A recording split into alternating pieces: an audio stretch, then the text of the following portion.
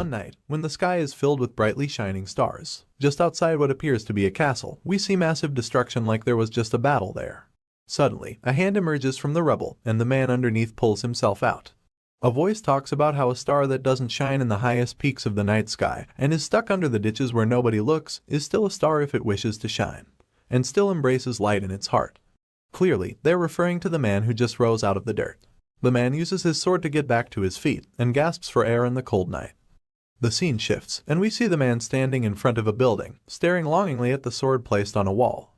His bright blue eyes gaze at the blade as it sparkles like magic, and he talks to himself about how cool the piece is no matter how many times he looks at it.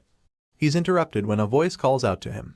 With an annoyed look on his face, he turns to the person who brought him out of his daydream. The lady, whose name is Zemina, claims that she knew she would find him there, staring at the sword like usual. We finally learn that the man's name is Vlad, and as Zemina wears a condescending look on her face, she reminds him that he's been lost in thought lately. Hearing this, Vlad gets upset and warns her not to get on his nerves, pointing out that she's currently interrupting one of the few breaks he has. However, Zemina doesn't seem to care if he gets mad, and just informs him that his behavior is the reason people have started spreading rumors about him. Vlad is shocked to hear that people are talking about him, so he asks her to explain what she means. The girl gets nervous when she realizes that she just accidentally let such sensitive information slip out in her outburst. So, rather than answering him, she just looks away from him and changes the topic. Zemina suddenly asks Vlad if he still hears voices in his head whenever he picks up a stick. Vlad doesn't reply and just stares into space instead, so she concludes that he still hears voices, and curiously wonders what kind of sins he committed in his last life. It appears that for some reason, Vlad was struck by lightning on a clear day, and on top of that, it was black lightning. As rare as such an occurrence is, Zemina advises Vlad to stay cooped up in the shop for a while, claiming that the new bishop is said to be very sensitive about omens and similar stuff. She reveals that he used to work as a heresy inquisitor, and as such, he has a keen eye for supernatural stuff. This puts Vlad in danger, because if the bishop finds him suspicious, he would immediately be sent to the stakes to be burned. Hearing what she has to say, Vlad is even more downcast because he knows that his life is in danger. He feels bad that she would tell him something like that, but Zemina explains that she only did so because she's worried about him. She reminds him that many people saw him get struck by lightning, and reveals that since then, they've all been talking about him behind his back. She then advises him one more time to stop showing himself to the public by moping at the sword all the time, because the church could take him away at any time. However, Vlad ignores her counsel and insists that he won't get dragged away like a criminal just because he stares at a sword. He says this while looking at the sword in question, and Zemina finally gets fed up, calling him dense and suggesting that he just buy the sword since he likes it so much. As you'd expect, the sword is expensive and way out of Vlad's budget. But when he explains this to her, she claims that it couldn't be that pricey. She believes it's just the work of a back-alley blacksmith, and even offers to buy it for him, thinking that she could easily afford it. After a brief pause, Vlad reveals that the sword costs 5 gold, and judging by Zemina's reaction, she finds the price ridiculously high. She doesn't think a stupid piece of metal should cost that much, and starts to think of all the other things she could get with 5 gold. Vlad smugly helps her finish the thought, pointing out that she wouldn't have to work for a whole year if she had that kind of money to spare. Just then, a voice cuts in and grabs their attention. It's an angry old man, who heard Zemina call the pricey sword a stupid metal chunk. The man insults them, and tells them to get out of the place. Judging by his outfit, he's a blacksmith, and he didn't take her comment lightly. The angry man tells them that the sword isn't for back-alley kids like them, and sends them away. However, Zemina isn't one to back down from confrontation. She asks the man who would buy the sword if they don't, pointing out that it's being sold in the slums, so only someone living in the slums would end up purchasing it. After making her point, she taunts the old man further by asking if he's out of his mind. Rather than being mad about the question, the man is more offended that she called him old. He gets even more furious at her, claiming that she has no manners. The fearless redhead just makes things worse by suggesting that he only makes swords for knights, because he's old and would probably soon kick the bucket. At this point, there's a giant vein bulging out of the man's head as he sees red. He snaps at her, claiming that she's correct before calling her a dumb kid, and advising her to go back to her shop and do the dishes. Zemina finally gets a taste of her own medicine, feeling offended that he called her a kid. She retorts that she's a grown lady, and as tensions start to rise, Vlad takes her away from the argument before things get out of hand. He pulls her out of there, telling her not to get worked up. But Zemina is fuming, because she doesn't think she said anything wrong. As the two walk away from the old man, he continues to throw insults at them, calling Zemina rotten and full of venom. He thinks back to when she was younger, and blames himself for giving her too much food when they had nothing to eat. The old man notices the footprints Vlad left behind, and surmises that he was standing there for a long time. He thinks about how Vlad should focus more on making ends meet, rather than daydreaming. The blacksmith takes down the sword and decides that he's going to finally let it go and sell it to someone who can make use of it, because he knows that slum kids never grow up to make it out into the world. The blacksmith holds the precious sword, which happens to be his last work, and thinks about how it's just like Vlad, because they both shine even in a place like the slums. Zooming out, we get to see the center of the northern economy. It's a place called Soara, and it's regarded as the lighthouse of the northern region, thanks to the power of the Bayezid family. However, even this place of brilliance harbors dark shadows found in the slums, where all foul things are thrown. Inside a tavern, we see men drinking wine and chatting with women. The fun is interrupted when a shirtless man pulls a lady by her hair, insulting her for trying to scam him. The woman denies trying to scam him, so he reveals that she tried to sell him fake medicine. He claims that he knows it's fake, because he's worked as a mercenary for 20 years. Just then, Vlad arrives at the scene after hearing the noise. The mercenary identifies him as the candle maker and tells him to go get his madam. Vlad blankly tells him that if he wants to see her, he would need to pay gold coins rather than silver. Hearing this, the man is enraged that they would demand gold when their business isn't even run properly. He tells Vlad to bring his mom if the madam isn't available, and accuses him of scamming him with the candle that measures the time, claiming that it burnt down too quickly. Vlad hits back, suggesting that the man should have paid for a longer session if he wanted to have fun, and advises him to climb into his wife's bed instead. The man gets angrier, so the boy decides that he can prove the candles weren't a scam. He even tells the mercenary that he can do whatever he wants with the woman if it turns out that they cheated him. The man is reluctant to accept the terms, claiming he can't trust scammers, but Vlad insists and promises to beat the crap out of him if the candles work fine. His blue eyes begin to glow ominously, and the mercenary gets frightened. He then lights the candle and stands there, waiting to see if it goes out before 5 minutes. Sure enough, the candle goes out at the 5-minute mark, and before the merc can know what's happening, the boy hits him straight in the face with his wooden staff. As the man falls back, Vlad exclaims that the candles are fine after all, and proceeds to kick him in the back and push him into another room. He locks the door behind him and tells the man that he's dead. The terrified mercenary holds his bloody nose and begs Vlad to wait, but the blue-eyed fellow just proceeds to beat the living daylight out of him. He continuously strikes him with the staff for trying to scam the shop, and especially for talking about his mom without respect. The young man beats him so hard that the noises can be heard outside the building. The next morning, at breakfast, Vlad tells a man named George that someone messed with their candles. When the madam hears this, she's outraged and wonders who would dare do such a thing. She then assigns Vlad to find the culprit, but he doesn't know how to. Confused, he asks her how he can do it. And the madam, named Marcella, merrily reveals that she has already found them. It turns out, she was the one who messed with the candles, so she could scam the drunkards and make more money. I have to say, for a woman of the night working in the slums, this woman is a real gem of a beauty. Hearing her confession, Vlad is dumbfounded, thinking about how he beat up the fat mercenary for nothing. As he walks down the stairs, he shrugs off the guilt, believing that he had to do it since he's just an employee. This is when he's approached by a group of men, and the ringleader of the lot commends him for what he did the last night. The guy wraps his arm around Vlad's neck and pulls him closer so he can ask him for some money.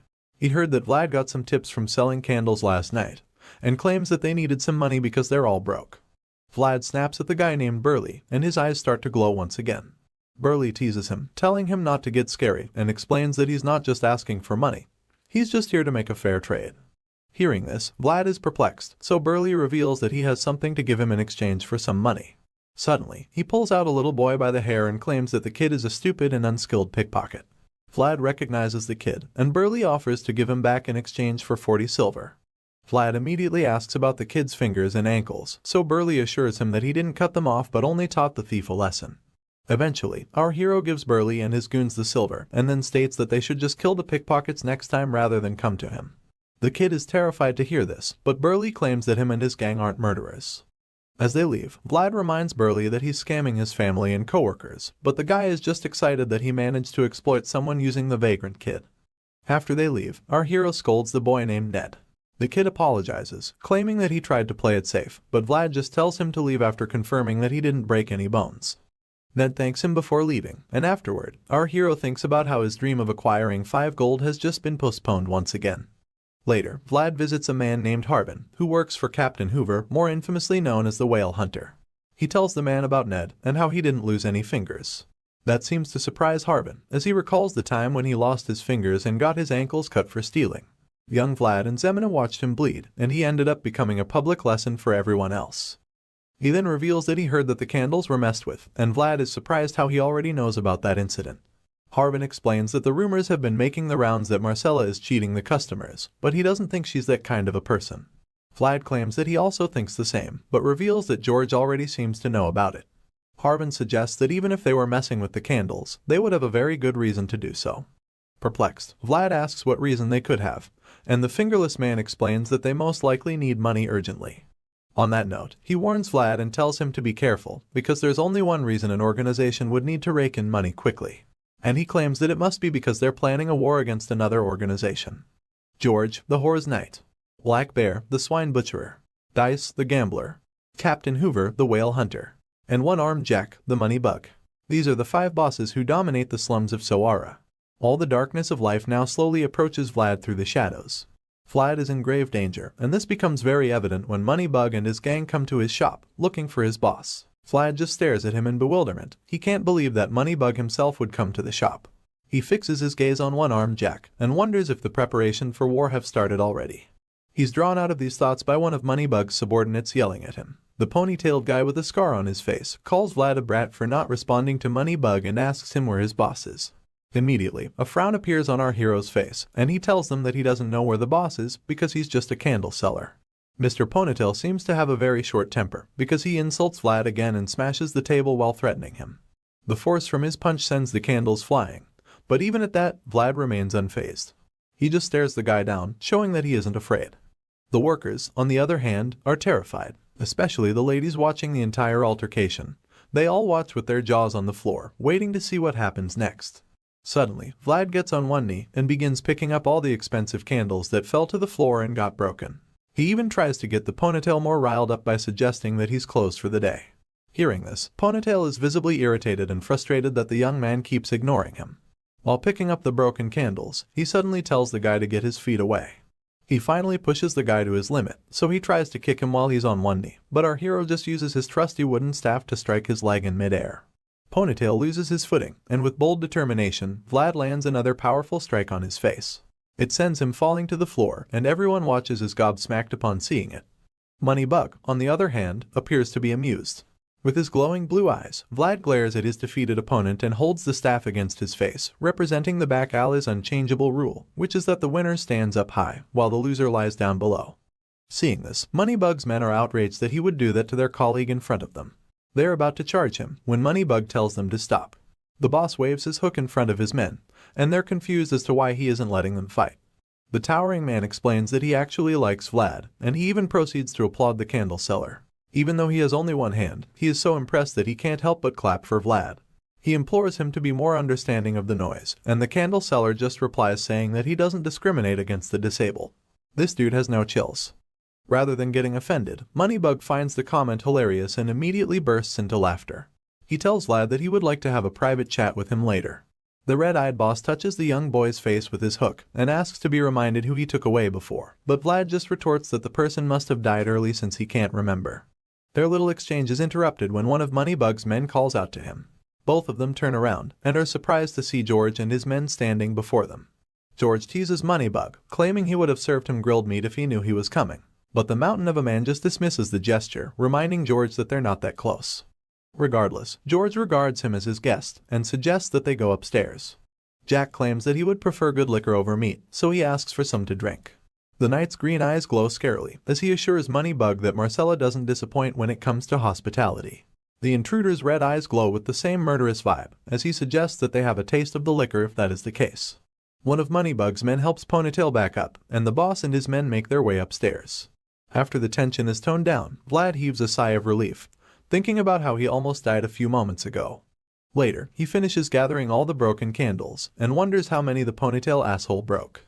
He's drawn out of his thoughts when Moneybug calls out to him, referring to him as a shining star. Looks like the boss and his men are heading out after their discussion with George and Marcella. The man admits that Marcella and George had only good things to say about Vlad, and while claiming that he has also seen his potential, he asks him to come for him whenever he grows tired of smelling burnt candles. He assures that he would appreciate someone like Vlad working for him, but the loyal candle seller replies that he doesn't mind staying at his current job, especially since they pay him, feed him, and put a roof over his head. Hearing this, Moneybug just laughs in response, pointing out that he can do the same and more. But seeing that Vlad wants to stay there, he tosses him a gold coin as compensation for the broken candles. Our hero is undoubtedly taken aback upon seeing it, and responds that it's too much. The man with the hook still insists, and offers him a lot more of those gold coins if he decides to work for him. After the mouth-watering offer, the man reminds the young man about his title, the money bug, and thanks George for the delicious meal before leaving with his men. Our boy notices that the intruder looked extremely cheerful, and wonders if the meeting went well with the rest. That's when Zemina calls out to him from upstairs, and informs him that George wants to see him. Later, we see Vlad, George, and Marcella in the same room. Vlad stares at something speechless, and as we see that it's a precious knife, George reveals that he was planning to give it to him later. However, since the circumstances call for him to pass it over earlier, he's decided to give it to him now.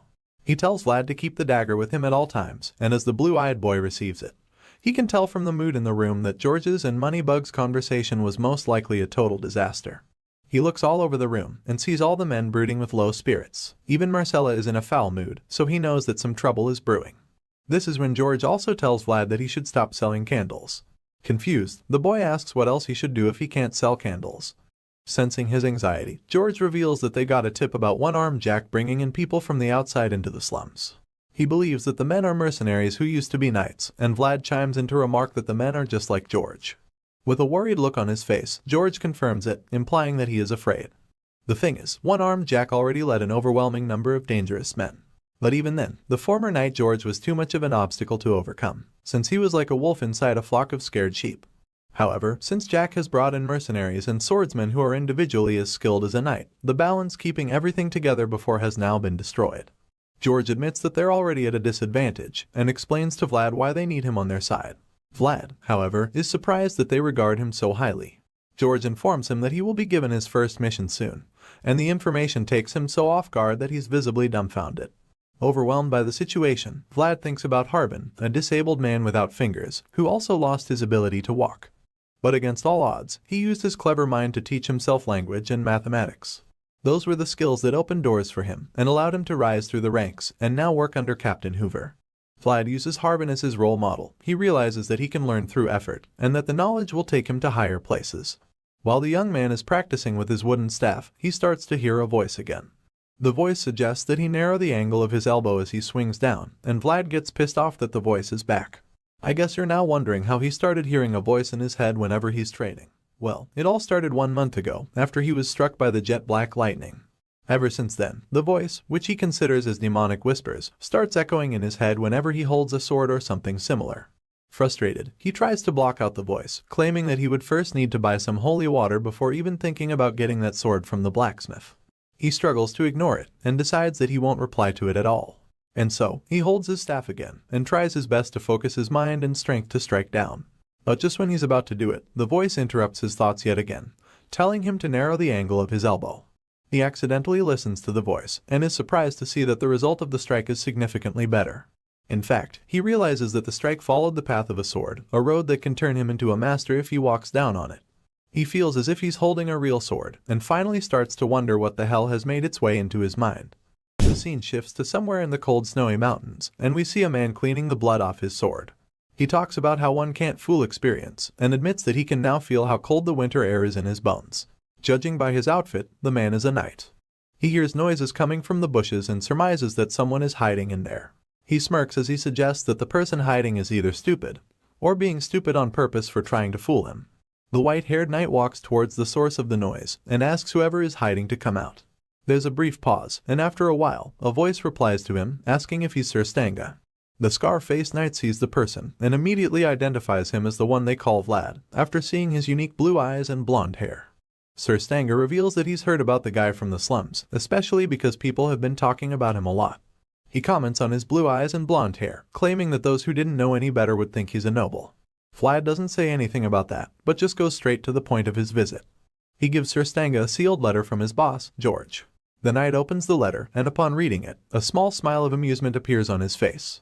Sir Stanga reads that the opposing organization has a mercenary who used to be a knight, and finally understands why George needs his help. Seeing that the knight is on board, Vlad informs him that he will be his guide back to George, and suggests that they should arrive at their destination in 2 nights. Vlad turns around, expecting Sir Stanga to follow him, but the knight just teases him, claiming it wouldn't be a good idea to follow the lead of someone as stupid as him. Hearing this, Vlad explains that he's capable of at least guiding him back to meet George. However, Sir Stanga doesn't think so. He tells the young man that there's no way he can be smart when he's doing something so stupid. Vlad starts to get offended, but the knight just glares back at him with his purple eyes. At this point, our hero doesn't know what to say to change his mind, but Sir Stanga finally agrees to follow him. However, he swears to kill him if he forgets any routes on the way back. Vlad glares at the knight as well, but just tells him to try and keep up, explaining that he wouldn't want to screw up his first mission because of him.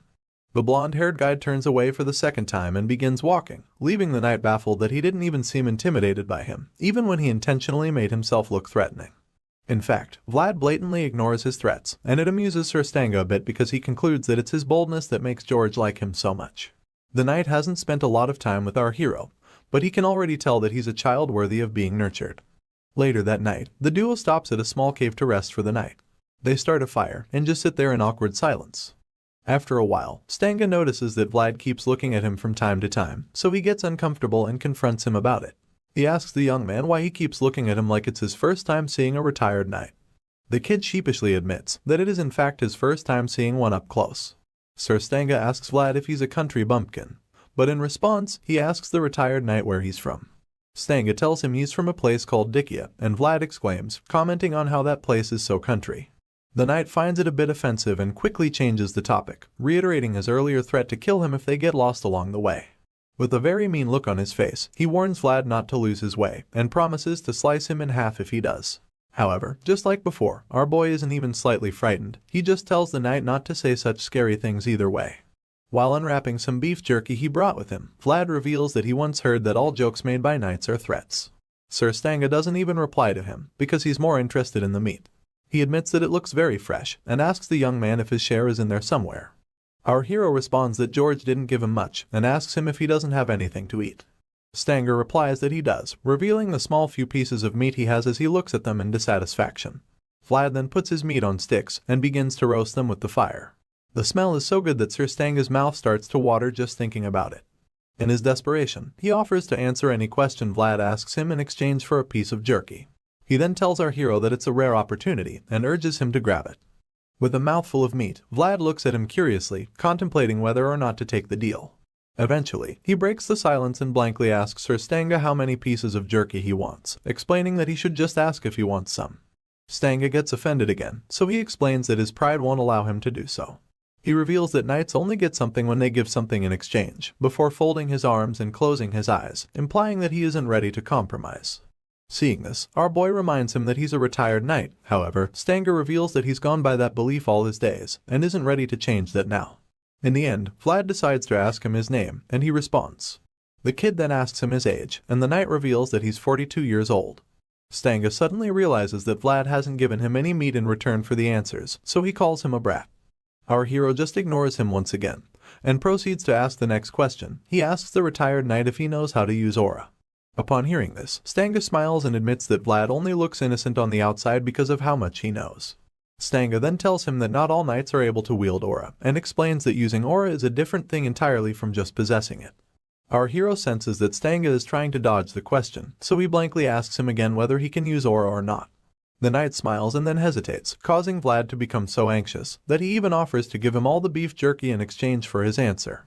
After wasting a little time, Stanga reminds Vlad that a knight should only take something when he's given something in return.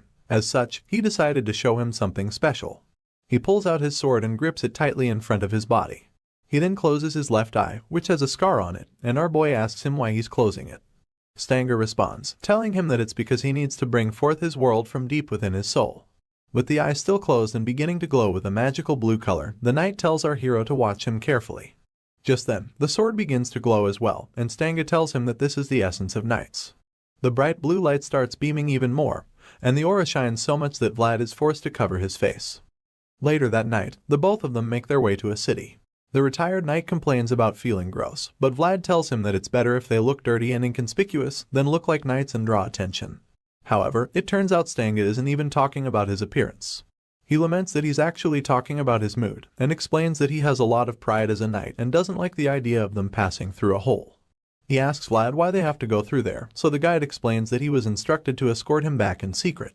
If they go through the main gate, their arrival won't be much of a secret.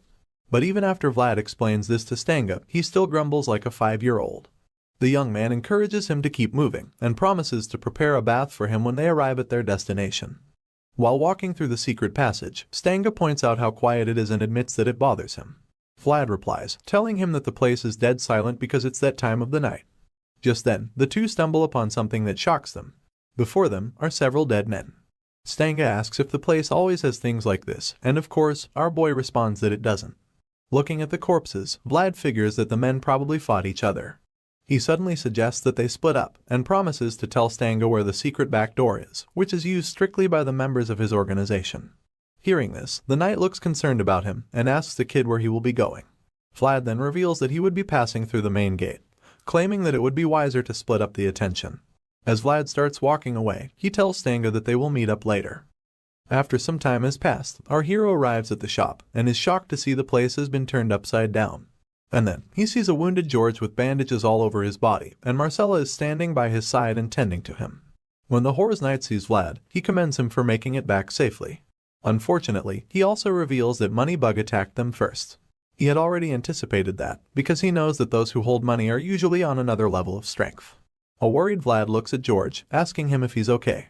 George admits that it's been a while since he went toe-to-toe with someone on the same level as a knight, and because of that, he ended up getting injured quite heavily. However, the former knight is less concerned about himself, and more interested in whether he was able to bring Stanga with him. Vlad reveals that he found him, but that they had to split up because the main gate was being watched. He then adds that he told Stanga where the back door was, and speculates that he should have arrived by now. George is pleased with the news, because he plans to attack Moneybug the next day, and hopes to end things for good. He also asks Vlad how Stanga looks, hoping that he's currently in fine shape. Our boy confirms that the retired knight is okay, and admits that he looks like a good person too. Hearing this, George reveals that Stanga has a hearty side to him, and Vlad adds that he can also be quite nimble. The boss asks our hero if Stanga looks like he lost weight, claiming that one needs to look after himself to live a long life. Vlad then reveals that he knows Stanga can use aura, and because of this, he believes they would be victorious in their battle the following day. Rather than cheering, George is shocked by the fact that Stanga possesses such strength. That's when Vlad hears footsteps, and figures that Stanga has arrived. But George calls him before he can leave, asking him if he's sure that Stanga was able to use aura. Suddenly, the former knight grabs his sword and tells the young man to get behind him. In a shocking twist, George reveals that Stanga doesn't know how to use such power, and before Vlad can piece everything together, the so-called knight appears with his sword and coat covered in blood. The apparent imposter tells George that he's come to a very far place, before greeting him in a menacing manner, claiming that it's been a long time since they last saw each other. In a short flashback, we find ourselves back in the snowy mountains. It turns out that while the imposter was cleaning the blood on his sword, he was actually talking to someone he'd just killed. He tells the man that he can't fool his age, and suggests that the winter wind may have gotten into his bones. It was at that moment that he heard the noise coming from the bushes, and went out to find out that it was Vlad. In the present, we see the imposter wearing a sick grin on his face, and telling George that he's changed a lot since the last time they saw each other. George asks him why he came looking for him now of all time, and in response, the imposter tells him that Count Gadar has passed away. Upon hearing this, George seems visibly shaken by the news. The imposter further adds that the news hasn't been publicly announced as a result of some complications, but assures him that soon, everyone will find out. The annoying purple-eyed knight pours himself a drink and starts to mock the deceased Count Gadar. He raises the glass and toasts to the pitiful Count, well aware that it would get on George's nerves. Sure enough, George becomes furious, and as he curses at the imposter, he pulls out his sword and charges at him. The other guy is unfazed and just holds the glass cup in the air as a way of taunting him, knowing that it would force him to try and attack him. Just when George is about to land a powerful hit on him, he dodges it so quickly that none of them can believe it. The attacker shatters the glass cup with his sword, and everyone else is bewildered by how fast the imposter moved out of the way. He then toasts to the new Count, Sigmund, which multiplies George's anger by several folds. Not only did he mock the former Count, but now he hails the new and most likely corrupt one. The already injured boss turns around and swings his sword at the imposter called Godin, but he blocks it with his own blade. As the two clash swords intensely, Godin reveals that Count Sigmund's first order is that the deserter knight named George should be brought back immediately. George declares that Sigmund isn't his lord, and so he refuses to obey him. Godin admits that the Count didn't expect him to return without a fight, nor did he hope for his safe return.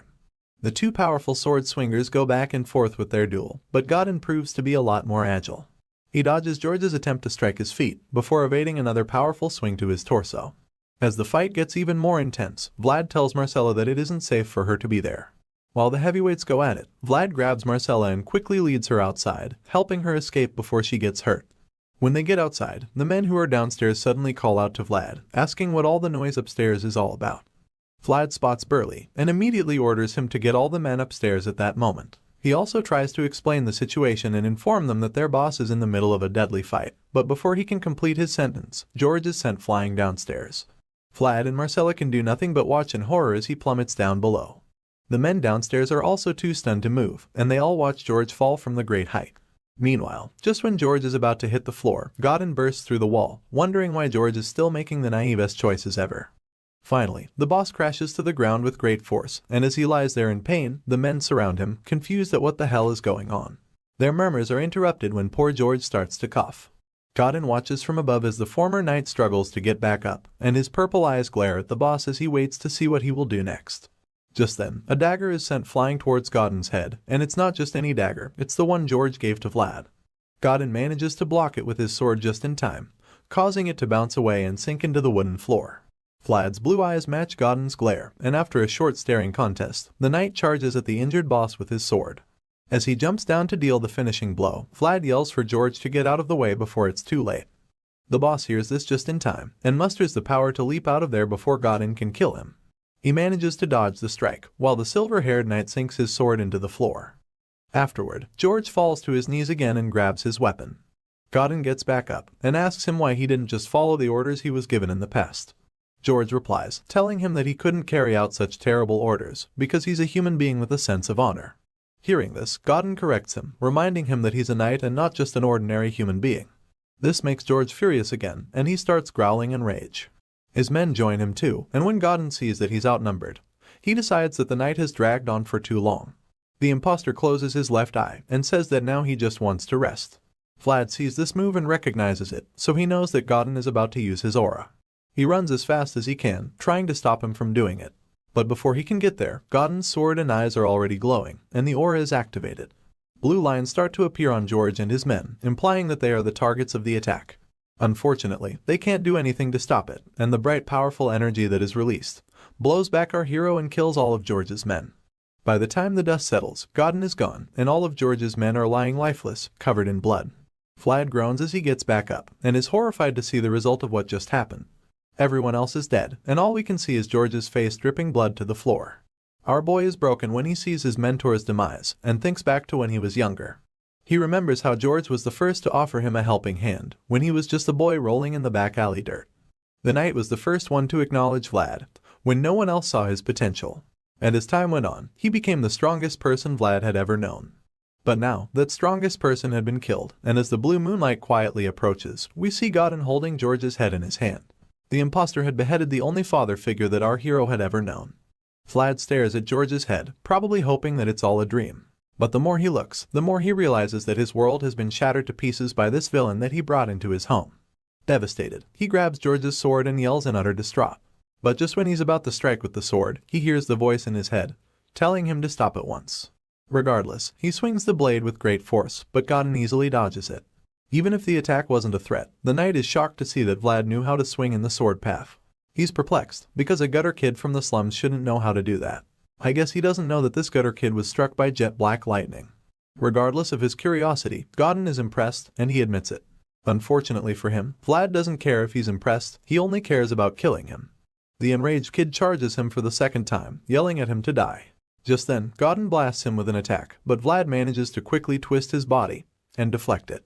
He finally gets a hit in, and it's so powerful that it sends Godin flying, even making him lose his sword.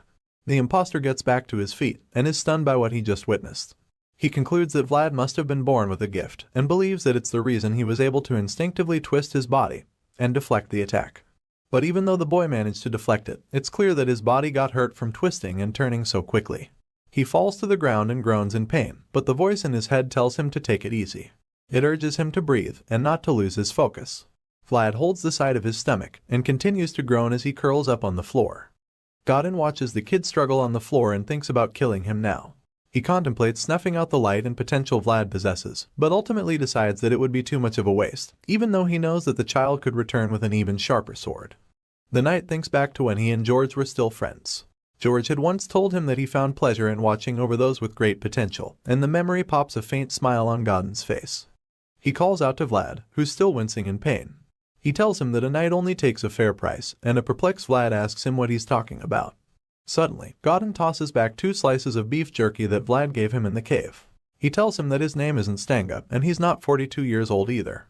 He explains that the boy got an unfair price, which is the reason he's tossing back some pieces to even out the exchange.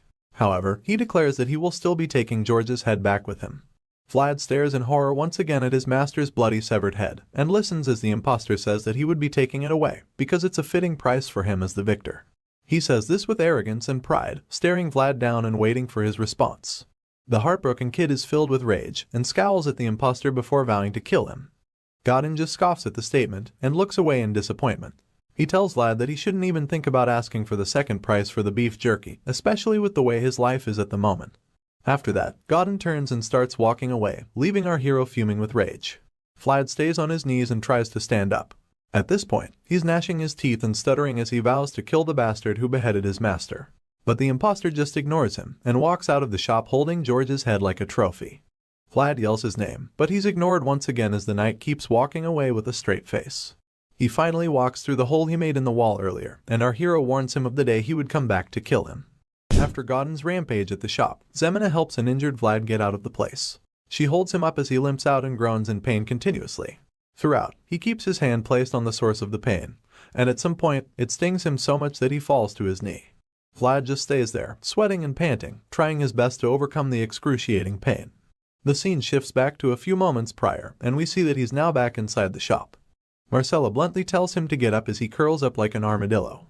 She asks him if he wants to die, but he doesn't even respond to her. The kid just stares into space and stays silent, implying that he might not even mind dying at this point. Marcella senses this, and gets so upset that she immediately slaps him hard in the face.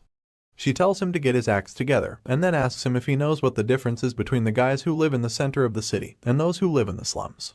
Vlad doesn't know the answer, so he just stares at her like a lost puppy hoping he doesn't get smacked again. Marcella tells him that the difference between them is opportunity. She explains to him that those guys in the city can get back up, even if they fail once, because they can afford to do it.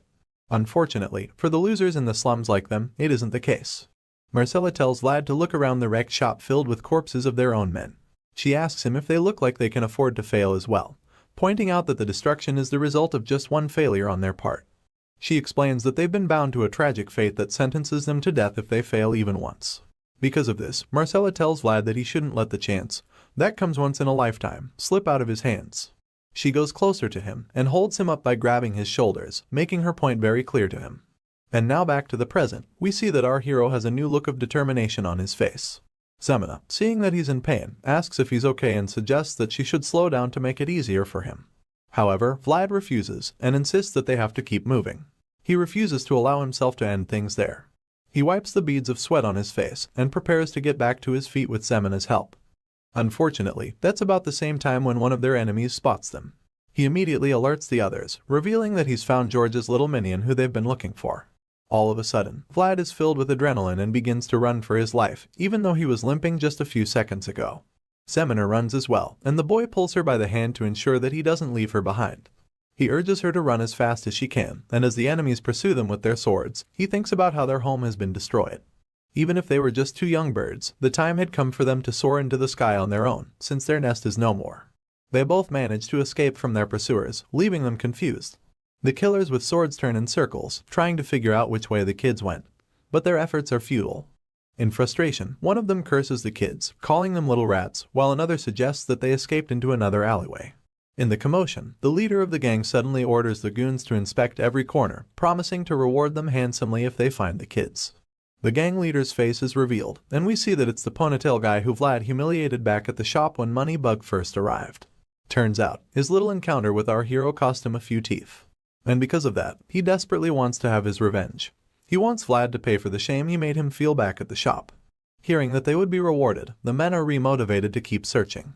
They decide to split up, believing that Vlad and Zemina couldn't have gone too far. Unfortunately for them, in their haste, they run past the door where the kids are hiding behind. They don't even notice that it isn't locked.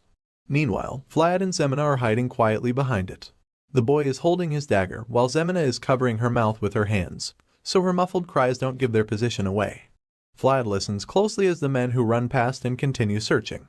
He reasons that they won't be able to escape with the way things are going, because it's only a matter of time before they get caught. As a result, he tells Zemina to go outside and escape, once things get quieter. As you'd expect, she's worried about him and asks him what he would do. Our hero explains that he needs to get out of there somehow and points out that it would be dangerous for them to move together since their pursuers are close by. However, Zemina doesn't think they should split up at all. She refuses the idea and tells Vlad that she wants to stay with him, reminding him of the promise he made to Marcella before they set out. Vlad vowed that he would take Zemina to a safe location before leaving her alone. He just tells her that she should go to the convent before sunrise, and if she's not okay with that, he also suggests that she can go to Harbin. Still, Zemina doesn't want to see things his way, and decides to throw a tantrum like a toddler, lamenting that she doesn't want to be separated. Vlad gets fed up at this point, so he snaps at her for never listening to anyone. He even calls her an idiot to make sure he gets his point across, explaining to her that he's not in a position to protect her at the moment. Speechless at the sudden outburst, the girl starts to cry. Just then, the consequence of their rather loud argument catches up to them. A man suddenly appears, demanding to know who's inside. Zemina panics and immediately grabs a knife lying on the floor to defend herself if things get rough. The man finally reveals himself. He comes out of another room with a lamp, and we see that he's the blacksmith from earlier. He recognizes the kids and asks them what they're doing there. Once again, Zemina starts to get on his nerves, calling him an old man and threatening him with the knife. With a very bored look on his face, the man hits back at her, asking her what the hell is wrong with her, and pointing out that she and Vlad are the ones intruding in his house. As usual, the girl doesn't even listen, and just insists that he doesn't move, threatening to stab him for real. The blacksmith matches her gaze, and notices that she's tearing up and frightened. He can tell that she's scared, so he tries to calm her down, explaining that he understands their situation. He calmly tells her to put the knife down, but she insists that he give her the sword that Vlad is always staring at. The blacksmith is confused hearing this, so Zemina makes it clear that she's dead serious, and for good measure, she also clarifies that it's the one he had hanging outside. She explains that they won't be safe outside the city either, and tells him one last time to give it to her because she isn't joking around with him. Vlad finally intervenes, telling her to put the knife down, but she just throws another tantrum, yelling at the blacksmith to bring out the sword. The blacksmith senses her desperation and thinks about how this is the way things are in the slums. He believes that this is the true character of people who need to take something from others in order to survive. He thinks back to when he was younger and admits to himself that he too was the same, so he's not surprised to see this girl acting in such a way. After a long pause, the blacksmith just tells Zemina that her situation is quite sad, hinting that he won't really help her. This makes her so mad that she charges at him with the knife. The man sees that she's about to stab him and closes his eyes like he's accepted his fate. Vlad also thinks that she's going to stab the man and calls out to her, but to their surprise, she just cuts her hair with the knife instead. The old man's eyes open wide at this scene, and with tears in her eyes, the poor girl offers him her red hair, claiming that she knows it's not enough to pay him, but promises to pay him back later. She begs the man to give Vlad the sword, and her desperation and concern is extremely clear in her eyes. The blacksmith is speechless, but then asks Vlad if he's leaving the slums. The boy confirms that to be the case, and the old man admits to himself that Vlad is going to finally achieve the one thing he could never do. He had dreamt of it all of his life, and he's now going to spread his wings.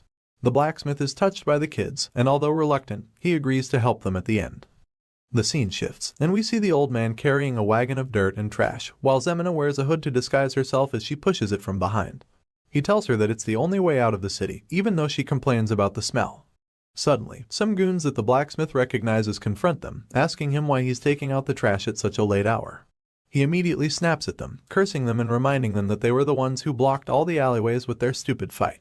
He complains that his smithy is about to burst because he couldn't throw out the garbage earlier. The leader of the goons spots the hooded person behind the wagon, and gets suspicious because he knows the old man works alone. The blacksmith quickly explains that he was tired, so he gave the boy some bread to work for him. Of course, the guy doesn't buy the story and goes to investigate the person. He uses his knife to raise the hood, threatening to cut Zemina if she moves. When he raises it, he sees her short ginger hair, and when she also acts like a poor boy trying to make a living, he lets her off the hook. Before they leave, the old man asks what they're looking for, so they reveal that they're searching for George's blonde-haired kid's body. The blacksmith just scoffs and asks if they can be on their way now, but the guy claims that they have to be certain he's not helping the boy. So, he tells his subordinate to check the wagon and asks the blacksmith to move it aside. At this point, the old man starts to wonder if they shouldn't have come this way, but remembers that there was nowhere else for them to go. The goon inspects the trash and admits that it's quite a lot. Suddenly, as he notices a hint of movement, he tells them not to hate him because it's his job, before proceeding to stab the heaps of dirt with his staff. The old man and Zemina are terrified when they see this, and Vlad, who's hiding under the dirt, is equally afraid. Out of nowhere, he starts mentioning that Harbin has put a boat out on the water, and he believes that he must have done it for a reason. He tells them to keep it in mind, and after stabbing the dirt, he says that he has now paid the debt of 40 silver coins that his young brother, Ned, owed him. The generous guy allows them to pass, and it appears he knew Vlad was in there, but let them leave the city anyway, because the boy had helped out his brother before. And now, Zemina and the blacksmith finally reach the outskirts of the town, where the trash is dumped into a channel that leads outside the walls. As they toss out the trash with Vlad in it, Zemina says her goodbyes, and the old man thinks about the star sword in the boy's hand. It was something he made with his dreams, and also something that was bought with the girl's tears. And now, it lays in the hands of a single boy, destined for a greater world. Outside the town, Vlad comes out of the dirt with the sword, and starts to speak to the voice in his head. Holding the weapon, he asks if the voice can hear him, and it answers him with a yes. He then asks the voice who they are, but the voice doesn't seem to know. It's a bit baffling to our hero, because the voice knows so much about swords, but doesn't even know about itself. He decides that it's probably for the best, and offers to help the voice so it can help him as well. He offers to help the voice regain its memories, and asks it to be his sword in the future. At this point, Vlad doesn't even care if the person behind the voice is the devil, because whenever he pictures the insurmountable figure of Godin who slaughtered his friends, he's already afraid that he might amount to nothing in this world. Hearing his determination, the voice tells our hero that he's finally going to tell him about his sword. After that, the scene shifts to somewhere in the snowy mountains, and we see a camp set up by soldiers, along with a banner of a noble family. A man seems to be moving chess pieces on a map, most likely strategizing for a battle. While doing so, he suddenly comments that this is too easy. This man happens to be Joseph Bayezid, the second son of the powerful Bayezid family. He looks intensely at the board and chess pieces, and once again says to himself that this is too easy. Finally, he's interrupted when one of his subordinates enters the room. The man greets Joseph, his young master, and informs him that he has just returned. Joseph addresses the man as Jaeger and greets him with excitement. The short-haired man sporting an eye patch stands before his master and notices that something is bothering him. He expresses his concern, and Joseph admits that it's because the battle seems far too easy. Hearing this, Jaeger proceeds to brief his young master on the recent monster subjugation. He explains that it has been going smoothly and reveals that the number of casualties is small, they have only lost a few mercenaries. However, Joseph seems more concerned about the deserters. He fears that everyone would doubt his ability to command if there are deserters in his army. Joseph thinks that his father and the vassals are certainly going to think less of him, and as for his older stepbrother, Rudiger, he's sure that he would grasp at any opportunity to strike. Jaeger just stands there speechless, and Joseph ponders on what to do next. The young master thinks that there will be a lot of destruction if he can't become the next count, and if that happens, he already knows what his brother would do to the rest. He remembers how the Bayezid family has glorified the military for many years, and he knows this because his own father and blood brothers have continuously stepped on each other to gain such a position. The young master is aware that chaos is coming, and admits that he doesn't have enough swordsmen except for Jaeger. Hearing this, Jaeger steps forward, and reveals that he has something else he would like to tell him about. The young master's curiosity is piqued instantly, so he orders Jaeger to reveal whatever it is he wants to say. The loyal swordsman then tells him about a suspicious soldier among them, and Joseph surmises that it could be a spy sent by his brother. Jaeger agrees with the assumption, but claims that it's not the reason this particular soldier is suspicious. In fact, he thinks his master can only understand better if he sees his work for himself. The scene shifts, and we see the corpse of a goblin monster, probably killed by Joseph's soldiers. The young master looks at the creature, and seems rather disgusted by its corpse as he covers his nose. He takes a closer look at the goblins that are dangling from a wooden shed, and guesses that their injuries were probably inflicted by a child who just started wielding a sword. Jaeger takes Joseph to see more corpses, and upon seeing them, the young master is also unsatisfied by the kind of wounds he's seeing. Joseph thinks that all the injuries are poor and claims that they're all the same. And then, he finally sees one that is a bit impressive. The goblin's torso has been sliced clean open, and after a while, he realizes that the wounds were all done by the same person. From the similarity between all of them, Joseph surmises that all the monsters were killed by the same person, so he asks Jaeger just to be sure. The one-eyed soldier confirms the theory and reveals that the corpses he's currently looking at only came here yesterday, and he explains to Joseph that the ones he saw earlier were killed a month ago. The young master is shocked to hear this, and almost doesn't believe that someone who made such poor cuts would have perfected his swing in just a single month. Even though he thinks it's impossible, he can't help but ask Jaeger about this person. The scene shifts, and the next thing we see is a group of men slaughtering a horde of goblins in the snowy forest. The goblins surround one of the men, but he holds his own against them by wielding his spiked club and fighting off the ones he can. One of the other men shouts for them to tighten their formation so they can make sure the monsters don't escape. Just then, a man holding a spear appears. He steps on one of the goblin corpses and tells the other men that he can see the end, encouraging them to get the rest of the goblins fast. However, rather than being motivated, the other soldiers are horrified because they suddenly see a giant red-eyed hobgoblin standing behind the man and preparing to kill him. The guy gets confused when he sees the look on their faces and wonders what's going on. Unfortunately, before he can ask or be told what's happening, the giant monster smashes him with its wooden club. The force of the smash is so great that it sends a lot of snow flying in the air. When the snow settles back, the other soldiers see that the goblin has bashed the guy's head into the ground. Even though they are scared out of their minds, they try their best to stay brave and fight the urge to run for their lives. The creature roars at them, but they still don't run away, so it charges at them in rage and begins its onslaught. As it kills them one by one, the men wonder where the crazy monster even came from. When the guys at the back see that the monster has broken through their fifth group, they finally start to retreat. However, their fat old commander orders them to hurry up and go forward to contain the beast. The man reminds them that they won't be paid if they retreat, but the mercenaries reply, telling him that they didn't know they would have to face such a monster. They tell the commander that he should have contacted expensive mercenaries instead, or better still, they ask him to fight the monster himself. Enraged, the commander tries to force them back into the battlefield by threatening them, but before he can pull out his sword, the hobgoblin kills the men he was trying to scare right in front of him. Seeing the monster up close, the commander sits on his horse, knowing that he's probably going to get killed as well. Just then, a man walks out from among the mercenaries and starts walking towards the ferocious beast. The other men look shocked and confused at first, but then identify the brave man as the praying Rimmon. They might know this blonde swordsman as Rimmon, but we know that he's actually our boy Vlad. He bravely tells them that he would take on the monster by himself, and as you'd expect, nobody seems to oppose him. The hobgoblin sees Vlad walking toward it and charges at him right away. Our hero also braces himself for the fight, and as the beast reaches him, he quickly slashes its side with his sword. However, he could immediately tell that the cut was shallow. That oversight gets him distracted for a bit, but the voice in his head tells him to dodge before the goblin can smash him with its club. Regaining his senses, Vlad manages to dodge the series of heavy attacks by the monster. As he skids back to a halt while knocking up the snow, he admits that he failed in his attack earlier. The voice starts reprimanding him for it, calling him stupid for not being able to do it even after he was told what to do. Still, our boy knows better that it's almost impossible to perform a new move after only hearing about it once. Anyway, he gets back to his feet, and as the goblin charges at him again, he explains that he's just taking the long route in the fight.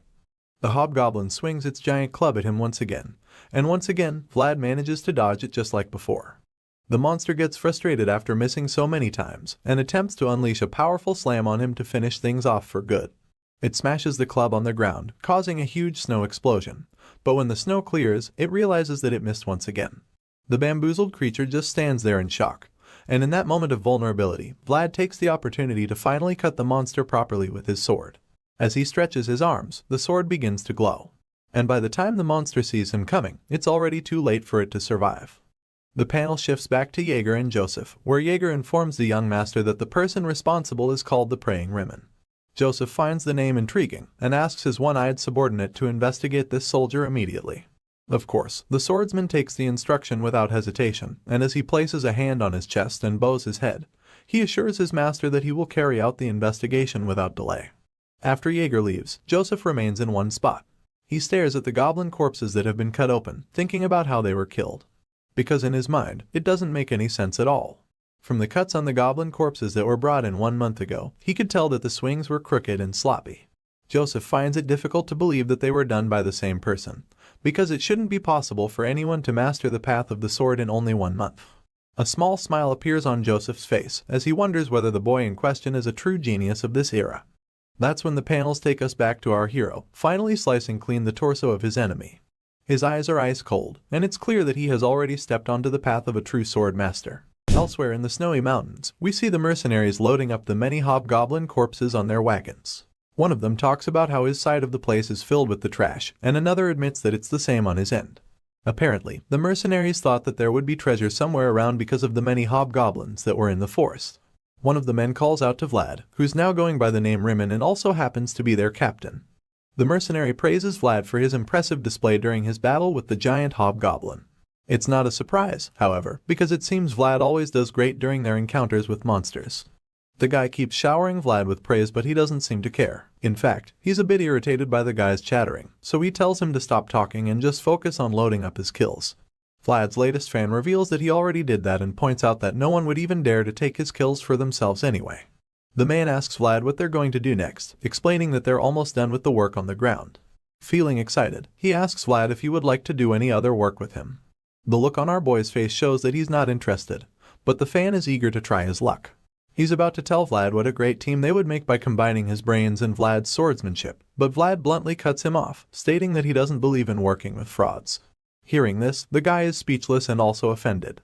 After a brief pause, he tells Vlad that he can't keep using the mercenary plaque, and then proceeds to try his luck again.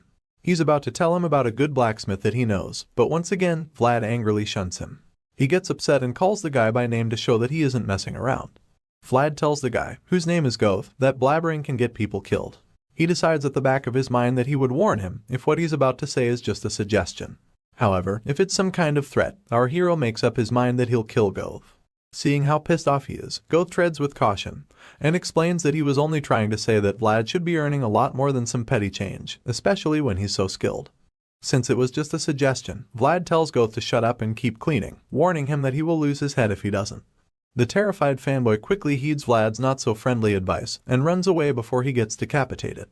After Goth leaves, Vlad ponders what he said and decides that he'll have to do something about the stalker soon. The men continue loading up the wagons with the bloody goblin corpses while our hero walks away from there. Vlad starts walking into the woods, and the other mercenaries suspect that he might be going to pray again. For some reason, it appears that our boy always goes to pray in the forest, amazing the men by his consistency. Inside the forest, we see him going on one knee and planting his sword into the ground. The other mercenaries peek at him and talk about how cool he looks in that posture. Some even think that he might actually be a noble. Even if he isn't, they don't believe that someone like him could have been born into the same class as them. In reality, Vlad isn't praying at all. Rather, he's being scolded intensely by the voice in his sword. He berates himself for not being able to cut off the giant hobgoblin with a single strike, and sure enough, the voice calls him a fool. The voice reminds Vlad that the one-hit, one-kill technique lies in the element of surprise. Vlad is too bummed to even try to interpret it, so he just asks the voice what he even means by that. Seeing that he's reluctant to use his brain for it, the voice gives him a very lame explanation like something you'd tell a toddler. Still, Vlad doesn't seem to understand and the voice gets frustrated. The voice reiterates that Vlad is supposed to go wham when the opponent goes whoosh, but still he doesn't understand. And honestly, you can't blame him. As he struggles to interpret what the voice is telling him, the other mercenaries watch him in awe, still thinking that he's praying. The next morning, back at the soldiers' camp, we see them walking around and going about their business after setting up their tents for the night. Soon, it's time for breakfast and Vlad is served a very questionable bowl of soup just like the other mercenaries. The other men dig in immediately, but he is reluctant to eat, afraid that it's not good. He's not even sure that the meat in the soup is actually meat, so he asks the others what kind it is. Goth replies with his mouth full of the food, and simply claims that he doesn't know and doesn't care since it's free. He explains to Vlad that as mercenaries, they have a very hard time finding employers who would provide them with meals for free. One of the other men at the table points out that it's not much of a surprise their bosses could afford it, since they're the Bayesids after all. Another chimes in, commenting that the food is salty, but admits that it's better than having nothing to eat. Despite their attempts to make Vlad more appreciative or even eat the food, he refuses to join them. He just gets up from the table, leaves his food, and tells the other mercenaries to enjoy it since they're okay with it. As Vlad walks out of the place, the other men wonder if he's going to see the priest again. Another thinks that he should even start praying like him too, probably thinking it would make him better with the sword. Unfortunately for him, one of his colleagues dashes his hopes, bluntly telling him that he's never going to be like the praying Rimmon. A while later, Vlad arrives at the priest's tent. The priest, who looks like Albert Einstein in a way, is delighted to see our hero. Vlad greets the dude and addresses him as Father Andreas. He then asks if he had a good night's rest, and the priest assures him that he did, like always. Father Andreas reveals that he heard Vlad was praying last night in the woods, and comments that it must have been very cold out there. It seems everyone thinks Vlad is some kind of devotee. They have no idea that he's taking secret lessons from the voice in his head. It also appears that Vlad is deceiving all of them, including the priest. He's making it look like he's very religious, but in truth, he's only learning the most effective ways to kill with a sword. Vlad tells Father Andreas that he didn't feel cold because he was in the embrace of God, and the old priest laughs in response, claiming that Vlad is more like a priest than he is.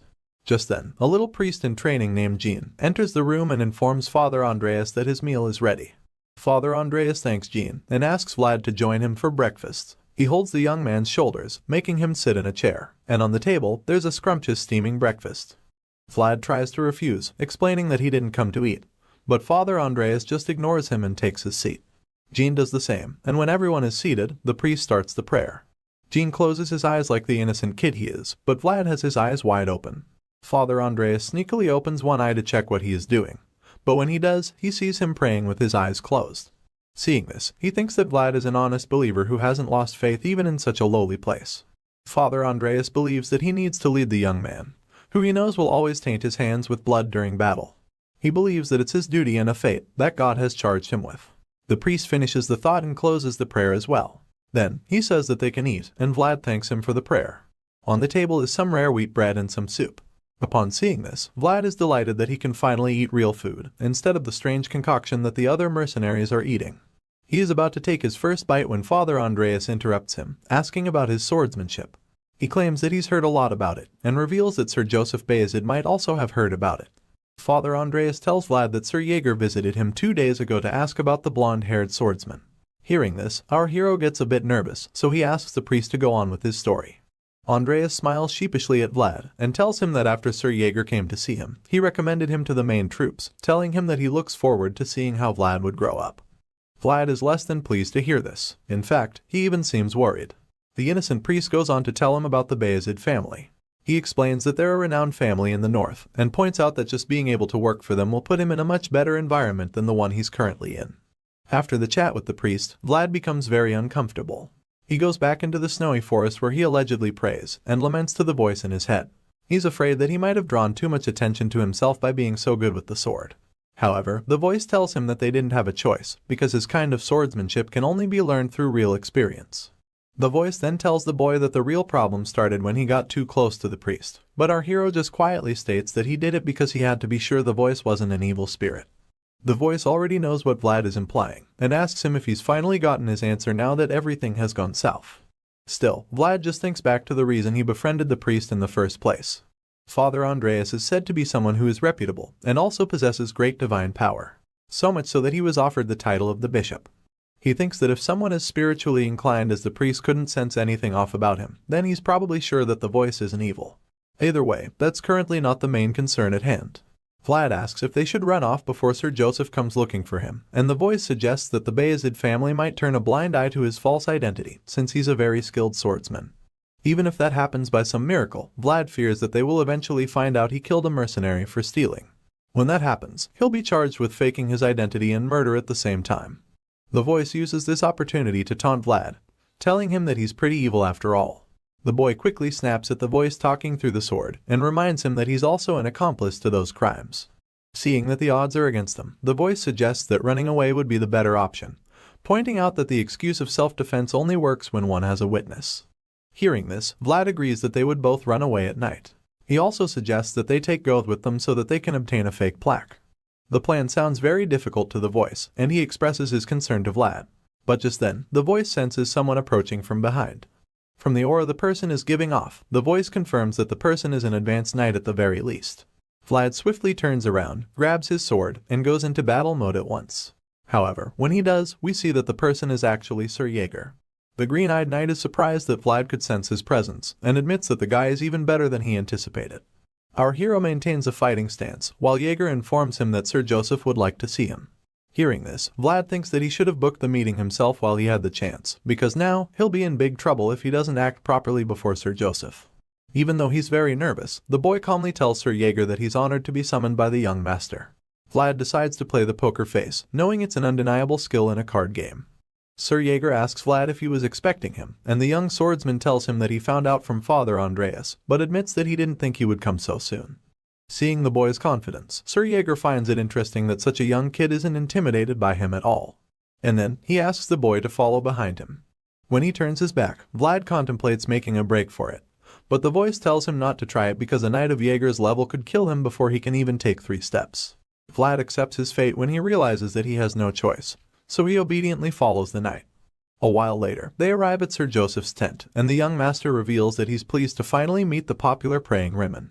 Vlad bows his head, stating that it's an honor to meet the second son of the Bayezid family. The young master asks Vlad if there are any inconveniences with his work, and he replies that all the mercenaries are thankful for his consideration.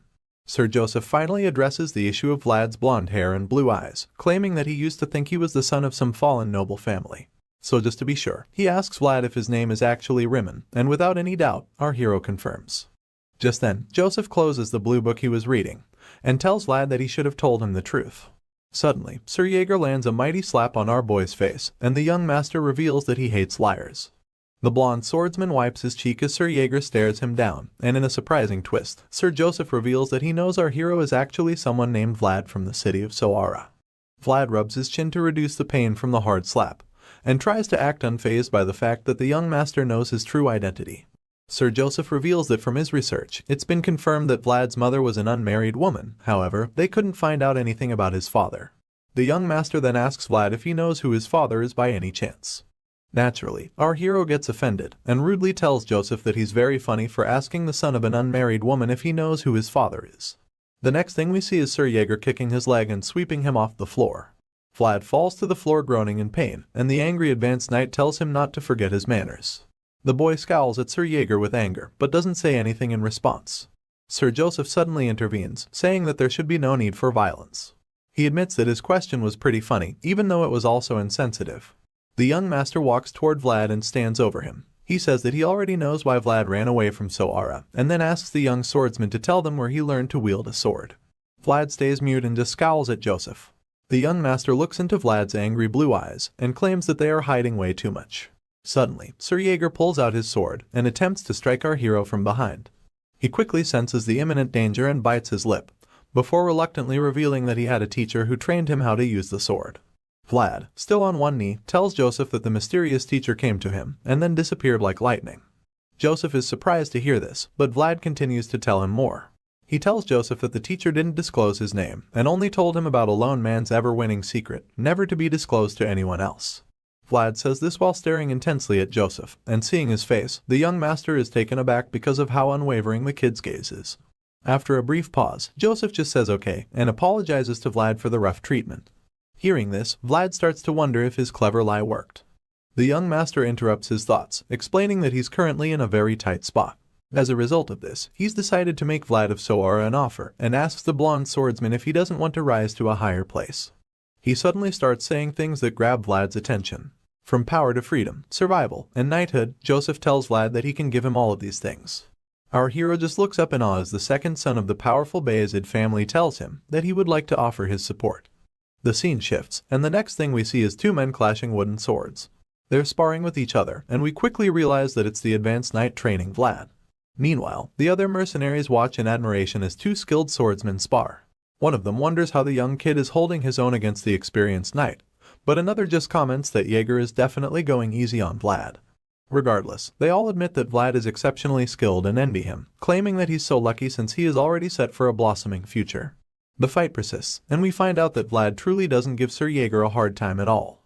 The knight calls Vlad an arrogant brat for talking to Sir Joseph without respect, when he only has average skills to show for it. And then, Sir Jaeger starts to flex his superiority by holding one hand behind his back and swinging with the other. He effortlessly gives Vlad a very tough time, and tells him that he's an arrogant brat who doesn't know his place. As Vlad struggles to keep up with Sir Jaeger's barrage of attacks, he admits in his mind that the knight is truly on a different level. He's very confused at this point, because if he just dodges Jaeger's attack, the knight simply follows up with another right after. And when that happens, it's too forceful for him to block. Vlad decides that since that's the case, he would need to take a different approach. As such, the next time Jaeger swings at him, he blocks it quickly before slipping his sword underneath Jaeger's own. After setting his sword free, Vlad prepares to unleash a powerful strike, and you can tell he's serious because his eyes start to glow. Jaeger blocks it with his sword, but the spectators start to cheer him on, seeing that he managed to pull off such an impressive skill. The knight taunts Vlad, telling him that he should manage that attempt at least, since it's his best one. However, the exhausted Vlad thinks that he didn't even succeed in his attempt. Instead, he believes that Sir Jaeger just allowed him to land a blow. The knight finally ends the grueling session and tells Vlad that he would have to spar like this twice a day, morning and evening. The boy is horrified to hear this, because he knows how difficult it was to survive one session. Vlad is still shaken by what he just heard, but in his dazed state, Sir Jaeger just starts walking away, informing him that it's a wrap for the morning sparring session, telling him not to cool down too much. When Sir Jaeger leaves the scene, Vlad starts to gossip with the voice. He claims that the knight is non-committal and points out how he didn't even give him a single piece of advice. The voice simply chimes in, praising Sir Jaeger's remarkable swordsmanship and reminding Vlad that the knight ruthlessly chopped away all of his superfluous movements. After that, the voice tells Vlad that he can only become better by getting hit every once in a while. Hearing this, Vlad just laments that no one is on his side, no matter where he goes. Back in Joseph's tent, Sir Jaeger arrives to give his report, and the young master asks him what he thinks about Vlad after seeing his skills for himself. The loyal knight admits that they can use Vlad to their advantage, explaining that the young swordsman is at a point where he would even get the attention of the count if he was a noble. Hearing this, Joseph is now sure that his judgments were correct. But even though Vlad is obviously skilled and a valuable asset, Sir Jaeger points out an issue. According to him, the problem with Vlad is that he's arrogant and also doesn't know his place. However, Joseph claims that such traits are to be expected because he grew up in the rough back alleys in the slums. He also points out that etiquette can be taught well if done slowly. With this in mind, Joseph tells Jaeger that he believes he is the right man for the job. Jaeger is speechless upon hearing this, and visibly reluctant to accept the role of teaching Vlad manners. He tells the young master that a disloyal sword cannot be trusted, and Joseph admits that even though Vlad bowed his head the moment he saw him, he still didn't trust him. As such, he would prefer that the allegedly arrogant kid shows his true nature, and have him show what's on the inside instead of pretending. Meanwhile, elsewhere, we see Vlad looking very enraged, claiming that he has something he must do no matter what. Joseph believes that Sir Jaeger taking Vlad under his tutelage is probably for the best, because a relationship where both parties involved want something from each other might just be better.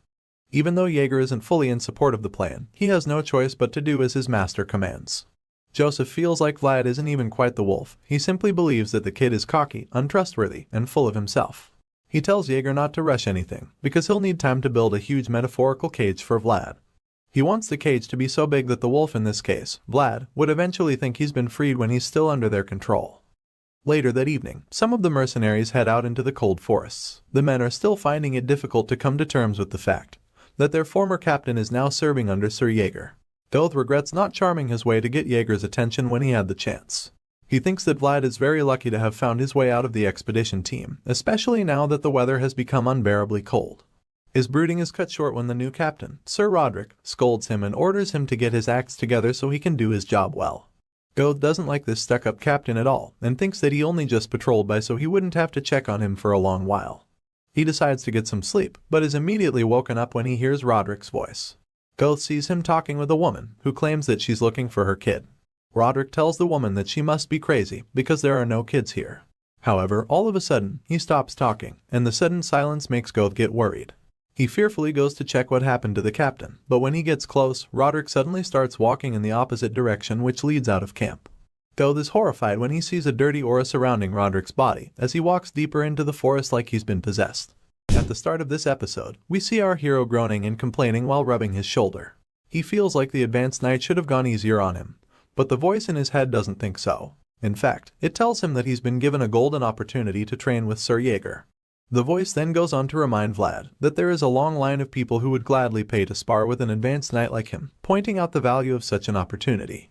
Despite the voice's attempt to convince Vlad, the blonde kid still feels like Jaeger just wanted to beat him up. You can't really blame the knight though, because he already thinks that Vlad is a stubborn and arrogant child who doesn't have any respect for his seniors. Our hero makes his point, insisting that Jaeger was only hard on him because he wanted to punish him, but the voice claims that such conditions make the sparring match even better, stating that everyone needs such motivation after all.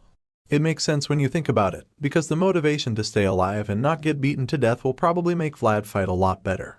Hearing this, Vlad is speechless for a while, before pointing out that such conditions are pretty upsetting either way.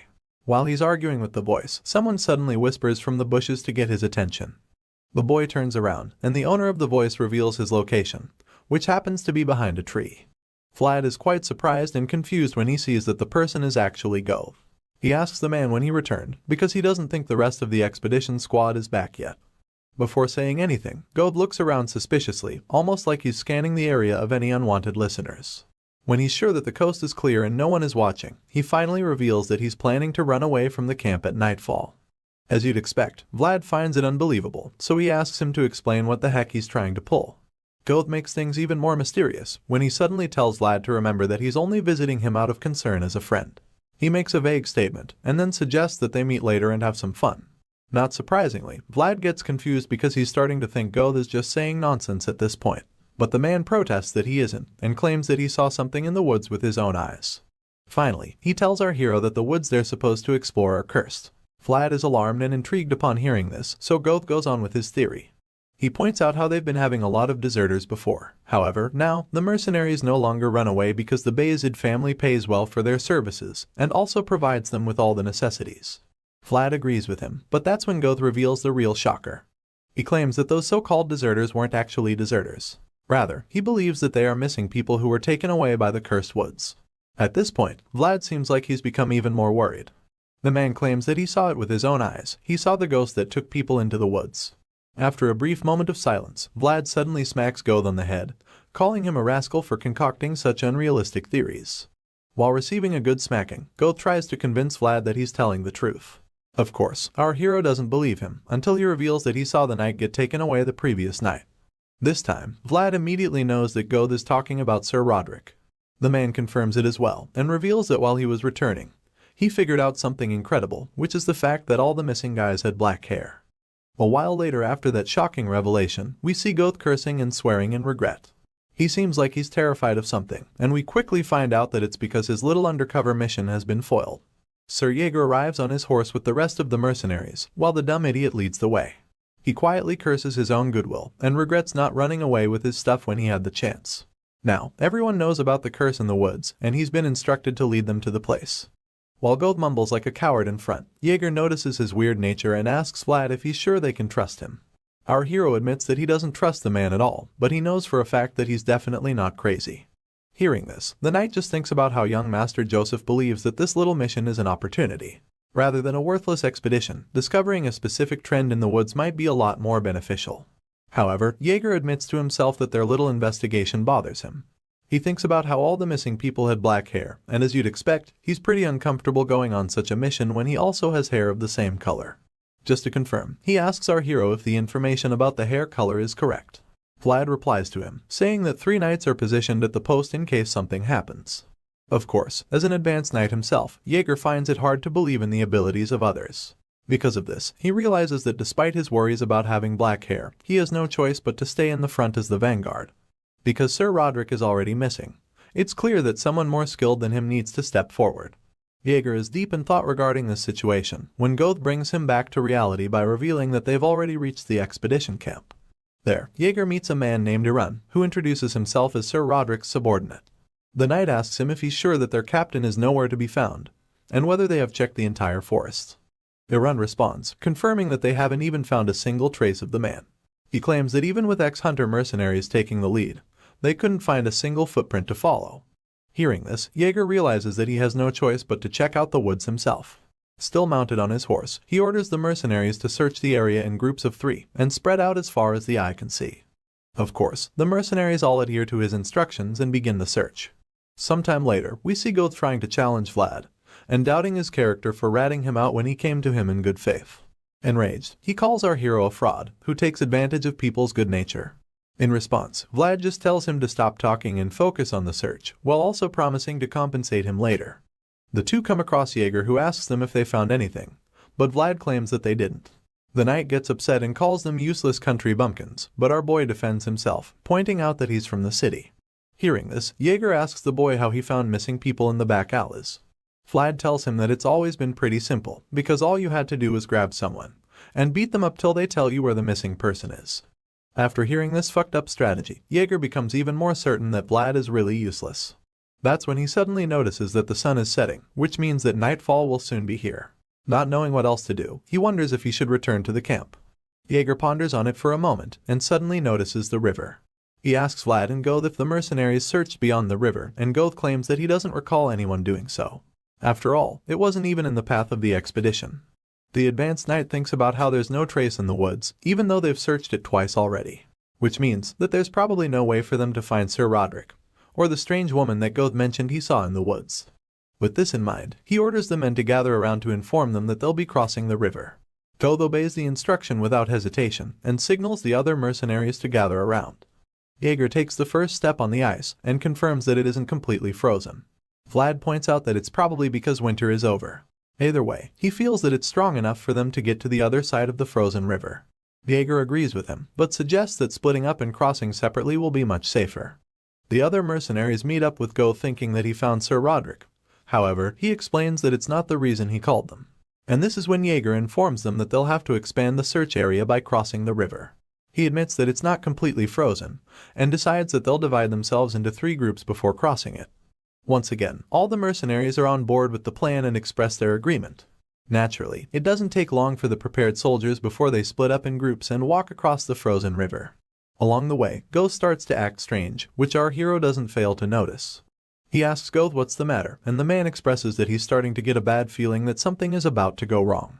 Just like before, Vlad downplays his hunch and just accuses him of being afraid. Go doesn't even deny the fact that he's scared, and simply admits that he's not as great as Vlad and Jaeger, which is the reason why he has to be careful. He points out that someone like him needs to have a good intuition if they want to survive, and right now, that intuition is telling him that shit is about to go south. The man knows that they shouldn't be crossing the river, and after he makes his point, Vlad responds by admitting that even though he doesn't know about intuition, he's certain about something else. The terrified mercenary just stares at him with a confused expression as he waits for Vlad to finish his statement. Our hero finally speaks, and reveals that what he knows for sure is that if Goth runs back now, his death won't be pretty. He bluntly threats to kill the mercenary if he tries to escape, because he's their only clue to find the missing people. Goth is terrified after hearing this, and Vlad just tells him to quit talking about his hunch because crossing the river is his only way of survival. Our hero then gets on the ice and asks Goth to follow him, even though the mercenary hasn't changed his mind, but he now realizes that he has no choice but to cross like everyone else. He takes his first steps and starts shaking, thinking that the ice could break any moment. At this point, Vlad is fed up with the man's cowardly behavior and assures him that even if the ice doesn't break, he'll break it himself and dump him in water if he keeps rambling. In a magnificent display of cowardice, Ghost starts crawling on the floor in an attempt to not break it. He claims that he can't cross the river, and a pissed-off Vlad just pulls him by the shirt and asks him to get up because they're the only ones left behind. The moment Vlad tries to pull Ghost up, he starts screaming in terror like a maniac. Vlad gets even more upset by his antics, but realizes why he screamed when he looks into the water. You see, the mercenary was horrified to see the corpses. He flips out and screams at the top of his lungs so the others can hear him, as he informs everyone that there are dead bodies in the river. All of a sudden, the dead men beneath the ice appear to be swimming up, and then the ice starts to break. Without understanding what the fuck is going on, all of the mercenaries start to panic. They start running on the ice, hoping they can make it to the banks before it's too late. While the men run to safety, the zombies break through the ice and emerge from the river. Unfortunately for the squad, they don't make it off the ice in time and find themselves surrounded by the dead. The zombies start crawling toward them, and the confused mercs ask Sir Jaeger what they should do. It's at this point that the knight finally realizes that the whole mission was a trap to begin with. After all, it's almost as if the zombies were aware of their arrival and laid down an ambush.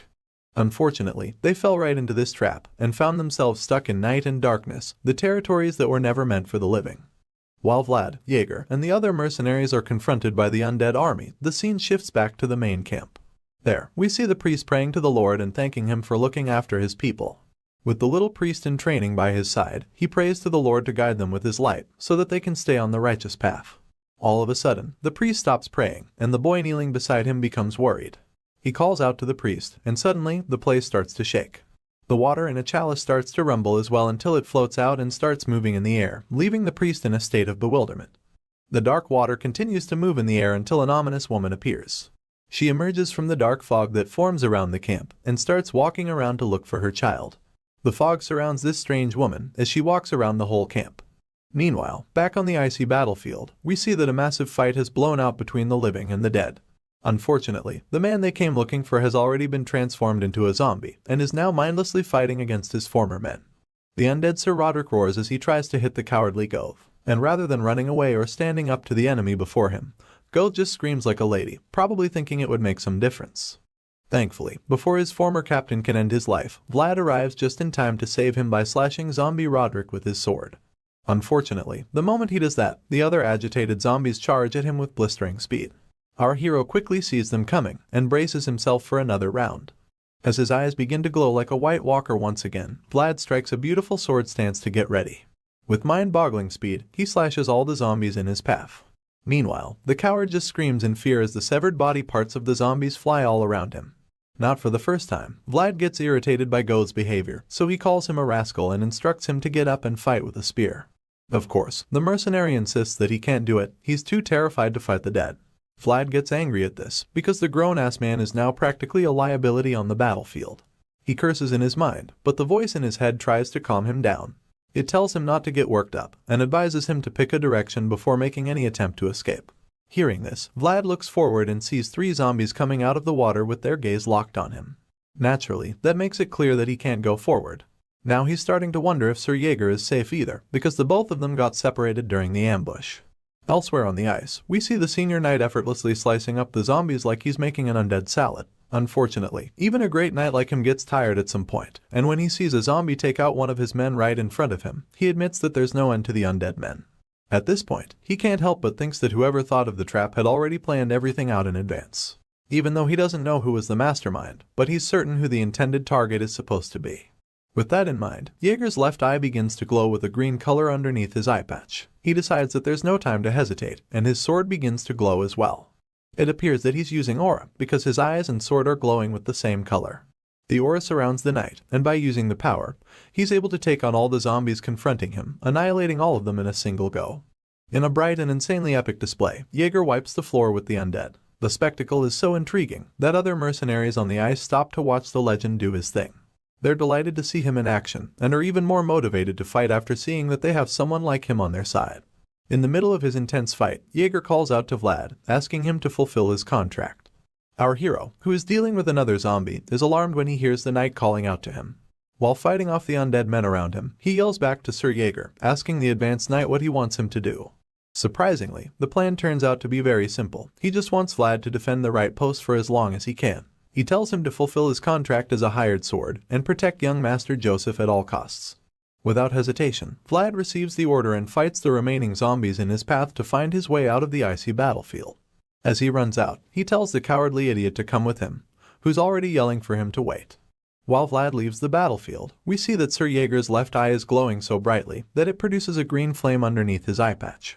The advanced knight prays to the Lord, hoping for our hero to reach in time to protect the young master. I swear, this guy is the epitome of what a knight should be. He's practically surrounded by the dead who want to end his status as a living being, and yet all he can think about is the safety of the one he serves. The knight then resumes his battle, slashing the undead creatures one after the other. Eventually, he hears a growl behind his back, and even though he's very occupied while dealing with other undead warriors, Jaeger manages to sense the new presence. He quickly turns around to face the threat, and when he does, he sees that it's the zombified version of Sir Roderick.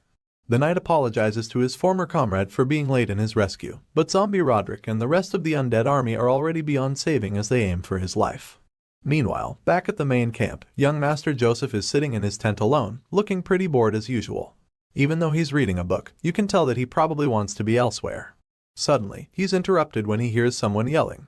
So, like any normal person, Joseph is alarmed and wonders who made the noise. He then hears the person telling someone or something to get away from him, and that's when it clicks in his head. He realizes that the camp is being invaded.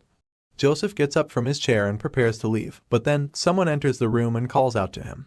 The young master turns to the person and sees that it's one of his men, Vorden.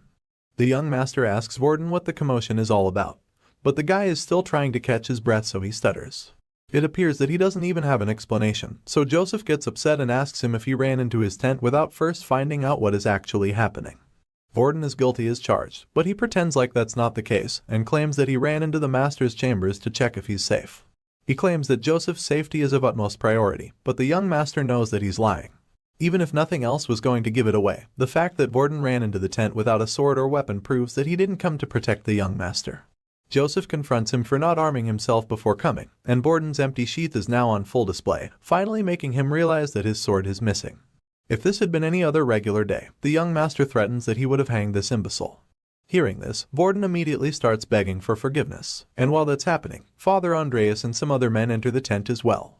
Joseph asks the priest if he knows what's going on, and before he can even finish his question, Father Andreas tells him that something evil has visited the camp. The priest opens his texts and asks Joseph to come take a look at his Bible written with holy ink. The young master is shocked and confused when he looks at the pages and sees the writings inside trembling like a leaf in a storm. He finds it very concerning, and Father Andreas admits that it's no ordinary object.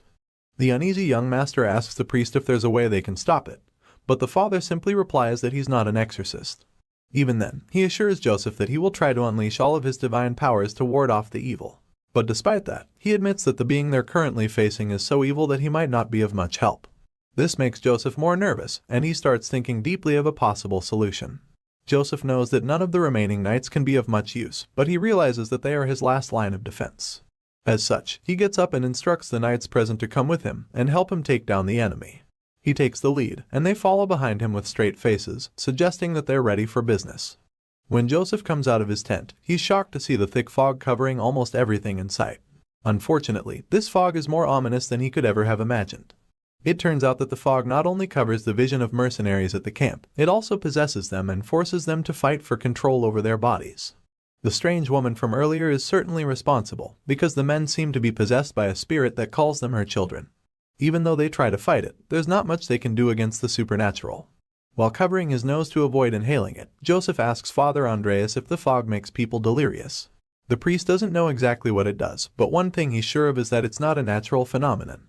Unfortunately, it doesn't take too long before this dangerous fog gets to them. Joseph realizes that he's inhaled it and starts to hear the strange spirit call him her child. It soon enters the systems of the priest and the other, and they all experience the same phenomenon. The spirit woman continues searching for her child around the camp, and the moment they see her, they're horrified by her vile appearance. With her long black hair and her creepy white gown, she walks barefoot in the middle of the fog and continues to look around the place. She keeps searching for her child, and when she turns to Joseph, she asks if her child is there. The moment she looks at the young lord, the men around him become terrified at the sight of the apparition's face. Joseph, on the other hand, just stands there speechlessly with his napkin in hand. The witch's black mouth and eyes widen as she screams and yells that she's finally found her child, who appears to be none other than the young master himself.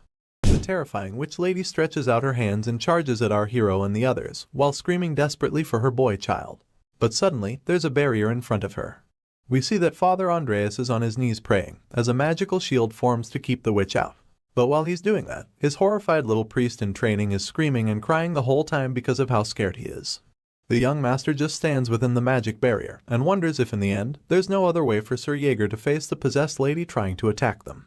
The reason he's so worried is that two of his strongest knights, Cade and Maxim, have already been taken out by the witch because they weren't capable enough to defeat her, even with the outstanding blessings of Father Andreas. While he's deep in thought, the witch continues to slam the magical shield, desperately trying to get in, because for some reason, she believes her child is inside. As she pushes her hand through the shield, her fingers begin to burn away, but it doesn't stop her. And upon seeing how relentless she is, Joseph concludes that this whole situation is a spiteful curse that has been aimed at him by some unknown enemy. Meanwhile, Father Andreas continues to hold the shield, but when he sees the little boy, Jean suddenly coughs out blood, and he gets worried and distracted. He looks back at the boy and tries to comfort him, telling him to hang in there and assuring him that the sun shall find its way to him. So, the boy summons all the courage to endure the pain, and he joins the priest in prayers by singing hymns so that they can make the barrier stronger. Despite their brave efforts, the young master can't shake off the feeling that it's only a matter of time before Father Andreas gets exhausted, because he's definitely reached his limits. Even worse, the hymns will soon stop, so it makes him even more concerned and fear for his life. As the supernatural battle of wills goes on, Joseph watches closely and begins to come up with a plan because he feels like the night is too long to wait for the sun to rise. But while he's thinking, he's suddenly drawn back to reality when he sees a familiar figure lunging at the witch from behind. Yep, it's none other than our blonde-haired hero, who's literally flying toward the possessed lady with his glowing blue sword in hand. The witch doesn't sense his presence, so she doesn't turn around to face him.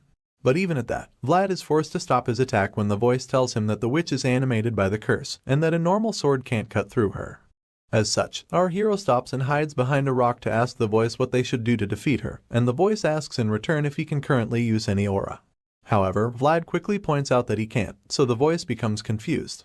But after a brief pause, it reveals that there's another way to defeat such an enemy, and of course, the blue-eyed kid is curious to find out. That's when the voice suddenly asks Vlad to let him borrow his body for a while. In other words, he's going to possess him and do the job himself. But upon hearing this, our boy becomes concerned and asks if such a thing is even possible.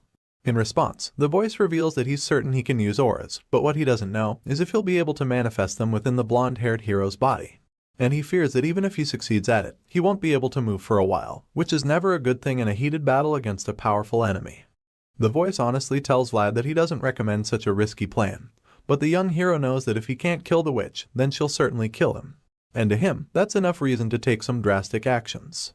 Even though the voice makes it clear to Vlad that the way of the sword is dangerous, he agrees to let him borrow his body. He asks Vlad if he's sure he wants to do it, and the hero reveals that he made a promise to Joseph. And now that he has something he must do, he's vowed to devote himself not with loyalty, but with faith. After hearing him say this, the voice respects his decision, and then the plan is set in motion with Vlad charging at the enemy once more. This time, she senses his presence and turns around to face him, and while our boy is in the air, the voice starts to take over his body.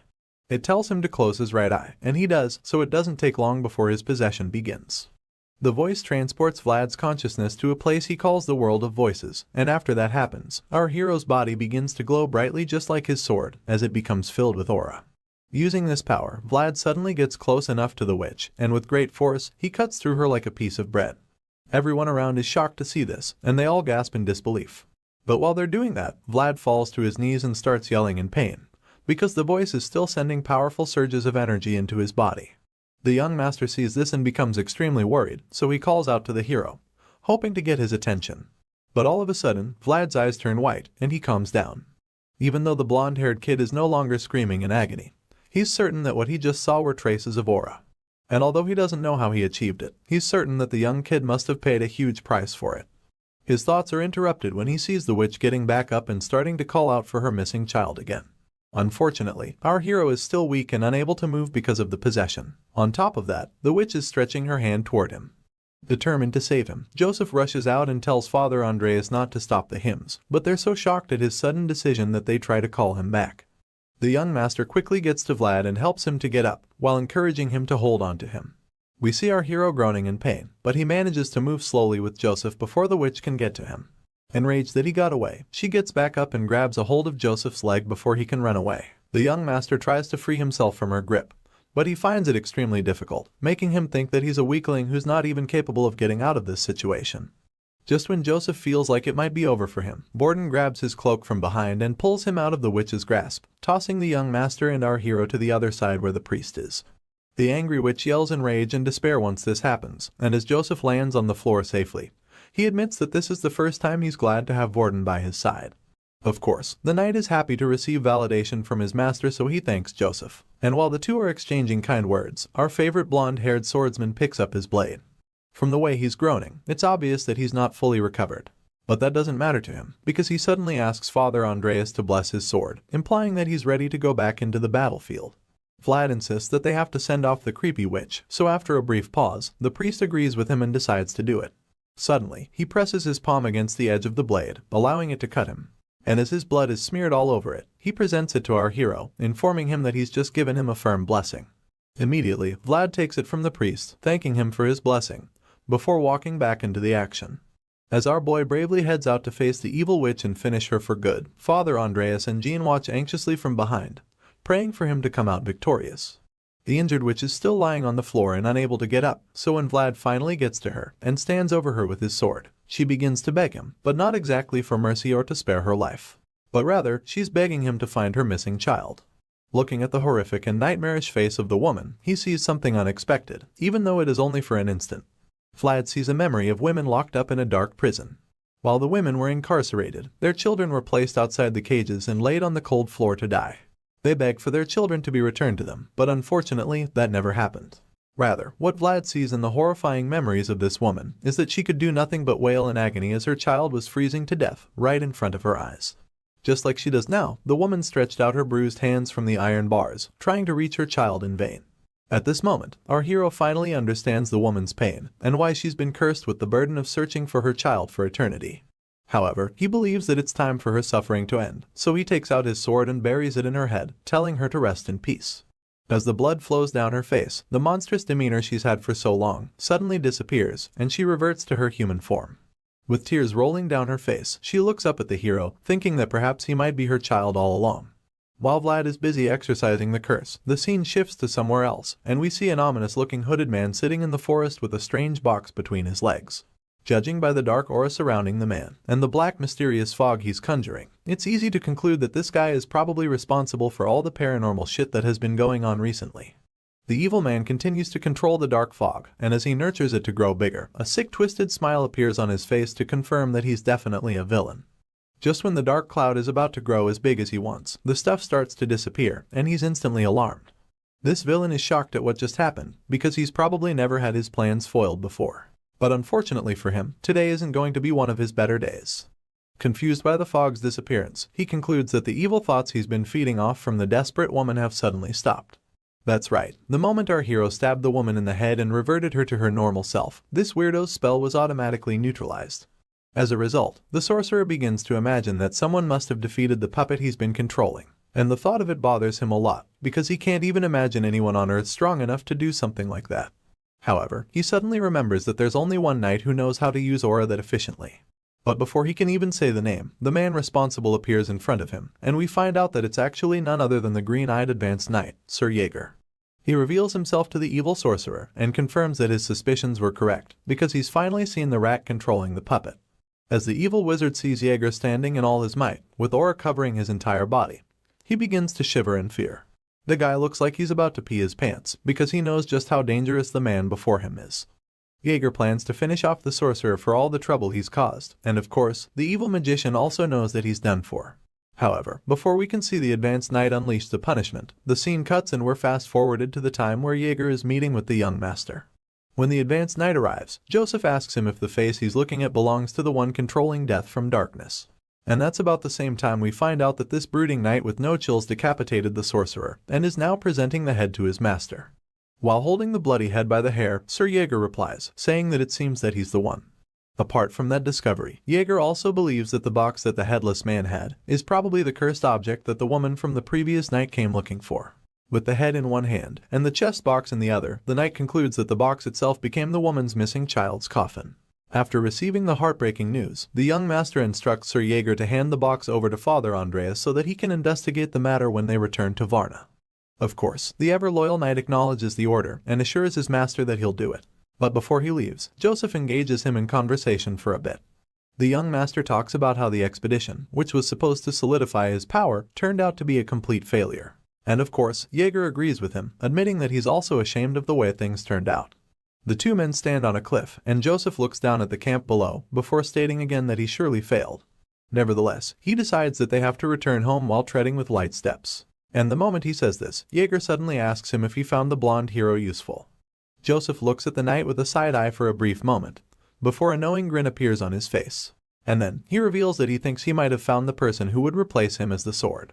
The young master begins to recall the magical things he saw the previous night, and begins to say that our blonde-haired hero will grow up to become a swordsman, who shines brighter than anyone. We see a glimpse of the image Joseph has in mind, and let me tell you, it is most certainly glorious. Vlad stands in the middle of blue flames and sparks, as the pure power of aura is manifested in his body. However, that majestic and powerful appearance doesn't really stay for so long. And when it wears off, well, what you'll be left with is a messed up and exhausted blonde kid.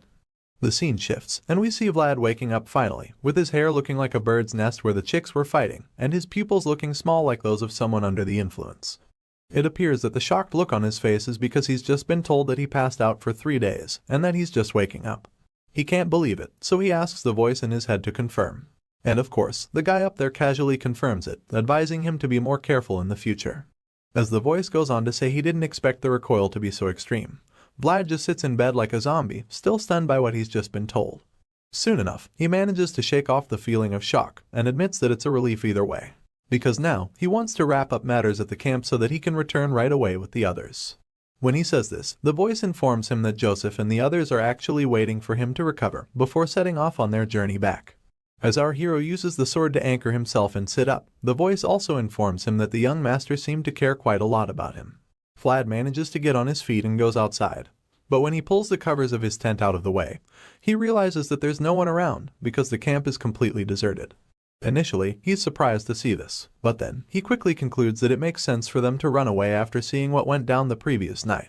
However, our boy realizes that he was too quick to jump to conclusions when he hears the familiar voice of Goth calling to him from behind. Vlad turns around, and the cowardly mercenary starts talking about how worried he was because of the blonde hero.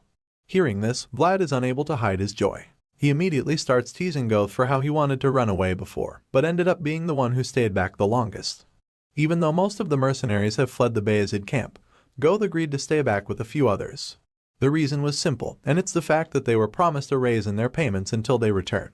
Just then, Ghost starts telling Vlad about his moments of bravery, like how he was the one who brought the blonde hero back to the camp when he couldn't ride his horse, and how he went back into the dangerous forest for the Lord Knight.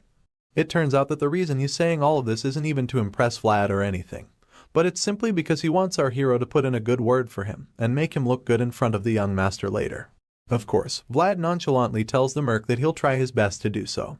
Suddenly, the mercenary remembers that Sir Jaeger asked him to summon our hero when he woke up.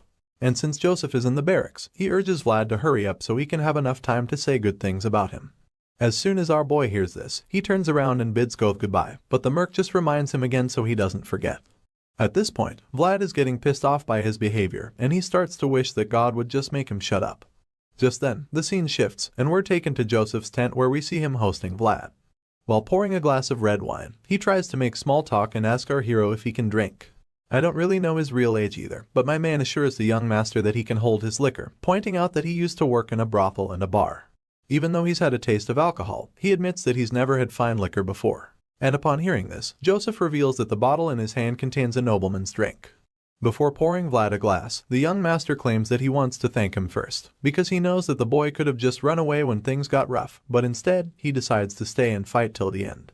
Hearing this, the blonde kid bluntly reminds Joseph that they had a contract after all. But in response, the young master points out that Vlad promised him faith, and not his loyalty. As the boy's blue eyes stare at him, he thinks about how the contract was nothing more than mere words at the time. And yet, the kid fulfilled his promise and held up his end of the agreement. Because of this, Joseph decides that Vlad is a talent he can't afford to lose.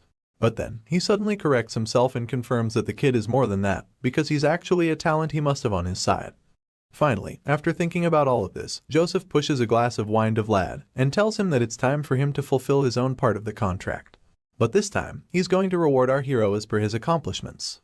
On this note, the young master formally invites Vlad to join the powerful house of the Bayezid family as a reward. The scene shifts, and we see the beautiful county of Bayezid, called Varna. Joseph and the others have returned, and while they're still settling in, Sir Jaeger informs him that the mercenaries have been dismissed. Hearing this, the young master tells him he's done a good job. He informs his men that the report for the expedition is pending, and as a result, they'll have to stay in Varna for a day or two. Vlad seems to be overwhelmed by the beauty of the place, because he's constantly turning his neck to look around. And when Jaeger notices this, he asks him if it's his first time in the county. In response, the blonde kid just explains to him that it would always be his first time anywhere he goes. After all, he had never before left his miserable slums. This statement earns him the snide and a funny nickname of the country bumpkin, which Jaeger gives him right away. When Joseph hears this, he tells Vlad to take the day off and look around the county, which our hero is very thankful to hear. Before Jaeger leaves with Joseph, he tells Vlad not to get lost in the city and instructs him to be at the city hall by nightfall. Clearly, our boy didn't like Jaeger before, but now, after getting constantly scolded and mocked, he feels like he's starting to really hate the advanced knight. On the contrary, the voice in his head tells him that Jaeger probably likes him as much as Joseph does, but Vlad thinks that any more of the knight's tough love might just get him killed. Our hero shakes off the thought and decides to go get a delicious greasy meal with his fat payment after such a long time. While he's wondering what kind of food they have in Varna, someone tugs on his arm, and he's surprised to see Jean when he turns around. The cute kids gleefully say that the priest would like to see him if he doesn't already have any major plans for the day. Soon, we see the two standing in front of a massive church, and Vlad admits that even the churches in Sawara weren't as big. Jean informs him that even though Sturma is the capital, Varna is the religious center of the kingdom. Jean then asks him to wait inside while he gets the priest, and the moment our boy walks into the church, his jaw drops to the floor at the sight of the magnificently beautiful structures inside the building. At that moment, Vlad realizes that even though he's been going by the name of Praying Rimmon, he hasn't ever said a proper prayer. And as such, he starts to feel guilty, believing that he's somehow committed a sin. Just then, Father Andreas arrives and apologizes for keeping him waiting, but the good-mannered hero tells him it's no problem and thanks him for the invitation. The priest laughs it off and presents him with an ID token, claiming that even though Joseph would have managed fine on his own, tokens from the church are most effective. After all, the Lord's favor spreads across the continent. Vlad is even more surprised when he looks at the token and sees that his guarantor is Father Andreas himself, but the priest brings him out of his daze by giving him the permission to come find him in the church whenever he needs to, because henceforth, he's our hero's guarantor within the city. The blonde kid is speechless upon hearing this, because he never imagined that a back-alley kid, who couldn't even have his birth registered, would one day have a sincere guarantor who wrote his name down in this vast world. Overwhelmed by the kind gesture, our hero kneels before the priest to show his gratitude. because from this day forward, he's no longer Vlad from the back alleys, but rather, he's Vlad of Soara. As the story continues, we learn that the country of Bayezid consists of 3 main cities and 12 villages. The first one is Soara, the city near the sea, which is the trade capital of the country. The second is Varnia, the religious capital, and then there's Shatrama, which is the main capital. It also happens to be the place where our hero Vlad is visiting for the first time. As he enters the magnificent city with the young master, he expresses nothing but awe after seeing just the outside of the city. When travelers finally enter the incredible city, the advanced Night Jaeger informs our boy and Go that henceforth, they'll be the guests brought by Sir Joseph. And then he also warns them to be cautious of their actions, because any foolish thing they do will tarnish the image of the young master. Sir Jaeger also tells them to refrain from turning their heads like country bumpkins, and instructs them to just wait patiently while standing still. Vlad, who's been paying attention the whole time, immediately acknowledges the knight's stern warning and advice while the mercenary just mopes around. The knight then informs them that the servants will bring them snacks shortly, and after saying that, he almost makes another statement. But after hesitating for a while, he changes his mind and tells them not to eat the snacks until he returns, because he fears that the 2 uncultured men would devour the food like savages. Of course, the guests aren't totally comfortable with such an arrangement, so Vlad tries to protest, asking if they could at least have a bit to eat. But before he can even finish talking, Sir Jaeger bluntly tells him to shut up, insisting that they don't touch any of the food. After the knight leaves them alone, the 2 guests decide to give themselves a little tour of the castle, so they start moving around and quickly find themselves in the luxurious waiting room filled with gold. The place is so breathtaking that Goth can't believe his eyes at first. The mercenary finds the incredible place to be beyond his imagination, and even admits that Bayezid is totally different compared to the place where he's from.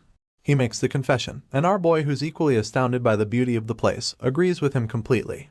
While the 2 gobsmacked guests are still trying to wrap their heads around the sheer elegance of the room, someone interrupts their experience, claiming that he's never seen them around before. Vlad and Goth turn to look at where the voice is coming from, but all they see at first is a shadow standing behind a curtain. The stranger starts walking towards them, revealing that he was just planning to relax in the room for a while before they came in. He finally steps out from behind the curtains, and the moment Vlad sees the face, he somehow recognizes the stranger but can't remember where he's seen him before. The man stands in front of the guests and plainly asks them who they are, but Vlad is so engrossed in trying to figure out where he saw the face that he didn't even hear the question. He soon realizes that the person's aura is completely different, and it's so strong that it's almost as if he can kill a person with his gaze. Truly, this guy's eyes are practically flaming at this point, and when the terrified mercenary sees this, he nervously introduces himself, stuttering in the process before finally explaining that he accompanied Sir Joseph on his conquest. Before he can ramble about matters that concern nobody else, the unidentified noble cuts him off and confirms his name before moving on to ask our boy who he is. So of course, the blonde-haired kid introduces himself as Vlad of Soara.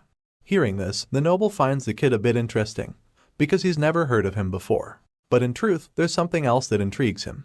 As the stranger takes a close look at Vlad's face, he thinks to himself about how impressive the kid is and notices how his eyes are full of spirit. The most impressive thing he noticed about our boy is the fact that he didn't even flinch when talking to him, which is very strange for him since he has a very scary aura. Overall, he concludes that Joseph has found himself a very useful subordinate. With this in mind, the noble reaches into his pocket and reveals a handful of peanuts to offer to our boy, asking him if he'd like some. Vlad looks at the hand without saying a word at first.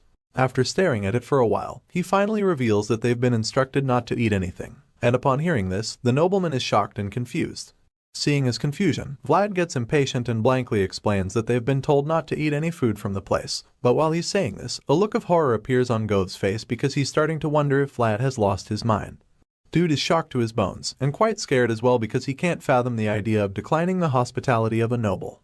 Meanwhile, the superior nobleman in question just stands there, feeling disappointed and surprised at Vlad's response to his gesture.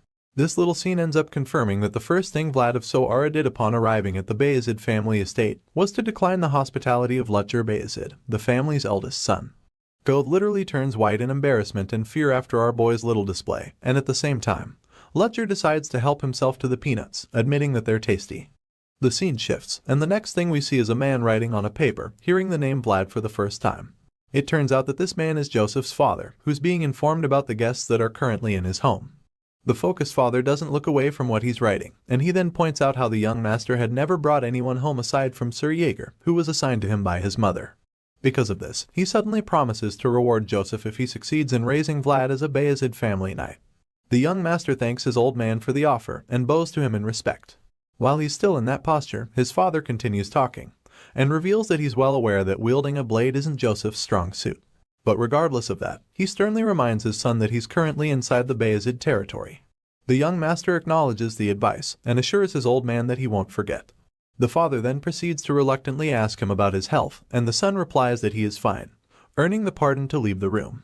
As such, he turns around to leave the room and tells his father to take care, but as he walks away, his father watches closely with a very worried look on his face. By the time Joseph is no longer in sight, the man whispers to himself that he better make some tonic for his son. The gray-haired man who's been standing beside him the whole time supports the idea because he thinks that the young master would be very happy with it. On top of that, he also points out that Madame Oksana would be pleased too if she finds out that he made the tonic. Hearing this, Joseph's father comments that Joseph's mother, Madame Oksana, is definitely particular when it comes to her son. But after pondering on the thought for a while, he shakes it off and returns his focus to his work. He then asks the old man, named Ragmus, what he thinks about Joseph's report. Ragmus advises the Lord not to take it lightly, claiming that strange phenomena have been occurring frequently. Hearing this, Lord Bayezid gets angry instantly and insists that they have to find the person behind these supernatural occurrences because he feels that the perpetrator has no right to use sorcery in his land. While Joseph's father is fuming with rage, Ragmus reveals that they've been getting reports from Varnia that suggest that there might be a connection between the undead and the curses. All of these clues either point to the perpetrator being an exceptional wizard or that the supernatural phenomena are the results of two wizards working together. The Lord suggests that it could even be the doing of a group or a secret organization, and Ragmus is inclined to entertain that possibility as well. But regardless of all the clues and theories they've come up with, Lord Bayezid states that they don't change anything. The menacing man finally gets up from his chair, and coldly vows that the Bayezid family will continue to reign over the land, eliminating all enemies who stand in their way. With a vigorous mind, the furious Lord instructs that the people responsible for the supernatural phenomena be found at once, including those who dare to inflict harm on his son, and then have the guts to cause chaos in his land. Later that night, we see Joseph finally returning to the waiting room with Sir Jaeger.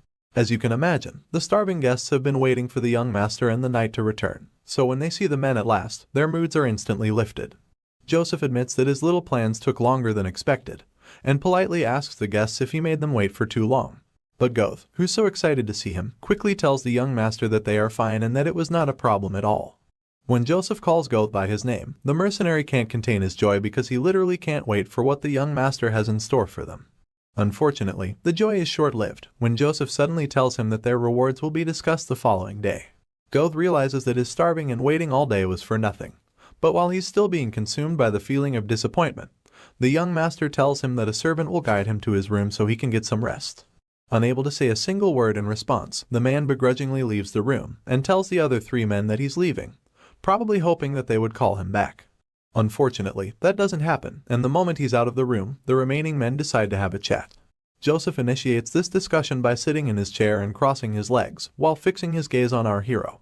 He recalls how Vlad saved him and pledged to become his sword, urging our guy to remember it as well. Vlad confirms his vow, so Joseph reminds the blonde kid about something that he should do. He concludes that from the way he understands it, Vlad only wishes to fulfill his duties after getting his freedom. The blonde hero confirms this again, so his master once more reminds him that he pledged to become his sword. The noble son reveals that it makes no sense to him how Vlad would pledge to be his sword, and then wish to have his freedom shortly after. At this point, our boy is starting to understand fully what he's gotten into. Joseph sits cross-legged again, and like a mafia boss, he tells Vlad that he wants to make things very clear to him. He promises Vlad to give him an answer to his request, but only after he reveals the true reason why he's asking for freedom. The two young men engage in a brief staring contest, and after a while, Vlad breaks the silence by asking Joseph if he knows a knight called Godwin, who remembers the blue moon. Hearing this, Joseph realizes that Vlad is nothing close to what he thought he was. The young master initially thought that our blonde hero was just a skilled kid, but now he can't believe what he's discovered, because he could never have imagined that the same kid had such an exceptional background. Joseph suddenly reveals that the unknown person who destroyed the rose's smile is Godwin, the Knight of Gadar. Of course, Vlad knows all too well who he's talking about, because he can never forget the figure of that knight. The images of George's separated head flash across our boy's mind, and his pain is resurfaced when he remembers that Godwin was the one who killed his savior and destroyed the world he knew. Despite all the pain this mysterious knight has caused our blonde hero, for some strange reason, he just can't help but admire him. With this thought in mind, Vlad just stands in front of the young master who's still thinking deeply. Eventually, he decides on his answer and tells Vlad that he can't be of help to him. because unfortunately, the people he seeks are way beyond his power, even though he's a son of the Bayezid family. Regardless, our boy is determined to find a solution, so he bluntly reveals that he's aware that Joseph won't be able to help. In fact, he expected something like this to happen, because Joseph is just the Count's son after all. Even though Vlad is disappointed, he gives the young master some credit for at least being honest about his inability to help. In that case, Vlad decides that making some changes to their contract would be in order, but before he can even say this, Joseph reads his mind and suggests it first. He doesn't even give any time for our boy to process anything, and proposes a 7-year contract to keep him in his service. As you can imagine, our boy is horrified to hear this, because that's actually a pretty long time. And before he can start protesting, the young master claims that he's laid down his pride to even make the proposition, making it very clear in case Vlad wasn't aware before. To make matters worse for our blonde hero, the terrifying advanced knight is staring him down like a leopard tracking its prey. After hearing Joseph's offer, our boy thinks about it and admits that even though he isn't sure, it somehow seems like the noble is telling the truth. Still sitting comfy in his chair, the Count's son assures Vlad that he would have a promising future, reminding him that he's his savior. Joseph starts to make the offer a lot more enticing when he explains that for the next 7 years, he would feed, clothe, and even train the blonde kid if he accepts the contract. On top of that, the young master claims that he intends to make the country bumpkin into an outstanding knight, who would never lose to anyone in combat. It was pretty obvious earlier that Vlad didn't like the contract, especially because of the lengthy duration. But the moment he hears the noble say that he would make him a proper knight, his eyes widen with great interest and a sprinkle of disbelief. While our boy is still in a state of shock, Joseph continues to break down the terms of the contract, hoping to entice him even more. He claims that the poor kid from Soara can enjoy all of these benefits, if only he would just remain loyal, and perform only the tasks he's allowed or instructed to handle. Joseph then goes on to state that the issue with Godwin goes without saying. But even though he won't be able to help with that, he reveals that he shall allow him to interfere in any matters that concern his former city. After that, the young master informs Vlad that the girl named Gemina appears to be currently staying in the monastery, and as you'd expect, the kid is shocked to hear that the Count's son knows about his friend. After breaking the news to our hero, Joseph asks him what he hopes to achieve by returning with a sword in his grasp, pointing out that the sword isn't the only sharp thing in the world. This noble soon embarks on what could be called a shocking spree, because at this point, he's just dropping bombshells back to back. Joseph reveals that he too has a weapon of his own as well, and this leaves Vlad dumbfounded once again. So, after placing all his cards on the table, the Count's son finally asks our blonde hero what his answer is. The scene shifts to a while later, and we see Joseph staring at his reflection as he admits that Vlad has an impressive goal. But while he feels his method was okay, Sir Jaeger points out that the young master seemed too desperate, and asks him if he really needed to act that way. The loyal knight goes on to state that he can always find a useful kid for his lord, and Joseph replies that he's aware, since talent can be found all over the world. However, the young master reveals that the ability to awaken their talent is a completely different matter, and that's exactly what's keeping him so hooked on our hero. Although he feels that Vlad is the perfect candidate for him, Sir Jaeger still tries to change his mind, asking him if he's sure that the blonde kid would simply agree. The young master continues to stare at his reflection for a little while longer, before finally breaking the silence and confirming that he believes Vlad would be perfect for him. The reason for this strong conviction is that Joseph saw it with his own eyes, back when our boy slashed the cursed woman during the expedition. The loyal knight doesn't give up in his attempt to dissuade his master, and then tries another angle by reminding Joseph that Vlad is irrational and rebellious, which would make him difficult to control in the future. Seeing the knight's constant attempts to change his mind, the Count's son decides to flatter him a bit, telling him that training Vlad won't be so hard since there's another advanced knight who's fit for the job. Joseph reminds his loyal subject that 7 years is a significant amount of time, and believes that it should be more than enough to put a leash on Vlad's neck and make him obedient. The nobleman's plan works like a charm, because in the blink of an eye, Jaeger accepts the responsibility of training the heady kid. And even though he's not too excited about it, he assures his master that he'll do his best to make Vlad do their bidding without stress. Hearing this, the young master is pleased, and he motivates the knight even more by suggesting that the more challenging the kid is to manage, the more rewarding the outcome will be. At this point, it's clear that this nobleman is obsessed with our hero, because even after concluding things with Jaeger, he goes back to praising the blonde kid. The man looks at his reflection again, and talks about how he thought Vlad was a useful wolf at first, but now he's also someone who chases after the moon. By the next morning, we see Jaeger taking Vlad to his new room and helping him settle down. The knight admits that it's a bit shabby, but assures the kid that he has the room all to himself. Vlad makes it obvious that he comes from the slums when he exclaims, because he thinks the room looks amazing. To him, this supposedly shabby-looking room is perfect because it doesn't have dirt on the floor, and on top of that, there's even a bed.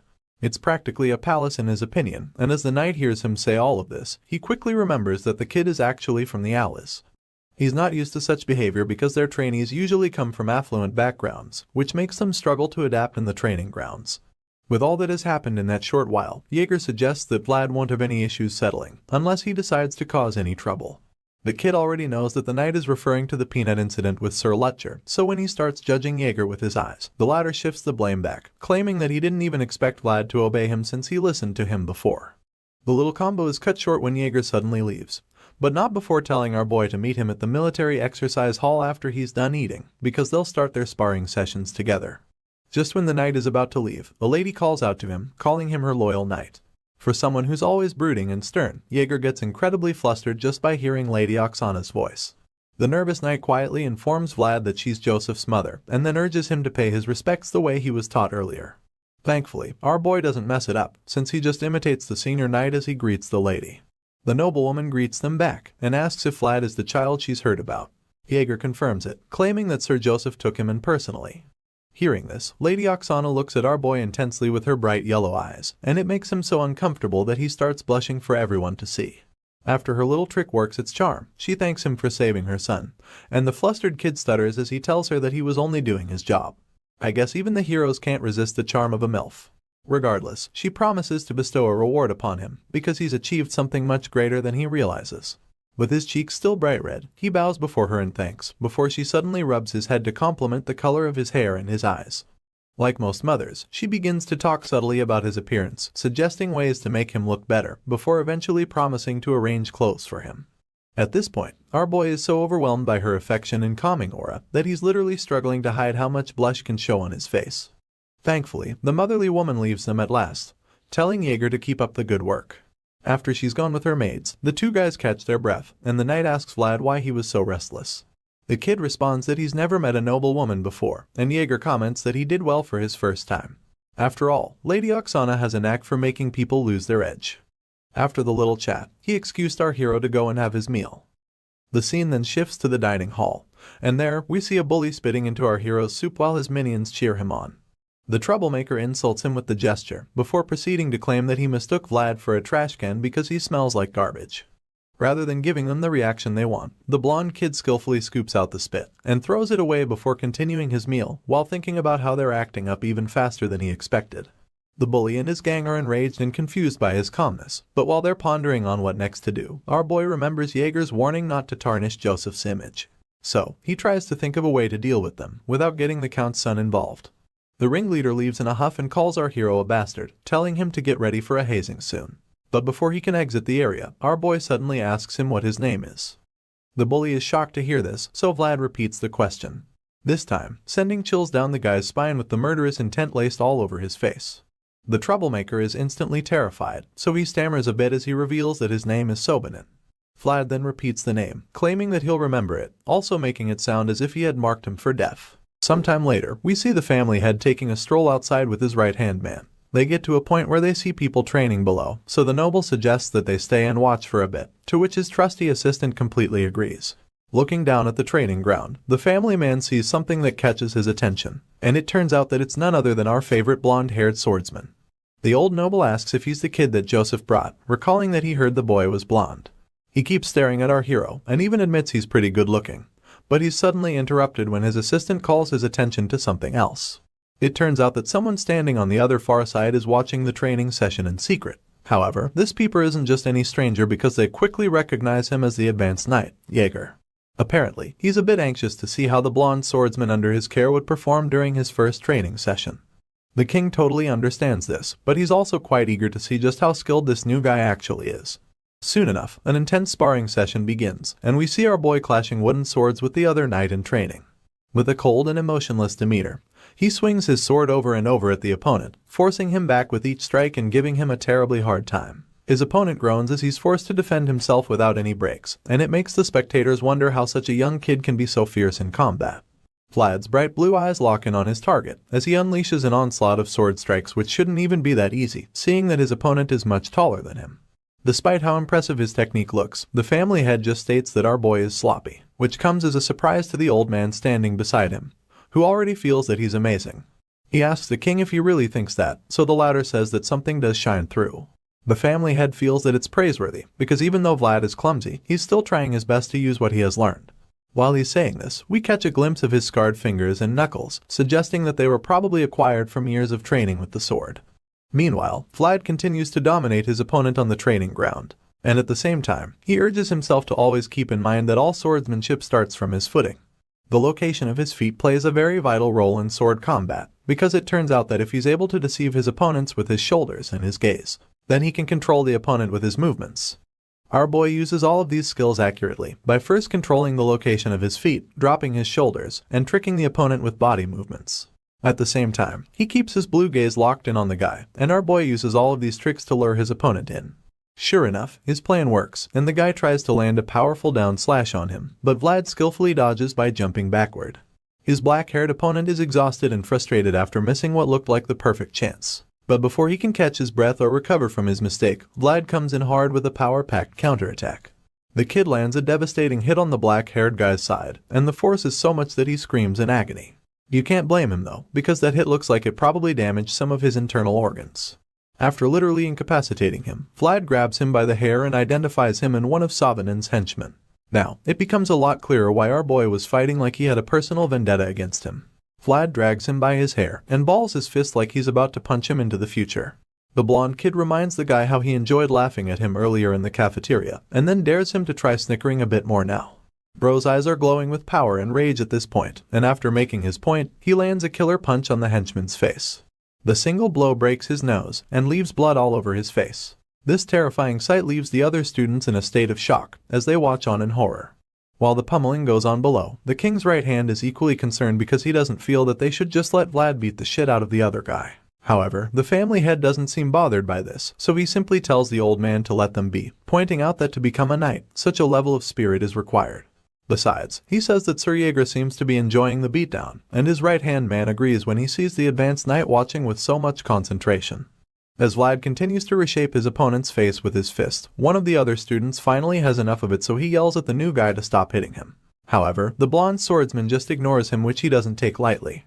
He starts yelling even more, trying to intimidate him, but Vlad only stops when he's satisfied with the bloody facial reconstruction he's done. With blood stains on his face, he coldly apologizes to the others, admitting that he got too engrossed. But they're instead more concerned about his terrifying gaze, which they don't understand. After beating the other guy into a coma, he turns around and walks away, but before he leaves, he makes sure to taunt Savanin, asking him to apologize to the henchman on his behalf because he can't get back to his senses when he's too engrossed. Savanin gets furious and almost curses at him, but before he can do so, Vlad cuts him off. The blonde swordsman suddenly starts walking towards him, saying that he would also like to apologize in advance, telling him that in Savanin's case, the beating won't just stop where it did today. After staring the troublemaker down, he starts walking away, but before he leaves, he promises to call Savanin to come spit in his soup again if it turns out to be too bland.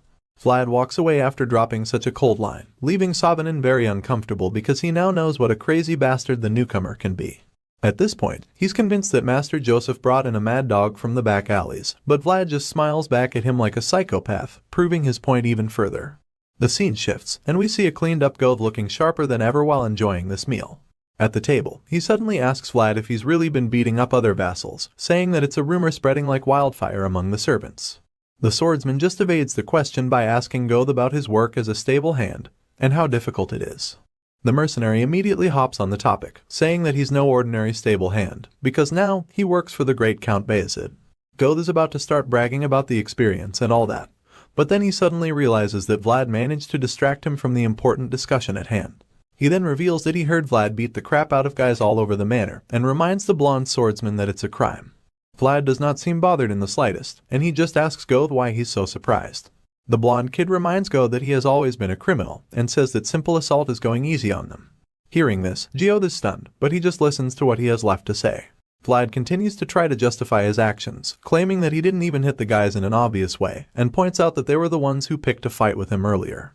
Gove still doesn't understand how Vlad can think what he did is okay, but the swordsman argues that it is, saying that now no one talks to him needlessly anymore, which he believes is a good thing. Just then, another student walks in with a tray of food in hand, and introduces himself as Portly Canner. An impatient Vlad turns around, and bluntly asks him what business he has with him. Hearing Vlad's rather unfriendly response, he becomes nervous and starts shaking in fear, so the blonde swordsman tells him to either sit at the table with them or get lost. The moment Vlad says this, Portly's entire mood brightens up in excitement, because he never imagined that he would get invited to sit beside the blonde swordsman. He quickly joins them at the table, thanking Vlad for inviting him, but the latter just sighs in exhaustion because he actually just wanted the guy to get lost instead. Portly is so excited to sit there that he begins telling the story of how he's been eating alone, in places like the bathroom. As you can imagine, Vlad is grossed out by this, so he reminds the fat kid that he's eating his precious sausage. Portly sees the food and asks Vlad if it's delicious, before revealing that his father is the one who supplies the manor. The fat boy claims that his Canner family supplies all the meat in the manor, revealing that his family has been in the business of livestock and cattle farming for generations. After telling Vlad all of this, Portly remembers that he saw the hero asking for more sausage earlier, so he offers him some of his own to the new guy. Of course, our boy is suspicious of all of this politeness and kindness, so he snaps at him, asking what he's going on about. Our boy tries to pretend like he's not moved by the mouth-watering offer, but when the scene changes, we see him standing in a heaven of sausages. Turns out that it's Portly's huge stash, which his father sent for him to eat. However, he claims that it's too much for him, so he wants to share. Seeing and hearing all of this, Vlad realizes that all of the vassals in the manor are young masters from great families. The hero actually forgot for a while that these were people he could have never even talked to if he was still in the back alley. With this in mind, he decides that it would be a good idea to build at least one good connection now that he's in such a place. So, out of the blue, he asks Portly if he would like to eat together with them henceforth, and the fat kid gets so excited about it. He accepts the offer, and Vlad confirms that he's okay with the arrangement. The blonde kid then says that all vassals have to get along. And even though it looks like he's befriending Portly for the sake of sausages, we learn that it's not necessarily the case. The scene changes again, and we see the green-eyed advanced knight walking down a big hall. He seems a bit exhausted, probably because serving the young master and literally raising a whole human being is not an easy task for anybody. The stress seems to be piling up for him, and he knows that the only time he'll be able to catch his breath is when his men, Cade and Maxim, recover from their injuries. His trail of thought is interrupted when a big knight with a fat beard approaches him. The guy asks Jaeger where he's off to in such a hurry, and that's when the eye-patched knight turns around to identify him as Sir Gregory. Seeing his fellow knight, he curses at the back of his mind, because he probably didn't want to talk with him. Although he tries to hide his displeasure about the encounter, Sir Gregory spots it in an instant, and laughs about it before accusing him of being too obvious when he's upset. At this point, Jaeger bluntly tells him that he's clearly busy at the moment, and the amused knight just laughs again, telling him that he's not surprised about it. He says that the advanced knight must be indeed very busy since he's the one who handles all of Joseph's duties by himself. Not surprisingly, Jaeger gets tired of the conversation very quickly, so he asks Gregory to cut to the chase, asking if there's something he wants to say. The brown-haired knight keeps smiling like a kid who just received a lollipop, and then reveals that he's come to suggest that a knight like Jaeger should be raising a vassal. Gregory adds that it's not too late for him to do that yet. But the uninterested advanced knight hits back at him, suggesting that he just focuses on raising his own vassal properly. Even though he doesn't really care about anything the jester usually says, he can't help but wonder why he's suddenly talking about vassals out of the blue. The fat knight reveals that his vassal is Portly, and claims that he's already all grown up, but also admits that he needs to lose some weight. Gregory says this, and then bursts into unnecessary laughter once more, so Jaeger reluctantly asks him to explain what exactly he's trying to say. Rather than quickly making his point, he decides to beat about the bush some more, saying that Vlad seemed pretty good to him. He showers praises on the blonde kid, stating that he's manly in character and confident in his spirit, but Jaeger is getting frustrated by the prolonged small talk. Exasperated, he reminds Gregory that he's very busy, before asking him once more what exactly his point is. The fat guy just keeps laughing while talking, and then he tells Jaeger that knights meddling in vassals' affairs isn't quite fitting, claiming that it could lead to embarrassment. Regardless, Gregory reveals that Vlad seems to be warming up to Portly lately, but Jaeger doesn't believe this, because he knows that the blonde swordsman doesn't have any friends, and on top of that, he believes that Vlad thinks he's better than everyone else. Despite Jaeger's opinion, Gregory just requests that he tell Vlad to hang out with Portly. The fat knight reveals that the chubby kid is his cousin's nephew, which means that he wouldn't like for him to get beat up in the manor. After making this personal request to Jaeger, he tells him that he's the only one who can influence Vlad's behavior, but the advanced knight doesn't look like he's going to help for free. Jaeger wants to know what he'll be getting in return, so the ever-smiling knight tells him that he can also ask him for a favor in the future. He beats his chest, implying that he would help on his honor as a knight, but that's when Jaeger tells him that Vlad doesn't really listen to him. Hearing this, Gregory exclaims, claiming that such a character is what is going to make our boy go places. Meanwhile, at the Bayezid family stable, we see a brown horse chilling while the stable hand assures Vlad that he's not the problem. Goth explains to his captain that he won't even be able to get on a horse, even though they're all properly trained. He says that the horses don't usually shy away from people, but wonders why they just freak out whenever Vlad approaches them. Goth says that it's a matter separate from skill, and goes on to reveal that even the other stable hands have complained about the issue. Hearing all of this, Vlad curses in frustration, and he feels like this is how it's always been for him. Right from when he was younger, animals always hated him. Cats and dogs would freak out and run away whenever he went near them, and he has a feeling that it's the same problem he's having with the horses. As he thinks deeply about this, he suddenly remembers that he rode Jaeger's horse that day during the expedition.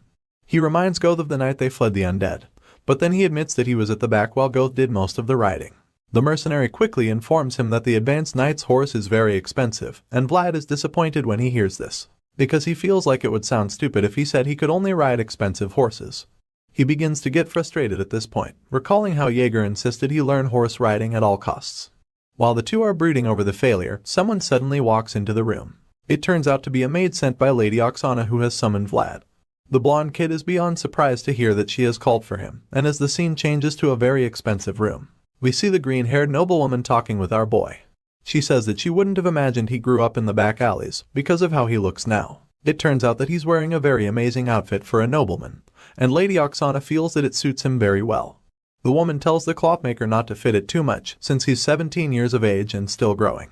She then says that Joseph grew a lot as well when he was Vlad's age, and she also promises to get him other clothes when summer comes. After all, clothes fitting of the season are a must for one to maintain physical performance.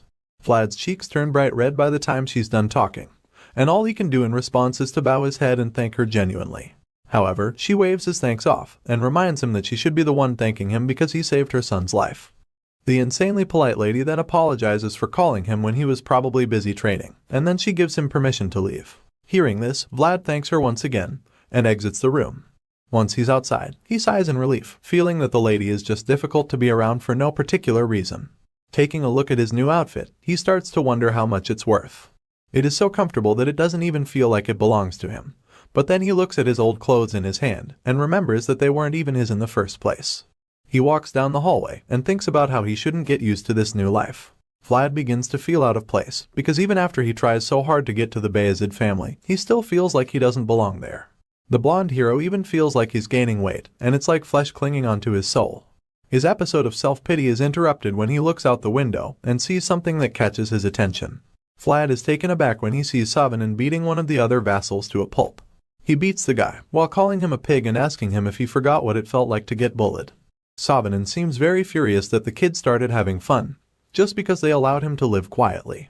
It's at this point that we learn that the poor kid on the receiving end of this brutality is Portly. Savanen keeps beating him up, asking him if he likes his new best friend, and as he says this, he just gets even more enraged, claiming that they're a flock of filthy fuckers. Vlad watches on from the high window, and concludes that people are truly the same everywhere. He feels that there will always be those having the time of their lives, and those who just can't live in peace. In the end, Vlad feels that they're just rascals who prey on those weaker than them. Feeling very pissed off, he decides that he'll have to wear his old clothes again, at least for just the day.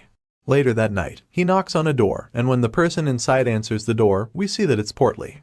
Our boy is speechless when he sees the poor kid's messed up face, and when Portly asks him what he's doing at his door so late at night, he says that he needs something from him. The chubby vassal is surprised and confused when he hears this, but Vlad simply looks inside the room, and points at the biggest piece of meat in there, asking Portly to give it to him. The kid is reluctant to let go of this piece because he cherishes the ham too, but Vlad insists. Portly agrees to give it to him, but he feels bad because he thought that they would at least smile while greeting each other. Since that's not the case in their relationship, Portly starts to believe that Vlad just wants to leech off him. Even though it's a harsh and heartbreaking thing to accept, the kid ultimately decides that it's still better than eating alone. Portly brings down the fat piece of ham and offers it to our boy, so Vlad tells him not to think of it as an unfair deal, saying that he is taking a fair price. The injured kid doesn't seem to understand what he's talking about, so Vlad tells him that a knight he knows said something like this once. Our boy goes quiet, and he starts to remember the man who said this to him. He recalls that the knight was a man who only takes the price that is rightfully his. And as he thinks about this, the scene slowly changes from the front of Portly's room to where Vlad is standing menacingly with a wooden sword. He's currently standing in front of the other vassals, who have also armed themselves with their sparring weapons. For some weird reason, they're not even scared at all, and they look so confident, as if they can easily defeat our blonde-haired swordsman. Unfortunately, they're not even nearly as confident as Vlad. With an unfazed look in his eyes, he examines the opposition and confirms that he's going up against 14 of them all by himself. Our boy admits that even the thugs in the back alleys didn't go this far to defeat him, but the moment he says this, the ringleader of his opponents angrily tells him to shut his mouth. Savanin is so enraged that a vein is bulging out of his forehead when he's talking. He points at the blonde swordsman and challenges him once again, revealing to him that he wants to see how long Vlad can keep up his unwavering spirit. As you'd expect, the fearless hero accepts the challenge without hesitation and gestures for them to come at him and encourages them to do it quickly. In response to Savanin's threats, he reveals that he quietly came all the way out there just because of him, and so he tells him that he expects the same kind of commitment from him. This only makes the bully so much more furious. He grits his teeth in rage as a very serious scowl stays on his face, and with this kind of anger to fuel him, he shouts for his henchmen to attack Vlad so that they can crush him. Sure enough, they all charge at our boy with their wooden swords, and as they finally come at him, he says to himself that he's glad he changed back to his old clothes, because he's sure that blood is going to splatter tonight. As we resume the story, the first thing we see is the blonde-haired swordsman beating the shit out of the bullies. They all surround our boy, hoping to defeat him, but he just tears through them like they're not even there. Savanin stands behind and yells at his lackeys to fight harder. He tells them not to back off, and instructs them to block Vlad from every side. But all this screaming ends in futility because our boy is just way too strong for them. Seeing just how unstoppable the blonde guy is, Savanin is horrified. He feels that the guy is completely different from the last time they sparred. And he's utterly confused because, as far as he knows, Vlad barely wielded a sword 2 months ago. Even though the current situation makes no sense to him, Savanin urges his boys not to back down from the fight, and threatens to kill anyone who retreats. While he's still making this threat and screaming at the top of his lungs, our boy suddenly advances toward him. Vlad is pissed off to hear the threats, and asks Savanin if he's ever even killed anyone before. Of course, the bully is enraged when he hears the taunts, so he furiously swings his wooden sword in an attempt to shut Vlad up for good. As you can imagine, the blonde-haired swordsman is way faster than him, so he skillfully dodges the attack and goes in for a counterattack. Before landing the hit, he remembers how he was dealing single blows with all his might during the expedition, and he intends to recreate those attacks now. Vlad strikes at Savanin, but the bully manages to block the attack. However, the onslaught is far from over, because our blonde hero plans to finally make the result of Jaeger's training become very evident. The voice in his head suddenly comes back, and it encourages Vlad to keep trapping his opponent in the gap he's creating. Sure enough, the guy doesn't give Savanin any breathing space. Our boy lands blow after blow on the bully, and with every single hit, all the guy can do is curse and swear at the swordsman. Seeing the progress, Vlad starts to finally understand this technique, so he decides to utilize the gap and space to create a flow of his own. Using this fighting style, it doesn't take long before he knocks Savanin to the ground. The troublemaker groans in pain as he falls on his back and cries about his injured leg. Unfortunately, before he can even finish making the complaint, he looks up and sees the ferocious blonde kid holding a wooden sword to his face. With Vlad's hand up in the air, the guy concludes that he's done for, so tears start to roll down his face as he accepts his fate. However, just when it looks like our boy just murdered Savanin with a wooden sword to the head, we and all the other bullies quickly realize that it's not the case. Rather than unceremoniously ending the guy's life, Vlad decides to show mercy, so he buries the sword mere centimeters beside Savanin's head. With the bully shivering like a wet bird, the blonde swordsman stares him down with murderous blue eyes and warns him to never look him in the eye again. He also takes the chance to tell him never to mess with the fat kid again, and hearing this, all Savanin can do is just nod frantically with a terrified look in his eyes when he realizes how serious Vlad is. Our boy looks down at the bully and is a bit surprised that the guy actually tried to kill him. Either way, he believes that what he's done so far is enough to pay back for jammin', so he turns around to the minions and asks them who would like to fight him next. With murderous intent laced all over his face, he tells them that they have to finish what they started, but the lackeys no longer seem to be interested in fighting. Now, they all look like they'd much rather be anywhere else in the world. Unfortunately for them, Vlad is dead serious about resuming the fight, so he tells them that he's going to attack if they don't come at him. He doesn't charge at them like a raging bull. Instead, he struts down like a confident lion, ready to devour its prey. With every step he takes, these guys get even more terrified. But as afraid as they are, none of them have the balls to even think of running away. They all just stand there shivering in fear until they meet the unsavory fate that Vlad metes out on them. Our boy teaches them a lesson and makes sure to leave some very lasting marks too. As blood splatters all over the place, Count Bayezid looks outside the window to watch it, and he's very impressed by the outstanding display in swordsmanship. Some days after that, we see that the Bayezid family is hosting the regular monthly meeting of the knights. This meeting takes place in the throne room, and by some weird coincidence, the knights who support Rugitor and those who support Joseph stand on opposite sides of the room, with some very obvious frowns etched on the faces of the former. As divided as they may seem, there are also those who are neutral. Just then, they're informed that the duty schedule has been reorganized to prepare for the absence of Rudiger and his knights who will soon leave on a mission. This is announced by the Knights Order Captain Anicapped. He reveals that the next agenda for the meeting is the distribution of the holy items sent by the church, and while he's still talking, the Count gets distracted. He thinks how the atmosphere has completely changed today, and notices how Rudiger's knights look like they're about to rip the others apart any moment now. On the other hand, he notices how Joseph's supporters seem more relaxed, and honestly, he can't blame them, because they have cause to be happy. After all, it's no longer a surprise that knights on Joseph's side were the ones dispirited all this while. With this in mind, he mindlessly stares at Jaeger and smiles. Of course, the advanced knight senses that someone is looking, so he sneaks glances at the Count and starts to wonder why he's smiling. Not long after that, the regular meeting is brought to a close, so Captain Anicapped suggests that all the knights take another look at their duties. As the swordsmen start to exit the room, one of them starts to take jabs at Jaeger. He claims that the Bayezid family has brought in a rabid dog who doesn't even know who he should bite, and then he makes a comment about why backgrounds should be prioritized in such matters. The green-eyed swordsman takes offense and turns around to look at Rudiger's knights, but they show no sign of fear and instead scowl back at him. One of them just hisses and suggests that they leave instead of confronting the advanced knight, while another one finally confirms that the new ferocious knight in training is under Jaeger. As they walk away, one of the neutral knights approaches Jaeger and jokes about how the others are boiling with rage. The green-eyed knight turns around and asks Sir Gregory what he's talking about, but the comedian just tells him to stop acting innocent when the word is already out. Seeing that Jaeger is still confused, Sir Gregory finally reveals that he heard Vlad has performed a huge exorcism. He claims that the drill instructor couldn't even handle the blonde kid, because he's beyond the standard. As you can imagine, Jaeger wasn't aware of this before, and hearing it now, he remembers just how much of a pain in the butt Vlad can be. After breaking the news to him, Sir Gregory once again offers his services, claiming that he can help with any task, and that he doesn't mind if it's difficult or tiring. Hearing this, Jaeger just starts walking away, stating that he'll keep the offer in mind. When the advanced knight is by himself again, he quietly thinks about how Vlad made him proud. He's not too surprised though, and even feels that this is the least the kid should do, especially since he was the one that taught him after all. The scene changes, and we see a brand new armor set being unveiled. Apparently, it's a gift that the Count sent for Vlad, and Jaeger is a bit surprised to hear that the Count would personally do that. He almost doesn't believe it, and even the other knight believes that it's too nice a gift for a mere vassal. As they all stare at the beautiful armor, Sir Jaeger realizes that it's made of orc leather and grey orc at that, to which Sir Joseph confirms. The grey orcs can only be found in the north, so any armor made of grey orc leather basically means that it belongs to a northern warrior. After seeing such a rare gift being given to the blonde kid, Joseph concludes that his father must have already taken a liking to Vlad. He believes that the kid must have already done something to prove himself as a person worthy of such an investment. After all, he did manage to get the great Count Bayezid's approval in just a month.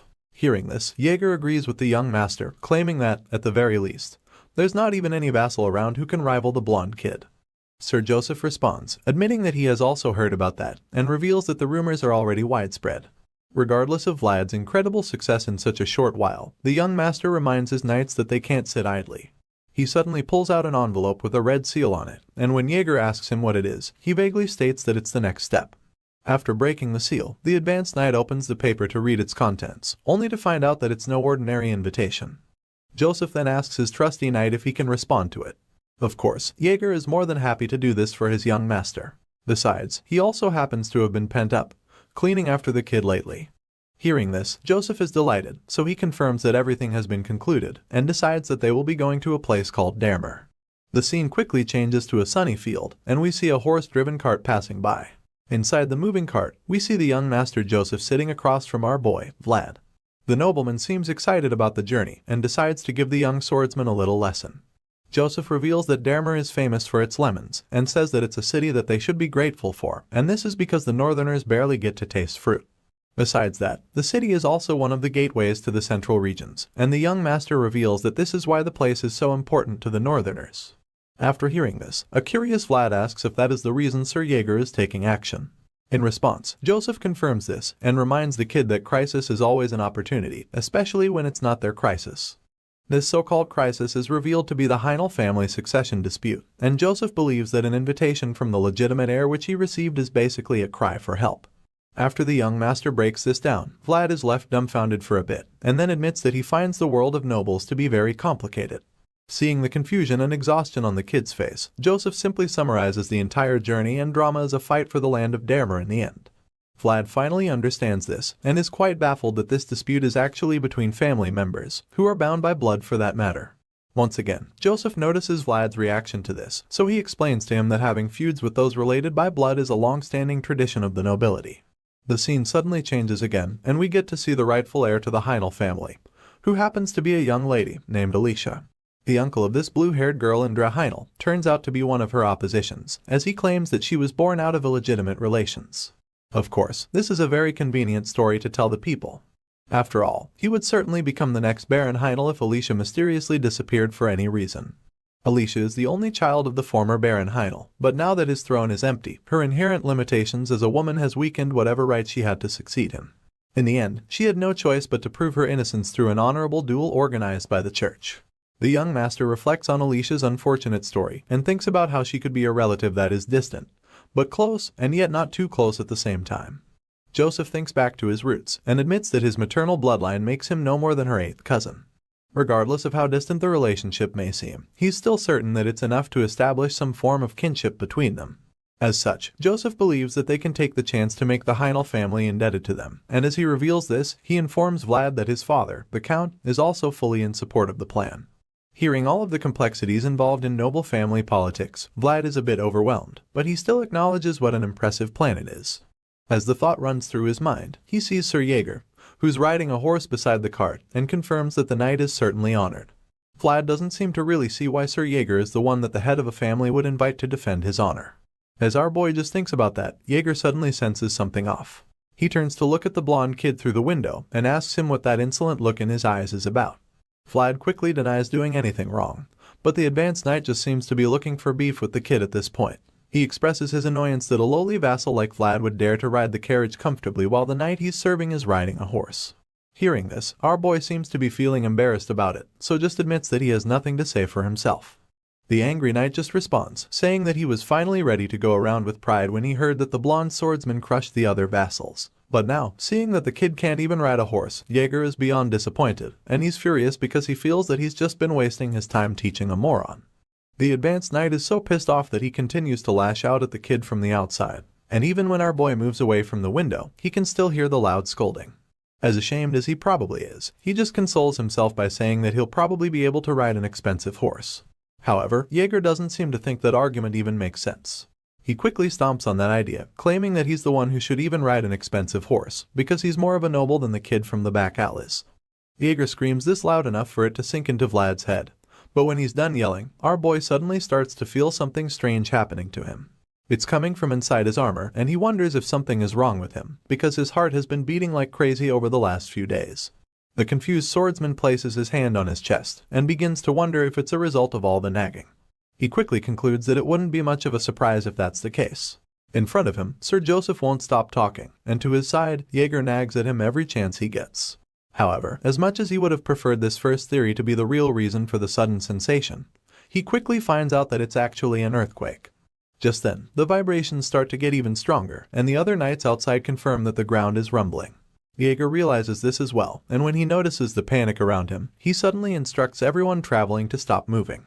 He yells for them to get off their horses, and while they're struggling to do this with the powerful vibration, the force throws some of them off.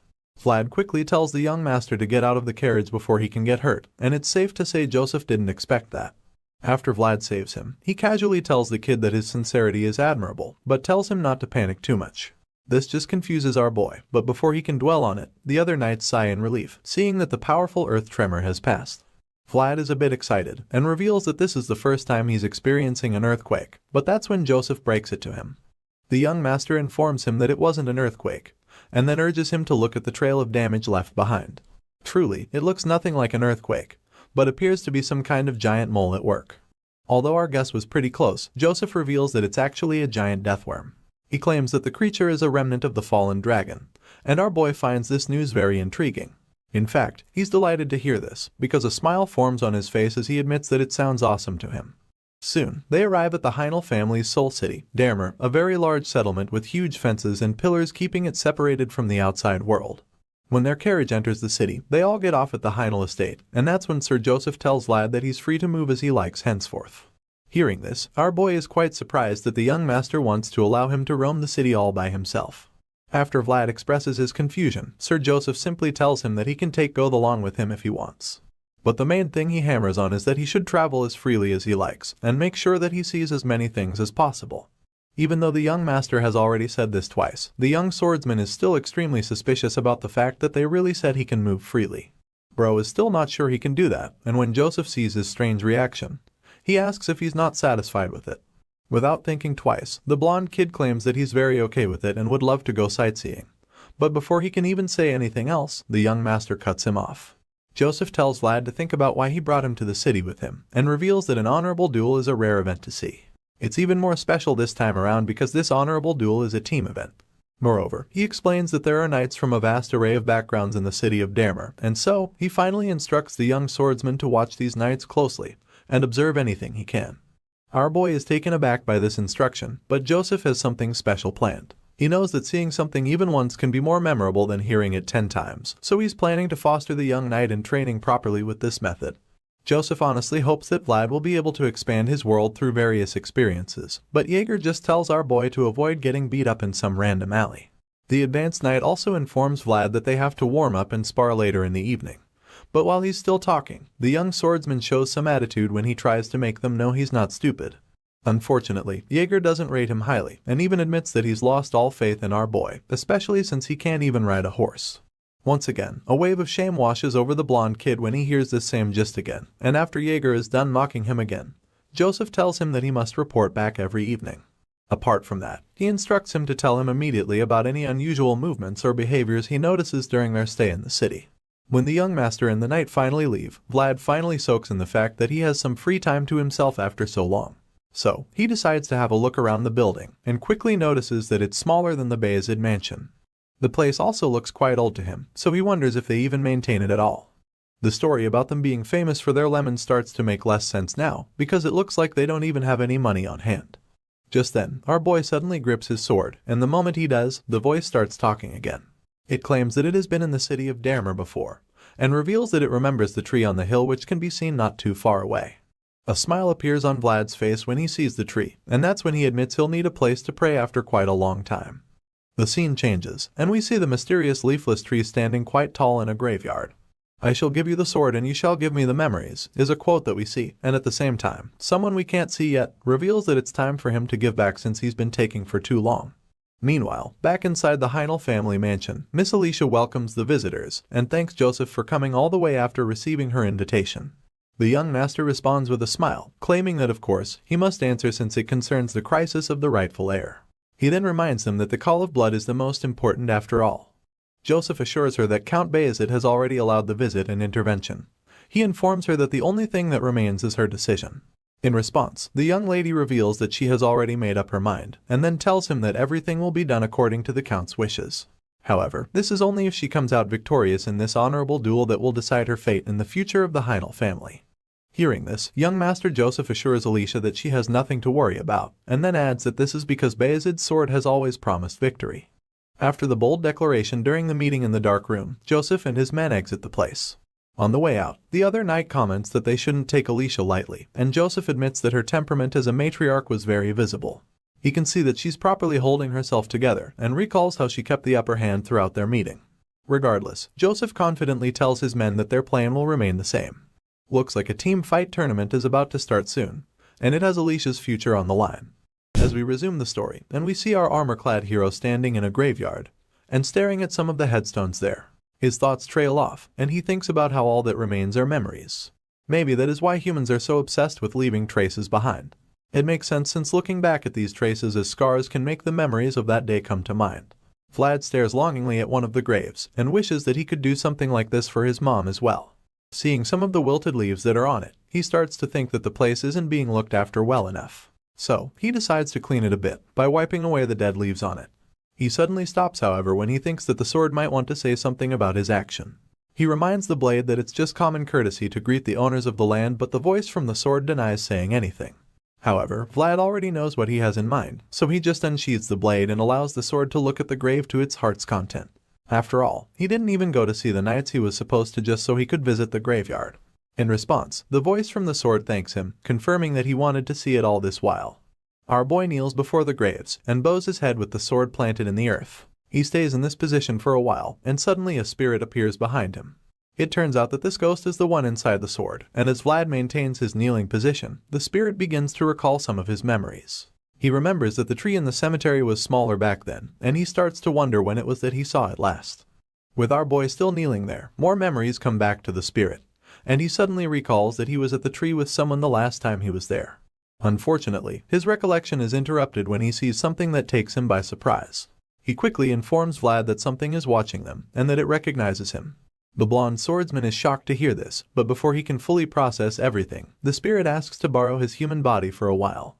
Even though Vlad is taken aback by this request, he quickly agrees to it, feeling that there is no issue since it's only going to be for a moment. Our boy then closes his eyes and braces himself to be possessed by the blue spirit standing behind him. Sure enough, the ghost enters him, and a surge of energy exudes from his body. Vlad is still adapting to the change when he suddenly sees something that causes his glowing eyes to almost pop out in shock. He even stutters as he asks himself what the creature before him is, and that's when we see the gigantic white snake in the tree.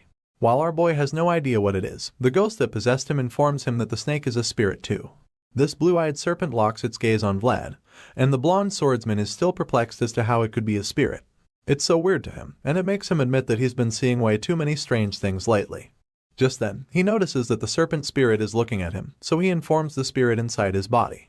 In response, the sword ghost explains that the snake is actually looking at him, since he's the spirit inside of our boy. All of a sudden, it starts slithering down the tree, and as you can imagine, Vlad becomes restless. He yells to inform the ghost of this, and the latter just tries to calm him down, suggesting that the snake won't bite. However, the young swordsman isn't too convinced by this, because he knows that they can't be sure of that. Despite how big and strange the serpent is, Vlad suddenly realizes that it doesn't even feel threatening at all, and this intrigues him. Our boy is rather getting a warm feeling from the snake, and that's about the same time it comes to meet him face to face. The feeling Vlad is getting is as if spring is in the air, but it's suddenly interrupted when a lady walks up behind him, asking who he is. Hearing the stranger's voice, our boy is startled, and the snake spirit slowly vanishes. The lady asks him how he got to the place, and Vlad is just dumbfounded. This gets her upset, so she angrily tells him that no one aside from the Heinel family members is allowed in the graveyard. From her outfit and utensils, she appears to be a worker in the Heinel family estate, so it explains why she's looking so stern and pissed by his intrusion. After hearing what she said, Vlad apologizes to her and explains that he found himself there when looking for a quiet place to pray.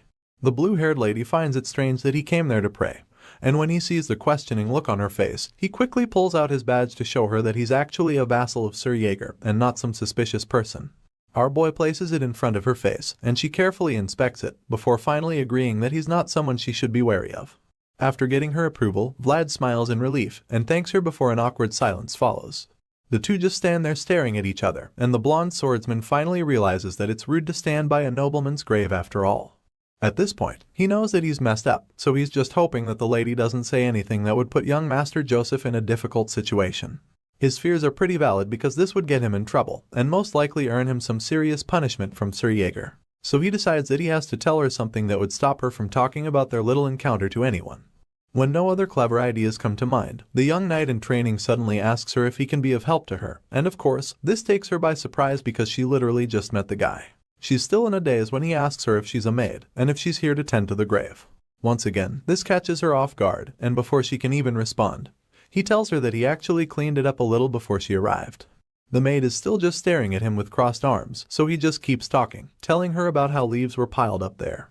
She is very surprised to hear that he actually cleaned it up, so Vlad confirms this, claiming that he felt it's common courtesy to greet the owners of the land. Vlad points to the grave, and she turns around, not knowing what to tell him. Our boy doesn't stop there, because he suddenly takes her bucket and cleaning tools, suggesting that he'll take care of her duties. She's still speechless at this point, and just allows him to carry on, but that's when Vlad reveals he has a favor to ask, revealing that he would really like it if she just let their earlier encounter to just slide. He informs her that Sir Jaeger would be furious if he found out about it, and this confession appears to spark something in the blue-haired maid. Her expression quickly changes from confusion to mischief, and she decides to blackmail our boy by telling him that she'll only grant his request if he cleans the grave well enough. Hearing this, Vlad already knows that he's in trouble, and he mentally curses, finally confirming that the pretty ones are always the hardest to convince. He's really annoyed, but he knows that he doesn't have a choice anymore, so he just gets to scrubbing, while the mischievous maid smiles in satisfaction as she watches him. The scene changes back to the Heinl family mansion, and inside, an intense clash of swords is underway. Vlad secretly watches the duel between knights and is amazed to finally witness one. As the fight goes on, the voice from the sword admits that one of the knights is displaying some good strength, and Vlad asks if he's talking about Sir Colin. The voice confirms this, and even suggests that the ferocious knight would cut through our boy's bones if they're ever matched up against each other.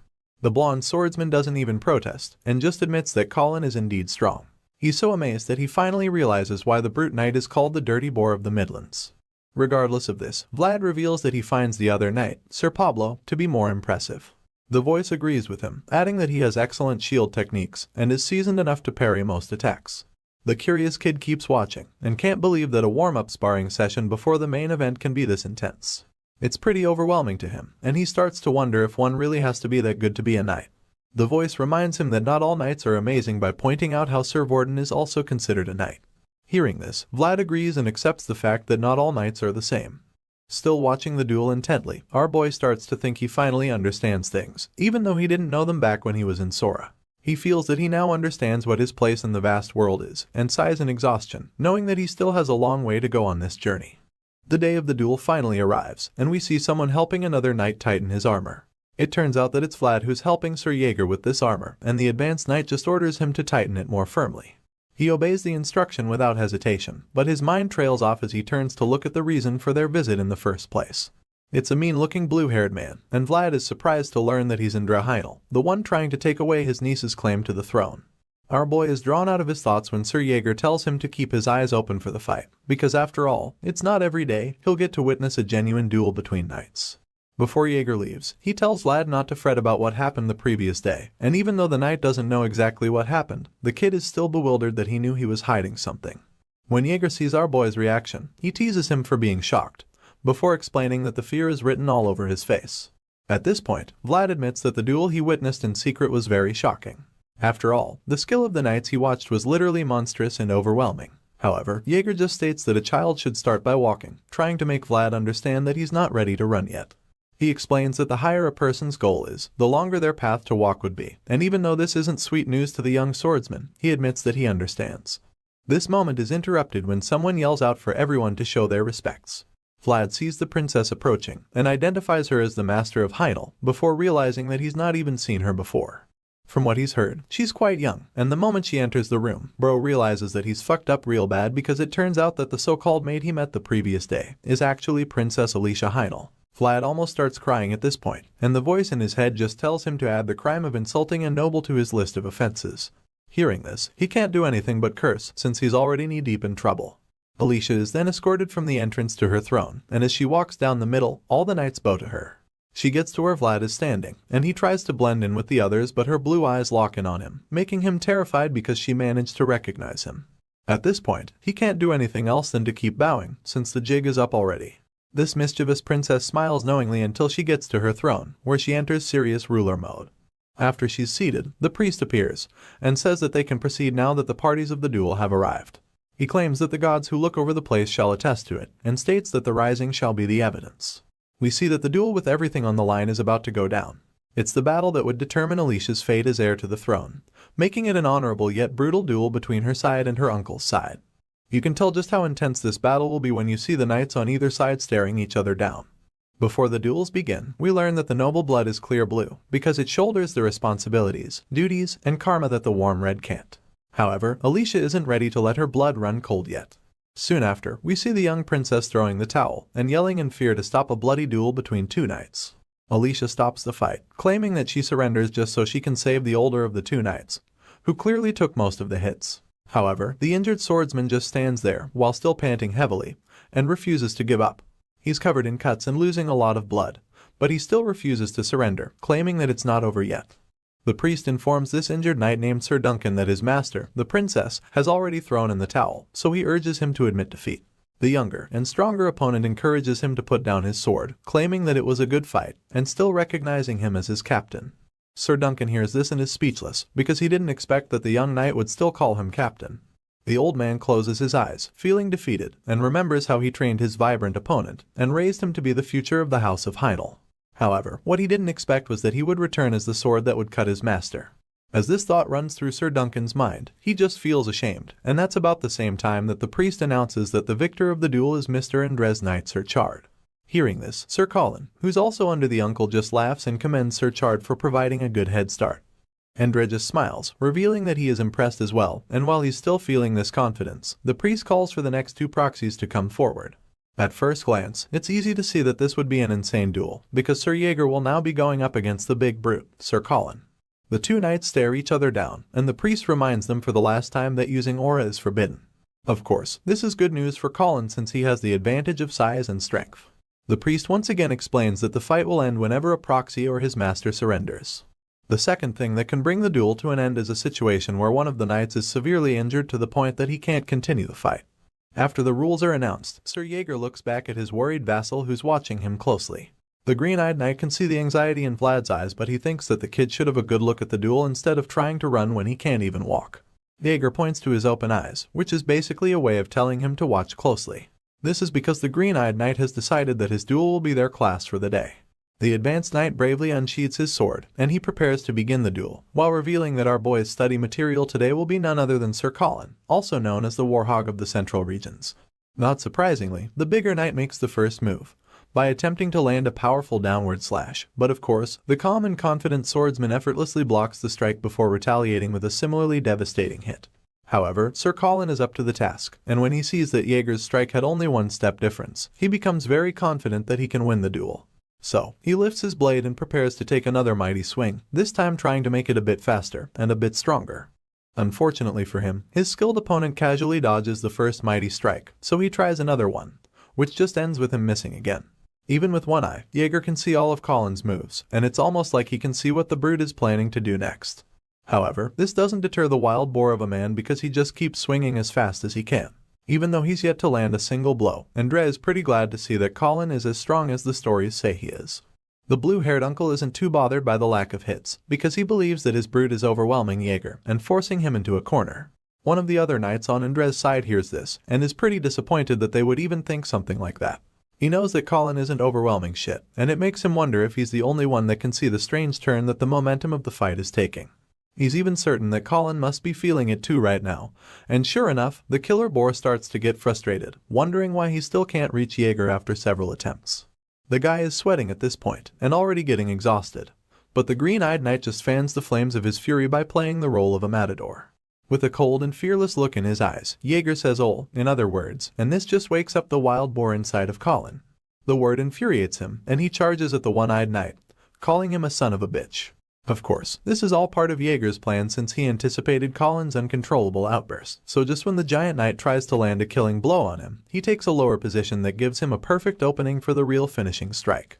At this point, the voice tells Vlad to watch carefully, claiming that this is the moment our boy is meant to see very clearly. Colin thinks he's going to finally hit Jaeger, not knowing that he's standing right where the advanced knight wants him to be.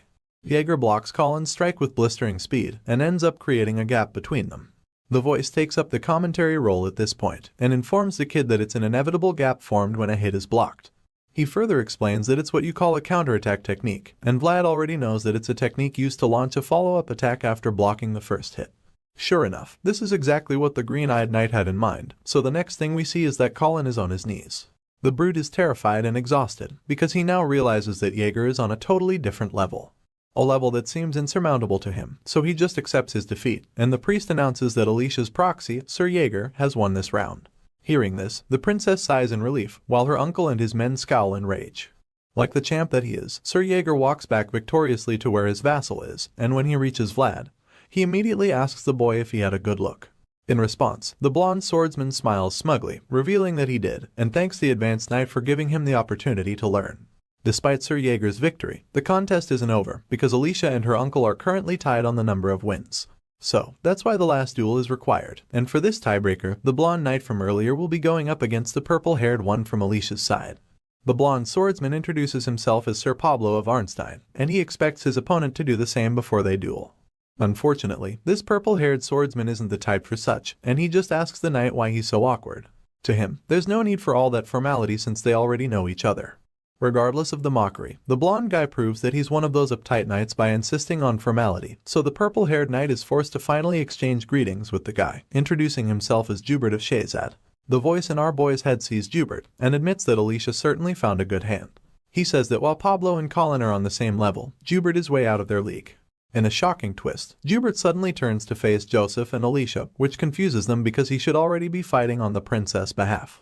The young master is very worried, because he has no idea why Jubert is bidding them farewell, and before he can even come up with something in his head, the crazy knight just bows before them and ruins everything by announcing his withdrawal from the duel. From Alicia to Jaeger to Vlad and even Sir Duncan, everyone on the princess side is horrified by the news. Especially Joseph, who looks like he's about to chew up this purple-haired traitor, and then spit him out. On the other hand, this is exciting news to Indra, because he knows that Alicia's withdrawal from the duel automatically brings it to a close. The ambitious uncle asks those in the room to confirm his claim, and Joseph just gets even more furious, because he finally realizes that Indra always had 4 cards up his sleeve from the beginning, Jubert being the final and most important one. While the young master is bitterly scowling at the relentless uncle, the old man in question announces that he's the only Heinel, and that he acknowledges this before the gods. Even though it looks like Indra has already won, Joseph Bayezid refuses to let it end this way, so he suddenly announces that it's not over yet. With a confident smirk plastered on his face, Indra points out that Alicia's proxy withdrew from the duel. He even goes on to taunt the young master, claiming that he understands what he's feeling, before stating once more that the duel is over. However, the young master bluntly responds, saying that the fight can't end until he is convinced. With a very menacing look on his face, he then reveals that the Bayezid family has no intention of just accepting whatever outcome the people decide. Joseph Bayezid refuses to back down and insists that the fight is not over yet, so one of Indra's advisors secretly counsels, telling him to at least hear what the young master has to say.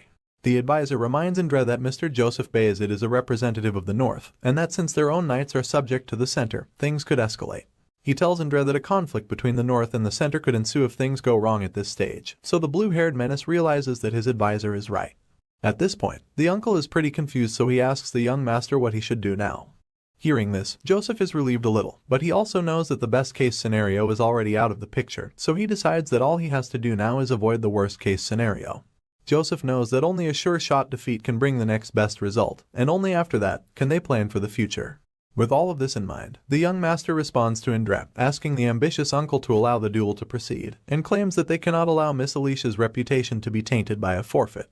Of course, Indra instantly asks Joseph if he has someone to stand in for Sir Jubert, and feeling confident that there's no alternative, he agrees to accept the request if there's someone to fight.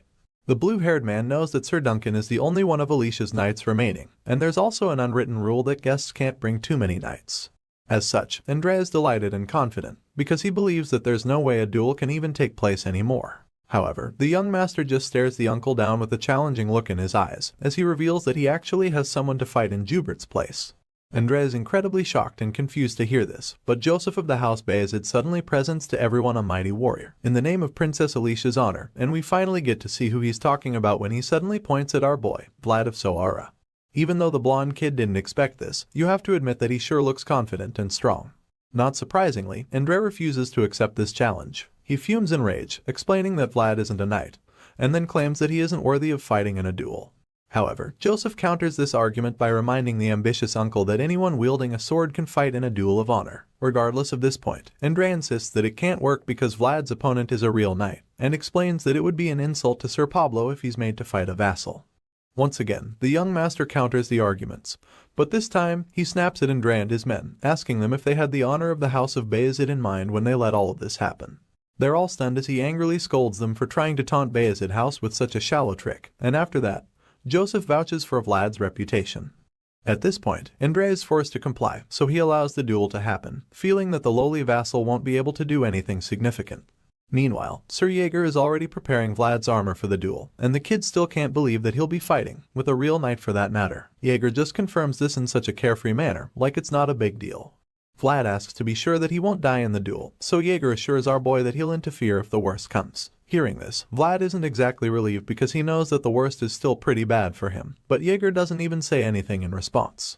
Our boy notices the silence, and gets pissed at the advanced knight for not saying anything to reassure him. While he's still scowling at Jaeger, the young master suddenly calls out to him, before embracing him in a warm hug.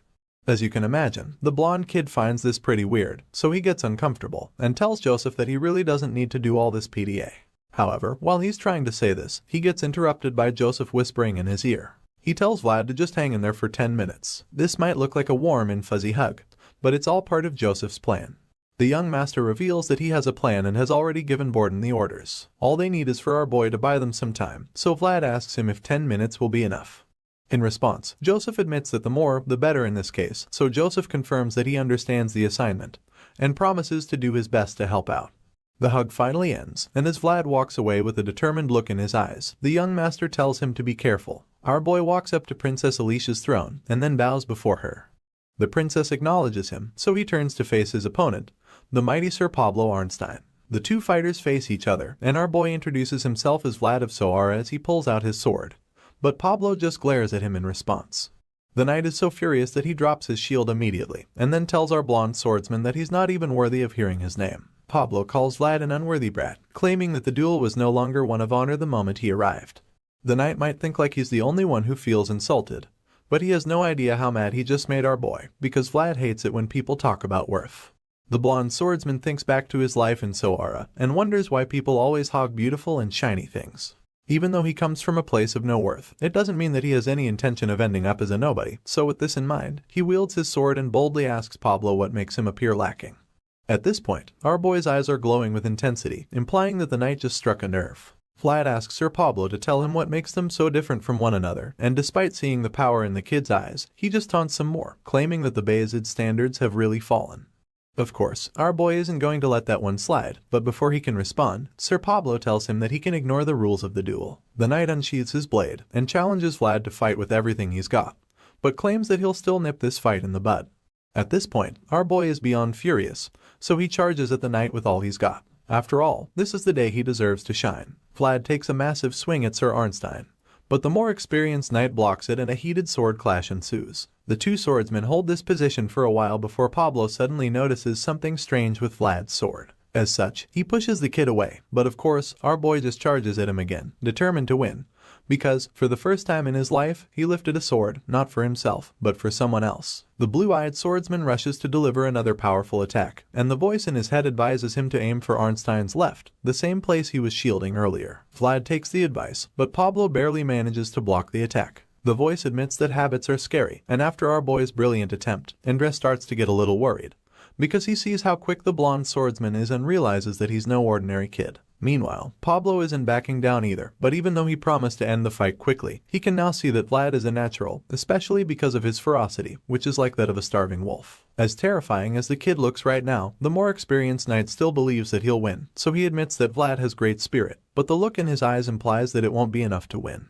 Our boy sees this look on Arnstein's face, and he can already tell that the knight is planning to deliver a powerful strike. Sure enough, Pablo takes a mighty swing at Vlad, who manages to block it, and that's when the knight stares him down and tells him that he can't win because he's not all the way there yet. Arnstein's strike is so powerful that it sends our boy on his knee when he blocks it. The knight doesn't reduce the intensity at this point, as he just pushes down with great force, causing Vlad to shake while struggling to hold on. The boy from Soara musters all the strength he can to keep Pablo from taking him out, groaning in pain as he pushes himself to the limit. He thinks about how this fight is like being beaten with stones at this point. As our boy begins to tire out, Sir Pablo lifts his sword and asks him if he's done playing his tricks, right before attempting to land an even more powerful sword strike on the kid. Even though this strike packs a lot more force than the last one, Vlad still manages to block it somehow. Because of the force generated by Pablo's swing, the kid is forced to block the attack with both hands from below. However, while he's struggling to do this, the voice in his head tells him not to block the opponent's attacks head-on.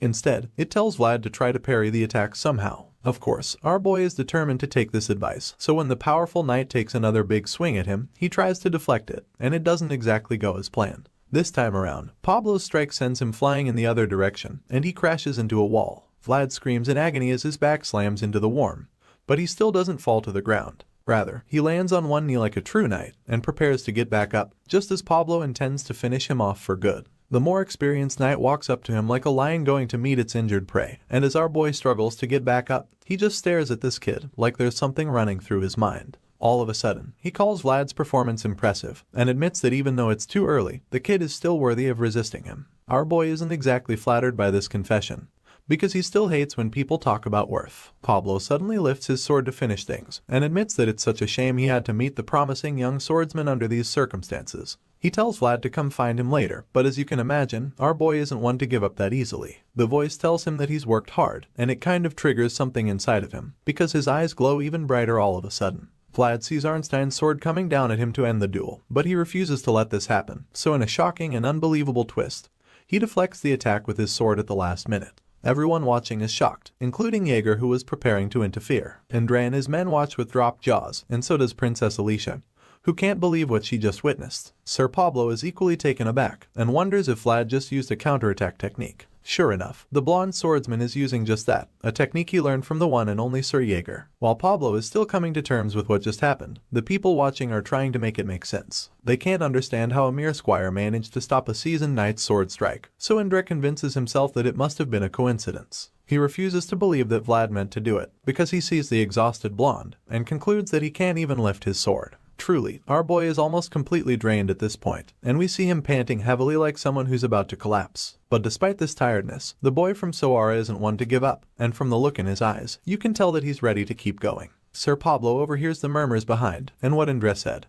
But he disagrees in his mind, knowing that there's no way that what Vlad did was a coincidence. The knight believes that it's something outside of the box, and admits that he also has a hard time accepting it. His thoughts are suddenly interrupted when our boy vaguely asks him why. The knight doesn't understand because as far as he knows, Vlad can't read people's minds, so he expresses his confusion. The blonde swordsman just confuses him some more by asking him why it is only him. At this point, Pablo must be thinking that his opponent has gone crazy, wondering if he lost consciousness or something. Just then, Vlad tiredly mumbles some more gibberish, with his blue eyes slowly shutting. So the knight takes a closer look at him, and begins to wonder if the blonde kid is dreaming something inside his memories. We then see how tired the swordsman is, and he indeed looks like someone asleep. We see his dirty shoes in the sand, probably a memory from his childhood in the back alleys of Soara. He'd always been a boy without rights, but he wanted to be something else. He always longed for shiny things. He wanted abilities, and craved opportunities. But most of all, he dreamed of possessing rights. In this flashback scene, the poor blonde boy stands with his dirty shoes in the sand, and stares at the special sword hanging on the wall outside a blacksmith. The same sword he had been obsessed with since the first day he saw it. But he could never afford such a rare item. It's such things that made Vlad desire the rights to go somewhere that shines, a place where he wasn't the underprivileged child. And as this memory of Soara fades away, our boy wakes up from this trance. His eyes widen with determination and anger as he reveals that he wants to be in this shiny place as well. This sudden activation takes Pablo by surprise, because it almost looks like Vlad just woke up from the dead. The knight can already feel that the fight won't be the same anymore, and the look on his face shows that he's no longer as confident as he was a few seconds ago. At this point, a flower is about to bloom, a brilliant flower that no one has ever seen before, and this is when we see the insane aura surrounding our boy, as he gets back up to continue the duel of honor. The next thing we see is the two opponents clashing swords, and this time, Vlad's isn't shaking. Indra and his men are bewildered when they see this, because he can't even fathom what his eyes are seeing. That's when we see our boy's hands covered in blood as he tightens the grip on his sword. Sir Jaeger is equally shocked to see this because he knows that he didn't show the technique to Vlad so he would use it. Like all he did was show him to help him focus on the basics, but this genius swordsman is out here pulling off unbelievable techniques. The aggressive duel continues as both swordsmen go toe-to-toe, with neither backing down. Meanwhile, Sir Jaeger is still shocked because his vassal is already using the dangerous technique. Our boy takes a mighty swing at Sir Arnstein, who observes closely and concludes that the sharpness at the end of Vlad's sword has already disappeared. This makes him realize that the boy from Soara is now fighting with a blade full of his well-settled resolve, so he finds it interesting. The young swordsman attacks with all the strength and determination that he can muster, but this just makes one wonder where this resolve even points to. Just as our boy is about to deliver the strike, Pablo is already fully ready to take the attack, so they clash swords again. He sees the boy's bloody hands, and is instantly horrified because he fears that his opponent's sword is howling. At this point, he realizes that Vlad's sword is going to bloom any moment now, and while he's busy worrying about that, the young swordsman prepares to take another big swing. Pablo realizes what's about to happen, and decides that he must carry out his duties as a knight. The seasoned knight equally raises his sword to match Vlad's attack, and once again, they clash swords. It turns out that Pablo intends to block all of our boy's strikes so that he can bring out Vlad's world, which is about to bloom all of its flowers. Our boy holds off the experienced knight, and they remain at loggerheads until Vlad's sword begins to exude some kind of power. Everyone around is shocked and confused when they see this. Even Jubert is bewildered, and so is Sir Jaeger, who realizes that what they're witnessing is the premonition. When Sir Pablo sees this too, he desperately calls for his shield, demanding that someone get him one. Hearing this, a young squire rushes to his aid and takes a sword to him. Now having a shield, he beats his sword against it, and finally tells Vald his name, introducing himself as Sir Pablo of Arnstein. He prepares to continue the tough fight and calls our hero the boy who has rights as he asks for his name. In response, Vlad looks at him with glowing eyes and reveals that he's the boy born in a place without rights. With this statement, we're once again taken back to his memories in Sawara. We see Vlad leaving footprints in the sand as he walks away from the sword on the wall. But he's not walking aimlessly. He's walking toward the place that shines, and as he makes his way to this magnificent place in his mind, he hears a voice telling him that he has proven his own rights. Our boy beholds this place that shines and continues to stare at it until his blue eyes turn golden. However, they quickly turn blue again, because now the young swordsman knows who he is. So, the voice tells him to scream out his identity with pride, and he does. Our boy charges at his opponent with power surging all over his body and reveals that he is Vlad of Sawara. The aura around him shines so brightly that it turns into a blinding light which everyone around has a hard time looking at. Even Joseph covers his eyes from the light, but Sir Jaeger anxiously watches on to see what happens, the same way Andra refuses to look away. As menacing as Vlad's aura is, Sir Pablo remains undaunted. Rather than covering his eye to the blinding light, he opens it wide as it glows with a burning gold color. This power covers him as he challenges the young swordsman to come at him one more time. Sir Pablo of Arnstein urges Vlad of Sawara to attack, and of course, our boy goes in to resume the brutal duel. He yells like a warrior and leaps into the air with the terrifying aura surrounding him as he attempts to deliver a sword strike that would end the fight. However, his opponent is very much prepared to take on the hit and braces himself for impact by setting his huge shield in place. Sir Pablo's is equally fierce, as the energy around him makes him look like he's been covered by an inferno. The clash ensues and the scene turns white for a while. The next thing we see is our boy's bloody hand holding his sword on the ground. Sir Pablo looks at the young swordsman with a smile on his face like a proud father. He sits with Vlad, who's lying unconscious near him, and admits that our boy did very well. Our hero is out like a light, with bruises on his face from the intense clash, but while he sleeps peacefully, Andra takes the opportunity to make some trouble. The troublesome uncle suddenly starts yelling about how Vlad used aura in a duel, which is forbidden. As such, he clamors for the young swordsman to be disqualified for it, but this statement just infuriates Sir Pablo.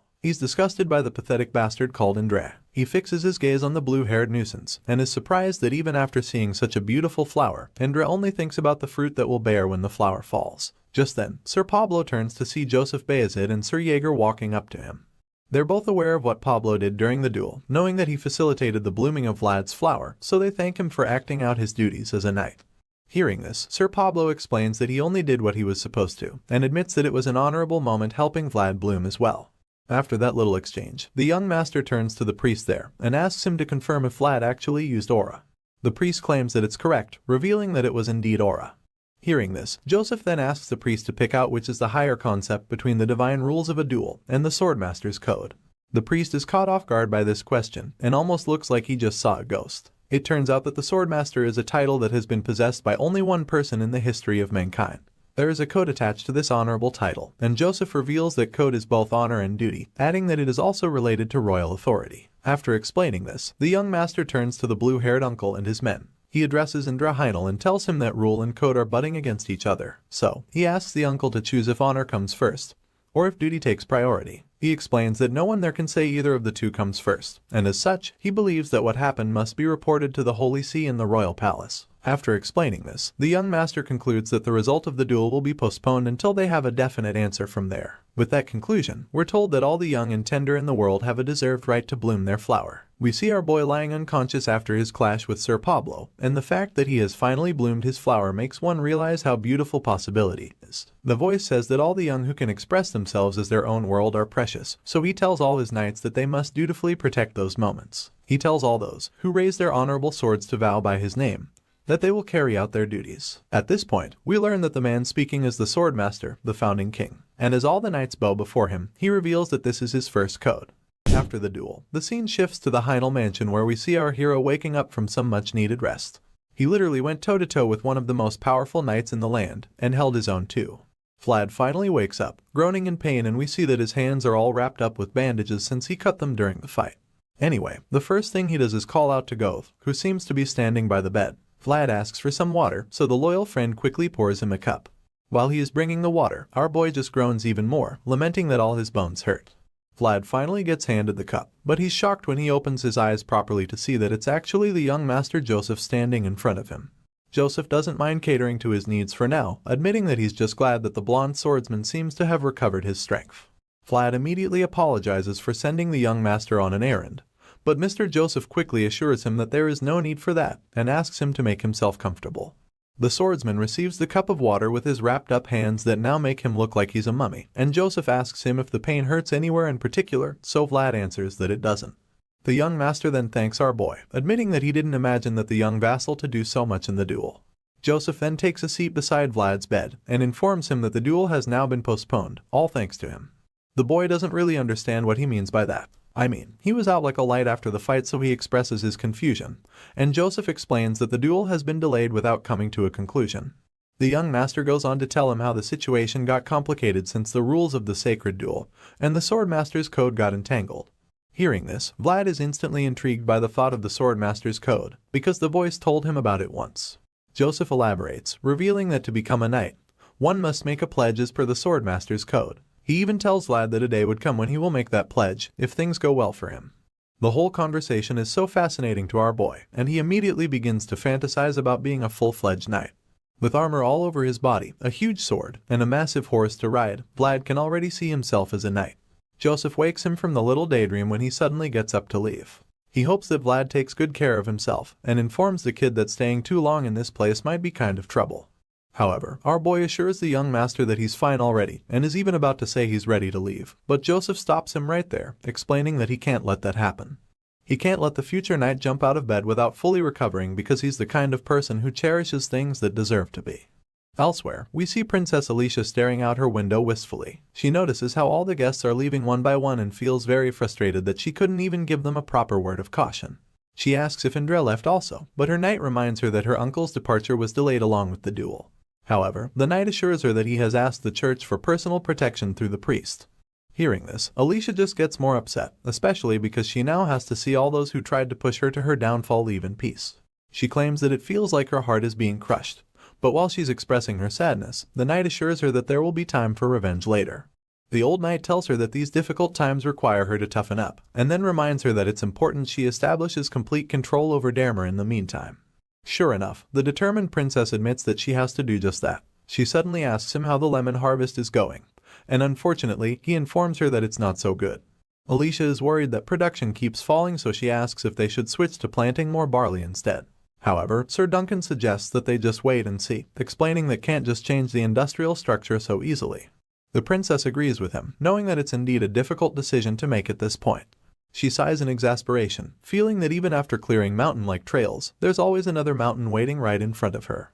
Alicia suddenly spots something outside the window that catches her interest, so she asks Sir Duncan, just to confirm that most knights know how to ride horses. The old knight is taken aback by her question, because as far as he's concerned, all knights should be able to ride horses. To him, you can't call yourself a knight if you can't ride a horse, and that's pretty much the general idea too. After all, horse riding is a virtue as important as the sword, and hearing this, Alicia just keeps gazing out the window, with an amused look on her face. She concludes that the gods don't give you everything after all, so Sir Duncan goes to check what she's staring at, and is immediately stunned. Looking out the window, they can see Vlad struggling to stay on the back of a horse, like he's at one of those bullfighting competitions. Jaeger just watches in the background, feeling very disappointed, so Sir Duncan can already feel the advanced knight's anguish. Our boy eventually gets thrown off the horse and lands on his back. From the look on his face, you can imagine just how much it hurts, and you gotta feel for the kid because he just got out of a brutal duel a while ago. Vlad takes a breather while rubbing his back in agony, but Jaeger just reminds him that he said he could ride an expensive horse. Our boy just hits back, suggesting that maybe the horse needs to be a little more expensive. As you can imagine, the short-tempered knight has had enough of Vlad's annoying remarks, so he lands an insane blow on the back of his vassal's head.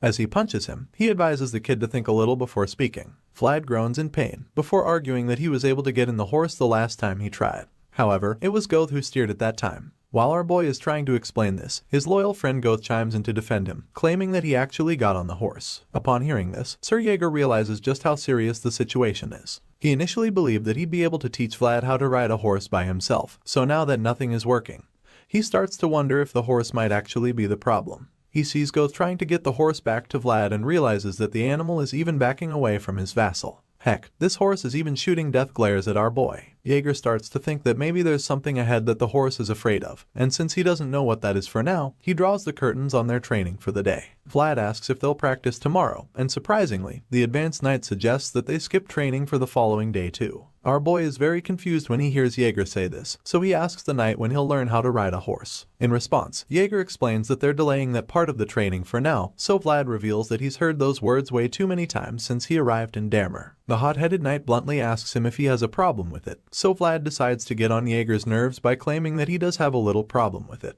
Upon hearing this, the frustrated knight just sighs, realizing that there's no quick fix for his squire's bratty character. Jaeger just starts walking away, suggesting that they think about the issue when they get back to Sturma, especially since he has work to do later in the day. When the knight exits the scene, Goth finally asks Vlad why horses seem to hate him even more as time goes on. At this point, our boy is becoming worried, because he's afraid that even the more expensive horses won't let him ride them either. Seeing the way things are going, Goth randomly suggests that Vlad tries riding a cow. He thinks it should be easier since cows are definitely duller than horses, but our boy just feels insulted by this idea. He accuses Goth of just yapping all the time, and scolds him, telling him to think a little before he speaks. Of course, Goth heard when Jaeger said this earlier, so he hits back at that blonde swordsman, and mocks him for continually riding in a carriage when other knights are riding horses. Goth taunts him with this, saying that he's sure Jaeger would love that. Seeing that Vlad doesn't appreciate his help, he reveals that he'll get going, so he takes the horse back to its stable. Seeing how much the horse dislikes him, and how Goth just switched up on him, Vlad begins to wonder what the problem could actually be. That's when the voice chimes in, and suggests that the problem might be that our boy is moving too fast. He holds the sword and the voice continues to speak, telling him how animals tend to be more sensitive to that.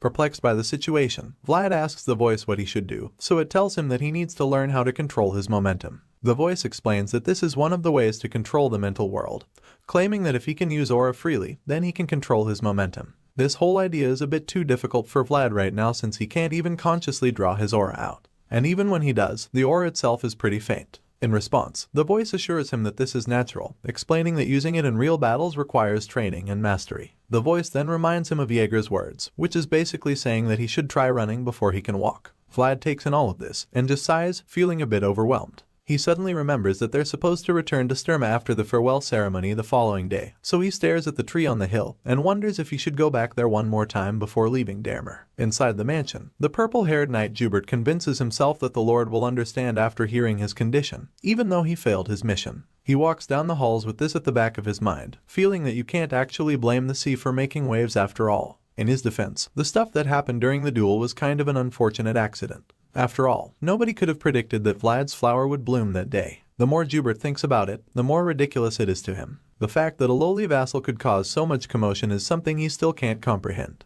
All of a sudden, his stroll is interrupted when Jaeger holds a sword at his neck. Jubert claims that it's a pretty aggressive hello, and assures the advanced knight that he didn't have to go this far. Jubert's eyes glint with mischief, so Jaeger is convinced that he actually has to go this far. The purple-haired knight asks him how long he waited there, wondering if he doesn't have anything else to do, so Jaeger informs him that today is his day off. Jubert suggests that what he's doing is a waste of his day, so the one-eyed knight retorts, claiming that he has to catch up on delayed work on his day off. The mischievous knight calmly stands there and admits that he understands why Jaeger is so upset.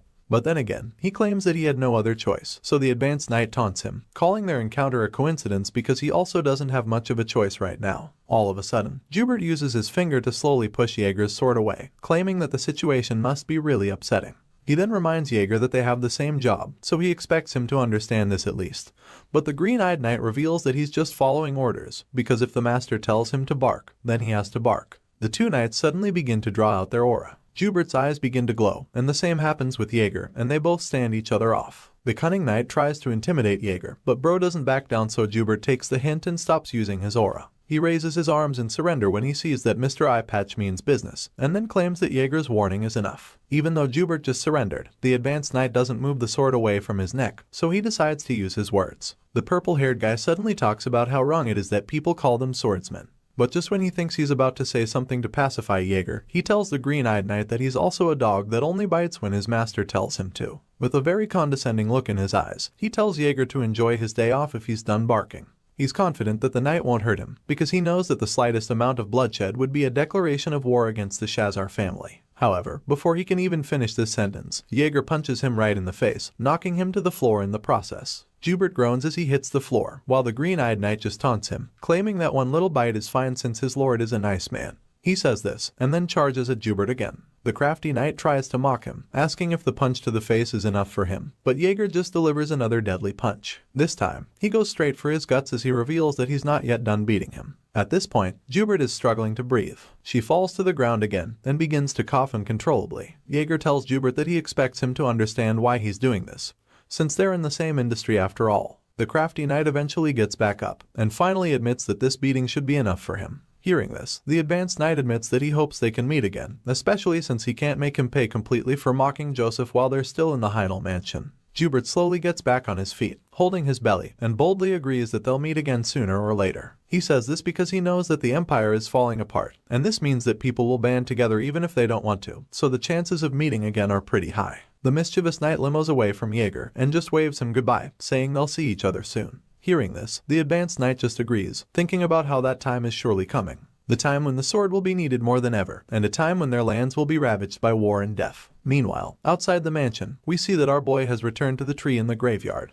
He stands before the tree and claims that the spirit they met the last time seemed like an old friend, so he suggests that the voice in his head tries talking to it again. In response, the voice admits that he honestly can't believe that the snake recognized him. He was also very shocked. Either way, Vlad thinks that they should have a quick look and leave before they run into the princess again, because he knows that they can't afford the kind of trouble it would cause them. Vlad quickly kneels before the tree and plants the sword in the ground like he did the last time, as he prepares to let the voice take over his body again. Our boy's eyes begin to glow at that moment, and immediately, the white serpent appears in front of him. He's taken aback by how fast it was, and even more startled by how close the snake is to his face. Vlad does his best to stay cool, and then asks the voice to confirm that this spirit is his friend, but the guy in his head isn't even sure. He just hopes that the snake is friendly. All of a sudden, the white serpent spirit circles the young swordsman like he's an egg. As you'd expect, he's not really comfortable with this, but he just tries to assume that this gesture is the snake's way of greeting him. The voice also believes that he should be correct, so while they're still speculating, the blue-eyed snake stops and stares right into Vlad's eyes. It gazes at him and then squints. In general, the snake just starts acting weird, so the young swordsman asks why that's happening. In response, the voice just tells him not to even try understanding spirits, because they're another form of the world. The snake keeps acting strangely, shaking its head all over the place, and the voice tells him that the feeble soul of a mortal cannot understand all that encompasses the world, and this is pretty obvious at this point. The glowing snake suddenly starts to go higher and begins some weird dance ritual, which causes the grasses and the tree to also start glowing. Even the air is suddenly filled with a strange energy, and when Vlad feels it, he realizes that it's actually warm. This is all very confusing to him, but then he suddenly realizes something. The energy surrounds him, and he suddenly begins to understand exactly what it is. Even the voice realizes what's happening, and admits that he's surprised because he didn't expect to see a forgotten enigma there. It turns out that this is the spirit's blessing, and the voice confirms it, as the glowing snake maintains its focus on the young boy from Soara. After that magical experience, the scene shifts and we see Mr. Joseph leaving with his people. Before they depart, they go to see Princess Alicia, who admits that she's very embarrassed to see them off in this manner. She wishes that she could have held a huge banquet for them, and she expresses this feeling. But Joseph assures her that her intentions are enough for him and his people. He totally understands her situation, because this is exactly the time for her to fix the cracks in the Heinel family. Hearing his kind words, Alicia appreciates his understanding, and sincerely thanks him for everything. The representatives of the Bayezid family take one last bow, and Joseph reveals that they'll be leaving now. However, just when they're about to walk away, Sir Duncan asks for a minute of their time. He suddenly asks Vlad to come forward, which leaves our blonde hero quite puzzled. He looks at his masters for permission, and Joseph grants it, telling him to go on. As Vlad walks down to meet Sir Duncan, Jaeger suggests that their hosts must have prepared a ceremony. The young master agrees, and reveals that he told them to keep the closing ceremony simple just in case they went forward with it. Sir Duncan tells Vlad to kneel when he gets to them, so the kid does exactly that. That's when Princess Alicia expresses her gratitude to the boy from Soara. She admits that without him, she wouldn't even be standing there, and then praises him for protecting their honor. Alicia also commends him for shining light over a duel that was blotted with fraud. The princess believes that no amount of gratitude could make up for what he has done for her, so she humbly offers him what she can. Alicia stretches out her hands with a purple handkerchief in them, and then informs Vlad that she wants to entrust her name to him even though he's not a knight. She claims that he was even more honorable than a knight, and while she's saying all of this, Joseph realizes that it's just as he expected. He knows that she's a smart woman, so he understands that she's trying to prove her relationship with Bayezid by having a common prospect like Vlad. In other words, this clever princess is showing gratitude and taking advantage of it at the same time. Meanwhile, our boy raises his head to see the handkerchief, and is beyond disappointed that this is the so-called valuable reward he's getting. Bro can't even hide his displeasure, because he's frowning without even knowing it.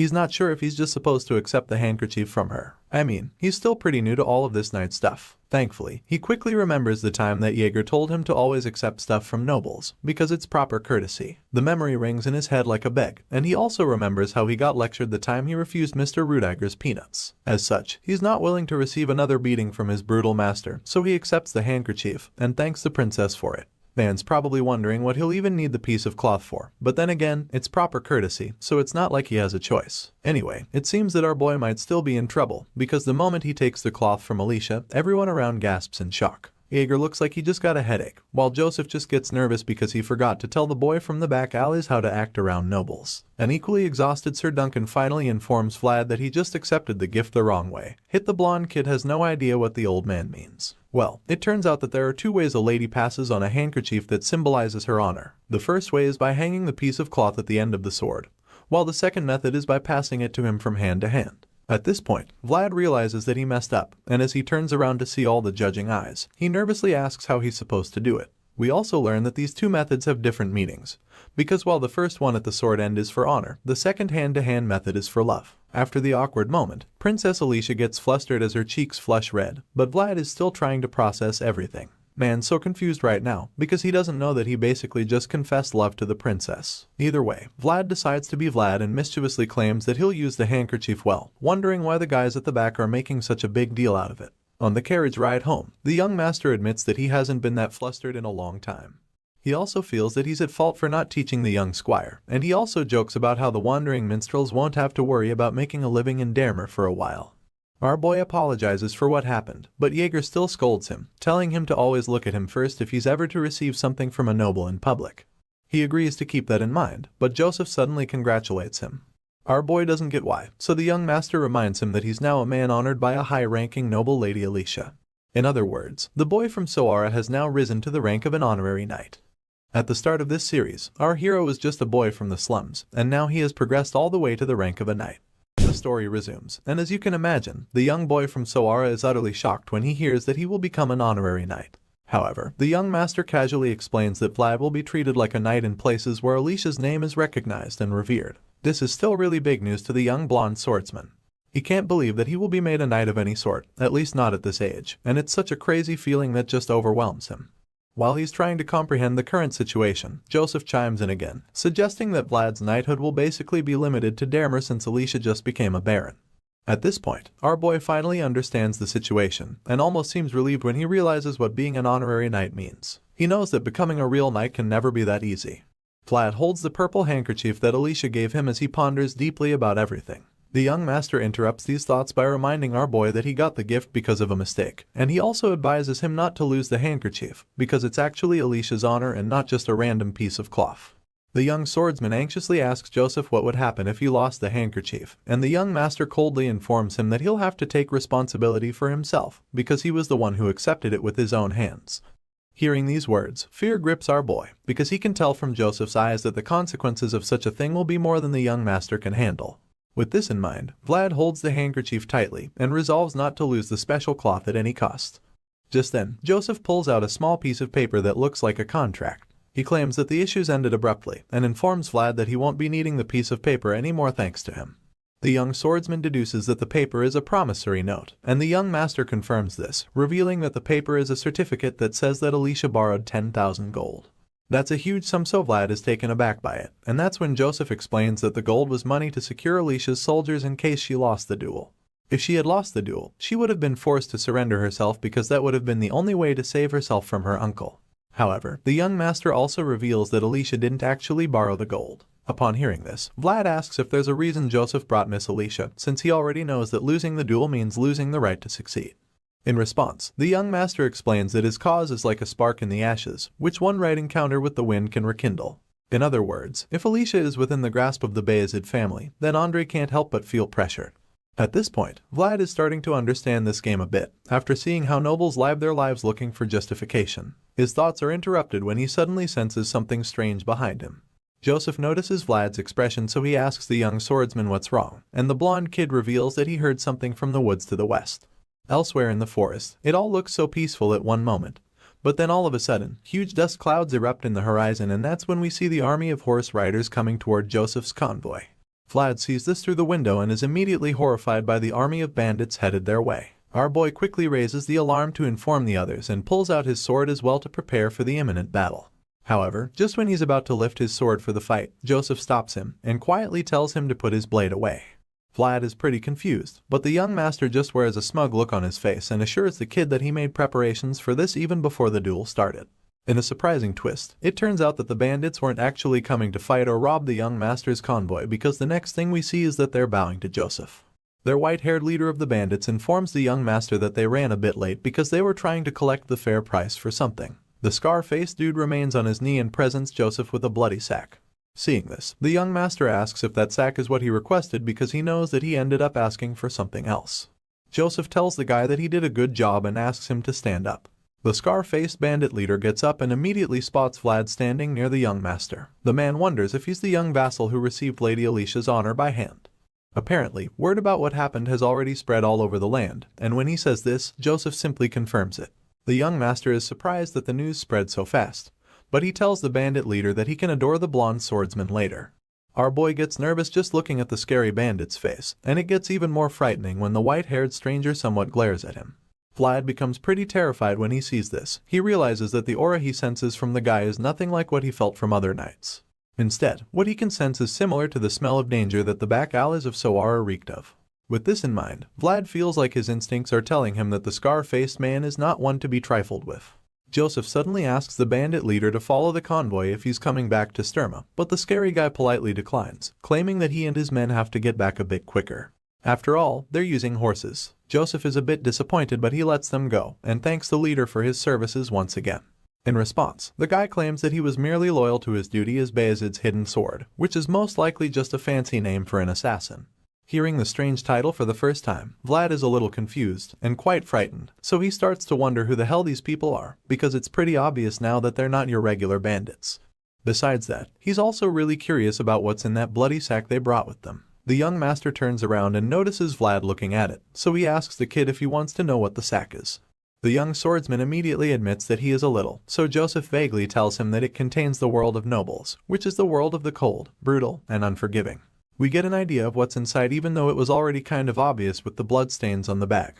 Back at home, Joseph's father reveals that a group of pilgrims is passing through Sturma, so he asks his advisor if he should greet them. In response, the white-bearded old man suggests that the visitors don't seem to want that, especially since they said that they'd just quietly see the dragon's trail and then leave. Hearing this, the head of the Bayezid family thinks that these must be the voices of the gods that desire nothing, because he hasn't seen such sincere pilgrims in a very long time. Even though they don't seem to want any greeting or attention, Joseph's father still thinks that it should be okay to look after the pilgrims without their knowledge. His advisor already knew that he would say something like that, and the Bayezid head just claims that it's only because one has the right to enjoy what they're deserving of. Seeing that the nobleman really wants to do this, the advisor assures his master that he'll make preparations to watch over the pilgrims. Besides that, the master would also like to talk about his second son and Vlad. He heard about the great feat that they accomplished this time around.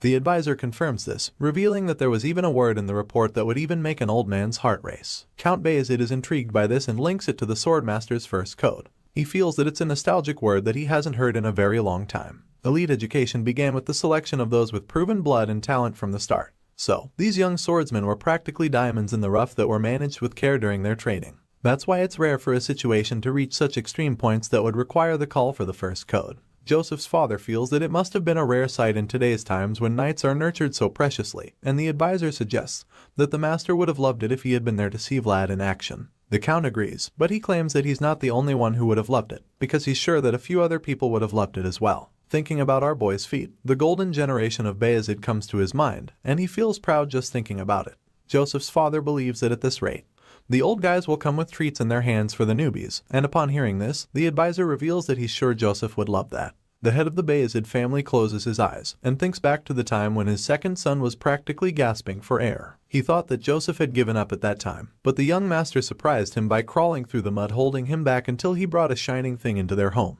That's right, he's talking about the shining boy from the back alleys of Sowara. Unfortunately, this good feeling quickly changes as a wave of sadness washes over the father's face. He believes that he has a lot to think about indeed, because in the end, he can only choose one of his two sons. Elsewhere in Sturma, the other vassals are having a meal when one of them suddenly informs the others that Vlad is back after completing his mission in Dermer. They all start to discuss the things they've heard so far. One wonders if it's true that the blonde kid actually dueled a knight, and another heard that our boy created his own world as well. As you can imagine, Sobanin, who's still Vlad's biggest hater among the vassals, refuses to believe the rumors. He claims that the stories are ridiculous and impossible, because as far as he's concerned, the kid from the back alleys can't use aura. While they're all gossiping, someone suddenly walks into the hall, and we see that it's the man of the moment. Vlad admits that he's starving and thinks about how it's been like a month since he last entered the place. He sees all the vassals dining at their tables, and he also notices how they all look afraid the moment they see him. They quietly turn back to their meals, and this makes Vlad realize that it doesn't matter if someone comes from a high or low status family. Whether the gap in status between them is big or small doesn't matter anymore because the children's alley fight is over. And this is all because of the appearance of that one person who trod in a different world from the rest. The next thing we see is a plate of sausages being devoured by our favorite blonde swordsman.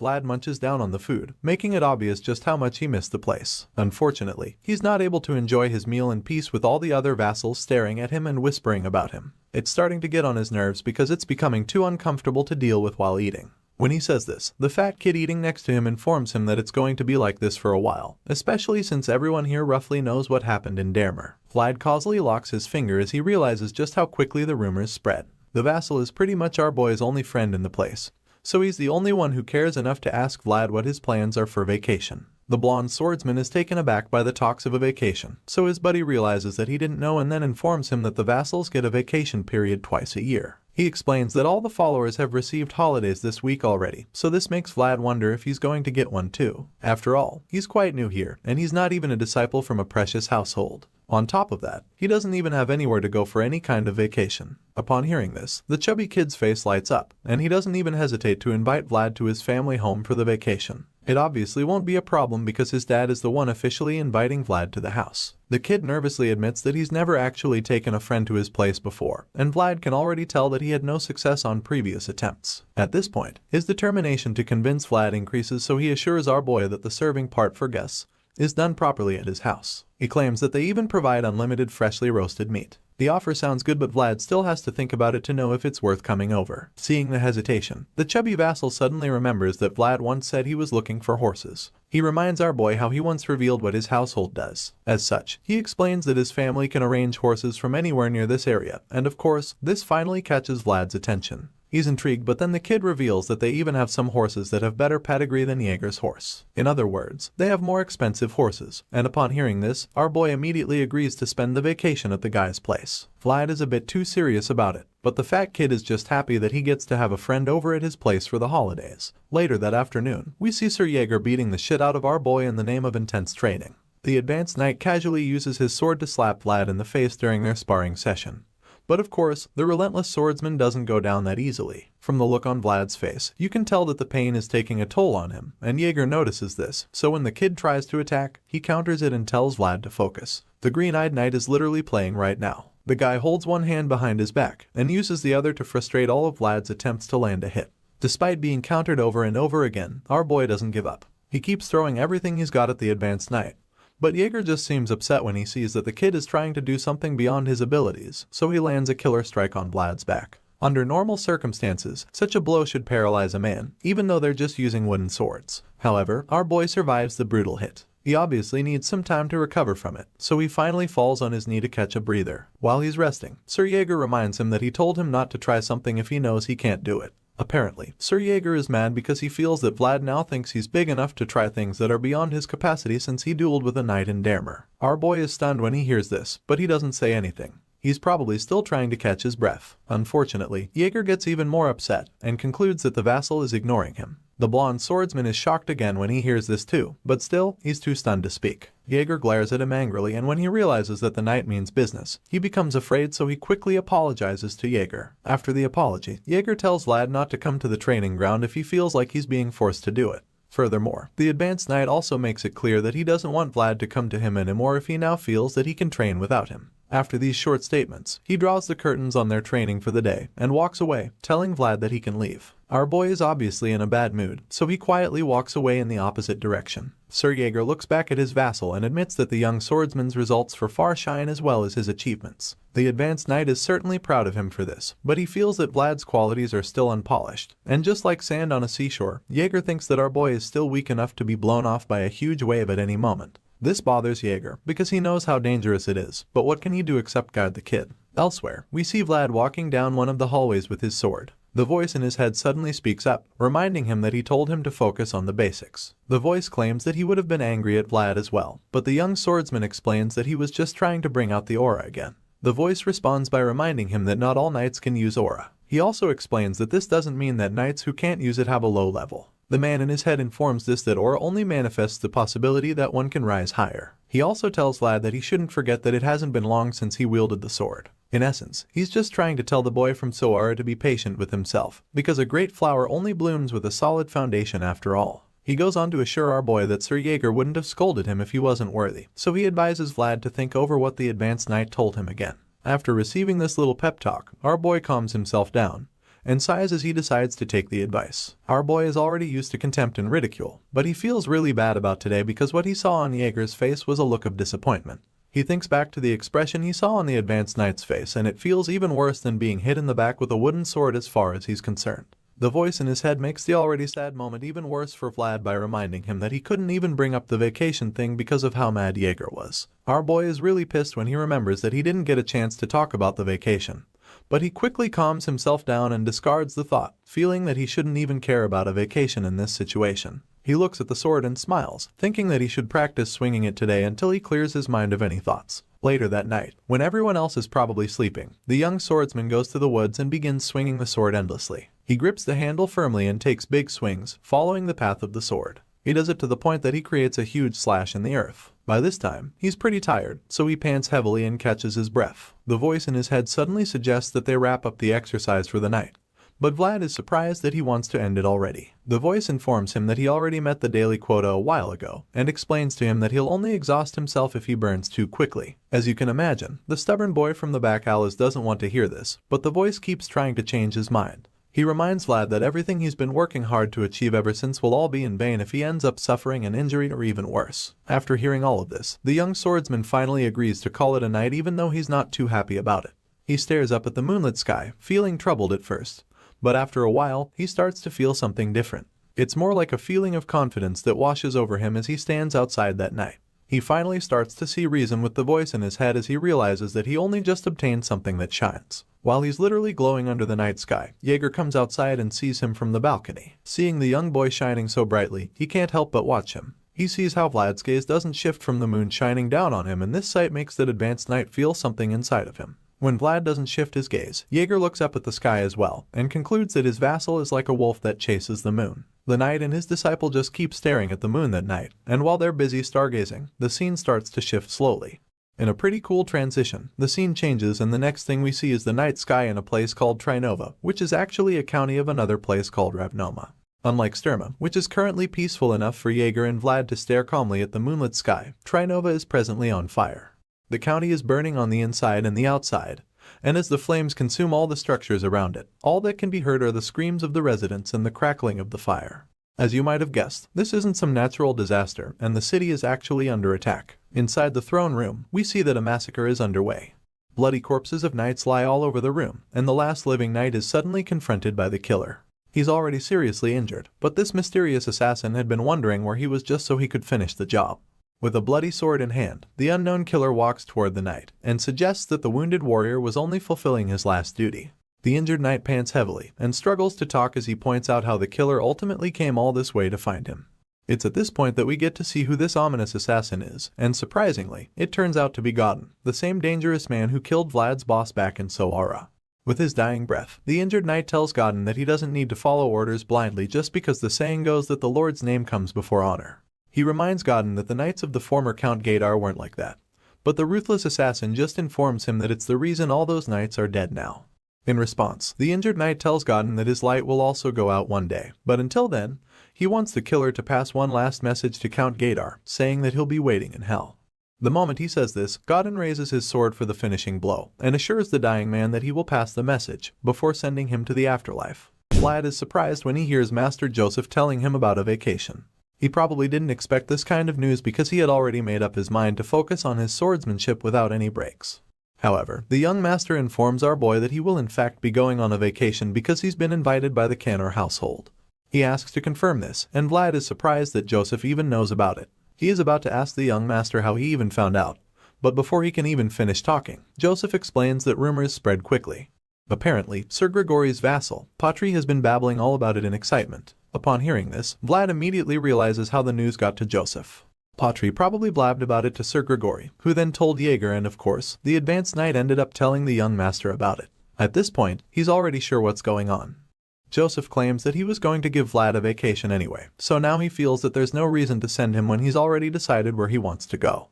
Our boy thanks him in response, but he's still a bit pissed at Jaeger for ratting him out. He glares at the knight, but Jaeger pretends like he didn't do anything wrong. Joseph notices the awkwardness in the room and becomes quite confused at first, but then he immediately concludes that something has happened. He knows that the awkward silence will be gone if he interferes, but he decides to keep quiet because he knows that some relationships are just meant to be respected and left alone the way they are. The tension in the room continues to build, and after a while, Vlad admits that it's getting hard to even breathe. Even though he's very annoyed with the advanced knight, he still feels that it would be better if he just greets Jaeger and excuses himself. While he's still pondering on this, the green-eyed knight suddenly speaks up and reminds Vlad that a knight must never let go of his sword at any moment, even though he's on vacation. Our boy is caught off guard by the statement, but he also knows that it's totally true, so he accepts the advice without argument. Jaeger warns Vlad, promising him that he'll notice the effects if he misses a day of training. But even worse, he tells him that other people will notice if he skips training for even just a week.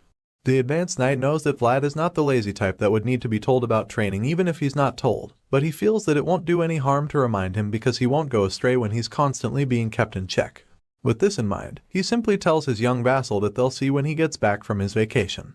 Vlad is so glad when he hears this because it means that he's finally gotten Jaeger's permission and approval to go. Joseph notices just how happy the young swordsman is, but then quickly tells him not to get his hopes too high about the horses. After all, his current problem will probably be difficult for even the Canner household to deal with. The young master practically cuts Vlad's joy short with this statement, and then he tells our boy to analyze how much the horses reject him, so that he can find out the area where the horses that reject him the least are from. Vlad takes the advice, confirming that he understands it, and so the young master tells him that he can leave until they meet again after a week. The young knight in training starts to walk out of the room, but then he stops when Joseph suddenly tells him that he doesn't need to get gifts on the way back. Our boy is stunned to hear this, but then he assures the young master that he won't forget. In the young boy's mind, Joseph is actually saying that he needs gifts, because he remembers that the guy seemed to enjoy the jammin' that Patri got him before. Vlad finally exits the room, leaving Jaeger and Joseph alone in there. The young master still can't believe that the Canner household actually invited the young boy from Soara to spend vacation with them.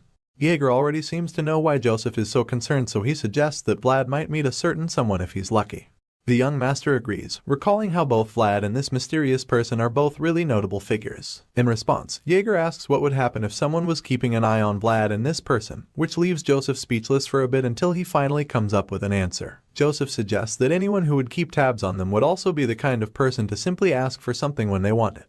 Despite knowing that this is most likely the case, Joseph reveals that he has no plan to give anything that is asked of him if that's the case. Elsewhere, we see our boy being rather perplexed. He doesn't seem to know what's going on, and he certainly has no idea where he is. It turns out that he's just being given a new cloak to test out. Not surprisingly, Joseph's mom is the one responsible for this latest gift shower, and even though our boy is pretty overwhelmed by the whole thing, she seems to think that the color suits him well. As far as she's concerned, he's well suited to leather armor, and even more than that, she feels that everything suits him well because of his strong bones. This is why she doesn't mind making him new clothes, because it's worth her while just seeing him try them on. Despite being very shy and uncomfortable, he's also really grateful, so he thanks Lady Oksana for her kindness. After that, she asks him about his invitation to spend a vacation with the Canner household. Vlad confirms that the rumor is indeed true, so she reminds him that people always need to well-dressed and presented neatly whenever they are invited to someone else's place. She explains that this is just basic manners and a way not to give one's parents a bad name. The young swordsman just feels down and speechless when Lady Oksana says this because he knows she is actually right.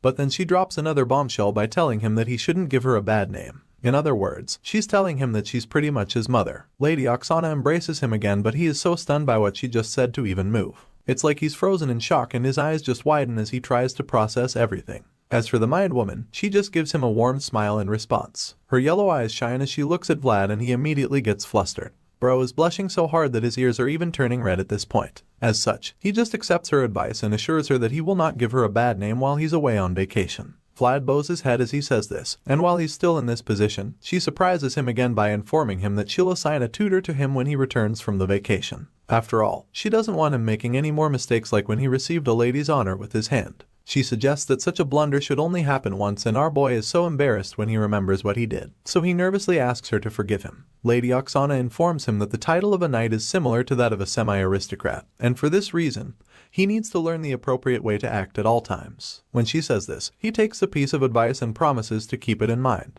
The kind woman then reveals a basket of fruits being carried by a servant and tells Vlad that he can take it along with him. Apparently, Joseph brought the basket because it's not good manners to go to someone's house empty-handed. Once again, the young swordsman bows before Lady Oksana and thanks her for her careful consideration. In response, she just waves it off with another gentle smile and then tells him to have a relaxing time during his vacation. Later, we see our boy making his way out of the place with the basket of lemons in hand. He closes the door, but then suddenly starts to feel suspicious about something. He looks out the window, and then sees his reflection and how different he has become since he left Soara. Looking back to his time in the back alleys, he sees his former self and admits that everything feels very unfamiliar to him. The young swordsman feels that it's like he's now wearing clothes that don't suit him. He keeps staring at the reflections on the glass window, and then he even sees his red-haired best friend from the back alleys. Unfortunately, she's scowling at him in this mild hallucination, and even the appearance of his former self doesn't look happy with him. Their judging eyes continue to glare at him, and he starts to feel bad when he remembers that Jemima is allegedly staying in a convent now. At this point, he can't bear to look at the images anymore, so he turns away from the glass window with his eyes closed.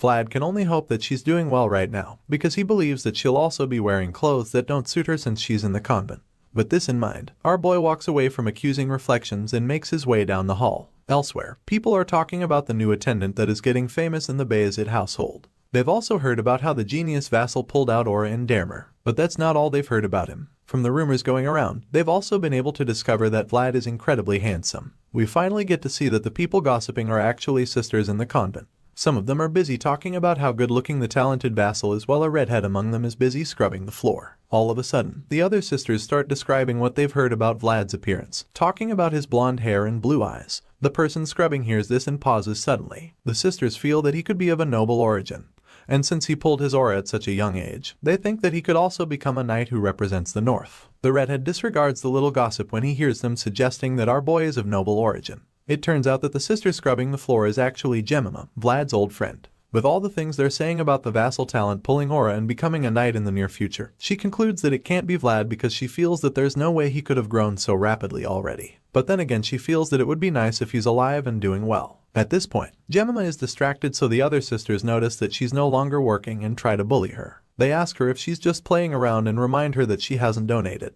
They claim that she should think of repaying what she owes by working all her life. As such, they tell her to finish scrubbing the floors and then do the dishes if she doesn't want to get scolded by the head sister. The three bullies keep talking about how Jemima has nowhere to go if she leaves the convent, and how she also doesn't even have anyone to get her out. So, they feel that it wouldn't be such a bad thing for Jemima if she gets used to working there continuously. They leave the room and tell her to keep working and finish everything before it's time for lunch. You'd expect the redhead to be more offended after being treated this way, but surprisingly, she just smiles as she continues to scrub the floor. She feels that it's a good thing she knows all of this from Rose's smile.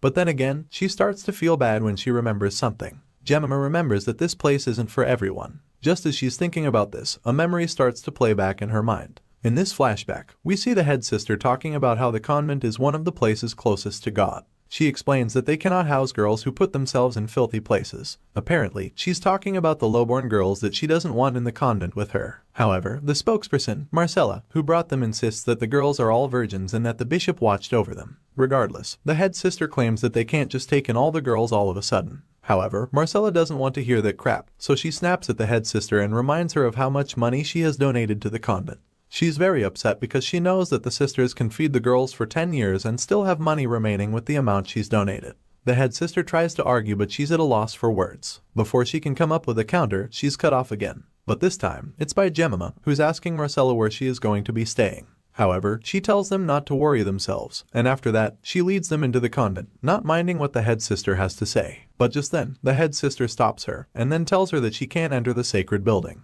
The gray-haired lady admits that she wasn't even hoping to. She asks the head sister to take care of the kids and informs her that they're all good at work. Just then, a group of men appear out of nowhere. They spot the woman and the girls she was carrying with her, so they charge at them. When the woman hears the men coming at them, she yells for the kids and the head sister to get in quickly. They manage to run inside the building in time, but unfortunately, Marcella gets caught by one of the scumbags. She struggles to free herself, but to no avail, and Jemima can only scream in horror as she's equally dragged away to safety by the head sister. The hoodlums take Marcella away and leave the others. They drag her back into the woods by her hair, and despite all her struggles, she's still unable to escape. The doors of the convent are closed behind her, meaning that Marcella is now completely at the mercy of the bandits. The flashback ends and we catch up with Jemima, who's still scrubbing the floor in the present.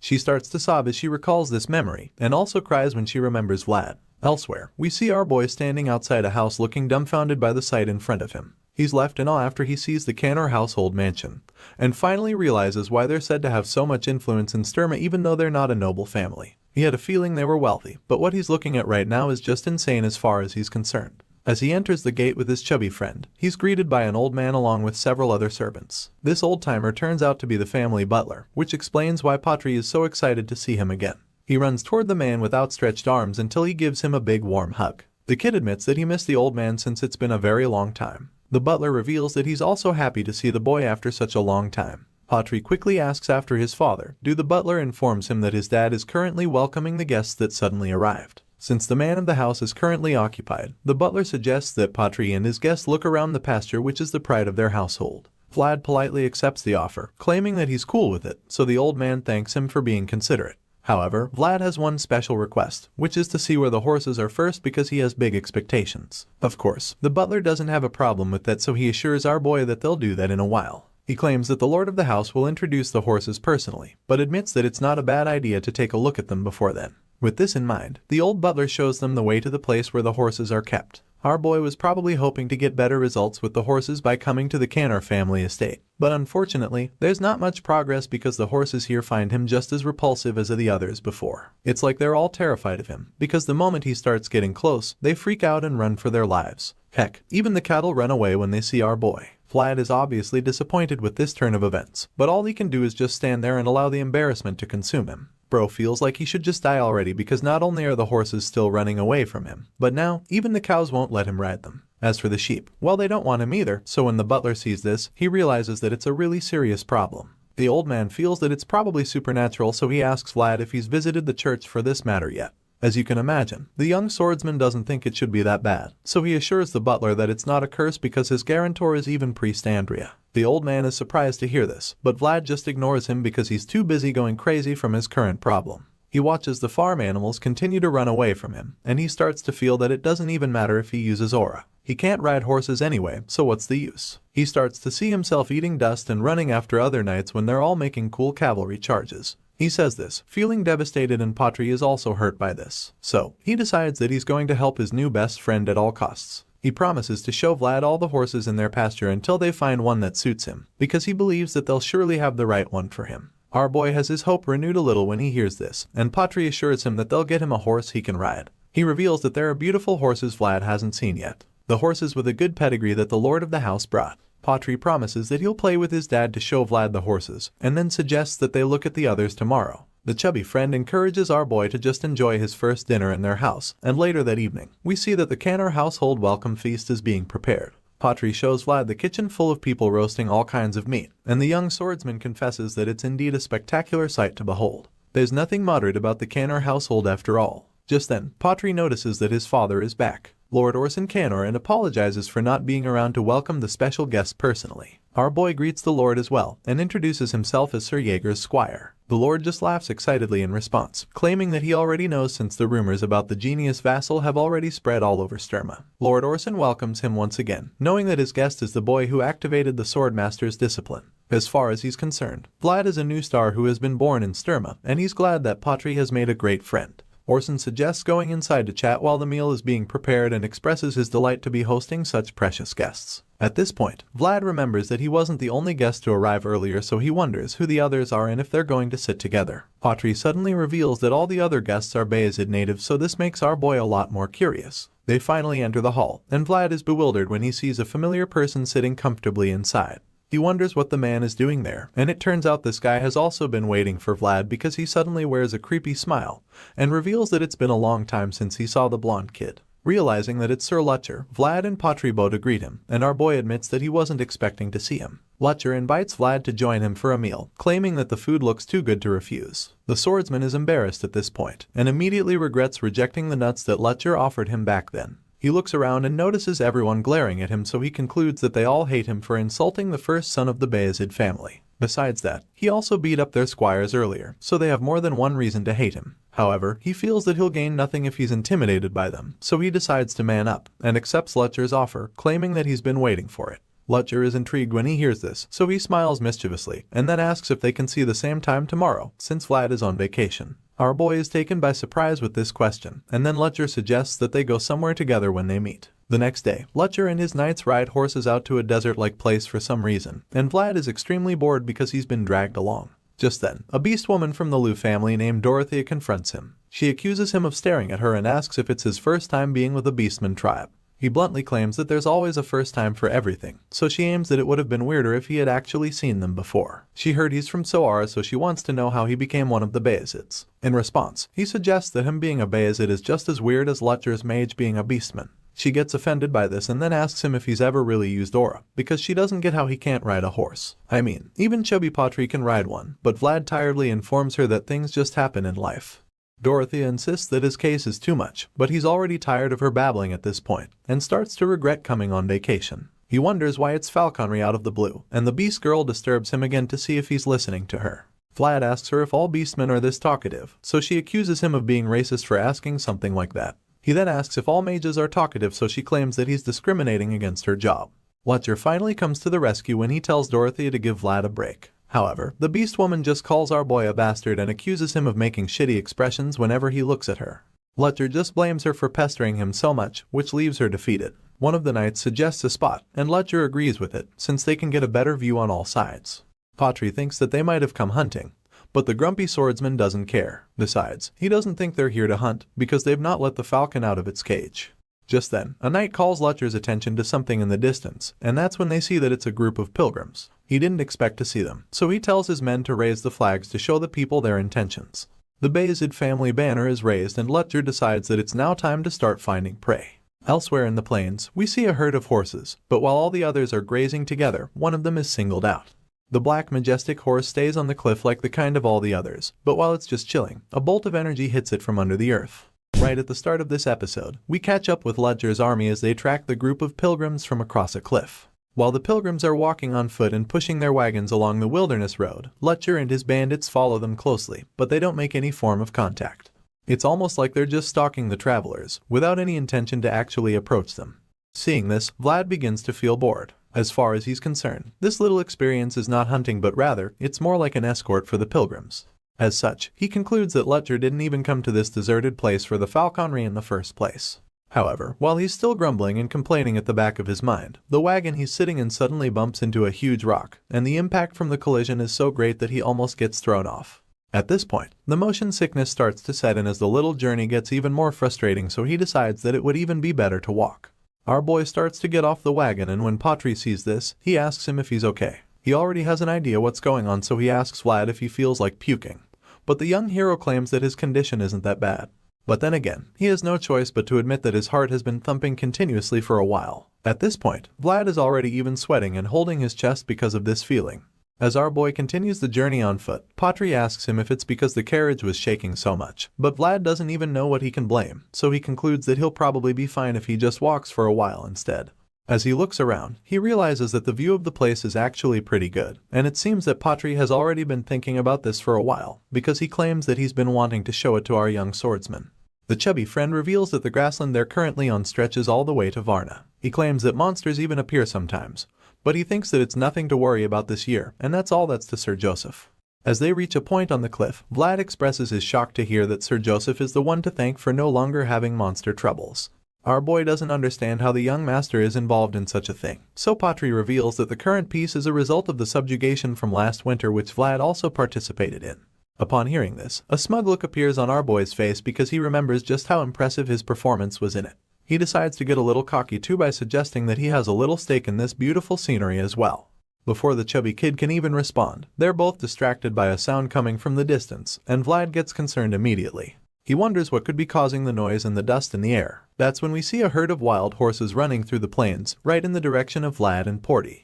The moment our boy sees the danger heading their way, a wave of horror washes over him. But it's not just fear that he's feeling. There's something else. Among all the horses charging at them, there's a distinct black stallion at the forefront, and the whole thing gets Vlad so rattled up because he has no idea what's going on. The horses don't even slow down a bit, and with each passing moment, they inch closer to Lutcher's little band of knights and bandits. From the top of the cliff, Lutcher and his men can see that it's a herd of wild horses speeding below. They notice that the horses are quality ones too, but due to the current circumstance, Lutcher feels that they're unwelcome for their guests traveling as well. But then again, he suddenly notices that they're traveling south, and he doesn't know why. The other men realize this too, and they're also puzzled immediately because it doesn't really make sense. It's strange to them since the horses should actually be heading north by this time, because that's where the new sprouts will grow. Besides that, the horses are running way too fast for a normal migration, so they realize that the herd's movement feels strangely urgent for some reason. As such, Lutcher starts to think that the horses are being chased by something. He's not the only one feeling that something is off though, because Vlad is also being overly troubled by the horses. It appears that his heart is thumping fast again, and this time it's even worse than before. At this point, he sees the black horse in front again, and from the look in the animal's eyes, Vlad realizes that the horses are frightened. He keeps looking into the horse's eyes, and he's so concerned because he doesn't know what would make such a huge herd so afraid. He wonders what it could be, and while he's deep in thought, the knights on the cliff conclude that there's an earthquake. However, our boy doesn't believe that it's an earthquake, because he can remember this particular vibration very vividly like it was just yesterday. In other words, he knows exactly what it is, and before he can reveal this to us, we get to see it by ourselves, because something shoots out of the ground behind the horses. It's almost like a volcanic eruption with the kind of force that it shoots out with, and as the dust starts to clear a bit, we finally get to see the massive work monster showing its ugly head. The black horse from earlier gets even more terrified at this point, and everyone around to see the huge monster is instantly overwhelmed by fear. Vlad is particularly horrified because he's all too familiar with this beast. His eyes almost pop out when he sees the giant worm because he instantly identifies it as one of the remnants of the fallen dragon. It's none other than this deathworm. This destructive freak of nature is so powerful, and it doesn't even hide what a menace it can be. The deathworm digs in and out of the ground like a high-powered drill on steroids. And right now, this unstoppable force has only one thing on its mind: to kill every horse in its sight. The deathworm easily catches up to one unfortunate horse in the herd, and with a single bite, it takes off the animal's head. The beast girl in the travel band witnesses this gory scene and instantly feels that something is strange. Well, it turns out that this killing machine shouldn't be going rampage with this killing spree, and that's because the deathworm isn't supposed to be a carnivore. This leaves her very shocked and confused because she has no idea why it's happening. Unfortunately, it doesn't matter if she knows why or not, because right now, this massive maggot is hungry for a taste of blood. The horse's leg dangles out between the teeth of the bloody deathworm, and that's when she notices something else about the monster. There's obviously something wrong with the deathworm, so the girl notices that there's a strange energy flowing out from its forehead. The situation gets a lot more difficult from here, because the deathworm's sudden entrance has shifted the wild horse's course. Now, the herd is running directly toward the innocent pilgrims whom Lutcher and his men are supposed to be giving safe passage. One of Lutcher's men informs him of the horrible development, and he's just as confused as the informant.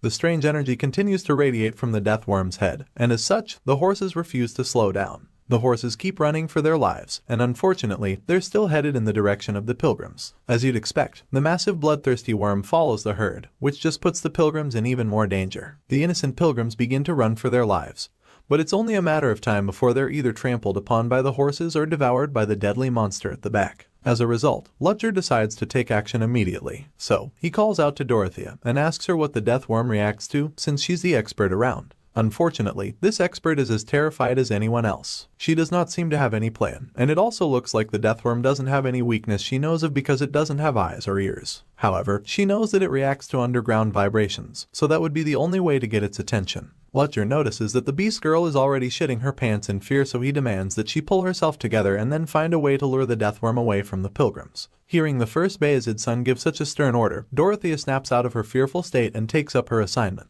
Sir Lutcher takes charge of the situation immediately, and then orders Vlad to take Dorothea to higher ground so that he can protect her. He wants them to send him a signal the moment they find a way to get the big worm's attention. Of course, our boy is brave as hell, so he's up to the task, and the second he's given this order, he accepts it and gets to work. Patri watches our genius swordsman and he's just in awe of how brave the kid is. Speaking of brave men, Sir Lutcher takes command to face the herd of wild horses and the deathworm behind. He lifts his sword in the air to get the attention of all his men. He doesn't care if what they're about to do makes sense or not, and he lets everyone know that this is how he feels. Lutcher informs them that the only thing important right now is being where one is meant to be, and doing what needs to be done. The Bayezid family's first son gives this motivational speech to lift the courage and spirits of all his followers, and they all pay attention with so much admiration for him. He reminds them that it's their duty to uphold the mission they received from the Count. At this point, all the knights are pulling out their swords with a renewed sense of courage, and as Lutcher yells for them to protect the pilgrims, they all charge forward on their horses. Sir Lutcher takes the lead, and they all follow, with unwavering faith. Lutcher rides his horse, summoning every ounce of courage he can muster, but he also knows that this current decision goes against all the norms. The whole situation is weird, but that's why he's so certain that there's a human being behind the abnormal events on display. With this in mind, Lutcher charges on, feeling insulted by the person responsible for this. At this point, this knight is literally like fire rushing to burn the enemy, because he thinks that the person who caused this must be very brave to even think of trying something like this in the land of Bayezid.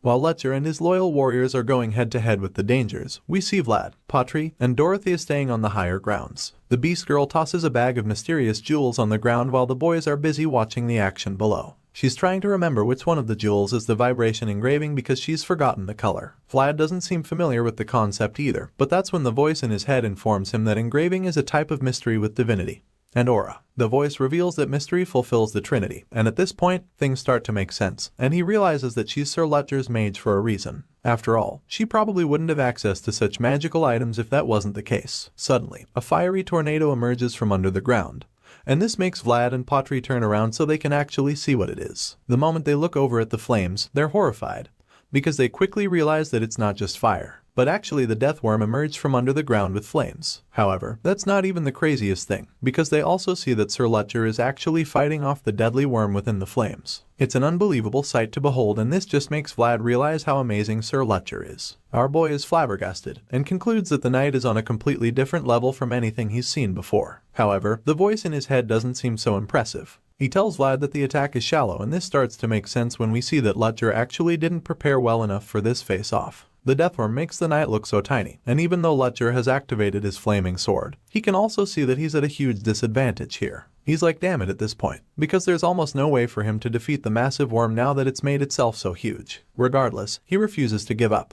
He challenges the deathworm, and mocks it, because he doesn't believe that this big maggot is the toughest dragon. Lutcher is as fearless as they come, but this deathworm has a point to prove, so it doesn't back down either and goes in for the kill. The monster executes a killer nosedive in an attempt to bury Lutcher and his horse, but the knight urges his animal to get the fuck out of there. Thankfully, the horse manages to run out of the target zone before the deathworm can drill itself into the ground.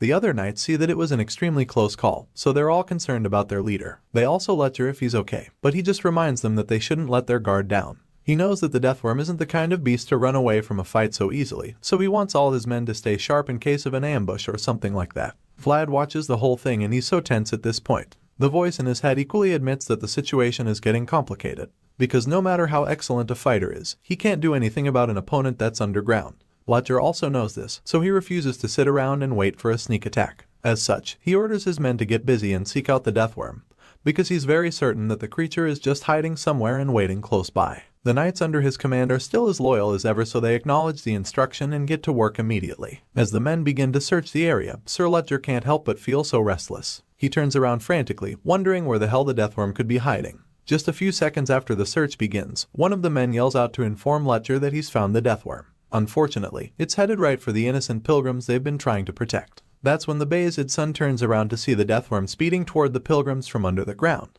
The monster is already so close, but this doesn't stop Lutcher from trying to save the people. He charges on his horse and orders all of his men to follow the deadly creature. Vlad can see the terrible turn of events from up on the cliff, and at this point, he knows that there's not much time left. He tells Dorothea that they might have to speed things up now, but when he turns to look at the beast girl, she looks incredibly confused. It's almost like she doesn't even have a clue what she's doing, so our boy is so disappointed and pissed. The scowl on his face makes this very clear, and then he goes on to scold her for playing around when there's an emergency. Upon hearing him say this, the beast girl snaps at him and insists that she's not playing. She feels insulted that he would even think she's playing at a time like this. She's still holding her painted tail like a creep and insists that what she's doing is a unique method of the werebeasts. Sure enough, the page she was painting on begins to glow, and it starts to look like she actually knew what she was doing. She claims that she was almost done with it even without Vlad pestering her. Dorothea is so pissed right now, and she even takes out her anger on Patri by calling him a fatty. She gives him the painted paper and asks him to get it to Lutcher immediately. Apparently, this is her signal, and she reveals that they can use it by either rubbing or cutting the paper. However, the chubby guy is just stunned that she's actually referring to him, because he probably didn't even expect to be so involved in the matter. Dorothea just yells at him in response, telling him that the marking spell exhausted her completely, so much so that it'll even be hard to walk after conjuring it.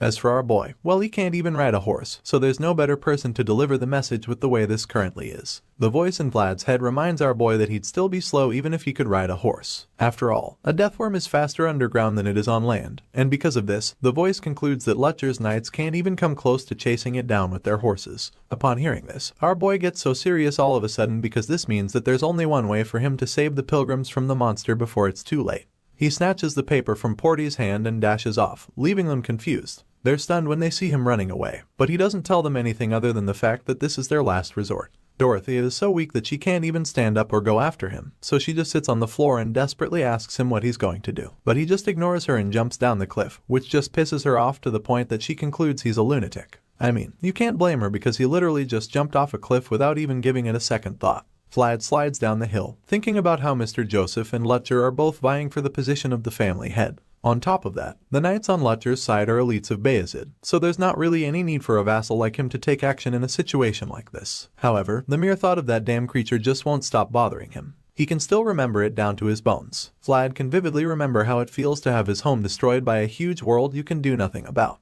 As our boy makes his way closer to the target, the voice in his head tells him to focus the strength in his toes, but that's about the same time that he trips on a rock. Vlad tumbles down the hill, and as he keeps falling, the voice tells him to roll up his body like a ball to cushion the fall. Our boy tries his best to achieve this, but he's unsuccessful, so by the time he reaches the floor, he slams into the ground. Vlad just lies there at first, and those looking down at him are afraid that he's dead. But then, he groans in pain and gets up. Patry sees this and a tear of joy runs down his face because he's glad to see that his guest is still alive. The fatty is relieved, but Dorothea is just baffled by how the blondie is still alive after falling from such a height.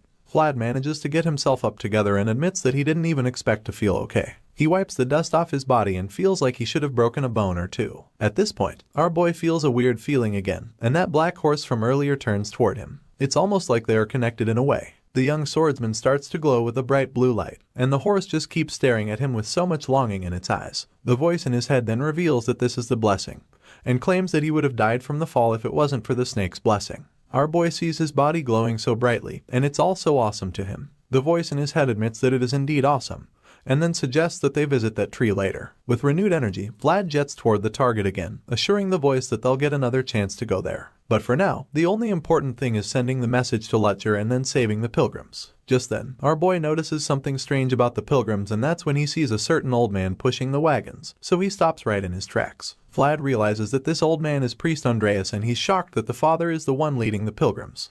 Seeing this, he begins to wonder where Sir Lutcher is right about now. He sees that they're still very far away, so he's sure that the deathworm will get to the pilgrims first. At this rate, he's afraid that the priest will be in danger, so he looks at the marking spell in his hand and realizes that he has a hard choice to make.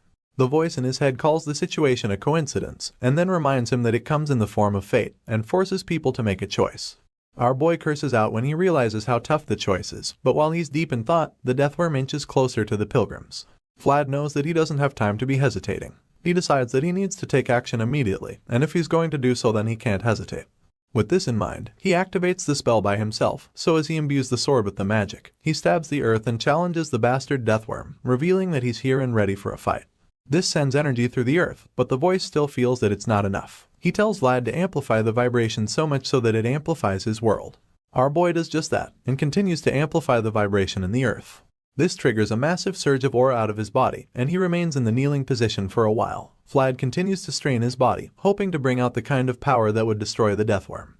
The plan is to generate the kind of power that would force the monster to come out, and after Vlad increases the vibrations so much, the massive killer worm blasts itself out of the earth, searching for the worthy adversary. Lutcher is stunned when he sees this, just like Dorothy and Patry, who are bewildered by the terrifying sight in front of them. But while everyone else is afraid, Vlad just stands bravely with his sword in front of the deathworm, and he makes the remnant of the fallen dragon very aware that he is right here and ready to fight. The deathworm throws itself at our boy with its mouth filled with razor-sharp teeth. It goes in for a killer dive, but just when it's about to hit Vlad, the blonde swordsman dodges the strike, causing the monster to bury its heels in the ground once again. The force from the crash pushes Vlad back several meters, but he still manages to stay on his feet and maintain his balance after the insane vibrations caused by the killer worm's attempt. The kid groans in exhaustion, but he doesn't back down. Instead, he holds onto his aura-infused sword and prepares to get back in for another round against the terrifying creature. At the same time, the death worm also gets back up, and so the voice of reasoning in his head finally decides to speak up. It tells him not to think he can even go up against such a beast, and then advises him to back down. The voice informs our boy that his current world isn't deep enough to fight against the creature. As far as the invisible guy is concerned, Vlad has already managed an incredible feat by just keeping it bound in one place. In response, the pumped-up knight in training reveals that he's aware of all this. With his glowing eyes, he looks back at the horsemen coming to his aid. He's surprised that they're still not ready because of how far away they are. At this point, he probably feels that he'll have to face the creature by himself, because even though Letcher's men are speeding toward him, they still won't be able to make it before the death worm's next attack. Sure enough, the killer maggot goes in for another strike. This time, it opens its massive mouth and looks like it's about to swallow the blonde kid from Soara. Even in the face of death, our boy doesn't show any sign of fear. He grips his blade and stares the terrifying monster dead in the eye, ready to take on anything that the worm throws at him. The death worm suddenly drives itself into the ground again, and this time, it sends more powerful shockwaves which fling the knight in training away. Our boy rolls and tumbles on the ground, but he quickly gets back on his feet and is frustrated when he sees that the death worm just went underground again. The worm drills its way into the ground before the dust even starts to clear, and by the time Vlad goes over to check, all he sees is a massive hole in the earth. He looks around in confusion, wondering where the deadly creature is now because he already knows that it's going to try and sneak up on him. His wild eyes scan the area as he becomes completely alert. He turns quickly and looks all over the place from left to right, hoping to see where it's going to attack from. However, after a short while, he doesn't sense the death worm's presence anymore, and that's when he realizes that the deadly monster might be heading towards the pilgrims. Because of this, our boy starts to panic, and just when he's thinking that the worst is about to happen, he senses the death worm again. His eyes widen in horror when he realizes that the gigantic killing machine is right under him, and he stands there frozen in shock because he has no idea what to do next. The earth beneath him cracks away, confirming what he sensed, and at this moment, it looks like this might be the end for young Vlad. The voice in his head yells at him to move quickly, and he tries to get out of there as fast as he can. But despite his efforts to escape, he already knows that it's too late for him. The deathworm blasts itself from under the earth and swallows our boy in the blink of an eye. Letcher and his men witness the tragic scene from afar, and the young leader is devastated. Letcher refuses to let the deathworm take Vlad from him, so he tries his best to piccio the pace on his horse, but it's pretty obvious that he might not make it in time. The deathworm just sits there after swallowing the young swordsman like it's trying to digest its food or something. It slobbers all over the place and remains still, giving Letcher enough time to close the distance between them. However, he suddenly sees something blasting through the dust coming towards him.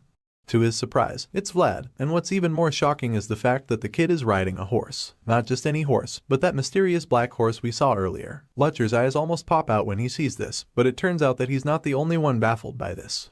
Apparently, even Vlad can't believe that he's riding an actual horse. It's almost like a dream for the kid, because he probably never imagined he'd find a horse that would let him ride.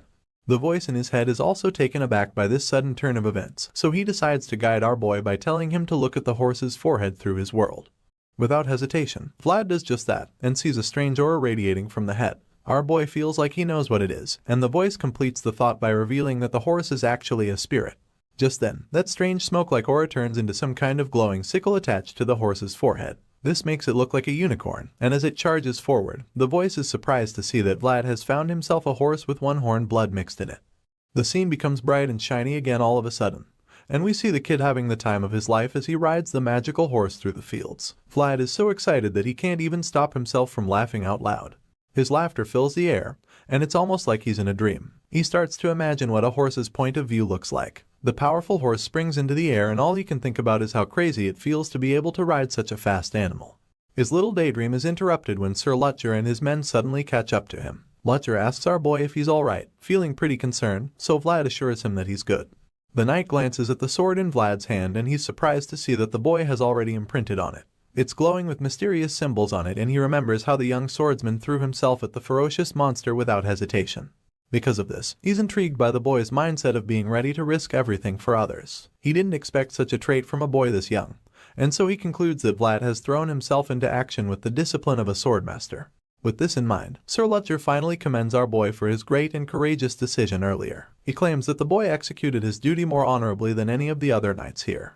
As you'd expect, the young boy from Sawara didn't expect that, and he's taken aback by it. However, he manages to shake off the shock, and quickly thanks the first Bayezid's son for the compliment. Sir Lutcher suddenly asks Vlad if he thinks he can maneuver the new horse according to his will. Our boy seems surprised when he hears this, because he honestly doesn't know the answer to that question. Lutcher then reminds him that the pilgrims will only be safe when the death worm has been cut down, so he makes it very clear that they have to place their bets immediately. Vlad seems to be overwhelmed by the monster, and it's almost like he's afraid, because he tries to remind Sir Lutcher that the creature is a fallen dragon's remnant. However, just when the fear tries to speak out, the knight stops him, revealing that he can deal with the big worm. This shocks our boy, but it also gives him renewed strength and courage to fight. The two swordsmen make eye contact, and Vlad can already tell that something crazy is about to happen. The terrifying deathworm comes around for another clash, so Lutcher suggests that Vlad will be able to lure it away since he has the engraving of Dorothea. Besides that, he's riding a great horse, and the knight is confident that our boy can perform the job. Because of this, the young swordsman starts to doubt if he'll be able to ride the horse. He looks at the horse with uncertainty,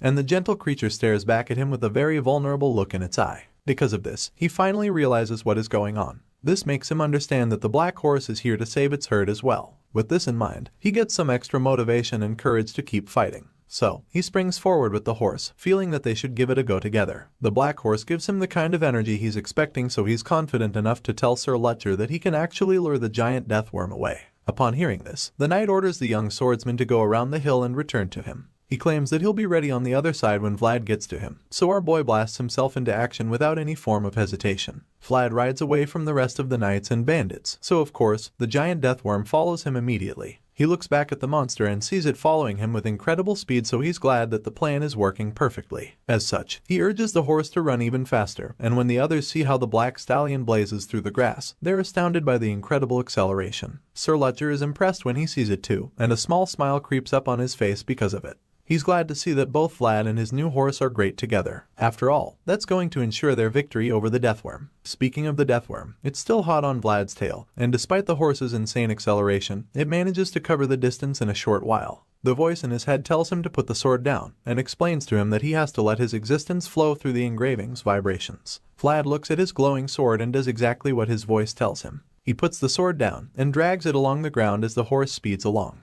His eye begins to glow again because he starts straining himself to control the power of the sword. In a short while, powerful surges of energy are produced from the sword, leaving a bright trail wherever the horse passes. Now, Vlad can see that a dragon is chasing him, and this realization gives him the willpower to keep pushing. The horse doesn't slow down either, and they both push themselves to the limit, in the hopes that they can defeat the deadly deathworm on their tail. A voice informs Vlad that this dragon is following the shining inside of him, and as our boy continues to lure it away, we see that Sir Lutcher and his men have arrived at where they're to protect the pilgrims. The knight orders some of his men to move the pilgrims to a safe place, and tells the others to prepare for any emergency that might come up. The loyal men take the orders and get right to work immediately. Elsewhere, Vlad is riding the horse, and it looks like they've managed to outrun the killer maggot. Unfortunately, that's been the case, because in the blink of an eye, the deathworm blasts itself out from under the ground. This time, it's even closer to our boy than it was before, and when Lutcher sees that the kid is coming toward the rendezvous point, he starts to prepare himself for what's ahead. All of a sudden, Sir Lutcher starts to prepare himself and his sword for the clash. A fiery aura surrounds him,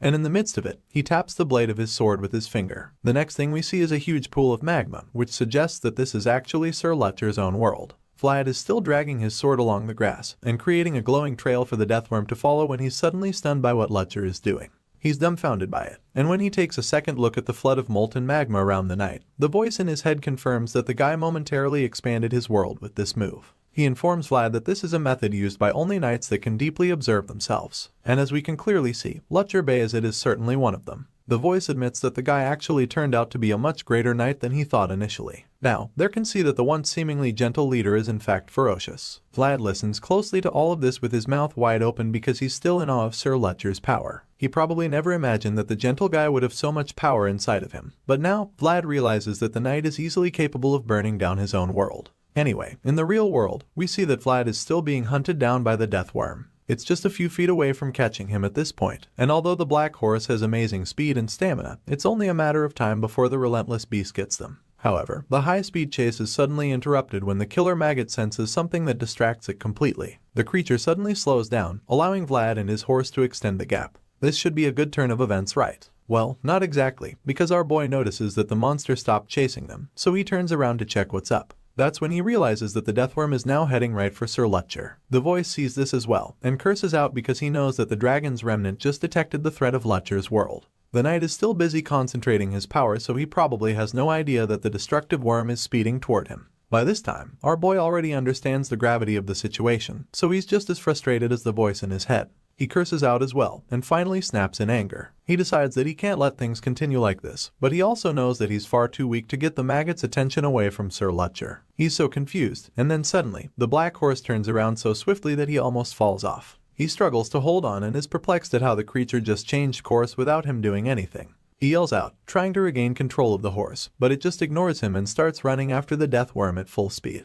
When Vlad sees what the horse is trying to do, he simply asks the bratty creature where it's running, but the horse still ignores him. Just when it looks like the horse is going crazy, it takes things up a notch and starts running in circles. It runs so fast that it looks like there are two of it, and this somehow gets the worm's attention. Vlad is probably dizzy by now, so he yells at the horse because he's afraid that they're way too close to the deathworm. Unfortunately, his little attempt to scold the horse is once again ignored. The horse suddenly starts neighing loudly like something is up, and then even the voice in his head is shocked because he can't believe what's about to happen. The horse starts to glow, and by this time, the blonde swordsman is starting to understand what's actually happened. He's surprised by it, but then it's confirmed when the glowing horn appears on the horse's forehead again. Seeing this, the voice reveals that Vlad's world and the white snake's blessing are resonating with the mysterious animal. Just then, both Vlad and the horse begin to glow, and as the black stallion goes up on its hind legs, the voice also reveals that a long-forgotten divine secret is rising up from the memories of this world. Meanwhile, the deathworm is still watching patiently and waiting for a perfect moment to strike. While that's happening, Vlad and the horse finally merge their powers. They're ready for action, and when the monster sees this, it goes in for the kill without hesitation. The worm lunges at them, so he urges the horse to charge as well. With insane force, the horse takes off, and as it runs, we realize that this duo is made up of a unicorn without a horn and a knight without a horse. It's a funny scenario at first glance, and one would think that they stand no chance against the deadly monster, but the truth is that in the horizon where they both meet, they become one powerful force. As far as this story is concerned, this union of a knight and his horse signifies the appearance of a single white star that just happened to appear in the pitch-black night sky. The horse blazes through the fields, and our boy tightens the grip on his sword as he prepares to strike. At the same time, we see that Sir Lutcher's sword is already bright red with heat. Because of how scary that shit looks, the voice in Vlad's head still feels the boy and his new horse aren't doing enough yet. He informs them that Lutcher's world is slowly getting stronger, so he claims that it's just a matter of time before they lose the giant worm's attention again. Our boy grunts when he hears this, because he's already straining himself so much to compete with the knight's power. Unfortunately, he realizes that he's reaching his limit, which means that he can't squeeze out any more aura to keep the monster's attention. Despite our boy's exhaustion, the horse doesn't slow down, and just keeps galloping furiously toward the target. Just when it looks like the duo is one man down, Lutcher's men arrive with reinforcements. They urge him not to give up, and encourage him to keep fighting. All the eyes of the knights and bandits suddenly start glowing, and with the power radiating from them, the voice in our boy's head is confident that it's enough to face the deathworm. One of the knights rides faster until he catches up to Vlad, and then tells the kid to keep riding with the same pace until he goes past Sir Lutcher. Meanwhile, the head knight in question is still very distracted by his power concentration, and looks very absent-minded. Vlad speeds toward him and calls out to him, hoping to wake him up from the trance. That's when Lutcher finally opens his flaming eyes again, and as the army of knights rides past him, he commends our boy for a job well done. Vlad and the others have successfully lured the deathworm away from the pilgrims. Sir Lutcher feels that it's his turn to take over and take on the deadly creature. With this in mind, he begins to expand his lava world again, and informs the dirty maggot that it's in Bayezid territory now. This is a land where chaos shall not be brought by creatures like it. Lutcher's eye bursts into flames, and with the way the veins in his face bulge out, you can tell just how furious he is. With this insane pent-up rage, the knight creates a flaming tornado and swings it at the deathworm, telling it to be gone for good. A huge concentrated beam of fire comes down from the sky after the tornado disperses, and this transforms the whole place into a terrifying hellscape.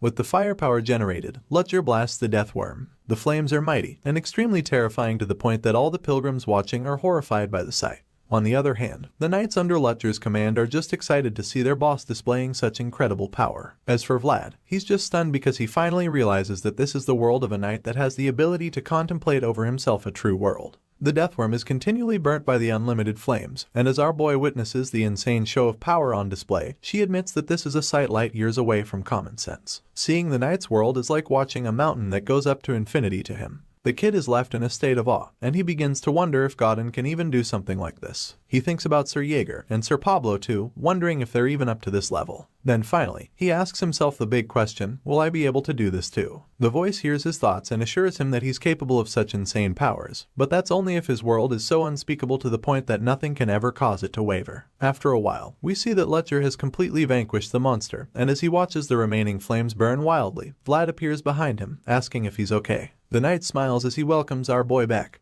before commending him for a job well done. Vlad is worried that the flames will burn down all the grasslands at this rate, but the knight just assures him that everything will be fine because the grasses are pretty moist. He claims that the flames will only last for a while, but more importantly, he reveals that he wants to have a refreshing glass of beer. Letcher tries to get up, but his shaky legs fail him, so he falls back on his butt, and then the voice suggests that the consequences of expanding his world for a limited time have finally caught up with the knight. Letcher teasingly asks if Vlad won't help him up, but the kid just flops down beside him and claims that he'd rather fall as well. The senior knight finds it amusing, but he doesn't even have a response to Vlad's antics, so he just smiles and changes the topic. From what he saw earlier, Vlad is an excellent writer, but that doesn't tally with all the rumors he heard. In response, our boy explains that he wasn't the problem, so Letcher takes a look at the horse and admits that it's remarkable. Vlad agrees with him, and that's about when the quiet conversation is interrupted by Letcher's men, who've come to celebrate the victory. They praise the kid for an awesome performance, and claims that it's good enough to make them open up their vassal slots. One of them commends Vlad specially, claiming that he hopes they meet again, so the shy boy thanks him nervously. Just then, someone else calls out to our boy, and he's surprised to see that it's Father Andreas. He's so glad that the priest is safe, and the old man just excitedly claims that he finally sees what he didn't earlier.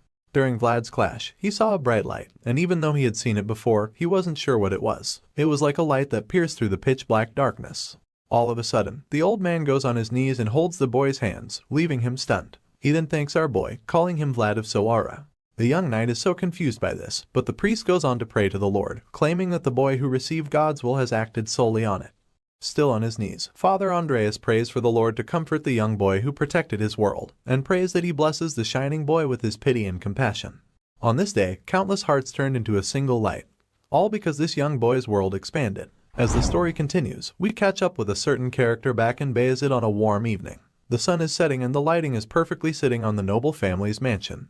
Inside, we see a familiar hand with scars holding some kind of letter, and then the owner of these scarred fingers suddenly asks if he's sure that the content of the message is 100% correct. Here, we see that it's Count Bayezid asking his special advisor about a surprising message he just received. The white-haired advisor assures the Count that the letter is correct, and then informs him that Dorothea was the one who sent it through the crystal ball. Upon hearing this, the nobleman grits his teeth in rage, because all he did was send the youngsters out just in case, but now they've gone and done something else. He suddenly snaps and asks the advisor if it was dark magic again, so the old man confesses that some of them have settled in the north. In response, the Count remains furious, because he feels that the Empire is being too lax about the threats, and for this reason, the old cursed beings are slowly sticking their heads out. Count Bayezid thinks deeply about all of this, and looks really bothered by it too. The nobleman stares out the window in rage, but then his advisor reminds him that they also have some relieving news as well. He feels that that should at least count for something, so the master agrees with him. The Bayezid family head admits that his advisor is right, and this is because the name of a certain young prodigy keeps popping up nowadays. He begins to recall all the events that Vlad has proved himself, from the previous year's winter monster hunt to the duel of honor at Heinel. The Count thinks about all these notable moments where the star swordsman shone bright, and then adds our boy's latest feat to the list since he was involved in matters with the pilgrims. At this point, it's pretty obvious just how much attention the kid is getting because of his impressive performances lately, and as a result, the Count admits that the Bayezid might just have had to face disgrace if it wasn't for the boy. He can't help but picture the talented kid at the back of his mind, and after seeing Vlad's amazing aura again, all he can feel is admiration for the young boy from Soara. With this feeling inside him, he calmly instructs his advisor to call for his son Joseph, so the white-haired old man suspects that the family head is thinking of finally giving the boy permission. He asks the Count to be sure, so the nobleman turns to him and suggests that worthy people should get to enjoy the rights they deserve after all. While all of that is happening back at home, we catch up with Rutger and his men who are still out in the wilderness. They're currently camping out for the night after successfully saving the pilgrims from the massive deathworm. To be fair, Vlad did most of the work, but that doesn't really matter right now since they're all enjoying the quiet night seated around fires to keep themselves warm. The pilgrims are with them as well, but while everyone is supposed to be relaxing together, we suddenly notice that something strange is going on. For some reason, Vlad is seated alone with the fire to himself and he's not even close to the others. Apparently, he prefers some time to himself, and when we get a closer view, we see that he is cleaning his sword after a hard-fought victory earlier that day. As he tends to the blade, he notices many scratches on it, and realizes that the sword really went through a lot during his fight against the death worm. He didn't expect that the blade would suffer such damage, and while he's still thinking about this, Sir Ledger appears behind him all of a sudden. The knight straight up asks him why he's acting pitiful all by himself, and the blue-eyed kid is surprised to hear the voice coming from over his shoulders. He turns around to look at the knight, who's casually taking a seat beside him. Ledger asks Vlad where his fat friend is, so the swordsman reveals that Dorothea took Portia away earlier because she needed him to do something for her. Upon hearing this, he asks Vlad where the priest is, and the blonde swordsman informs him that Father Andreas is currently hanging out with the pilgrims. This explains why he's currently sitting by himself, and of course, the knight gets it immediately. With a bottle of wine in hand, Sir Ledger concludes that everyone is busy and sighs in pity for the lonely blondie. Feeling bad for the boy, he stretches out his hand and offers Vlad a sip from his bottle of wine. As you can imagine, the underage kid is shocked to see this, and he politely declines the offer by reminding the knight that he's currently polishing his sword. Before he can complete this excuse, Sir Ledger calls him out on it. He already knows that the boy is trying to refuse his offer, so he reminds Vlad that he's saying no to him again. Ledger goes for the guilt-tripping technique and reminds Vlad that he didn't take peanuts from him the first time. Besides that, the kid also didn't pull him up when he asked for help to get up, and now he's crowned it all by rejecting his wine. Thinking about it now, the knight concludes that our boy has rejected him each time he's reached out to him, so he feigns sadness and asks Vlad if Joseph told him to do all of that. Of course, the blonde swordsman knows exactly what game the knight is playing, so he's pissed, because it would only lead to Master Joseph getting in trouble if word gets out that he refused the first son of the Bayezid family more than once. With this in mind, he is forced to accept the wine, so he takes the bottle from Sir Ledger and assures the manipulative knight that Joseph didn't put him up to anything. Upon receiving the bottle, Vlad is surprised to see that it's whiskey, and Ledger notices the shock in his eyes, so he proudly informs the kind that this is the liquor of nobles. At this point, our boy is a lot more relaxed than before, so it doesn't take him more than a moment to take a sip from the bottle. Vlad gulps it, thinking about how Ledger and Joseph are certainly related. If he wasn't sure before, now he is certain that they're brothers because even though their personalities are different, they've actually got the same taste in the end.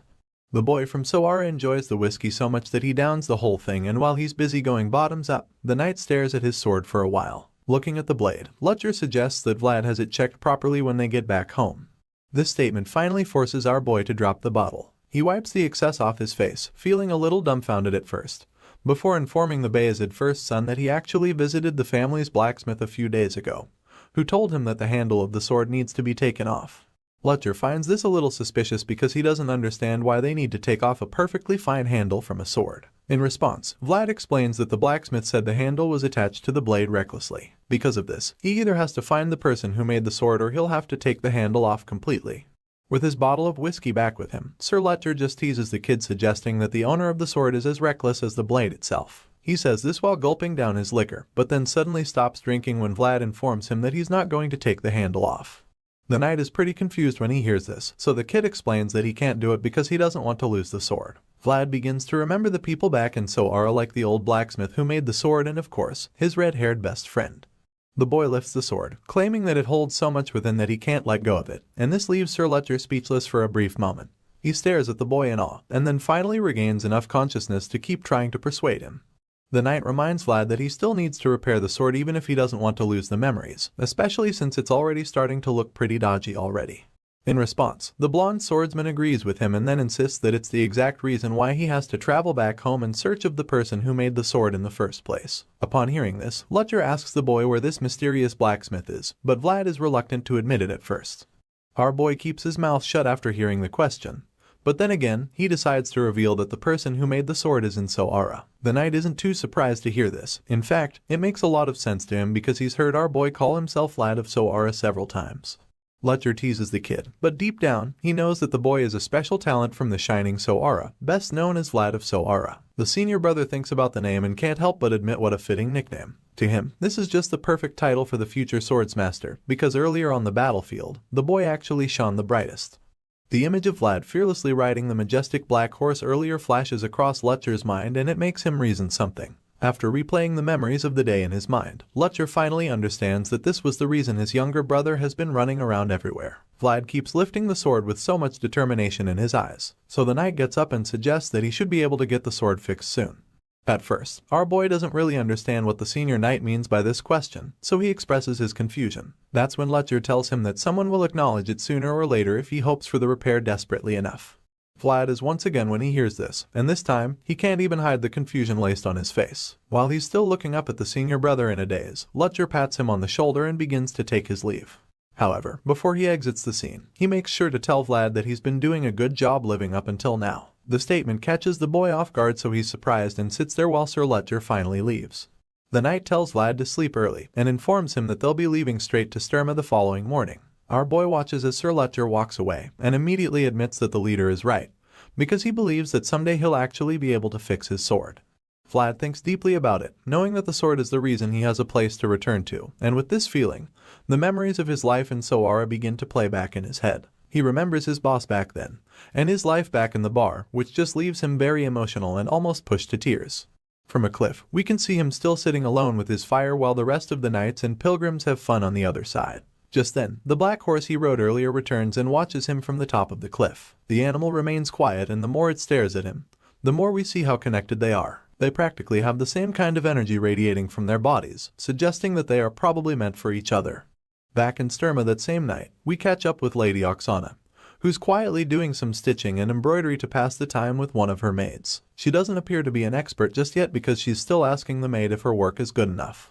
Of course, the young girl commends her stitching skills, claiming that the Countess's work is identical to the drawing they're trying to replicate. In excitement, she also shows Lady Oksana the book, so the Countess asks if she can move on to the next crest. She picks it up, and the little girl gladly shows her the next drawing she's supposed to work on, but she quickly picks up the needle and thread to start stitching, claiming that she doesn't even need to see the drawing. Apparently, this next symbol is very familiar to her, and vividly engraved into her mind, so she begins effortlessly, even though it's her first time making it. Lady Oksana reveals that she and her siblings only watched their mother do it, and never actually tried it. In response, the maid suggests that the Countess watching her mother makes it even more precious, to which the lady admits. The nobleman claims that it's actually precious and suggests that the art is a tradition that's now gradually being forgotten by the people. She thinks about the knights of these days who were actually raised so preciously, and feels that they're not even worthy to lift up the flag that belongs solely to them and no one else.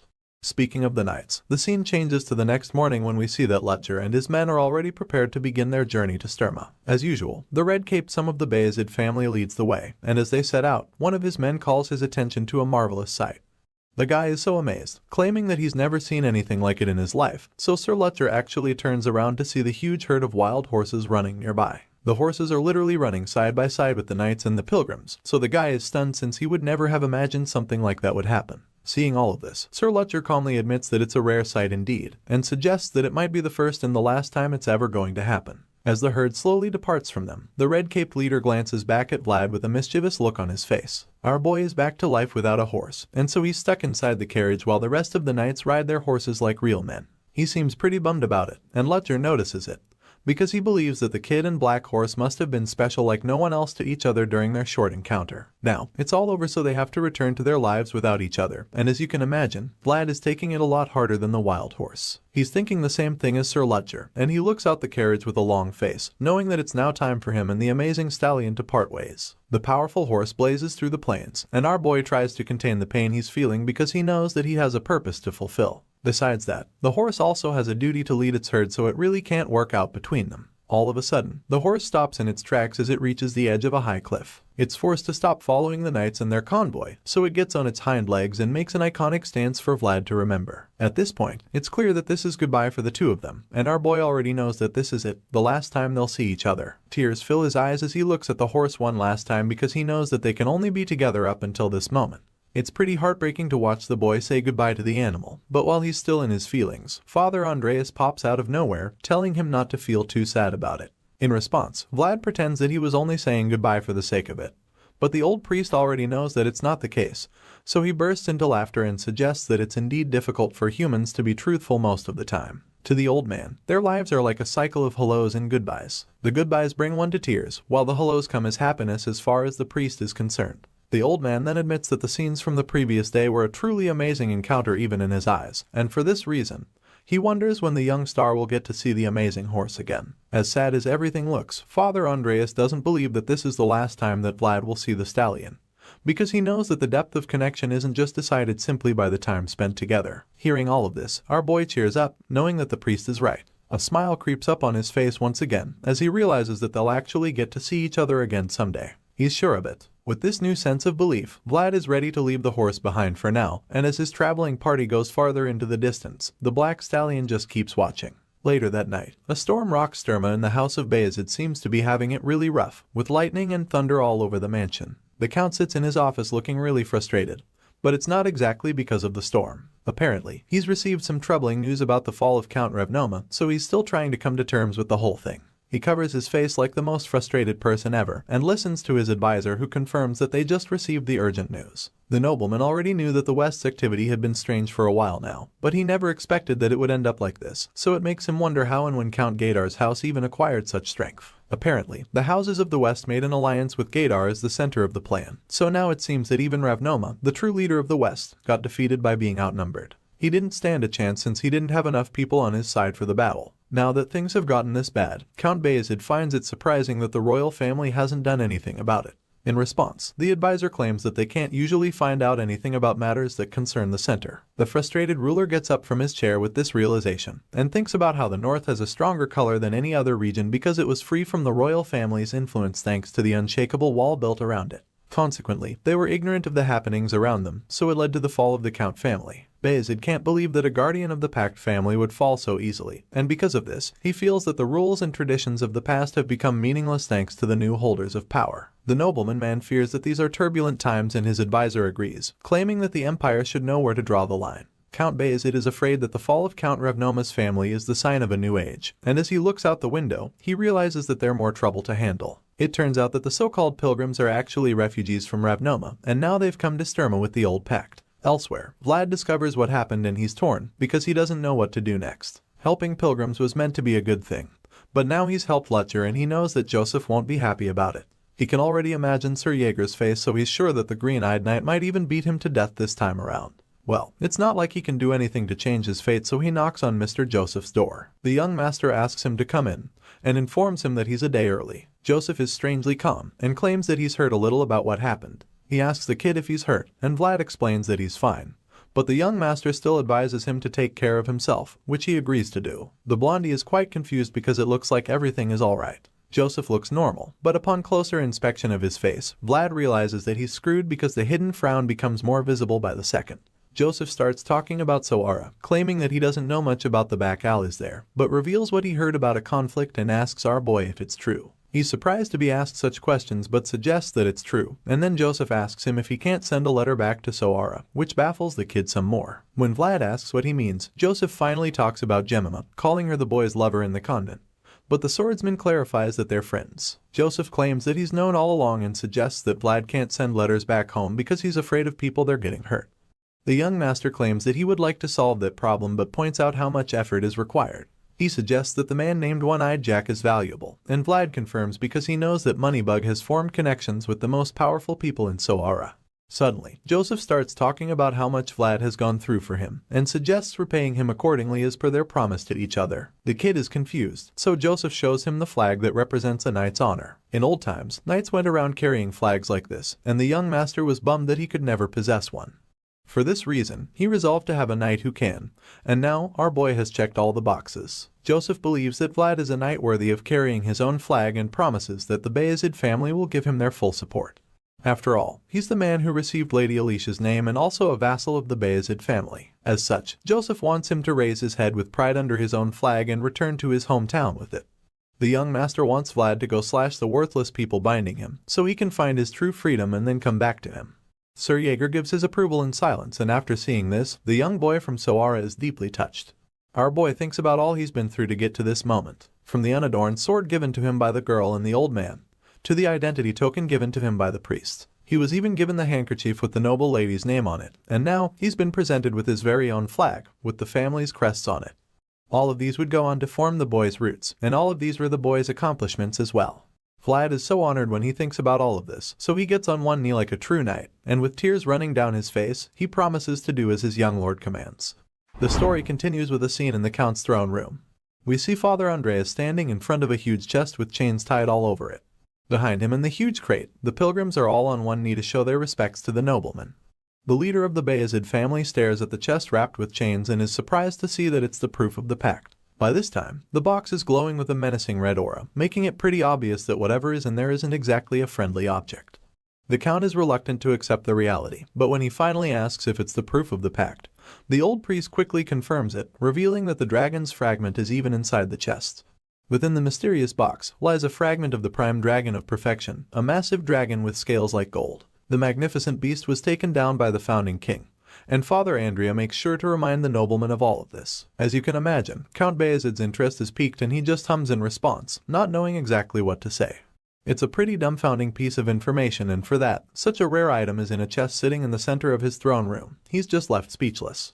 Seeing the reaction, the elderly priest apologizes in advance, because he's about to deliver even more shocking news. With a bow, Father Andreas informs the nobleman that Count Revnoma's family was the only one in the West who could protect the pact.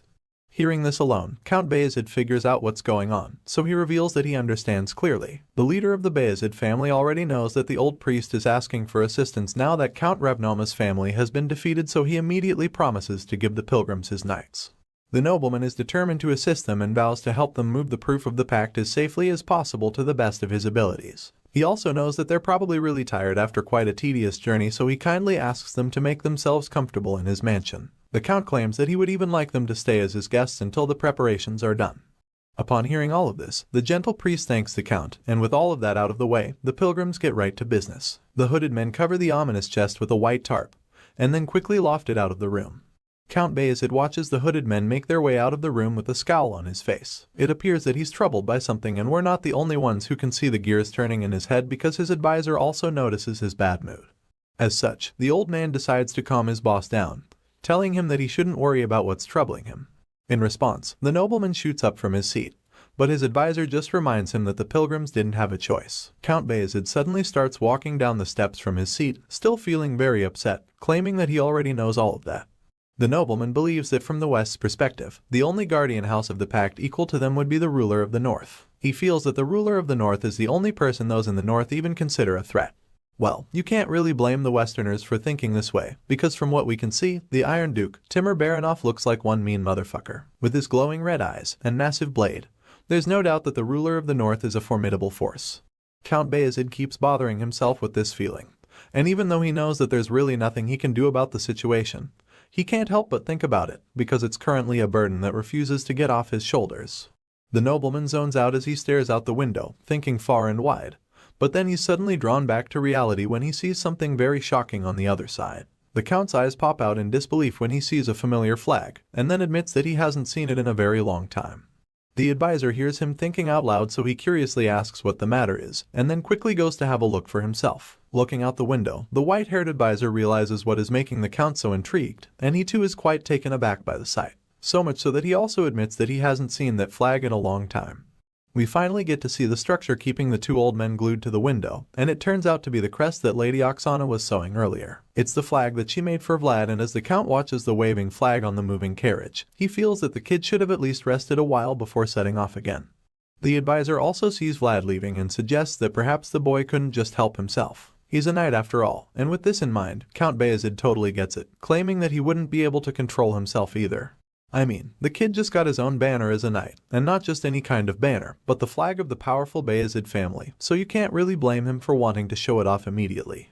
As for the nobleman, he completely understands what it feels like to be a knight who is his own master. That's right, our boy Vlad is now regarded as a knight banneret, and that's a really cool feat in knighthood. Count Bayezid keeps staring at the kid with admiration, and because of this, he's completely in support of the journey. He's proud to have such a person flying his flag, and so he wants the boy to go all the way back to his hometown. He wants Vlad to do what is his rightful duty, and as we can all see, that's exactly what our boy is off to do. The scene suddenly shifts from the vibrant city of Sturma, and then we're taken all the way back to the dark and terrifying slums in the back alleys of Sora. There, a swarm of lowlifes is outside waiting for a very famous hooker. Apparently, the lady is in high demand because all the men can't wait for her to come out. They yell outside her chamber, shamelessly claiming that it's their turn to get played with by her. Of course, this kind of argument usually gets settled when the highest bidder steps up, because they all feel that the person with the most money should have the lady first. One of the men suddenly yells out for the lady to pour him a drink, and we finally get to see that this mysterious hotcake is actually Marcella. She completely ignores the barking scumbags outside and carefully puts on her makeup. While she wears her lipstick slowly, someone else inside her room complains about how the men outside are making a fuss like rutting pigs. Apparently, the mysterious boss is fed up with the noise, so he'd really like Marcella to quickly go out there and entertain them if she's done with her makeup. Just then, we're introduced to the boss, who honestly looks like a mean old witch from a cartoon. The pimp reminds Marcella that she has to serve as many people as she can because that's the only way she can pay up her debt, and she says this with a very mischievous look on her face. She clearly enjoys seeing Marcella get played with by different kinds of dirtbags, especially since she gets paid for it.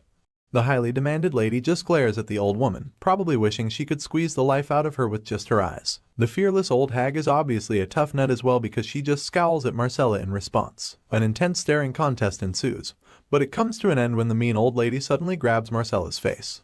She holds up the young woman's face and makes her look into the mirror. It turns out that the old bitch actually wants to see how long Marcella can keep up her confident act. As far as she's concerned, they've got a lot of time, and as such, she believes that Marcella is going to be stuck with her even when her body starts rotting. Hearing such a thing would make you wonder just how much the girl owes this old hag. Marcella looks like she's about to break at this point, but then all of a sudden, the look of fear completely disappears from her face and her confident demeanor returns in a flash. With a very unfazed and bombastic side-eye, she looks over at her boss and taunts her by telling her to have a long life. As you'd expect, the old bitch is shocked by Marcella's confidence, so it even makes her quite worried.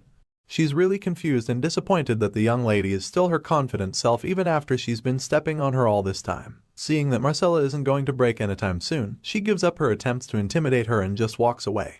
On her way out of the room, she just tells the young lady to hurry up and go out. Once the old hag is out of the scene, we finally get to find out what's actually going on in Marcella's mind. The young lady finally finishes her makeup and starts to think about how she climbed into a pretty good position for a person who's just selling her body. Regardless, she admits that it was a remarkable journey because at least she got to choose her destiny. This little monologue is probably what she tells herself whenever she's about to do her job. Marcella gets up from her seat and struts down to the door of her chamber, where the horny men are still waiting for her. The moment they see her coming out, they start clamoring again, hooting and arguing about which of them has been waiting for her. Walking out to meet the devourers, Marcella admits that the destiny she chose was the path to destruction, but it seems as though she doesn't even care about that. The old hag comes out as well now that her favorite export is ready to perform. She teases the hungry men, asking if they've really been waiting that long for Marcella, and seeing how horny they all are, she asks for the highest bidder to reveal himself. After all, the man who desires the honey of the black rose for the night should be able to show his gold coins. The auction begins and the desperate men start making their bids. Some even offer to combine their gold just so they can afford a night with Marcella, but of course, the madam informs them that it doesn't work like that. It quickly turns into a situation of every man for himself, and as the men start arguing again, the old hag just expresses her delight that Marcella keeps making her so much money. She considers the young lady a wilting flower and decides that she's going to suck her dry till there's nothing left. Just then, one of the men makes an offer of 4 gold and the madam quickly accepts it. The other men are still wallowing in disappointment when someone else suddenly makes an offer of 100 gold.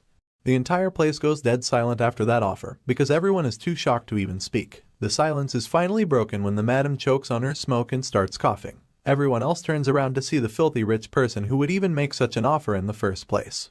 They're all eager to see who it is, and the madam simply asks again just to confirm if she heard right. Sure enough, the mysterious person repeats what he said, stating that he's willing to pay 100 gold for Marcella.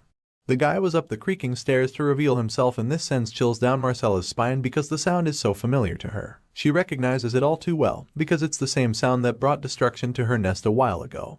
That's right, it's the sound of the same man who killed her husband, the man who turned her life upside down, and the reason our boy had to leave his hometown. It's the notorious Night Godin. Marcella hasn't even seen his face yet, but she's already having goosebumps just thinking about him. The ominous hooded man finally makes it up the stairs and into the room without saying another word. All the people in the room are still overwhelmed by his offer, so much so that the old lady asks him once again if he really said he is going to pay 100 gold. She still can't believe anyone would make such an offer, so she just keeps asking him to be sure. Well, he's probably tired of repeating himself, so he just ignores her and makes his way through the crowd to where the terrified Marcella is waiting for the inevitable. As if the other men weren't already intimidated enough, now they can see just how menacing he looks. They all admit that his aura is no joke, but as curious as they are, none of them can even dare say a word to him. The hooded man finally reaches the counter and then asks the ladies if he can order something from there. Hearing this, the old bitch assumes that he can easily pay around 10 gold even if his 100 gold offer was a bluff. With this in mind, she quickly brings out the menu to serve him, but he stops her, telling her that there's no need for the menu at all. In a shocking twist, we suddenly find out that the person under the hood isn't actually the mercenary Godin. The hooded man declines the old lady's offer, claiming that he's always missed a particular dish even after he left the town a while ago. Apparently, it's been on his mind all the while he was away, so now that he's back, the first thing he orders is the grilled sausage and black pudding dish. The moment he makes this order, Marcella's eyes widen in shock as she realizes exactly who the man under the hood is. The dish is very familiar to her, so she already knows that there can only be one person in the world asking for it. Sure enough, it's none other than our boy Vlad. He takes off his hood, revealing his blonde hair as he makes his former master Jorge's usual order one more time. Marcella is absolutely speechless when she sees him after such a long time. Not to mention, he's paying tribute to her late husband on his return to Sora as a knight. Seeing all of this, she realizes that the gold offer didn't come from a filthy place of desire. The memories come flooding her mind as she remembers the child Jorge brought home. She remembers the color of his blonde hair because she bathed him when he was just a little boy. Marcella remembers it clearly, and while she's still finding it difficult to believe, Vlad simply assures her that he is actually back. Seeing this, she just covers her mouth to lower the sound of her soft sobs. She's pushed to tears just by looking at the young man she raised. Emotions fill the atmosphere as Vlad looks into her eyes. It's been a long time since they last saw each other, but the love between them hasn't dwindled even one bit. The kid smiles softly at her as they share the really touching moment in silence. It's the kind of reunion you want to last for long, but it's suddenly cut short when Marcella realizes where they are. There's still a swarm of horny lollips waiting around to sleep with her, so she's very sure that Vlad is now in danger. As such, she quickly wipes the tears off her face and whispers for him to get out of the pleasure house as quickly as he can. She already knows how wild the men can get, so she tells him to leave. Marcella secretly informs him that the place is being run by subordinates of the notorious One-Armed Jack, and she doesn't want that guy to find out that the blonde swordsman is back in town. She keeps whispering to him, and the old bitch notices it, but she can't make any sense of what Marcella is telling him. It's all gibberish to her, so she gets quite curious all of a sudden. She's surprised to see that Marcella and the mysterious man already know each other. Besides that, she senses that the atmosphere feels unusual too, now that they are talking secretly. Feeling really uncomfortable, she decides that she should try separating the two reunited friends quickly before an unexpected situation arises unnecessarily. With this in mind, she beckons on some of the shady-looking armed men sitting at a table in a corner. A very mean-looking guy in particular looks at her and instantly gets the message just from her eyes. Without wasting any time, he signals his men and they all leave their sets like warriors on a mission. It's almost like they have a telepathic connection because even without saying a word, they all know that Vlad is the target. Our boy senses the growing number of people surrounding him, but he looks like he couldn't even care less about it. Seeming very unfazed by them, he just continues his conversation with Marcella and states that there's a calculation that needs to be done before he pays the amount. The madam is curious about this sudden calculation, so she chimes in and asks him what he's talking about. In response, Vlad calls the name One-Armed Jack and reveals that there's something he needs to get from the man.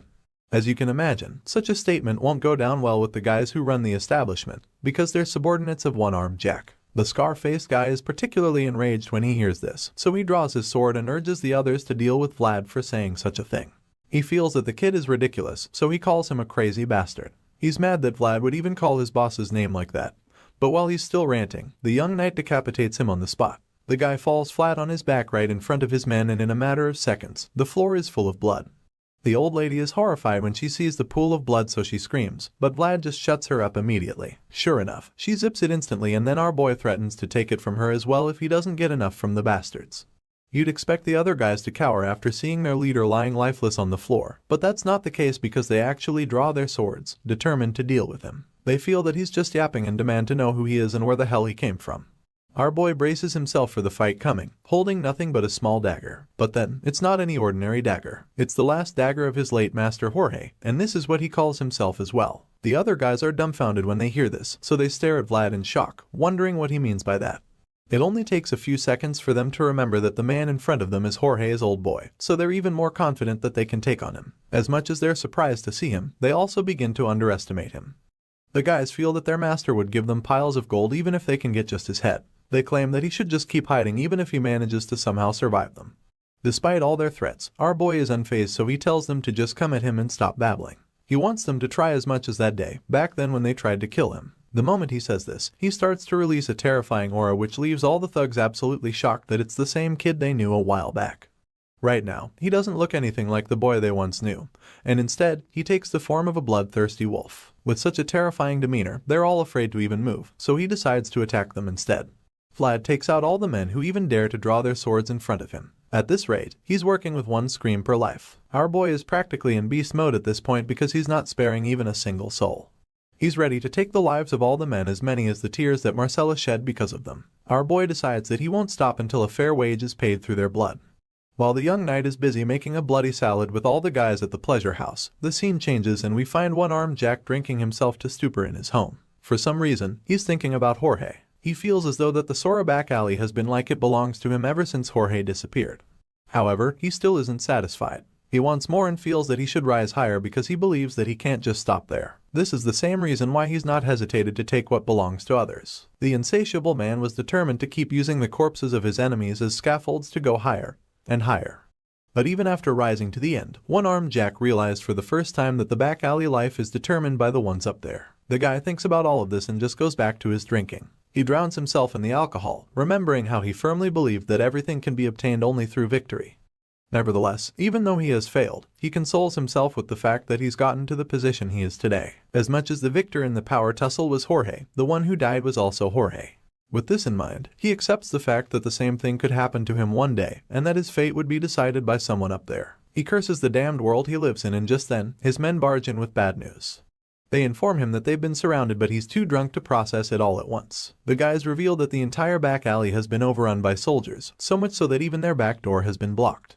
The guys start to argue all of a sudden, feeling that the soldiers are the security guards of Sora. The confusion comes up because they feel that they've already made monthly payments to the soldiers. One suggests that it's just the regular patrol, but others don't agree because of how many soldiers there are. The invaders have clearly come with a plan, and when one-armed Jack hears this, he just starts laughing. He expected such a thing, because he always felt that such a day would come. He just didn't know it would be today. Regardless, he's glad that it's here already, because rather than anxiously waiting for the day, it's better this way, since he feels that destruction right before his eyes is even more relieving. The scene changes from the bar and we see a group of soldiers lined up with their weapons in another side of the small town. One of the high-ranking men in Sora suddenly goes to meet the knight, who happens to be Swordsman, and informs him of some news. He reveals that they've received orders, confirming that the garrison's arrangement is complete. In response, the fat commander just asks the guy if the other alley is completely blockaded as well. The terrified man responds by confirming this, and he claims that they did their best to make sure of it. It turns out that this scared-looking man is actually the mayor of Sora. Unfortunately for him, the commander isn't convinced that he and the others actually did their best, because he feels that if they actually did, the matter wouldn't have gotten as big as it did. The mayor is really ashamed of himself, but all he can do is just stand there and hide his face while the soldier scolds him. The commander seems very upset that the count found out about what happened, so he makes it very clear to the mayor. In response, the embarrassed town leader admits that he doesn't have any excuse for what happened, but he also reminds the commander that one-armed Jack is a very talented man. He claimed that he doesn't have any excuse, but all of a sudden, he tries to start making excuses. Unfortunately for him, the knight doesn't even let him start because he quickly cuts him off by clearing his throat. He gives the man a death glare which sends chills down the guy's spine. At this point, the mayor realizes that there's no way he's going to outsmart the knight. He's puzzled by the knight, and it makes him wonder how a mere soldier is so well informed about the activities of the back alleys in Sora. Realizing that he can't lie to the knight, the cunning mayor tries another plan. He suddenly claims that he's glad that the cancerous group of Sora will be eliminated now that the fat knight and his men are here. It turns out that everything this man says just ends up pissing the knight off, because when he hears these words from the mayor's mouth, he just glares at him again.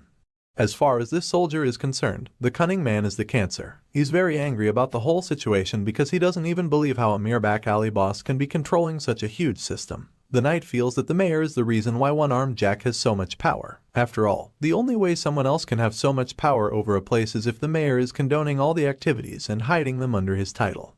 It's also pretty obvious that the price for the mayor to overlook such criminal activities is if he's receiving some kind of huge compensation. Clearly, these compensations are basically bribes, and the reason why the knight is so sure is because he's someone who's taken bribes in the past. Just like a non-vegetarian can tell when he sees someone like him, the fat commander can easily tell that when he sees a corrupt official at first glance.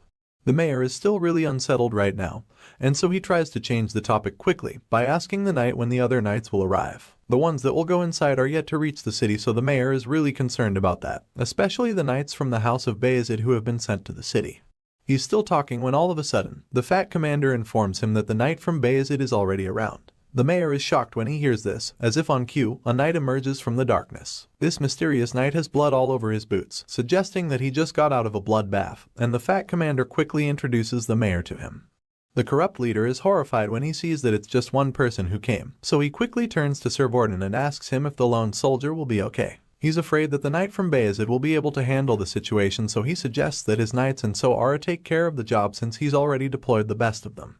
Unfortunately for him, Sir Vorden doesn't agree with his idea. The advanced knight claims that such a thing can't happen under his watch, and this leaves the corrupt mayor absolutely stunned. He's shocked that his authority means nothing to the commander, so he asks Sir Vorden to explain why his idea can't work. In response, the senior knight reveals that it's because Mr. Joseph put his heart and soul into setting it up. It turns out that this little arrangement and deployment of soldiers was simply a means of setting up Vlad's official debut fight, and since that's the case, there's no way Sir Vorden will sit back and watch someone ruin it. Now, we see our boy make his way out of the darkness. His armor and coat are covered in the blood of the goons that he dealt with earlier, and it's giving a really disturbing vibe, so Sir Vorden quietly goes over to the kid and asks him if he'll be okay fighting alone.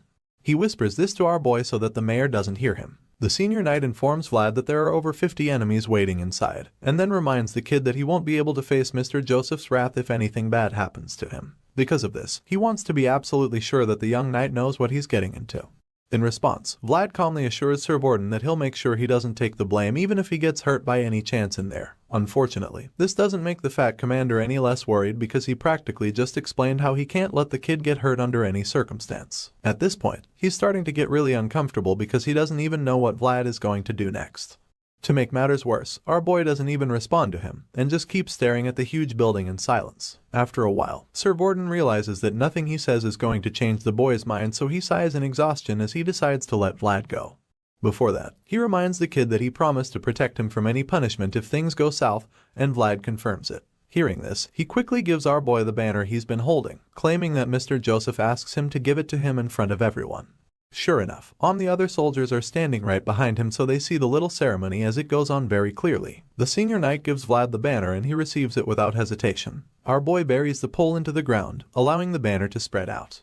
When the other soldiers see it, they're shocked because they all felt that the carrying of banners to battle was a forgotten tradition. After such a cool display, they're all very curious to find out who the mysterious young knight is. They start to wonder who on earth the kid is, because they can't even wrap their heads around the fact that he received his own flag at such a young age. It's all really unbelievable to them, and then one of them suddenly talks about how the knight was personally sent by the House of Bayezid. While the ordinary soldiers are being overwhelmed by our boy's impressive display, he's busy pumping himself up for battle. With his banner pole planted into the ground and his cold blue eyes fixed on the target, he gets himself into battle mode. Vlad decides that right now, this land is his domain. Under the honorable names that attest him, he exercises his authority in Soara, even in the lives of all those who inhabit the place. With such powerful words running through his mind, his eyes start to glow, and while he's asserting his dominance, Sir Vorden opens a scroll and then calls out to the back alley scoundrels. The senior knight yells for them to hear him and calls out to one-armed Jack as well. Sir Vorden informs them that they've disobeyed the rules and laws of the Bayezid family, and that they've been sucking the life out of the people. Because of this, Peter Bayezid, the rightful owner of Soara and head of the family, has sent this message to the lowlives of the back alleys. Sir Vorden reads the letter from his master, revealing that he has sent a proxy on his behalf because he can no longer stand the wickedness of the people in Soara. From the letter, Bayezid claims that all the rights Sir Vorden exercises are guaranteed by him and by the Church of Faith. As such, the fat commander angrily demands that one-armed Jack and his henchmen come outside immediately. He demands that they open their doors in that instant so that they can allow the rightful proxy inside. With this command, the soldiers behind him start hitting their weapons on the ground to create a loud rumbling just so that they can get the attention of one-armed Jack and his men. They chant the Bayezid family name over and over again until it becomes too annoying for the scoundrels to ignore. The things get mad when they hear all the commotion, but the knights and soldiers don't stop making the noise. They chant about how God protects their proxy and express their confidence, believing that they will kill one-armed Jack. While they're saying all of this outside, the big bad boss sits in his chair and quietly drinks yet another bottle of alcohol. Back outside, the chants continue, and our boy waits patiently for the criminals to reveal themselves. Sir Vorden finishes reading the Count's letter from the scroll and informs our boy that he now has the justification and the people on his side, unlike before when they weren't even sure he could handle the situation. Since that's the case now, the senior knight tells Vlad that he can let it all out without hesitation, and once our boy receives the permission to go into beast mode, he thanks Sir Vorden and gets right down to business. Vlad unsheathes his glowing sword before marching down to the door of the house, and as he makes his way there, the fat commander reminds him to be careful. At this time, the voice in his head comes up again. The voice is sure that one-armed Jack must be preparing already, so he advises our boy to expand his vision, because he knows that the big bad boss is going to come for Vlad's life from all directions. Hearing this, our boy mentally prepares himself for the fight ahead, and the voice also assures him that the battle will be different from all the others he's been in before. The voice gives him a little pep talk, claiming that one of the basics of battle is to take the initiative. He advises Vlad to make a really fancy start to the fight, and so, the blonde swordsman begins to channel all the power he can muster into the blade. Several thoughts rush through Vlad's mind as he prepares to face the notorious one-armed Jack all by himself. He remembers the day that Jorge died and begins to feel that maybe his boss would have still been alive if he never called God. Even before that, he wonders if Jorge would still be alive if one-armed Jack never threatened him in the first place. He feels that he wouldn't have needed to call God if that never happened. The many ifs and maybes continue to haunt our young hero, so because of this, he feels that there's only one solution in the end. Vlad decides that he must kill one-armed Jack because that's the only way he can be just a little free from the guilt that constantly haunts him. With this in mind, our boy charges at the big bad boss with his glowing eyes and sword.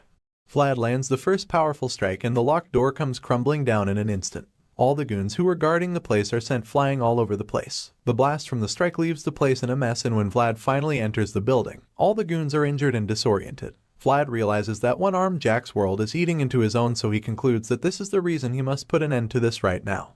This is the only way he can cut off the messy connection and move forward. Our boy marches into the place and then introduces himself to the goons, informing them that he's the one and only Vlad of Soara. The blonde swordsman claims that he's here to end their quarrel. He holds his blade and stands in front of the enemies, waiting to see their next move, but none of them even moves a muscle.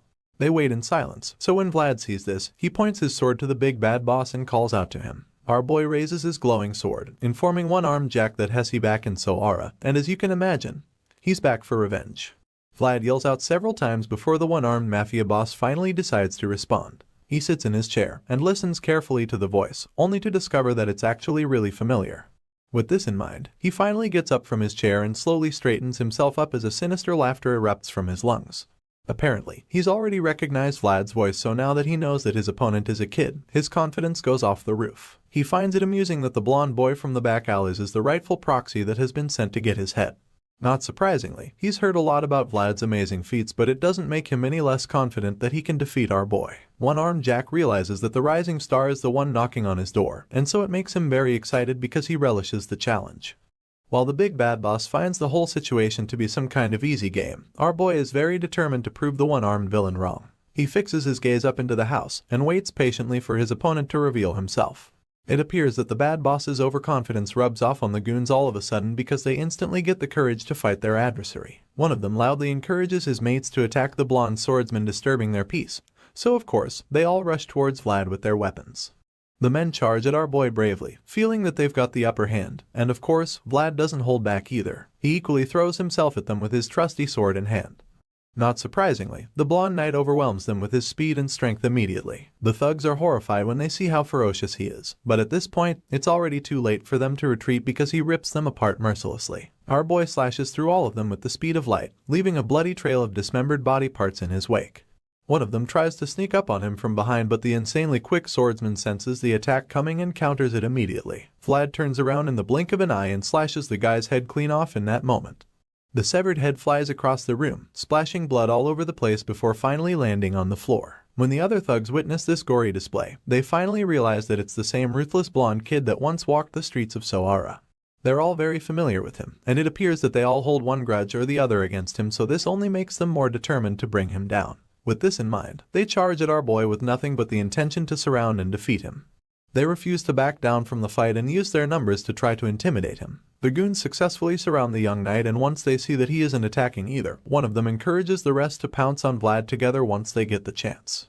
As much as they all want to see the blonde swordsman defeated, they're also really afraid of the kid. The thugs are all aware that Vlad is extremely skilled with the sword, so they're very careful about how they fight him. Stepping forward recklessly against such a knight would only get them killed, so they're reluctant to make the first move.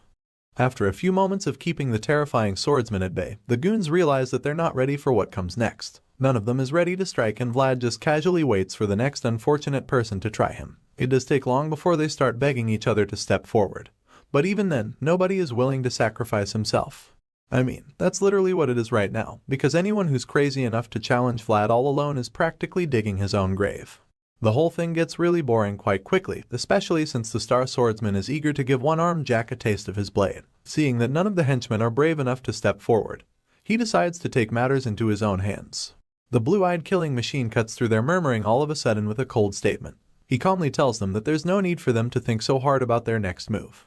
After all, he's going to cut all of them into pieces anyway. Since that's the case, it doesn't really matter what they decide, because they're only going to end up dying at his blade.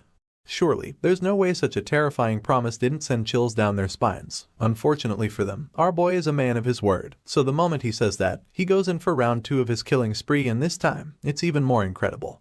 The talented swordsman activates his world as he makes his move, and a bright light fills the sky all of a sudden. The thugs are absolutely stunned when they see the blinding light, and it leaves them frozen in fear. At this point, it's pretty obvious that they don't stand a chance against Vlad. All the hopes they had of being able to take him on are dashed immediately because it becomes clear that they're no longer facing an ordinary human being. Our boy channels the powerful beam of light and uses the energy as a powerful slash that finishes off all the fighters surrounding him. As the beam cuts them to pieces, all they can do is scream in agony, and after a few seconds, we see that all those who were surrounding him are now covered in blood and lying lifeless at his feet. The remaining henchmen left standing are just dumbfounded by what they just witnessed. They have no idea how they can stop someone like Vlad. But then one of them suddenly suggests throwing the iron fishnet on the kid to trap him. They get right to it, and in the blink of an eye, our hero sees that a huge fishnet is being thrown at him. Without wasting a second, he runs out of the way to evade it, so the henchmen decide that they'll just throw everything they can find at him. Unfortunately for them, Vlad is way too fast for their plan to work. He dashes out of sight all of a sudden, but someone finds him hiding behind a pillar. Determined to catch the blonde invader, they work together to block the exits. Those on the lower floor try to force our boy upstairs so that the ones there can ambush him with all the blades at their disposal. Of course, Vlad hears the plan, so he figures that it would be too reckless to pass through the second wave of fighters head-on. Seeing the dangers ahead, he tries to be careful, but they taunt him and challenge him to come at them if he's confident. Thankfully, the young knight is a lot smarter than to fall for that, so he decides to stop using aura against them. Just then, he spots a rope tied to a pole and recalls how Zemina always complained about it. Seeing how heavy the curtains that are tied to it are, he comes up with a plan to get above the henchmen waiting for him without actually having to fight them. Vlad cuts the rope and grabs it, allowing the force from the heavy curtains to carry him to the higher floors. He makes it to the first floor in the blink of an eye, so the other goons below rush upstairs. Seeing the scanty security on the highest floor, he's surprised that they are the only ones there, but he's also happy to see this, because it means he can take them out much quicker.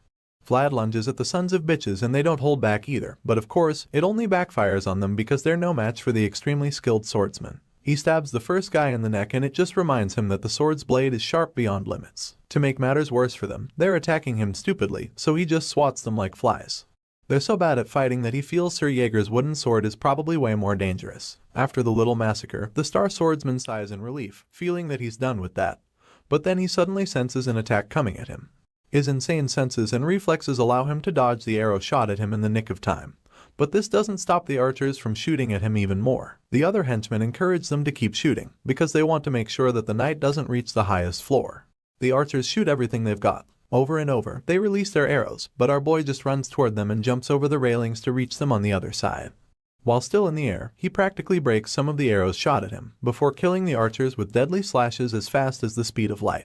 Vlad casually sighs after this, like it's some easy chore. He admits that it was quite a hassle getting up there, and while the other goons are staring at him like some ghost, he just grabs a kettle and gulps down whatever is inside it. The henchmen are too terrified to say a word, so they just watch the bloody knight with their jaws on the floor. Vlad quickly spits out the content of the kettle, suggesting that it's trash, before asking the remaining fighters how they want the next round to go. With a scary smile on his face, he explains that he has to keep going with the fight, especially since he's got to collect the rent for letting them stay in his house all this time. These words send some more chills down the spines of the thugs, and Vlad figures that they must have really thought this place was their territory. Unfortunately for them, that was a fatal misjudgment on their part, because this place is actually Rose's Smiles, otherwise known as Vlad's Nest. Elsewhere in the city that night, we see Vlad's old friend, Harbin, at the harbor, who somehow senses that one-armed Jack has gone mad. The guy looks like he's so tired of the crime boss and his goons because he knows that even the thugs in the market don't cause as much trouble as they do. Looking really frustrated in his office, Harbin tries to write a report, but keeps getting distracted over and over again because he just can't stop feeling uneasy whenever he remembers that there's a crazy big bad nuisance on the loose in the city of Soara. He's so confused because he has no idea what he's even supposed to do at this point. One-armed Jack intends to keep looting openly with the help of his henchmen, and this worried fellow is afraid that he won't be able to do anything to stop such a thing from happening. Still thinking about the crime boss, he finally stops writing and suddenly recalls how things got worse after Jorge's death. It turns out that one-armed Jack became a totally different person after Vlad's guardian died. Even though the notorious criminal leader used to suck the debtors dry before that, he never went as far as he's doing now. Jorge's death gave one-armed Jack the confidence to finally go out of control, so now he's making life miserable for debtors and pushing things to a dead end for them. With everything that's been going on, the worried young man concludes that he doesn't see any hope in the town if things continue like this. At this rate, it will take only a few months before the entire back alley economy begins to collapse for good. Thinking about all of this is clearly really frustrating and stressful, so it's no surprise when he finally admits that the situation is driving him crazy. You can't blame him though, especially since he doesn't even know how the hell he's supposed to report that someone took away so much of their contraband in such a short time. He probably feels that it won't even sound believable by the time he's done writing it, so he's just stuck on that page with his pen in hand and his mind feeling trouble. While he's busy wallowing in the frustration, someone suddenly barges into his office, informing him of some shocking news. Turns out that it's one of his men, who just rushed in to let him know that the back alleys have been blocked up. The young man with short hair looks like he ran a mile to break the news because he's panting heavily and gasping for air. But Harbin isn't too concerned about that right now, because he first of all wants to understand what the hell the kid is talking about right now. It doesn't make sense to him because he can't even comprehend how someone would block the back alleys. It sounds straight up impossible to him, so he asks the kid to explain himself. It's at this point that the breathless boy informs Harbin that some people from Sturma who came to Soara are the ones who caused the blockade. He also reveals that they came to catch one-armed Jack, and then goes on to tell Harbin how all the guard soldiers of Soara have them surrounded from all sides while they're speaking. Hearing this news, he just gets even more exhausted than he was before. Harbin concludes that one-armed Jack must have really crossed the line this time, because it's not every day that people from Sturma come looking for a criminal in a place as chaotic as Soara. Even though he's a little relieved about it, he also knows that he can't just feel happy about the fact that one-armed Jack has finally met his Waterloo. The reason he feels this way is because he knows that it will only rain blood over the back alleys if the powerful crime boss finally leaves Soara. While Harbin is still pondering on the bittersweet feeling, the young informant suddenly suggests that he should be close with one of the visitors. He's shocked to hear this because he doesn't know who the guy is talking about, so he asks, and that's when he finds out that the guy is talking about Vlad. This just leaves Harbin stressed out even more because he doesn't get why the man is talking about Vlad all of a sudden. In response, the guy nervously admits that he didn't see Vlad with his eyes, but he goes on to inform Harbin that there's apparently a blonde guy in the party that came from Sturma. As you can imagine, this pisses Harbin off because Vlad is clearly not the only blonde person in this world, so he snaps at the worker and quickly gets back to writing. However, that's when the guy reveals that it's not all, and then reveals that the blonde young man actually called himself Vlad of Soara. Harbin freezes in shock when he hears this, and there's no doubt that goosebumps cover his whole body at that moment. He finally lifts his head from the paper and gives the worker his full attention, so he can confirm that he just heard correctly. His eyes widen in disbelief because it sounds impossible, but the young short-haired worker just confirms his statement without any doubt. The guy even reveals what he heard about Vlad planting his flag in front of Rose's smiles not too long ago. Harbin starts shivering all of a sudden, and when his subordinate notices it, he gets concerned and asks him if he's okay. Harbin doesn't say a word in response and just zones out completely. He thinks about how he's been hearing countless rumors all this time.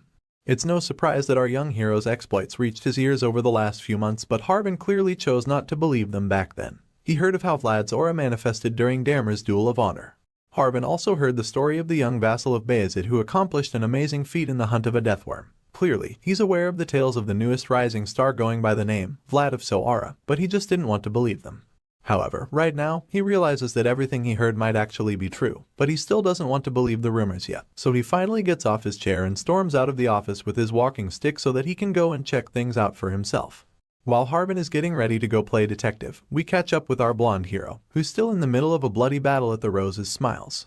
The intense bloodbath goes on and Vlad continues to show no mercy. He uses a deadly strike to slash the foot of one of the henchmen, and right after maiming the guy for life, he swiftly turns around to take care of the thug who bravely tries to sneak up on him from behind. Our boy lands a devastating slash right to the guy's neck, taking him out in the process, but this ruthless display doesn't slow down the onslaught of attacks coming from all the other goons. They're still fearlessly running towards Vlad with nothing but the intention to kill him, but as you already know, they really don't stand a chance against him.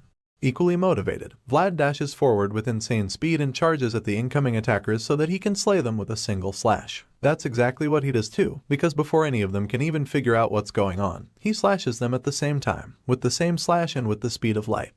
The move is way too fast for them to comprehend, and before they can do anything about it, it's already too late because they're probably missing a body part. Blood splatters all over the place, leaving our boy completely drenched in it as well as his trusty sword. With every strike, Vlad displays true mastery of the sword, and even the spirit inside the blade becomes surprised. He watches our boy in action and admits that his form and technique would leave anyone speechless after witnessing the way he moves. The spirit is in awe of the talent that the blonde swordsman possesses, and he's equally intrigued by the fierce effort our boy puts into his battles. Besides that, his strong will that is deeply rooted inside him can be felt by everyone around, and so the spirit concludes without a doubt that this young boy is a natural-born slaughterer. Just as he says this, Vlad confirms his thoughts by driving his sword straight into the heart of the last thug who dared to try him. It seems our boy has gone full beast mode at this point because he stares right into the dying man's eyes like a psycho killer. With a twisted smile on his face, he tells the thug that he had all the time in the world, so he suggests that the guy put his fallen tooth back in his mouth before passing on. But then again, he also reminds the guy that he won't really be needing them anymore, so pulls out the sword from the man's chest to put him out of his misery. Vlad holds the sword to the dying guy's face, and before he can make any other move, the voice in the sword suddenly tells him that he's done enough. Clearly, there's no way the thug is surviving a stab to the heart, so he's pretty much done for at this point. Vlad hears the voice, and that's when he finally snaps out of his kill mode. He looks around him and is a little bit surprised by the number of bloody corpses around him, so he decides to chill and agrees with the voice, feeling that he's actually done enough already. Our boy feels that he couldn't exactly replicate the scene from that day, but he's pretty satisfied with the results so far, so he decides that it's about time they put an end to the whole mess. Vlad's sword sparkles even though it's covered in blood, and after making up his mind to finish off one-armed Jack for good, he closes his eyes and takes a deep breath before making his way up the final flight of stairs to meet the one-handed crime boss. The dark stairway is filled with the noise of the creaking noise from each step Vlad takes, and after a while, he makes it to one-armed Jack's room and quietly walks in. Vlad breaks the eerie silence by informing the crime boss that he's arrived. The young swordsman stands by the door while Jack sits at the small bar in the place. He doesn't even turn around to know that the person standing there is the rising star. He welcomes the knight with his back still turned to him, and then offers the kid a drink. He pushes a glass to the side and asks Vlad if he wants one, but when our boy doesn't say a word, he simply concludes that the blonde swordsman is no fun. Looking into his own glass, he ponders on the fact that the kid in front of him really is Vlad of Soara. One-armed Jack reveals that he heard the rumors, but he admits that he didn't believe them back then. He gulps down the content of his glass and then wishes that he brought Vlad in way earlier.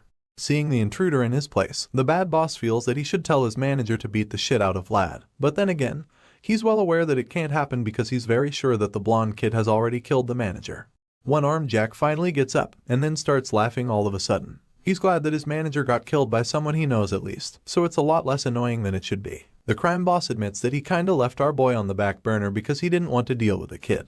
However, he's also a man who likes to make things certain, so now he feels that he has to finish the job. One-armed Jack suddenly reaches for his blade and unsheathes it. Now, the big bad boss has got a hook and a blade pointed at our boy, and when he sees this, he senses the messy connection again. Vlad feels that this is the reason why one-armed Jack's world is eating into his own. Right now, he can no longer sense that endless feeling of reverence he used to have for the one-handed crime boss back then.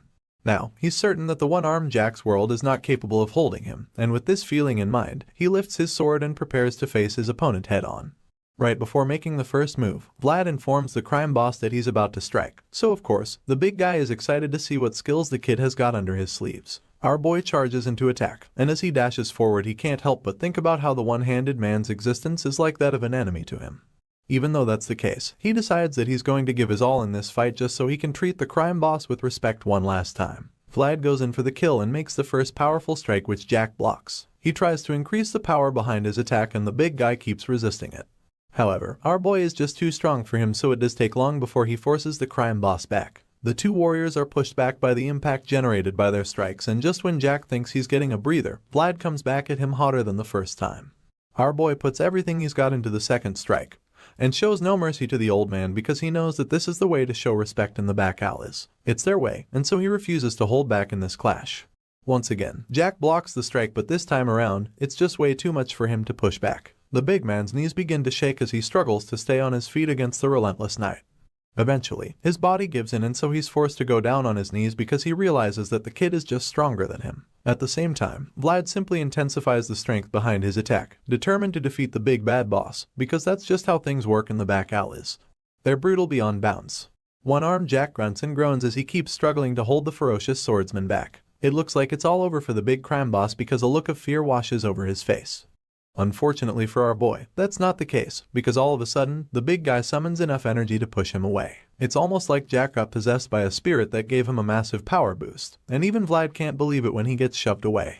A terrifying look appears on Jack's face all of a sudden, and any slight sign of fear completely disappears from him. He raises his blade in an attempt to deliver a deadly strike. Thankfully, our boy is quick enough to deflect the hit, so he blocks it and evades the next attack.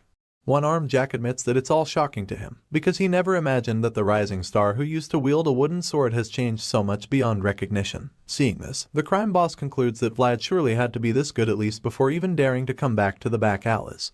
He admits that the kid's progress is truly admirable, but even though he's impressed, it doesn't mean that he's going to go easy on our boy. In fact, it makes him want to go all out against the young swordsman. One-armed Jack probably feels that he has a lot in common with our hero, because it turns out that he also used to have a dream. It doesn't really come as a surprise when this crazy old mafia boss reveals that he actually used to dream about having all those shiny stars in the sky for himself. Back when he was a kid, he wanted to hold the stars in his hands at all costs. He also knew that he needed a lot of strength if he wanted to achieve that. That was the only way he would be able to grab those sparkling stars that filled the night sky. But as time went on, he realized that he needed even more strength and even more blood on his hands in order to make this dream come true. One-armed Jack reveals that he did everything in his power to achieve his dream, because there was absolutely no boundary between good and evil in this chaotic place called Soara. As you know, the ruthless crime boss clearly means that he had to kill more and more people to reach the level of power he wanted. Despite everything he did and all the people he killed to get this power, he didn't get the slightest bit close to touching those stars he so desired. It didn't make sense to him because he tried so much and it yielded nothing. He still desired them even though the stars had lost their sparkle due to being covered by blood and greed. One-armed Jack didn't mind, because they were still his very own stars as far as he was concerned. The little flashback comes to an end, and we see the big bad boss being blinded by a bright light. It turns out that the source of this light is none other than our boy Vlad. He's about to unleash a powerful sword strike and it's pretty obvious that it's an incoming attack. However, Jack is just too distracted by the light entering his eyes. The old man thinks about how much it would take to grab what shines, and is bewildered by the fact that Vlad is swinging at him with a sword that's literally shining like a star. While he's still thinking about this, the powerful slash finally gets to him, and the next thing he sees is that his second hand has been severed off. That's right, Vlad just made Mr. One-Armed Jack to become Mr. No-Armed Jack. Our boy slices the arm off with ease and then goes in for the kill. As he attempts to land the finishing strike, everything around begins to glow brightly. His eyes and his blade shine like stars as the power from his aura looks like it is about to go into overdrive. At this point in time, Vlad looks like he's at the peak of his powers. Right after taking off Jack's remaining functioning hand, he tries to land a second hit, but then suddenly ceases the attack. The crime boss screams in agony as he sees his severed hand fall to the ground. He just keeps groaning while the young swordsman observes patiently. One-armed Jack looks like he's about to start crying one moment, and the next thing we see is a completely different look. A sinister smile appears on his face, and he lets out a villainous laugh all of a sudden, making it so clear that this guy is really a sick bastard. I mean, he just got his last good hand sliced off like a piece of meat and all he can do is laugh about it. It's pretty surprising that he doesn't go into shock because he's losing so much blood right about now. The twisted bastard just keeps laughing and then claims that Vlad's performance has been excellent. He's so impressed that he wishes Jorge could be alive to witness the young knight's display. As you can imagine, One-Armed Jack is the last person on earth to dare call Jorge's name in front of Vlad, so it's not surprising when our boy gets mad and attacks him. Our hero leaps into the air to deliver another slash and tells Jack to shut the hell up. Sure enough, he lands the hit and the insane slash gets deflected by the psycho crime boss. As far as Vlad is concerned, One-Armed Jack doesn't even deserve forgiveness. He's determined to kill the guy because he had a hand in Jorge's death while devouring the broken rose's smiles. After all, he's the son of a bitch who sold Marcel off, and after recalling all of these sins, Vlad concludes that Jack deserves a miserable death. With the desire for revenge and the rekindled feeling of grief in our boy's heart, he goes in for the kill. He stabs Jack and finally, it appears that he's got the job done when we see the big guy screaming in pain. Unfortunately, we're fooled once again, because the screams quickly turn into sick laughter and Jack suddenly claims that this is a happy day. He feels they should throw a big party in Soara and celebrate because the day for Vlad to climb higher than him has finally come. Of course, our boy just tells him to shut the fuck up, right before driving his sword into the big guy's chest. A calm silence follows after this happens, and Jack simply admits that this is a much better way to go out than being crushed by a huge world like Jorge's. Jack is glad that he meets his end at the hands of a young warrior trying to climb higher. Just then, the swordsman asks him if he has any last words, and that's when the psycho tells him that he did a great job. Jack also tells him to take some rest before he leaves Soara, but this just annoys our boy so he forcefully pulls out the sword from the big guy's gut just to make sure he bleeds to death.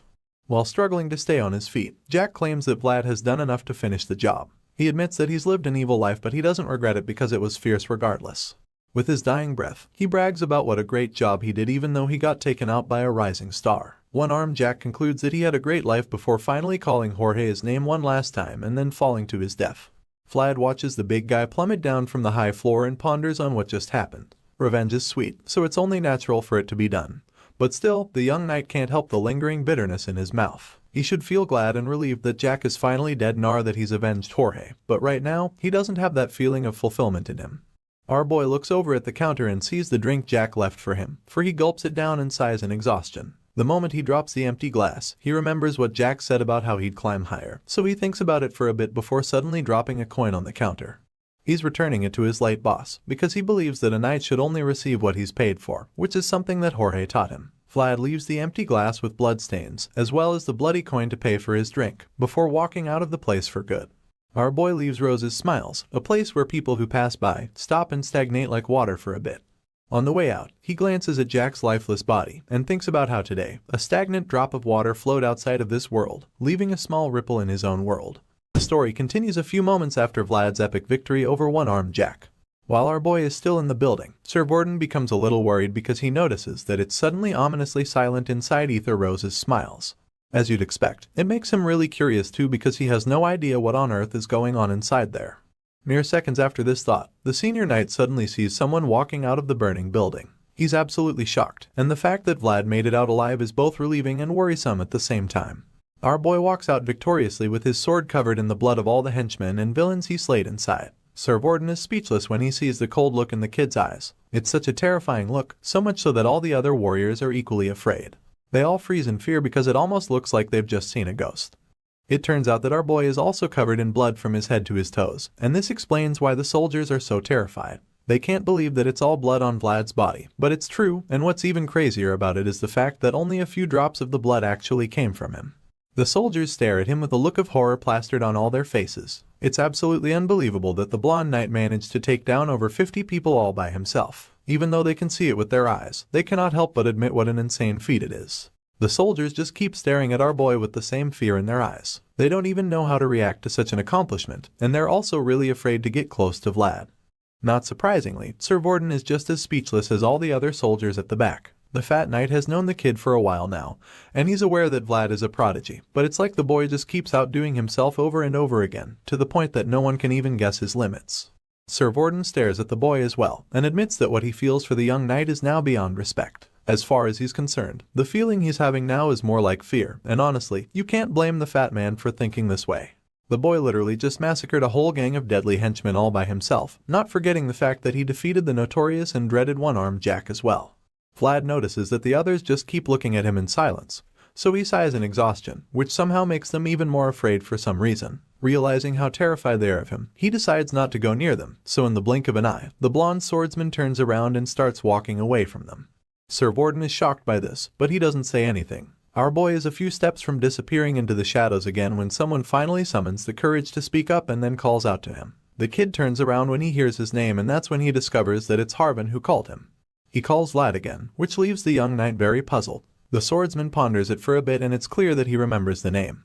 But he doesn't exactly believe that it's real, so he turns around, only to see that the other soldiers are holding Harvin back. Apparently, they can't let him through, and since he can't get to the terrifying knight, he decides to yell Vlad's name as loud as he can. Our boy finally sees Harvin and realizes that his old friend is really there, and he's utterly shocked. Just then, Sir Borden notices Vlad's expression, so he concludes that they both know each other and then tells his soldiers to make way for Harvin. Without wasting a second, the soldiers clear the path and allow Harvin to pass. Vlad's old friend walks toward him with the aid of a walking stick, and our boy just keeps staring at him. It's almost as if he still doesn't believe his eyes, and Harvin is equally left in shock when he sees how much the blonde boy has changed. Right now, Vlad looks like a shadow of his former self because of how dangerous he's become, so Harvin cautiously approaches him and asks him if he's okay. Ever since the kid walked in and out of one-armed Jack's den, he's not been the same. It's been like a part of him died along with the henchmen. But the moment he sees Harvin up close, that changes, and his expression brightens up a bit. He's so relieved to see that it's really his old friend, which makes him let down his guard. Vlad suddenly drops his sword to the floor and smiles, before falling. Thankfully, Harvin catches him in time, and that's when he finally reveals just how much pain he's in. He tells his old friend that he's hurting so much, claiming that he feels the pain all over his body. Of course, Harvin is pretty confused because he knows that Vlad did most of the damage inside the building, so he asks the blonde swordsman what actually happened, and that's when our boy tells him that he finally feels like he's back. The scene changes, and the next morning, Vlad wakes up to a beautiful view of the city. It's almost like he's the Prince of Soara right now because he can see almost everything from his room. As cool as it might be, our boy feels that he just can't get used to it. His bright blue eyes peer out the huge balcony which towers over all the other buildings around, and he concludes that the reason he can't relate to it is because it's not a view of the back alleys where he grew up. While he's still looking out at the rest of the city, Goth suddenly walks into the room. The guy didn't expect him to be up already, so he thought it was a good time to come in. Seeing that Vlad is awake so early, the guy tells the young captain that he should have slept a bit longer. But our boy explains that it's even harder to lie down, because his whole body still aches from the insane battle he had to fight the previous night. Just then, he notices that the guy is holding a bowl of water, so he asks him what it's for. In response, the guy puts on a big creepy smile and explains that the water is for Vlad to wash up. As you can imagine, our boy isn't a fan of such activities since he's fully capable of bathing himself. As such, he just frowns at Goth and then bluntly asks him what the hell is wrong with him. It's a pretty valid question if you ask me, because why on earth is the guy smiling like a creep when talking about washing up? The guy is being a little extra and it doesn't take too much to notice it. But of course, he denies it and claims that this is how he's always been. With the weird smile still plastered on his face, he nervously pretends not to know what Vlad is talking about. Just as our boy suspects, Goth is actually on a little mission. He's very much aware that Vlad's acquaintances all over the city are starting to show up, and he's afraid that it might be difficult to keep his position if the young captain's old friends keep popping up at this rate. Because of this, Goth is determined to make himself indispensable, even if it means being overly nice and suspiciously creepy. After all, he didn't follow Vlad around just to end up as a stable keeper in Bayezid. Goth keeps trying to pretend like he doesn't have a motive, but the blonde swordsman can see right through him, so he already knows exactly what the guy is actually doing. Vlad knows exactly what's going on inside Goth's mind, and he honestly understands it as well, so he tells the guy not to get anxious. Our boy promises to take care of him, but that's only if he continues to do his job well. Goth is elated when he hears this and can't even contain his joy. Just to confirm, he asks if Vlad is actually promising him. In response, the swordsman tells Goth that if he doesn't trust him, he should go do something about it. From the tone, Goth can tell that the young captain is now pissed, so he nervously assures our boy that he trusts him because he knows that Vlad can actually change his mind if he wants to. Seeing the guy get so rattled just makes our boy feel sorry for him. He sighs in exhaustion because he's already tired of all the ass kissing, and that's about the same time that Goth remembers something he should have told Vlad the moment he saw him. It turns out that Sir Vorden wanted to see our boy as soon as he woke up, and Goth forgot to pass the message because he's been too busy competing for Servant of the Year. Vlad is surprised to hear this, but he also feels that it's just perfect too, especially since he also has something that he'd like to discuss with the senior knight. The scene changes again, and the next thing we see is a big office table filled with all kinds of pastries and sweet treats lined up on it. Apparently, this is Sir Vorden's idea of a normal breakfast, and it explains why the man's so fat when he's supposed to be an active swordsman. Of course, Vlad isn't a fan of such unhealthy foods, so he advises the fat man, explaining that eating this kind of stuff will only get him killed eventually.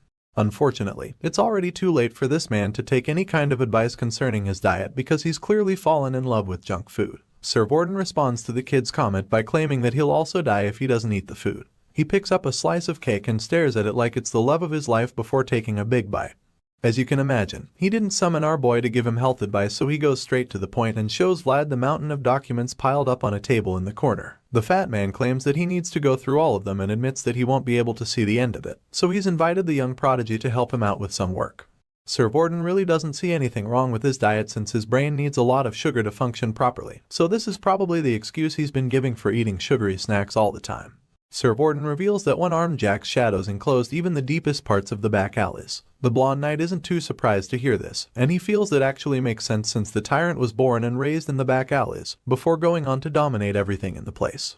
In response, the fat knight agrees with him, and then claims that he'll still take some time out to completely pull out the roots of the mystery. After this, he casually asks Vlad what he's planning to do now. Even though Sir Vorden has to stay back and take care of the aftermath of one-armed Jack's defeat, he informs the young knight that his own work in the city is practically done already. Vlad reveals that he really doesn't know what he'll do next, so the fat knight informs him that he'll be on standby until Mr. Joseph officially arrives in the city. Since that's the case, he also asks Vlad to help him out with his work sometimes.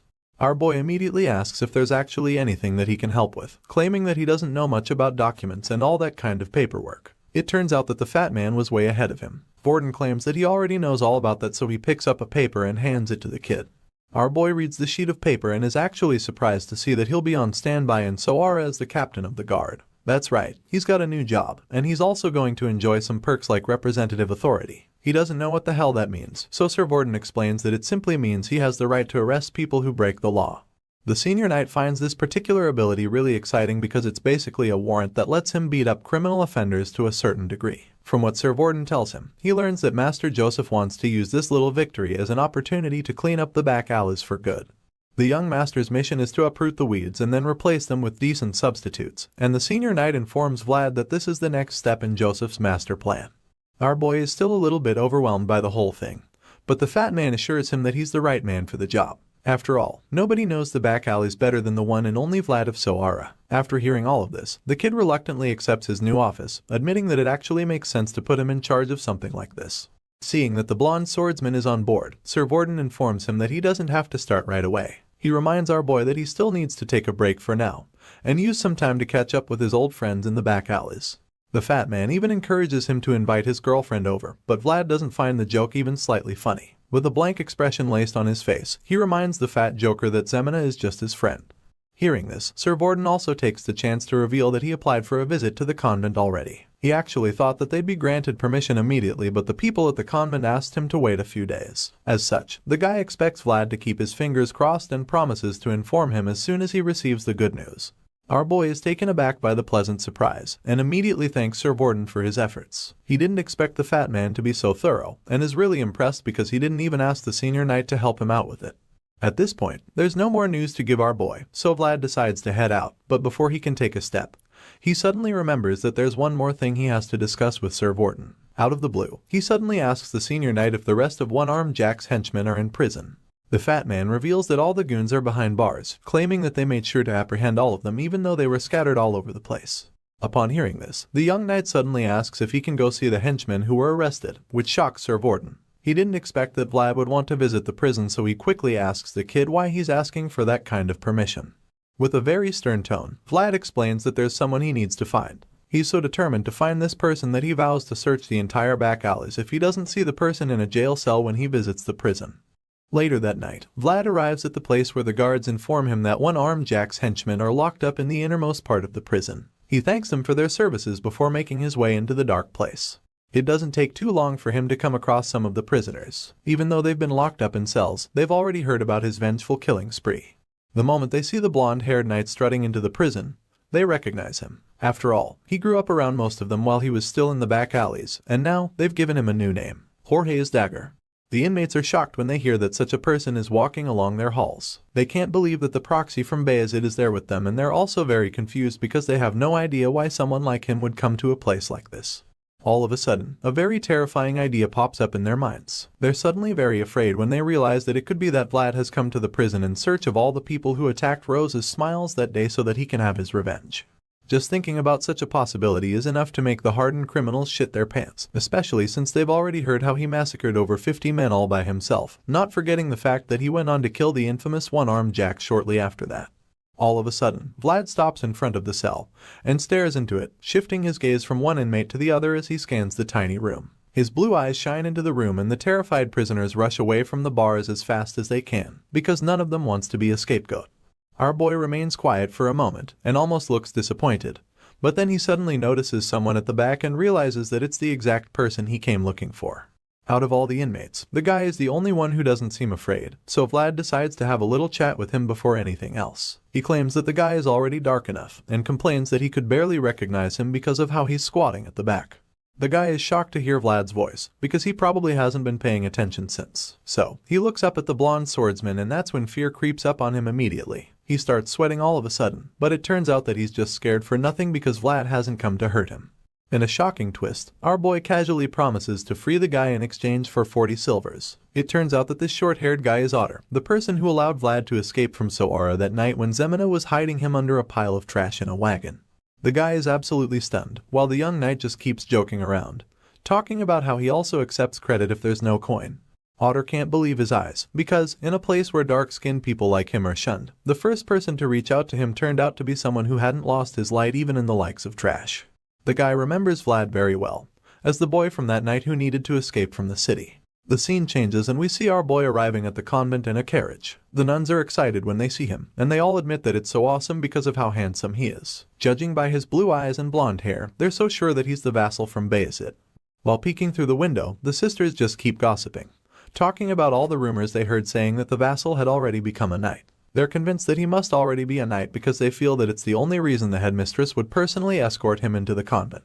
Besides that, they also notice all the local dignitaries trailing him, so it gives them more reason to believe that he's no longer a mere vassal. The people probably donated a lot of money just so they could get close to the Bayezid family. The girls finally realize that this is the reason the headmistress bought so much wine earlier. While most of the girls are busy running their mouths, one of them is quietly washing the dishes all by herself. Just then, one of the matrons barges into the kitchen and scolds them for still dawdling when an esteemed guest is being expected. The girls quickly apologize for their behavior and promise to get their chores done immediately. The mistress reveals that the service is about to start and then storms out of the kitchen, so the other girls start bullying Zemina again, claiming that they got scolded because she's too slow. Of course, the maltreated redhead apologizes to them, so they tell her to hurry up and leave her to finish everything by herself. Zemina doesn't complain about this and the other girls hurry out so they can get to the front row at the chapel.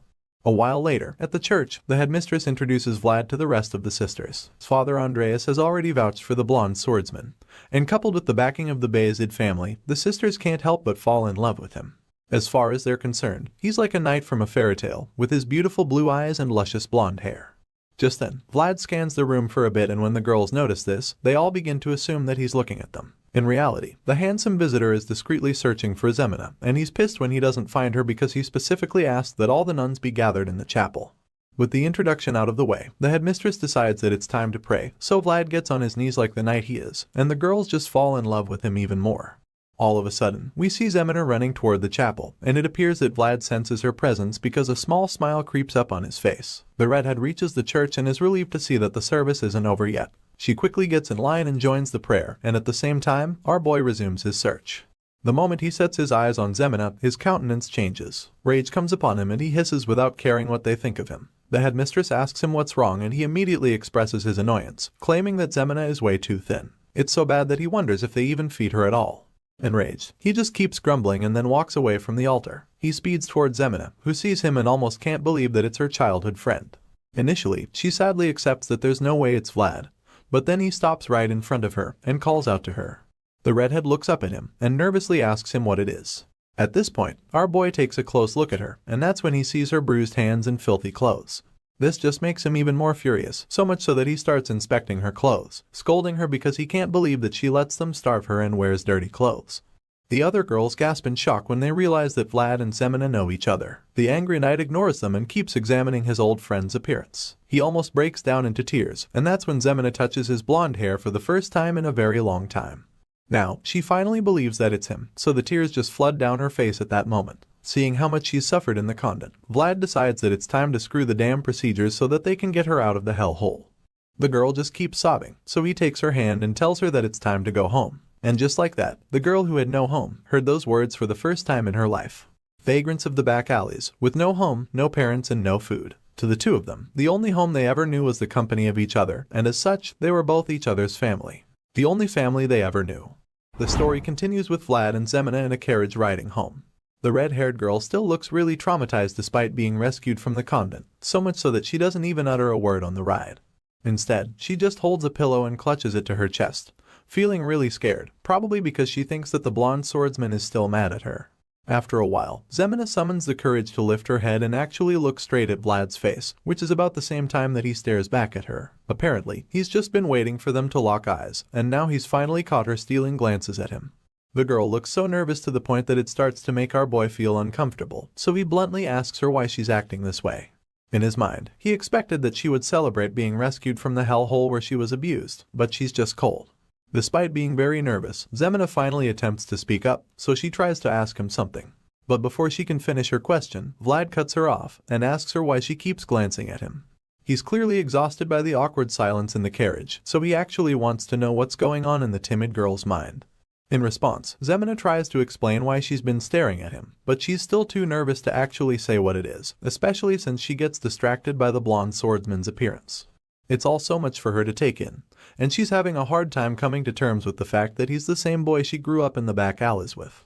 Vlad notices that she's staring at him again, which leaves him pretty confused, and while he's still trying to figure out what exactly is going on with the girl, she quickly clutches the pillow to her chest again and buries her face into it, thinking about how much Vlad has changed since the last time she knew him. Seeing her acting this way, our boy is quite surprised because he doesn't even understand why she's feeling so awkward when they've only been apart for like 6 months. Sure, it's been a while, but it's not long enough for her to start feeling weird around him, especially since they were so close before he left Sohara.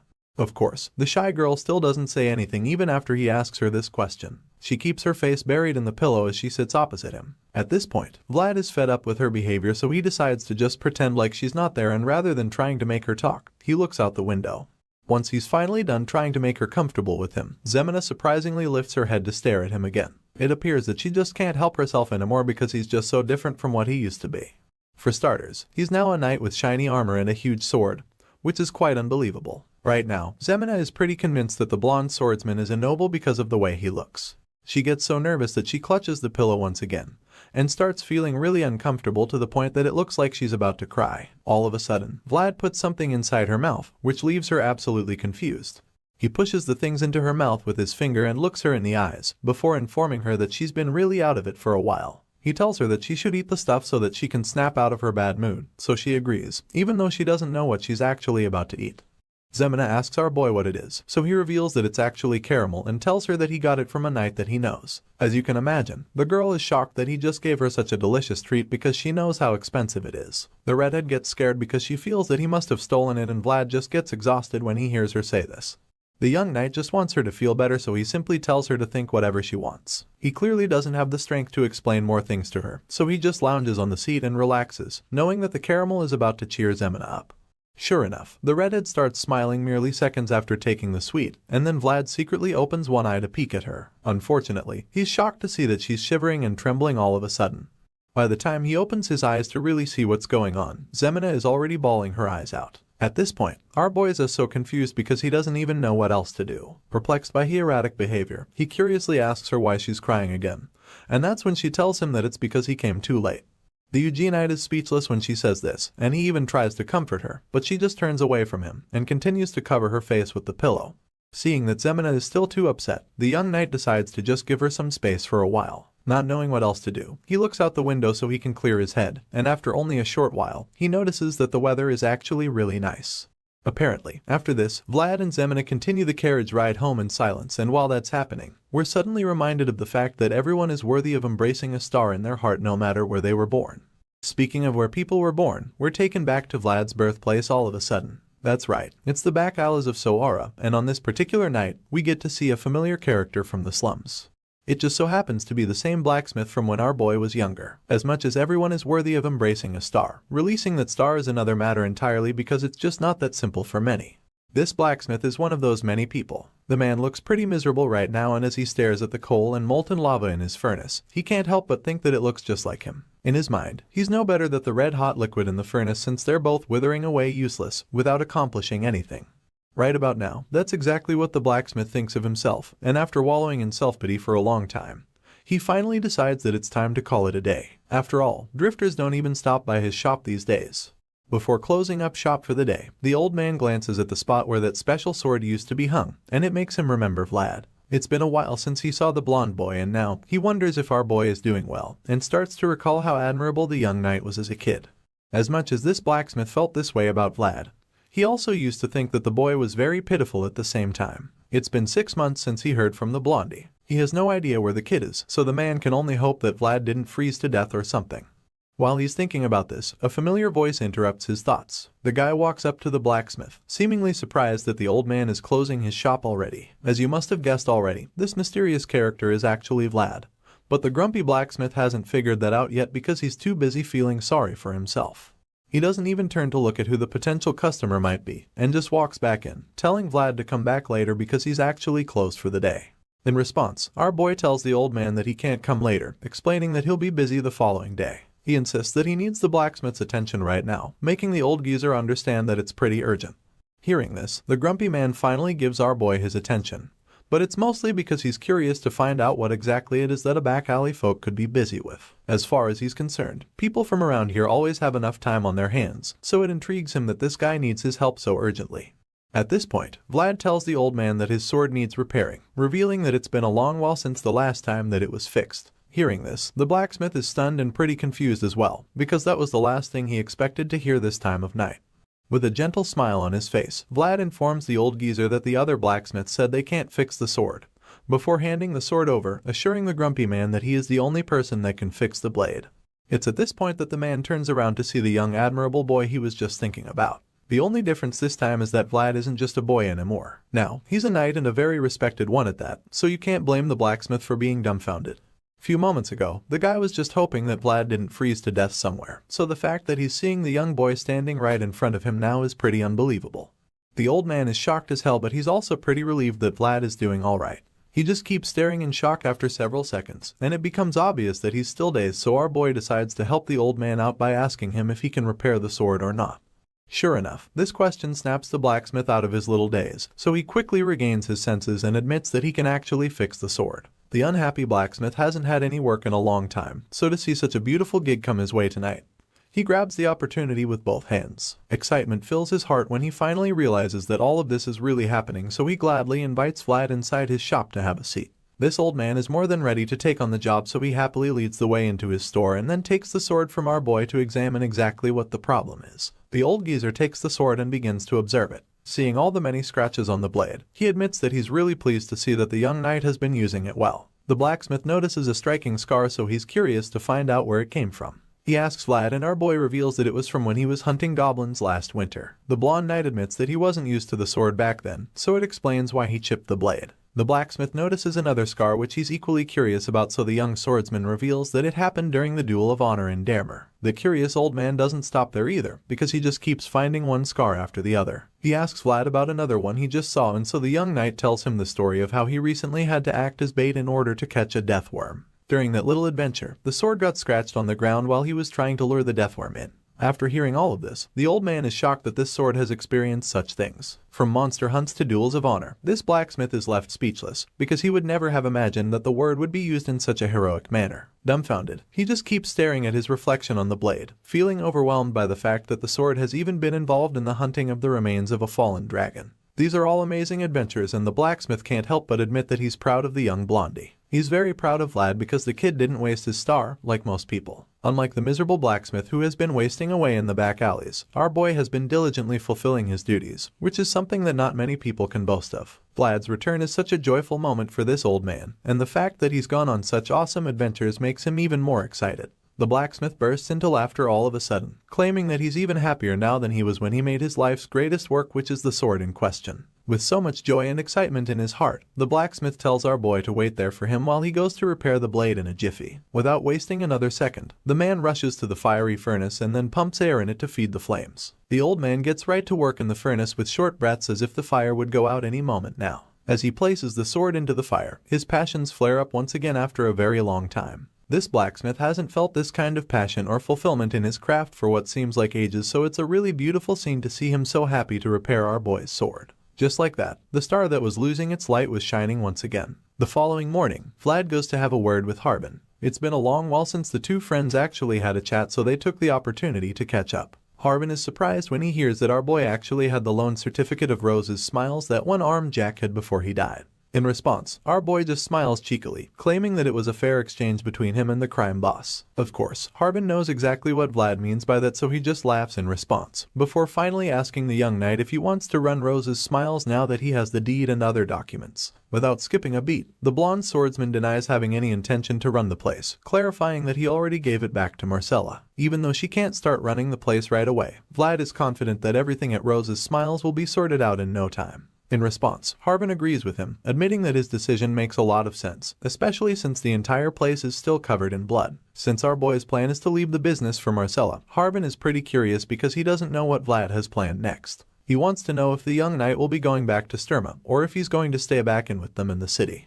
Hearing this, Vlad confirms that he's going to remain in Soara for a while, and informs Harbin that he's on standby in the meantime. He gives his friend a gentle smile, knowing that the guy would be glad to hear that he's staying in town for a while. Sure enough, Harbin appears really relieved about this, and he can't even hide his smile. He suddenly admits that he thinks it's really great to see Vlad this way.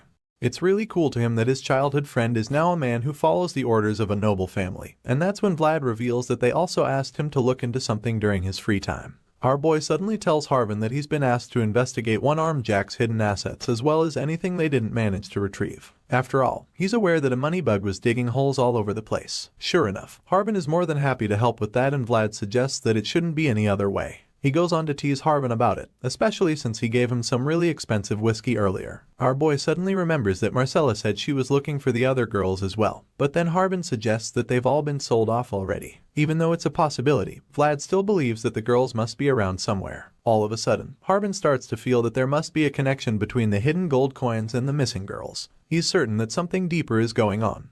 But then Vlad feels that the whole thing sounds like a hassle to him. Our boy reveals that he already searched for a few, but admits that most of them left no trace at all. At this point, Harbin becomes curious, so he asks Blondie who he's talking about. Without hesitation, the young knight reveals that there's one of them whose name is Anna. Besides Anna, there are actually a few more who left no trace at all, and after Vlad explains this, Harbin agrees that it's indeed strange. In his mind, there should actually be some kind of way to trace some of the girls. He recalls that one-armed Jack did a lot of things while he was running the back alleys, but he can clearly see that this is something different. Seeing how mysterious the case is, Harbin offers to help Vlad look into it as well. The guy is aware that his organization has shrunk lately, so he admits that he won't be able to offer much help. Their conversation is brought to an end when the dark-skinned prisoner Vlad Freed arrives. Otter calls out to Vlad and informs him that there's actually a suspicious place just like he said before. Hearing this, our boy gets up and goes to meet Otter, while Harbin promises to update him on any of his findings. Later, Vlad arrives at a shady butcher's shop looking for the missing girls, but the guy insists that he doesn't know anything about them. Despite this, our boy doesn't remember this place being a butcher shop 6 months ago, so the butcher tells him to go ask Black Bear about that. The swine butcher, Black Bear, happens to be one of the 5 bosses of the Black Alley, and he gave them permission to start a butcher shop. Vlad figures that the guy is just trying to scare him, so he claims that he'll go meet Black Bear himself. Just then, he catches the guy red-handed. Because most people in the back alleys can't read, yet the butcher knew it was names on the paper. It becomes clear that the guy is an outsider, so our boy immediately accuses them of selling human meat. And just like that, the butcher's cover is blown, so he attacks the young knight. Vlad evades the strike and gets angry, but he demands to know who he is, so Blondie asks him the same thing and warns him to cooperate. Our boy then tells Otter to close the door, because as far as he's concerned, business is closed for the day. After dealing with the butcher, Vlad goes to have a chat with Otter, wondering how the outsider got in. So the guy suggests that one-armed Jack didn't look after the back alleys properly. Our boy is surprised that the crime boss made such a mess in only 6 months, and Otter admits that one-armed Jack really changed a lot after Jorge died. In a flashback, we see Vlad dealing with the strange butcher. He stabs the guy's hand, forcing him to confess what he knows, so the guy reveals that the slave merchants know about the missing people. In the present, our boy is finding it hard to believe that they're casually trafficking people in the back alleys. He never imagined that the matter's roots would run this deep. Anyway, now that he's got the truth, he feels it would do for now, but Otter suggests that the higher-ups would find out the details soon. Just then, a young boy enters the scene, claiming that he found what Vlad asked him about earlier. Apparently, some kids saw it, and for the boy's service, the knight gave him a treat. As the kid enjoys his skewers, Vlad asks him what the kids saw, so he reveals that they saw the brunette Anna getting on a horse carriage he has never seen before. Hearing this, our boy starts to wonder if she got sold off to some place already. The little boy suddenly adds that the other women on the carriage were pregnant, leaving Vlad shocked. It's so baffling to him since he doesn't know why anyone would buy pregnant women when they can't even work. Otter gets worried when he sees the knight lost in thought all of a sudden. As if Anna being pregnant wasn't shocking enough, now there's someone buying pregnant women. Even for the back alleys, it's way too disturbing. And all of a sudden, Vlad remembers the strange spirit he met a few moments ago. At this point, he's afraid that the spirit might have been Anna or even one of the pregnant women trying to speak to him. Suddenly, the voice in his sword reminds him to always heed his own warnings, because a bad bunch is bound to come true after all. Vlad seriously hopes that what he's thinking isn't true, but he also knows that it's better to be prepared for the worst. Later, he informs Sir Vorden of the unusual activities he came across, but the fat knight just feels that he should even take a break. Vlad reminds him that he's the one who tasked him to investigate, but the fat knight simply admits that he didn't expect him to find anything this quickly. Sir Vorden just wants to catch a break now that he's done with his paperwork, but he can't do that if Vlad keeps digging up dirt at every opportunity. The fat knight wonders why it's so urgent, and then suggests that there might be a crisis looming. Hearing this, our boy figures that Sir Vorden is trying to push the job to someone else, so he asks for permission to visit the mayor, but he's reluctant to say anything. The senior knight doesn't feel like spending his entire vacation working. He just wants to relax, but when he looks out the window, he realizes that he won't get that opportunity. This is because he sees that Master Joseph and the rest of his convoy have arrived, and they're 2 days earlier than he expected. Of course, the mayor tries to kiss Mr. Joseph's ass, but he just ignores him and goes straight to Sir Vorden. They greet the young master, who immediately asks them if anything happened in his absence. Of course, the fat knight isn't ready for the work that would follow if he speaks the truth, so he claims that nothing happened. On the other hand, Vlad just stays silent, which Joseph suspects, so he suggests that they talk inside. The mayor shows them to his office, and Sir Jaeger insists on inspecting the room first. This annoys the mayor and he starts throwing a fit, but a single glare from the one-eyed knight is enough to make him calm down. Suddenly, Mr. Joseph commends Vlad on a job well done and then immediately asks him what it was that he wanted to say outside. Our boy admits that he's afraid he might be making a fuss for no reason if he says it, but the young master just tells him he can go ahead. Vlad then reveals that it might be better to ask the mayor for the help that he's been looking for. The young master smiles when he hears this, and feels that teaching the blondie was worth it because of his ability to assess a situation. Joseph is impressed that Vlad knows his affiliation with the noble family doesn't give him authority, so he tells the boy that he's made a good decision. Just then, Sir Jaeger informs the young master that the office is safe to enter, so they all go in, and Joseph compliments the splendid office. Even the view of Soara from up there is amazing since you can see the entire city from there. Even though most of the office is great, Joseph feels that the chair needs to be changed because it's extremely over the top. The mayor is shocked because he doesn't think anything is wrong with the chair. He's about to say something rude, but he quickly holds his tongue when he sees Joseph sit in the chair. Vlad is shocked to see this, but the young master casually reveals that he just became the new mayor of Soara. Sometime later, Vlad goes on a small trip with Otter, but complains the whole time because it smells and it's not easy to come to. It's the oldest and most complicated alley of the back alleys, which is also the most horrendous part, reeking of blood and all sorts of smells. As if that's not bad enough, there's that scary look that's in the eyes of the people there, because they practically live side by side with death. It's no wonder why even one-armed Jack didn't dare mess with the place. After all, it's just what is expected from the swine butcher's alley. The swordsman makes his way to the place to knock on the door, and sure enough, a really mean-looking man answers. The stout man looks through the peephole and asks Vlad who he is, so the brave knight coldly suggests that he must have heard about him already. After all, the guy and his colleagues were shooting glances at the blonde swordsman from the alley's entrance. The moment our boy says this, the grumpy guy slams the hole shut so quickly that Vlad isn't even able to get another word in. He tries to tell the man to wait, but before he can finish talking, the loud bang cuts him off. At this point, the voice in his head suggests that the person is trying to get on his nerves, and the young knight agrees. Vlad feels that he shouldn't let such disrespect slide, even though such treatment seemed pretty normal to him in the past. However, that was then when he was a nobody, but now he has the honor of too many people tied to his name, so he can no longer tolerate such disrespect. After thinking about all the people whose honor is tied to him, he concludes that he just can't let such things slide anymore. With this in mind, our boy refuses to walk away from there, so he remains in the same spot for hours, and as such, Otter is also forced to stay there with him while holding the folded banner up the whole time. After a long while, the sun begins to rise, and by then, we get to see that our boy's feet have already been covered with dust because of how long he's been standing there. At this point, the rude man from earlier finally opens the door and sees that the young knight is still there waiting for him, so he tells Vlad to come in a really condescending manner. Of course, the blonde swordsman doesn't respond to this insult and just remains cold. He takes a deep breath as he ponders on what to do to the guy, and while he's still thinking, the guy has the balls to interrupt him, asking him if he's coming in or not. This time around, he has two hefty men on either side, so he's feeling pretty confident. In his mind, he can take on the young knight, and it appears that Otter feels the same way because he starts trembling all of a sudden when he notices the tension rising. Vlad doesn't say a word, so the young guy begins to panic, knowing how dangerous these goons can be. After waiting for a while and not getting a response from the young knight, the rude man laughs at him and tells them to get lost if they're too scared to come inside. He literally walks back inside and attempts to shut the door again when the swordsman finally speaks up. The blonde knight bluntly warns him not to even dare close that door because if he does, he won't be able to handle the consequences.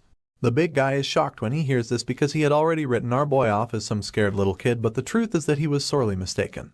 Vlad's blue eyes glint with a very dangerous look, and at this point, the man starts to feel a little uneasy. He's still trying to process what he just heard because he's probably never heard a young person speak to him in such a challenging manner. He asks our boy what the hell he means, and that's when the swordsman responds by telling him that he brought his punishment upon himself. While saying this, Vlad reaches for the wooden pole in Otter's hand and then strikes it on the ground to assert his dominance. The moment the tip of the pole hits the floor, the banner is unraveled, revealing the powerful seal of the Bayezid family on it. Our boy then introduces himself to the goons as the one and only Vlad of Soara, before telling them that he's about to exercise his given rights on them with the power vested in him by the honorable names that vouch for him. After making this clear to them, his look turns completely menacing as his eyes glow with murderous intent, and then he instructs them to go and tell Black Bear that he should come out of hiding and face the rightful representative of the Bayezid family. Hearing these words, fear grips the rude man who's been insulting him, and he starts to tremble all of a sudden. Seeing the look of horror on his face, Vlad goes on to terrify him some more. He knows that the guy has probably heard the rumors, which means that he also knows what happens when a certain blonde knight plants his flag in a place. From all the stories that have been making the rounds in Soara, the goon doesn't need a prophet to tell him that his life is in danger, because he can literally see the piles of bloody corpses Vlad has left in his wake over the last couple of days. In his mind, he can see all the criminals that have been slaughtered by the young knight, so he knows that this is probably the end of the road for him, since he is just like all the other corrupt men who were slain. At this point, Vlad can literally smell the fear oozing from the guy's body, so he figures that he's done enough to warn him. He tells the man not to take his warning lightly, and then goes on to reveal that this will be his final act of courtesy. In other words, he's telling the man that he's definitely going to end up dead if he ever insults him again. While all of that is going on, we're taken outside to the center of the city, where the former mayor is still wallowing in misery after being kicked out of his position. Now that Master Joseph is the new mayor of Soara, this corrupt and spineless man no longer has a place to call home, so he stares at his former mansion longingly and walks away in tears, knowing that there's nothing left for him there. As he takes a final look at the place he once called home, Master Joseph sees him through the window and starts to feel sorry for the man, even though he never intended to feel any form of sympathy for him. Hearing this, the more strong-willed knight in the room chimes in, reminding his master that the man is simply paying for his crimes. Sir Jaeger has no chills and certainly doesn't have any sympathy for the former mayor of Soara.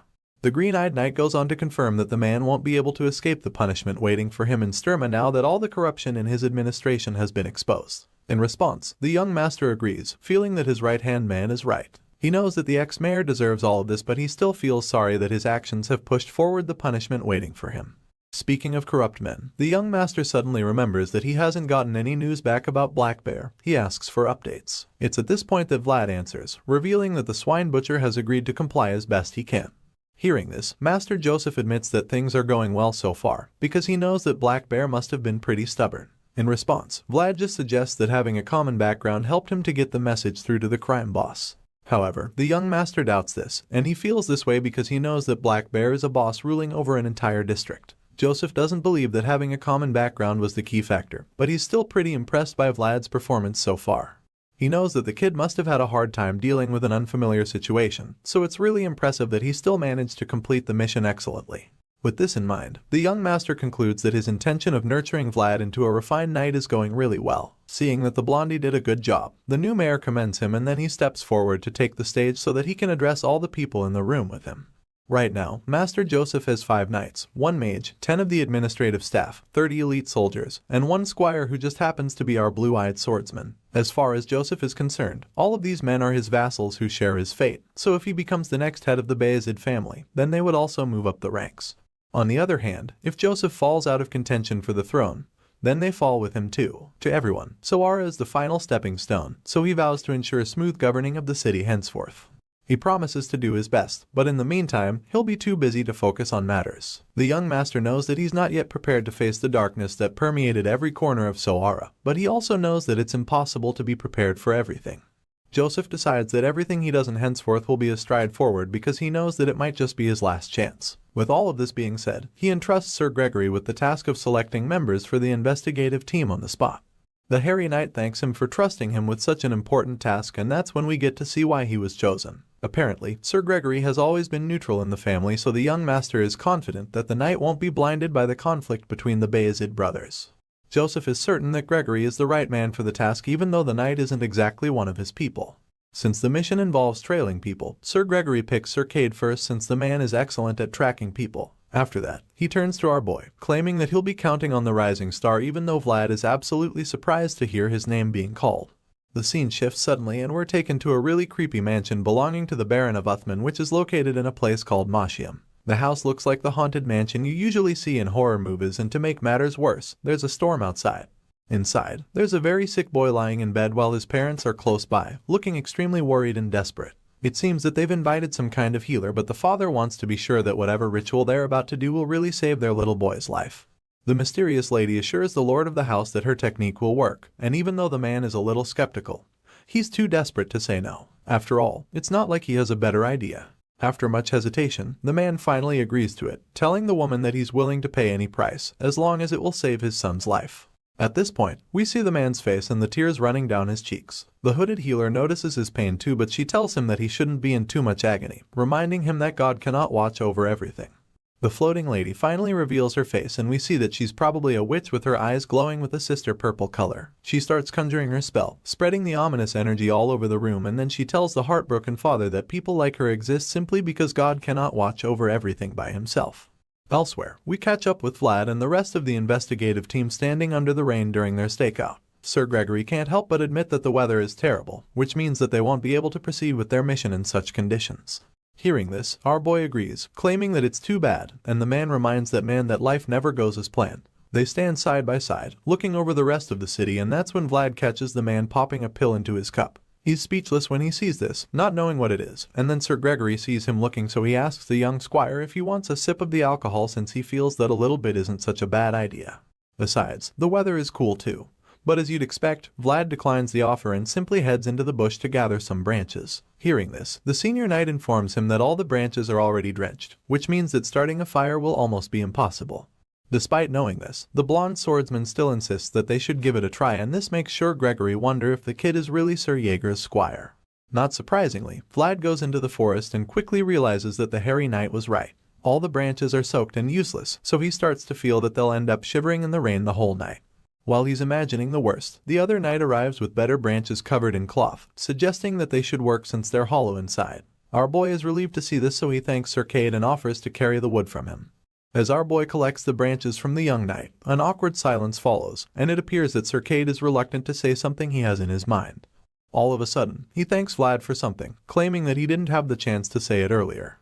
Surprisingly, our boy knows exactly what he's talking about since he actually saved Cade's life in the past. As such, he tells the fellow knight that he was just doing his job. He then asks the guy how he is doing now, so Cade reveals how he felt cutting off a limb was the only option he had back when they had the encounter in Chapter 11.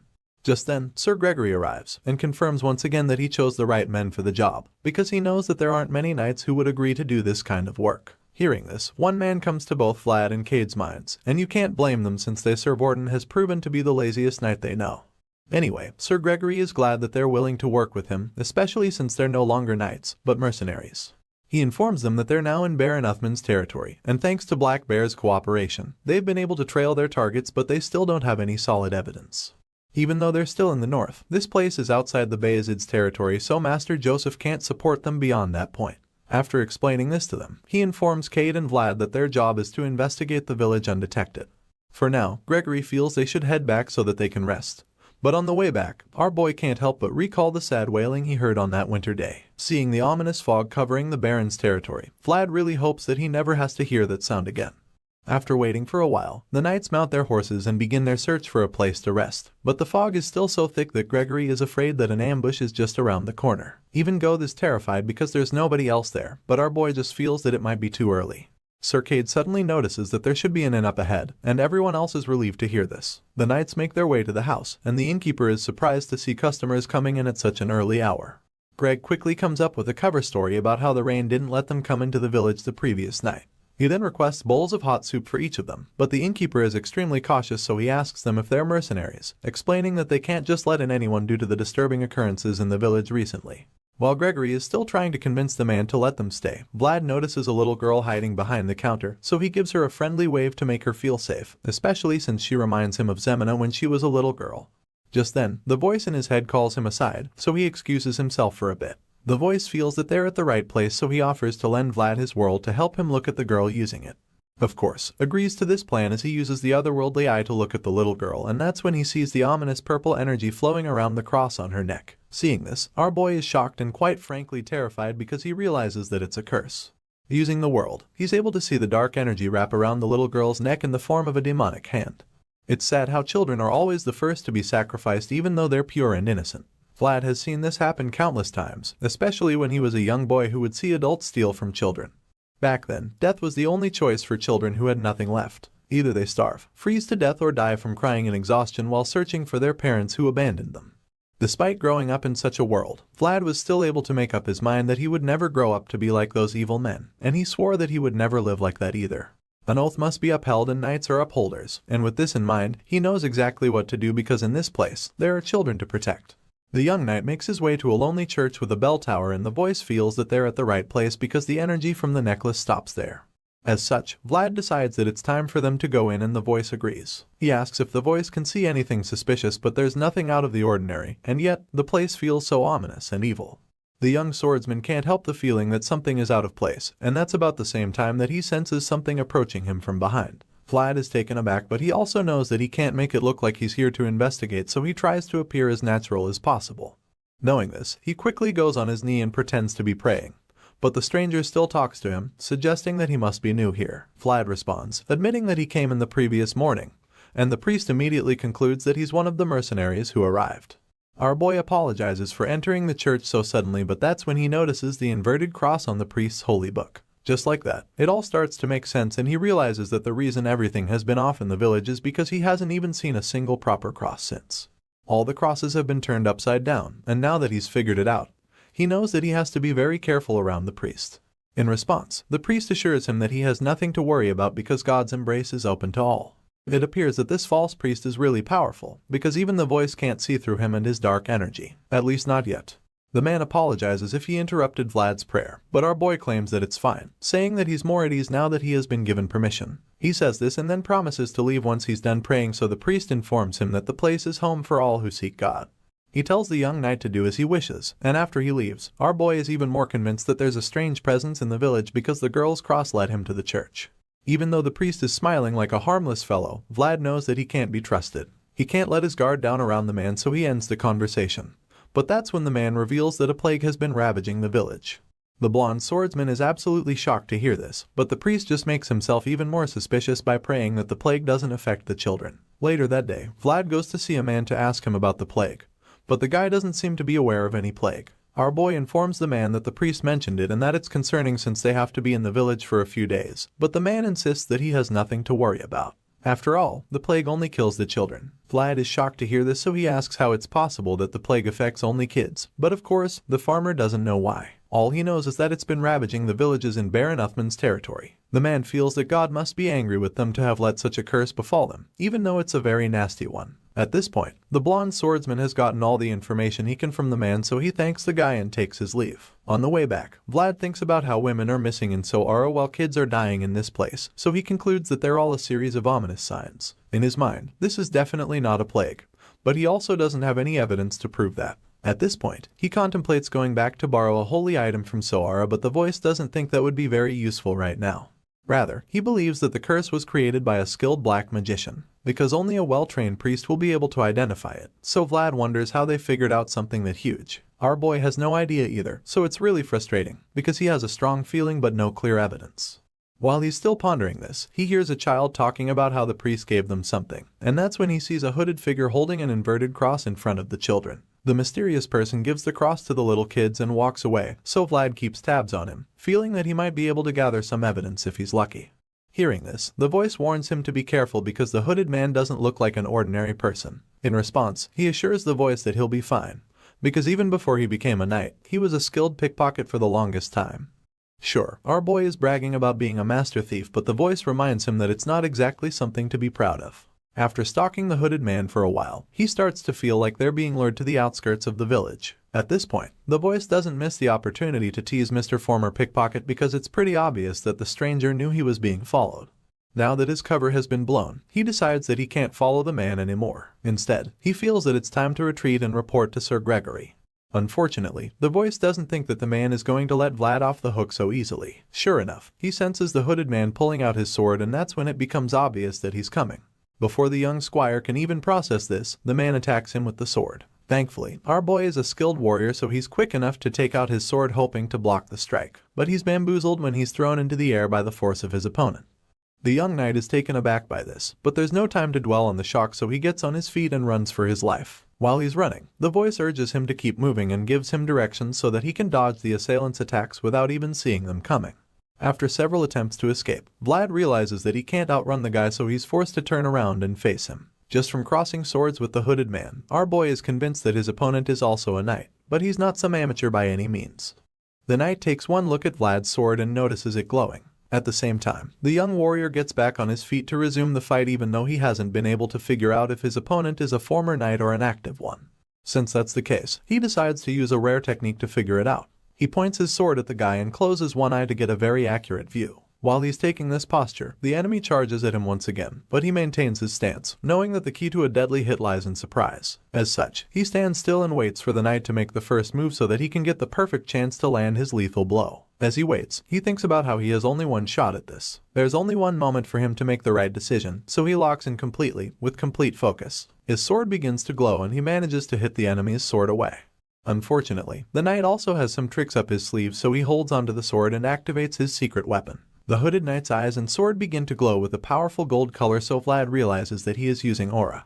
He's shocked to see this, but he's already in the middle of an intense sword fight, so it's too late for him to stop even though the voice feels that he should retreat. Having no other choice, our boy clashes swords with the enemy, and just like that, they're both drawn into a battle to see whose aura is superior. The impact from their clash sends shockwaves throughout the forest so powerful that they blast him back. Thankfully, he isn't hurt, but it's pretty obvious that he's not stronger when he opens his eyes and sees the knight marching toward him with so much energy. Vlad struggles to get on his feet and the voice admits that this is a really strange situation for them to meet, because this person is actually the Holy Knight. Even more surprisingly, it's not a man under the hood. Realizing who he's been facing all this while, our boy concludes that he needs to clear up the misunderstanding, but the voice isn't sure it will work because dialogue doesn't look like an option anymore.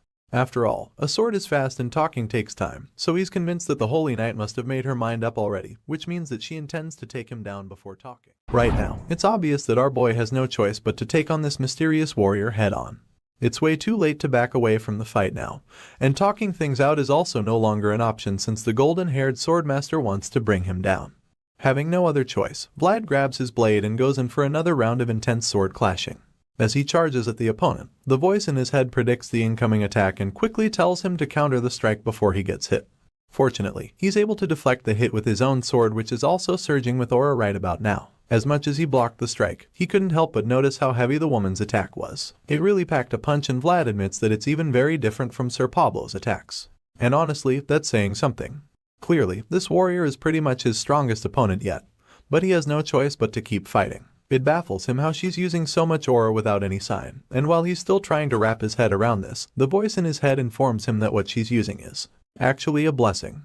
In that moment, we get to see the glowing gold cross seal above her, right before she leaps into the air to land another mighty swing at the young swordsman. As she goes in for the killing blow, the voice reveals that she doesn't even need to create her own world thanks to the blessing because the word of God is already upon it. Just as he explains this, the white-haired warrior lands the devastating strike on the young knight, but even though it looks like she might have gotten the win, our boy manages to stay in the fight. He uses all the strength he can muster to block her sword strike, so she keeps pushing down hard to overpower him. Despite this, Vlad keeps holding her back, and as he struggles to stay alive, he admits that he can't even believe she got so much power just by accepting the will of God. For most people, this would be the point where they give up the fight. But Vlad of Sora isn't like most people, so he gathers enough strength and determination to push the warrior back and free himself. He creates enough space between them by shoving her away and pumps himself once again.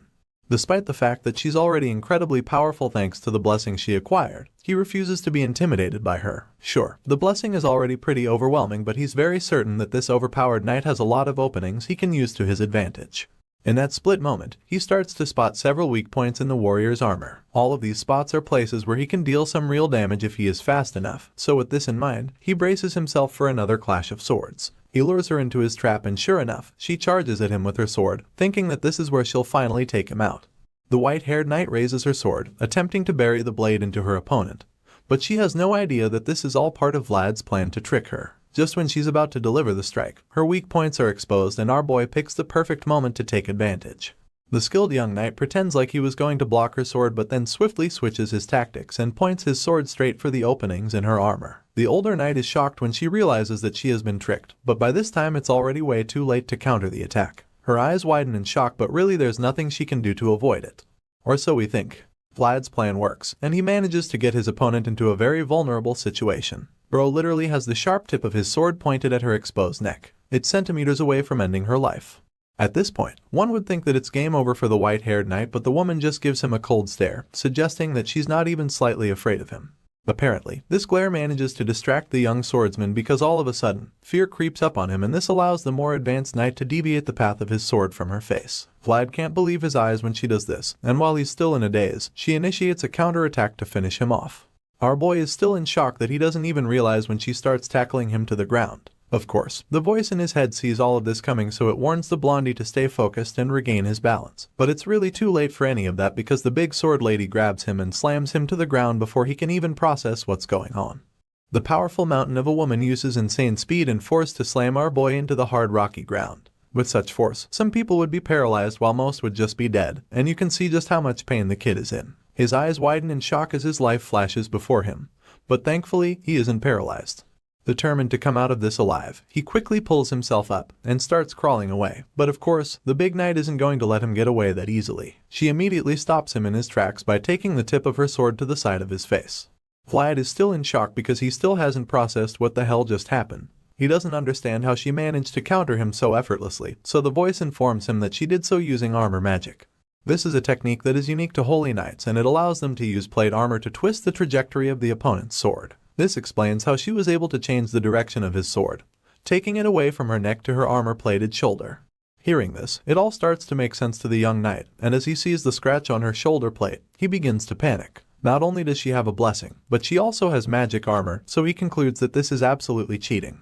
As far as he's concerned, she's a walking cheat code, and you can't blame him for thinking this way because they've been going back and forth in the intense sword fight, and yet she didn't even break a sweat. There's not even a single drop on her stone-cold face, which just goes to show that she's been toying with him. After everything he just found out, he figures that she probably even showed him those openings on purpose. He thought that he was tricking her, but he didn't even know that she'd been playing him from the start. She wanted him to attack, just so she could show him who's boss, and know that he realizes she totally played with him. He just smiles. Our boy can't even be mad about it because of how impressive it is. While he's taking it all in, the white-haired warrior starts to grow impatient, so she finally asks him who he is. The moment he hears her voice, he quickly raises both hands in surrender, knowing that she can easily end his life now that he's in a vulnerable state. Without skipping a beat, he informs her that he is from Sora, and then reveals that he came into the village for an investigation. The knight seems surprised to hear that he's from the city of Sora, so she asks to be sure that she heard him right, and of course, Vlad confirms it. Apparently, she's really familiar with the place, and just like that, the young swordsman is spared. The scene shifts, and the next thing we see is that they're both back at the inn. There, the Holy Knight finally introduces herself to him, revealing that her name is Justia, from the Northern Archdiocese of San Racino.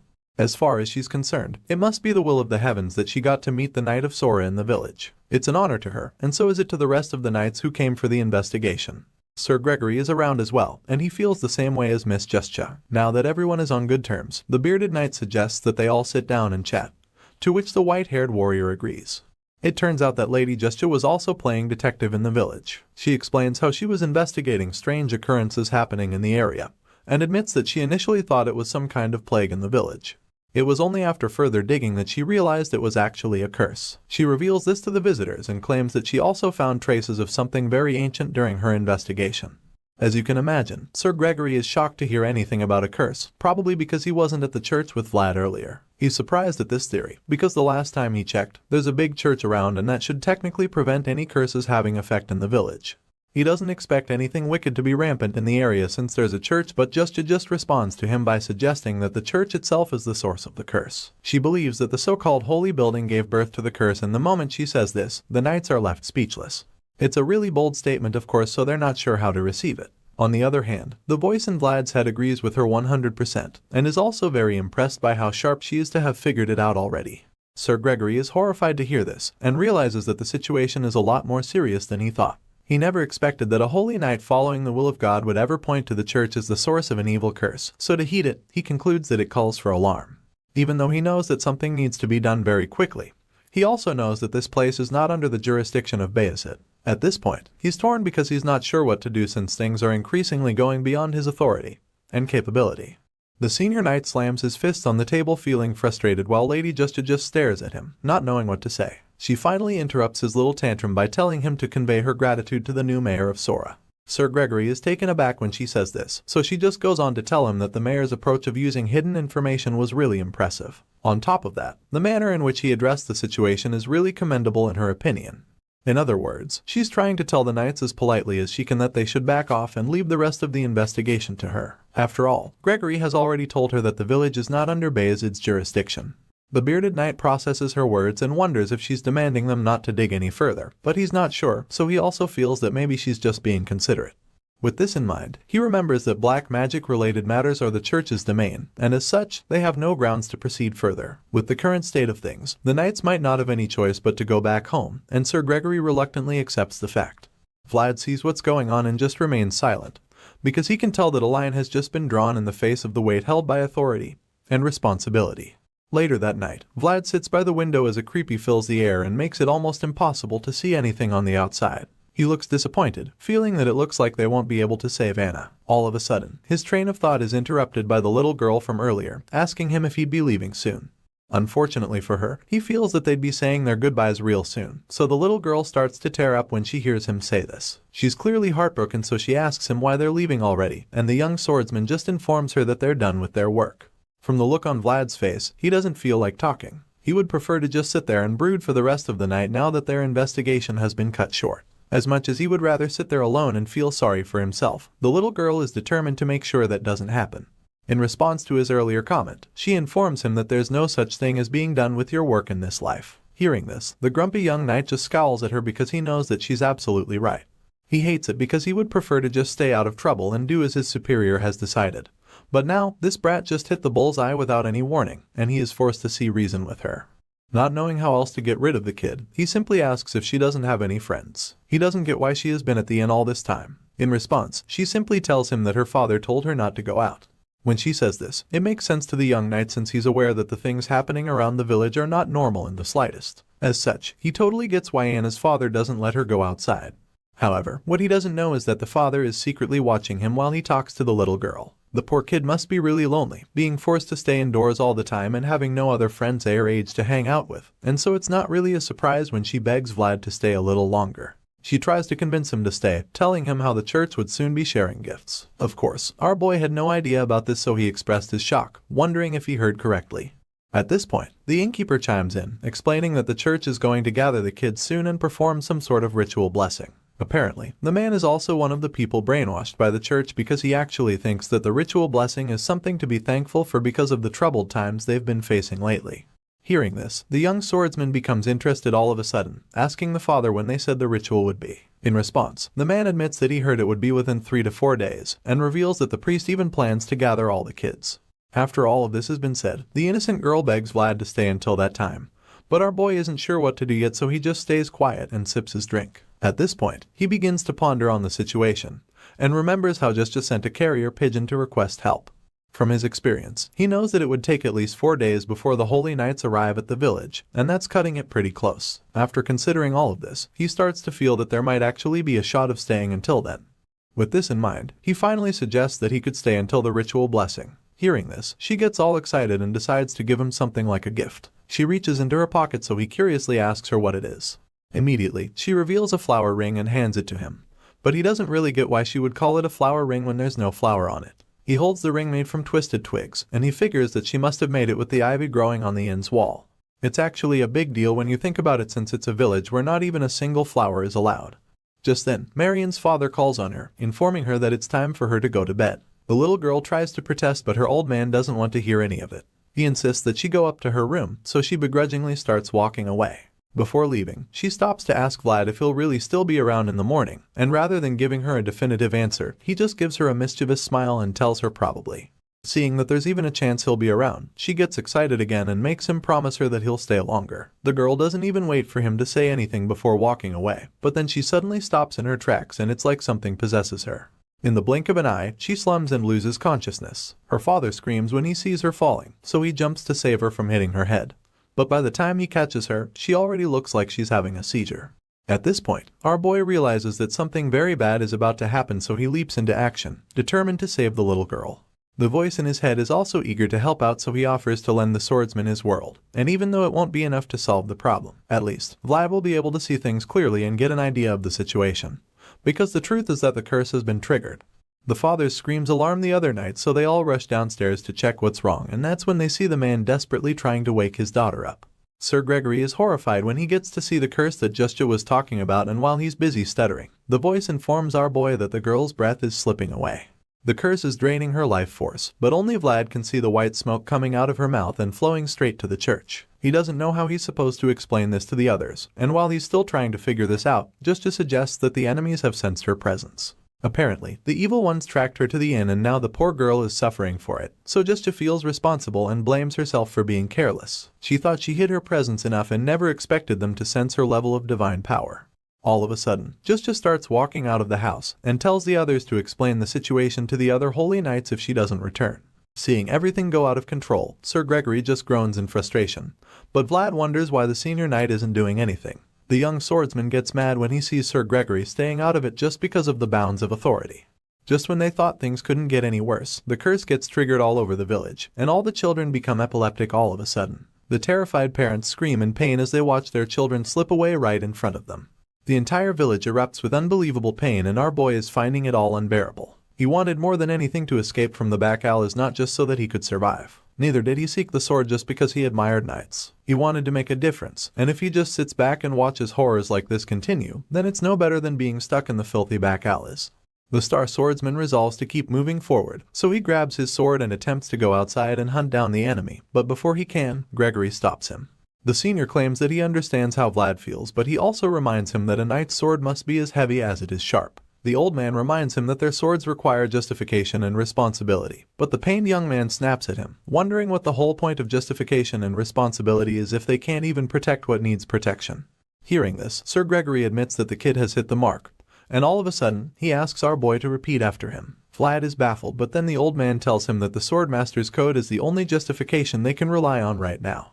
The scene shifts suddenly, and we catch up with Lady Justia, who's currently standing in the middle of a place that looks like the heart of the curse. No matter how shrouded the place is in dark energy, one thing she knows for sure is that it stands on the land created by God.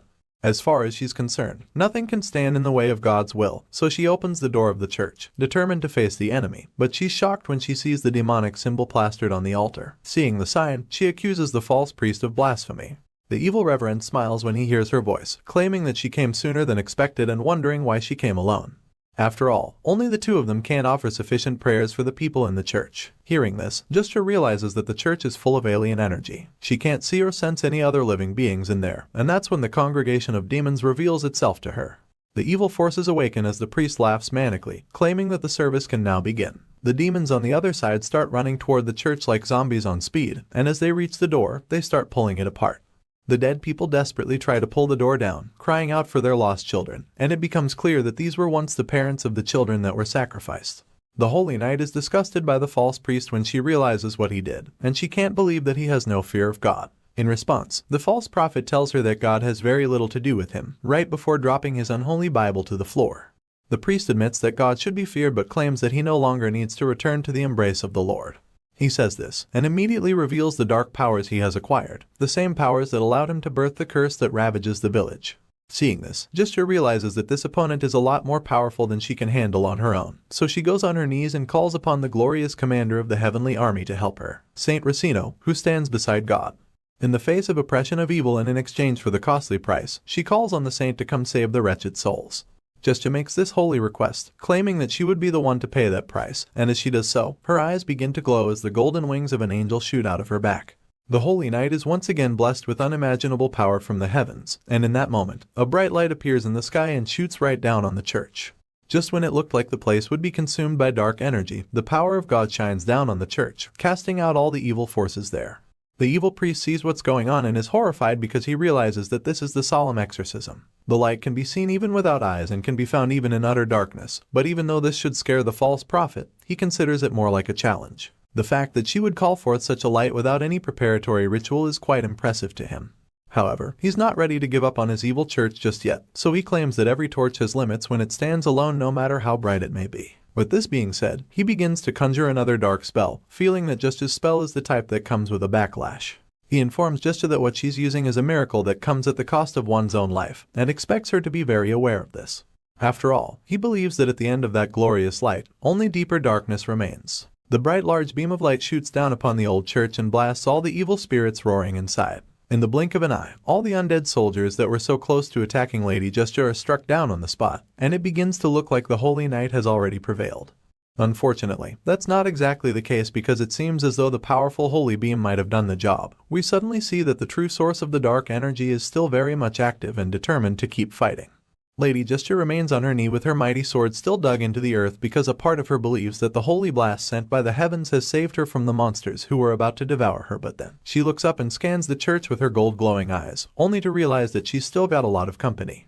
The possessed victims who were struck down earlier start to get back up all of a sudden, and so it becomes clear to the Holy Knight that she still has a lot of work on her hands before this battle is over. Some of the possessed zombies start to reveal themselves from other rooms in the church, while some of the ones that were lying on the floor get back up like nothing even happened to them. At this point, the white-haired knight begins to panic because she didn't expect that there would be this many victims in the church. She probably thought that the first wave was all of them, so to see even more undead warriors popping up out of nowhere makes her wonder just how many victims there are.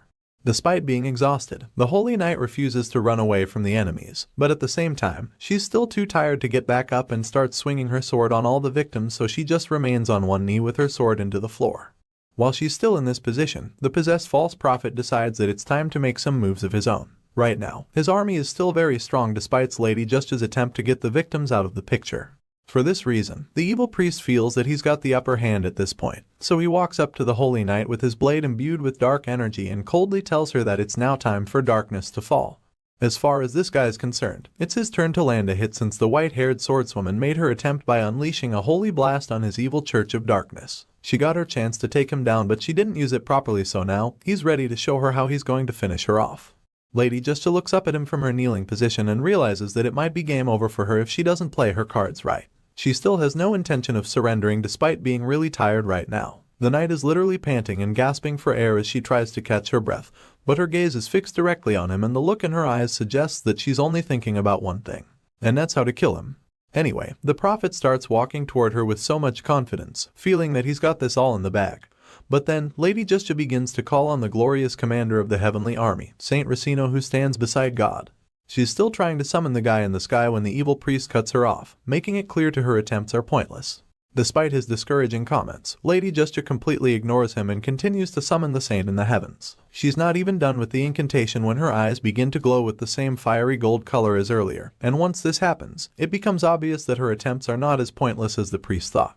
The white-haired knight can feel the holy energy flowing through her body, so she can tell that the tables are about to turn. With this in mind, she continues to summon the saint, requesting that his church bring down all the enemies. Lady Justice makes this call, and then just like that, a mighty figure appears behind her, glowing with blinding light that forces the false prophet to take a few steps back. The villain is horrified by the power that Hest's beholding, and he almost can't believe his eyes because he probably never imagined that such holy power still existed in this world. The false prophet has been in control of the village for a while now, using his dark energy to torment the people, so to see such a pure and powerful force around makes him almost want to shit his pants. While the evil priest is still receiving the shock of his life, the holy knight who just received a lot more power vows to take him down, even if it means that it'll cost her life. As she makes this promise, a flaming cart makes its way into the church out of nowhere. It's coming from behind Lady Justice and she doesn't notice it until it's a few meters away from her. The knight senses the danger, so she turns around and sees it speeding toward her. That's also about the same time that she sees Vlad hanging onto the speeding carriage and telling her to get out of the way. Apparently, this stunt is what he intends to use to defeat the evil priest, and when Lady Justice figures that his flaming attempt is aimed at the prophet, she jumps out of the way immediately. Once she's out of the danger zone, Sir Gregory also reveals himself to be in the church before yelling out at the blonde swordsman to push the burning cart toward the prophet. Of course, Ballad does exactly that and the flaming carriage is hurled at the bad guy. You'd think that this attempt would do at least little damage, but that's not the case because when the priest sees the inferno rolling toward him, he just scoffs. He almost looks disappointed that they would think such a move would hurt him. As far as he's concerned, this attempt is pretty laughable, so he just casually blasts the burning cart into tiny pieces. The impact leads to a pretty big explosion inside the church, and to those on the outside, it looks like their surprise attack might have done the trick. Well, it didn't, and Vlad is the first one to notice this, so when he sees the false prophet emerge from the flames, he decides to go in with a follow-up attack. The young swordsman grabs his sword and leaps into the air, determined to strike down the false priest. Right now, there's no one who hates the priest more than our boy, so it's no surprise that he wants to finish the guy off now that he's got the chance. The young knight is extremely furious with the man and feels that he's crossed the line by messing with the kids of the village, so now he wants to end things for good. The two opposite forces clash swords and an intense battle ensues. The false priest does a good job holding his own against the aggressive young knight, blocking each of Vlad's attempts to strike him down. As the two fighters go at it, the rest of the church begins to burn all around them. Apparently, the flames from the burning cart which exploded have now spread across the entire building, and so it's only a matter of time before the whole church is burned to the ground. This is probably the best time for all of them to escape, but in the heat of battle, none of them even notices what's really going on around them. Vlad is way too focused on killing the priest to care about the flames around them, and the prophet is also too engrossed in the fight to think of running away. As the battle becomes more intense, their eyes begin to glow, and at this point, the priest begins to realize who he's really fighting. The prophet looks into our boy's blue eyes and sees the source of the power in there. The figure he sees looks really powerful with glowing bolt-like eyes and a terrifying aura, but this doesn't exactly scare the priest. Just looking at the shadowy figure, the prophet recognizes the man, and he's amazed by the fact that they actually get to meet again. It excites him because it appears that he has history with the man he saw in our boy's eyes. Vlad notices the priest getting all excited about something, so he just gets more upset because he's literally trying to kill the guy and he's just messing around. Enraged by this, the young knight intensifies his attacks and tells the priest to stop spewing nonsense. Right now, all he wants is for the guy to just be dead, so he takes action and proceeds to go in for the killing blow. Using his sword, he dives in attempting to deliver a fatal jab on the prophet's side, but it appears that the annoying priest sees it coming. While our boy is doing all he can to take down the evil force, the others go on to check on Lady Justja. The white-haired knight still looks pretty exhausted after her first clash with the prophet. Sir Gregory rushes to her, asking if she is alright. And in response, she just reminds him that he's already in a lot of danger just by being in the church. Hearing this, the bearded knight simply admits that they had no choice but to visit the church. The children in the village are dying, and they know that this place is the reason for it, so they couldn't just sit back and watch things keep getting worse. However, they never imagined that this is the kind of evil they would discover when they arrived. The place is littered with the walking dead, and Sir Gregory is so disturbed because he has no idea what exactly is even going on in the church yet. Seeing his concerns, Lady Justja reveals that they have to go to the bell tower, explaining that it's the source of the curse. Sir Gregory understands this, and is determined to help the Holy Knight, but he also knows that they don't have time to clear the way and proceed carefully. Because of this, he believes that they'll have to split the group to find a way to the tower, even though that will be very risky. The bearded knight looks around and starts to come up with a plan. Sir Cade can't use aura, so he feels that they'll have to get that archer out of the church first. Knowing that he needs to create an opening for Sir Cade, Gregory jumps in to join the fight. The big guy stomps his foot into the ground to announce his presence before charging at the evil priest with his aura activated. Sir Gregory leaps into action and tackles the prophet with insane speed and strength. Our boy is even shocked when he sees his opponent suddenly slammed into the earth. With all the energy surging through Gregory's body, he feels strong enough to hold down the enemy long enough to buy the others some time. He's already done a good job separating the priest from Vlad, so now all he has to do is keep the guy occupied long enough for our boy and the others to make it out to the bell tower. While pinning the prophet down, Sir Gregory calls out to Vlad, informing him of what Justja said about the bell tower. He admits that he doesn't know exactly what's going on at the tower, but all he knows is that he wants the young knight to go and destroy it. Vlad hears these words from his superior and realizes that he's been given a very important mission. Our boy can see that the bearded knight is literally sacrificing himself so that they can escape, and for this reason, he's determined not to fail. The young swordsman accepts the mission without hesitation and dashes out of the church with incredible speed. He's determined to make sure that Sir Gregory's sacrifice won't be in vain. Despite being pinned to the ground, the prophet refuses to let Vlad escape like that, so he summons his undead soldiers and orders them to go after the blonde swordsman.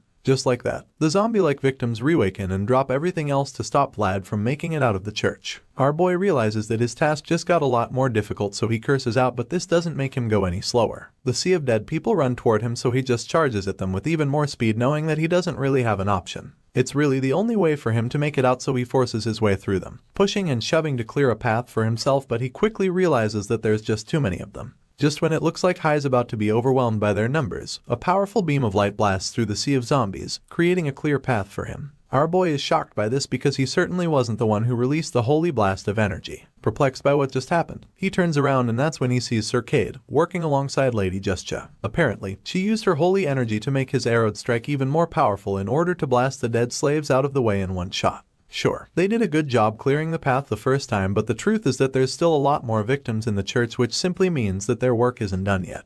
As you'd expect, more and more of the undead warriors begin to pop out from every corner of the building, so it becomes pretty obvious that the archer isn't done yet. Seeing the sea of victims attempting to swallow his friend, the guy tells Vlad to keep running straight ahead and promises to cover him. Sir Cade continues to launch his golden arrows over and over, taking down one zombie with each shot. From the look of things, you can tell that this guy has a lot of experience with this because he doesn't miss any shots. Not even a single arrow goes to waste. Even with such a perfect kill rate, the enemy forces are just still too many for them to handle. Sir Cade won't be able to cover the young swordsman perfectly, and our boy knows this, so he concludes that he'll have to take matters into his own hands regardless. As such, he keeps charging at them, and as they keep popping up, the voice in his head reminds him that he has to hurry. At this point, he's forced to go full berserk on the victim, blasting his way through them like a steam train. He continues to slaughter the zombies endlessly, and he does this, a thought runs through his mind. All worlds in the universe are precious, but even so, not everyone can protect themselves. Yet, he and his fellow knights are people who have sworn to protect the helpless, so if they're ever in a place where they are needed, they have no choice but to act, especially if they're in the moment.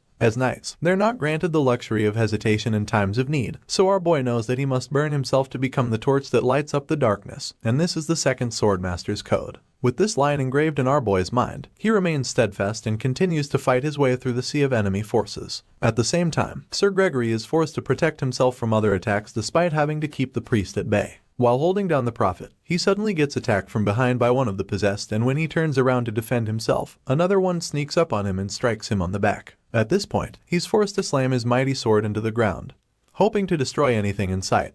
But this doesn't work, and he just gets attacked again. Thankfully, this time around, he is saved by Sir Cade, who sends an arrow into the victim's head. Sir Gregory looks over at his colleague with gratitude, and then Cade just gives him a nod. The archer pants in exhaustion with his fingers dripping blood. At this point, it seems as though they've actually cleared the area a bit, so Gregory decides to take a breather. Seeing how the zombies are all over him, the bearded knight jokes about wishing to be this popular in his normal life because he feels it would be nice. While he's still joking, one of the zombies crawls toward his feet, and he just looks down at the creature in disgust, feeling that he's already seen too much messed up shit for one day. A big component of the shit he's talking about is the prophet's face. The knight is enraged by the fact that the priest has been smiling like an idiot the whole time. Sure enough, we get to see the guy's face, and he's indeed wearing a sinister smile on his face. It's a really creepy look, and it's also quite annoying because it just makes you feel like the prophet has got some secret plan he's waiting to unveil. The priest sits on the floor, like someone's shoes given up on life, and tells Sir Gregory to do anything he wants to do to him. After all, the sick man feels that he's not someone who can be finished off by death so easily. The bearded knight grits his teeth in rage when he hears these words because he feels that the prophet is just trying to get him riled up. He's already mad at the guy, so to hear him talk so confidently, he decides that he'll teach the prophet a lesson. Sir Gregory lifts his sword and takes a big swing at the priest, eager to see if the guy can keep babbling after he chops his head off. In response, the prophet just laughs, which infuriates Sir Gregory even more, so he lands the killing strike, telling the priest to keep laughing till he dies. The bearded knight decapitates the priest in one slash, and as the head rolls down a few steps, something shocking happens. All of a sudden, the victims stop moving, and so Lady Gesture reveals that to destroy an army, the commander must be captured. With that being said, the Holy Knight confirms that Sir Gregory's strategy was a success. You'd expect that the big guy would feel glad that he took down the evil priest, but he just seems a bit pissed. He curses and huffs in annoyance as he thinks about how close the whole thing was. Regardless, he's actually relieved that it's over now, so he opens his flask to have a gulp of liquor, feeling that he'll need to drink a lot later that night.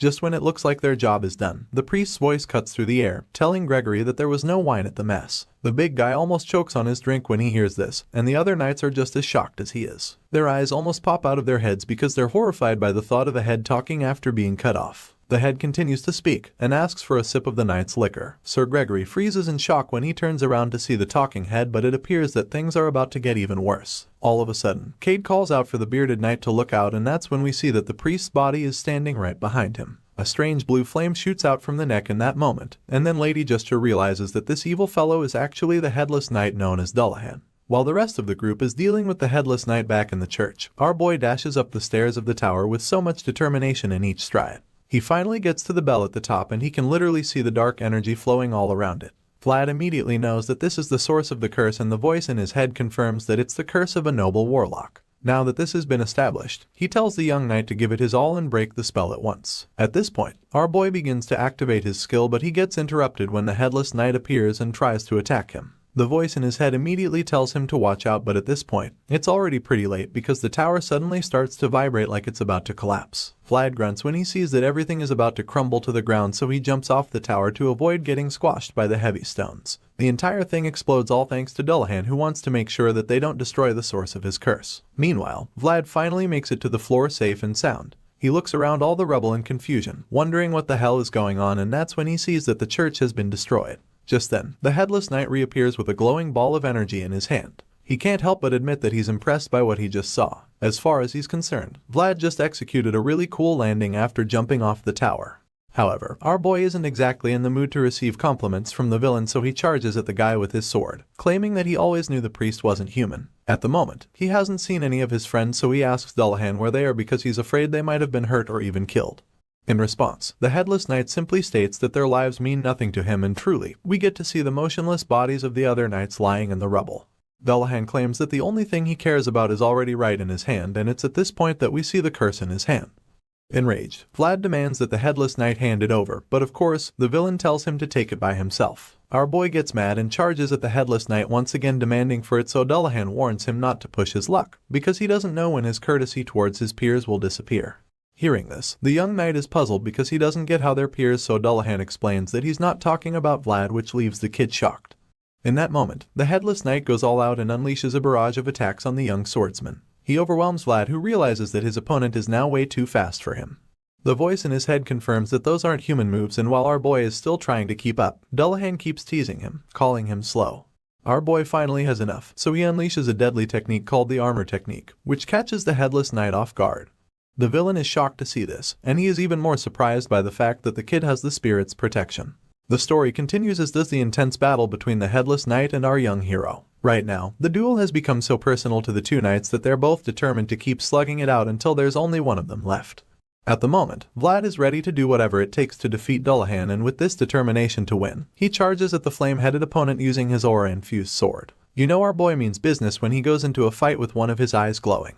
The young knight advances toward the enemy with his sword burning with energy, and when he gets a good shot, he takes a massive swing at the Headless Knight, hoping to deliver some serious damage. Unfortunately, the evil prophet sees all of this coming, and he's no pushover either, so he's very much prepared to counter whatever strike the young swordsman is throwing at him. Dullahan can see the rage in Vlad's eyes, and he's completely aware that the kid will do anything to avenge his friends, but for some reason, this Headless Knight remains unfazed. He believes that he'll be able to deal with whatever gets thrown at him, so he just sits back and waits till it's the right time to land a counter-attack of his. Using his black sword filled with dark energy, he casually blocks Vlad's swift strike, and it's almost like he can see what the boy is going to do before he makes the attempt. At this point, it's already pretty clear that the Headless Knight is really up there when it comes to sword combat, because the blonde swordsman is doing everything he can to land a hit, and yet, he just keeps getting countered over and over. Dullahan is just way too fast for him, and as his strikes keep getting deflected time and time again, he begins to panic a little because he realizes that he can't actually win the battle if this keeps happening. Things aren't looking good for the young knight from Sora, and you can actually see the desperation in his eyes at this point. The gears in Vlad's head begin to turn as fast as possible as he ponders on a way out of the sticky situation, because that's really the only way for him to come out alive with the way things are going. The strain on his face suggests that he's in a lot of trouble, so he starts to wish that he could also deeply contemplate his world like Mr. Rudiger. As this thought crosses Vlad's mind, something sparks inside him all of a sudden, and his glowing eyes widen a lot more, as though he's just received some kind of spiritual enlightenment. At this point, the young boy's growing world needed something to fill it up, and the truth of the matter is that the only world that intertwined with Vlad's own right now is that of the voice in his head. Honestly, it makes a lot of sense that his world would be crossed with that of the voice, since they've literally been together for a very long time. Anyway, with this new revelation, it's safe to say that we've gotten to the point in the story where we get to see the horizon where the boy and the voice are overlapped. In other words, the voice is finally about to manifest and reveal himself, but this time around, he's not just going to take control of Vlad's body like some secret puppeteer. Right now, they've both reached some kind of agreement, which makes the voice conclude that he and the young swordsman are about to become one. From this moment, there won't just be one of them, as they would be the same being.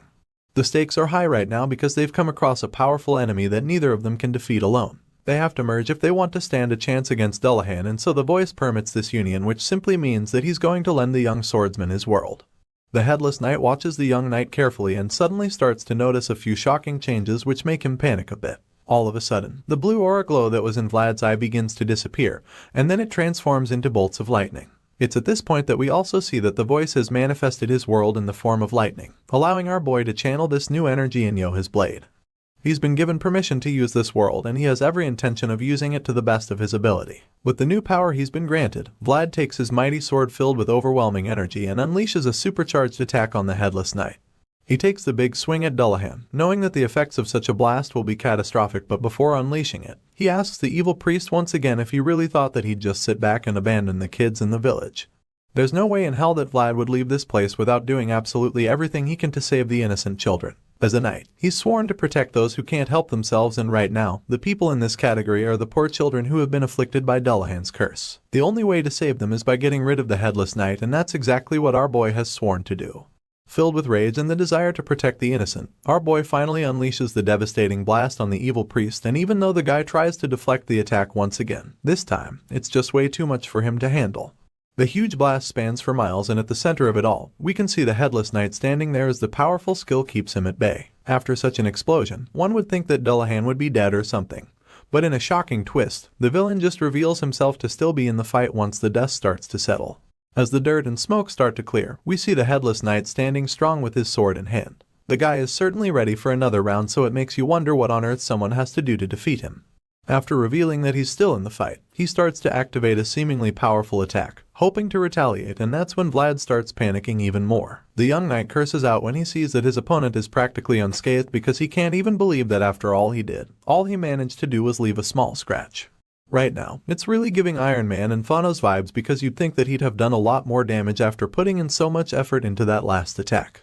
Unfortunately, that's not the case, and now that he's running out of ideas, the young swordsman concludes that his world is too small for the voice's world to fit inside him. Sure, that was one hell of a combo back there, but judging by Vlad's conclusion, it actually means that what we just saw was just a tip of the iceberg. Apparently, the reason why his blast couldn't finish Dullahan off is that his world is not on par with the voice's. As such, the voice's world couldn't fit into his, and that's why he couldn't get the maximum effect from the combined attack.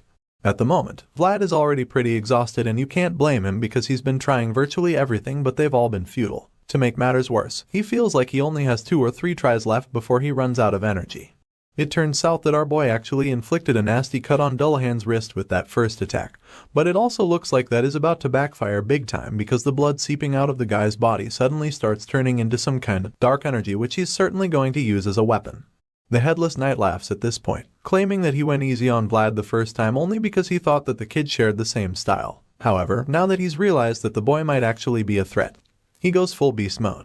Out of the blue, this guy dons a seriously wicked armor, and from the inside, you can literally see the blue flames burning out. It's a really terrifying sight, and when the young swordsman beholds it, his eyes almost pop out of the sockets. Our boy is so stunned by the insane armor, and he can't even believe what he's looking at when he sees Dullahan standing in front of him, ready to go into another round of intense sword clashing.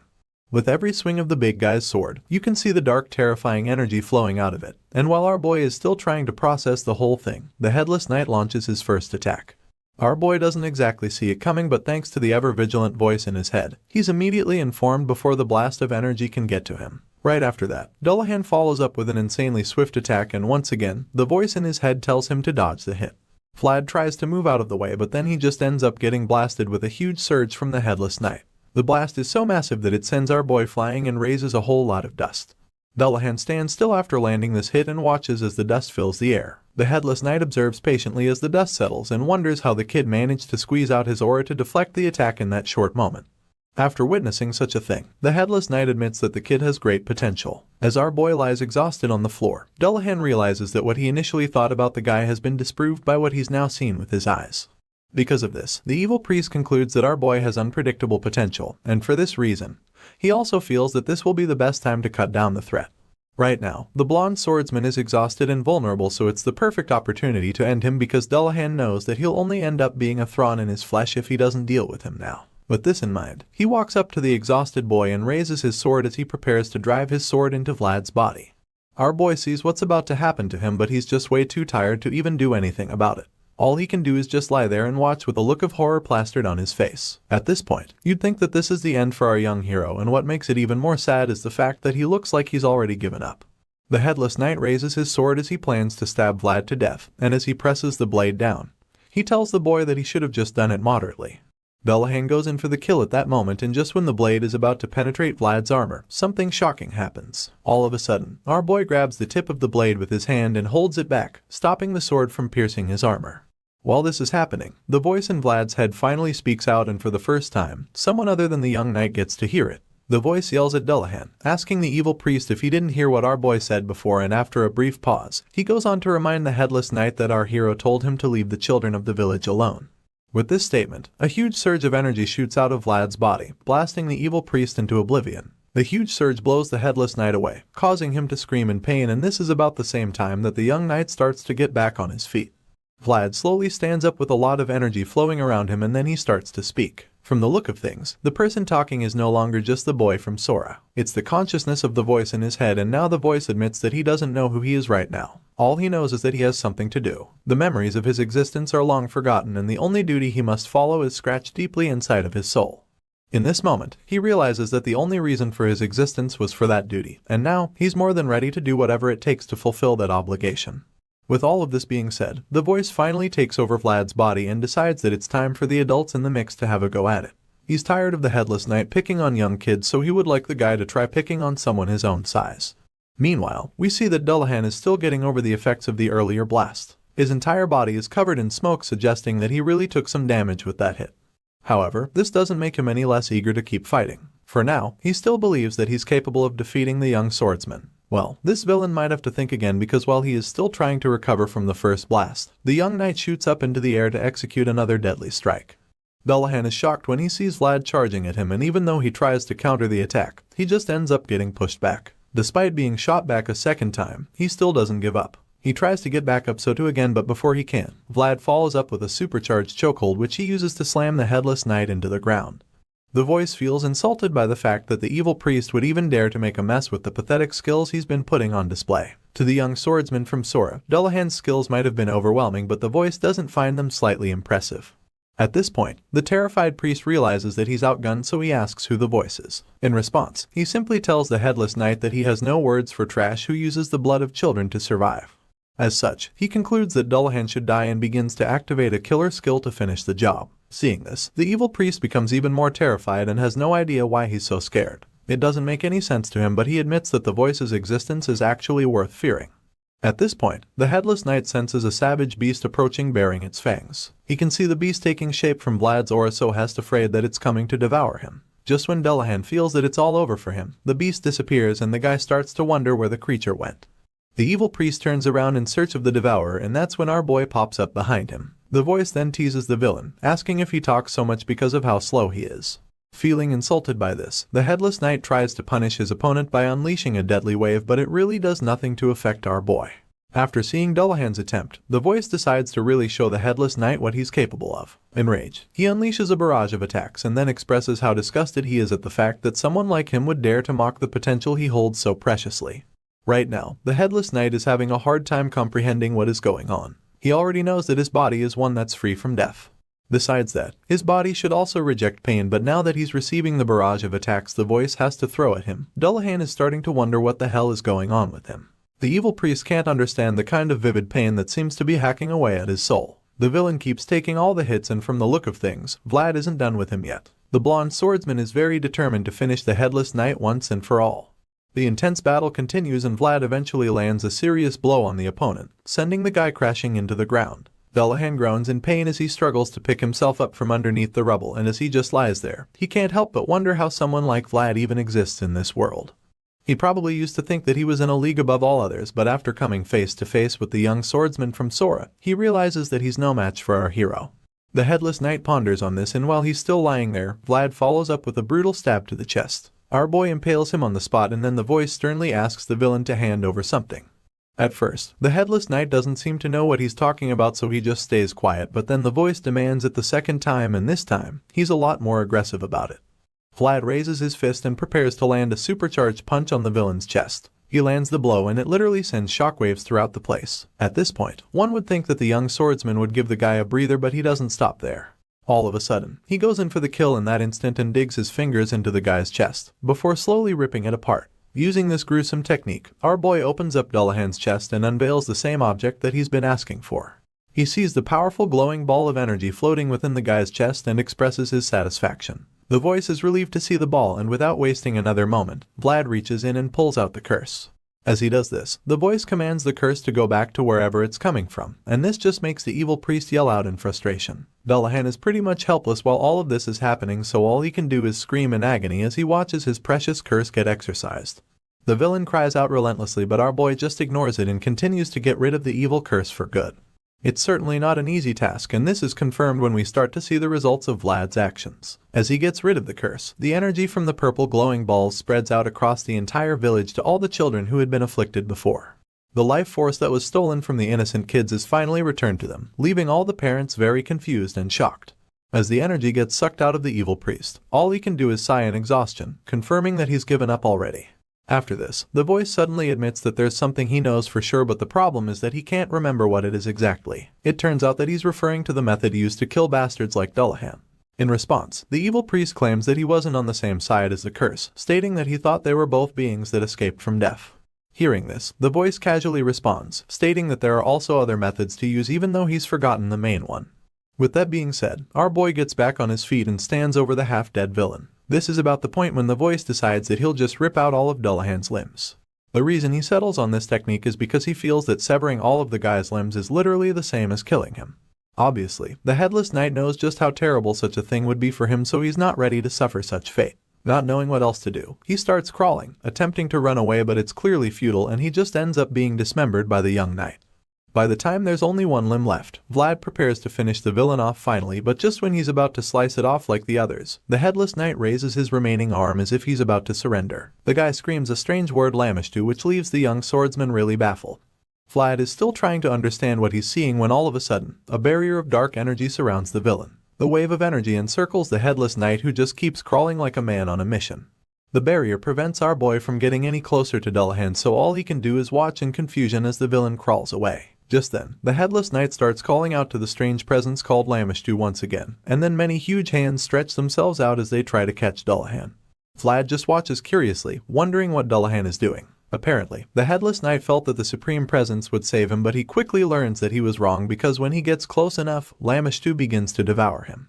The Dark Master devours the evil priest, and in a matter of seconds, all that's left of Dullahan is nothing but dust. Once that happens, Lamishtu finally reveals herself to our boy, and upon seeing this being, the voice admits that he doesn't have any memories of that name. However, he has a faint feeling about it, so it makes him wonder what kind of existence it is.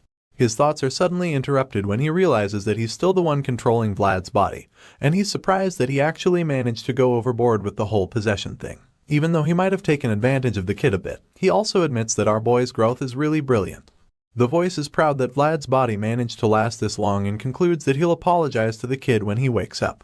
Right after that, he gives back control, and just like that, the unconscious body collapses to the ground.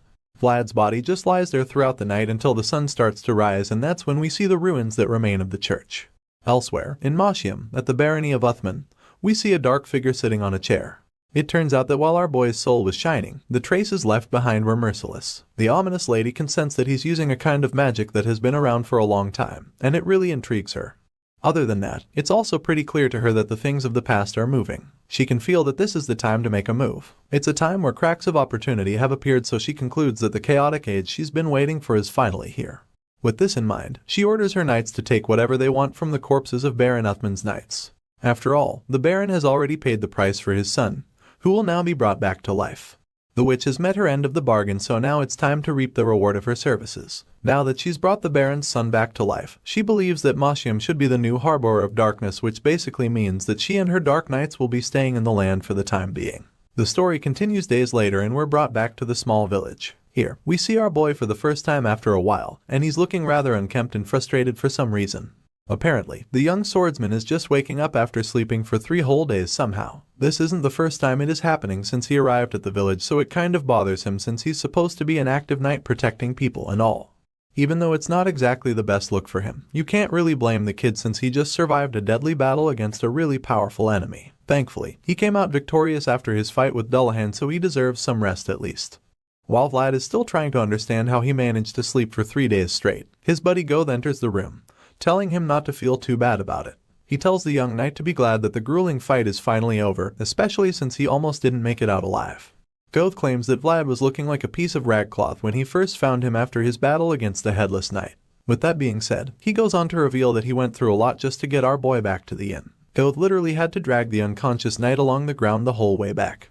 Hearing this, Vlad isn't even sure what to say, so he just runs the back of his head, probably checking for bruises or something. Just then, he remembers that there were other knights with him during the fight, and since he has no idea where they are now, he quickly asks his buddy if they're okay.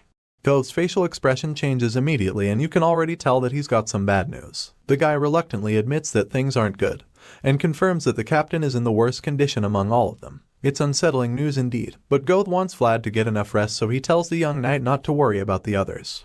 With that being said, he walks to the door on his way to inform the others that Vlad is finally awake. Before leaving the room, he asks the blonde swordsman to call on him if he needs anything, and of course, Vlad acknowledges this, thanking him for his help.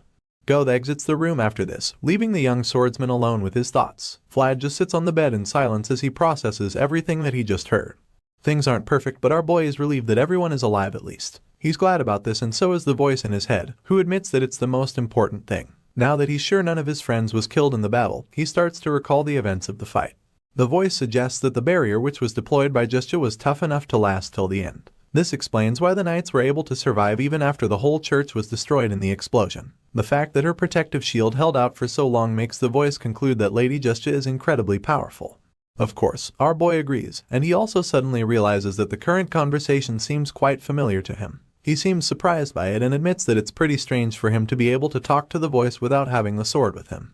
Before, they could only ever communicate when he had a blade in hand, but that's no longer the case, and the voice explains that this is because the horizons of their words are now connected. Even though it was only for a moment, the truth remains that their worlds were shared at one point during the battle. As a result, Vlad is now able to talk to the voice in his mind whenever he wants, even without a sword. The voice confirms this, leaving the kid taken aback, so he tries it out and realizes that he can now communicate without words and just his thoughts. It's amazing that he no longer needs to whisper around while looking to see if someone is watching him, and he feels really glad that he doesn't have to pretend like he's praying whenever he wants to talk to the voice. Now that he's acquired this cool new skill, he ponders on the whole thing and recalls something that he's never told the voice. Their relationship is a secret that only they know, and this means that nobody else will know that the voice is actually the reason why everyone is safe now. If he hadn't used the voice's world, he wouldn't have been able to defeat Dullahan, and certainly wouldn't have been able to save the other knights or even the children of the village. With this in mind, our boy sincerely thanks the voice for saving all of them, because he's just as much the hero as the young swordsman. After Vlad expresses his gratitude, the voice is left speechless. He's deeply touched, but he doesn't know how to react to this, so he just stays quiet, creating an awkward silence in the room. Before things can get even more awkward, the voice quickly breaks the silence by admitting that Vlad worked really hard as well. Hearing the compliment, a warm smile creeps up on the kid's face and a sense of pride washes over him in that moment. The scene shifts, and the next thing we see is that our boy is already out of bed and off on his next adventure. Right now, he's being halted by a huge knight standing in his way. The big guy tells him not to come any closer, so the young knight introduces himself, explaining that he's actually from Sora. He assures the guard that Miss Justia will know who he is and that she'd want to see him, but the big guy is reluctant to believe him. He clearly doesn't trust Vlad completely, so he stares the kid down, trying to intimidate him, but our boy hits back with a cold stare. At this point, the guard decides to go inform Miss Justia and tells Vlad to wait there. Once the big guy is gone, the young swordsman looks around and admits how glad he is to see that the villagers can finally rest easy. Sure, the holy knights arrived quite late, but he's still happy for their presence nonetheless. His thoughts are interrupted when the big knight returns, telling him that he can now enter the place. Vlad thanks the man and makes his way into the building, but he only takes a few steps inside before he's greeted with a big shock.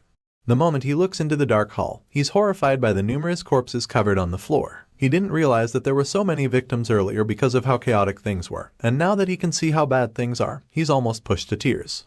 His sad moment is interrupted when Miss Justia comes out suddenly, asking what he's doing there. Seeing the white-haired knight, he quickly gets up and asks for permission to search the area for more victims.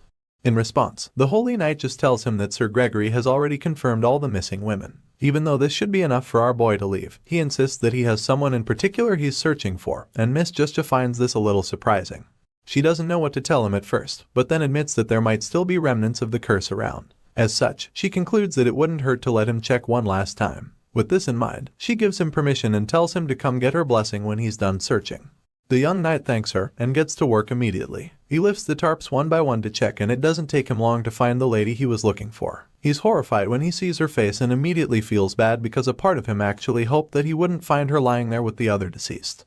The young knight breaks down on the spot as he just keeps staring at the woman's face. Just then, we're shown a flashback of Vlad's childhood. In this scene, little Vlad notices that the lady has a bruised eye and suggests that she get some rest over the next couple days, but she insists that the throbbing bruise on her eye is nothing. She fakes a smile to make the boy feel better, claiming that it's not that bad since she doesn't have a broken bone or something. She thanks him for his concern and gives him an egg for some reason, but he refuses to take it and tells her to rub it on her bruised eye. Hearing this, she finally reveals that that egg is supposed to be a bribe. Back in the present, Vlad just keeps staring at her face now that she's dead, feeling that he'll be counting on her next time too. The heartbroken knight thinks about how life is such a sickening thing, and as he wipes her face, he quietly tells her not to do dangerous things in her next life. Next time, he hopes that she'd be born into a good family and grow up being loved. He caresses her face as he says his last goodbye to her, and before leaving, he tells her how sorry he is that he wasn't there for her. A while later, he goes to see Miss Justia in her tent.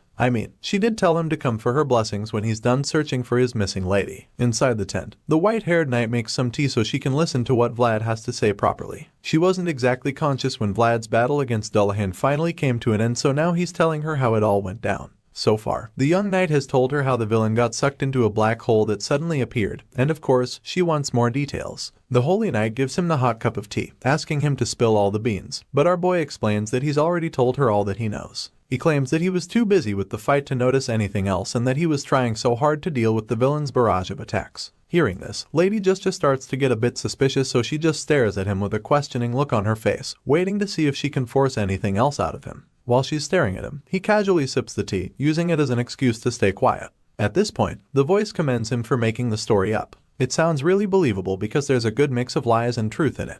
Our boy proudly accepts the praise, feeling that it's no big deal since he literally worked with prostitutes and used his words to earn a living while growing up in the back alleys. All of that just goes to confirm that he can be pretty convincing. The traces left behind after the battle were a total disaster. This is because they showed just how powerless their resistance was in front of a much more powerful force. This thought runs through Miss Justia's mind at the moment, because she's starting to feel that Vlad isn't telling her everything. She's trying to put the pieces together, but she just can't find out what truly mattered at the end. The young swordsman probably sees that she's onto him, so he decides to give her something to think about. He suddenly tells her how the villain called out a name at the end, and of course, this piqued her curiosity. She asks him what the name was, but he claims that he can't remember it because he was in and out of his consciousness at the time. Determined to get the information out of him, she grabs an apple and asks him if he would remember some of the details after having something to eat. At this point, Vlad finally reveals that the name sounded something like llama, and Lady Justia immediately realizes that he's talking about Lamishtu. The white-haired lady freezes the moment he confirms this and suddenly starts shaking with the apple in her hand.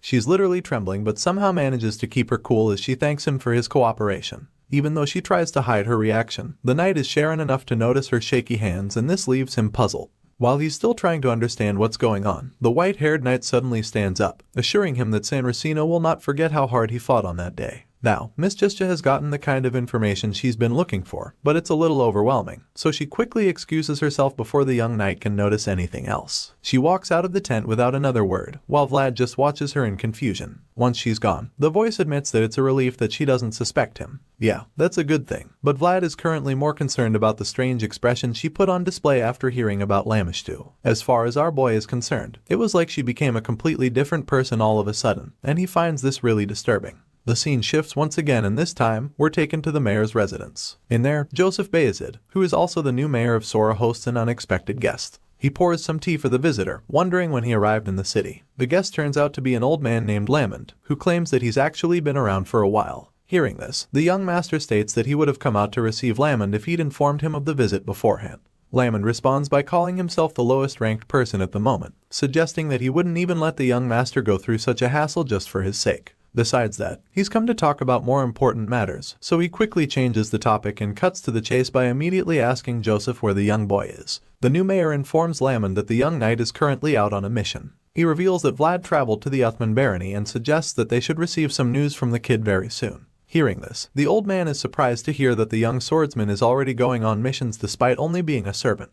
He then reveals that he met the patriarch before coming to see Joseph Bayezid. He also states that he has only one ducat left, and for this reason, he wants to wrap things up quickly. It appears that this thing called a ducat is of great value because the young master is shocked to hear that Lamond has one. At this point, it becomes very clear that the old man isn't just here to see Vlad. Just then, Lamond finally starts to state his true intentions and reveals the reason he came around. He claims that all the servants in Sturma are too dull, which is a shame since they're the ones who are supposed to take over the Bayezid name. With this in mind, the old man casually wonders if the servants Joseph groomed are any better than those back in Sturma. At this point, Sir Jaeger finally chimes in, confirming that the young swordsman is definitely better than that lot. The advanced knight makes this statement, but he also admits that the kid likes to do whatever he wants. Hearing this, Lamond is intrigued to hear the grumpy knight speak so highly of the boy. He can tell that the kid must be pretty useful because everyone knows just how difficult it is to impress the green-eyed advanced knight. Sir Jaeger is shocked to hear that the old man can read him like a book. He doesn't say a word, but Lamond already knows what he's thinking, so the elder tells him that there's no need to be surprised. After all, Jaeger already showed him all of his disgraceful sides when he was younger, while being grumpy the whole time. Joseph just smiles cheekily when he hears, while the one-eyed knight gets flustered by the old man's words. Anyway, Lamond goes on to say that he hopes he'll take a liking to Vlad when he finally meets him. There's a certain knight in training named Savanen who bullies other trainees because he has his parents to back him up, and the old man promises to beat Vlad seriously if he turns out to be like that guy. At this point, Joseph informs his guest that Vlad does have parents, which comes as a shock to Lamond. This is good for Joseph because now that he knows the old man's true intentions, he's determined to pique his interest as much as he can. With this in mind, he goes on to tell the old man how Vlad grew up in the back alleys without any parents. He reveals this and states that our boy climbed this far with his own strength. The young master says he all of this with an intention, and it's pretty clear that there's a reason he brought up the poor environment Vlad grew up in. He knows that Lamond would relate to this since the old man also had difficult times in the past and succeeded on his own as well. Now that the young master has brought all of this up, the old man starts to get more and more interested in the blonde swordsman. At this point, Joseph claims that Lamond doesn't have to give the boy his last ducat, insinuating that he'd be satisfied if only the elder can teach Vlad a thing or two. Obviously, this is just the young mayor trying to play mind games, and Lamond responds to this by admitting that he hasn't taken any liking to any of the young men he's seen recently. However, that is about to change, and since Joseph made the request, the old man promises to take a good look at the blonde swordsman in question. Back in the village, the Holy Knights appear to be saying goodbye to Vlad's party. They're all outside, and Justja, the spokesperson, tells the other knights that the Sanracino will not forget their bravery. In response, Sir Gregory just hopes that she puts in a good word for them since their mayor isn't exactly the meticulous kind. The Holy Knight bluntly informs him that she can't lie in reports, but promises to consider his position when talking about this. Of course, Sir Gregory doesn't trust her enough, so he just prefers that she doesn't say anything at all. Just when the Bayezid Knights are about to set off, Justja notices that Vlad has a flag, which takes her by surprise. Sir Gregory is the one that responds to her, revealing that the Bayezid family has finally found someone to keep an eye on, and admits that they're treating the kid well too. While he's saying this, the Holy Knight processes everything about Vlad, from the traces of a fierce battle and his ability to fight Dullahan. All of this just goes to show her that the boy has the potential to be extraordinary after all. At this point, Sir Gregory bids her goodbye and decides to leave, so she prays for the blessing of Saint Sanracino to be on all of them. On the way out of the village, Vlad looks back at the people to wave goodbye, and he can't help but notice how much better everything looks now that the ominous fog is gone. At this point, Sir Gregory chimes in, telling the kid how the village was once a peaceful place full of sunlight. All the bad things that happened were because of Dullahan, so now that the villain is gone, our boy is relieved because he knows that Anna would prefer to be buried in this bright, happy village. As he leaves the place, Vlad hopes that she finds warmth in this place of her final rest. Later that night, the travelers set up camp to rest for a while. The others quickly fall asleep under their blankets while our boy stays up with his thoughts. The fire burns brightly while he just sits there and ponders on the events that went down in the village. As far as the swordsman is concerned, the entire mission was a complete defeat because he knows that he would have died if he didn't have the voice on his side. Vlad feels that he's not strong enough yet because he was so close to being killed just like Jorge and Anna. Our boy is so ashamed because he feels that he would have been suppressed so easily by a large world that he couldn't go up against.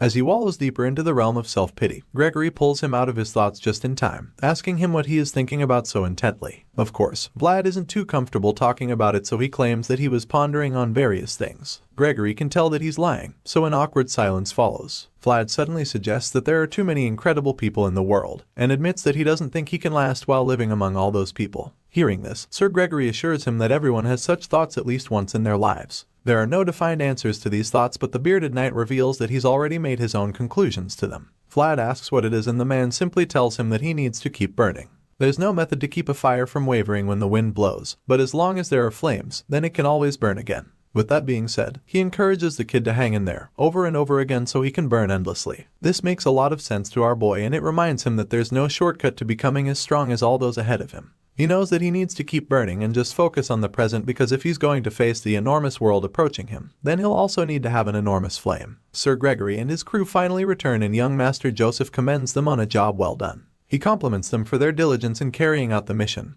but he also admits that he can't overlook the fact that swords of the Bayezid family were unsheathed in the land of another local lord. Sir Gregory quickly apologizes and takes full responsibility for everything, ready to accept whatever punishment the mayor has prepared for him. Just then, Lamond chimes in and proceeds to berate the bearded knight for what happened. He scolds Sir Gregory, claiming that the worst part about everything is the fact that he knew the consequences and still went ahead to interfere with issues beyond their jurisdiction. Hearing the old man's voice, Vlad wonders who the man is because the air around him is oddly extraordinary. Meanwhile, Master Joseph agrees with Lamond, stating that Gregory struck a nerve on a sensitive problem in a chaotic time. The empire is starting to fall apart since the imperial family has lost control. Things are getting out of control, so the young master is afraid that it's only a matter of time before such things happen in the north. Sir Gregory continues to apologize, but Joseph just feels that the Iron Duke is paying attention to what happened in the village because it involved curses. Joseph admits that the knights had good intentions, but he feels that the fire Gregory caused is too big, and claims that they should have left the village earlier. This statement upsets our boy because they're practically saying that they should have left the cursed children to keep suffering in the village. Lamond chimes in at this point, revealing that he heard the Sanracino were in the village as well. As such, he expected that the issue be handed over to the Holy Knights, and this is where Vlad finally snaps. He gets pissed that they're all scolding Sir Gregory when they weren't even there to see what was going on in the village. At this point, it's starting to look like they're all acting this way to get a reaction from our boy, and from the look of things, it's worked. All of a sudden, the blonde swordsman finally loses his cool. He yells out, informing them that the children would have died if they hadn't gotten involved.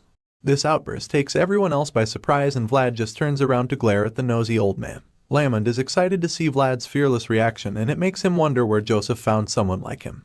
Apparently, this old man thought that our boy was some snot-nosed brat, but he was wrong because he can clearly see that this kid is actually a beast. The angry young man continues to defend Sir Gregory, bluntly telling Lamond that the bearded knight did his best for the children, and from the cold glare in his eyes, you can tell that Vlad is not afraid of anything the old man could do to him. Right now, the brave young knight doesn't care if Lamond feels insulted, and all he wants is that they stop scolding Sir Gregory for what happened in the village. Our boy goes on to tell everyone how the Sanracino saw what they did back in the village, and reveals that the Holy Knights praised their actions rather than rebuked them. Vlad is extremely pissed at this point, and he doesn't look like he's going to hold anything back. From the look of things, it's only a matter of time before he says something that would actually upset the nosy old man, so before the situation can get to that point, young Master Joseph quickly cuts him off. The mayor looks pissed as he slams his palm on the table and yells at our boy to stop talking. He furiously warns Vlad not to test his patience any more than this, and as his loud voice echoes through the hall, the blonde kid realizes how mad the boss is. His gaze shifts to look at the mayor, and he's a little shaken by the rage in Joseph's eyes. Sir Jaeger and the other knights are also a little intimidated by the young master's current mood, because they rarely get to see him look so upset. Because of this, the entire room goes dead silent in an instant as everyone patiently waits to see what the young master does next. They all turn around to look at Joseph, and after the awkward silence, our boy finally lowers his head and apologizes for his actions. The young master doesn't say anything in response. Instead, he just looks at the boy before shifting his gaze to the old man standing on the other side of the room. Lamond doesn't say a word, so Joseph figures that it's time for him to continue speaking. He ponders on the situation before opening his mouth to say anything. Joseph starts by talking to Sir Gregory, claiming that he expects the bearded knight to understand that the second rule of a swordmaster is an especially sensitive one. In response, Sir Gregory bows his head and reveals that he completely understands that. He then goes on to take the blame, admitting that the stuff that happened was due to an oversight on his end. Hearing this, Joseph informs everyone in the room that sensitive matters have overlapped with each other, and for this reason, he suggests that they as the people of Bayezid must first act and show sincerity before Baron Uthman officially sends his complaints to them. And for them to show that they do not support what happened in the village, the young master believes that a punishment is due. With this in mind, he decides that Sir Gregory must be suspended indefinitely, and of course, this catches most of the knights present off guard, especially our boy Vlad. The blonde swordsman is absolutely gobsmacked when he hears Joseph's verdict, and he's so stunned that he freezes in shock for a moment. The young master goes on to explain the consequences of this suspension, claiming that Sir Gregory would not receive any salary during this time, and that he will also not be able to enjoy any of the rights granted to him by the Bayezid household. Just when you think things can't get any worse than this, the mayor suddenly reveals that Knight Cade will receive the same punishment. The two knights are certainly heartbroken when they hear the final verdict, but they're knights at the end of the day, so they accept the punishment like true men, and neither of them utters a single word to complain. While the older swordsmen are taking their punishments, Vlad just watches from the side, knowing that he's probably next in line to be sanctioned. Sure enough, young Master Joseph falls on him right after he's done with Gregory and Cade. The mayor calls on the servant, and Vlad just stares at him in silence with his wild blue eyes. Right now, the young master is actually reluctant to reveal what punishment the kid would be receiving. Before saying anything, Joseph thinks about how he's treated Vlad well. He's fed and clothed the young boy from Sora, and they've become really close, but after everything that he'd done, he now realizes that he has failed to tame the boy. With his back turned to the blonde swordsman, Joseph admits that he's deeply regretful of the way Vlad spoke without permission and upset him in the process. But still, the young master doesn't think that he feels angry at the boy because he's ashamed. As the thought crosses his mind, he realizes that he's actually not angry, and that he's simply just disappointed. Once he's come to this conclusion, he finally turns around to face his young mentee, before informing him that he's also going to be suspended indefinitely. The mayor makes this statement, but then feels that it's such a waste, feeling that he should have been stricter with our boy. He feels that Vlad has become so stubborn because of how casual he's been with him, so now he wants to show the kid that he's actually the boss. With this in mind, he adds to the punishment, telling Vlad that he must not be seen anywhere around him unless he's summoned. By making such a statement, he's cutting off all access Vlad might have to him afterward, and as you can imagine, the kid is shocked to the core when he hears this. After the verdict is passed, the exiled young servant walks down the halls to get as far from the mayor as he can. As he leaves the place, he has mixed feelings about what just happened, but the fact that he'd have to see the looks of disappointment on Sir Jaeger's face makes his heart sink on the spot. Our boy suddenly gets interrupted by someone standing in the hallway as well. The person expresses his surprise to see that a mere servant managed to upset Master Joseph so much. This mysterious figure hiding in the dark turns out to be none other than Lamond, who is probably the last person our boy wants to see right now. For some reason, the old man thinks that the kid would be interested in talking to him. He asks to confirm if he's speaking with the one they call Vlad, and our boy is just taken aback by the man's audacity. He doesn't say a word, and just stares at the old man, wondering why he would even approach him after what happened in Joseph's office. Seeing that the boy isn't responding to him, Lamond decides to get under his skin a little more by suggesting that he doesn't answer when a grown-up talks to him because he was never taught etiquette. Sure enough, this works well enough to upset the young swordsman. Vlad clenches his fist when he hears these words fly out of the old man's mouth, and even though he wants to beat the shit out of this nosy troublemaker right now, he does everything he can to hold himself from snapping. The reason Vlad feels so pissed at this point is that he feels he's already been taught enough of etiquette from the madam who looked at him with the eyes of a mother, and when he remembers her loving warm smile, the anger inside him is suddenly calmed.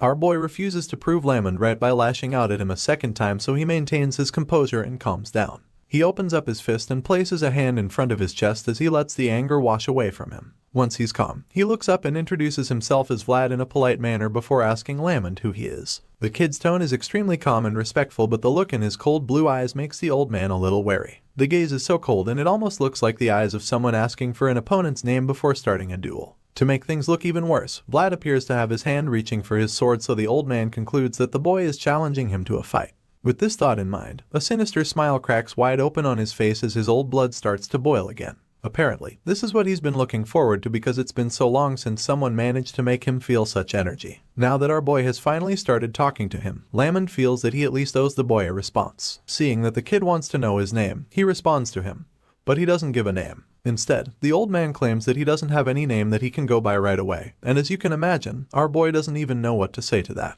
He's probably already bored of the annoying conversation, so he just keeps a blank expression on his face as he stares at Lamond in silence. The silence is suddenly broken when Lamond slams a pole on the ground, revealing the banner in his hand. At this point, our boy gets to see all the emblems on his flag, and he's shocked to see how many are on there. Vlad would never have imagined that this feeble-looking old man would have such a high rank. At the same time, Lamond casually introduces himself as someone who walks the lowest path. He then reveals that he hasn't completed his duty yet. There are knights who would grow old without dying since they couldn't retire honorably on the battlefield. As such, they're forced to walk among the lowest places in order to find back the honor that's been lost along the way. This is just like what the founding king, who was also a swordmaster, did in his last moments. The scene shifts all of a sudden. We're taken back to Dermer. Here, the princess and her advisor seem to be in the middle of some sort of strategy formation. The old man concludes that Count Gaydar prepared a bridgehead that leads to the north. More accurately, the Count has taken the region where the bridgehead can be developed. Hearing this, the princess figures that Gaydar has to get past them if he wants to get to the north after all. As such, he wonders if he would come to them, feeling a little worried by what would happen if he visits their force. The old advisor doesn't have an answer either, but all he knows is that they have to be prepared for anything.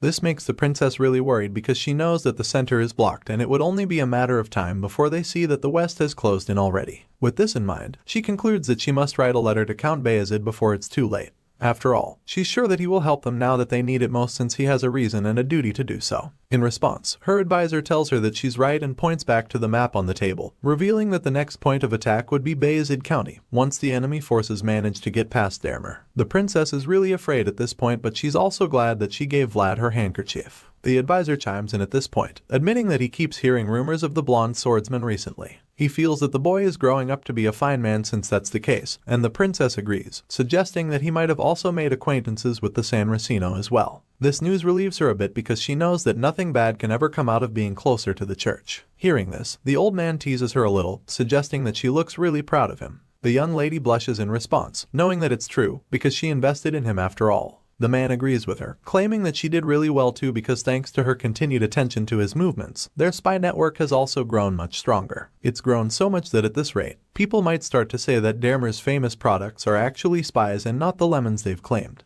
The man teases the princess with this statement, which earns him a glare from her. Anyway, she doesn't take it too seriously, and since it's clear that their spy network is actually really strong now, she suggests that they expand their surveillance radius. If they can detect any suspicious movements early enough, that will buy them enough time since they have insufficient troops at their disposal. The worried princess looks out the window to the rest of her city, hoping that the enemies just go past Dermer without doing anything. Hearing this, the old man agrees with her. He's just as worried as she is, because he can clearly see that the world is changing rapidly. It's so fast that even he can't guess what's coming next. However, he also feels that the change isn't all bad. Just like how those flowers started to bloom after Vlad left their city, this old man has a feeling that their current situation might just end up bringing them some hope and comfort. Back in Sora, it's already getting late and Vlad is currently ranting in a smithy. He's so pissed by the conversation he had with the old Foji and claims that he wanted to hit Lamond in the head at that moment. He's currently in the smithy of that old man from the start of the story. The bearded man is working on Vlad's sword as he listens to the young boy's rants. At some point, he's forced to ask the blondie what on earth he used the sword to do, because it hasn't even been that long since he repaired it the last time and now it's already damaged again. In response, our boy blankly states that he used the sword on a headless man.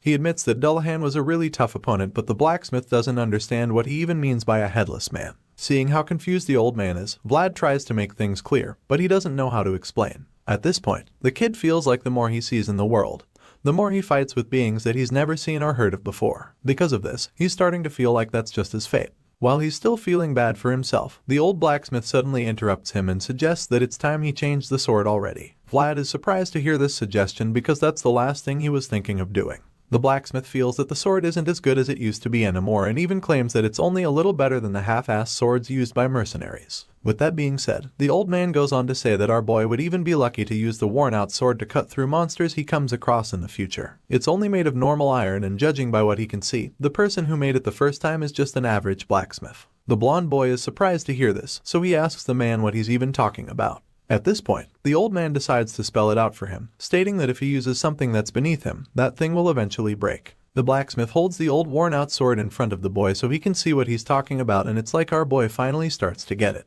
The little lecture is interrupted by a flashback. In this scene, a tough-looking man with a scar on his face suddenly walks into the smithy asking for a sword that can cut through ghosts. Of course, something like that shouldn't even exist, and the look on the old man's face suggests that he doesn't have a blade like that. He just stares at the scar-faced man with a blank expression on his face. The man looks dumbfounded, so he decides to ask once again what the guy wants, and he confirms that it's a blade that cuts through ghosts. The flashback comes to an end, and then the old man tells Vlad the story of how the guy randomly walked into his shop last winter looking for a sword that cuts ghosts. The old man admits that he thought the mercenary was saying nonsense, but then he mentioned Vlad's name. Apparently, that scar-faced mercenary said something about Vlad of Sora cutting a ghost, and of course, this rings a bell in our boy's mind. He can remember the incident clearly, so he knows exactly who the blacksmith is talking about. Vlad remembers the guy as one of the mercenaries he met during the goblin subjugation. And back then, the guy was insistent on finding out where the young knight's sword was from. Hearing this, the blacksmith begins to understand the situation a little more. However, he feels that there's no way Vlad would have been able to use his aura to do it since he was still really young back then.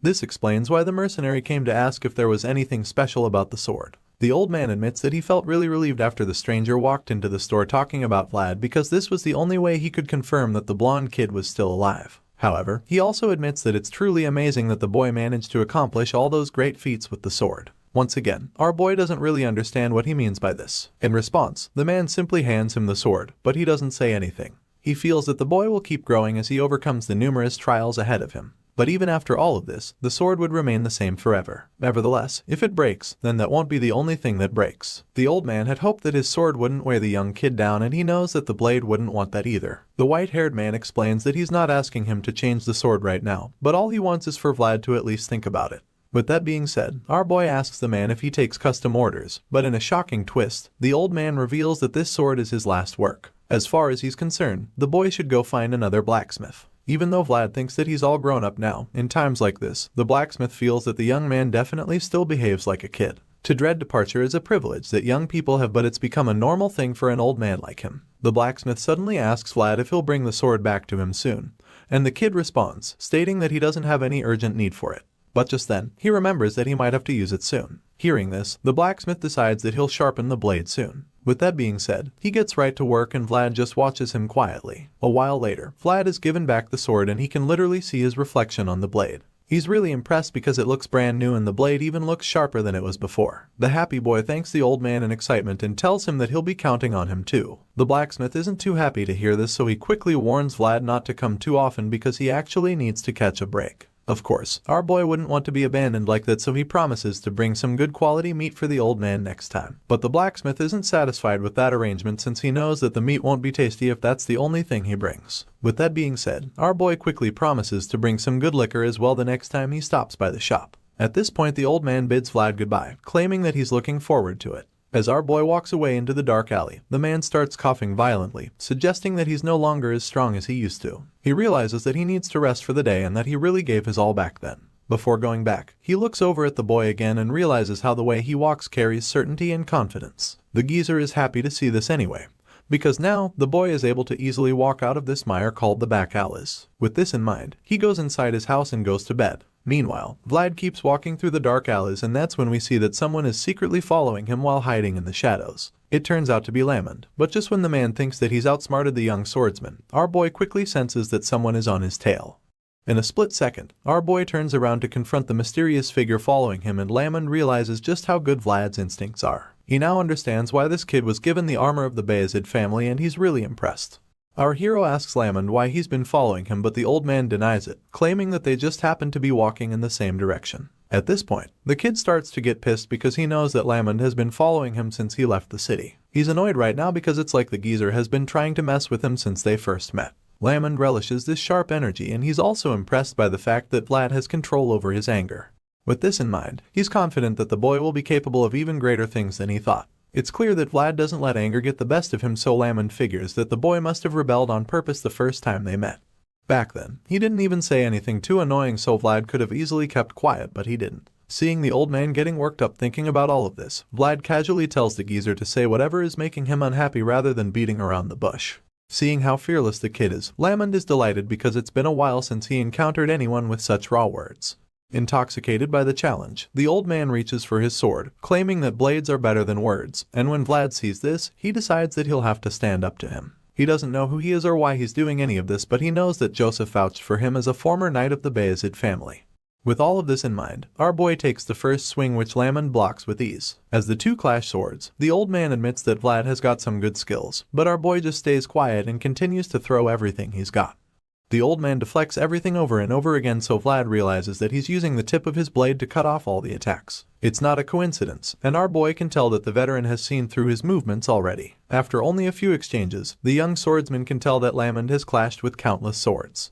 Seeing that he's been read like a book, Vlad ceases the attack for a moment and the old man teases him, asking if he's tired already. But of course, our boy is not done just yet. In fact, he's just getting started.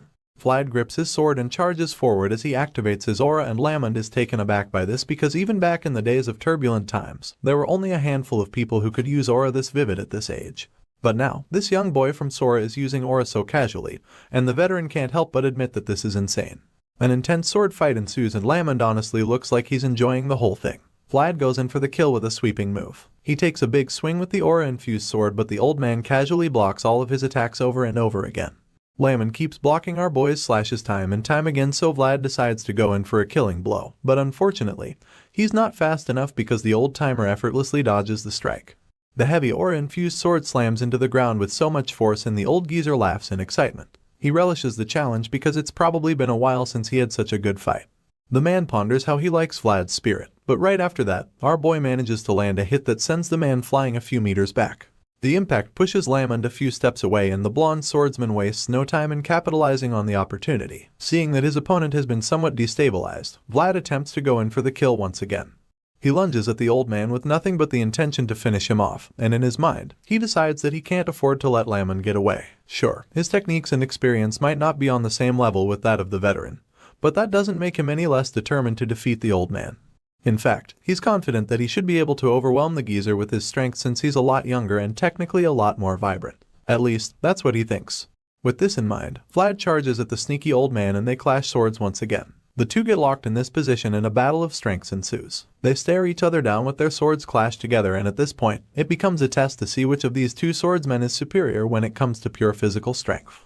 Sure enough, our boy appears to have the upper hand since he's younger and probably a bit stronger than Lamon. As they push against one another, Vlad appears to be making some progress by forcing the old man back.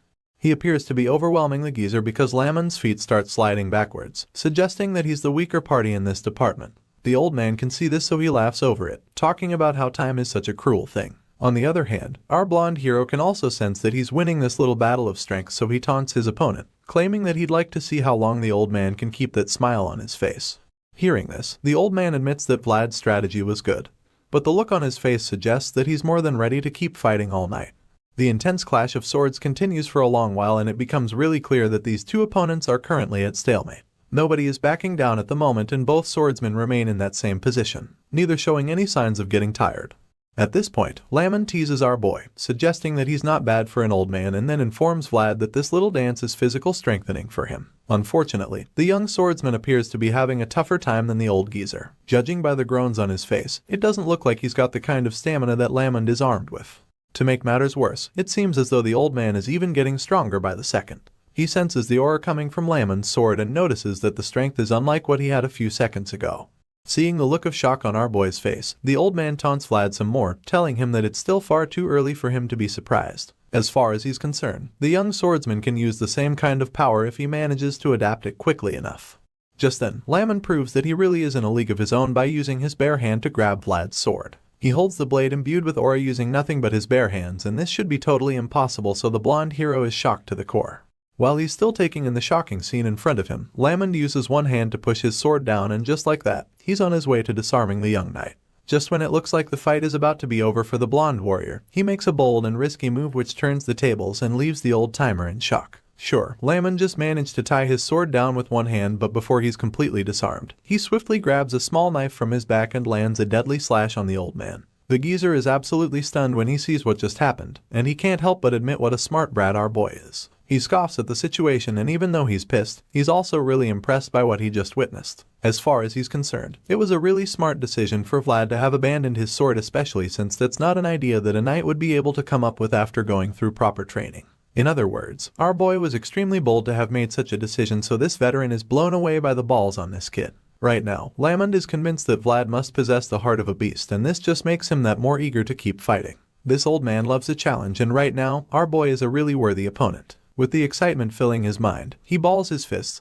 and decides to go in with a swift punch now that their sword fight has been put on hold. With the rage inside of him, he generates enough speed and power to land the deadly blow which sends Vlad several meters away. The impact from the punch sent our boy flying like a piece of paper until he crashed into the ground several times. Only a few people would be able to survive such a hit, and by the time Lamond realizes how much force he used, it's already too late. The old-timer becomes worried when he sees how much damage he's done because it's clear that he got serious without realizing it. Scared that he might have killed the young blondie, Lamond rushes to the crash site to check up on our boy, asking him if he's alright. When he gets there, he sees Vlad lying face down in the rubble without moving or responding. At this point, he starts to think that the kid might have fainted, which is pretty disappointing to him because he now feels that Vlad is weak on his defense. While looking at the motionless boy lying in the dirt, the old man recalls what Master Joseph told him about Vlad. Apparently, the young master told Lamond not to hurt our boy too much because the kid is a possibility that he cherishes a lot. Clearly, this old geezer forgot about that conversation when he was landing that life-threatening punch on the young knight.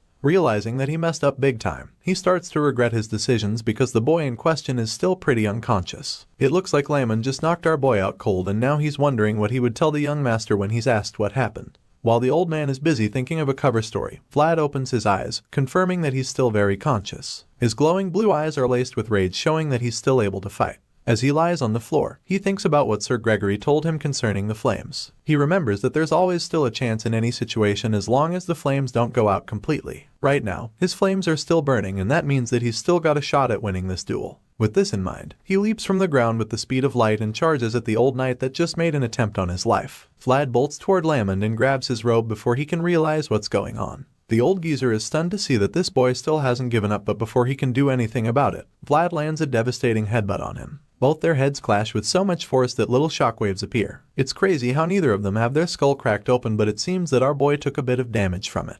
When the dust settles, Vlad is seen on the floor looking extremely dizzy. It's a miracle that he doesn't have a concussion right now, but that doesn't concern him because he feels that he should have won that head jamming contest. Apparently, Lamon cheated just now. The old man sighs in relief, and as he touches his forehead, it's clear that he used some kind of magic to protect himself from getting knocked out at the last second.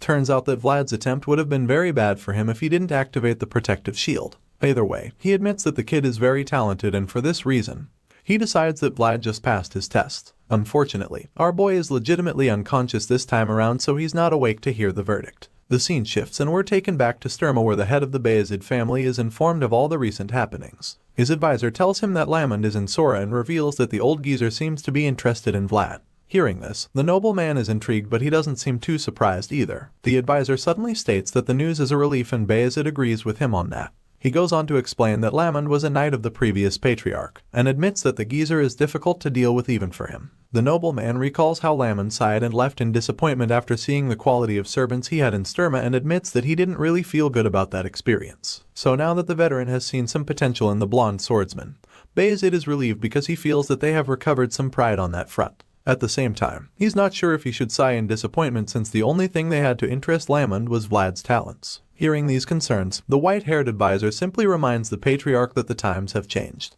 In his opinion, Lamond is the living evidence of a turbulent time. The old man rose to become a knight while starting as a servant in his time, and for this reason, he won't be interested in the servants of this era who grew up sheltered. In response, Bayezid insists that no matter how much times have changed, there are still things that don't change. Bayezid feels that it wasn't just a simple grumble or complaint when Lamond sighed at the servants in Sturma, but as much as he has a lot to say about that, he decides to reserve his comments in the meantime. Besides all of that, he can't help but feel that a deep impression was left by our young hero, because it just so happens that the San Racino sent Vlad an armor. Bayezid smiles with pride as he stares at the shiny armor, and the advisor admits that the acknowledgement of the San Racino makes Vlad appear even more special than he already is in the eyes of the people. The patriarch agrees once again and feels that he should send the armor to Sora right away for Vlad to receive it. With this thought in mind, he smiles in relief, knowing that the old traditions haven't been cut off yet and that they're still carrying on. The proud patriarch expresses how glad he is, and it's all thanks to a single servant. Anyway, that servant in question is currently waking up elsewhere with a serious headache after suffering a concussion the previous night.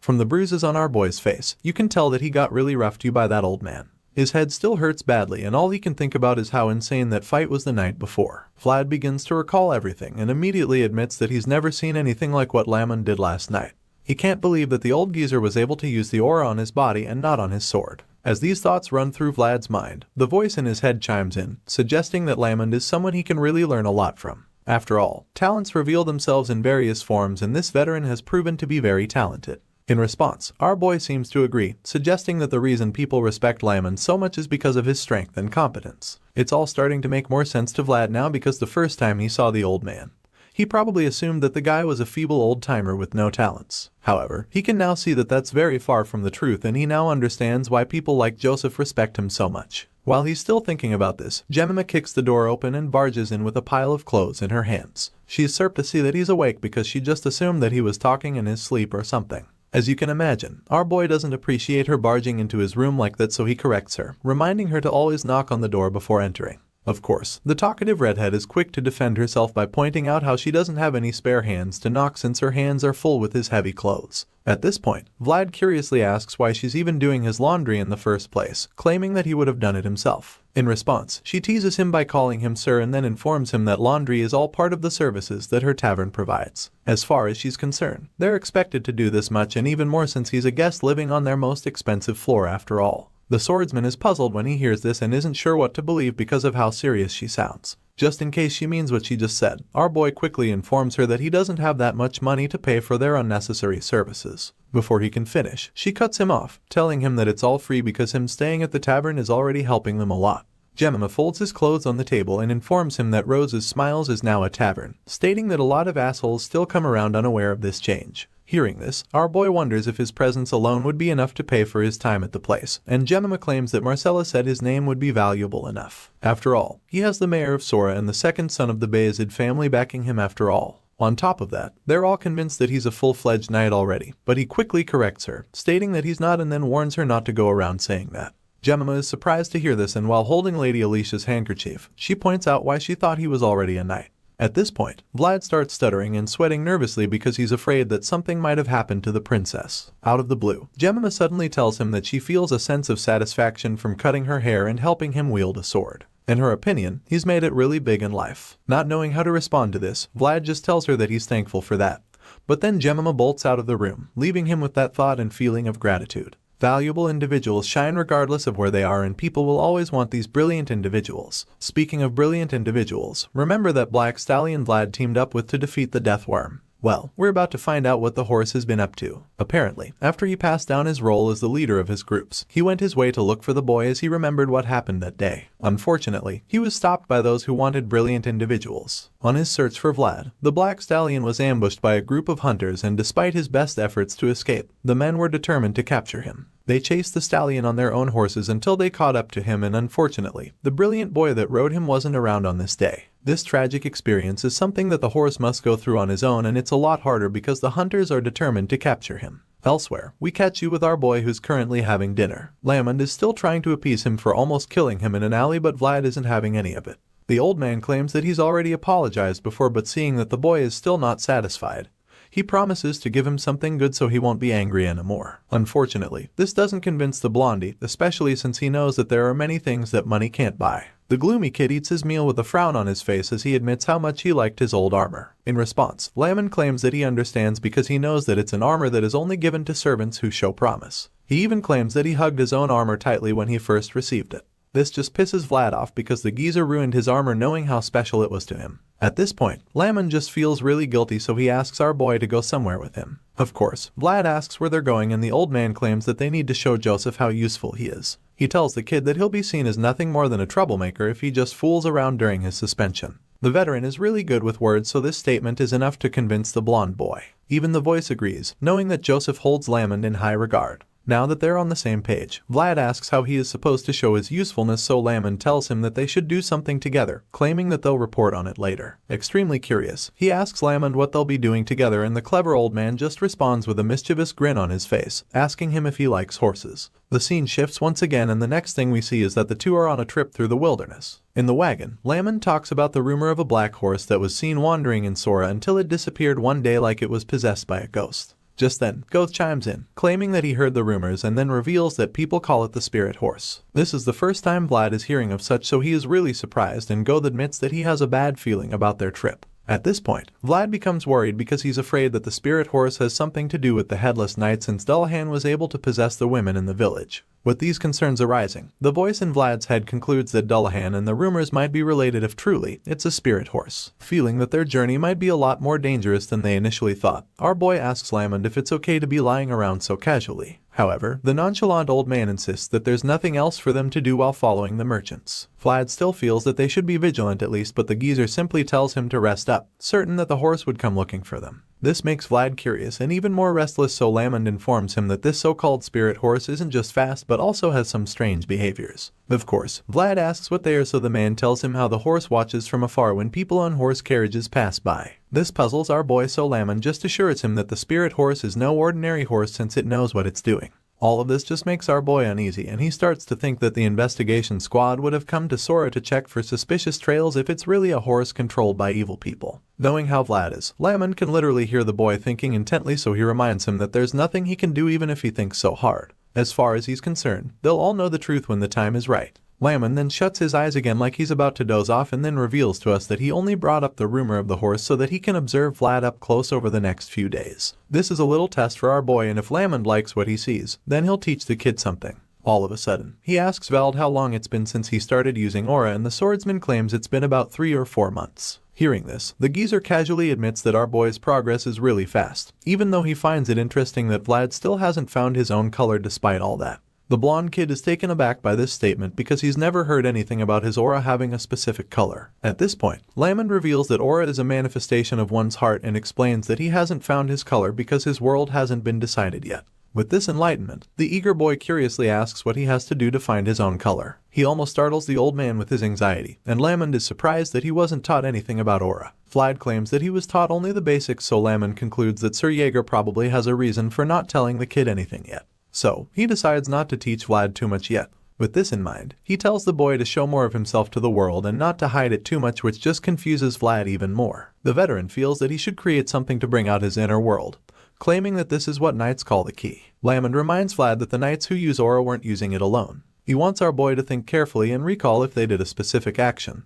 But he can't really remember anything right now since all of his encounters with such knights were in some urgent situation. He thinks a bit harder and realizes that all the knights made a certain movement while using aura. Sir Pablo put his sword in front of his shield. Sir Gregory would move his sword along with his feet. Rudiger would flick his sword with his finger. Seeing that the kid has remembered something, Lamond explains that it is the key, a tool in the ritual to open his heart's world big and wide. Our boy claims that he uses only aura, so the geezer, confirming why Lamond said he hasn't found his color. The veteran claims that Jaeger will tell our boy when the time is right, even though it doesn't hurt to think about it in advance. Just then, the old man senses something strange, so he quickly tells Vlad to get down right before the voice yells the same thing. An arrow flies past them in that same moment, and Lamond realizes that their journey will not be as smooth as he thought. He quickly informs the rest of the traveling party that they're being ambushed and tells them to be on guard. Before they can understand what's going on, one of them gets shot in the head and commotion ensues as the horses get startled.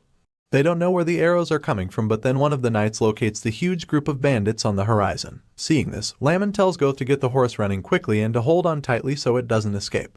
Vlad is shocked to see bandits in a place like this, so Lamond explains that they're no ordinary group of bandits. In fact, they're way more troublesome than your regular bandits because it just so happens that they're barbarians. That word is quite a throwback for this channel, because we all know and love barbarians thanks to our boy Bjorn. The story resumes on the plains that are about to be turned into a battlefield. All of a sudden, a barrage of arrows is unleashed by the army of barbarians, and as you can imagine, that marks the beginning of an intense bloodbath on the plains. The mercenaries and all the other people traveling are caught off guard by this sudden attack. Heck, they did even expect to come across the deadly heathen army along the way, so they're not exactly prepared enough for such an encounter. However, they do the best they can to defend themselves, using their shields to block the arrows being shot at them. They've already braced themselves and organized themselves to be able to hold back the attacks, but it only takes a few seconds for them to realize that they've been overwhelmed. Nevertheless, they urge each other to hang in there and hold the formation long enough for the enemy forces to tire out at least. Unfortunately, the barbarians don't look like they'll get tired anytime soon. The archers among them draw their arrows a second time as they prepare to launch another deadly wave. The barbarians shoot a second sea of arrows at the travelers and immediately start to advance. From the look of things, these dangerous warriors have been looking for an opportunity to deal with some people, and these mercenaries were just unlucky enough to be the scapegoats at this time.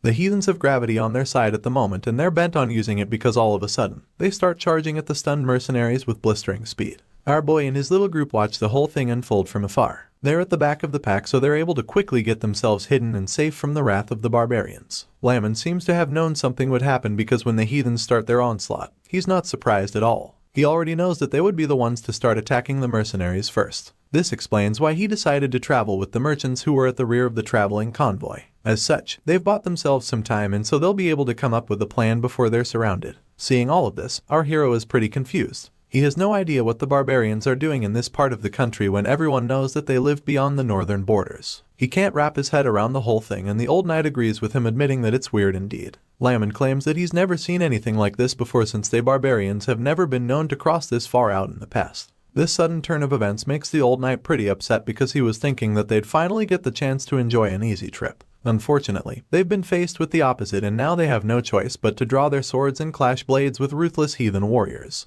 With this in mind, Lamond takes out his sword as he prepares to go teach some barbarians a lesson. While doing this, he tells the coachman Goth to put a saddle on the horse, confirming that he's riding into the eye of the storm to take care of the situation. We've never actually seen this old geezer in action. Apart from the time he had an intense duel with our boy, we've not seen him in battle, especially against numerous enemies, so it would be really cool to see what the veteran swordsman is capable of on the battlefield. When he tells Goth to saddle the horse, the young man is reluctant to do so because he knows that the horse is meant for carrying luggage and not built for battle. He's afraid that the horse won't be good enough, but Lamond reminds him that it's better than having to run across the battlefield, flooded with enemies on horseback. Without a doubt, they can all see that they won't stand a chance against the barbarians if they don't have a horse of their own, and Lamond makes this crystal clear. It's no news that the ruthless heathens are some of the best horse riders in their world. Barbarians are said to be born on top of a horse, and that's saying something. Everyone knows that they're exceptional riders regardless of their gender or even their age. However, there are a few warriors who are regarded as the exceptions, and for this reason, Lamond believes that they shouldn't be able to handle a knight one-on-one. The old geezer makes this bold statement and urges our boy to burn his next words into his mind. Once he's sure that Vlad is paying complete attention to him, he tells the boy that he needs to destroy barbarians' mobility when dealing with them because that is pretty much their greatest strength and also their biggest weakness. While Lamond is still trying to give our boy a pep talk, Their conversation is suddenly interrupted by a loud, intimidating voice which gets their attention immediately. They all listen up just like all the overpowered mercenaries lying injured on the battlefield. The man appears to be the leader of the barbarians, and he starts his little speech by telling all the mercenaries and merchants that he and his men don't intend to kill any of them. That being said, he promises to let them go if they pay the toll fees being demanded of them. Hearing this, the mercenaries are shocked. They're quite relieved that the onslaught has been halted, but they can't wrap their heads around the fact that the barbarians will really let them go if they just pay the toll fees. While most of them are still trying to understand what's going on, one of the desperate and terrified merchants at the back raises his hand to indicate his compliance. He speaks on behalf of the merchants, claiming that they all agree to pay the toll fees. Right now, he's ready to do whatever it takes to leave this place with his life, so he asks the barbarian leader how much the fee is. In response, the ruthless boss informs them that the toll fees to pass this point is everything they have except their lives. He makes it clear to them that the only way they can satisfy the bandit army is by giving up everything they own, and that means that they're to leave this place with just their bodies and nothing else. These words hit the man like a lightning bolt because he probably thought that the fee would be something he can easily do. He had no idea that he would have to lose everything he owns, and so the look of horror on his face is evident. The leader of the barbarians continues speaking while the stunned man stares in horror. He tells the merchants and mercenaries that they would be paying their toll fees to the afterlife if they dare to hold on to anything, and judging by the look on this man's face, you can tell that he won't be showing anybody mercy. The travelers continue to hide behind their shields, which have already been damaged by the arrows, and when the spokesman from earlier takes a closer look at the scenes in front of him, he realizes that there's really no hope of winning with just the mercenaries on their side. They've already paid such a high price to be escorted by the mercs, but right now, it all seems to have been in vain. The man admits that he didn't think they would run into mounted bandits in the Bayezid territory of all places. As if that isn't bad enough, they ended up coming across barbarians, the worst people anyone can ever encounter on a journey. Even though they've already paid a lot of money to guarantee their safety and protection, they have no choice but to comply with the barbarians' terms. At the moment, their top priority is to live their lives. But the spokesman of the merchants still wonders if they can really trust the words of the heathens. He doesn't say anything that suggests he won't obey the instructions, and just like that, the barbarian leader signals his men to take action. All of a sudden, one of the barbarians starts riding forward, and as he gets ahead of the others, he tells them to follow him, so they do. From afar, Vlad can see everything that's going on, so he realizes that the barbarians have started the move and suggests that they're trying to rob the merchants now. Because of this, he states that he doesn't like the heathens, while Lamond and Go just react to this with the same look on their faces. It's like our boy is the only one who isn't familiar with the mounted bandits, so the whole thing is still so new to him. Anyway, Lamond responds to Vlad, claiming that he tried to like the barbarians for a while, but unfortunately, that didn't work for him. All of a sudden, they notice some of the barbarians coming toward them, and Lamond tells the boys to get ready. The old knight tells Vlad that he'll probably only have one chance against the barbarians because he doesn't know how to ride a horse. The young swordsman just sighs when he hears this because he knows that he's in for a tough fight. Nevertheless, he's confident that he'll come out victorious, so he takes out his sword and braces himself for the enemies approaching them. Just when the barbarians are a few meters away from them, Vlad does something really strange to the horses which causes them to stop in their tracks. For some reason, the horses are absolutely terrified and refuse to go any further when they see the kid's murderous glare. The barbarians don't seem to understand what's going on, so they try to force their horses forward, but this doesn't work because all of a sudden, the animals start to freak out, so much so that they almost throw their riders off their backs. It's at this point that they realize just how scared the animals are. As such, they conclude that something strange is going on, so they decide to check it out. At the same time, we see that Vlad is struggling with his own powers. It's starting to look like he's not in control because he's really upset that his darn energy is getting in the way again. Seeing all of this, Lamond decides that it's the best time to strike the disoriented enemies. After all, their horses are now malfunctioning, which basically means that their mobility has been greatly affected. The old man charges forward on horseback, encouraging Vlad and Goth to follow him into battle. As you can imagine, Vlad doesn't hesitate to join the veteran even though he's on foot. It's not the best condition for an attack, but the experienced knight is willing to take the chances. The distance between them and the enemies is not ideal, and it's evident that those barbarians aren't getting off their horses, but Lamond feels that this is their only chance to deal some significant damage. It's supposed to be a surprise attack that the enemies won't expect, but because of the huge distance between them, the barbarians are able to spot Vlad and the old knight coming toward them. The guy seems extremely confident and is absolutely unfazed by the identity of the people coming at him. In his mind, he can take them on because to him, it's just an old man and a brat. Convinced that the duo will be a piece of cake for them, the barbarians charge forward on their horses, hoping to intimidate Lamond and our boy with their force and speed. The barbarian tells his partners to cut the strangers down, so they all launch their curved blades at Vlad like a boomerang, which means that it would probably come back to them after doing the job. The old knight sees the arrogant enemies charging at him, which pisses him off a lot.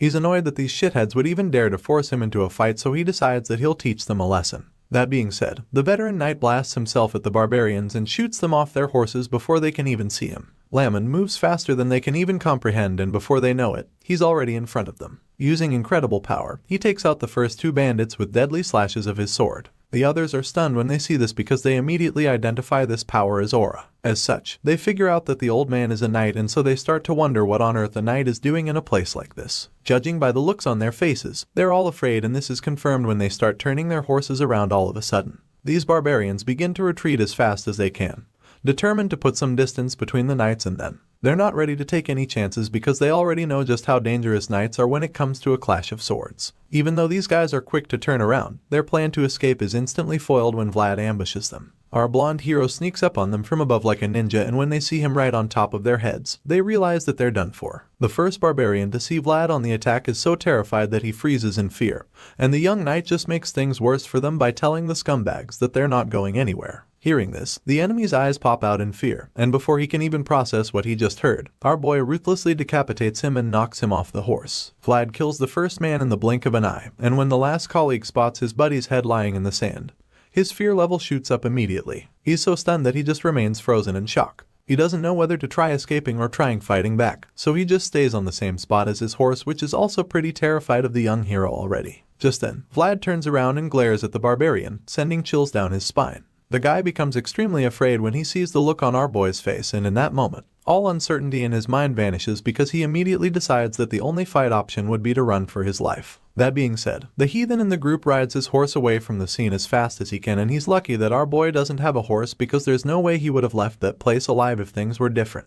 Vlad just stares at the guy riding away, and that's when Lamon calls out to him, informing him that this was a failed ambush by the barbarians. As such, he wants the boy to follow him into battle immediately because they need to kill as many enemies as possible before they go and get reinforcements. It appears that the knights might be too late already because while the veteran is still saying this, one of the barbarians appears right above him for yet another ambush. Our blonde hero is the one who sees this first, so he quickly warns the old man. By the time Lamon realizes that he's under attack, the enemy is already really close to him. The barbarian on the move stretches out his curved sword in an attempt to take the old knight's head off in one swing, and as he tries to do this, Lamon turns around swiftly. The powerful knight quickly blocks the attack using his own sword, and the clash is so intense that both blades start to spark from the impact. The old man smiles while they hold each other off, revealing that this little exchange is nothing for him. On the other hand, the barbarian can feel just how powerful the white-haired fellow is and wonders where someone so strong even came from. While he's still thinking about this, he takes a closer look and realizes that the old man clashing swords with him is a knight. Even at that, this high-ranking barbarian doesn't seem too bothered, which is really bold of him. Lamond is intrigued when he notices that the guy's unfazed even after seeing his aura, and this makes him conclude that he's not facing an opponent he'll be able to cut down easily with one strike. As a result, he engages the barbarian completely and faces the guy with everything he's got while shouting for Vlad to run away as fast as he can. As you can imagine, the boy is taken aback since he understands that Lamond is saying this because he is having a hard time. The young swordsman just stands there, reluctant to leave his new friend behind, but the old man yells at him to go away, reminding him that the mercenaries would run away any chance they get. In other words, the merchants would be exposed and completely unprotected, so he wants our boy to return to the scene and do what he can to help the people. Even at this point, Vlad is still reluctant to leave Lamond there, so he tries to argue, but the old man cuts him off, making it absolutely clear to him that he's of no use here since he doesn't have a horse. That being said, he orders our boy to make his way to the people immediately, and at this point, our boy finally decides to leave. Vlad grabs his swords as he obeys the orders and starts running to the other side.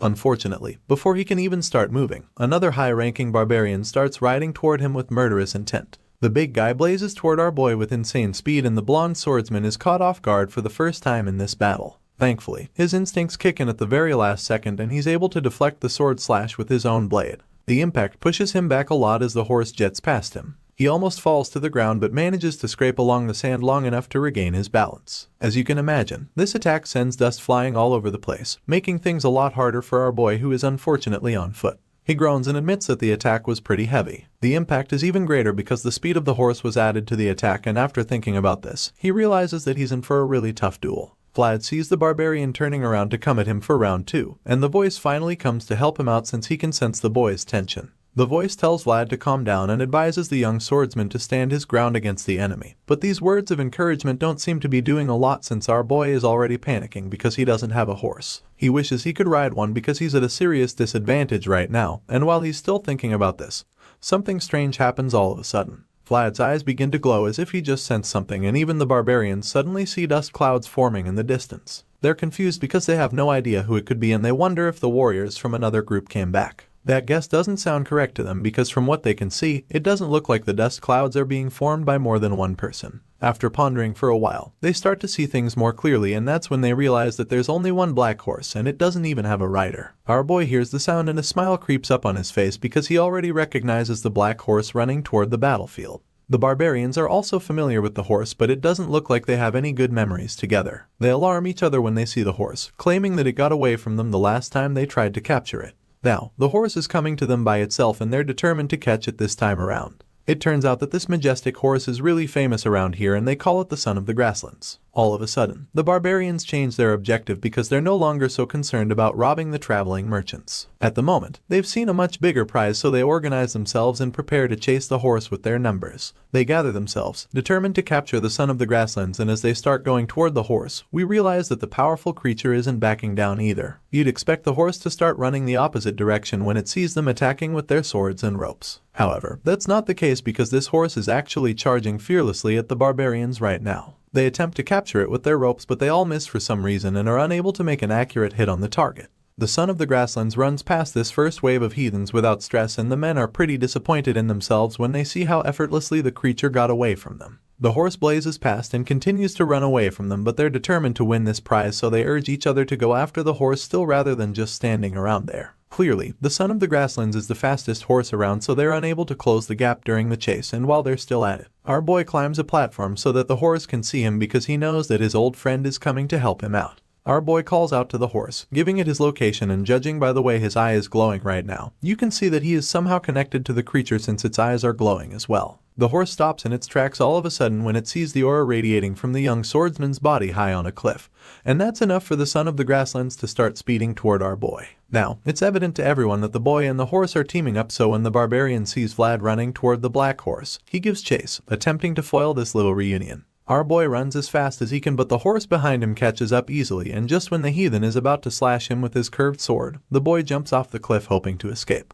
The blonde swordsman took a big leap of faith with that one, and once he's in the air, he realizes how dangerous the situation is. At this point, he's probably afraid that he might get hurt, but then all of a sudden, we see that the Son of the Grasslands also took a big leap, and as if on cue, the horse gets in the perfect position for Vlad to land right on top of its back. It's a wild horse, so there's no saddle, and Vlad is forced to stay put by holding onto its mane. The barbarians are stunned when they see what just happened. It's practically impossible for them because they never imagined that the Son of the Grasslands, a horse that possessed divine blood, would actually ever allow someone who's not from the Grasslands to ride it. It all looks so unbelievable to everyone else, and while the barbarians are trying to wrap their heads around it, our boy rides with confidence into the battlefield. He has a horse now, so he's no longer at a disadvantage, which means that he can easily go help the merchants who are currently being stripped of everything they own. As he rides along the plains, Vlad starts laughing excitedly all of a sudden because he hasn't felt the thrill of riding a horse in a long time. This is it. This is the feeling from back then when he fought the death worm. It's the feeling telling him that he doesn't have to hold himself back anymore, and you can already guess that it's the same feeling that the horse is experiencing right now. The feeling of freedom engulfs our boy so much that he lets go of the horse's mane, knowing that he won't fall off. He knows that he can now run to his heart's content, and that's exactly what he is going to do. While our boy is still enjoying his first taste of absolute freedom in a long time, the barbarians are still plotting to capture the Son of the Grasslands. As a result, they all go after the horse, ready to do whatever it takes to get the creature for themselves. The bandits refuse to lose this time around, and they are not willing to hand over the Son of the Grasslands to a mere brat from the Empire. Or at least that's all they think our boy Vlad is right now. While some are chasing the young swordsman, we see that our boy is actually riding toward the rest of the barbarian army, feeling pretty good that he'll defeat them. They're also confident that they would win this intense battle that's about to unfold, so they charge at the lone warrior, determined to show him just how powerful they are together. At this point, Vlad decides that it's time for him to activate his aura, and the moment he does this, the Son of the Grasslands does the same. At the moment, both man and horse are practically in sync, and they're an extremely formidable force as well. The power from the both of them shines through the plains, leaving most of the barbarians astounded. It's practically a blinding light that fills the battlefield, and as they charge toward the target, the beam hits all of them like a thunderbolt. They're all left speechless when they see this, and it's pretty obvious that they've never come across such power like that before. It turns out that this aura-powered beam of light that shone through the place was actually what one would call a killer ray. With each beam that hits any of the barbarians, the power of our boy's combined aura kills them on the spot. And just like that, Vlad manages to wipe out an entire wave of heathen warriors without even having to do much. All he does is make one insane slash of his sword which immediately multiplies in the blink of an eye to kill numerous barbarian enemies. After wiping out the first wave of the heathen army, the remaining barbarians are horrified because they suddenly realize that the kid is a knight too. They thought that he was just some brat from the Empire who wants to steal their prize from them, but now that they know he's a knight, their fear levels increase drastically. The men look back in horror, wondering just how many of their men Vlad killed in the blink of an eye. Seeing just how dangerous the young swordsman is, the barbarians realize that they'll just end up dead if they keep fighting him like that. As such, they advise themselves not to fight the boy head on. Right now, the wisest thing to do would be to get away from him and attack from afar. Before they can even come up with another plan to use against him, Vlad turns around with his horse and turns the tables on them. Their plan was to just run far enough to unleash ranged attacks on him and the son of the grasslands. Unfortunately, our boy is not going to give them that opportunity, so he swiftly turns around and gets to their backs, making them the runners while he's the pursuer. Now, they're forced to keep riding away, hoping they can outrun the son of the grasslands, but they already probably know better than that since the black horse is undoubtedly the fastest creature around. Anyway, Vlad is right on their tails, and as he gets even closer, he lifts his aura-infused sword and prepares the strike. Even though their situation is starting to look really bleak, they refuse to give up, so they decide to split up into two sides. This way, they feel that they'll probably be able to circle around Vlad and surround him from good. It appears that the son of the grasslands knows exactly what they're trying to do, because the moment they come up with this idea, the black horse with its white magical horse makes a strange sound, calling out to all the other horses. They seem to be affected by this call because they refuse to obey their riders. The barbarians try to make their horses change direction, but the animals refuse, which is very unlike them. They begin to wonder what's going on when their animals start to act weird, and most of them just confirm that their horses are scared. At this point, the leader of this wave gets really pissed because he doesn't understand what on earth would be making the horses so scared at this crucial time. He asks the question with so much disgust and irritation laced in his voice, and while he's still complaining about the horses, he takes a look back and sees just how menacing the young warrior is on the back of his horse. Vlad's expression is laced with an ominous demeanor, and the horse looks even more deadly with its pointy unicorn horn and its scary glowing eyes. Due to the insane levels of power emanating from the both of them, aura fills the sky, and they've pretty much changed the weather as well. It's like there's a storm coming, and as our boy emerges from the terrifying clouds of energy behind him, the barbarians run for their lives, knowing that they won't stand a chance against someone as scary as the young swordsman. The heathens are so scared at this point because in only a matter of seconds, Vlad somehow managed to turn the tides of this whole situation, and he has also somehow transformed the battlefield into a really scary nightmare for the barbarians. With the way things are going, it's only a matter of time before he wipes them all out, so he addresses them, informing them that they will be the ones getting hunted from this point on. Right now, Vlad is getting extremely confident, and you can't blame him for feeling this way when he's got the ruthless barbarians running for their lives like scared animals. Unfortunately, his little high is about to be interrupted because all of a sudden, the high-ranking member of the barbarian army from earlier reappears, and this time around, he looks even more powerful than before. He's been giving Lamond a real hard time for a while now, and it appears that he might actually be overpowering the veteran knight. He lands a powerful strike which the old geezer blocks, even though it's not exactly easy. Just as he noticed earlier, the guy is really strong and Lamond is struggling to keep taking the hits. The force from all the attacks seems to be taking a toll on the old man's horse. The creature starts foaming at the mouth, suggesting tiredness, and at this point, it's once again very clear that this horse wasn't built for battle. Lamond can see that his horse won't be able to take any more damage and admits that he was too hard on Packhorse. Now that his horse has pretty much given up, the old knight figures that it's all over for him. With this in mind, Lamond and his horse are forced to suffer one last finishing strike which forces him to steer wide even though he managed to block the sword strike. Unfortunately, neither him or the horse is able to maintain balance, and it only takes a couple seconds for them to trip and tumble in the sand. This sends dust shooting up and filling the air. By the time the dust settles, all that's left is the half-dead horse lying on the ground. Its eyes are white, and it's only a matter of time before it gives up the ghost. The old man is disappointed by what happened, but it doesn't mean that he's any less prepared to show this barbarian scum what he's capable of. The guy does seem to be moved by the fact that he's a knight, so he would like to put that fear of swordsman back in his heart. Lamond smiles at the situation, feeling stirred up by the challenge before him because it's been a while since he felt this way, and he didn't expect that there would even be another person that would be able to get his blood boiling again. Anyway, enough of the chit-chat. The old knight takes out his sword, prepared for a duel, and when the barbarian turns around to see that the geezer is back on his feet, he just gets pissed at how persistent Lamond is. Even though the old knight has proven himself to be a tough nut to crack, this pony-tailed barbarian feels that it is over for him now. Just when their duel is about to resume, they both hear a strange noise which gets their attention, and Lamond instantly recognizes it as the sound of the barbarian's horn. He's absolutely spot on with this guess because when he turns around, He sees that the young swordsman is the one pursuing the barbarian army. What's even more shocking is the fact that he's riding a horse too. Our boy rides majestically, forcing the heathens to retreat, and when the leader of the army sees this, he's absolutely furious. To think that a young boy from the Empire would send his best warriors taking to their heels like chickens makes him sick to his stomach, so he rides toward them with rage in his eyes, determined to punish our boy for making a fool out of his army. Just like that, Lamond is no longer forced to pull out the tricks up his sleeves because his opponent now has bigger fish to fry. The leader of the heathen army rides off to challenge Vlad, feeling insulted, and even though the old man calls out for the bastard to stop, the barbarian leader just ignores him. Apparently, the reason why the guy is so mad is the fact that Vlad is riding that particular black horse. The son of the grasslands rejected even the leader of the barbarian army, and that's saying something since these guys are literally born to be with horses. Before Vlad, the guy was seemingly the only person who should even be worthy to ride such a stallion, but even he got rejected. So, it really baffles him to see the blonde boy from the Empire riding the beast, and as such, he calls out to Vlad, commanding him to get off the horse immediately. When Vlad sees the barbarian leader charging at him, he's surprised because the guy is supposed to be fighting Lamond right now. Seeing him alone makes our boy wonder if the old man got killed or something.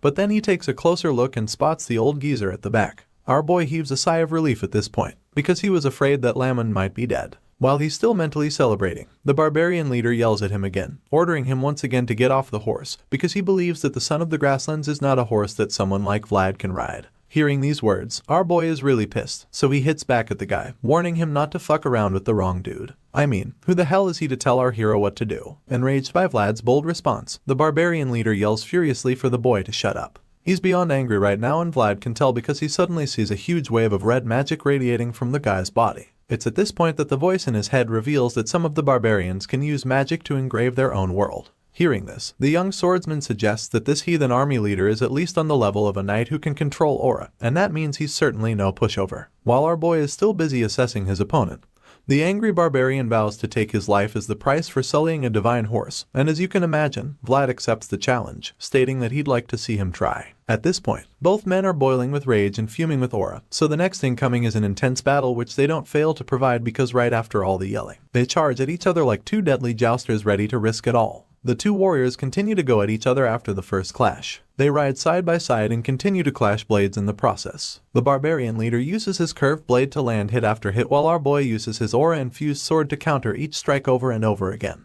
It gets to a point where they seem to be at a stalemate because they're almost evenly matched right now. As they hold their swords against each other, the barbarian glares at our boy with his glowing eyes, probably thinking he can intimidate the young knight with this method. But after a while, it's clear to him that Vlad is not even slightly afraid of him. With this in mind, he decides to end the staring contest and suddenly stops his horse. Our boy doesn't predict this move in time, so by the time he realizes that the other guy has stopped, he's already ahead. The voice then points out what the barbarian is trying to do, stating that he has now caught them up from behind so that he can sneak up on them. Vlad realizes that this is exactly what's going to happen, but by the time he stops his horse to turn around and face the opponent, it's already too late. Our boy is unable to turn around quickly enough, and the barbarian swiftly charges at him to land a devastating strike on him. Thankfully, the son of the grasslands knows the exact move that the barbarian leader is about to pull, so the horse ducks just in time, which brings Vlad's head lower, allowing him to evade the sword slash by the skin of his teeth. The horse manages to save our boy's life with that risky move, and even though it was really dangerous, Vlad is glad to still be alive, so he thanks the horse for saving him. Meanwhile, the heathen leader is even more pissed now that he missed his opportunity to end Vlad's life. He's also more jealous as well because he can now see so many other impressive traits that the son of the grasslands possesses. It's a horse that was born with divine blood, so he's not too surprised by what just happened since he already knew that it was an extraordinary creature. However, he never imagined that it would be to this extent. At the moment, our young hero feels that he and the horse have already become one in movement. He's faced tons of people who are unbelievably strong so far, and that barbarian is certainly one of them. He knows that he can still deal with any sword attacks the guy throws at him, but he feels that there would still be a problem for him. And just when he's about to think of it, the voice in his head chimes in, telling him that the horse riding technique. The voice points out how our boy doesn't even have a saddle or bridle to ride with. He's basically a newbie to this, and if it wasn't for the special connection he has with the son of the grasslands, he'd probably have fallen off the horse by now. The young knight agrees, claiming that his thighs are even trembling because of how scared he is to keep riding. He's shaking so much that he can't use his legs properly anymore, and the voice informs him that he'll become more disadvantaged the more this drags out. It's clear that Vlad needs a way to flip the situation around. Otherwise he might end up dead. At this point, he suddenly remembers what Lamond told him to engrave into his mind about making sure to kill a barbarian's mobility during a battle. Turns out he actually let that advice stick, and now that he's recalled it, He realizes that this is exactly what he needs to do to flip the situation around. With this in mind, he decides that it's time for him and his heathen opponent to get dirty on the ground. Vlad charges at the barbarian leader, thinking of a way to immobilize the guy, and when the warrior sees them coming at him, he decides that the fight has to end right here and right now since he can't let it carry on. He challenges our boy to bring it on and the charges at Vlad. The blonde knight sees the guy coming at him with insane speed, so he decides that it's time to take some action. With this in mind, he swiftly turns his horse around, so the son of the grassland swerves so fast that he throws some dirt in the barbarian's face. This gives Vlad enough time to start running away, and when the other heathens see this, they start to jeer. The leader of the army is surprised to see this and even more upset because now he feels that our boy is nothing more than a dishonorable bastard. This is the impression he has of our boy now, and the thought of someone without honor riding the divine horse makes his blood boil. We thought this guy was angry before, but we're now about to witness what pure and diluted rage looks like. The barbarian warlord gets his horse moving as he chases after the young knight, and for some reason, he catches up rather quickly. So, it's almost like our boy is waiting for him to get closer. He obviously has a plan that we don't know yet, and judging by the cheeky smile that creeps up his face, you can tell that it's going to be a really brilliant trick he's got up his sleeves. Once the heathen leader gets close enough, the blonde swordsman engages him in conversation. He reveals that he heard the barbarians are born on top of horses, and then claims that he's always been living in the mud that's beneath the horses. As you'd expect, the furious warrior doesn't give a shit what Vlad is talking about, so he asks the boy what nonsense he's spouting, or at least that's what he thinks the knight is doing. Anyway, our boy turns to look at the angry guy and suggests that he's actually done a lot for him by agreeing to fight on horseback the whole time. And for this reason, he feels that it's about time the barbarian leader did something for him as well. With that being said, he waits patiently for the guy to be right behind him, and when the time is right, he takes off his cloak, allowing it to fly right into his face. This plan should have worked, but the heathen leader's senses are just too sharp. So, the guy is able to see the cloak coming toward him and is able to push it out of the way with one hand. After dodging this bullet, he yells angrily, telling Vlad that his petty tricks won't work anymore. However, before he can finish saying this, he raises his head and is shocked to see the blonde swordsman coming at him from above. Vlad bravely leaps off his horse and attempts to tackle the barbarian off his horse so that they can take their fight to the floor. Sure, the guy has sharp senses, but this time, even though he sees our boy flying toward him, there's nothing he can do to stop it. It all happens so quickly, and before he can even figure out a countermove, the boy grabs him by the neck and tells him that it's time for them to fight in the mud. The barbarian is horrified when he hears these words because our boy sounds pretty crazy right now. Unfortunately, he doesn't have a choice right now since Vlad tackles him to the ground while holding him in a headlock. And just like that, the barbarian loses his mobility. To make matters worse, their fall isn't just a simple one since our boy makes sure to drag the opponent along the slopey hills. Both men roll around in the dirt as they struggle continuously, and the next thing we see is that they're falling off a cliff. Vlad and the barbarian leader see themselves plummeting down the cliff, and the rest of the bandits are horrified to see their boss suffer such a fate. Even Lamon becomes very worried about the young swordsman when he sees this because he knows that falling from such a height would be fatal no matter how strong a knight is. The old man stands at the edge of the cliff, feeling really sorry for Vlad, but then all of a sudden, he takes a closer look down and sees something that makes him laugh. The bottom is glowing brightly, so Lamond already knows the skill that the kid used. At this point, he can't help but feel that our boy is a nasty brat because he literally learned this skill before Lamond decided to teach it to him. Anyway, this technique is an aura-focused skill which allowed Vlad to stay alive after falling from such a height. Besides that, we now see that the young swordsman successfully subdued the barbarian leader. Vlad holds the guy's neck and places his sword inches away from it, so the barbarian leader is forced to introduce himself for the first time. He claims that he is AJ of the Budot tribe, probably thinking that it would make our boy let him go. Unfortunately, our boy doesn't give a shit. The scene shifts back to Soara, where a sister from the convent visits Joseph, telling him to be careful even though he wants to groom his servant. He doesn't seem to understand what she's talking about, so the angry lady just scowls at him. In a flashback scene, we see exactly why she's upset. Apparently, our boy took Jemima away from the convent without going through any procedures when the girl was basically a nun. In this scene, the sister tells Vlad that he has no right to do that even though he's from the Bayezid household. In response to this, he snaps at her, telling her that it's thanks to the Bayezid name that they still have a tomorrow. Vlad's glowing eyes glare at them as his words send chills down their spines. In the present, the sister is certain that Vlad will cause trouble for them in the near future because she feels that he's blasphemous and that he is extremely vicious and impatient.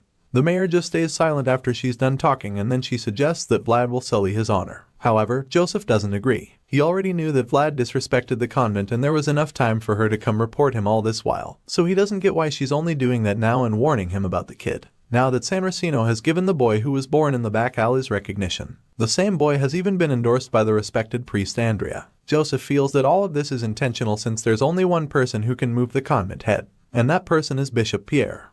Soara is controlled by two people, Mayor Joseph of the Bayezid bloodline, and the bishop who follows the word of God and looks after the people.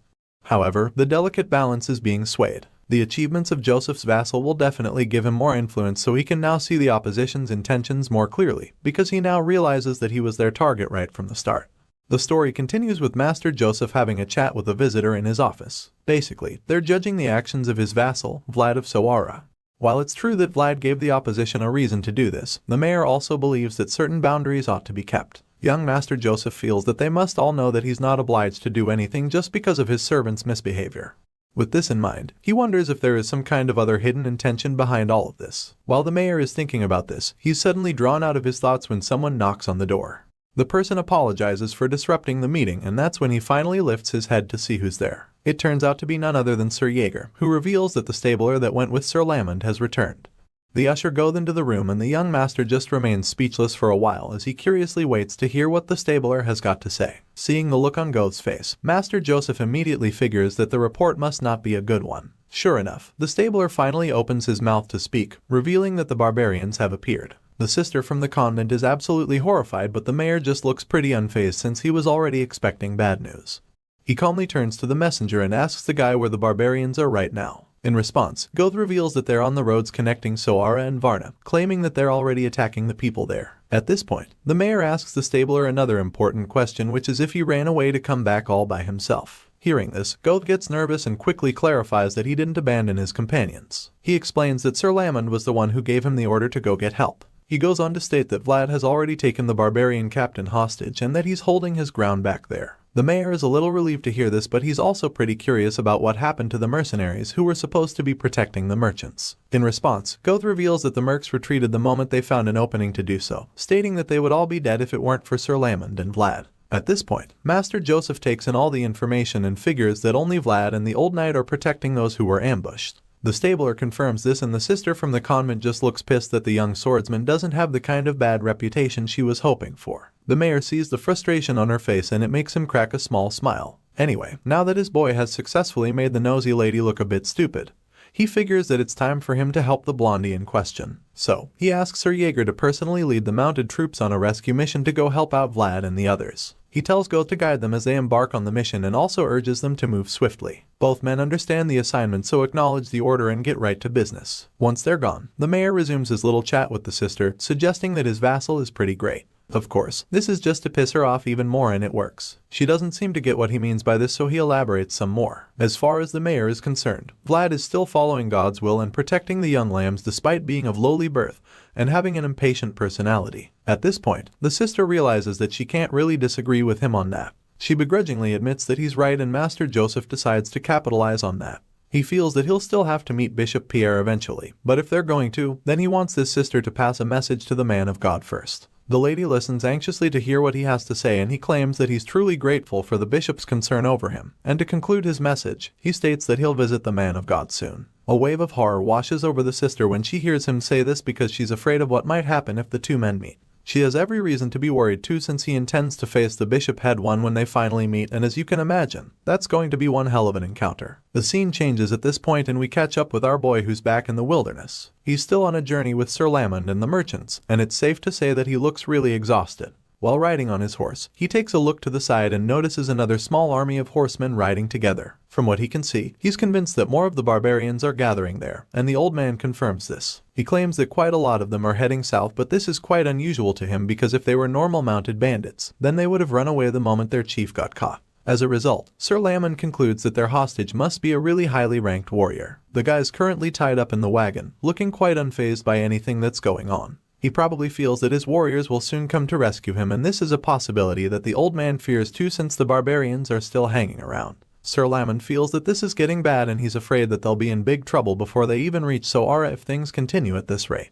They're still trying to hold their ground and make it home safely while the barbarians are waiting for an opportunity to strike. The old man is really worried at the moment, and he's starting to wonder what is taking the stabler so long to return with reinforcements. The barbarians suddenly start dispersing, and he's afraid that they've changed their strategy, which makes him wonder if something happened. Vlad and his horse take a look at the side all of a sudden when they notice something quite shocking. That's when they realize that Goth has finally arrived with backup. Sir Lamond looks over and sees the dust clouds all over the place, so he agrees with the young swordsman. The Bayezid army advances toward them with Sir Jaeger and Goth leading the way. When the old man sees this, he realizes that he was just getting worked up over nothing. The merchants are so relieved when they see the army coming. They recognize them as the mounted troops of Sowara, so they immediately conclude that they're saved. While everyone else is jubilating about their arrival, the leader of the barbarians is quite pissed because he didn't expect that the reinforcements would get here that quickly. This explains why the barbarians dispersed earlier. They probably saw the mounted troops of Sowara arrive and made a break for it. Anyway, the leader of the barbarian realizes that the jig is up right now, so he commends the old man for sending Goth to get back up, admitting that it was an impressive judgment. If they had tried to stay back there without abandoning the goods, then the situation would have been very different. In response, Sir Lamon smugly informs him that it's the advantage of being old. He cuts the pleasantries short and gets right to business afterward. Now that the reinforcements are here, the old man believes that it's time for him to ask the hostage his own questions. First one on the list is why on earth the barbarians have come to this place. The old knight demands to know why they have come so far into their territory, and at this point, the hostage is ready to answer. In response, he tells Sir Lamon that they came this far out all because they needed the son of the grasslands. Hearing this, the old man informs the hostage that he and his men could have just gone after the horse without robbing the merchants. He asks the chief of the barbarians why they plundered others, and the bound man explains that they did it because they also needed to earn some allowance to survive. As far as he is concerned, that's pretty practical, but now that he's been captured and the horse has literally chosen someone else, he feels that there's no longer any reason for them to head to the south. The hostage admits that he wasn't expecting the son of the grasslands to choose a boy from the empire over a wild and reputable master like him. Nevertheless, he's accepted defeat finally, and the whole thing just makes him realize what a cruel master time really is. Hearing this, Sir Lamon just ponders on the whole discussion quietly. Just then, Sir Jaeger arrives, and the first thing he does is tease the old man a little. He claims that he thought that they would have a hard time with some barbarians. Apparently, he expected the white-haired man to deal with the mounted bandits since he's a veteran.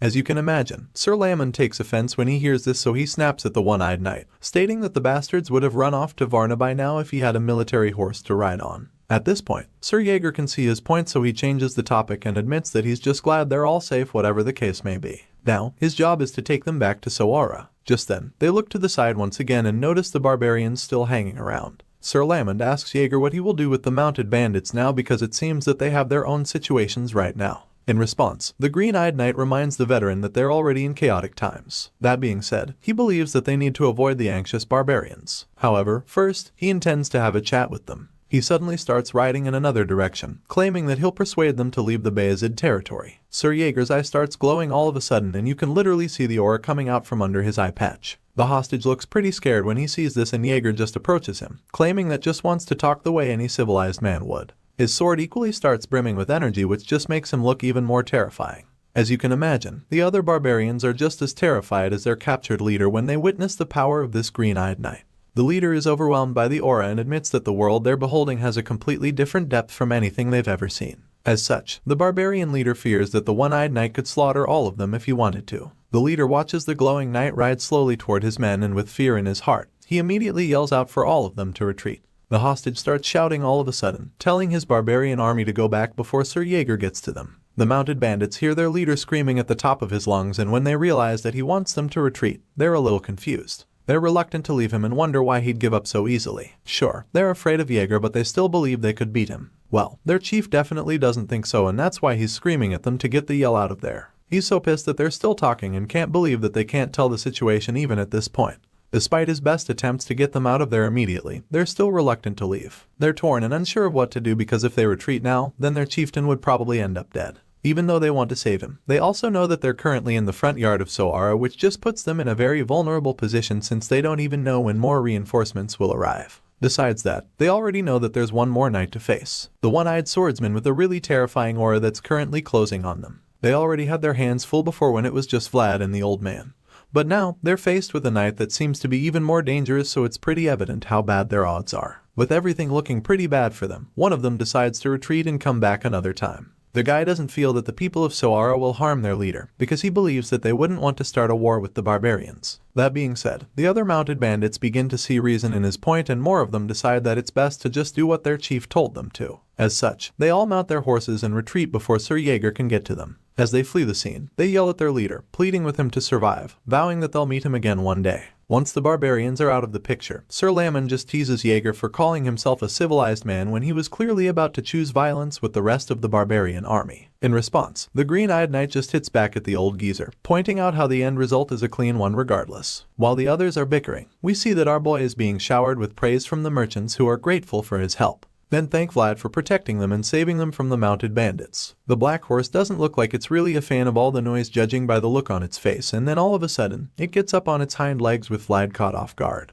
Our boy is shocked by this and tries to regain control. While he's busy with that, the merchants start talking about how dangerous and fierce the black horse is. Some suggest that this is probably because it's a wild horse, and so they decide that it's best to keep their distance from the creature. Vlad keeps trying to call the son of the grasslands down, wondering what the hell triggered the horse all of a sudden. While he's still trying to figure out what made the horse act this way all of a sudden, Sir Jaeger approaches him. The advanced knight asks the kid whose horse he's riding, and Vlad is a little taken aback because he's not exactly sure how to answer that. Either way, he reveals that this is the horse he met while he was fighting the deathworm before. He reveals that the black stallion somehow found its way to him again, and as soon as he says this, Jaeger realizes what he's talking about. The one-eyed knight recalls Vlad saying something about a wild horse he came across on his last adventure, so now that he's gotten a chance to see the creature, and pretty amazed. He observes that the horse is bigger than most and admits that it also seems to be extraordinary even at first glance. Our boy agrees with all of this of course and suggests that he'll have to make a saddle for the son of the grasslands once he gets back to Soara. In response, Jaeger just tells the young swordsman that it looks as though he'll finally earn his keep now. Later that night, they finally get back home, but once they reach the entrance, Sir Jaeger suddenly notices that Vlad isn't following him inside. He turns around and asks the kid what he's doing, wondering if he's not going in too. At this point, we see that our young hero is struggling a bit because he's no longer in control. He reveals that the horse suddenly stopped moving and refused to go any further. Right now, Vlad is really confused because he doesn't get why the son of the grasslands is acting this way again. The advanced knight just watches the boy struggle continuously with the horse, and he just remains speechless. After a while, he finally comes up with a theory for what's going on. Sir Jaeger recalls how the horse seemed pretty unhappy when the merchants came closer, and then points out how the one riding him is hated by other horses. As you can imagine, this is just Jaeger's way of pissing our boy off, and it works. But then again, the advanced knight has a point. Jaeger goes on to state that the horse hates other humans as well, and this just makes the whole situation a lot more complicated. The knight has certainly never experienced anything like this before, so he's pretty frustrated, and it just makes him feel that he'll never know how to deal with Vlad. On the bright side, he feels that the stressful vassal finally met his own kind, and that's some sort of consolation at least. Since the son of the grasslands refuses to enter the city, our boy figures that they'll just camp out for the night, at least until he can figure out a way to get his new horse over its phobia for humans. The next morning, we catch up with the grumpy old knight who's having his first drink of the day. He's currently watching Vlad nag and lamenting about the wild black horse. Our boy claims that the horse is so stubborn as he walks around with a bouquet of flowers. Sir Lamond asks him if the plan was effective, and Vlad claims that it was a bit. As such, he figures that the barbarian didn't tell them complete nonsense. Apparently, they consulted the hostage for some advice concerning the son of the grasslands, and the guy told him that the horse likes the color red. He claimed that wild horses move while following where the rose vines are because in the frozen grasslands, nothing would give them anything.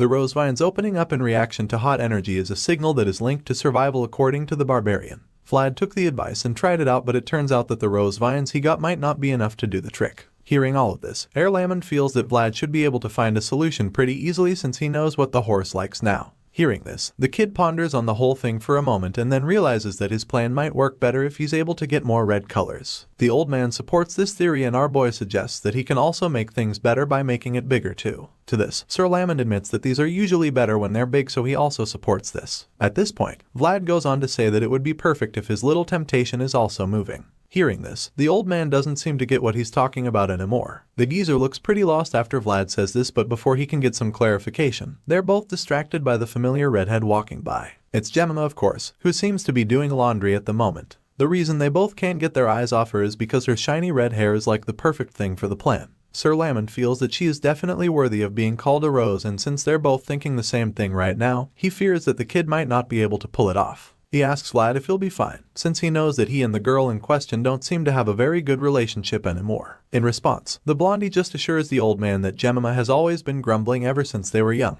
As such, he concludes by saying that their relationship goes beyond what they like or dislike, and he says this with a cheeky smile like he's so sure she'll help him out. Well, we're about to find out how that goes. The scene shifts, and the next thing we see is the redhead bluntly telling Vlad to get lost. The funny part about this is that he hasn't even said anything yet. She didn't even give him a chance to make his request, and while he's still trying to get her attention, she sternly tells him not to get in her way, reminding him that she's working right now. After saying this, she gets back to work, laying the sheets on the bed, but the persistent swordsman keeps trying to make her hear him out. He claims that he only needs a moment of her time, but she just snaps at him, stating that he should go tell them to Lady Alicia. As soon as she says this, you can already see where her rage is coming from. Even though she clearly doesn't feel like talking to Vlad right now, he simply refuses to give up. He tells her that he needs her help, and this just makes her lose it finally. She angrily yells at him, stating that she's busy, and then turns to him like she's about to tear him to pieces. Just when it looks like she's about to rip him apart, she stops in her tracks because she's taken aback by the huge bouquet of roses he presents to her. Jemima calms down in the blink of an eye, and with a really confused look on her face, she asks him what is going on. At this point, he calmly informs her that he wants her to hold the flowers and help him with something. As soon as she realizes that this is just him asking for help again, she bluntly reminds him that she told him to take all his requests for help to Lady Alicia instead of her. She says this a second time, and our boy bluntly tells her no. After making it clear that he's not going to meet Lady Alicia for anything, he informs the redhead that this is a task only she can do. Our boy says this while handing her the bouquet a second time, hoping that she collects it from him. Vlad gives a really warm smile, and the tone of his voice is definitely soothing because the young lady starts blushing after hearing him say this. Her face is practically burning up already, but she keeps playing hard to get. Even though she's clearly melted for him already, she refuses to take the flowers from him because she wants to know what he wants from her first. At this point, our boy notices that she's feeling hot, and since he's still the clueless young man he's always been, he has no idea that he's the reason her face is getting flushed. He asks to find out if she's okay, looking truly concerned, but the shy girl doesn't want to get any more flustered, so she just tells him to shut the hell up.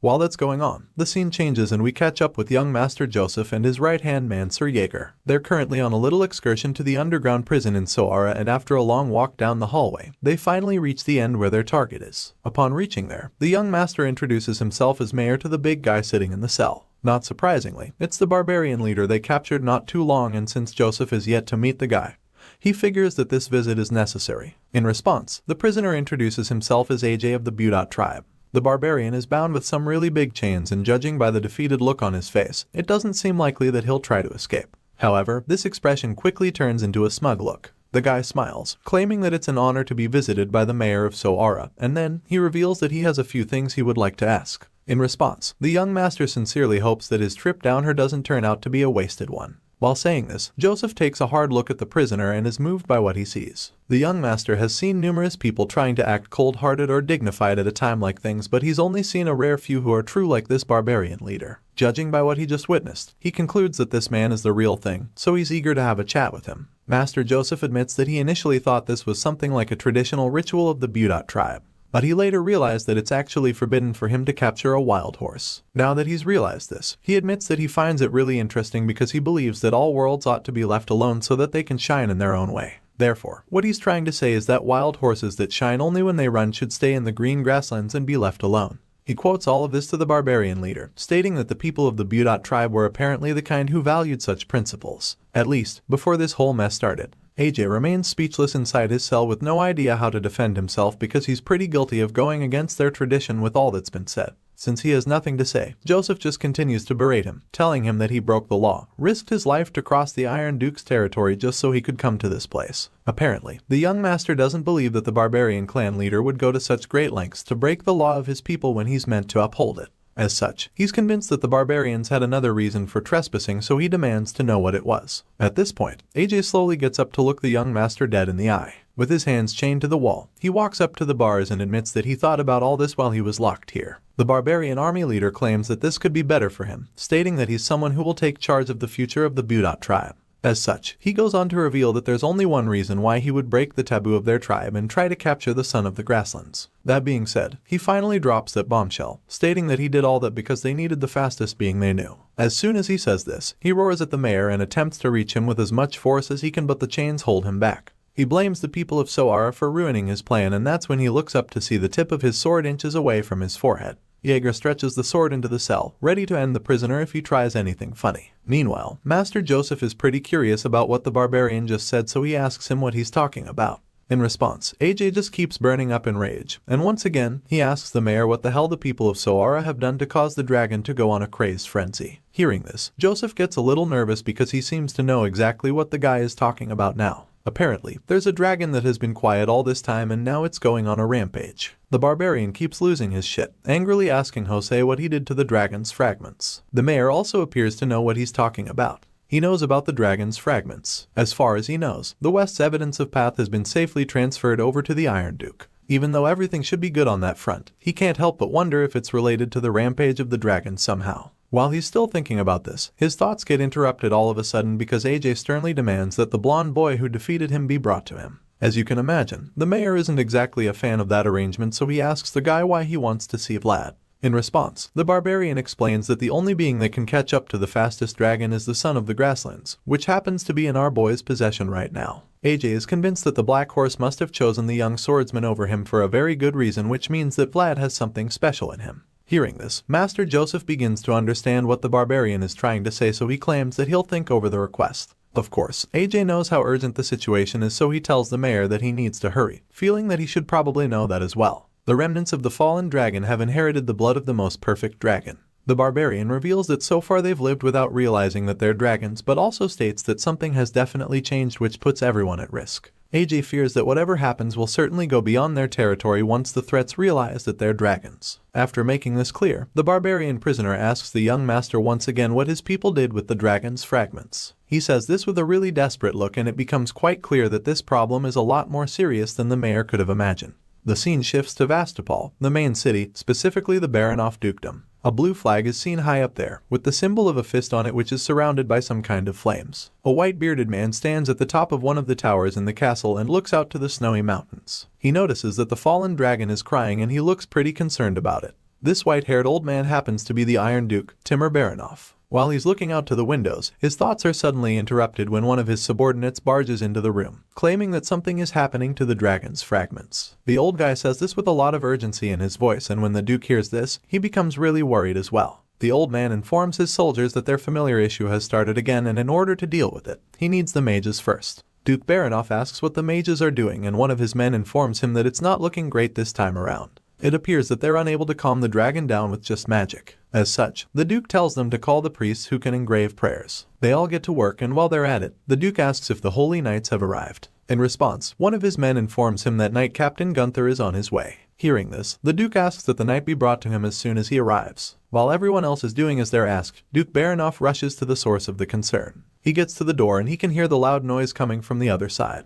The Duke is alarmed by it because he can tell that the energy is definitely unlike anything before. Either way, there's really nothing else he can do besides going in to sort it out. He opens the door and makes his way inside. That's when sees the two chests vibrating and giving off insane surges of energy. They contain the dragon's fragments and are currently resonating with each other, while the people of the Baronoff dukedom are trying to deal with that problem.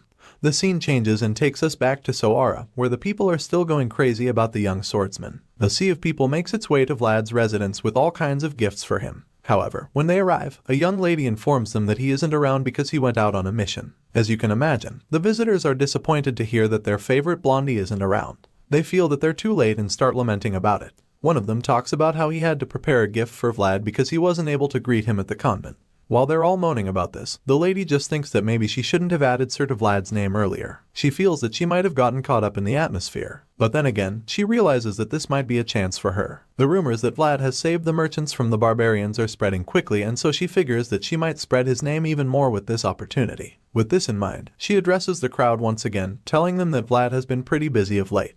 She tells them that he's quite a promising talent within the Bayezid household after all, and of course, the visitors agree with her. They feel that this should be the case and propose that the boy is destined to do great things. Anyway, since they don't know when the young knight will be back, she asks them if they'd like to leave their names. As you can imagine, they're all good with this arrangement, so they tell the young lady that it's a great idea. While all of that is happening, Gemma casually strolls by with some more clothes in her hand. She doesn't look too pleased about the crowd and starts to feel bad because she knows that this is something she should actually be happy about. Unfortunately, that's not the case, because instead, it's starting to feel like Vlad is just drifting even farther away from her. Gemina is clearly sad about this, and as the tears gather in her eyes, the dark-haired girl from earlier calls out to her. She quickly answers the call, and the friendly lady invites her into the kitchen when she informs her that she wants her to take care of the visitors who have come to see Vlad. The red-haired girl is pretty taken aback by this assignment, and she's also reluctant to take it up. Gemina expresses her confusion, so the lady tells her that the guests will only be able to interact with Vlad through her from now on. Of course, it's a pretty overwhelming task for the redhead because she feels that the guests are all very important people she shouldn't even be qualified to talk to. That being said, she politely declines the job, telling the young lady that she should be the one to do that. Gemina is afraid to handle this job because she's afraid that she'll put Vlad in a pinch if she makes a mistake in the process. Hearing this, the dark-haired girl is at a loss for words. She truly wants Gemina to do it, and even though the redhead is being reluctant right now, she refuses to give up on her. Since Gemina is now talking about being qualified to receive Vlad's visitors, she makes it clear to her that there's nobody else in Rose's smile that is more qualified than she is. The lady informs Gemina that the Vlad of today might not even be existing if it wasn't for her, and this leaves the redhead speechless. She's shocked to the core when she realizes that she probably played a really pivotal role in the famous young knight's life. Seeing the look of shock on Gemina's face, the lady goes on to tell her that she needs to be confident. She's still pretty shaken up by the fact that the current Vlad wouldn't exist without her, and while she's still taking it in, the dark-haired lady assures her that all she needs to do is be confident. Seeing how much faith the lady has in her, Gemina admits that she's bound to make mistakes. Besides that, she is not even sure how to do it either. Hearing this, the lady just smiles at her, telling her that it shouldn't be such a big deal if she makes a few mistakes. As far as she's concerned, Vlad should take on that much risk for her since she's attending to his guests. The lady suddenly reveals that she heard Vlad asking Gemina to help draw the attention of a horse. She points out how he even still needs her if he's going to ask her to help him with such a thing. After making this clear to her, she invites Gemina to her room, and of course, the redhead is taken aback by this. She's reluctant to follow at first, but the lady simply informs her that men aren't the only ones who go to battlefields, telling her that even women have their own battlefields too. At this point, she tells Gemina that she's going to help her wield her own weapon the same way that Jorge gave Vlad the dagger back then. The scene changes at this point, and the next thing we see is that the young Master Joseph is having a chat with Sir Lamond. Both men discuss over tea while Sir Jaeger stands nearby. The old man claims that stability is always required when trying to expand, and on this note, he suggests that Count Gadar won't be able to come to the north right now. In response, Joseph states that the remnants of Ravnoma, the former alliance leader, still exist in various places within the west even though Count Gadar has fierce forces. On top of that, the dwarf movement battlefront is supporting them, so with all the factors in play, the Count will have to first resolve the root of concern behind it before choosing to leave for the north. Hearing this, the young master agrees with him, but then, the old man admits that he's still worried. This makes Joseph curious, so he asks Sir Lamond what's bothering him. In response, the old knight reveals that he's worried about the Jukat that he has. He feels that there's a reason he thinks his last mission should be used on a servant of the Bayezid house. He knows that Joseph might be offended if he thinks that it's a cold-hearted judgment, but he gives his sincere advice regardless, telling the third son of the Bayezid house that the Knights of the West have already surpassed the Knights of the North. It's difficult to hear, but it's the truth, and this old man wants the young master to be aware of it. Hearing this, the mayor of Soara doesn't even know what to say, and the old man goes to blame himself for it. He feels that he's been too complacent because while walking the lowest path and looking at the Knights of the West, all he can think is that he hasn't done what he's supposed to do. Back then, the North was stronger and more honorable than any other region. It was the monster that drove away barbarians without rest. Back then, the only thing colder than the coldness of the northern wind was the discrimination shown by the cold-hearted central region. Lamond claims that the Knights of the North are people who have struggled and fought against everything. But now, that's no longer the case. The strength of the North, which used to be rough, is disappearing as Master Joseph gains stability. On the other hand, the advancement of the West is slowly getting stronger. With all of this being said, the old man tells Joseph that he must not think lightly of Baron Heinel's request. He tells the young master that he needs to prepare before it's too late.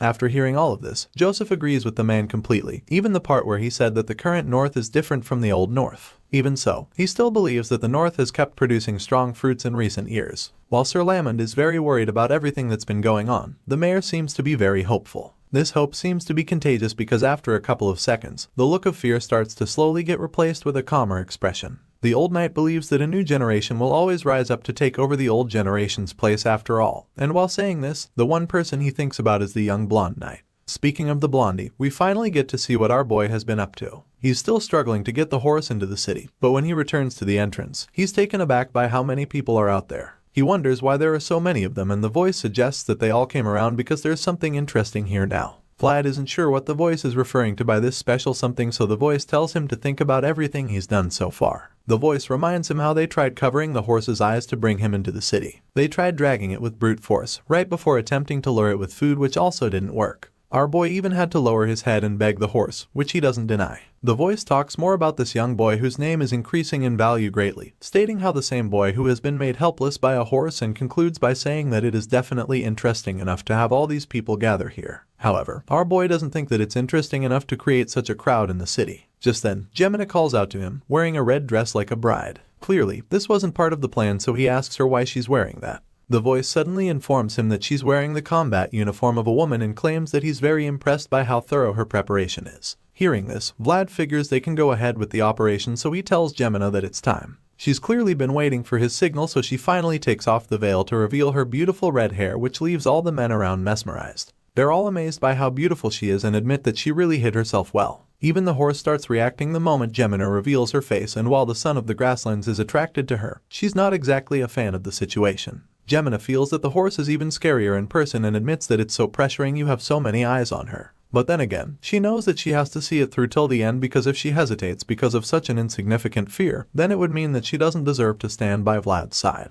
She takes out the bouquet of roses vines and lures the horse over. Just as they imagine, the plan works and the horse finally starts walking into the city. The people who gathered there are amazed when they see that the son of the grasslands is finally moving. Our boy is so excited about this, but he keeps his composure and commends Gemina on a job well done, encouraging her to keep reeling the horse in. Seeing how difficult it was to get the horse inside the city, Vlad realizes that the creature is really certain about its preferences. The horse finally reaches Gemina, so she offers the flowers to the wild stallion and stands nervously as it stares into her eyes. After a really intense staring session, she finally gathers enough courage to try and touch the horse, so she lifts her hand and reaches for it. Thankfully, the son of the grasslands is already comfortable with her and lets her touch it. The people around witness this spectacle, so they begin to cheer Gemina on, calling her the Crimson Lady. Someone calls her the Rose of Soara, and when Vlad checks to see who it was, he realizes that it is his friend Harbin. Some other friends are there as well, and they all just cheer Gemina on, calling her the Crimson Lady over and over again, while others just hail her as the Rose of Soara. While they're showering Gemina with praise, the Lady of the Roses just smiles at the thought of the children being with the precious rose. Some others ask the madam when she managed to prepare that attire for Gemina. In response, she just tells all of them to take a good look at the beautiful red-haired lady and asks them if they've ever seen someone from the back alleys garner so much attention. As far as she's concerned, nobody from the back alleys has ever received such applause and cheers outside of the back alleys. With this in mind, the lady is glad to see that it is happening for once. For the first time, Soara is paying attention to two children from the back alleys. The story continues somewhere high up in the snowy mountains, where we see two people on some kind of investigation. They stumble upon some bloody orc corpses all of a sudden, and the beast girl in the duo immediately concludes that this was a complete wipeout. As far as she's concerned, all the victims were killed in an instant, and from her observation, she can tell that there were over 50 grey orcs who were murdered. Hearing this, the guy with her agrees, feeling that the massacre happened so quickly that the victims probably didn't even realize that they had died. At this point, he concludes that Joseph's report was correct, and the beast girl believes so too. Apparently, everyone now realizes that the most perfect existence was ripped to shreds by a swordmaster, and as this creature fell to the ground, it just happened to spread its blood all over the world. That was how the remnants of the fallen dragon appeared. Some dragons lost their wings, some lost their scales, while some lost their eyes, and they were split up while having forgotten about their origin. However, the beast girl states that one of the creatures somehow realized that it's actually a dragon unlike the others, to which her partner agrees, claiming that it's the dragons that possesses the most perfect leg. The moment he says this, we get to see the massive footprint in the snow, featuring a complete set of toes, which suggests that this was left behind by the dragon they're talking about. The scene changes at this point and we're taken to a beach. Here, we're reminded that life is an endless cycle of choices. The thing is, no one can make decisions on your behalf, and as such, the instant of that decision is when they truly realize the kind of being they are. In this scene, a stout-looking red-haired man named Sigmund appears and confronts another, asking if he really intends to ignore his orders. The man being questioned turns out to be Jorge, who bluntly hits back, reminding him that he's not Lord. In response, the man insists that he execute all remnants of the dwarf movement battlefront, stating that this order has the stamp of his uncle, Count Gadar. At this point, Jorge tells Sigmund to take a second look at the people around, stating that they're just refugees. Unfortunately, Sigmund isn't even slightly moved. As far as he is concerned, Count Gadar probably decided that these people are not different from the dragons, but Jorge refuses to believe that the Count would make such a decision. Hearing this, Sigmund is pissed and accuses Jorge of being disloyal, so he asks the knight if he has abandoned the oath of loyalty he swore under the flag Gadar. In response, Jorge bluntly states that he is human and cannot follow such a ridiculous order. At this point, it becomes clear that they can't be on the same page, so Sigmund asks Jorge's men if they also intend to disobey the Count. All of a sudden, the men start walking away from Jorge, telling him that they must never defy the orders of their lord no matter how wrong it is. Just like that, Jorge finds himself alone in this one, with only one man left on his side. This last knight is none other than Godin, who also seems to be having second thoughts, so Jorge tells him that he can go on with the others, to a world where he can shine even more. The scene changes after this point, and the next thing we see is Godin seated as the new leader. In a meeting, they talk about how they need to pay attention to the Knights of the Iron Duke and Bayezid since they have information that Baron Uthman has been making suspicious movements. He is given the list of knights with the Iron Duke and the Bayezid and realizes that it's the same from the report years ago. From what they can see, it appears the two houses failed to raise a new generation, excluding the eldest son Rutger, who is the only new knight worth mentioning. That's how it looks for sure, but Godin feels that they shouldn't jump to conclusions because he believes that the true weight of the Bayezid name cannot be estimated by just a simple report. After all, he's convinced that Bayezid must have a hidden sword since he was once Gadar's hidden sword. His subordinates apologize for their hasty conclusion, and then one of them suddenly reveals that he heard someone from his hometown is in the Bayezid household. He claims that the person is unique, and this piques Godin's interest, so he asks the guy to tell him about this person. The guy reveals that a boy servant of the Bayezid household is showing promise, and as soon as he reveals that it's Vlad of Soara, chills run down Godin's spine. The guy goes on and on about how our boy first appeared in the honor fight in Dermer and how he used aura there.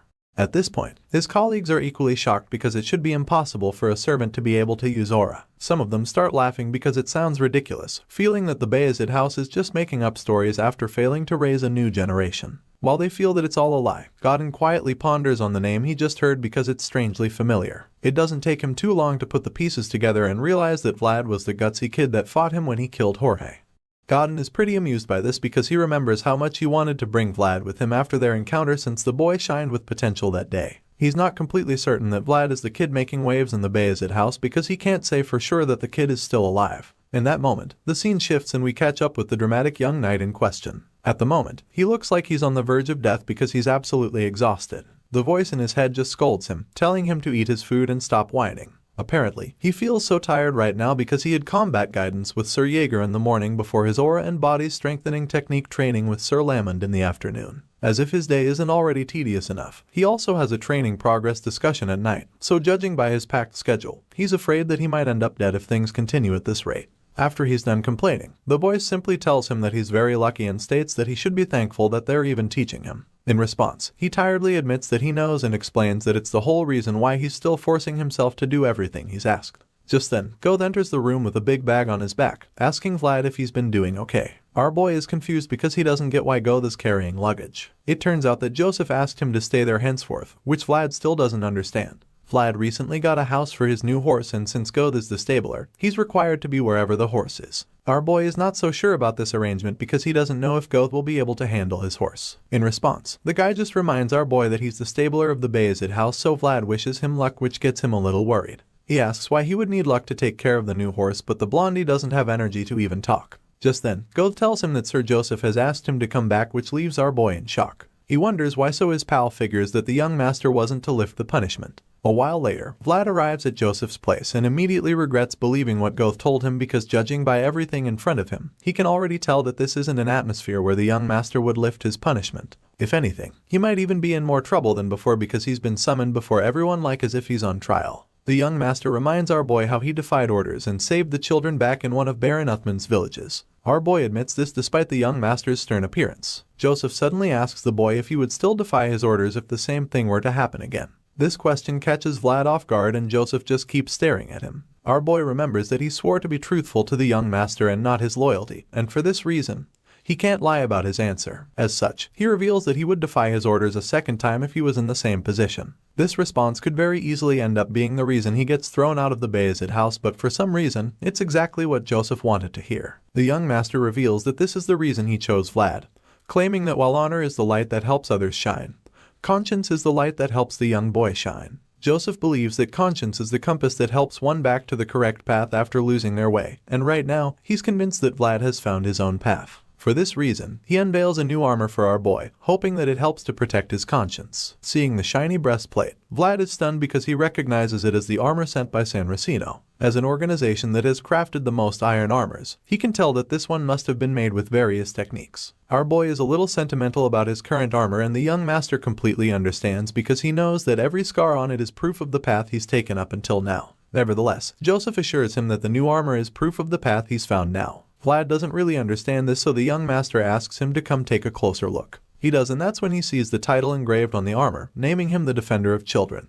All the other knights smile with pride as Joseph honors Vlad with the armor, and the young master third auntie tells the kid that this is the path he'll walk on from now on. The scene changes and we're taken back to the snowy mountains where we see Volkov Baranov, the Iron Duke's successor, leading his men through the snow to find the dragon. Judging by the flames he sees in the distance, he's certain that they're at the right place. He's not the only one who's come after the dragon anyway, because there's also several horsemen riding after the white-scaled beast. They're determined to catch it, but the dragon is also extremely fast, so they decide that they stand a better chance by spreading out. While they're struggling to corner the beast, Volkov Baranov suddenly joins the chase and attempts to end the commotion with a single attack. The guy conjures a massive spear and aims it at the dragon running toward him. When he's finally close enough, he launches the giant arrow, hoping to finish the white dragon, but the beast effortlessly evades the shot, which leaves him stunned. He knew that the dragon was fast, but he definitely wasn't expecting it to be this agile. That was truly a failing on his part, since this creature is Lindblom, the fastest dragon ever. Volkov's solo strike didn't get the beast, but it definitely distracted it long enough for the horsemen to surround it and cut off its escape route.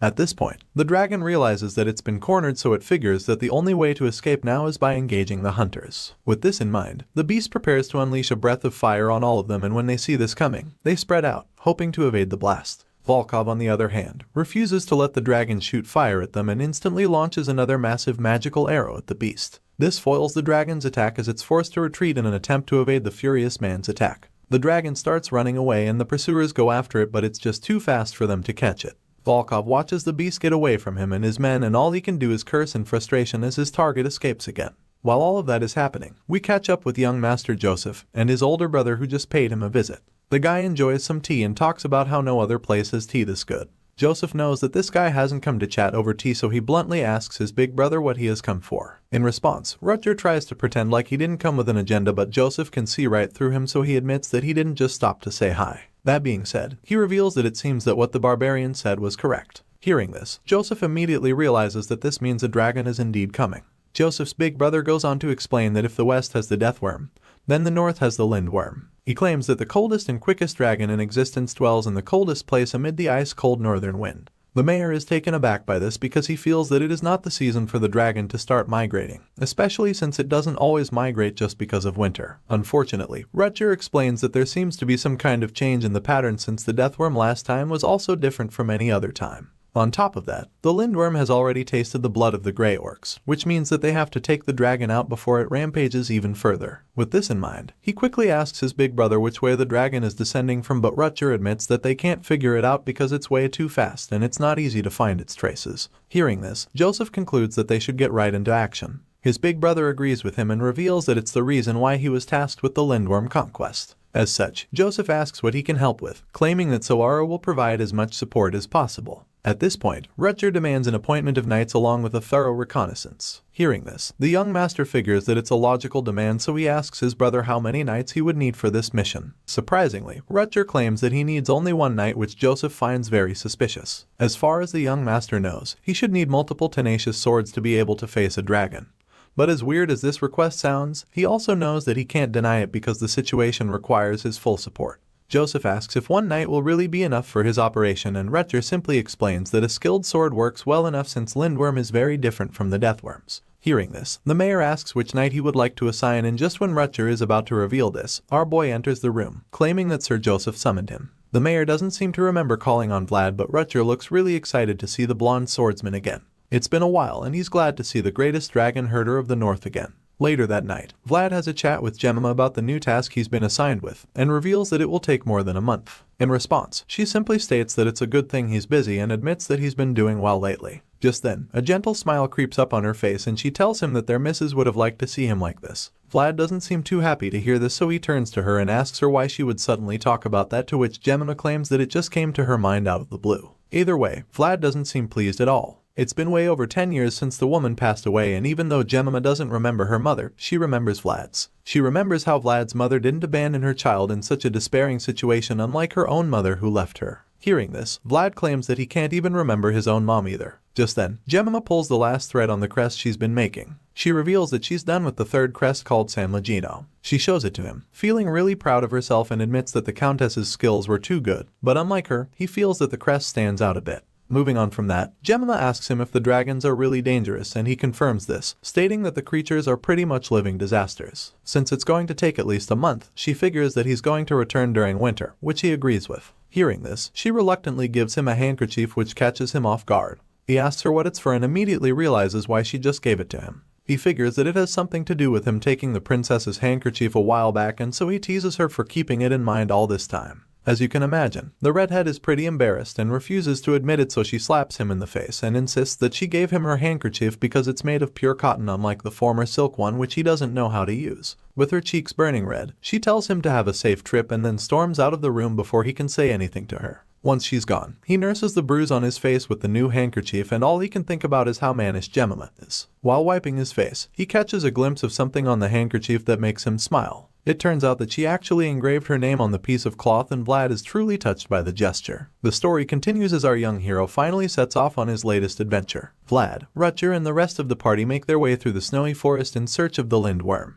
Along the way, Rutger reveals that he doesn't get why Joseph assigned 3 knights to him for the mission when he specifically asked for 1. He wonders why the young master would do that and asks Vlad if he has any idea, to which the blondie simply suggests that it must have been out of consideration for his big brother. However, Rutger immediately dismisses the idea, claiming that he knows his younger brother far too well to believe that. In fact, he's convinced that Joseph isn't happy with him because that's the only logical reason why he would send 2 other knights who clearly hate each other and expect them to be useful. It turns out that the other 2 men that were sent on the mission are Sir Lamond and the barbarian leader, who look like they're going to kill each other anytime soon. Rutger knows that the 2 guys at the back can certainly be a great help if managed properly, but as it stands now, it doesn't look like they'll ever get along with each other. Since he clearly doesn't know what to do with them, he assigns Vlad to manage the both of them in the meantime, and this leaves the kid stunned because he doesn't think he's in a position to do that. In response, Rutger points out how he won't be able to order the knight of the previous patriarch, and that's even if they're able to ignore the barbarian without any problems. Rutger has noticed that the old man has a soft spot for Vlad, so he feels that the kid is the only one who can actually talk to him. After pointing this out, he simply tells Vlad to just do his best since he's already having a migraine just thinking about the 2 at the back. Our boy isn't sure what exactly he's supposed to do now, and while he's still pondering on the next step, things start to get heated between the 2 at the back. They're already exchanging some harsh words, and it's only a matter of time before they start to cause problems. While they're still trash talking, Vlad just gets a little frustrated because all he wants to do right now is just go home. His thoughts are suddenly interrupted when he perceives the strong smell of blood coming from not too far away. Rutger notices this, and just like that, the journey takes a halt. The beast girl and the crew seems pissed that they had to stop, so she takes out her anger on Vlad, asking him if he's a wolf or something because she doesn't get how he can smell blood in a snowfield like this. Rutger tells him to go ahead and take the lead, so our boy does just that, and the others on the team follow him immediately. After following the stench of blood for only a few seconds, they stumble upon a huge outfit filled with bloody corpses, and when Rutger sees this, he immediately realizes that the place was indeed rampaged quite boisterously. Seeing that these victims are barbarians, Rutger asks the one on his team if they were from his tribe, and he admits that the deceased were members of a neighboring tribe he knew.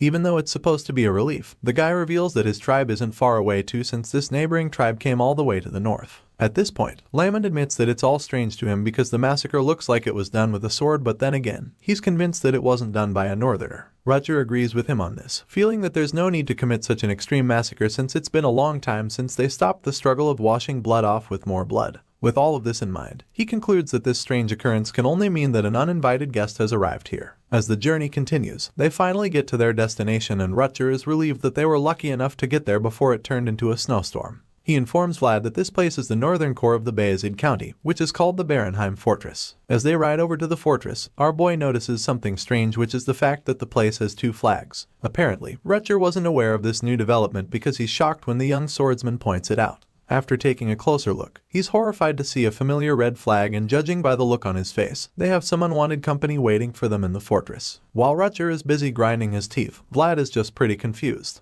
He's not sure what's going on, so he asks the old man what the flag is. That's when Sir Lamond reveals that it belongs to her central. This is very surprising for the young knight, and what's even more shocking is the fact that it's from the central and not the center that everyone is more familiar with. Sir Lamond confirms this, stating that the direct knights of the Dragon Blood Duke are the ones with this title. On the red flag, the crest of the Dragon Killer Knights can be seen boldly, and as the old man points this out, it becomes clear that they're not going in to meet any ordinary swordsmen. Nevertheless, this doesn't deter Rutger in the slightest. He still wants to get into the fortress, but first, he has a little chat with his men. One of his knights confirms that the Dragon Killer Knights that were sent from the Central actually arrived 2 days earlier. Hearing this, Rudiger asks the man what the Dragon Killer Knights are doing here. It turns out that they came to the fortress to subdue the Lind Bloom, and this annoys Rudiger a bit because he didn't really expect them to find out about the dragon so quickly. At this point, he calls out to his deputy all of a sudden, and he doesn't even need to say a word before the guy understands what he's being told to do. As such, he gets right to the assignment, leaving our boy Vlad and some of the others a little confused.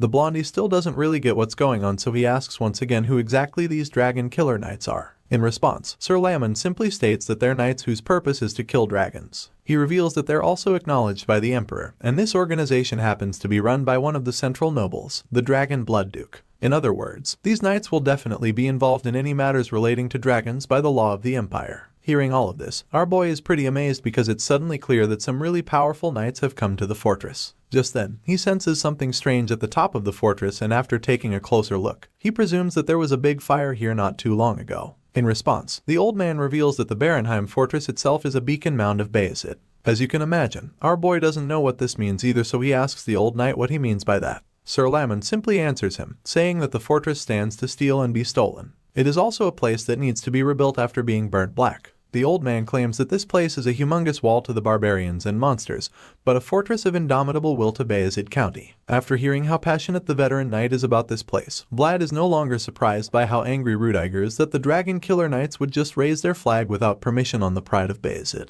While Vlad is thinking about this, Rudiger walks up to the main door of the fortress and pushes it open, prepared to face any forces on the other side. As soon as he opens the door, he's greeted by the dragon killer knights who have already made themselves comfortable in the fortress. A loud voice calls out to him, claiming that he's been waiting for Rudiger and his forces. He then introduces himself as Mercia, the captain of the dragon killer knights. This arrogant Chad in a cape is actually the Dragon Blood Duke's eldest son of the primary wife, and he goes by the name Mercia Dragulia. In response to the bold introduction, Rudiger angrily states that someone important came to his tower without him knowing anything. And on that note, he introduces himself to the Mercia, revealing that he's the interim captain of the Barenheim fortress. Hearing this, the blue-eyed troublemaker just smirks, and this just annoys the Bayezid son even more. Both men glare at each other for a few seconds, but then the staring contest is quickly cut short when Mercia notices Vlad standing somewhere at the back. The captain of the Dragon Killer Knights immediately takes an interest in the young blondie and decides to mess around with him a little. Our boy is immediately overwhelmed by Mercia's presence, and he quickly recognizes it as the same sensation he got when he saw the deathworm.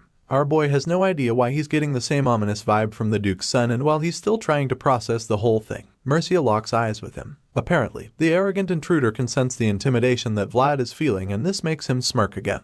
He's interrupted when Rudiger suddenly asks him if the Dragon Killer Knights are behind the attack on the barbarians. Surprisingly, Mercia doesn't even deny it. In fact, he casually admits it, claiming that it was something that needed to be done. He goes on to talk about how the Dragon Killer Knights were formed with the permission of the founding king and how they have accumulated centuries of knowledge and experience. As everyone knows, Lindblum is the fastest among the fallen dragon's remnants, and it's a creature they're desperately after, so since they can't catch up to it, he figured that they'd rather try to lure it with the barbarian corpses as bait. Hearing such disgusting words spew out of Mercia's mouth, Rudiger is absolutely furious, but he's definitely not as upset as the barbarian and their crew, who looks like he's about to lose his shit completely. AJ curses at the arrogant prick and charges at him with murderous intent, but before he can do anything that puts all of them in trouble, Sir Lamon quickly tackles him to the ground and stops him. Despite being pinned to the floor, the barbarian refuses to give up. He yells at the old man to get away from him, but the veteran simply threatens to break his neck if he utters another word. Surprisingly, AJ calms down a little after this, and then Lamon leans over to pacify him even more. The old knight admits that he understands AJ's rage, but also reminds him that it will only be reasonable when he's strong enough to take on the Dragon Killer Knights. That being said, he tells the barbarian to remain calm since he'll just die a meaningless death with nothing but bravado.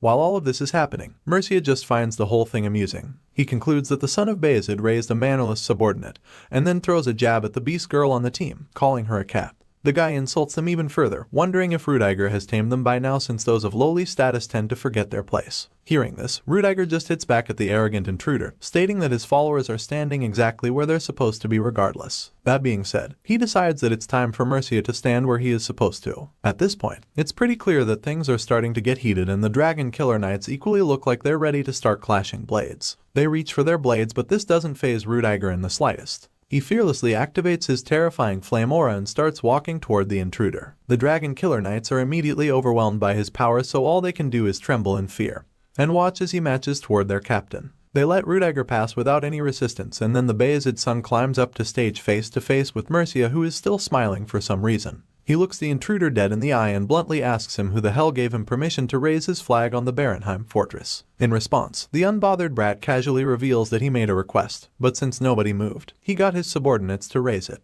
Mercia's audacity just pisses Rudiger off even more, so he leans in closer and furiously demands to know if he even got anyone's permission before standing here. Despite the menacing look on Rudiger's face, the brat is still pretty unfazed and even starts to joke about the situation, claiming that it's not reasonable that he'd need permission to stand in the Barenheim fortress. After all, based on the Empire's law, the Dragon Killer Knights possess the right to use any manpower or facilities within the Empire. Hearing this, Rudiger takes a step forward which forces Mercia back down a step. With a commanding tone, the fortress master admits that they do have those rights. But then again, that's only the case if they ask the master of said facilities for permission. Even though the Bayezid's son looks like he's about to lose his cool, the annoying intruder keeps trying to get on his nerves. With an annoying smirk on his face, he nonchalantly asks Rudiger if he's trying to say that he won't cooperate. He's clearly trying to get an implicating response or reaction from Rudiger, but the guy is smarter than that, so he makes it clear that he actually intends to cooperate. However, he makes it clear that this can only happen if Mercia will go through the necessary procedures. He says this pointing at the flags at the top of the fortress, and at first, Mercia doesn't understand what he's trying to say. But then, the brat takes another look outside and sees his house's red flag waving all over the place. At this point, he realizes what Rudiger is telling him, and the fortress master decides to spell it out still by politely telling him to make a request for them to raise his flag. He says this with a really cold glare in his red eyes, and you can tell that he's ready for anything that follows. He maintains his gaze and reminds the intruder that he's in the land of Bayezid and advises him to ask the owners of the land to help them kill the dragon. Rudiger makes this bold statement, claiming that the only way for them to move forward from here is by Mercia starting with a polite request. The Dragon Killer Knights are already afraid of the Bayezid son, but Lamon steps forward as well to make them even more scared. Seeing that he and his men no longer have the upper hand in the situation, Mercia begrudgingly gives in. He goes quiet for a second and then tells Rudiger that he'll regret his actions. As you can imagine, the Bayezid son doesn't really give a shit. In response, he claims that he doesn't think the central nobles even know of regret, and Mercia just states that life is all about regrets regardless of the decisions they make. The brat thinks about the situation, and even though both of them are competent, he feels that there's only one place they can climb to. With this in mind, he takes up a glass of red wine and decides that this situation is something he could try shaking, so he decides to work with Rudiger and his men. The scene changes, and a while later, we see Sir Lamond addressing the rest of the crew. He reveals that there were no secret plans back in his day, and that while it was not what he intended, they eventually found out who attacked the village. That being said, he feels that if they ignore the method used, then this is no different from the Dragon Killer Knights who used barbarians as bait for the Lindworm. Hearing this, Rudiger agrees with the old man, claiming that they have no choice but to use traps since they can't catch up to the dragon. The Beast Girl chimes in at this point, stating that the Dragon Killer Knights might use it as an excuse to remain in the Barenheim fortress for longer if they're not able to kill the dragon. The Bayezid son knows that the girl is absolutely right about this. He knows that the Dragon Killer Knights will take advantage and try to align the intentions of the Central into the North if they're allowed to take away their opportunity to kill the Lindbloom. With this increased sense of urgency, Rudiger turns to one of the main strategists on the team and asks the guy how long it would take to make the trap that will lure the dragon. In response, the guy points out how there aren't any places that raise livestock in the vicinity, and then suggests that one of their best options would be to get the Portly household to work with them. All things being considered, the guy concludes that they'll need at least half a month to get everything in place for the trap to be completed. Just then, one of the knights in the group suggests that they try capturing some barbarians instead, while the one next to him figures that they could also steal the barbarian hostages that the Dragon Killer Knights captured earlier. As you can imagine, these are both pretty and humane ideas, so Sir Lamond is quick to dismiss them, sternly warning the two young men not to be crazy. Their little meeting is suddenly interrupted when a group of knights barge into the room, demanding to know why they would dare touch the flag of the Central. It turns out that Mercia wasn't exactly cool with the arrangement earlier, and so now, things are about to get out of hand. Seeing the hostile knights from the Central, Sir Lamond grits his teeth in anger. He's really pissed, so he expresses it, stating that this is why nobody ever wants to associate themselves with the Central. The old man is annoyed for sure, but he remains completely calm, as well as the knights under his command. He knows how quickly things can go south, so he tells his men not to make a move yet because the master of this place hasn't given them permission to draw their swords. After addressing his knights, he turns his focus to Captain Mercia, and Rudiger chimes in as well, suggesting that they should at least do what needs to be done first if they must have a scuffle. The scene shifts after this, and the next thing we see is a crystal ball on a pillow with some kind of seer telling Mercia all about our boy. The hooded figure reveals that Vlad is 17 years old and talks about how he was born in the slums of Soara within the Bayezid County. As soon as Mercia realizes that the blondie was born in Soara, his interest is piqued all of a sudden. He starts pondering on the slums of Soara and connects it to the boy's golden hair and blue eyes. And that's not forgetting the kid's thumping heart, which he could feel in an instant. Just thinking about this makes him confident that he's correct about Vlad. Mercia feels that all the events that revolved around the kid would always go differently than expected. As such, he figures that the young hero is just none too far away, and the seer agrees with him on this one. At this point, the brat is certain that he can predict everything about our boy, so he goes on to guess that the boy was born too lowly. This is his first guess, but then again, he's not so sure about it. They say that a promising seed will bloom anywhere, but now he's starting to think that it could also be that some noble seeds have been sown even in lowly places like the slums of Soara. It's something that leaves him wondering, and he knows that he can't be too sure about what he's just been told by the seer. Mercia is convinced that there's more to the young knight, so he tells the crystal ball reader to go find out more about our boy. Unfortunately, the seer reveals that they couldn't find out what he did within Soara, even though they were able to learn about his life after leaving the city of Soara. Hearing this, the captain of the Dragon Killer Knights is pretty pissed off, so he demands to know why he'd received such a disappointing report. As far as he knows, his family planted the most amount of spies in the north, so he expects to know everything that happens there. It's at this point that the spy talking to him through the crystal ball reveals that all of their eyes within Soara have been shut down. It turns out that Joseph Bayezid is the reason for this setback, because immediately after he became mayor of Soara, he practically acquired total control over the city. This is why all of their spy operations have been shut down and why they have no idea what Vlad is like when he's in the city. Mercia isn't happy you hear this at all, but he manages to keep his cool and calms himself down with a sip of wine. From what he knows, Joseph hasn't been mayor of Soara for too long, so he didn't expect the Bayezid son to have absolute control over the city so soon. The spy on the other side of the crystal ball confirms that Joseph hasn't been in power for long, but also makes it clear that the young master somehow managed to establish his influence very quickly by using the recent missing people cases as justification. Hearing this, all that Mercia can think about is how similar swords are to authority. He feels this way because he knows that swords and authority both have to be strong and sharp, yet flexible at the same time. This makes him think about the mayor in question. Apparently, this blonde-haired brat has heard a bit about Joseph Bayezid, so he knows that the guy is someone that allegedly can't lift a sword, which is ironic because the guy just happens to be able to understand the qualities of the sword better than anyone else. It's a really great quality, and this makes Mercia admit that the Bayezid family has got some really competent sons. While the arrogant captain of the Dragon Killer Knights is busy plotting and scheming, the scene shifts and we catch up with the old knight who's in the middle of scolding his subordinates who suggested using the barbarians as bait. He reminds them that the barbarians who were captured by Central are from Age's tribe, so he wants them to think twice about provoking the clan leader who just barely got his anger back under control. Sir Lyman makes it clear to them that the Northerners and barbarians have lived together in the north for a long time, and so using them as bait would seriously affect the peace that has been maintained between them for many years. By making such a senseless decision, they could do something that leads to the whole north being engulfed in the flames of war, and it would all be because they were trying to kill a dragon. At this point, the two knights realize how dumb their ideas were, so they immediately apologize to the old man, admitting that they were far too short-sighted to have said such things. In response, Lyman just sighs in disappointment, suggesting that the future looks so bleak if they truly reason this poorly at a time like this. While Lyman is chewing on the two, Rudiger thinks about how the old man is absolutely right. As far as he's concerned, the aftermath of the decision will be grave regardless of what they choose to do right now. But then again, he starts to think that maybe this situation is exactly what the Central wanted all along. Rudiger feels that this whole saga might have been orchestrated from the start. After all, the people from Central are the same ones who would love to see the North destroying itself. With this in mind, Rudiger starts to think deeply, and it does take too long before he comes up with an idea. For some reason, his plan involves Lad's horse. He heard that the son of the grasslands is extremely fast, and as soon as he says this, Lyman quickly tells him not to even think about riding that creature because literally everyone in Soara knows that the horse doesn't listen to anybody. Rudiger is pretty surprised to hear that the horse is actually that stubborn, and the old man assures him that the creature is even way worse than anything he's imagining.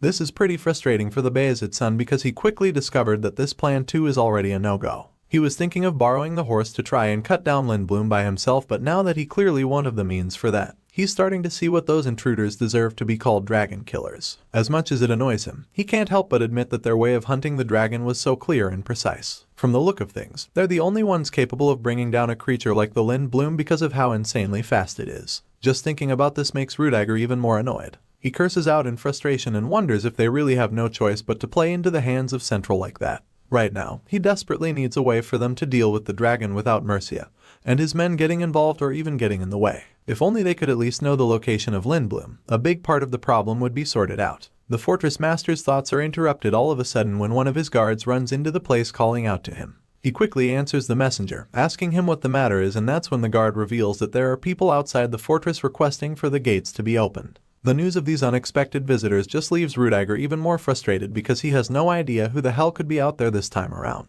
He asks who it is and is absolutely shocked when the guard informs him that the unexpected group of visitors is a gauntlet of iron. Their blue flag with an iron gauntlet on it is being waved outside the fortress, and we learn that these guys are the Knights of the Iron Duke, the Baranov household. While Rudiger and his team are being forced to deal with the uninvited guests left by Volkov Baranov waiting outside, the scene changes and we're taken back out to the snowy mountains. Here, we see that the Dragon Killer Knight's plan worked because it turns out that the numerous barbarian corpses that they left scattered all over in the snow attracted the bloodthirsty dragon already. The story continues with Jemima walking down the halls after doing some laundry. While walking over to Vlad's room, she starts hearing voices all of a sudden.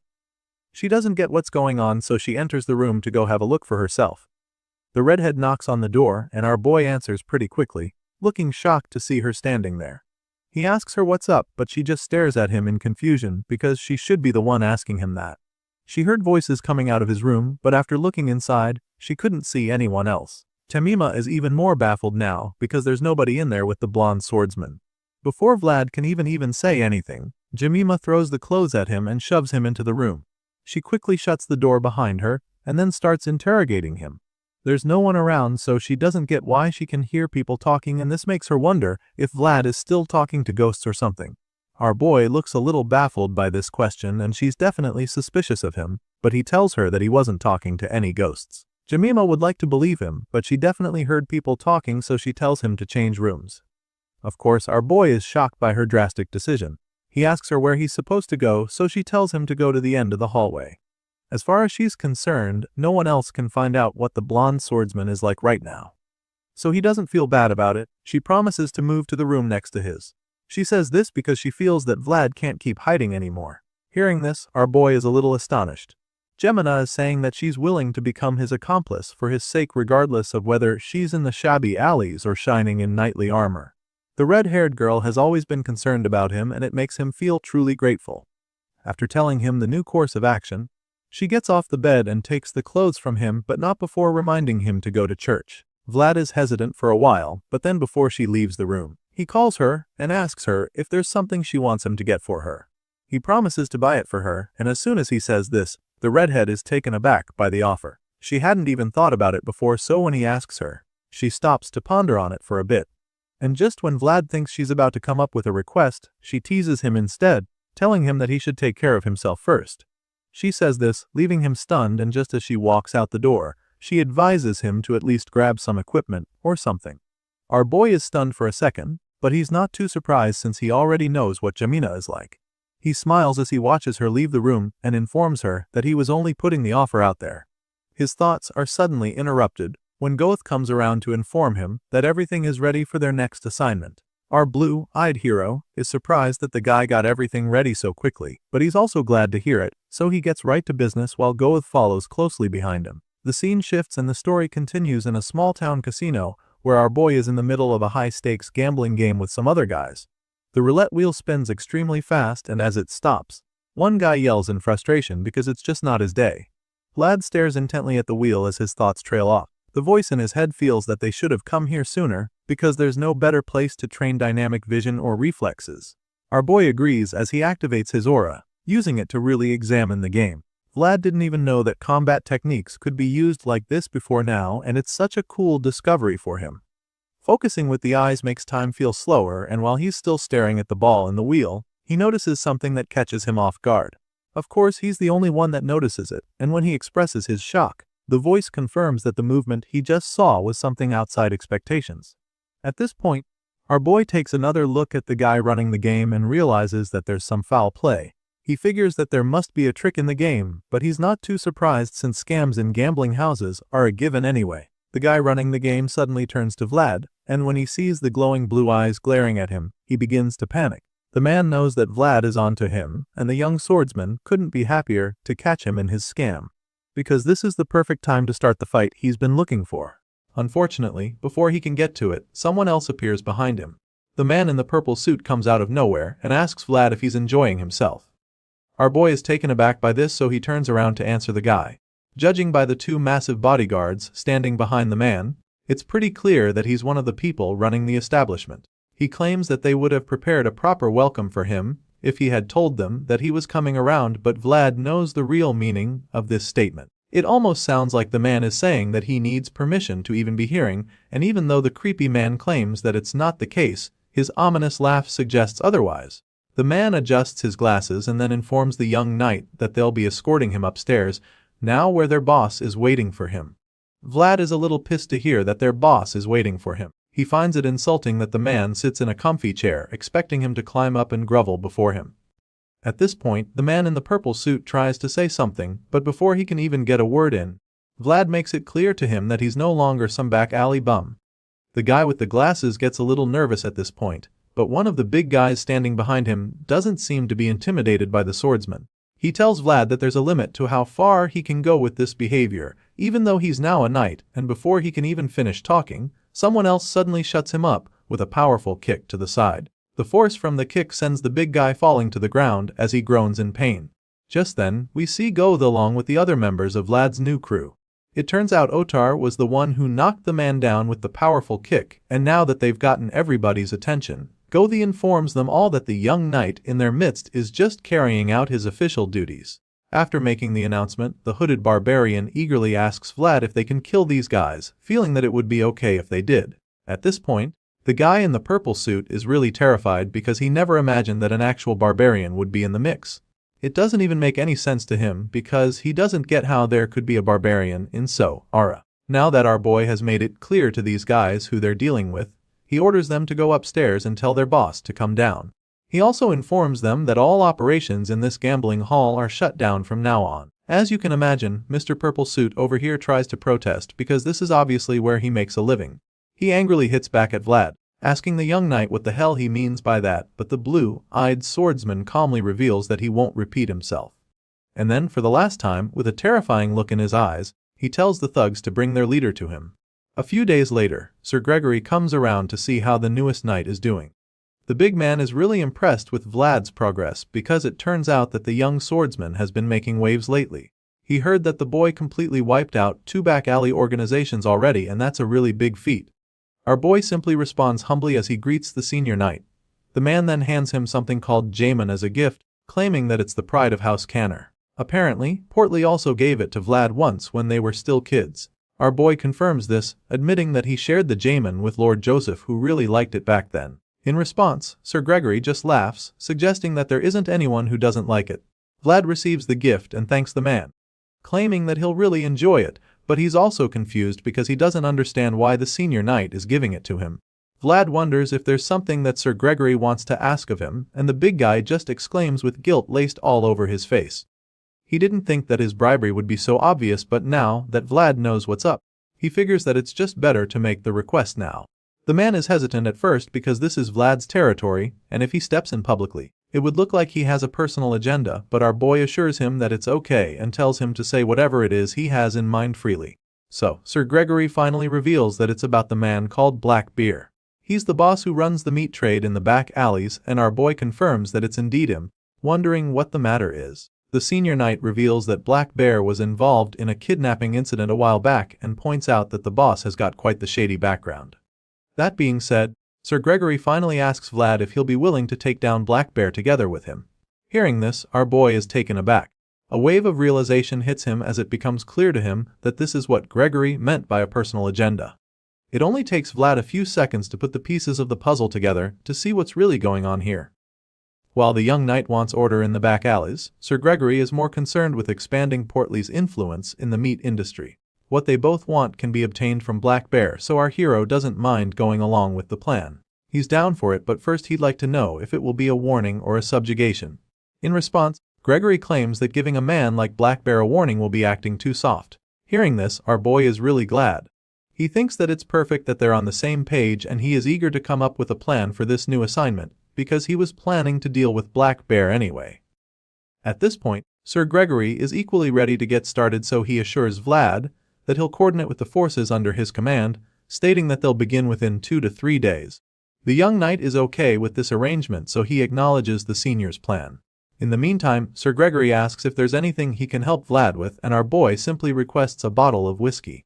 The big man is surprised by this, so our boy explains that there's someone he needs to bribe with it. Later that night, our boy goes to pay that certain someone a visit in one of the darkest parts of the alley. He's surprised that the door to the shop is closed and wonders if the man is resting today or something. Vlad's come a long way, so he's not very keen on going back without getting what he came for, so he starts banging on the door, calling out to the old man, hoping to get him out if he's actually inside. Vlad bangs only a couple times and the door suddenly opens from the force.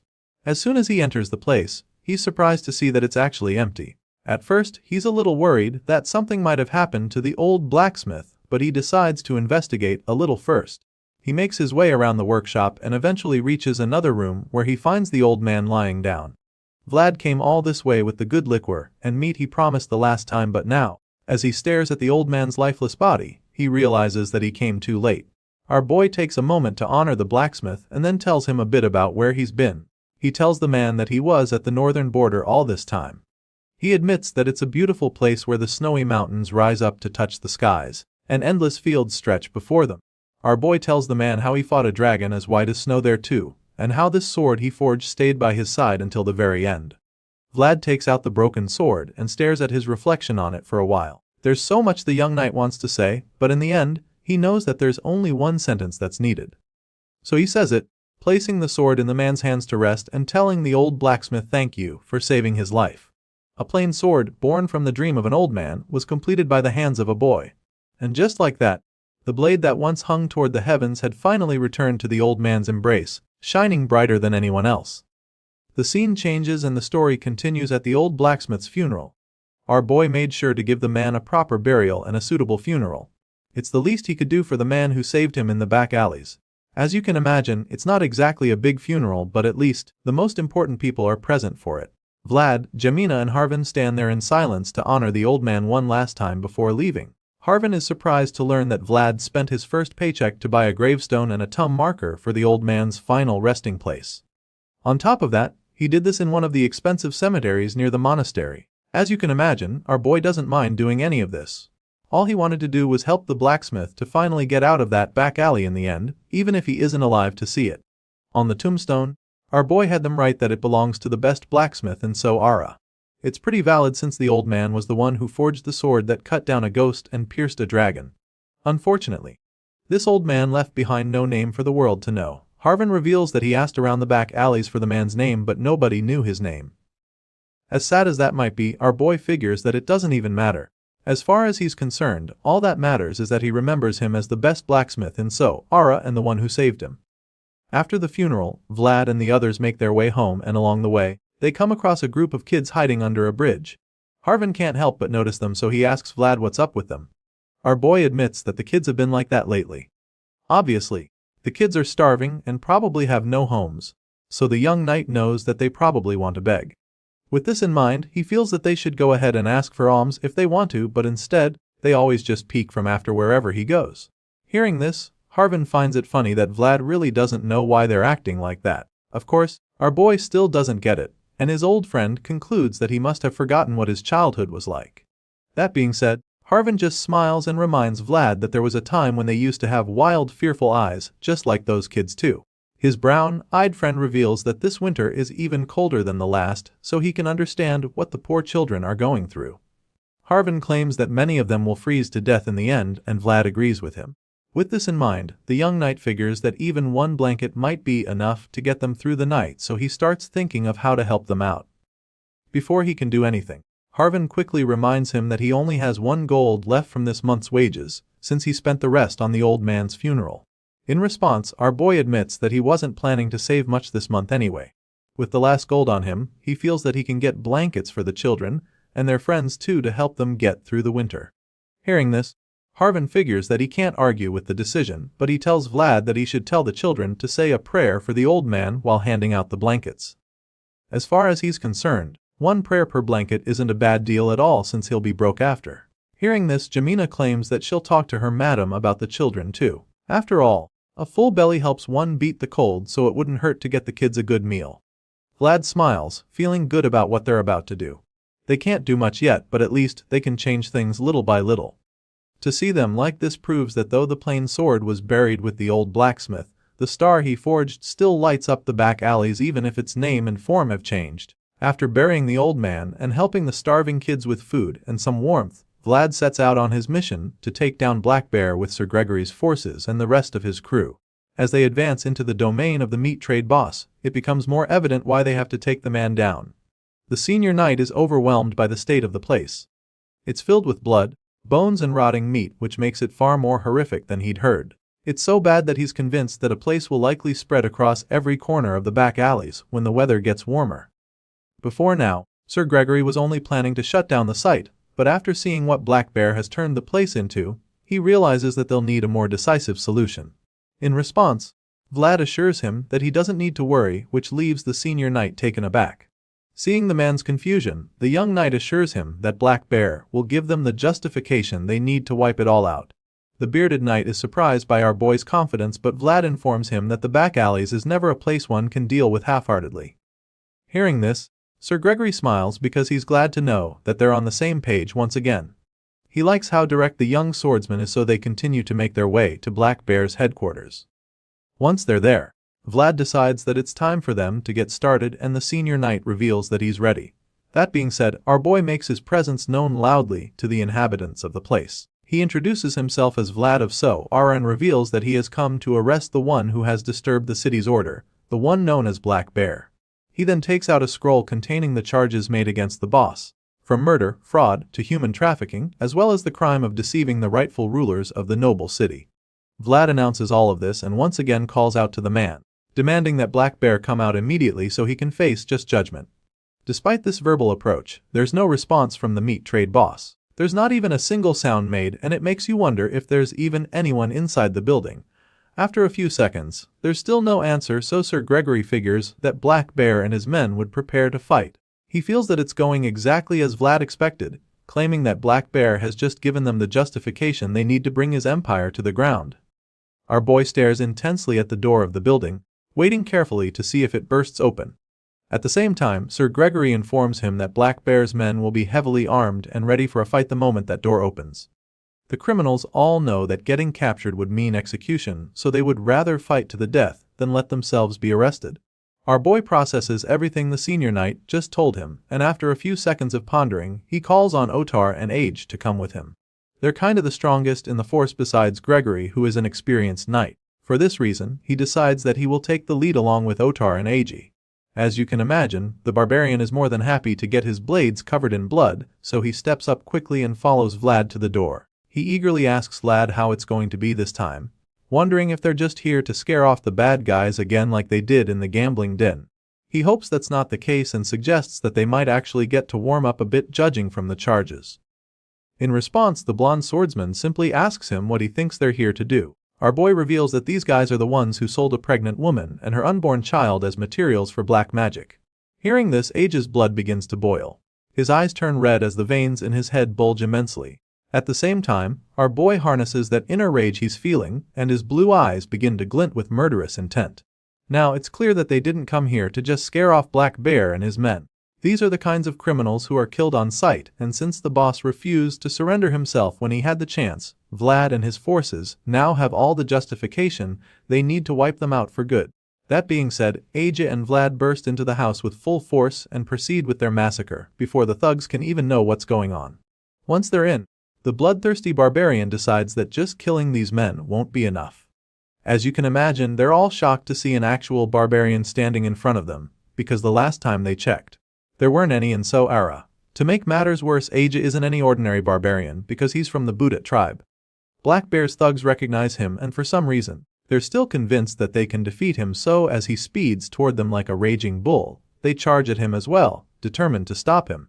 The red-eyed barbarian reaches them in a flash and proceeds to tear them apart with his red curved blade. With each slash, he gives the interior of the building a new splash of red paint. Age goes on a rampage, mercilessly killing all the thugs that come his way.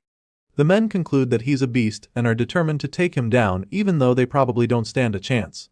Right now, the one thing they have is numbers, and they attempt to use it against the barbarian, but just when it looks like Aja is about to be outnumbered and overpowered by them, Otar jumps into the fight with his battle axes. He butchers the goons around him and even helps Aja take one out by burying his axe into the guy's head. The barbarian is a little surprised when he sees this because he probably didn't think the quiet bouncer was this skilled in battle. He commends Otar for his display, and the man of few words just hums in response.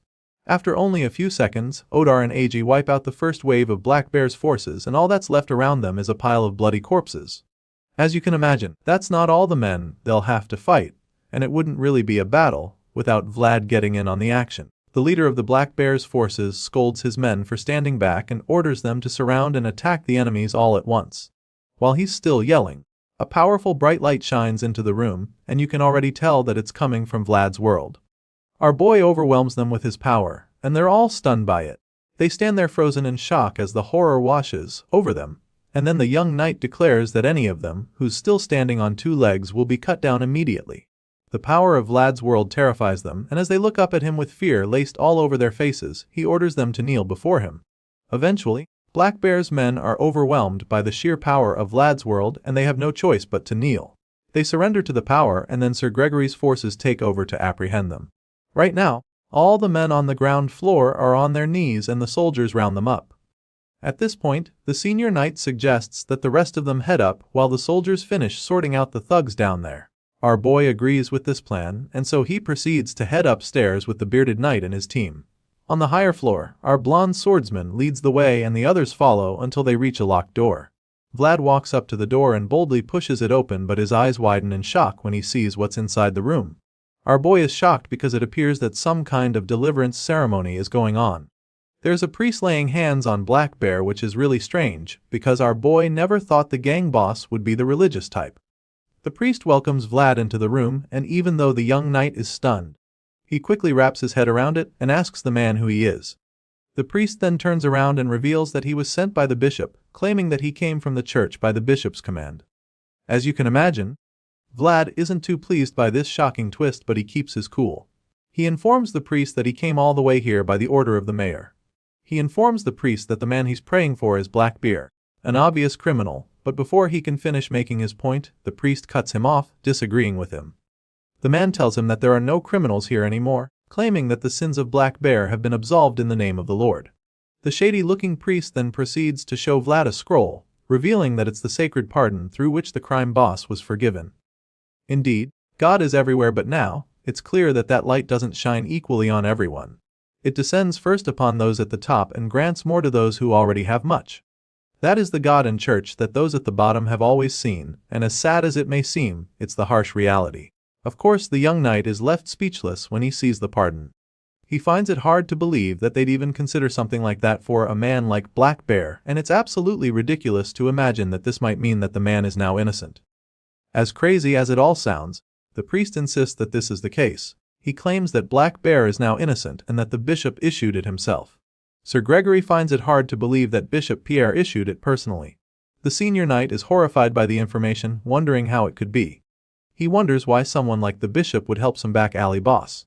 On the other hand, our young knight is stunned because he can't even comprehend what he just heard. It's crazy that they even think a single piece of paper can wipe away the tears of countless women who died in that false church. He doesn't want to accept it, and while he's still thinking about it, the man in question speaks up all of a sudden. Black Bear declares that he's now innocent and rubs it in Vlad's face. He claims he's been forgiven and claims that it should be enough for the young knight. The fact that he even has the audacity to say this makes Vlad furious. The man just bragged about being forgiven, and it's really infuriating to our boy. He snaps at Black Bear, but the priest chimes in to defend the crime boss. The priest claims that any sin can be absolved with sincere faith. At this point, you can already tell that something fishy is going on.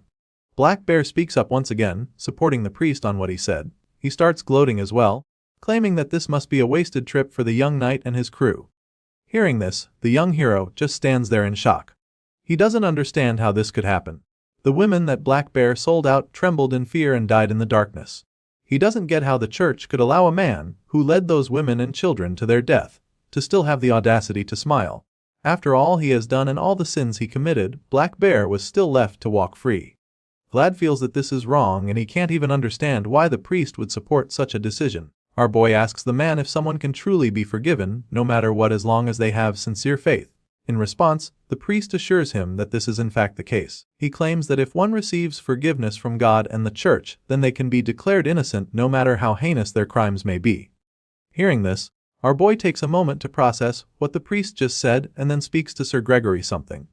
He asks the senior knight if he remembers what he told him in that fog-covered village. The young knight recalls how the man told him that if no one is where they should be and if no one takes responsibility where they must, then the knight must do it. Hearing this, The senior knight is shocked to the bone when Vlad says this because he immediately knows that the zealous blondie is about to do something pretty drastic. The knight prepares to do exactly what's on his mind, and Sir Gregory can see this, so he tries to stop Vlad, but by this time, it's already too late. Our boy remembers that what Sir Gregory told him is exactly right by the Swordmaster's code, so without any hesitation, he uses a single powerful strike to take off Black Bear's head. The priest is horrified when he sees this, and Sir Gregory just seems disappointed, but Aja is actually pleased by what he just witnessed. As for Otar, he just looks shaken. Black Bear's head rolls on the wooden floor, leaving a trail of blood while his headless body remains erect with blood spewing out of it. As you can imagine, the shady priest is furious about this. He angrily scolds the young knight for killing the allegedly repentant crime boss, and before he can scream some more, the boy quickly goes down on his knees with his bloody sword and accepts that he's a sinner. Vlad doesn't argue or protest the scoldings from the priest. He quietly and humbly surrenders himself to the holy man and asks to be granted the chance to be forgiven too. After all, it doesn't matter the gravity of the crime. All sinners can be forgiven as long as they throw themselves at the mercy of the Lord. The fact that Vlad casually used the priest's own words against him leaves the man a little terrified of the kid. He just stands there in shock, staring at the ruthless knight, and he's not even able to complain. The scene changes after the dramatic series of events, and we're taken back to the mayor's house. News of what happened has reached the young master, and at the moment, Joseph just looks exhausted. He's taking some time to process the information because it's a lot to take in. He's still taken aback by the fact that Vlad really killed someone who had received a pardon, and right now, the person who has to deal with his reaction is Sir Gregory. The bearded knight was the one who suggested the whole mission in the first place, and he was supposed to supervise everything, but he wasn't able to control the entire situation. So, he takes full responsibility for what happened and blames himself for it, feeling that he should have stopped Vlad. He apologizes for what happened, admitting that he never imagined that the crime boss would come back with a pardon from the bishop. At this point, the young master explains that Black Bear didn't actually even obtain the pardon. Joseph reveals that the pardon was just given to the crime boss, and this leaves the knights in the room pretty confused. They're perplexed because they can't even imagine what would make the bishop give such a thing to a back alley boss for no reason. Just thinking about it makes the mayor's blood boil because he knows exactly why. Joseph feels that they must think that the Bayezid house is a joke, since that's why they would boldly take actions to undermine his authority as the mayor. With this in mind, Joseph simply asks the men where exactly Vlad is right now because clearly, he has a few words to say to the young knight. Sir Vorden is pretty nervous at this point because he's scared that the boy might receive some serious punishment. Either way, he reveals that Vlad is waiting in his office. The man figured that it would be best to keep the boy out of Joseph's sight, for the meantime at least. They didn't want to do anything that would trigger the mayor's wrath even more, and after Vorden explains this, Master Joseph claims that it was a good call. He then calls on Sir Jaeger, and nobody in the room could have expected the next group of words that come out of the young master's mouth, because he immediately orders the advanced knight to arrest Sir Vlad immediately. Not just that, the young master also orders that the young swordsman, who had become a symbol of hope for the future of House Bayezid, be charged with murder. All the knights in the room are absolutely dumbfounded when they hear these orders, and for a second, they all stand frozen like statues. Apparently, the Bayezid son is taking this thing a lot more seriously than they could have imagined, considering how dear Vlad is to him. At the same time, it seems that the very clever mayor has a secret plan too. As far as Joseph is concerned, it was a foolish choice that Vlad made, but at the same time, it was one that he can understand. Besides, the fact that the pardon was likely issued deliberately by the church for no actual reason suggests that the bishop targeted Vlad from the start. Now that this is established in the mind of the young master, he decides that he's left with no other option. Joseph takes a dramatic pause, and in that awkward silence, he stares right into Sir Jaeger's eye. The two men make eye contact, and it's as though Joseph is telling him something he doesn't want anyone else in the room to know. The advanced knight instantly interprets this cryptic message, so he acknowledges it, claiming that he understands. But of course, the other senior knights are still worried about Vlad, especially Sir Gregory, who feels responsible for everything. The bearded knight is shocked at Sir Jaeger for taking such instructions so casually, so he tries to speak up for Vlad, hoping to lessen the punishment. However, before he can even get a word in, Jaeger reminds Gregory that Vlad was his vassal. So, he claims that he'll be the one to take the responsibility and the blame if the young knight turned out the wrong way. At this point, Sir Gregory doesn't even know what to say anymore because obviously, he can't even take responsibility. He feels so bad just thinking about a teacher being forced to arrest his own apprentice. But most of all, he feels extremely guilty about Vlad's fate. Sir Gregory feels that it's all his fault because none of this would have happened if he hadn't rushed things for the house's benefit.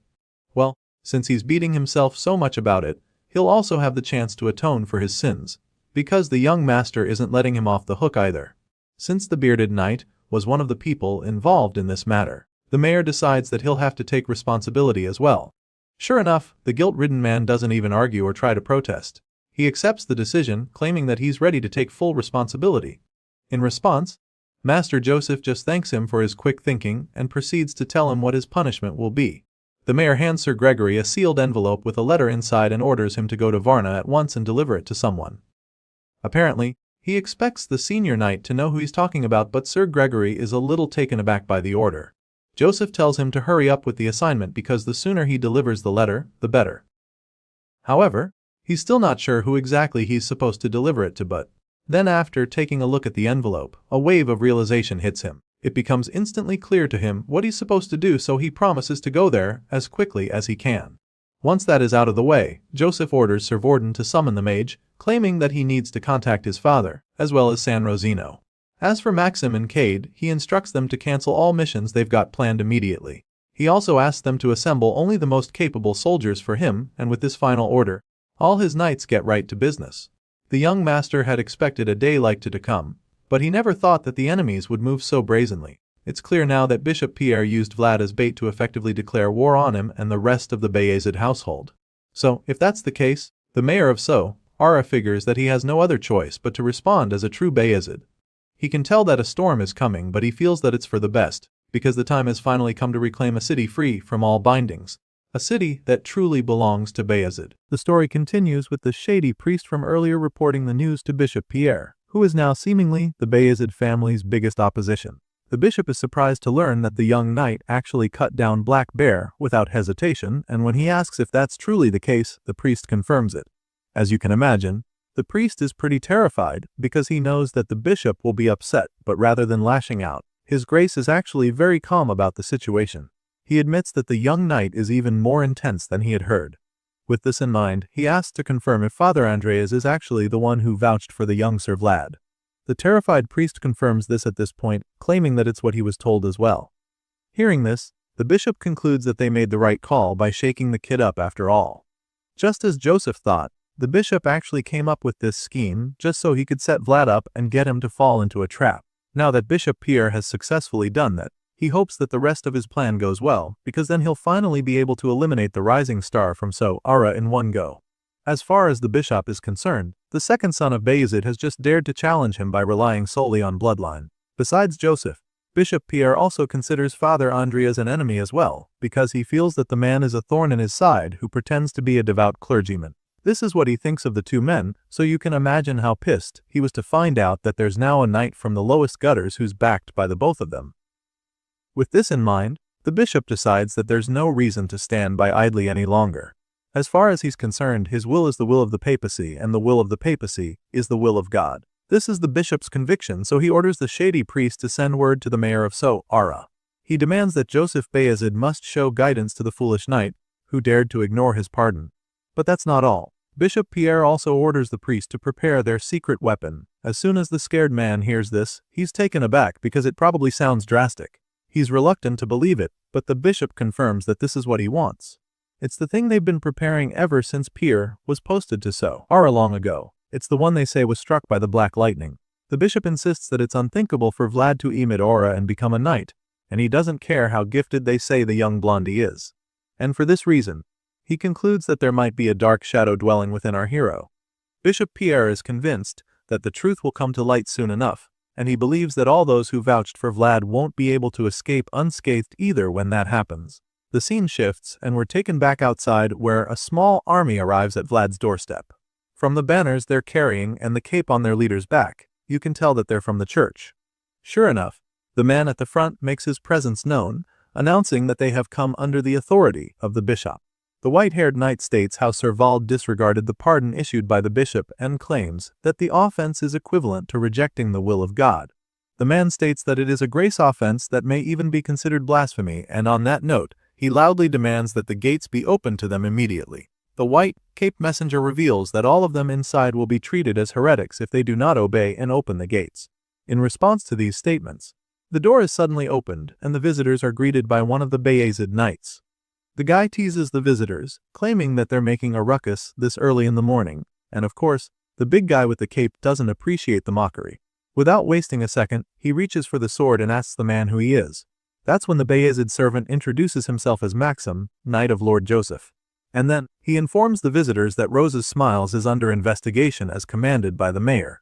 As you can imagine, the bishop's knight is pissed by this statement, so he hits back at Sir Maxim, informing him that this investigation is beyond his authority and claims that the people here are suspected of blasphemy. At this point, Maxim proceeds to show just how stubborn he can be. He responds to the guy in the cape, suggesting that they're going too far with their allegations because as far as he's concerned, it doesn't make sense to say that someone is guilty of blasphemy for staying in the same place as Sir Vlad. The bishop's knight is starting to lose his patience but manages to keep his cool and informs Maxim that the church made the judgment, which makes it final. He then reminds the Bayezid knights to know that there's an inviolable line between nobles and the church, however. Sir Maxim also reminds him that they're not the ones who crossed the line. Now, things start to get pretty heated, and that's when Sir Maxim's soldiers reveal themselves. They march out with their weapons and shields, lined up behind him, and now that it's clear that they're ready for a fight, the Bayezid knight makes a declaration. He reveals that the Bayezid house is invoking legal jurisdiction to seal off this area from this moment forward. On this note, he makes it clear to the bishop's knight that he'll need to get the mayor's permission if he wants to enter. It turns out that this is exactly what was needed to ensure that the man and his forces can't get in. He's furious about it because Maxim just bested him, so he assures the man that he'll regret his actions. As far as this visitor is concerned, a mere knight cannot bear the weight of defying the church, but Maxim just hits back at him with a cheeky grin, claiming that he'll just have to try to bear that weight. Besides, he's also in debt, so he doesn't have much of a choice than to go against the bishop right now, because that's the least he can do to repay the cost of his life. The scene shifts at this point, and the story continues later that morning. We finally catch up with our boy who's currently behind bars. As usual, Sir Jaeger doesn't hesitate to scold him for messing up. He is especially pissed at Vlad because he's told him several times to always be ready for what's next. Unfortunately, our boy didn't think things through this last time, and now Lord Joseph is the one who has to clean up all his messes. The green-eyed knight is really mad on this occasion because this is like the biggest mess Vlad has ever found himself in. In his mind, the kid's actions have made him no better than a servant even after becoming a knight. Sure, Sir Jaeger has every right to be mad and Vlad knows this too. So he just apologizes, knowing that there are no excuses this time. Seeing how downcast the young knight is, Jaeger starts to feel sorry for him. It's sad that he's in this position because he's actually very smart.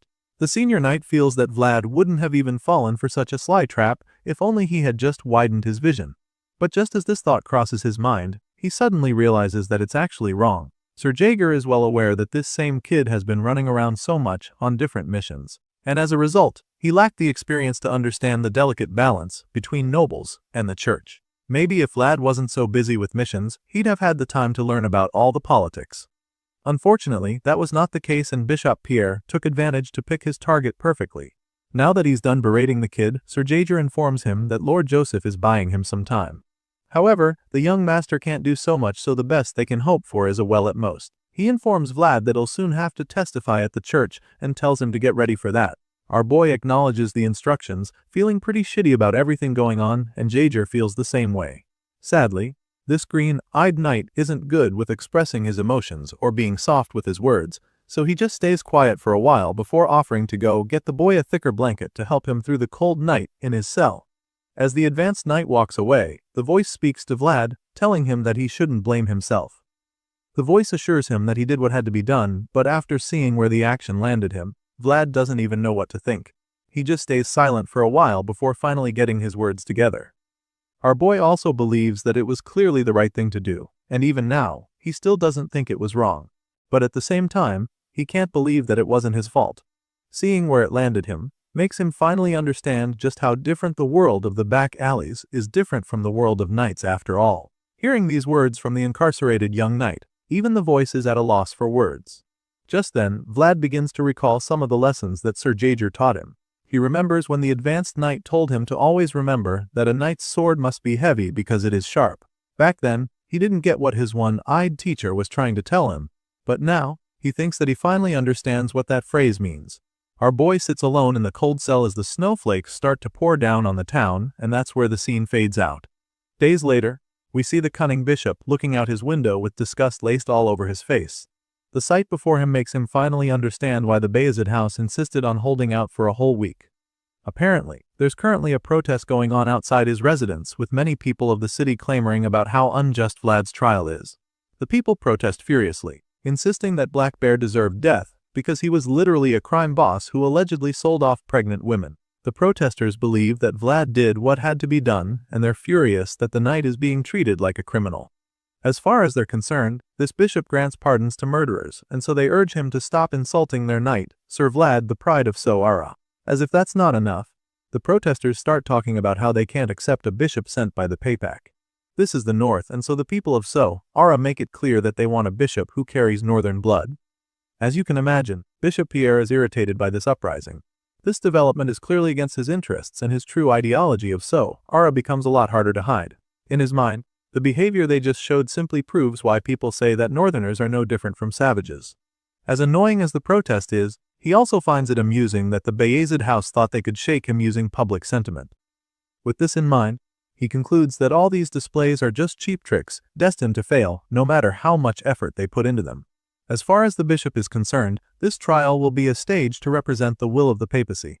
Sure enough, the protests truly aren't enough to change the outcome, and shortly after, we see our favorite young knight standing before a judge and jury. It's the day of the trial, and all those involved in the incident are present for it. At first, most of them are seated, except for our boy who is about to have his fate decided pretty soon. Just then, the bishop arrives and his presence is announced for everyone to rise. Initially, Joseph was pretty relaxed, but as soon as Bishop Pierre enters, he's shocked by what he sees. Apparently, the secret weapon he mentioned earlier is actually an inquisitor. A heretic inquisitor for that matter, and after seeing it, the young master is afraid that the bishop is going too far. Even in the worst of witch hunts, the church doesn't ever go this far. After seeing this, the Bayezid son is just stunned by how ruthless the bishop is, and now, there's no doubt in his mind that they planned this deliberately. If he wasn't sure before, now, he is certain that they intended to steer the trail in this direction from the start. While all of these thoughts are running through his mind, he suddenly realizes that Sir Gregory isn't even here yet, and he begins to wonder why the bearded knight hasn't arrived at the trial. It's pretty sad to think about because now, it's like they're being held back by lack of time in the end. Soon enough, the trial officially begins. The bishop takes his seat and calls on Vlad to kick things off. One of the priests holds out a Bible in front of the knight and Pierre tells him to place his hand on it. The bishop tells Vlad to swear by the Bible that he'll answer with only the truth, and our boy does just that, swearing to speak only the truth. The moment his hands make contact with the Bible, a bright golden light begins to shine from there, and then, the floor begins to glow as well. The bright light shines throughout the hall and even reaches the crystal balls that the inquisitors are holding. At this point, it's clear that this is a very serious trial, and most of the people present are blown away by the sight before them. They've probably never seen something like this before, but the bishop is pretty familiar with this, so he explains that the oath blessing has been engraved. That being said, he informs Vlad that the light in the orbs will vanish if he tells a lie at any point, and as soon as he says this, he spots Joseph Bayezid staring at him from across the hall. The mayor is extremely focused on everything going on, and as he locks eyes with the bishop, he reminds himself that he has to prepare for the worst. Clearly, this old trickster is up to something, so the Bayezid son knows that he has to be ready for anything at any time. As for the bishop, well, he's convinced that he's got all his enemies right where he wants them. He's so confident that he wants Joseph to watch closely and feel it for himself just how powerless the proud blood of the North truly is before the truth. After making Vlad swear to speak nothing but the truth, Bishop Pierre officially begins the trial, determined to humiliate the nobles and all those who challenged his authority. The bishop starts the trial by stating the charge, which is the fact that Vlad killed a man known as Black Bear, despite the fact that the deceased had been granted pardon. He then asks the accused if this is true, and of course, our boy doesn't deny it. With his hands bound like a common criminal and his head bowed low, he confirms that he did kill the man, and just like Bishop said, the shining orb keeps glowing. Once the old man sees this, he's not surprised since that's the whole reason for this trial in the first place. After this is established, he then asks Vlad if he admits that he defied the word of God himself, which is kind of a stretch. As you'd expect, our boy is thrown off by this next question, so he snaps, asking the old man what he's even talking about before insisting that he did not defy the word of God. The old man equally seems annoyed by the young knight's tone, but he just keeps his cool and proceeds to ask the next question. While the whole thing is going on, Joseph Bayazid is just intrigued by the lengths the bishop is willing to go to win. The mayor is irritated at how despicable the old man's method is because he can clearly see that Pierre is trying to frame Vlad using a petty leading question. The truth is that no matter what answer Vlad gave in that last one, the clever old geezer would have found a way to twist it in order to reflect his interpretation of God's will. Right now, the bishop is shamelessly playing a very dirty game, and from the look of things, he's just getting started. A sinister smile creeps up on the man's face as he proceeds to the next question. He asks Vlad if he believes that he has always made just and righteous decisions every time he killed someone similar to this chase. Of course, this is another trap, but our boy probably doesn't realize it quickly enough. He takes a brief pause and then answers the question with a yes. But then all of a sudden, the light in the orb goes out, leaving the kid perplexed. As soon as this happens, the blondie doesn't even know what to think at first, and before he can process anything, the bishop concludes that what he just said was a lie. Master Joseph watches everything intently, which is why he knows that Vlad just fell into the old man's trap. The truth is that no one can always make the right decision, so for Pierre to ask such a question in a trial like this confirms that he's got an agenda. Always just righteous. These are 3 words hidden in the question to force out a lie from the kid. Of course, our boy doesn't intend to lie, so he tries to defend himself, protesting that he did not tell a lie. However, the cunning bishop has already moved on from that, and he simply tells Vlad that it's time for the next question. Moving on, the old man recalls an event from about a year ago in the back alleys of Ara.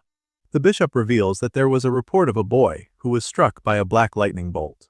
Of course, our boy is taken aback when he hears this old man talking about this, and while he's still trying to take it in, the man boldly asks him if he was that boy. This time around, Vlad is a little more patient before responding, but it doesn't change the fact that there are no right answers for this question. The young knight confirms that he was that boy, and a twisted smile appears on the bishop's face because now he can boldly say that the ominous sight was with Vlad. Our boy tries to defend himself and make a statement, but before he can get a word in, Bishop Pierre cuts him off and moves on to the next question.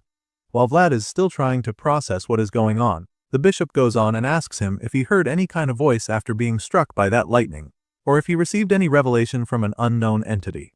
At this point, our boy is on the hot seat because he's already told one lie from the look of things, and now, there are even more difficult questions being thrown at him.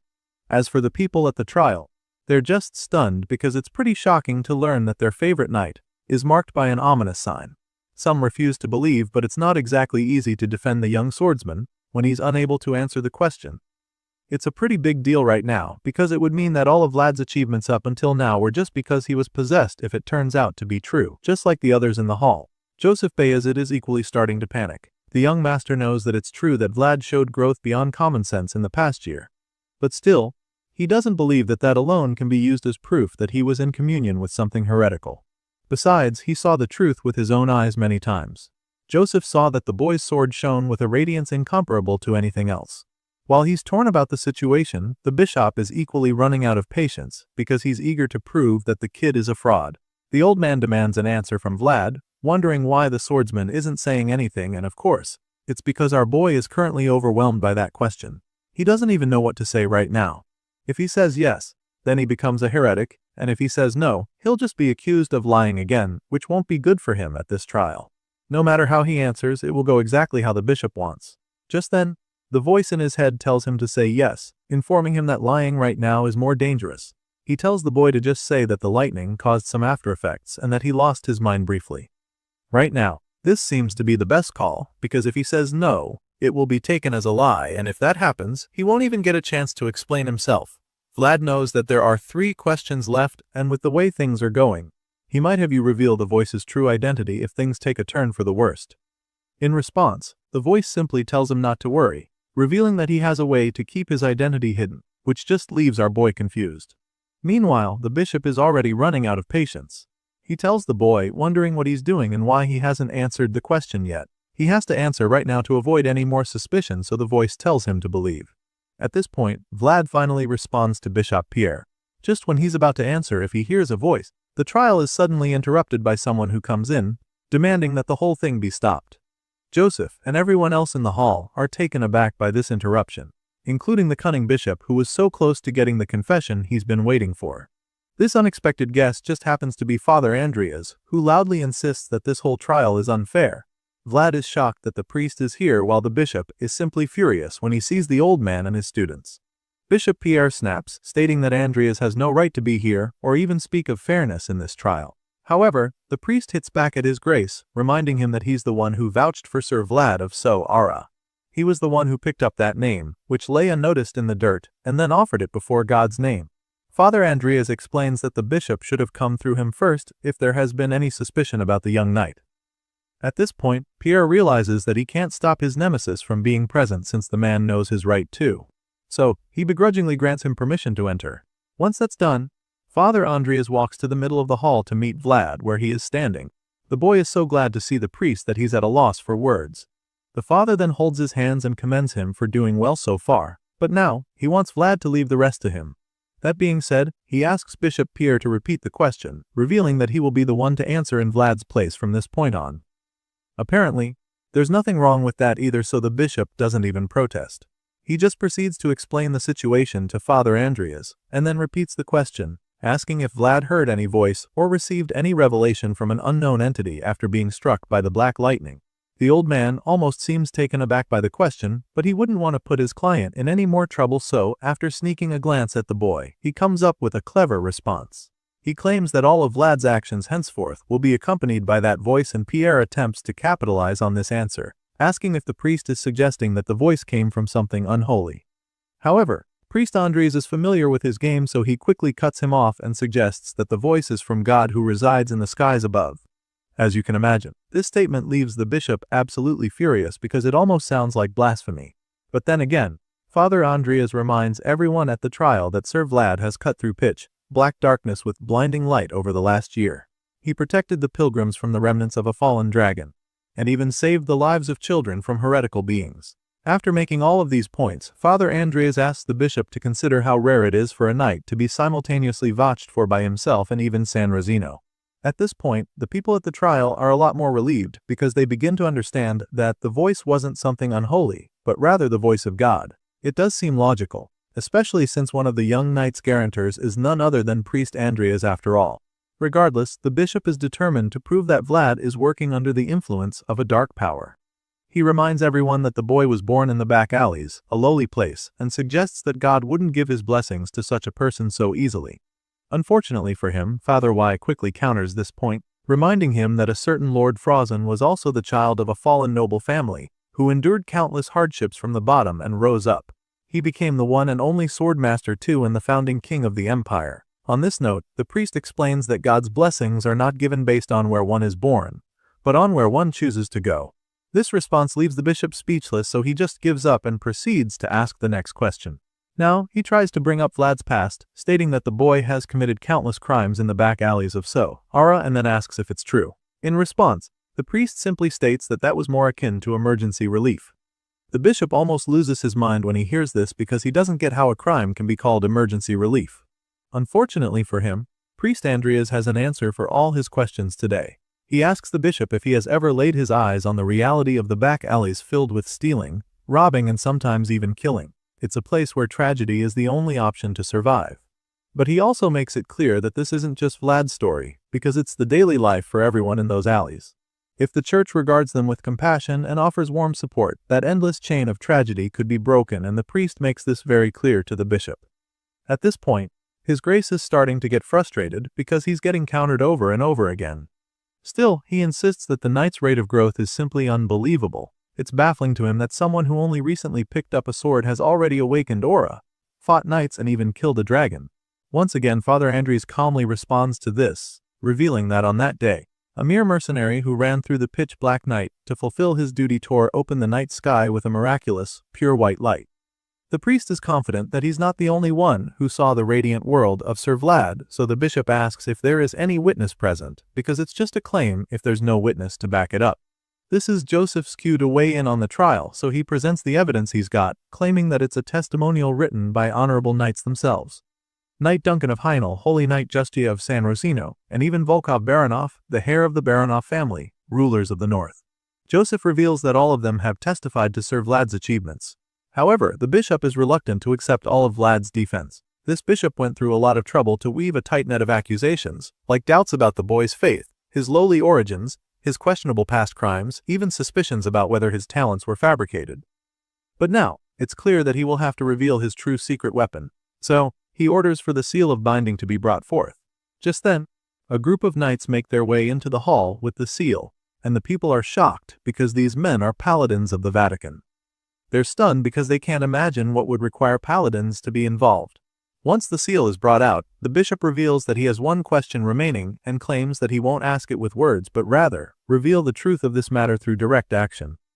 Then, the huge case is opened and even Fatter Andreas is shocked to see that the mirror of Saint Muriello is in there.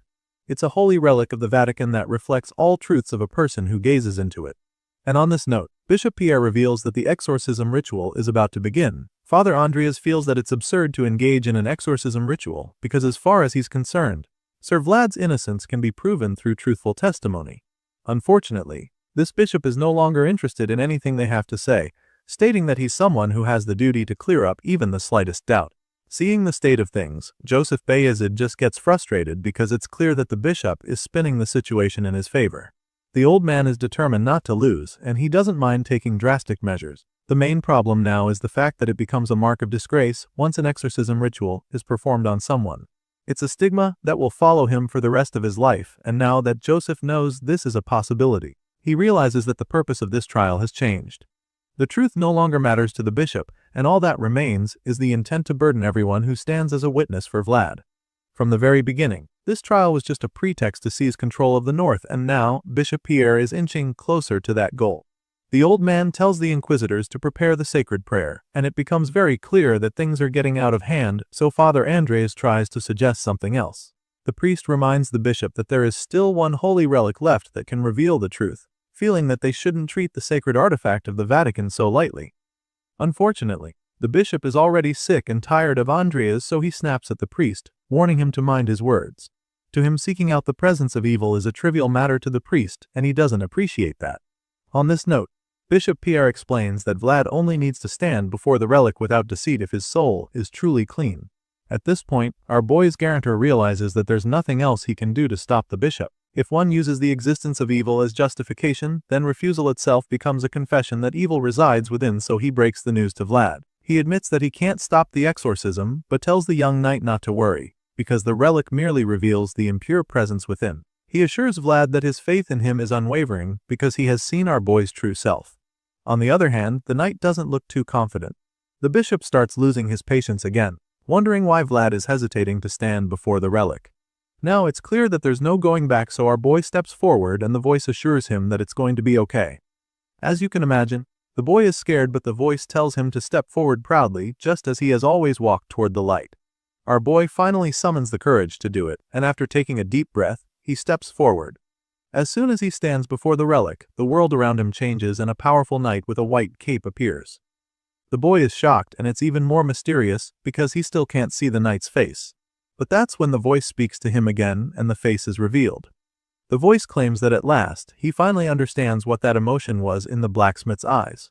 He feels that the old man must have wished that his humble sword wouldn't hold Vlad back. For the first time, the voice is no longer just a voice because our boy can finally see the face behind it. The immortal knight knows that he has thought Vlad all that he could, but he wishes that he could have watched the pride of so. Aura grow a little more. To avoid being detected by that mirror, he explains that he must descend into an even deeper realm. Vlad is still stunned right now because everything going on is just so surreal to him. He asks the voice what he's talking about, and the entity explains that the world of knights is vast and deep like an ocean. The world that Vlad has shown him until now was merely him dipping one foot in. But now, the time has come for the young knight to delve into deeper waters. Our boy already knows that this is pretty much goodbye, and he's not ready for that. He reminds the voice that he's still too lacking to reach that deep world on his own. But the immortal knight just smiles at him and assures him that he'll reach it someday.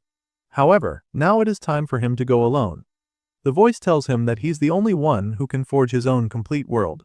Still, Vlad isn't ready to part ways because he knows that it will take a really long time by himself, and he's afraid that he may never even make it. In response, the immortal knight just smiles at him and tells Vlad that he believes in him. He can't be with him any longer, so he hopes that the young knight can meet him again in the deeper world. While the voice is still saying this, He begins to disappear into a bright light and Vlad just watches in horror, wondering how he's supposed to go on by himself.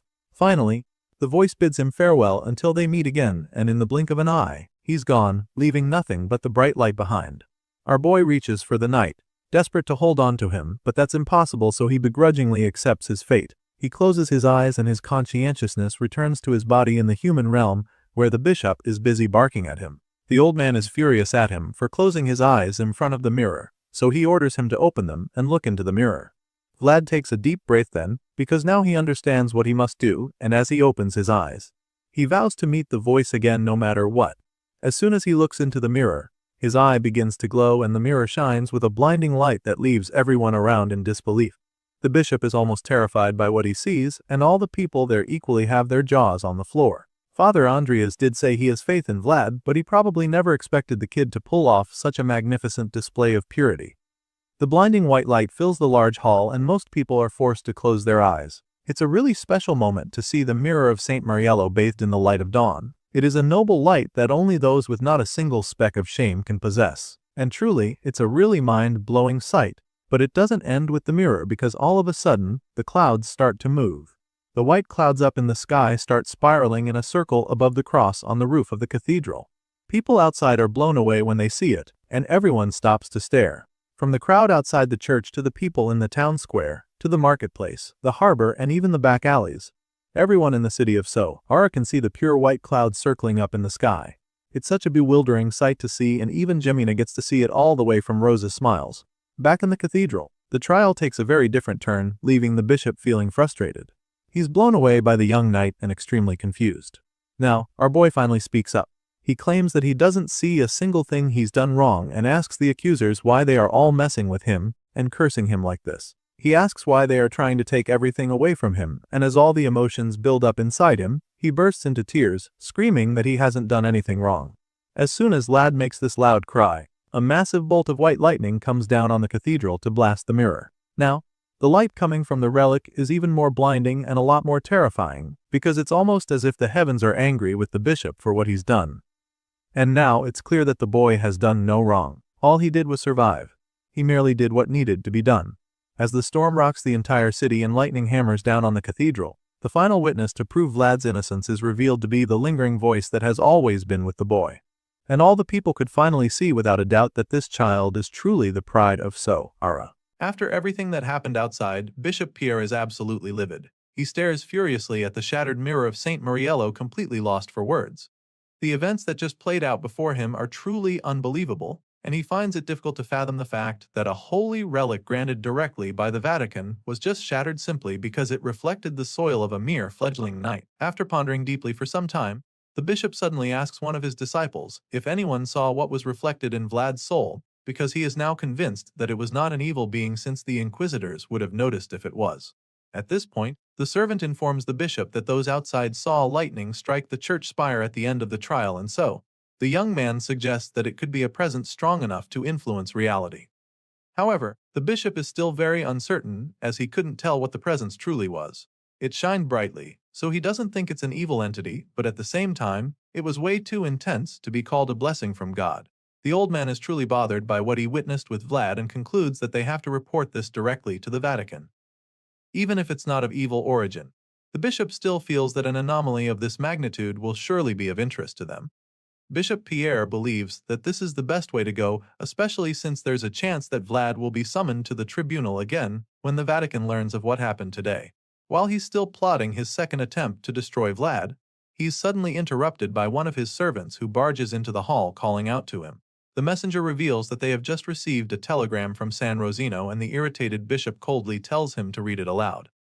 Without hesitation, the terrified messenger reads the letter, revealing that San Rosino demands the bishop to explain the connection between Black Bear, who received the pardon, and the Black Mage. But that's not all, because they also made it very clear in their message that they will carry out an investigation on the bishop if he refuses. As you can imagine, Pierre is even more furious when he learns that he now has more problems to deal with. He curses the Northerners, feeling insulted by the fact that their lowly diocese would even speak that way to him, even when he's a representative of the Vatican. The bishop bowls in rage just thinking about it, and concludes that they're only this bold because they have the northern houses backing them.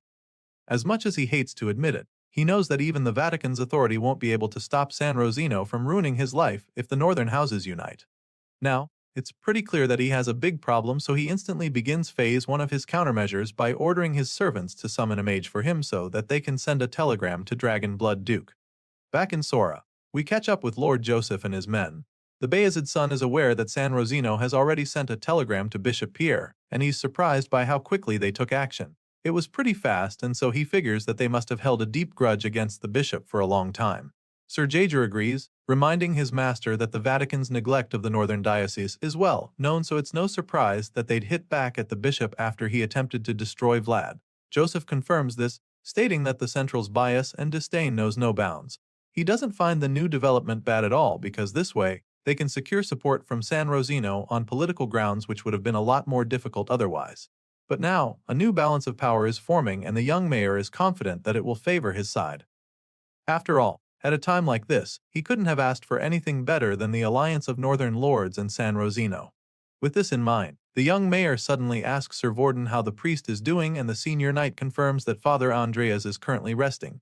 Unfortunately, the priest will probably have to remain in bed for a few more days after what went down recently. Apparently, the old father rushed down to Sora while braving a harsh blizzard in that frail body of his. Hearing this, the young master demands that they treat the priest with the utmost care. Joseph is so concerned that he prefers not to send Andreas back to Varna for the rest of the winter. Initially, they used Vlad as an excuse to bring the priest to Soara, but the mayor wouldn't mind letting the father stay a while longer, knowing that his presence alone is enough to pressure Bishop Pierre. The old priest is so well known that no one would question it if he were to take over as the next bishop even. Master Joseph has this in mind right now, and with everything coming together, he feels that it's at times like this that they must keep the priest in their hands. His thoughts are suddenly interrupted when someone knocks on the door. Joseph lets the guest in, and that's when we see our boy make his way in. The mayor doesn't look pleased to see Vlad right now and can't even hide the look on his face. He stares at the young knight with disdain, wondering what he's supposed to do with him now. Our boy knows that he's messed up real bad, so all he can do is apologize for all the trouble he has caused. Vlad shows remorse while the senior knights behind him just watch nervously, waiting for the master's response. Just then, the Bayezid's son begins to explain how he prefers to achieve results through meticulous planning. Unfortunately, Vlad has always been unpredictable from the very beginning until now, and as such there has not even been a single moment of predictability. That being said, he informs our boy that the Vatican will now be watching him very closely. After all, he interfered with their operations. Hearing this, all our boy can do is apologize, knowing just how complicated he has made things for everyone. Joseph suddenly informs that the priest mentioned the possibility of the blessing of God residing within him, but Vlad is shocked to hear this and finds it hard to believe. However, his master doesn't really care what he thinks about the matter, because he's determined to make that the case whether Vlad believes it or not. Our boy is still trying to wrap his head around this when the master tells him to take the sack on the table with him. He tells Vlad that it is his special allowance. Joseph explains that it's not his salary but rather a reward for his achievements. Hearing this, Vlad suddenly remembers what Sir Vorden told him. The senior knight told him that the price of honor will be paid once a year using the justification of a special allowance. As soon as he recalls that conversation, he instantly understands what the money is for. The young master reveals that there is over 300 gold in the sack, and of course, our boy feels that it's a pretty huge sum of money. He's so shocked that he can't even pretend and blurts out asking Joseph why he's received so much money. The master just ignores the question and lets Vlad know that he's also tallied up the results of every day they've worked together. And now that the blondie is a knight, Joseph feels that he's entitled to claim the credit for his past achievements. In other words, our boy is basically being paid for everything he's done for the Bayezid household since he and Joseph met. That being said, the reimbursement makes a lot more sense, and Vlad excitedly thanks his master for this very special allowance. Our boy is grinning ear to ear at this point, but before he can fully enter a state of euphoria, Joseph reminds him that he also has responsibilities to bear now that he's a knight. He makes this very clear to Vlad, determined to make the young blondie understand that things are a lot more serious now, and of course, our boy assures his master that he is ready for what is to come. Hearing this, the Bayezid's son reminds Vlad that he disregarded the pardon which carried the will of God. This was the statement Bishop Pierre made during the trial, and Joseph informs our boy that it was a clear fault on his part. As such, he concludes that Vlad must be held accountable. Sure, that's a fair judgment, but the young master feels that the boy should be punished. And in that split second, he banishes Vlad from Sora without a second thought. As you can imagine, this decree comes as a shock to our boy. Vlad is so stunned when he hears this that he can't even say a word. He just freezes on the spot with a horrified look on his face. After a few seconds, he finally asks Joseph what he just said, hoping that he had heard wrong the first time, but the Bayezid's son just gives him a cold look which confirms his fear. Sir Jaeger and Sir Vorden just stand quietly at the back, feeling sorry for the kid because there's truly nothing they can do to help him right now. Neither of them is able to look Vlad in the eye, and our boy's whole life begins to flash right before him. He trembles as he tries to make sense of what just happened to him in the blink of an eye. All of a sudden, it becomes very certain that there's no other choice. Even the slightest mistake will give the bishop and the Vatican a reason to bare their fangs at Vlad again. The young master is convinced that sending the boy away is the best call because he's a glowing target for the enemies. It's surely not easy for the Bayezid son to send his most promising knight away for good, but he also knows that half-hearted leniency is poison. Right now, what his people need is decisive action, and that is why he ignores all other thoughts and once again orders Vlad to leave Sora within a week. The words hit our boy like daggers a second time, and so there's no longer any doubt in his mind about what the mayor wants. And so, his eyes widen in horror as harsh the reality hits him like a runaway train. While Vlad is coming to terms with his new fate, the scene shifts and we see a flashback of our boy's early life. It's in Rose's Smiles, where we see some guys drinking and chatting. One of them groans, wishing that he had 100 gold on him right now, and the other asks what he'd do with the money. Apparently, the guy dreams of buying some land so he can settle down and do something other than his current occupation. From the look of things, these guys are probably in one criminal line of work, and even though one wants to quit for a better life, his colleague just mocks him. Nevertheless, this ambitious young man refuses to be discouraged. He intends to open a business after getting a decent building somewhere too with that money. Hearing this, his partners are pretty intrigued to learn that he's actually serious. To them, it's a far-fetched dream because they feel that it's way too difficult to run a business, so the second guy just concludes that their delusional comrade will just crash and burn in no time.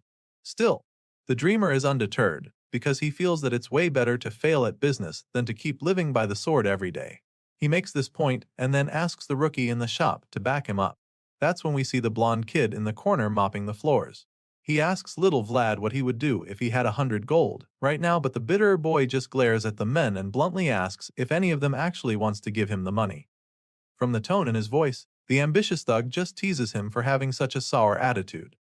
Of course, none of them have that kind of money, so the guy tries to explain that they were just having a little chat. At this point, Vlad actually gives it a thought and reveals that the first thing he'd do is pay off his debt if he has 100 gold to his name. The dreamer is shocked when he hears this because he can't imagine that a kid like that would owe someone 100 gold.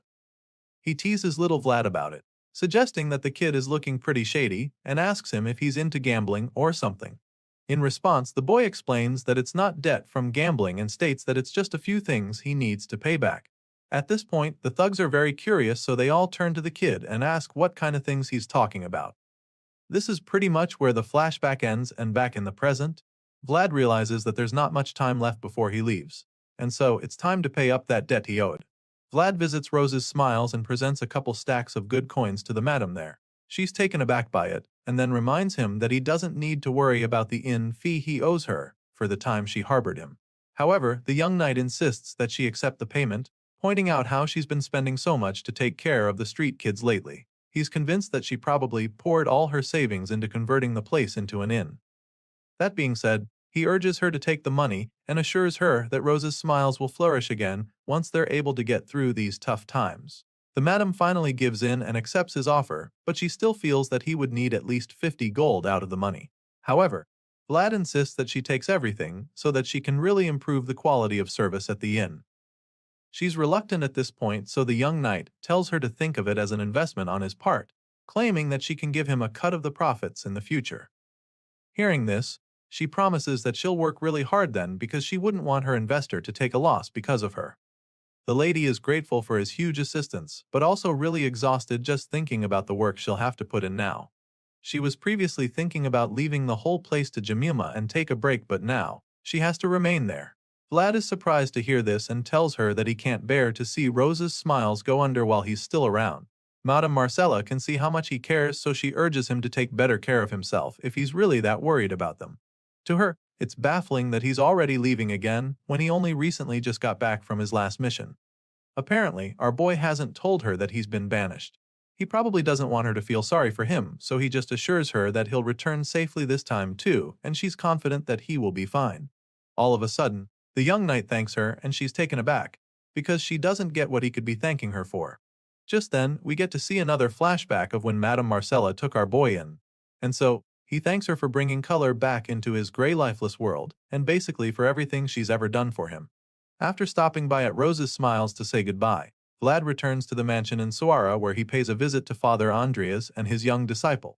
Vlad sees the kid struggling with a heavy bucket of water, so he gives him a hand to prevent him from spilling the water all over the place. The little guy is shocked to see the famous Vlad of Sora standing next to him. It's like a dream. Our boy takes the bucket of water from him, and as they both walk down the hall, Vlad asks the kid if the priest is alright. In response, the little guy admits that Father Andreas probably needs more bed rest. It was hard enough for him to move in the cold weather. But he even had to get into it with the bishop as soon as he arrived. Vlad feels really guilty when he hears this, knowing that it's all because of him, so he asks if there's anything they need to help the father. He offers to help any way he can, but the kid admits that there's really nothing else to be done since Lord Joseph has already done a lot for them. At this point, our boy doesn't know what to say, so they just keep walking together until the kid asks him if it's true what they say about him. The knight isn't sure what the boy is talking about, so he asks to confirm, and that's when the kid asks if it's true that he received the blessing of God. Vlad isn't too pleased by the question, because the more the rumors spread, the more exaggerated they become. So, he quickly clears the air and makes the boy understand that the situation isn't what he thinks. The wide-eyed boy is intrigued when he hears this, but either way, he informs Vlad that Father Andres really liked the fact that he had finally become a full-fledged knight. Of course, our boy feels a sense of pride after this revelation, even though it comes as a surprise. The little guy confirms it and keeps saying that Vlad received the blessing of God, even though he just told him that it's not like that. Unfortunately for our boy, the rumors might just spread even more because the little disciple suddenly asks if he can brag about their encounters to his fellow initiates later.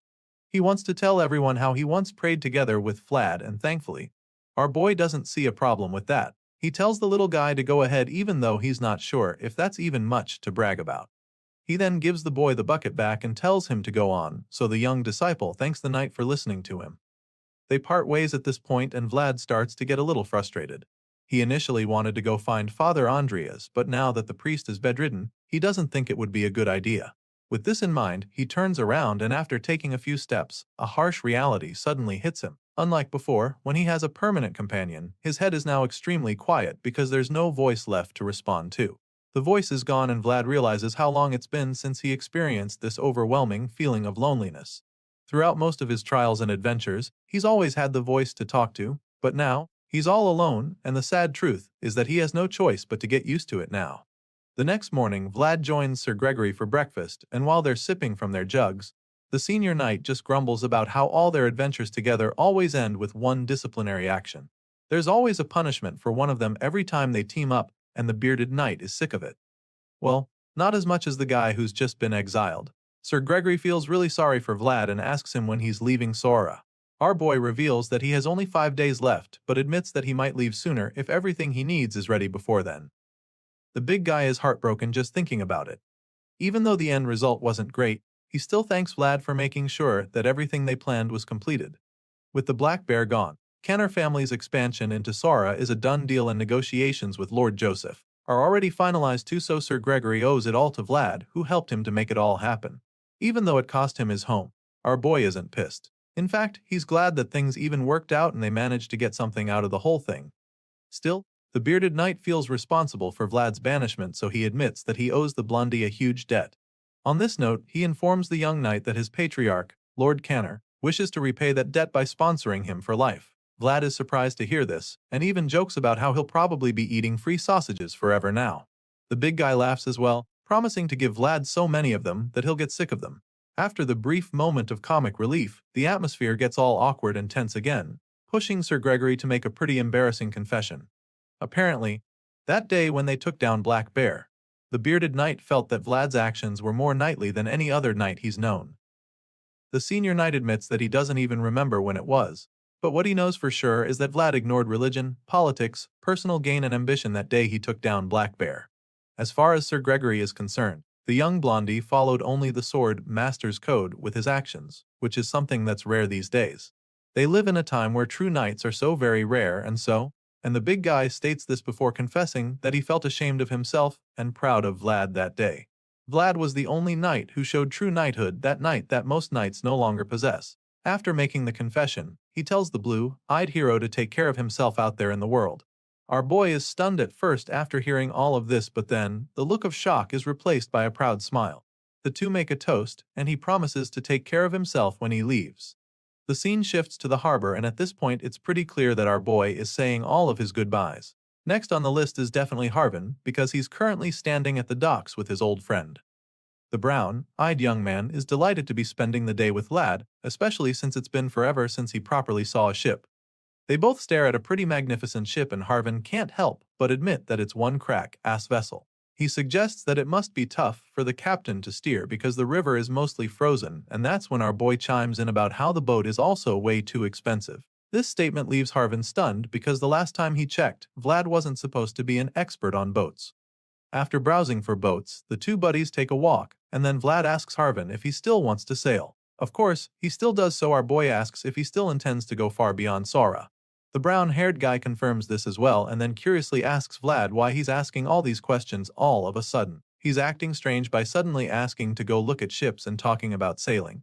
Soon they stop by another boat, and Harvin tells Vlad that it costs 200 gold, which is cheaper than the others. He explains that it's the reason why most merchants prefer to use it, and that's when Vlad reveals that it's also the reason he bought it. Once again, the brown-eyed man is dumbfounded because that's like the last thing he thought he'd hear today. On the other hand, our boy just smiles at him. Apparently, Vlad wants to give him this boat to repay him for never hesitating to support him and Gemina when they had nowhere to go. The young knight swore that he would pay the debt he owed Harvin, no matter what. Even though he limps on land, he wouldn't need to limp out there on the far sea, and our boy made sure to keep his word. While Harvin is still trying to wrap his head around what's going on, Vlad hands him the deed to the boat and tells him to sign it under his name. The brown-eyed man is bewildered by everything happening right now. It almost feels like a dream to him, but Vlad assures him that the boat belongs to him now.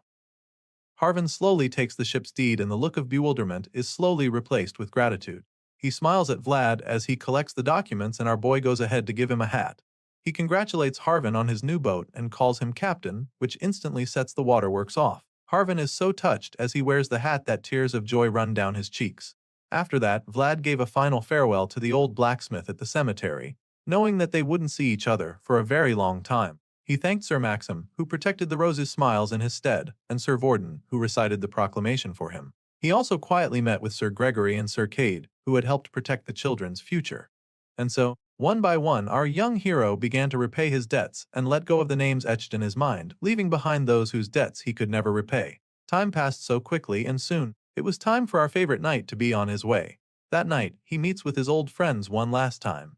There, he tells Harvin to go to Sturma and receive the Canner family's meat shipment when the river thaws. He explains that it's not enough for sailing out to the open sea, but a good start for his first voyage.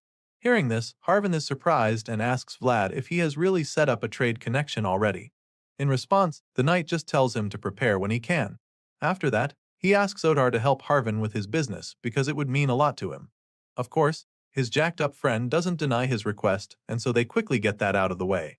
Harvin then asks Vlad if he's really leaving the following day, and our boy confirms that he sets out at dawn. Hearing this, the latest captain asks him if he went to greet the mayor earlier, and Vlad simply explains that Lord Joseph is strict about separating public and private matters. The young master is currently pressuring the bishop, so Vlad couldn't meet with him. Just receiving his greeting could give the Vatican some political leverage, and that's the last thing he or the Bayezid household need right now. Hearing this, Harvin just sighs in frustration before asking Vlad if he managed to meet all the people he wanted to see before leaving. Our boy just gives him a mischievous smile in response and reveals that there's actually one person left. The scene shifts to Jemima's room, where we see the redhead sobbing.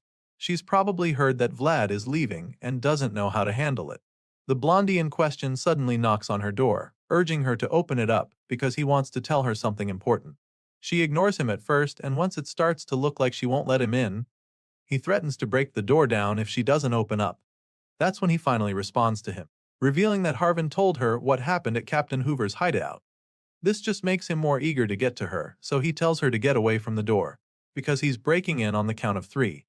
Apparently, The threat works because Gemina immediately dashes to open the door before he finishes his countdown. She's not exactly in a chatty mood. She only opened it to avoid getting her door broken, so she tells him to say what he came up say and get lost. At this point, Vlad can see the pain in her eyes, and he knows that he's the one responsible, which makes him feel even worse.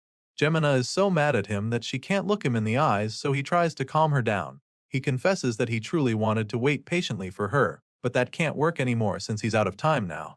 So, he begs her to understand him and not hate him for what he's about to do.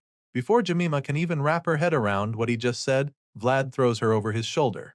He tells her to go somewhere with him, but she's still too mad, so she just keeps screaming as he carries her away. Vlad manages to get her out to the dark back alleys of Sora despite her relentless screaming. She keeps yelling for him to let her go, but he refuses, claiming that she forced him to do this because she locked herself in her room for a whole week. At this point, she asks him once again where he's even taking her this late at night, because she can't understand what the hell he's doing. Vlad suddenly reveals that he's leaving the following day, and the redhead finally calms down. She's taken aback by the news, and then informs him that he should have just stayed out of trouble rather than kidnapping her. In response, our boy tells her how he used to run away in the past, which is very different from his life now, where he's being chased away. As you can imagine, Jemima feels very sad about the whole thing and just calls him an idiot for messing things up like this. He doesn't deny it, but he feels that it's better this way since he's only getting chased and not getting killed. Just then, they both hear the bells ring and realize that it's curfew already. Vlad had no idea that it was so late, so he decides that he'll need to do some running to meet up. He gives Jemima a heads up, but before she can even process it, the young knight gets into sports mode. He blasts off like a rocket, sprinting through the back alleys while the redhead screams in horror. Her hair is all over the place, and since she can't come down right now, all she can do is yell at him, calling him crazy bastard for spiking her blood pressure for nothing. Unfortunately, nothing she says is enough to make Vlad slow down. He just keeps dashing at mind-blowing speed, ignoring all her cries and pleas to put her down. Eventually, they arrive at the destination, and we get to see where Vlad wanted to take her. The redhead is in awe as she stands in front of a gorgeous dress in the store. She's blown away by it, and while she's frozen on the spot, the young knight proceeds to talk with the shop owner. The man is extremely delighted to see that the famous Vlad of Sora actually returned to his shop. Our boy apologizes for coming late, and then asks the man if he completed the order he made earlier. The excited designer immediately confirms that the order is ready. He even claims that he was intending to take it to Vlad the following day since he didn't show throughout the day. Hearing this, Vlad suddenly tells Jemima to try the dress on, and she's just taken aback by it at first. The scene shifts after that little trip to the back alleys, and on the way back, it starts snowing. This time around, he doesn't carry her on his back, since they're finally on the same page. As they both walk back, Vlad tells her that she looked really good in that dress he got her when she tried it on. She doesn't say anything in response, so he turns around to look at her and notices her acting strange, so he gives her a warm smile and curiously asks why she's acting awkward all of a sudden. It's at the point that we get to see that she's still wearing the gorgeous red dress Vlad got her. She's extremely flustered, of course, and even though she tries to pretend like she's not blushing, the redness of her cheeks blows her cover very quickly. She claims that she doesn't know what he's talking about, but he just lets her off the hook. He's more concerned with how good she looks in the dress, and he's just glad that he got it tailored to fit exactly. After all, he doubts that she'll get any taller after now. As you can imagine, the hothead doesn't take this joke lightly as she asks Vlad if he has a death wish. Our boy did this for her because from now on, he wants her to wear her own clothes and stop borrowing from Madame Marcella. Gemina can't even pretend that she's not touched by what he's done for her. He got her a necklace, earrings, shoes, cosmetics, and even a fan, which makes her wonder how much all of it costs. In response, Vlad tells her that it's about the same price of a sword hanging in the forge. But still, she doesn't believe him because only the shoes he got her alone are worth more than 5 gold. Gemina already feels that he's done a lot for her, but Vlad wishes he could have done more. If there was more time, he'd have paid to get her hair done too, and he just feels bad that he couldn't. He's been so busy lately, and before he can say anything else, Gemina tells him that he's going through all this because he's getting kicked out like an idiot. It's pretty clear that she's feeling really sad about it, but she's also pretty hopeful because she asks him when he's coming back this time around. Sadly, our boy doesn't even know when he'll be allowed to come back. The young master didn't tell him anything else other than the fact he's being banished. At this point, Jemina starts to hope that it's not a case of him never returning. She asks if that's the case, and Vlad just teases her, asking her if she's planning to tag along if he says he's never coming back. Of course, she quickly dismisses the idea just to make sure he doesn't start getting too cocky. She assures him that she would never leave Rose's smiles behind, and speaking of which, Vlad remembers that Madam was considering leaving the place to Jemima. He tells the redhead about it and she's taken aback by the news. He then throws another jab at her, claiming that he'll have to come back before the place goes bankrupt with her in charge. After all, he invested a lot of money into it. That being said, he promises to come back, if not for anything, then to recover the returns of his investment. After making a few jokes, he finally tells Jemima to take good care of their home. The girl is just stunned when he says this, and then he gives her the handkerchief she made for him a while back. Vlad claims that he didn't know this was how nobles do it, but she doesn't get what he's talking about. She's still trying to figure out what he's saying when he suddenly goes on one knee and asks her to grant her his handkerchief. As you'd expect, Jemima's cheeks flush red when our boy does this. She's frozen on the spot as she gets even more flustered than before. It turns out that there are two ways for a knight to receive a lady's handkerchief. The first way is with the tip of the sword, and the other is hand to hand. Just like that, in the middle of an empty plaza, a knight knelt before his lady and her handkerchief was passed from her hand to his. The lady may not have realized, but the knight, through that act, willingly took on a great duty. It was a vow to protect her. The scene changes after this, and the story continues with Vlad making his way back to the city on his horse. He meets up with Goethel, who's been freezing his ass off waiting for his boss to arrive so they can set off at dawn. Apparently, our boy wasn't aware he was waiting for him. He asks Goeth what he's doing there, and the guy reminds him that he's a knight's attendant. Hearing this, Vlad tells him to quit messing around, because he's an exiled knight. He advises Goeth to stay in Sora and make a life for himself, but the funny guy refuses. As far as he's concerned, he's invested way too much in Vlad to let it all go to waste. And with all the scammers out there, he feels that the blondie will be penniless within a week if he goes out there alone. In response, Vlad jokes about how Goeth isn't one to talk about scammers that way since he's not exactly the most straightforward person around. Either way, the guy assures Vlad that he can be trusted. So he tells our boy to come along with him, because even though Blondie thinks he's street smart, he knows the world better. Goeth heard about Vlad getting a boat for Harvin, so he wonders if the exiled knight will take good care of him like that one day too. Our boy just laughs in response, admitting that it all depends on how things go between them. At this point, it's clear that they'll be traveling together, so Goeth asks Lad where they'll be going first and the knight simply says east. That's pretty random, so the former mercenary is kinda confused. However, our boy knows exactly where he's going. There's something he needs to find there, and he makes this clear to his new companion. Hearing this, Goeth figures that it's better than wandering around aimlessly like vagabonds. As they set off, our boy takes one last look at the city he's called home for as long as he can remember. He says his final goodbye to the place and hopes that everyone in Sora takes care while he's gone. Just like that, he begins the journey with Goeth, and the two ride out of the city before the sun even rises. As they make their way out, the young master watches from his chambers. He never really got a chance to say a proper goodbye to his most promising knight, and this is probably the last time he will see the one known as the Pride of Sora on his side for a very long time. As he watches the two men ride east, Sir Jaeger joins him and points out how cold the air is.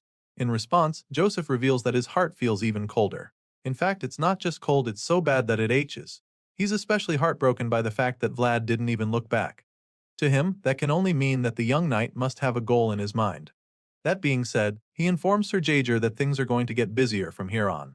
The second son of Bayezid has a very strong feeling that Vlad will return, but not as an ally. So, he tells the green-eyed knight that they'll need to gather strength as soon as possible. They need to get stronger so that they never have to lose what is theirs again.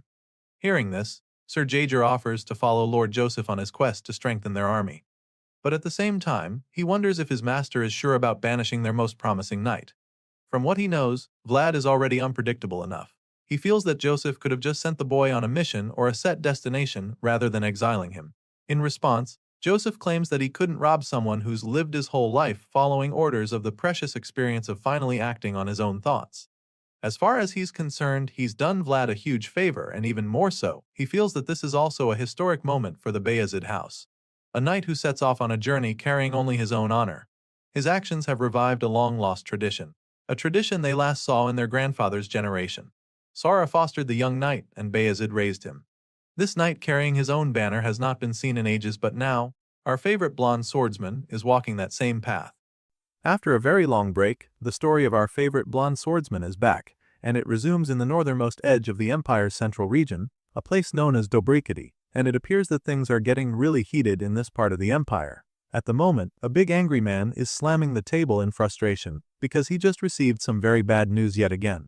This big man who's losing his shit right now goes by the name of Dalmatia, and he's the Baron of Dobrachiti. He's currently fed up with the incompetency of his subordinate, and he'd like to know what their problem is exactly because every time they sow barley seed, someone comes and digs the whole field as if they were waiting for it. The Baron demands an explanation from them because this is something that has been going on for a while now. At this point, the first of the two terrified men speaks up in their defense. Apparently, even though they posted guards all night, the person stealing all their grain still managed to do it before sunrise. As you can imagine, this just sounds like a bunch of excuses to Baron Dalmatia, so he snaps at the men, warning them not to give any more flimsy explanations, and so they simply apologize. Right now, the Baron is really losing his cool. His men are frustrating him a lot, so he's starting to feel like there's nothing useful in the place as a whole.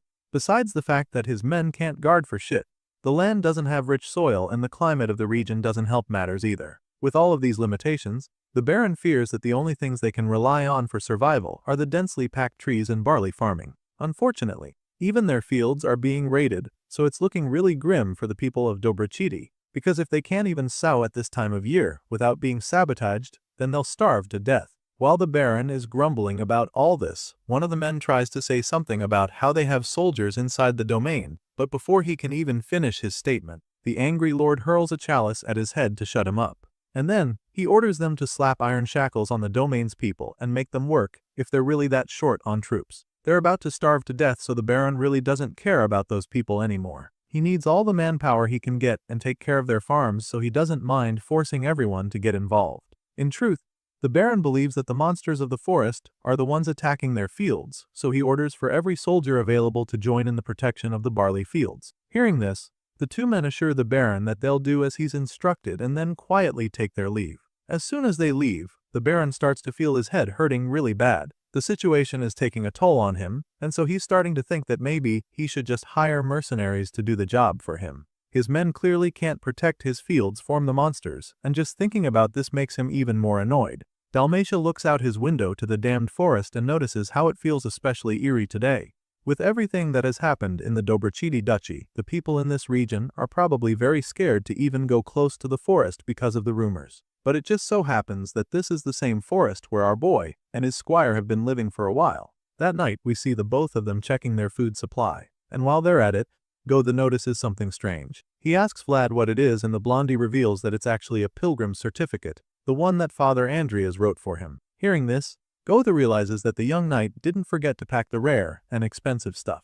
It appears that he brought everything with him on this journey, so Goethe really doesn't get how it didn't occur to Vlad to bring even a single flint as well. You see, these two are so horrible at camping that they haven't even been able to start a fire. Vlad has been struggling with 2 sticks for a while now, and even though it's embarrassing, he still feels better than Goethe, who only brought a crappy flint. In Vlad's defense, he single-handedly brought enough food to last them a whole week, but this just pisses Goethe off, because the blondie was the one who smashed his flint to pieces. As you can imagine, our boy is not ready to take the blame, so he hits back at his squire, claiming that the flint broke because it was defective. Of course, this enrages Goethe even more, so he accuses Vlad of intentionally breaking it. None of this really matters anymore though, so Goethe tells our boy to hurry up and keep rubbing the sticks together, because if they camp out here without a fire, they'll definitely freeze to death.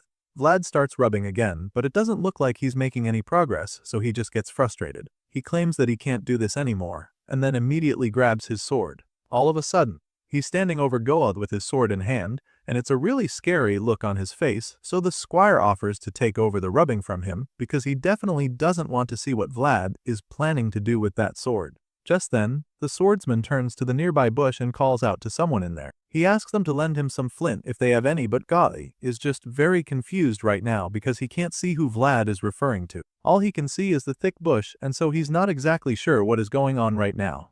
Even the horse is just as confused because he can't sense anyone other than them around. And that's when we get to see who Vlad was talking to. The first big guy reveals himself, admitting that the blondie must have really sharp eyes to have been able to see them. And right after he says this, the other men who were hiding come out of the shadows as well, and that's when Goethe realizes that they're surrounded by bandits. The squire begins to panic because he knows what's coming next. Sure enough, these men have no intention of being friendly, and the leader of the gang makes this known to them. He finds it funny how Vlad didn't just run away the moment he noticed them, and then asks the blondie why he's trying to act tough. The leader of this bandit gang looks really intimidating with his massive size and the terrifying spiked club he's holding. At first, he doesn't see Vlad properly, but after taking a few steps toward him, he gets to see the blondie's pretty face. The gang leader is astonished by Vlad's good looks and immediately begins to imagine how much they could sell him as a slave. They could get a good deal on the blondie literally anywhere in the empire, so this is a big motivation for them to capture him.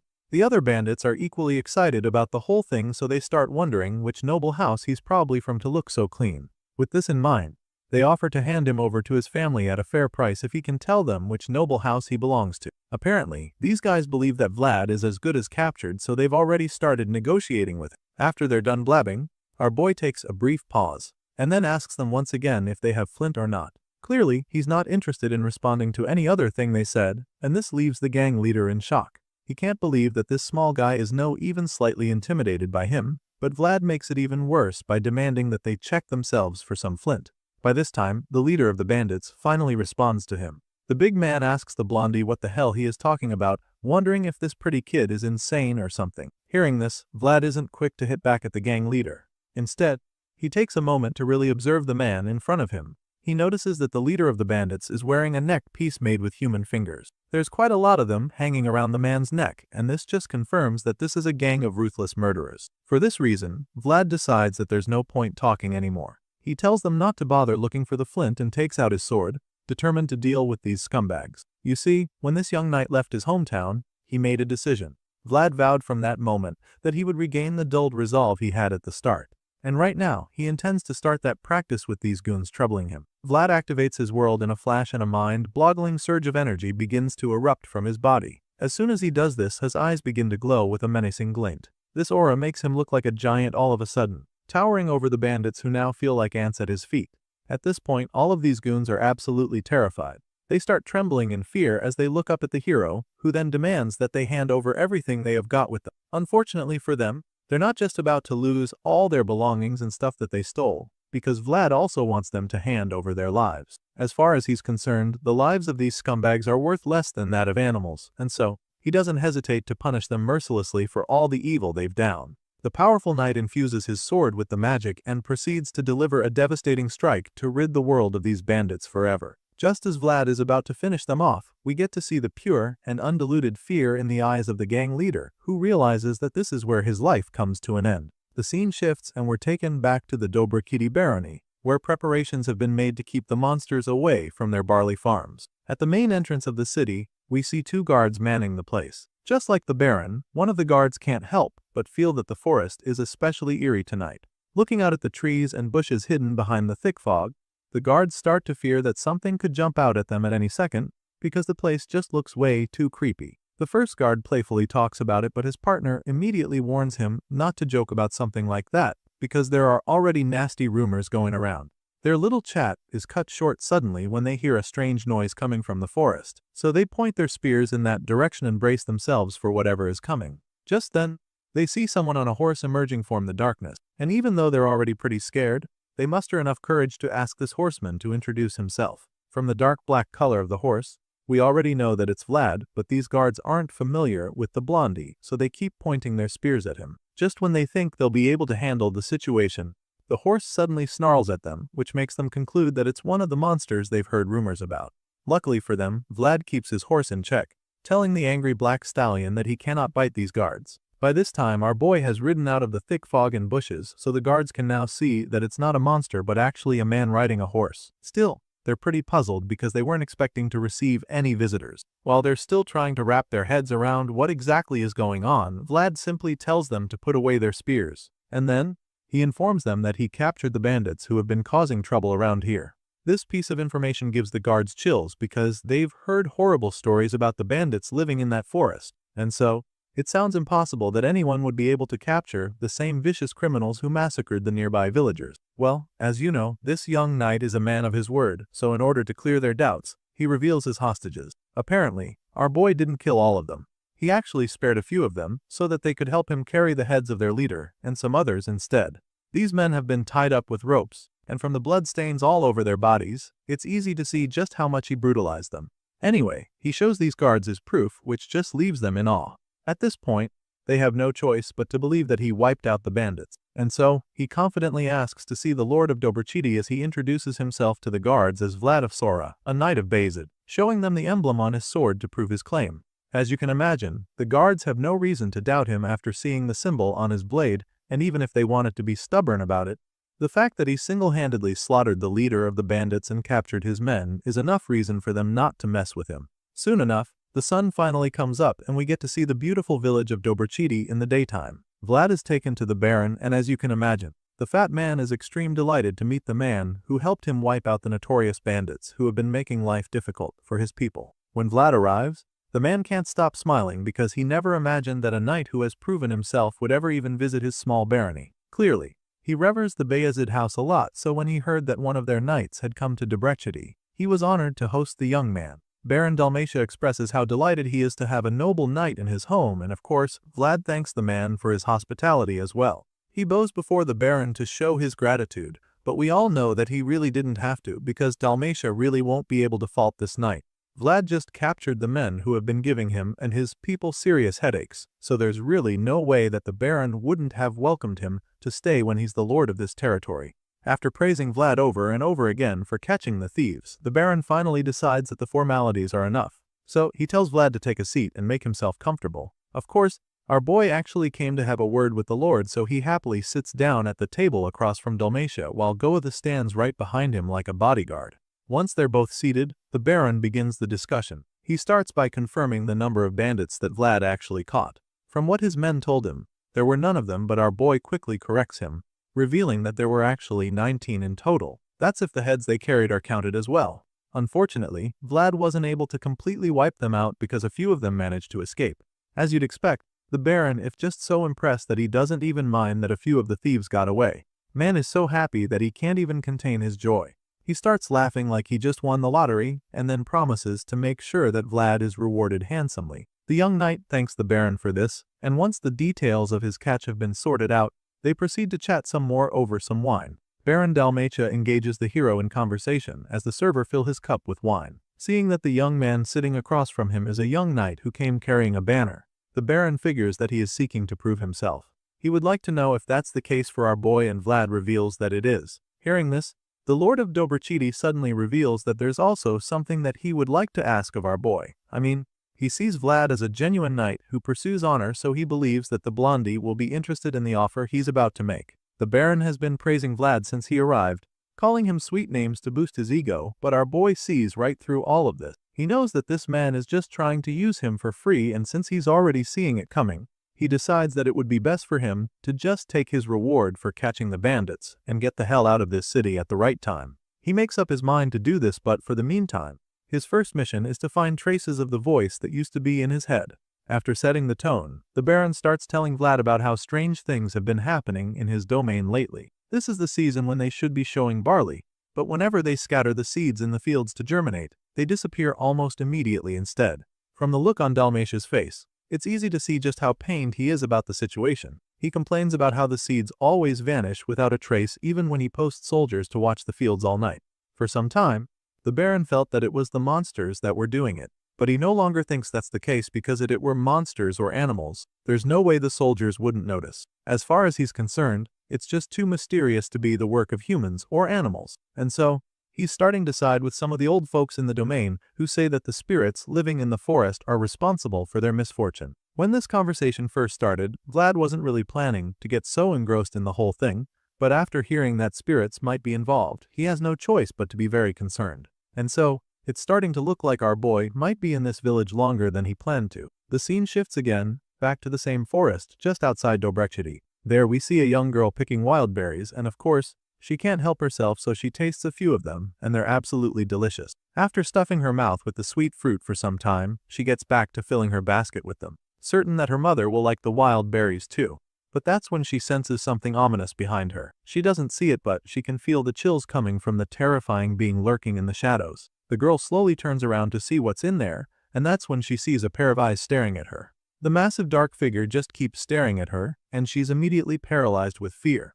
The Pope girl doesn't even think about running away. All she can do is cry, knowing that there's no escape, and just as the tears well up in her eyes, the beast comes at her. Her loud scream can be heard throughout the forest, but nothing can be done, and a few moments later, all that's left where she was standing is her scattered basket of berries and a large hole in the ground. Later that day, we catch up with our boy who is currently taking a tour of the community. As usual, Gothi is right next to him as they embark on this little assignment, and it's safe to say that they're immune disappointed by what they find after a short while. For starters, the place looks really underdeveloped with old buildings scattered all over the place. Merely looking at the place, Gothi concludes that the people of Dobrachiti are dead broke. He's convinced that they don't have any money, so he tells Vlad to forget about the bounty too. It doesn't even look like they have enough money to feed themselves, so even taking anything from them would just feel wrong. The squire makes his point to his knight, but Vlad is still pretty hopeful that things will work out. After all, the Baron did promise to reward them handsomely, and he wouldn't have made such a pledge if he knew that he couldn't afford it, but Gothi still doesn't buy it. Anyone can make a promise like that, and right now, this squire is almost certain that the Baron is full of shit. He's been around knives and crooks long enough to know when someone is not the type to pay, and so he insists that Lord Dalmatia is exactly that. Gothi is so sure about this that he already knows how everything is going to play out. When it's time to actually pay, he'll be busy making up excuses instead, and because of this, he's starting to regret not taking an advance. By the time the former mercenary is done making his point, Vlad simply informs him that it's his job to make sure that they get paid. He tells Goeth to figure it out, but the guy is just shocked to hear this, because this wasn't exactly part of their agreement before now. He's not sure what his blonde-haired friend is trying to say, so he expresses his confusion, and that's when Vlad decides to break it all down. He suddenly asks Goeth why he thinks that Sir Joseph keeps a knight who can't even use the sword around. He's referring to the fat knight Sir Vorden, who we've never seen holding a sword. I mean, any knight who can't fight is practically useless, but that's not how Sir Joseph sees it, and Vlad equally understands. He then asks Goeth if he knows what Sir Vorden's nickname is, and of course, the squire doesn't have any idea. The only thing that comes to his mind is Sugar Knight because of how much junk the man eats. Anyway, Vlad reveals that they call the fat man Sir Vorden the Swindler for a reason, but Goeth finds it hard to believe that the guy is actually capable of scamming anyone because of how clueless he looks. Well, this just proves Vlad's point even more because Vorden's face just plays to his favor. In any case, this one thing is the reason why Sir Joseph values the fat knight. Vlad reveals this to his short-haired friend, and then goes on to remind Goeth of how the young master said that everyone has their use. That being said, he assigns his squire to handle everything regarding their payment, whether it be the bounty or an advance. At this point, Goeth is no longer stunned by the idea, but he still seems a little surprised that Vlad wants him to be in charge of it. Apparently, the guy isn't confident that he'll do a good job, but Vlad has faith in him, and he doesn't hesitate to show it. He cheers Goeth on, encouraging the guy to go show that Baron that northern tongue of his that has been tempered by scams. At this point, the guy begins to feel a lot more confident, and a mischievous idea pops right into his head almost immediately. Later that night, the young swordsman form Sora makes his way out to the barley fields right next to the forest. The forest of Dobrachiti is old, and because of that, it has countless legends and strange tales. At the moment, our boy is on a stakeout with the soldiers of Dobrachiti, and they're waiting to finally catch whatever is responsible for the barley seeds going missing all the time. While they're waiting, the commander of the troops informs Vlad that a child actually went missing around there that morning. And of course, those who reported the incident confirmed that it took place in the forest. According to the people, a deep pit was dug beat a wild straw thicket, and of course, none of them could understand why. The soldier continues to give Vlad all the updates he can recall, but the swordsman is starting to get really pissed because the guy hasn't shut up since. He feels that the commander talks too much, and that's going to be a problem for him because the basics of ambush is about being discreet. The guy keeps blabbing, and this leaves our boy really disappointed. I mean, he gets that this man is not that experienced, but even as a knight of some tiny domain, this is just too poor of him. Vlad expects that the guy should at least have common sense, but I guess he doesn't know how stakeouts are supposed to work. The commander keeps talking about what a tragedy it must be for the girl's family, but our boy is no longer paying attention because he just sensed something bad coming their way. Apparently, the mother of the missing girl has been crying at the Lord's manor since morning, so he tells Vlad about this too, and after going around in circles, the man finally asks if our boy can help them find the child.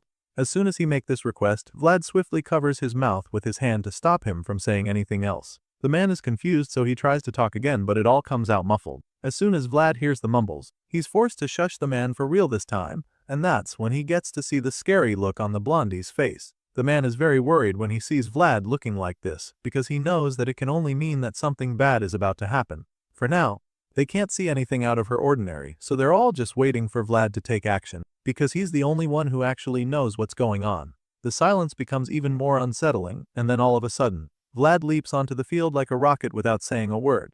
This commander still has no idea what's really going on, but he definitely wouldn't want to face any creature without Vlad, so he orders his men to follow the blonde swordsman. They all run after him, but then all of a sudden he stops in his tracks. The commander and his soldiers catch up to him shortly, and the man asks him what he's doing all of a sudden. That's when Vlad informs him that they've been robbed. The commander is taken aback when he hears this because it doesn't even sound possible. That's when he looks at the spot where they left their seeds as bait and realizes that there's nothing there. The seeds they scattered are gone without a trace, and just like that, they've been outsmarted by the same mysterious thing. The floor is so smooth and clear, almost like nothing was ever there. There's no footprints for them to follow or clue to investigate, but Vlad refuses to just give up. He comes up with an idea and asks the soldiers if they came with a shovel.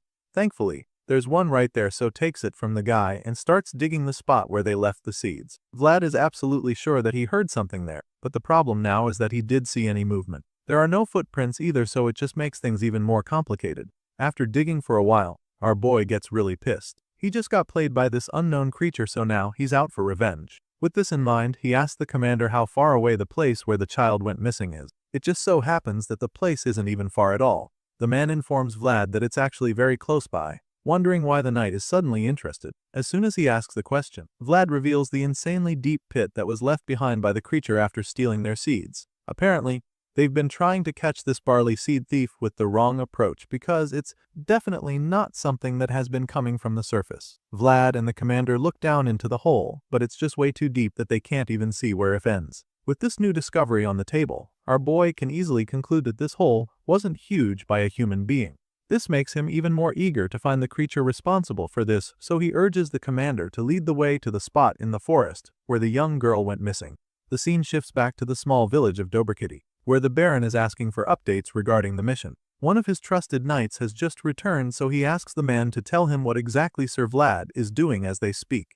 That's when the knight reveals that Vlad is currently gathering the village's elders. Apparently, they've returned from the place where the girl disappeared, but what really interests the Baron is the fact that Vlad is gathering the elders. He can't understand why the Bayezid knight would be doing that, so he asks his man if he knows why. This soldier isn't sure why either, but he believes that Vlad is trying to inquire about the past. He feels that the kid wants to learn more about the traditions that were passed down in Dobrikity. Hearing this, Baron Dalmatia starts hoping that those old folks in his domain won't start spouting some bizarre nonsense. He can't be sure that they won't, but his commander feels that they should have grown wiser with age. He's confident that the geezers in their village won't say anything that could be sued against them in front of an unknown knight, but the Baron doesn't think that he can trust them enough to handle themselves. Just thinking about this stresses the Baron out, especially since he is already wary of the young knight. He remembers that there was an emblem of San Rosina on Vlad's banner, and he knows that this means the boy has deep ties with the Vatican. For most barons, that would be good news, but not for Dalmatia.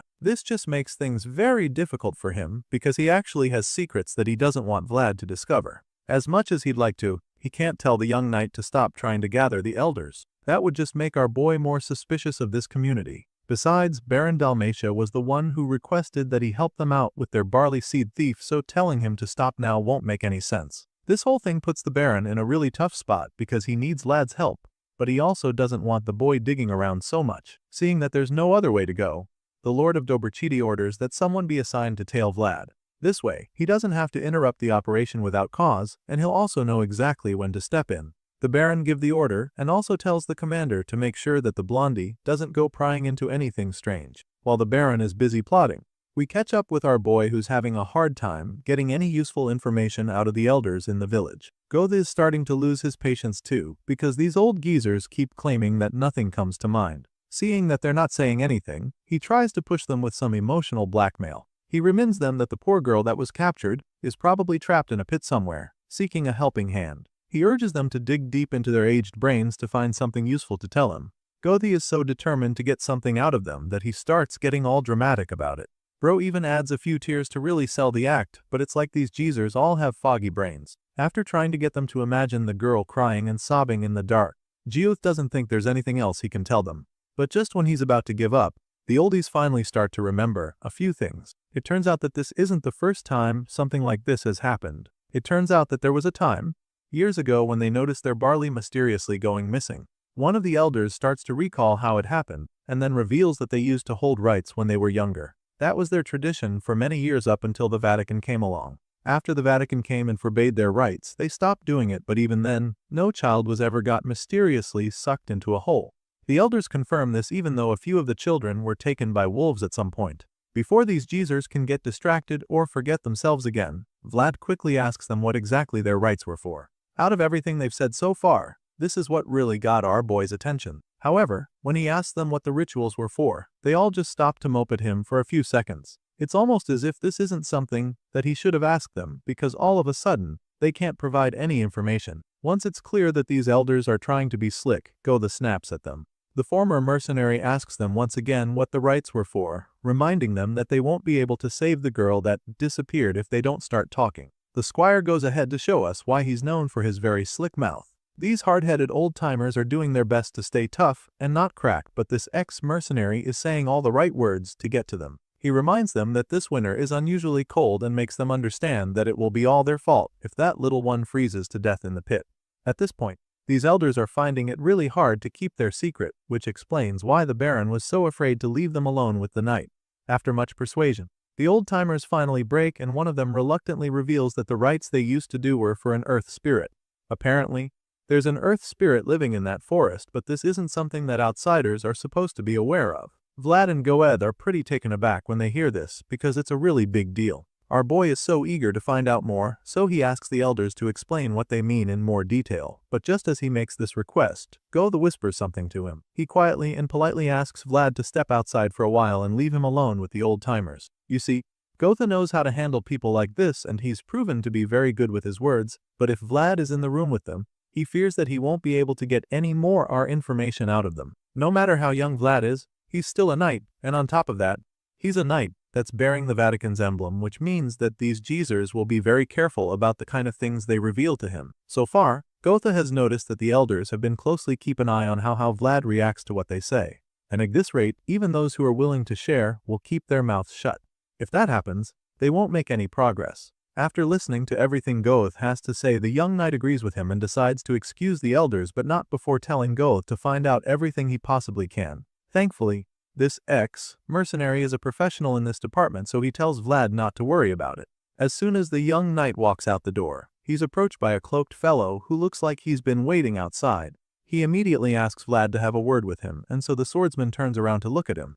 Before he can even respond, this stranger starts telling him how the rites aren't anything strange. Clearly, he's been eavesdropping on the discussion that he was having with the elders. Anyway, the knight simply informs the guy that he is aware of this, adding that its idolatry has been forbidden by the Vatican. He also makes this guy aware that if it's discovered, it could bring serious punishment upon the people of Dobrikiti. The blonde swordsman explains all of this with a really cold tone that leaves the stranger absolutely shaken. All of a sudden, the guy with the sharp mouth has a hard time constructing a proper sentence. He starts stuttering in fear in an attempt to explain himself and probably also make sure that the Knight of Bayezid isn't mad at him. Luckily for him, Vlad isn't pissed. He assures the stranger that he understands the situation. There are rules people have upheld for a very long time, so he can understand why it must be difficult for these people to let go of their tradition. As soon as she says this, the stranger calms down because at least the knight isn't angry. That being said, our boy quietly assures the guy that he's not going to say anything. In fact, it's as though he didn't even hear anything about Earth Spirit or rights at this meeting.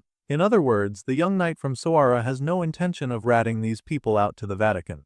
Reporting them to the Pope would put them in a lot of trouble, and he's already seen their condition. They don't have much, so sending the wrath of the Vatican down on them would be like a death sentence. With this in mind, Vlad swears to only focus on finding the missing child and the barley thief. He makes this very clear to this cloaked stranger, and since they've gotten that out of her way, he tells the guy that he can stop watching him now. Apparently, Vlad knew from the moment they met that this guy was the one assigned to keep tabs on him, so he expects that the spy will relay his vow clearly to Lord Dalmatia as well. Dealing with a sneaky earth spirit is already hard enough, so he doesn't need extra pressure from someone following him around. After Vlad clears the air, the spy starts apologizing for offending him and then thanks him for his consideration as well.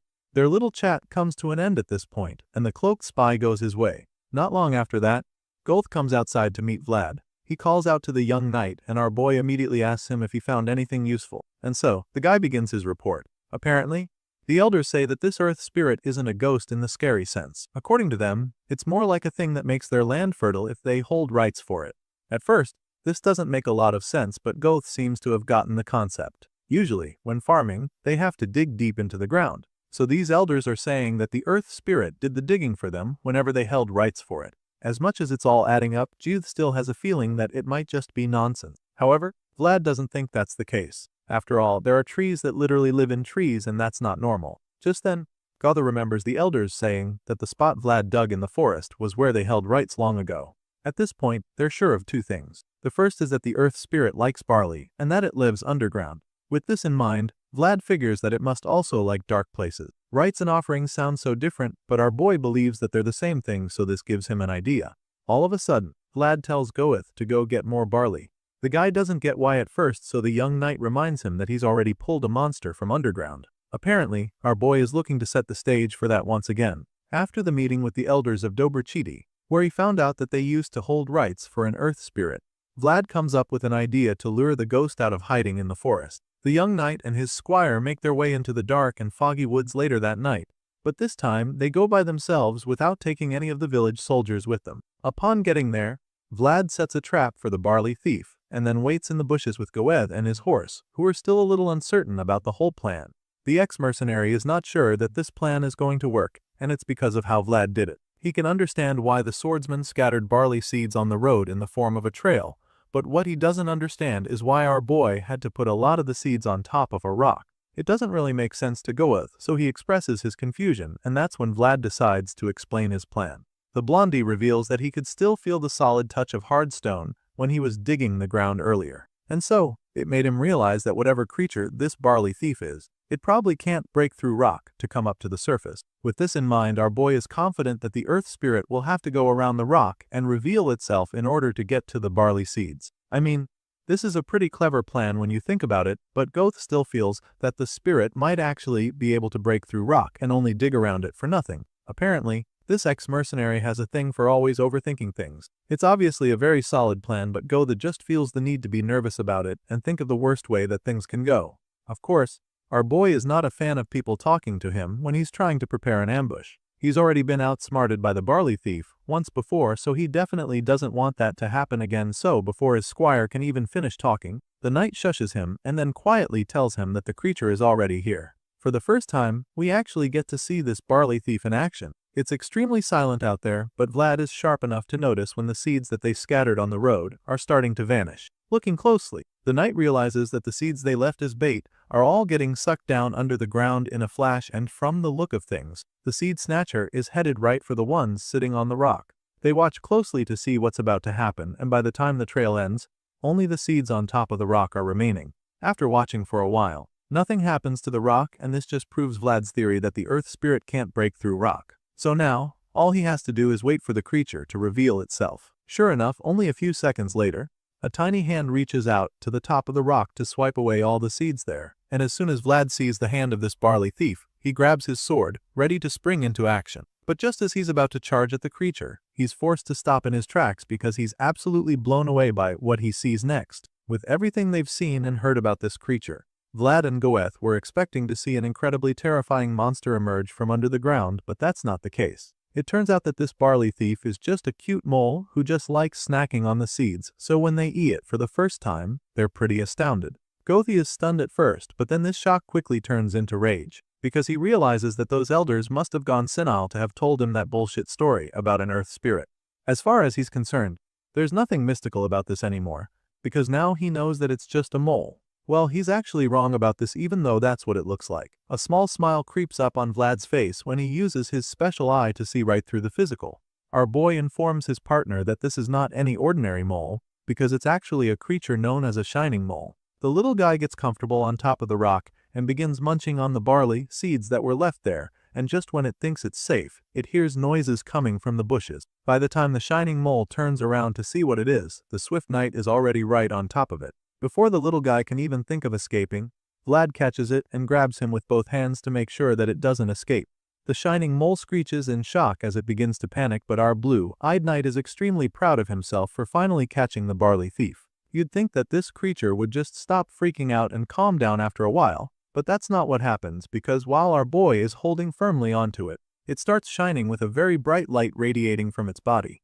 As you can imagine, Vlad has no idea what the hell is going on, but he can't just let go of the mole either, so he holds on to it, curiously waiting to see what happens. Meanwhile, Goth and the horse catch up with him shortly. They're eager to see if the knight was actually able to catch the barley thief, because he's been in one spot for a while, but just as they're about to get to him, something unbelievable happens. Vlad vanishes in a flash, like he just got sucked away into thin air, and so this leaves his squire absolutely horrified.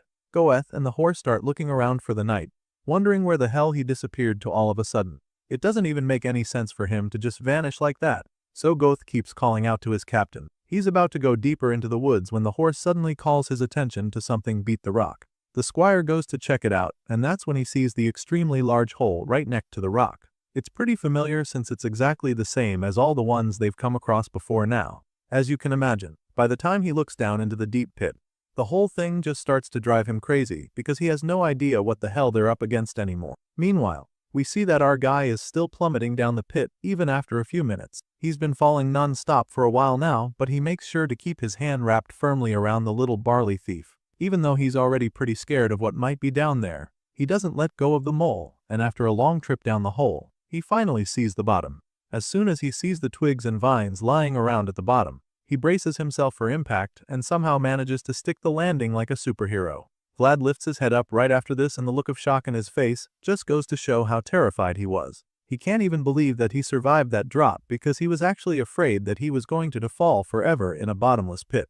That was probably even the scariest thing about the experience, knowing that it might never end. Anyway, now that he's down here in the Shining Mole's territory, he figures that it's time to take a look around. It does take him long to notice something in the distance like another path. At this point, this whole underground chamber begins to look like some kind of passage, which is pretty disturbing. He's not familiar with the place at all, so he starts freaking out and takes out his frustration on the little guy. He starts shaking the mole aggressively, asking why the hell it brought him down here. He shakes the mole around till it gets dizzy, and then continues to scold it for getting him into this mess. Seeing that this little guy can't even say anything or tell him where the hell he is, he figures that it would be wiser for him to get ready. Vlad clearly doesn't know what could be down in this underground lair, so he decides that it would be best for him to stay focused and prepared. With this in mind, he immediately activates his mana and infuses it into his sword.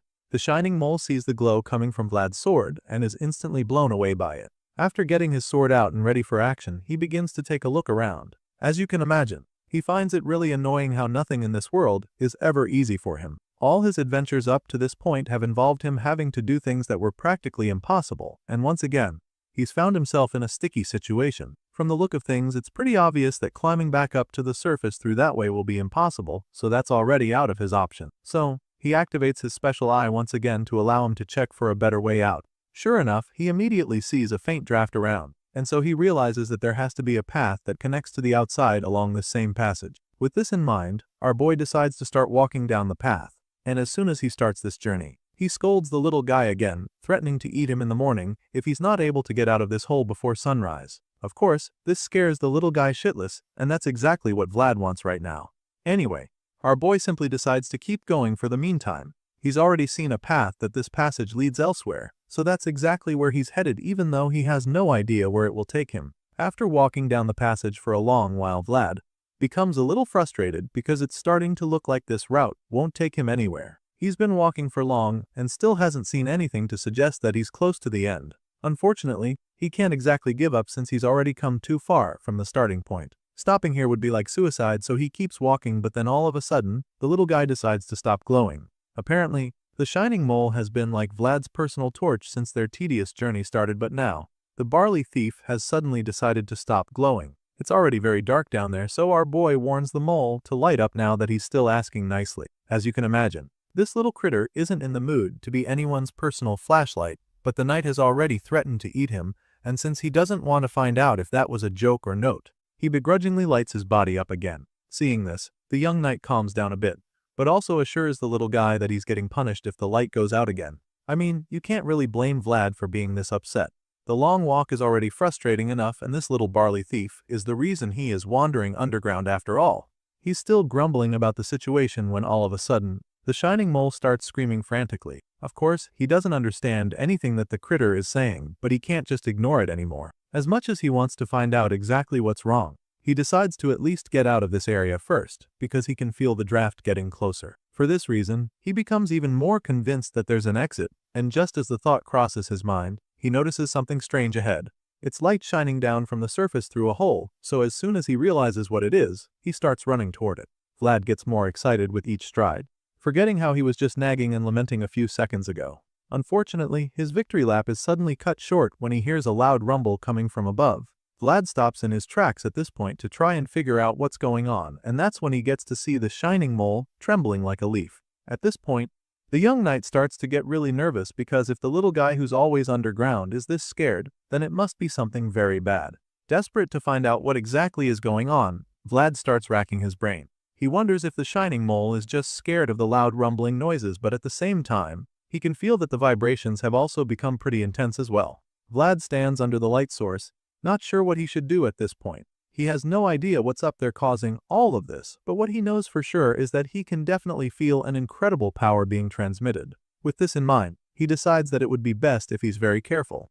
The vibrations make the whole thing even more scary, but this young knight has no intention of backing down. He's made it this far to what appears to be his way out, so he can't afford to go back now, because there might be something scary up there. He makes up his mind to climb up regardless, feeling that he'll know whatever is up there when he checks it out. The knight looks up into the hole and at first he doesn't see anything, so he quickly goes up the surface. He pokes his head out the shallow hole and takes a look around, hoping to find what was causing that loud noise and vibrations. That's when he sees the beast not too far away. From behind, it looks like some kind of mutated ogre, and judging by his aggression level, our boy can tell that he's not a friendly being. This beast is currently swinging his massive axe at the big tree not too far away, and this is probably what was causing all the rumbling that they felt underground. Our boy watches in horror as the beast chops away at the tree, and keeps getting more unsettled the longer he stares at it. Apparently, he's never seen something like this before because it's not the kind of monster you'd see in the north. Now he's not sure what to do. He doesn't know if he should go face the beast or wait for a better opportunity to attack. And while he's still pondering on this, the little barley thief starts freaking out again. The little guy is shaking and crashing out the way he was back when they were underground, so Vlad realizes that this monster must have been what the mole was so afraid of. Now that he knows this, it all starts to add up. The ogre is trying to chop down the massive tree with insane brute force, and this leaves the knight a little curious, so he activates his magical eye to see beyond the physical realm, and that when he discovers that this tree must be the origin of the spirit. In other words, this tree is the shining mole's home, which explains why the critter is so afraid. Usually, if it doesn't concern Vlad, he doesn't get himself involved with it, but this time around, he's willing to make an exception. He feels that he has to stop this ferocious beast from cutting down the tree, so he comes up with an idea. Our boy can see just how scared the mole is, and since it probably won't be very helpful in a fight, he just tells the little guy to go hide and wait for him. For the first time since they met, Vlad finally lets go of the shining mole so it can go hide, and then grabs his sword to go and face the monster. The young knight knows that such a brutal beast is kind that you'd go after without a strategy, so he decides to sneak up on it from behind. Taking on this beast head on would be a very dangerous mission, so he's hoping to take it out with one powerful blow if he can. You see, the secret to a one-strike kill is an unexpected attack, so he intends to really take advantage of the element of surprise. Our boy crouches down to avoid getting spotted and then slowly closes the gap between them, and keeps crawling closer till he gets the perfect opening to strike. By this time, the ogre is still way too busy chopping away at the tree to notice it, so once Vlad is close enough, he leaps into the air to deliver the powerful strike. Once he's in the air, his sword is already brimming with energy, showing just how much power he's pumped into it, but then, the beast senses his presence and turns around. However, it's already too late to block the attack or even try to dodge it. And so, Vlad manages to land a really clean slash that draws blood from the beast. For most monsters, such a direct and powerful strike would be enough to do the job, so Vlad is really hoping that he won't need to swing his blade a second time. Vlad's blow to the neck was so powerful that it should have taken the ogre's head right off its shoulders, but for some reason, it wasn't enough, and so now, he finds himself coming face to face with a very angry spirit wielding an axe and ready to destroy him. And apparently, it just so happens that this isn't his first running with a spirit like this. While our boy is forced to deal with a very angry and missive beast of an opponent, the scene shifts and we catch up with his squire and horse, who are still at the first hole where he disappeared. Gotha desperately calls out for his captain over and over, but there's no response, but he refuses to give up. He keeps calling out for Vlad to answer, hoping that the young knight would even say something back to him to confirm that he's still alive, but I guess this former mercenary has no idea just how deep this pit is. After yelling in vain for a really long time, the squire finally realizes that it's all futile. He's starting to get really frustrated now because he's not even sure whether he should wait there or go back to call for help. The whole situation is driving him nuts, especially since he's already pretty afraid of what else might be lurking in the woods. Gotha contemplates going down into the hole for a second, but immediately realizes what a bad idea it is. For starters, he doesn't even know how deep the pit is, so going down would be like a suicide mission. Besides, this might turn out to be a situation where he'll have to pull Vlad out of the hole, and if that happens, then he has no choice but to stay on the surface. The squire starts crashing out once again as he racks his brain trying to make the right decision. While he's sitting there, the horse suddenly starts walking away from the hole toward the bushes at the back, almost like it just heard something. As for Goeth, he's still thinking of whether it would be better for him to go back to the village so he can borrow a rope. And then, he's suddenly drawn out of his thoughts when he notices that the stallion is no longer standing next to him. He looks back with confusion laced all over his face, so he calls Noir, wondering where he's going. However, despite his efforts, the horse just ignores him and keeps walking into the bushes. It's at this point that he starts to hear the same noise that Noir is following. All of a sudden, the ex-mercenary starts to recall the discussion he had with the elders of Dobrikity. He remembers them telling him how they heard strange cries coming from the forest. But according to them, those cries weren't from a human or a beast, and they sounded so sure about this. Thinking back to that meeting now that he's heard the eerie sounds as well, the squire suddenly realizes that this might be what the elders meant. With this in mind, Gotha starts to feel a lot more nervous, especially since Noir is casually walking away from him. He tries calling the horse, but it didn't listen, so now he has a tough choice to make. He can either stay by the hole and wait for Vlad to answer him, or he can follow the stallion to find out what is causing those mysterious cries. Our boy struggles mentally with the situation, trying to make the right call. There's obviously no time to dwell on the thought, so he decides to just trust and follow the horse. After all, it's the spirit the barbarians used to revere, so he doesn't think it should be such a bad idea to go there. Gotha quickly runs into the woods as well to catch up with Noir, who's already way ahead of him. I mean, even though he doesn't want to go, he wouldn't want the horse to just disappear and leave him all by himself in the dark and scary forest. Meanwhile, back on the other side of the forest, we catch up with the young knight who is still currently up against the insanely powerful spirit. This gigantic beast with the axe is doing absolutely everything it can to smash the Bayezid knight, but of course, this isn't the first time our boy is facing a very strong opponent, so he knows exactly how to handle himself. The spirit goes in for the kill with a really mean strike, but Vlad swiftly dodges the attack. He jumps out of the way before he can get hit, and then instantly goes in for the guy to attack with his mighty sword.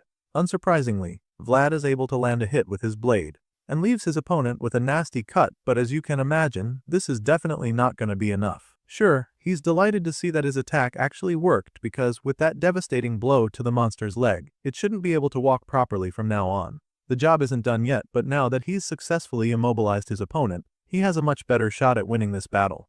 Unfortunately, despite his last hit, the fight doesn't get any easier. The beast keeps launching attacks at him like it didn't just take any damage, and by the time Vlad realizes this, he finds himself at the other end of a brutal counter-attack. The overpowered spirit unleashes an unbelievable aura blast on the young knight, and before he can even do anything about it, he takes a nasty hit that sends him absolutely flying. Thankfully, it's not something that he can't take, so he is able to stay on his feet, using his sword as an anchor. After surviving such a strike, Vlad takes a second to catch his breath. From what he just saw, he knows that the attack was steeped in a strange evil aura, and this is the same kind of dark magic that he encountered when he faced the Headless Knight not too long ago. He still recognizes the evil aura that the bastard used against him. After landing that devastating blow on the young knight, the beast casually reaches down to his severed head and places it right on top of his shoulders like nothing ever happened. The dark magic glues the head back on in a flash, and when Vlad sees this, he realizes that his current opponent also has the power of immortality. Clearly, this big ogre has no intention of making the fight easy for the young knight, and once this becomes obvious, our boy tightens the grip on his sword and braces himself for another round of this slugfest.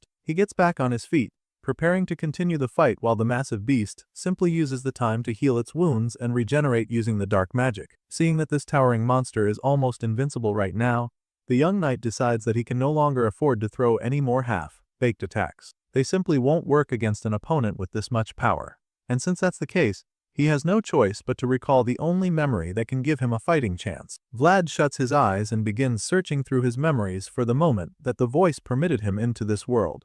It's definitely quite risky for him to be doing this right in front of the overpowered beast, since it leaves him exposed to another attack. But then again, it's something that he simply has to do right now, because if he goes back into the fight without the answers he's looking for, it's likely going to be game over for him. The young knight channels all his focus into his search for this specific memory. Vlad believes that the only way to have a fighting chance against this opponent is by tapping into that sensation he felt when their worlds touched for the first time. And so, our boy continues to dig deep until he finally starts to find traces of this memory. He pulls at the cracks, and this is what finally allows him to tap into the divine power that he needs to fight this beast. Vlad immediately starts running toward the beast with his supercharged sword in hand, and when the giant ogre realizes what's going on, he attempts to counter the young knight's strike. The beast takes a big swing of his axe and aims right for Vlad's head with the intention of taking him out with one blow. But of course, our boy is sharp enough to see this coming, so just when the blade of the axe is about to hit him in the head, he ducks in a flash to evade it. And in that same split second, he's able to land a nasty strike of his own. This time around, it's a deadly slash to the monster's side, and as you can imagine, there's quite a lot of blood gushing all over the place. Vlad is so fast with this attack that he works extra hard to stop himself from slipping. Our boy manages to stay on his feet despite moving at lightning speed, and as soon as he sees the damage from his first strike, he's motivated to go back for more. Seeing that he was able to draw that much blood with a single slash, Vlad decides to charge in again with the same blistering speed and then rapidly unleashes a myriad of sword attacks on his opponent before the big guy can even realize what's going on. Unlike before, the young knight is now so much faster than the beast, which allows him to overwhelm the monster with a barrage of sword slashes. After going at it for a while, it's pretty obvious that the ogre is having a very hard time keeping up with him, and since he's finally getting the upper hand in this clash, he decides to keep cutting the monster down until it is dead. With this enhanced power, Vlad starts to feel like he's untouchable, so he goes in for the kill, attacking ruthlessly with nothing but murderous intent. Vlad continues to land hit after hit on the beast, and with every strike, he manages to draw more blood than the last. Even though this creature is supposed to have the power of immortality, Vlad is doing so much damage in such a short time that it's practically impossible for any regenerations to take place. The young knight's onslaught goes on for a while, as he sprays monster blood all over the forest, and by the time he finally decides to take a break, the beast looks like it's just been thrown into a blender. There's nasty cuts all over the ogre's body, and there's barely any part that isn't bleeding seriously. Clearly, our boy has done a great deal of damage, and you'd think that this would be enough to finally knock down this giant orc, but for some reason, what we see is the exact opposite. Rather than collapsing to the floor in pain and exhaustion, this mighty axed ogre just starts attacking the hero as soon as he gets the chance. It's still moving with the same pace it did at the start of the fight, so it's almost like everything that Vlad just did was for nothing. This beast of dark magic looks like it's not even affected at all by anything that our boy threw at him, so when Vlad realizes this, he's pretty taken aback.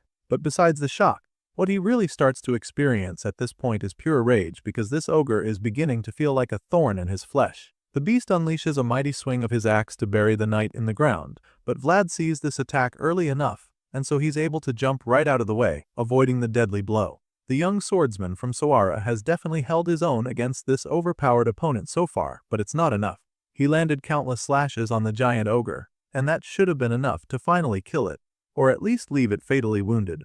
But that didn't work out as planned, so now he's forced to come up with something else. Our boy has managed to create some space between himself and his opponent, so he's finally able to catch his breath. The young knight, drenched in sweat, panting and gasping for air, on one side, while the terrifying monster casually waits for him on the other side.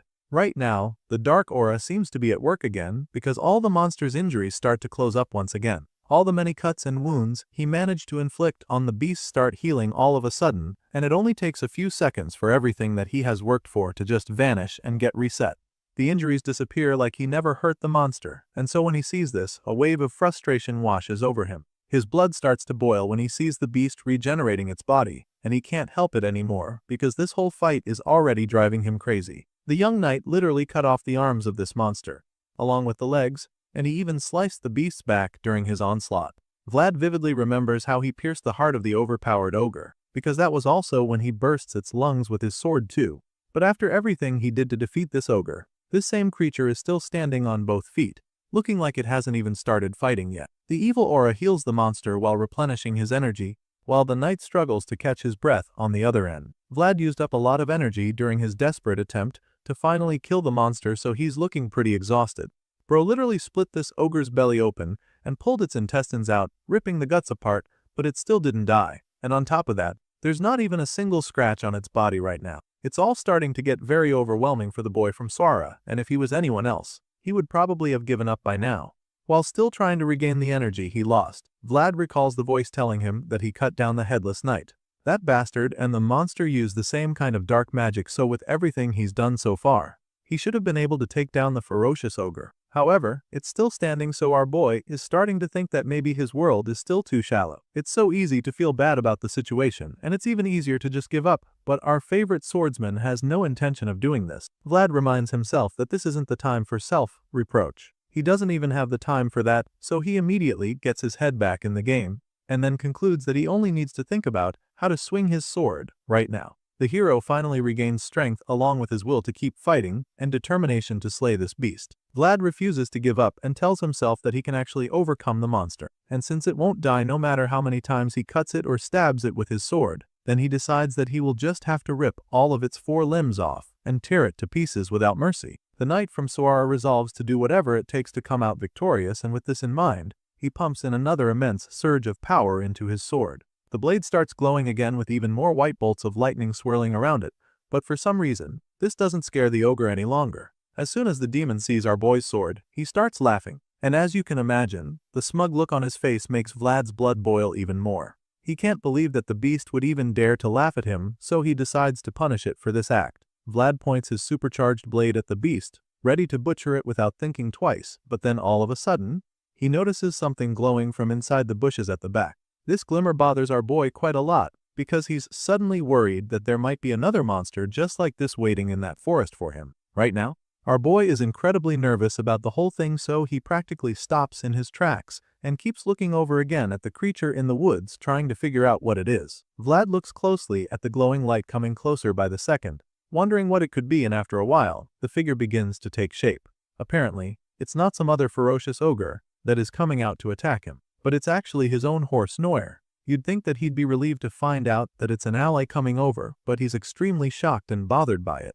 This horse with the glowing horn on its forehead is currently charging at the monster, so the young knight begins to panic even more since he now has to look after the stallion as well. After the same time, the terrifying beast also spots Noir and immediately gets some very dangerous ideas. Before our boy can even do anything to interfere with the situation, his insanely fast stallion bursts onto the scene like a lightning bolt and delivers a powerful blow to the beast. Just when it looks like the ogre is about to take Noir out, the horse slashes it in the side with that sharp glowing horn on its head. Surprisingly, this hit leaves the ogre pretty wounded, and the monster is kind of surprised about it. Noir's attack was so quick that the big guy didn't even know how to stop him, and on top of that, the beast is now badly hurt from the look of things. Anyway, this powerful headbutt from the son of the grasslands sends the ugly creature flying through the air, right before crashing in the woods, like an asteroid. As soon as the ogre is knocked down, Noir starts neighing in excitement, feeling really good about that attack, and of course, the young knight is equally very delighted to see his friend. Vlad can't even contain his joy when he sees Noir, so he starts laughing as he runs toward the horse. Besides being very impressed by that attack, the blondie is also pretty curious as to how his horse even managed to locate him so quickly. Anyway, after seeing that insane clash with the monster, he immediately starts checking Noir's body for injuries. Our boy really hopes that his horse hasn't been hurt anywhere, and so he proceeds to inspect. His little reunion with his buddy is quickly interrupted, but this isn't even much of a surprise, because this beast has proven to be one extremely tough nut to crack. He turns toward the annoying monster as it slowly emerges from the dark woods again. By this time, Vlad has already prepared himself mentally for another round of relentless battle, and at least, he's got backup now. He is no longer as overwhelmed as he was before. But in a shocking twist, he suddenly notices something strange going on with the giant ogre. Rather than bursting out of the woods, the monster slowly lurks in the dark, and after taking a closer look, our boy realizes that this beast is still badly injured. The ogre is still bleeding profusely, and hasn't been able to heal its wounds, even after a while, which leaves the swordsman pretty baffled. The massive slash in his side is still bleeding seriously, and since the son of the grasslands was the one who delivered that blow, the young knight realizes that Noir's power might be the only weapon he can successfully use against this opponent. Vlad has been throwing all kinds of attacks at this ferocious demon, but they were all futile up until now. Our boy can't be sure if this is the case, so he just waits patiently beside his horse, eager to see what exactly the ogre does next. Eventually, the beast emerges from the darkness completely, and that's when he's finally able to confirm his theory. Unlike before, he can literally see the fear in the monster's eyes now that its wounds aren't closing up. The brute is even reluctant to attack him, so he just starts smiling because he's now sure that he has the upper hand. For the first time in this fight, the beast now has its guard up because it knows that it can get badly hurt now. As you can imagine, the moment Vlad discovers that this is the situation, he's more motivated than ever to go in and finish the job. So, while the beast is nursing its wounds, he leaps onto Nora's back, excited to go and end this fight once and for all. Vlad activates his aura in a flash and his eye begins to glow with power again. You can literally see the look of certainty on his face. And so, he charges at the injured beast, knowing that the fight is as good as won. You see, this sudden turn of events just makes the young knight from Sora realizes that it doesn't matter how shiny one's possession is, because if they don't have the strength to protect it, then it would surely be taken away. In this context, he's referring to that big tree that the ogre was trying to cut down. That tree is the home of the earth spirit, but the little guy wasn't able to protect it, and if it wasn't for this star-embracing swordsman, the shining mole would have lost it. In essence, Vlad's takeaway from this whole mission so far is that the world is full of people who sit at the top through the tears of those that they've stolen from, and just thinking about this makes him want to decimate the ugly motherfucker even more. Despite being badly injured, the ogre still roars at him, but with his glowing eye, he's already seen how all of this is going to end. With everything that has experienced in this small northern community of Dobrachiti, our boy finally understands that raising a sword in place of those who have no way to protect themselves is what the Swordmaster's Code refers to as a knight. With this in mind, Vlad rides his powerful horse into battle against this beast one last time. Unlike before, he now has the secret weapon to take down the massive monster for good, so he's confident that this is what will secure his victory and allow him to prove himself to the people of Dobrachiti as a true and noble knight. The brave knight charges at the monster with the axe using his new trump card. Now that he knows that Noir's glowing horn can actually hurt the beast irreversibly, he's extremely looking forward to landing another insane attack on it. With blistering speed, he closes the gap between himself and the beast, but this relentless monster refuses to give up either. Sure, the creature is now more careful with its fighting style, but it doesn't exactly back down, so when Noir gets close enough, the beast also unleashes a powerful blow.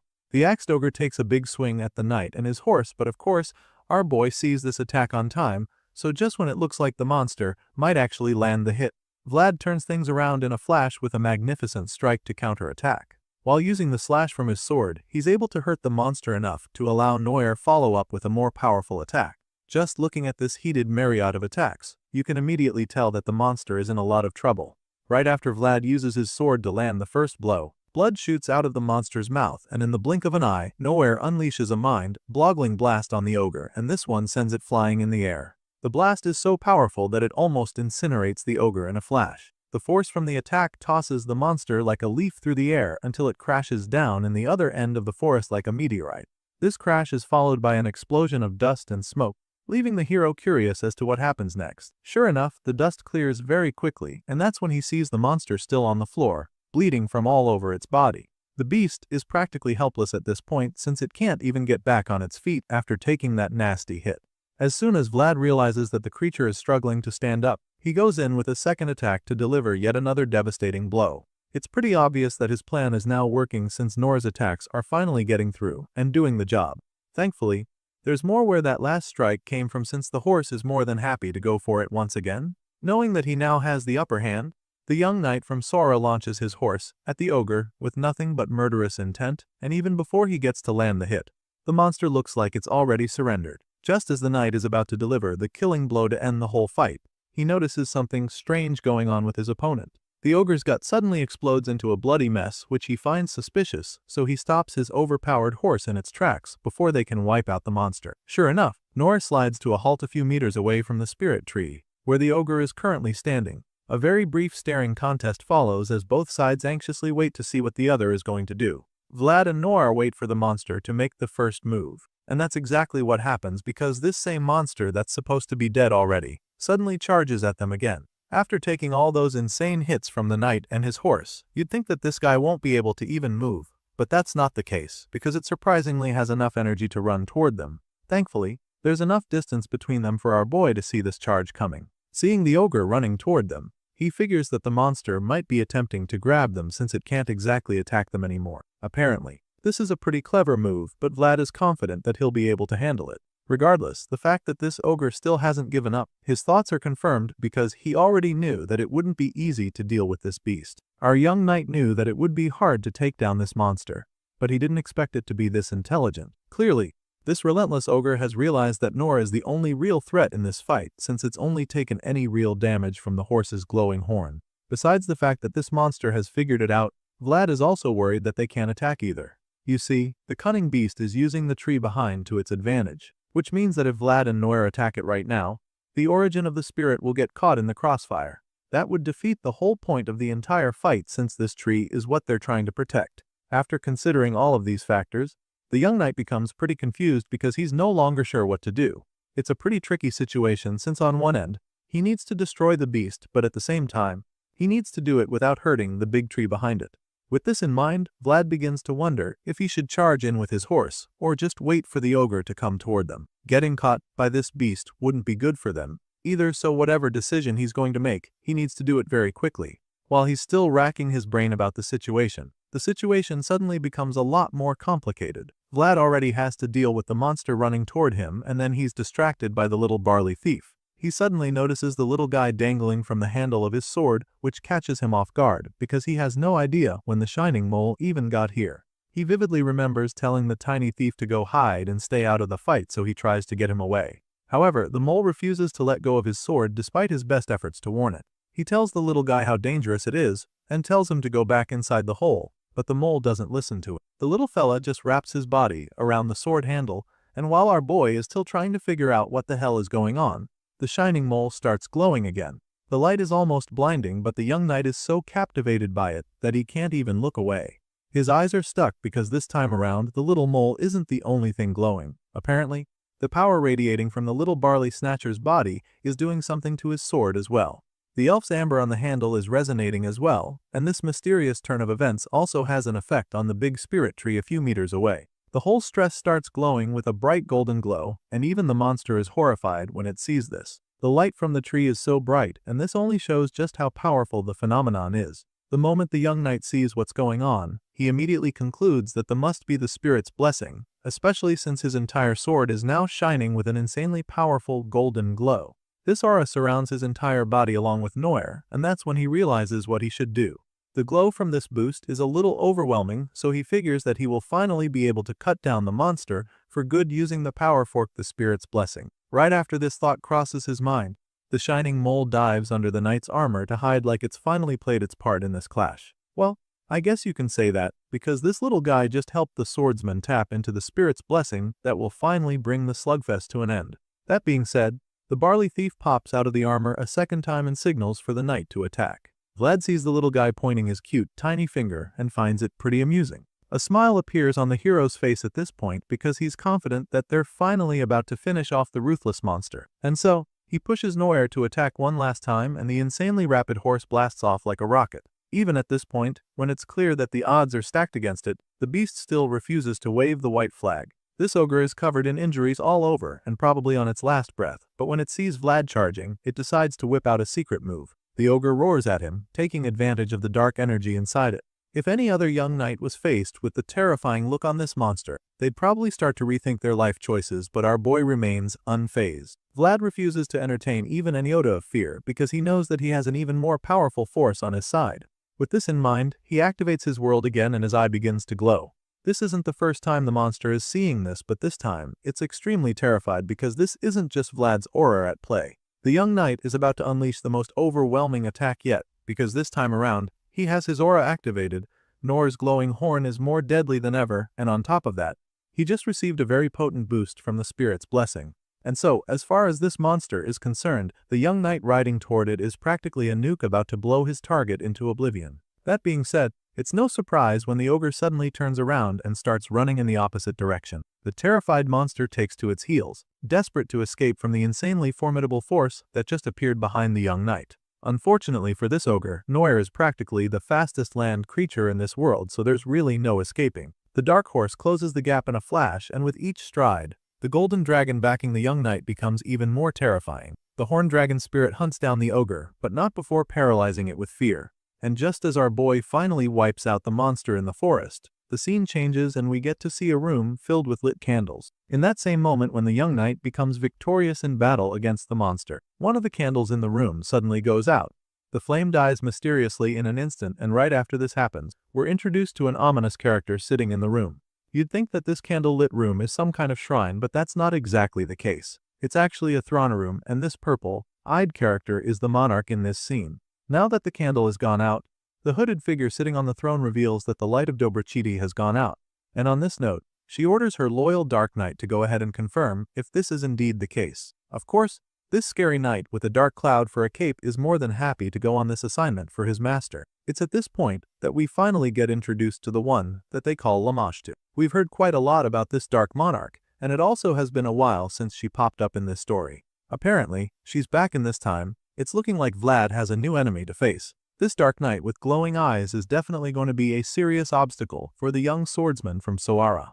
After sending her Dark Knight on the mission to the land of Dobrachidi, Lamashtu proceeds to ponder on the situation. She's clearly curious as to what could make the light of Dobrachidi suddenly go out. This powerful character has obviously never faced a situation like this, but she has a good idea what could have caused it. You see, only a soul that has surpassed its limits can break her curse, so it's really puzzling how Dobrachidi suddenly slipped away from her, because she knows that the backwater domain doesn't have any body on that level living with. The last time she checked, that region didn't have a knight that caused problems for her, so she can't help but wonder who it could be that has the power to free that place from her control. Just as this thought crosses her mind, we get to see our boy back in the forest with his glowing sword in hand as he stands victorious over the monster he just destroyed. Just imagine how furious the Dark Priestess would be after finding out that she just lost the domain of Dobrachidi to a teenager who was raised in the back alleys of Sara. The scene shifts all of a sudden from that battlefield to another part of the dark forest where we see another big tree in the middle of the woods. At first glance, it looks like an ordinary tree, but on the other side, we get to see the big hole in it where a little girl is hiding. Clearly, this terrified child is the girl that suddenly went missing in the woods while she was picking berries. She's still very afraid, but her quiet sobs are suddenly interrupted when she hears voices getting louder. Apparently, these people heading toward the tree are Vlad and Goliath. They're looking for the girl, but the ex-mercenary is doubtful that they're headed in the right direction. However, the young knight is convinced that they're on the right track because the shining mole is the one leading the way. When the little girl hears these voices and realizes what they're talking about, her face lights up because she knows that these people came to look for her. She's about to crawl out of the hole and call out to them, but she immediately rethinks this decision. She doesn't exactly recognize these voices coming her way, so she's afraid that it might actually be bandits searching for her and not the villagers. As soon as this thought crosses her mind, she goes back into hiding. Getting caught by bandits now would pretty much a death sentence for her, so she chooses to stay hidden a little longer. On top of that, she recalls seeing that terrifying creature in the woods earlier, so she's afraid that the beast might still be around. If that's the case, it really wouldn't matter if those people are villagers, because the beast would just tear all of them apart. The little girl retreats deeper into the tree hole as fear grips her. As if she wasn't already scared enough, the footsteps start to get louder as these strangers get closer to her. Right now, she still doesn't know that it's a knight coming her way, so she becomes even more terrified. The poor girl covers her mouth so that she doesn't make a sound that gives her hiding spot away, with the footsteps getting even louder. The girl already knows that she's cooked because there's no way she can escape now, and just when the anxiety is at the peak, the blue-eyed blondie crouches down to peek into the tree hole. With a playful smile on his face, he informs the little girl that her cover has been blown, and since she has no idea who he is, she bursts into tears again. Despite the friendly look on Vlad's face, this little girl is so afraid of him. She lets out a loud scream that almost defeats the young knight and his crew. At this point, the blondie is absolutely stunned because he has no idea what to do now. Gwathi and the horse are equally bemused now too, since they're not exactly experts when it comes to dealing with screaming little kids. Just when it looks like there's no way to calm the little girl down, she suddenly stops crying when she sees the shining mole. Apparently, these two have met before, so when she sees the little guy again, she's taken aback. Turns out the barley seed thief was the one who saved her from the monster earlier. Now, he's tracked her down a second time, and he even came with some of the berries she picked, knowing that she must be starving. As soon as the girl sees this, her heart melts and tears of joy run down her cheeks, because now she knows that she is safe. At this point, the young knight stretches his hand out to her, offering to help her out of the tree hole so that they can take her back home. As you can imagine, the girl runs out of her hiding place to embrace the young knight, who equally comforts her. I mean, the poor kid must be home through hell the past few days when she was lost in the forest, so this hug is a much-needed comfort for her.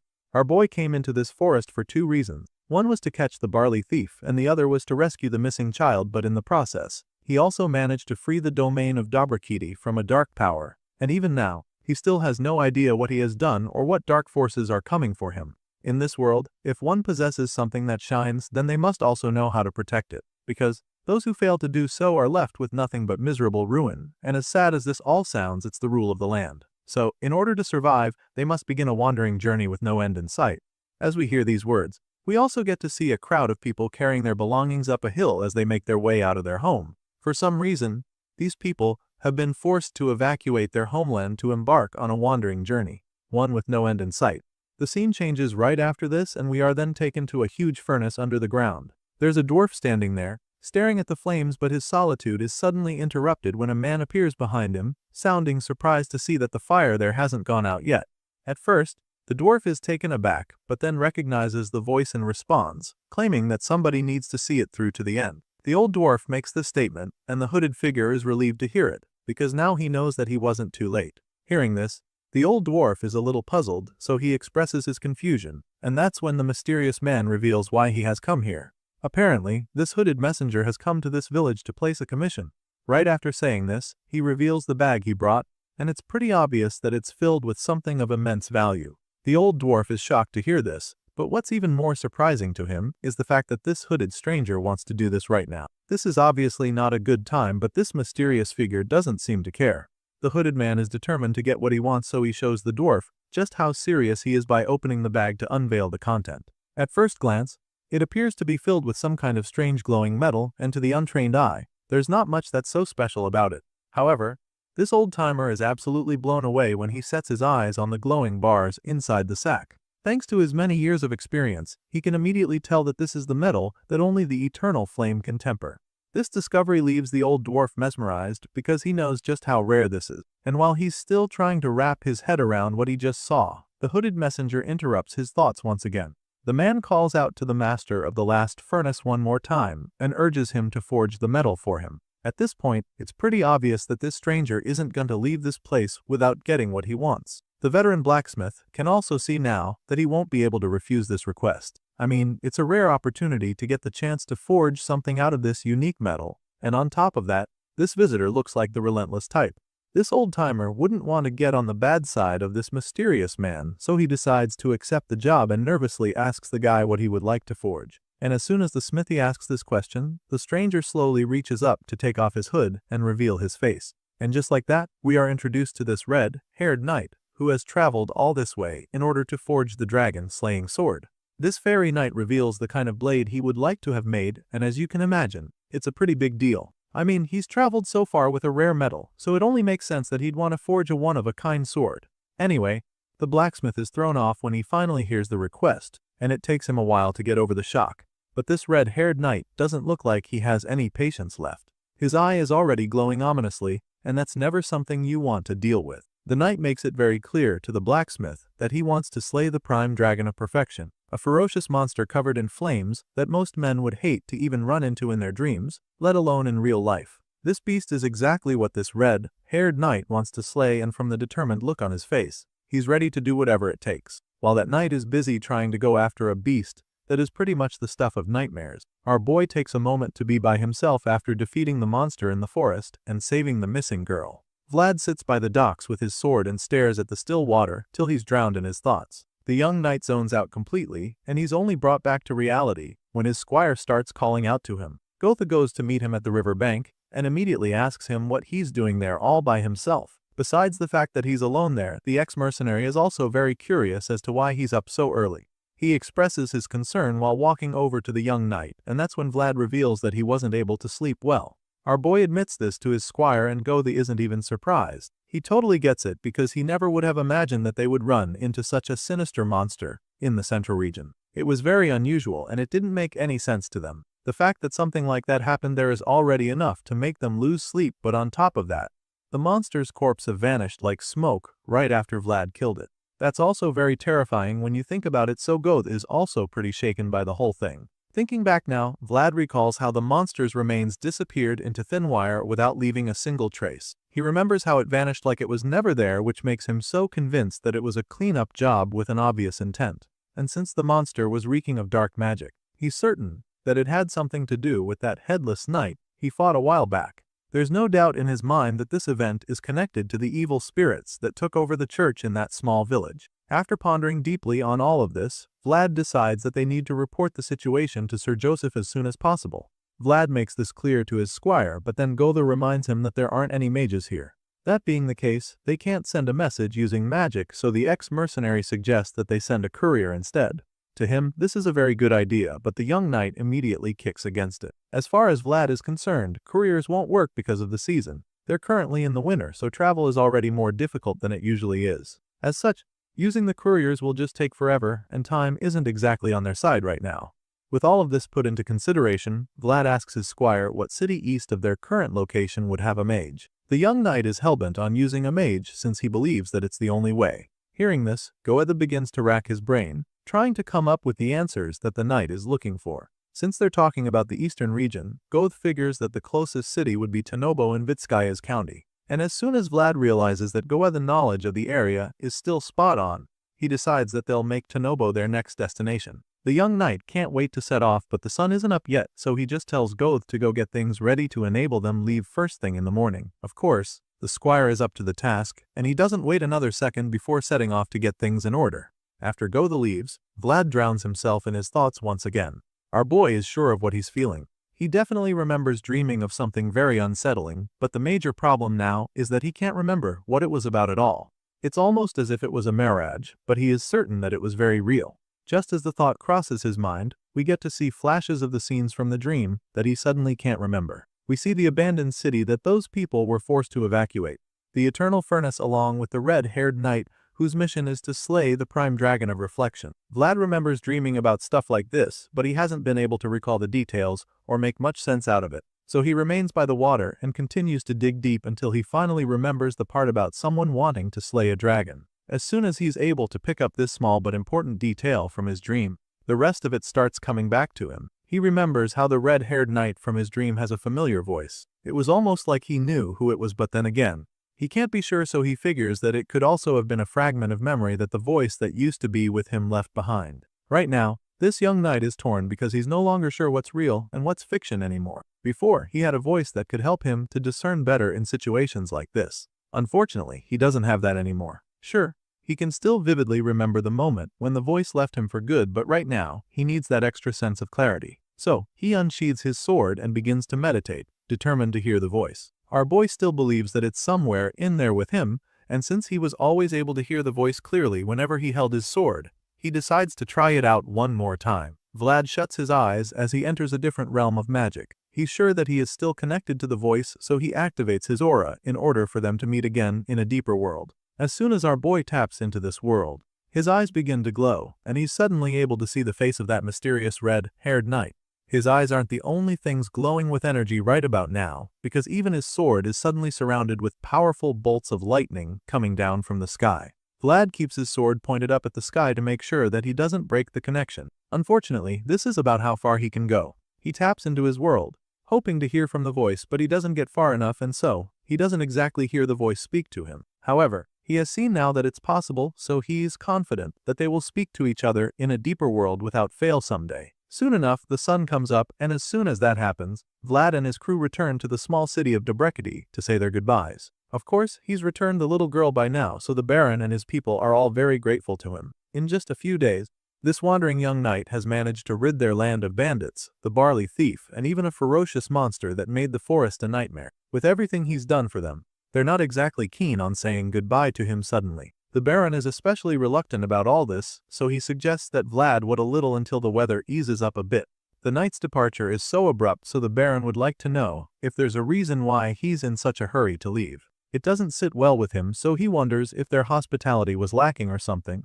But the young knight simply assures him that he's not leaving because of that. He makes it clear to the Baron that him leaving has nothing to do with their hospitality, explaining that it's simply time for him to continue his journey since he has done what he came to do. Hearing this, Baron Dalmatia realizes that there's no way he can make the blondie stay any longer. Vlad has made up his mind, which he's not happy about since he was hoping to squeeze a bit more out of the noble knight before letting him go. After all, he actually ended up paying for the knight's services even though that wasn't part of his original plan. This stingy Baron initially wanted to make sure that Vlad did everything for free, but Goethe was one step ahead of him. Apparently, the ex-mercenary still has a very slick tongue, so he successfully got a decent pay from the greedy Baron, and he's not shy to rub it in the fat man's face. Anyway, Baron Dalmatia finally accepts the defeat.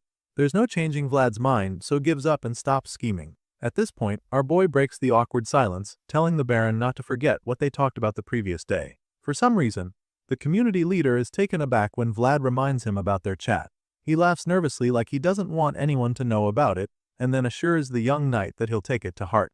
Apparently, their discussion involved Vlad telling the Baron not to burn the forest to expand the barley fields. Our boy also warned him not to cut down trees carelessly anymore. Right now, the Baron is claiming that he will take the advice, but you can already tell that he might not be planning to keep the promise. Regardless, our boy does his part by telling him. Vlad even encourages him to offer small tributes to the forest from time to time. The knight knows that the fat man might not listen to him, so he informs him that he felt the will of God flowing through the forest last night. As you can imagine, this leaves the Baron shaken because now he knows that disobeying the knight would risk him upsetting God. While Dalmatia is still shaking regarding what he just heard, our boy stretches out his hand to the man. In his palm, there's a gold coin and he hands it over to the Baron, claiming that it's a tribute he's offering to God, who blessed his victory. Of course, this is just another surprise for the Baron, who realizes what Vlad is doing. He stares at the gold coin, and it becomes clear to him that the blondie isn't taking this as idolatry towards spirits, but as a prayer to God.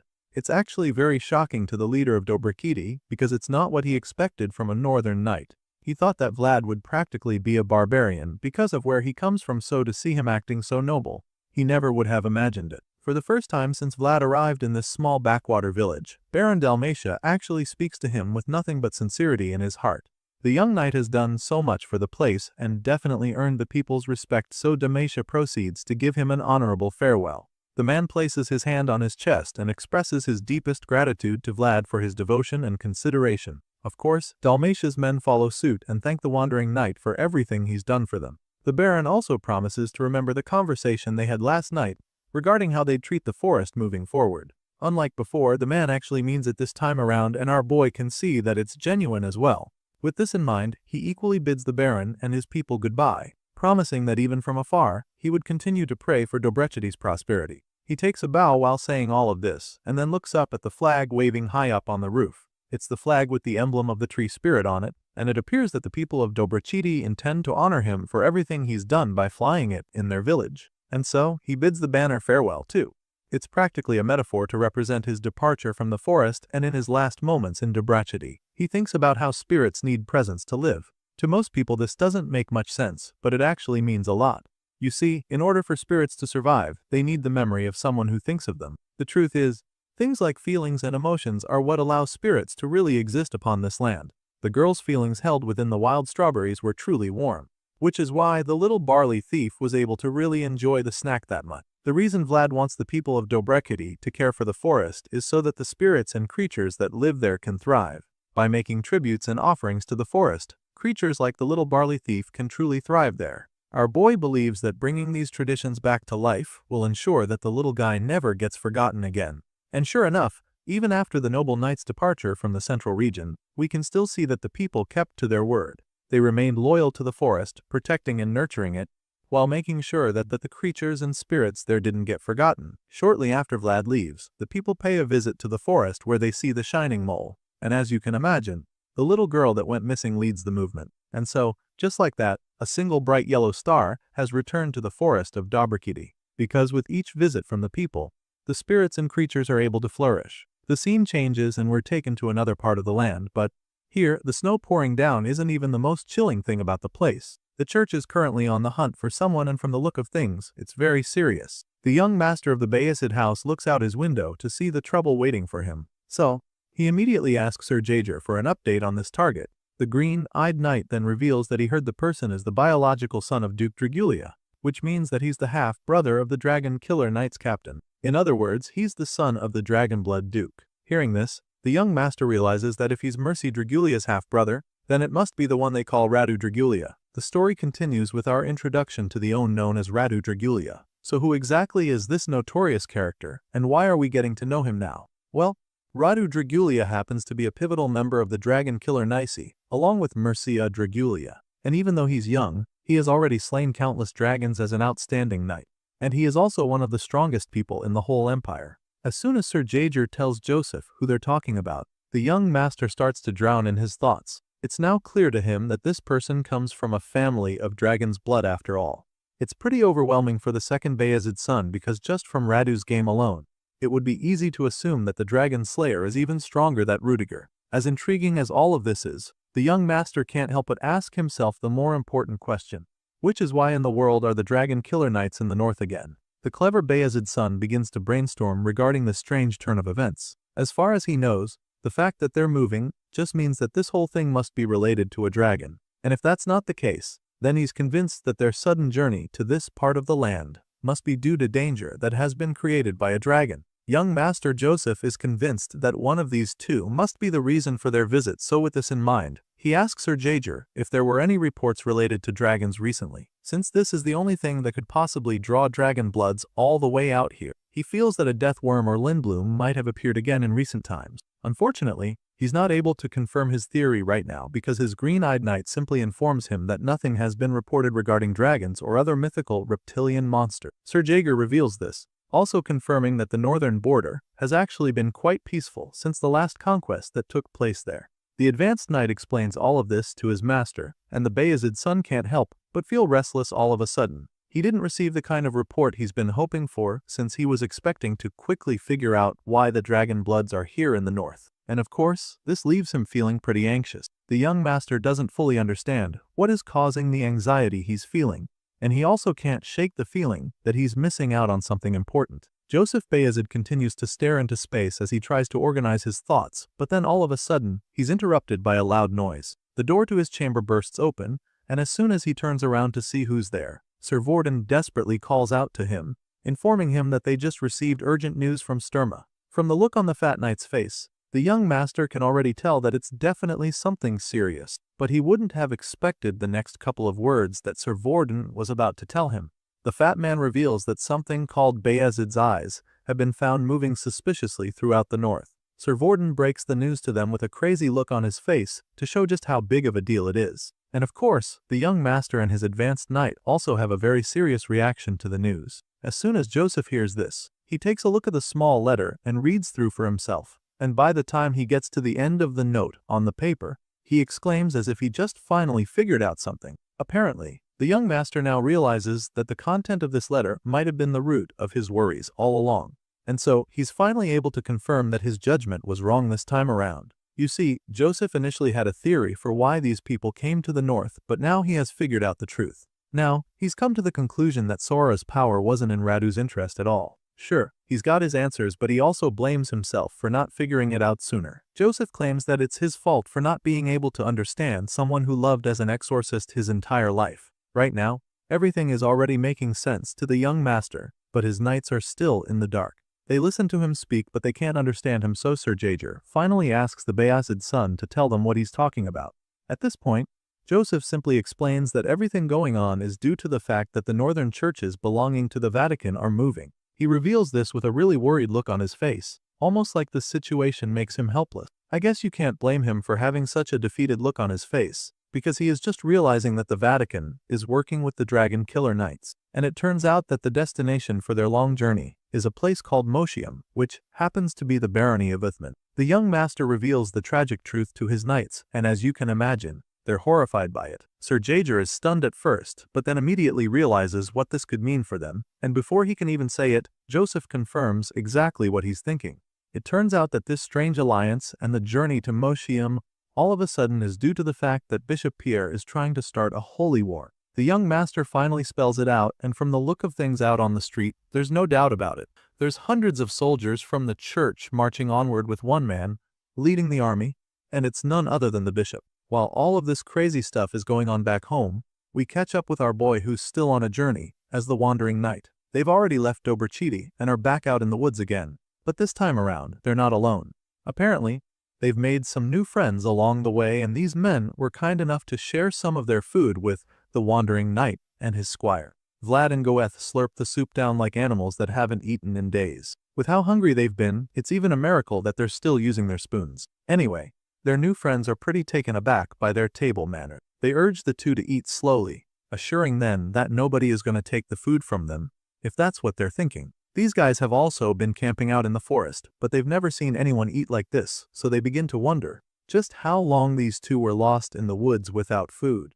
They don't know much about Vlad and Goeth, but from what they can see, They can tell that these two have been starving longer than just a few days. A few seconds later, our boy drops his empty bowl on the floor, and it's safe to say that our boy cleaned every single particle of food that was in there. Once he's done eating, he can finally rest smile, admitting that he feels better now. Gotha finally gives up on the spoon and starts chugging down the soup directly from the bowl, and while he's at it, Vlad thanks the men for feeding them. The young knight admits that him and his squire would have been in big trouble if they hadn't met them. From the way that inhaled their food, you can tell that our boy isn't even exaggerating. They probably don't even remember the last time they ate something before now, so they were probably done for. Thankfully, they found helpers, but these men seem pretty surprised when Vlad starts expressing his gratitude. The brown-haired leader of the group is particularly taken aback when Vlad starts thanking them. Apparently, this man never thought that he'd hear something like this in his entire life, so he takes a moment to process what the blondie just said.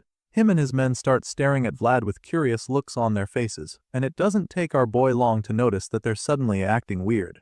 At first, the young knight tries to pretend like he doesn't notice it. He wipes his mouth clean, probably thinking that there was food all over his face, but even after doing so, the men are still staring at him. So now, he's sure that something is up, but he doesn't know what it is, so he remains quiet, hoping that the awkwardness disappears soon.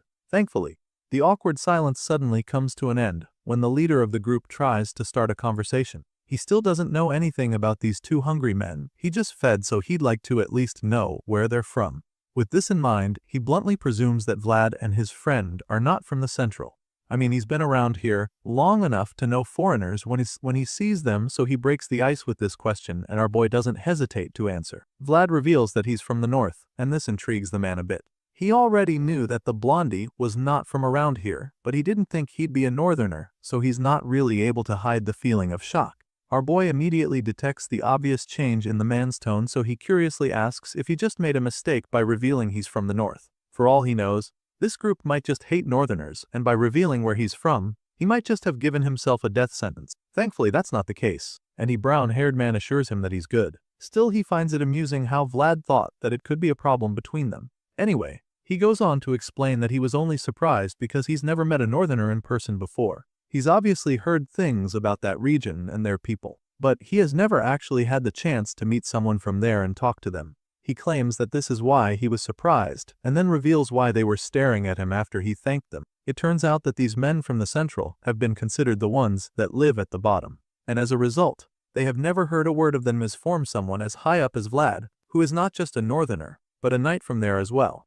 In other words, they didn't expect him to be so courteous when speaking to them, since other foreigners already looked down on them. Hearing this, our boy doesn't even know what to say. He starts to think that maybe he was too polite when talking to them, but it doesn't even make sense since they literally saved him from dying of hunger. Either way, one thing that's clear to him now is that the Central is more firm when it comes to hierarchical relationships compared to the North. While he's busy pondering on all this, the leader of the group interrupts his thoughts again. The man asks him where him and his friends are traveling to, and that's when Vlad reveals that they're headed for Tanobo, Vitskaya County. The moment he says this, the brown-haired man's face lights up. The leader of the group seems so delighted about the coincidence and claims that he and his men are also on their way to Tanobo. By this time, Goeth chimes in, looking very excited too. The ex-mercenary is pretty relieved to hear this, because it just means that they no longer have to travel on their own through the lonely and scary roads. On top of that, if they tag along with these men, their chances of starving to death will drop drastically, so Goeth is more than happy to travel with them. It sounds like a plan, but Vlad doesn't look too excited about it. As for Goeth, he couldn't be happier, because he was already afraid that they would get lost and starve to death in the forest. The squire keeps going on and on about what a good idea it would be to stick with these men, but Vlad doesn't seem to be on the same page. He keeps getting upset at Goeth for wagging his tongue, and even though he wants to punch the guy in the mouth right now, he manages to keep his composure. As you can imagine, the young knight is trying to be careful on this journey, but his crazy partner doesn't want to take the hint. He's literally biting their bait when he doesn't even know who these men are, and our boy is extremely pissed at him for being so dumb. Right now, the young knight can't believe that this dummy is the one he's supposed to put his trust in throughout their travels. He doesn't want you to say anything in front of these suspicious men, so he just glares at Goeth, till the guy finally shuts his mouth. The leader of the group probably senses the tension between them, so he takes the opportunity to introduce himself properly before things get even weirder. With this in mind, he stands up and tells them his name is Stefan, of the Throne Tree Mercenaries. Now that the leader has introduced himself, our boy has no choice but to do the same. At first, he wants to introduce himself as Vlad of Soara, but immediately rethinks his decision and decides to tell them that he's just Vlad. Stefan definitely notices this awkward reaction, but chooses to ignore it, and simply tells the young knight how honored he is to travel along with him.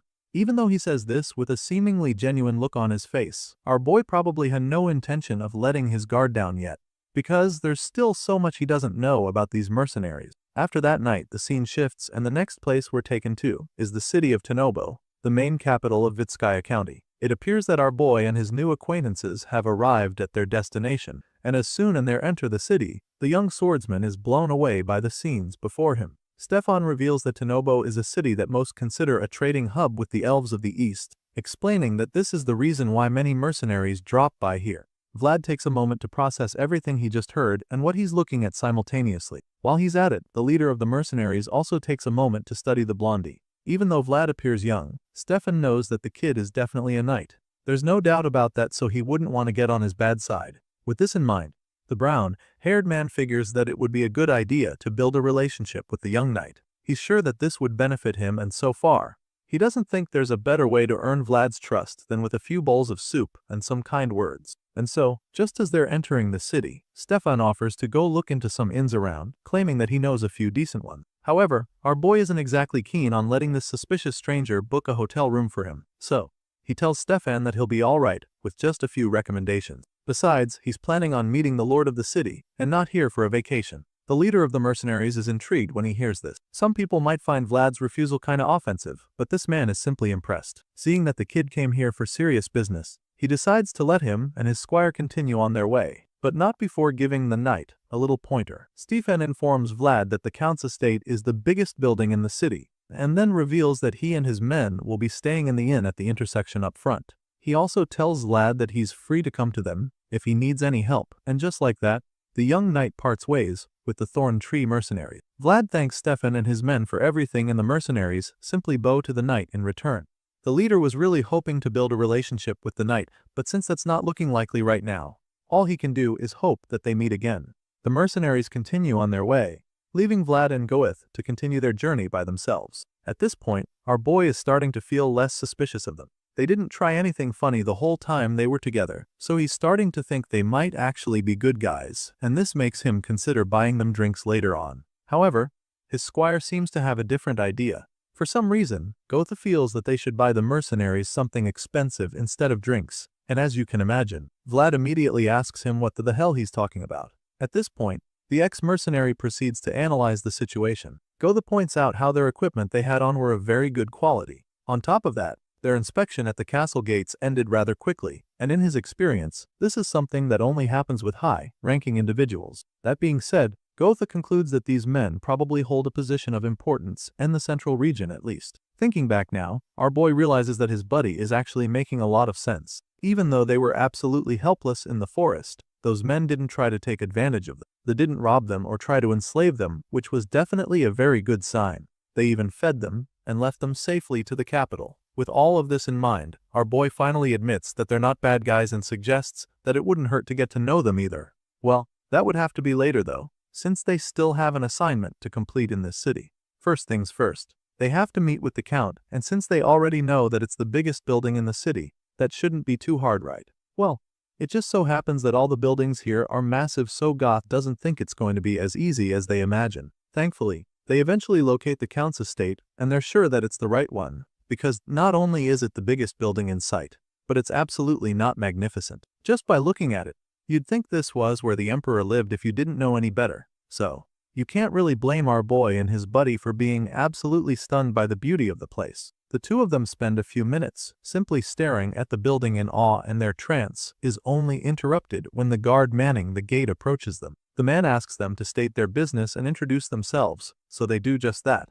Our boy goes first, revealing that he's a knight of Bayezid, and then he shows the guard his sword with the emblem on it. After introducing himself, he reveals that he's coming all this way because he has a request for the lord. Hearing this, the guard simply asks what he should tell the count, so Vlad explains that he would like to borrow a mage telegram because there is something he needs to urgently relay to his master. He tells the guard to let the count know that a knight in trouble is asking for his kindness, and the man assures Vlad that he understands. He tells the knight to wait a moment and then walks away to inform the count of the situation. Once the guard is away, Goth begins to wonder if they still need to look for an inn later. Apparently, this ex-mercenary is convinced that they'll most likely be invited into the estate to spend the night.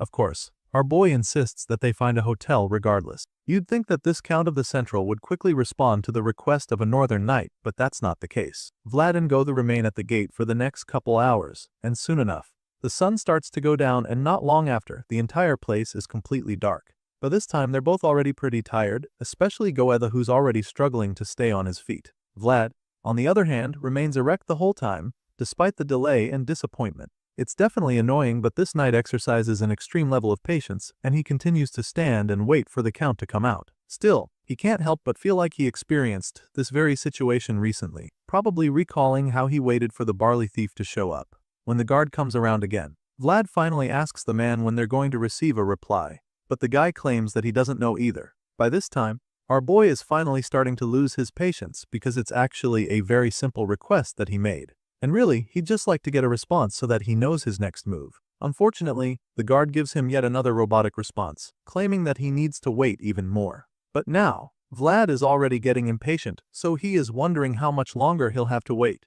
And that's when the guard tells him that he just needs to wait until the Count comes looking for him. While our boy is busy arguing with the guy at the gate, the other guards at the back start to notice it and get really curious. They don't know who he is, and he's been standing at the gate for hours, so they're getting pretty concerned, especially now that he's arguing with their colleague. They heard that he's from the north and immediately conclude that he's the reason there has been a musty smell for hours. One of them is convinced that it's the smell of a barbarian, and that comment pretty much sums up how these guys feel about people from the north. His colleague tries to quiet him since they wouldn't want the blondie at the gate to hear, but the guy doesn't seem to care if Vlad gets to hear what he said. As far as he's concerned, there's really nothing a northern vagabond can do here. And of course, our boy hears this as well. Vlad practically starts vibrating with rage at this point, because now he realizes what his old mentor, Lamund, was talking about. You see, the old man told Vlad about those central guys, especially those from a city, the higher-ups, and those below them. They're all the same. They believe that the core of the continent is in the middle, and that they are the center of the world. Lamund explained how these people think that they have a kind of nobility that can't be compared to the dry dirt eaters from the west. But even worse, they also believe that they are more noble than the northerners, who are mixed with the blood of barbarians. The wise old man told the young knight these harsh truths of their world back then, and urged him to always remember that the Central's discrimination is far colder than the northern snow. Thinking back now, it's pretty clear why the Count hasn't responded to his request. The lord of this county probably doesn't even respect our boy enough to answer him, not to talk of granting his request. Now that it's all clear, the young knight begins to boil with rage, and in order to vent out this frustration, he decides to use that ill-mannered guard as the first scapegoat. Vlad turns to the guy, asking if he takes him for a joke, but for some reason, the cocky guard keeps acting all tough. Instead of apologizing or even keeping his mouth shut, he decides to provoke our boy some more by mocking him again. At this point, you already know that Vlad is on his last nerve. They've been standing out here for hours, and that's already annoying enough, but for the guard to now be insulting him, he's not going to take that lightly. Goth has never been the kind to be cool-headed in a situation like this where he knows he can easily take on the opponents, so he calls out to his captain to give him their banner. Vlad takes it and buries the pole into the earth to properly announce his presence, and then he makes it very clear to the guards that he's waiting for a reply and not their permission. As soon as the guards watch the flagpole enter the ground, they begin to panic, but the fear really grips them when the banner starts waving with the emblem of the Bayezid house on display. Of course, they're taken aback by Vlad's boldness, but they're already pretty pissed that he would dare to plant his flag right in front of the Count's estate. Apparently, the rage they're feeling far outweighs any shock or fear they might have for the knight. And so, they charge at him with their weapons, determined to teach him a lesson, claiming that the disrespect will not be tolerated. Just as they are about to start running at him, one of the guards looks closely and actually sees the symbols on the flag. One of them is the symbol of a dragon, and they're pretty familiar with this one. Just looking at it sends chills down their spines, so they all halt their attack, and that's when our boy finally starts to speak. With the flag waving and all the sigils on display, he informs the guards that he is still entitled to their Count's response, even though he's just a knight. And after making this very clear to them, he lets them know once again that he is waiting for their lord. The story continues with a scene inside the Count's house. Apparently, Vlad's furious display at the gate was exactly what he needed to get an audience with the lord, because he's currently sitting across from the man at the table, where he's having a meal. This old man obviously didn't have much of a choice but to finally welcome Vlad into his home, so he doesn't look too excited about it. With his guards pretty much surrounding him, Count Vitskaya dryly asks the young knight how old he is exactly. Of course, the blue-eyed swordsman doesn't hesitate to answer the question. He reveals that he's 18 this year, and the Lord of Tanobo finds this pretty surprising. He didn't expect a knight with such a reputation to be that young, and he certainly hasn't heard of many 18-year-olds who have killed a dragon. It's safe to say that the old count is impressed, but Vlad doesn't think it's enough because he goes on to clarify that he actually killed the dragon when he was still 17 years old. Of course, this is pretty intriguing to hear, and the old man doesn't hide his emotions about it. He takes another bite of his food and then reveals what he heard about Vlad hanging the Dragon Killer Knight's insignia on his banner. The young swordsman confirms this, sounding very proud of his feat, but the Lord of Tanobo isn't exactly happy to hear this one. The old man immediately asks our boy who gave him permission to use the insignia on his banner, and that's when Vlad reveals that he was given the go-ahead by Sir Mercia Dragulia, the captain of the Dragon Killer Knights. Of course, this is no ordinary privilege because not many knights even get acknowledged by Mercia Dragulia, and so it's not exactly easy to believe. It's a bold statement that Vlad just made, and it's such a big deal that the old count stops eating his food all of a sudden. He stops the fork just when he's about to take another bite and then slowly drops it back on his plate. From his body language, you can tell just how much Vlad's response affected him. He's clearly upset about it, but he wouldn't want to burst out in rage, so he takes a moment to process his thoughts. The old man is already boiling in rage by now, but he doesn't show it and manages to keep his composure. As far as he knows, Vlad is just a filthy northern barbarian, and so he's absolutely livid when he hears the boy speak the name of a noble one who he must not impersonate. Apparently, he thinks that our boy is lying, and that's why he's so mad. He can't even imagine a world where Mercia Dragulia acknowledges someone like Vlad, and so he refuses to believe our boy's claim. However, just doubting Vlad isn't enough, because he also feels he needs to punish him for lying about it. Even though he feels it's a lie, he doesn't say it outright at first. He simply informs Vlad that he will meet his end right there in the dining hall if his statement turns out to be false. Count Vitskaya makes this very clear with the coldest tone he can achieve in his voice. Just as he's saying this, his guards and knights begin to draw their swords, ready to execute Vlad at the Lord's command. However, our boy remains unfazed.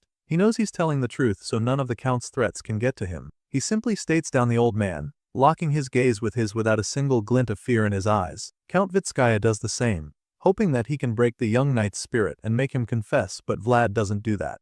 In fact, the shining star from Soara proceeds to reiterate his claim, this time with more detail. He boldly announces that he clearly killed Lindblom, and that Sir Mercy witnessed. The brave knight says this without any hesitation, assuring the Lord of Tanobo that there are no lies in his words. After Vlad makes the bold claim once again, the knights behind him are already wielding their swords, ready to strike. As for the old count, he just starts smiling, feeling even more intrigued by the young knight's confidence. He's surprised that Vlad even flinched after hearing his threats and simply withdraws his accusations. Apparently, the complete lack of fear in Vlad's eyes was enough to prove that he was telling the truth. Now that he knows the kind of guest he's dealing with, the old man gets down to business immediately. His guards told him that our boy came to borrow a mage, but he'd like to hear it personally from the kid.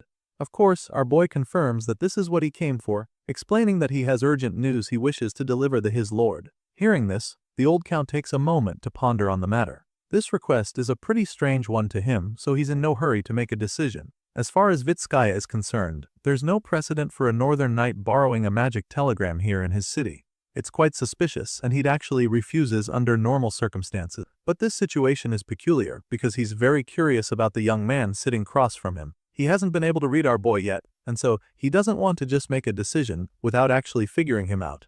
With this in mind, he asks Vlad to tell him exactly what he needs the telegram for because he seems to be in quite a hurry. Our boy has already explained that he needs it to deliver a message to his master urgently, so the fact that the old geezer is still asking him this question simply means that he wants to know what the message is. Right now, this young knight needs the telegram very much, so even though it's not of Vitskaya's business, he decides to tell him what happened. He reveals that he discovered a wicked existence in the forest of Dobrachiti a few days ago. Our boy reveals that what he encountered was a monster that doesn't exist in the north. Vlad had never seen anything like it before, but when the locals heard the description he gave, they identified it as a troll. Our boy obviously had no idea that this was what he faced, but that's not all, because the troll wasn't just any ordinary one.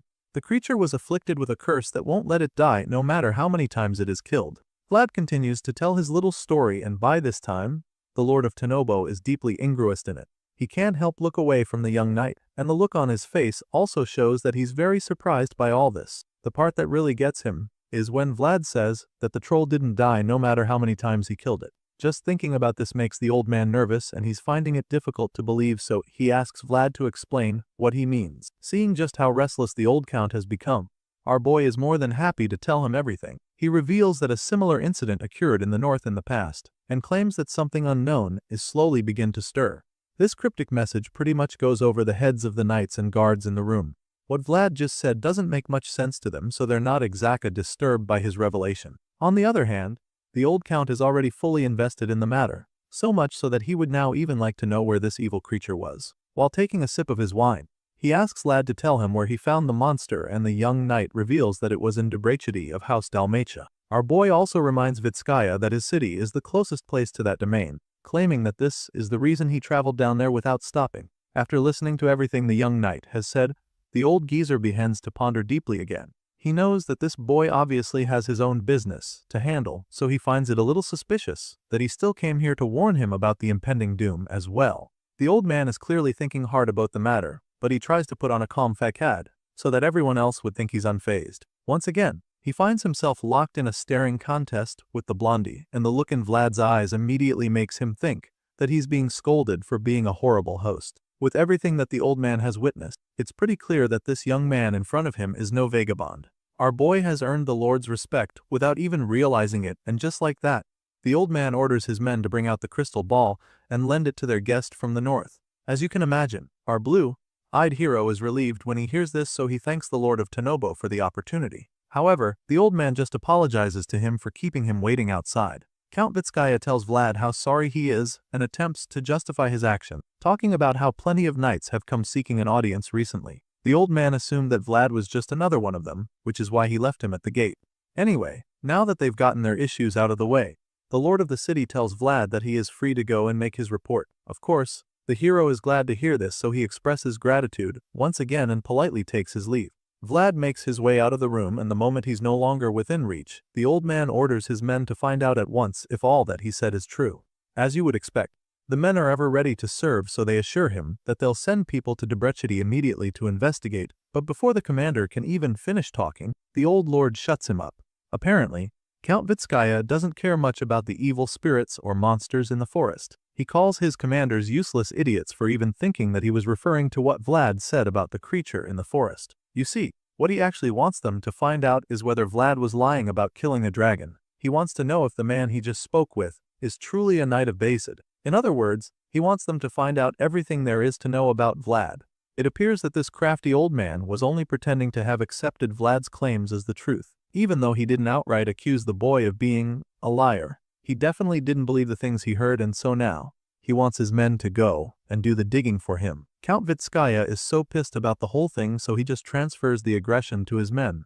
He sends all of them out of his chambers and continues to wallow in the frustration. As far as he's concerned, there's really no point spending so much money on his side when he only ends up gathering idiots. As annoying as his men are, they're not the actual reason he's upset, so it does take long for him to start thinking about Vlad again. From what he's observed, the kid is rough around the edges, but he can deny the fact that the young knight has dignity. Sure, Vitskaya feels that boy doesn't know his place, and he also finds the northerner to be very arrogant, but he can clearly see that the kid has the confidence to match it all. With all of this in mind, this old schemer begins to think about how handy Vlad might be for him if he turns out to be who he says he is. While the old count is busy scheming and sending spies to tail our hero, we catch up with the blonde swordsman in question. He's currently in the room where the crystal ball he's been asking for is, but he and his squire look pretty overwhelmed all of a sudden. Sure, the count finally gave him permission to use the artifact to send a message to his master, but there's one very important piece of information that was left out, which is now posing a serious obstacle. Apparently, magic telegrams are insanely expensive, and that's not even exaggerating because they cost 1 gold per character. But it gets even worse because it's more expensive if the distance is far. As you can imagine, our boy's message will be traveling pretty far since it's going all the way to the north, so him and his partner start to freak out.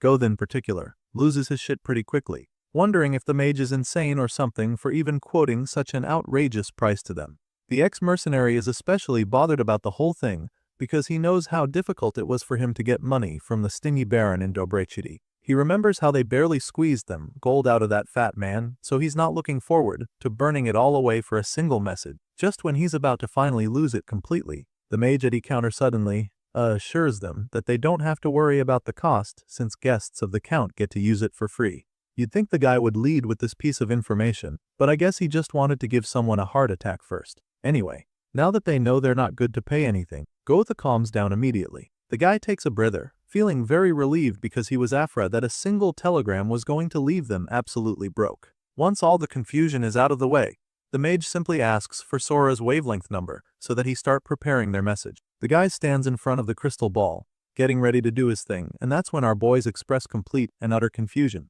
Apparently, they don't even know what a wavelength number is, which means that they clearly don't know the one for Sora either. Vlad asks the mage what he's talking about, and that's when the guy explains that they need to provide the wavelength number of the region in order to send a magic telegram to that destination. At this point, these two geniuses are staring at each other like cartoons, asking one another if they know the number when neither of them has ever heard of something like that. The mage just looks at the two northerners with disappointment laced all over his face and then offers to help them look it up before they embarrass themselves any further. After that little drama, the two travelers from the north take a walk around the mansion and Goeth begins to really appreciate coming here to send the message. He now realizes that they might have been stuck and they had gone to just any mage to send the message for them. Vlad clearly feels the same way too and can't help but wonder why it's so complicated to just send a message from one point to another. In this time when he's been a wandering knight, traveling with only his squire by his side, our boy has come to realize a few things. Now that he's stepped outside Bayezid's fences, he's been made to understand that simply knowing how you swing a sword doesn't make him a knight. Our boy has come to learn that he still has a long way to go, and as eye-opening as that is, it's also very exhausting to think about. Once again, his thoughts are interrupted when Goeth starts talking. The ex-mercenary admits that their start here hasn't exactly been pleasant, but he also thinks that it was a good thing they got acquainted with the Count. Hearing him say this, our boy is a little confused, so he asks Goeth what exactly he means by this. That's when the squire reveals that he did some digging himself earlier. Apparently, Goeth asked the attendants a few things before and found out that all these decorations in the mansion were gifts from elves. As you can imagine, this information is pretty shocking to the young knight, because he never would have guessed it. And after taking a look around, he sees all the large statues and artifacts scattered all over the hall. They're all magnificent and he's pretty blown away by them, especially now that he knows where they are from. Gotha was equally impressed, and it reminded him of the famous saying about how elves don't just let anyone into their land. And if that's the case, then it would only mean that the Count must have opened up a trade route. In other words, Gotha believes that the Lord of Tenobo can communicate with the elves. And just as he's saying this, they both find themselves standing right in front of a massive portrait of an elf that is definitely worth a fortune. Later that night, our boy ends up sleeping over in the Count's estate. I mean, they did see this coming since there was a good chance the old geezer would welcome them to stay. It's probably a good thing since they don't have time to spend money for an inn. Anyway, while most people are asleep, our boy stays up with his sword, and at first, we're not exactly sure what he's trying to do. But then his eye starts to glow, and it's clear that he activated his world. And just as he's staring at her sword, the ember on it begins to react as well. The yellow stone develops a bright golden glow, and what follows is extremely shocking for the young knight. All of a sudden, our boy finds his consciousness transported to another realm. It's not one where he's been before, or at least it never looked like this. He gets to see that tree again, but this time around, it's in the autumn season, and it makes him wonder what kind of world this is. It's powerful and beautiful, but at the same time, it also kind of looks sad, so this leaves him feeling a little troubled. He's deep in his world at this point, so he doesn't even realize when he starts sweating and straining. It finally becomes obvious when he's no longer able to stay in that realm. He tries to maintain it but quickly gets disconnected from it. By the time he opens his eyes again, the yellow stone on his sword has stopped glowing, and all he's left with is the feeling of disappointment. He's not so surprised about this, because he expected it to be difficult for him to maintain that world for long. But on the bright side, he's getting to see it, even though it's only a little at a time. Vlad also notes that it's hazier than when he saw it through the world of voices, but he's confident that he'll be able to see it clearly if his world grows deeper. Just as this thought crosses his mind, someone calls out to him from outside his room. He answers the door and is surprised to see a group of soldiers waiting out there for him. He asks what they want, and the commander politely requests a sparring contest between them. Of course, this sounds crazy and looks very suspicious too. At this point, our boy probably already knows that he won't be able to refuse, because there's like 6 men waiting at the door. He's so confused, but the commander assures him that it's nothing so serious, claiming that he should just consider it a light warm-up before heading to sleep. Northern Knights never visit Tanobo, so this commander claims that it would be an honor if they got the chance to experience the Sword of the North. Already, Vlad can tell that this is just one big scheme for them to figure out if he's really a knight capable of slaying a dragon. With this in mind, he concludes that there's only one way to break the needless discrimination and contempt. A mischievous smile creeps up on our boy's face all of a sudden as he accepts their invitation. After all, they helped him send a telegram and provided him with a comfortable place to sleep. So, he feels that it's only natural for him to pay a fair price in return. And in this situation, the only way to repay their generosity and stop them looking down on him for good is to prove himself. Not long after the Lord of Tanobo sends his men to go and check if Vlad is really who he says he is, they pay the young knight a visit after the sun goes down, and once he realizes what they're up to, he accepts their sparring challenge to prove himself. That same night, while the old count is waiting in his chamber by the fire, one of his best men returns with an update.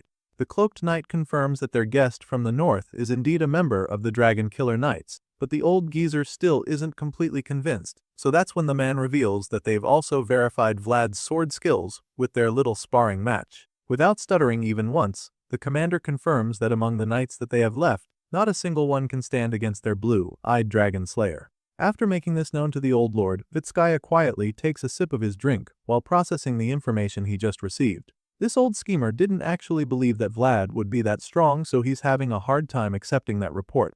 But then his commander gives him some more shocking news. It turns out that if the 5 knights who sparred with the visitor from the north were so injured that they won't even be able to go on any missions till further notice. As you can imagine, this leaves the old count shocked. So much so that he drops his tiny cup back on the table in order to actually pay attention to what he's just been told. Sure, he's shocked about the news regarding his knights, but right now, he's not even more curious to know whether his commander, the highest-ranking knight serving under him, was unable to defeat the man from the north. The old man is already disappointed at this point, but he'd like to know if Vlad is really more skilled than all of his knights. He asks the commander what his experience was with the young swordsman, but the man doesn't even say a word. It's almost like he's too ashamed to actually say what happened, and it's at this point that we get to see the flashback scenes from his sparring session with Vlad. Right after our boy is done wiping the floor with the first cube knights that challenged him, the only opponent left standing is the commander, and since he's just witnessed a foreigner absolutely whoop his men, he is not exactly feeling very confident about facing the kid. The terrifying glow in Vlad's eyes doesn't help matters because the boy looks like he's ready to tear anything or anyone in his path. Seeing this, the commander is hesitant to engage and focuses more on studying the northern knight, standing over his fallen warriors. Our boy points his sword at the older knight, showing nothing but complete confidence, and this is pretty much where the flashback comes to an end. To answer the old lord's question from earlier, the commander confidently assures his master that he would defeat the northerner in a sword fight 9 times out of 10. In other words, he's not even sure that he can overcome Vlad in a sword clash every single time. Hearing this, the old count is pretty disappointed, as you can imagine, and you can't blame him, because he's just found out that the greatest sword in his county can't guarantee a perfect victory. And what's even more depressing is the fact that this opponent isn't some veteran swordsman of the empire, but actually just a mere 18-year-old boy. The lord of the city finds it very hard to believe that this is what has become of his forces and begins to contemplate ways to hide his shame. Just then, he comes up with a crazy idea and asks his commander a shocking question. He asks the man if he should hang him by the neck as a warning to the guards, and of course, this leaves the swordswoman very confused. He's not sure what the lord is trying to tell him, so he expresses his confusion, and that's when we get to understand what's going on in the count's mind. All of a sudden, the old man has come to realize that this knight from the north is the real deal, and he's disappointed that he failed to recognize it from the start. Vitskaya recalls how Vlad's first impression was so atrocious, and how he left him standing outside in the cold so he wouldn't move easily. With all of these thoughts running through his mind, the old man smiles, stroking his goatee as he talks about how nice it would be if the boy was a little smart. At this point, we're still not sure what the old geezer is thinking about, but what we know for sure is that he's about to start scheming again. The scene changes, and the next thing we see is the count having what appears to be some kind of tea time with Vlad.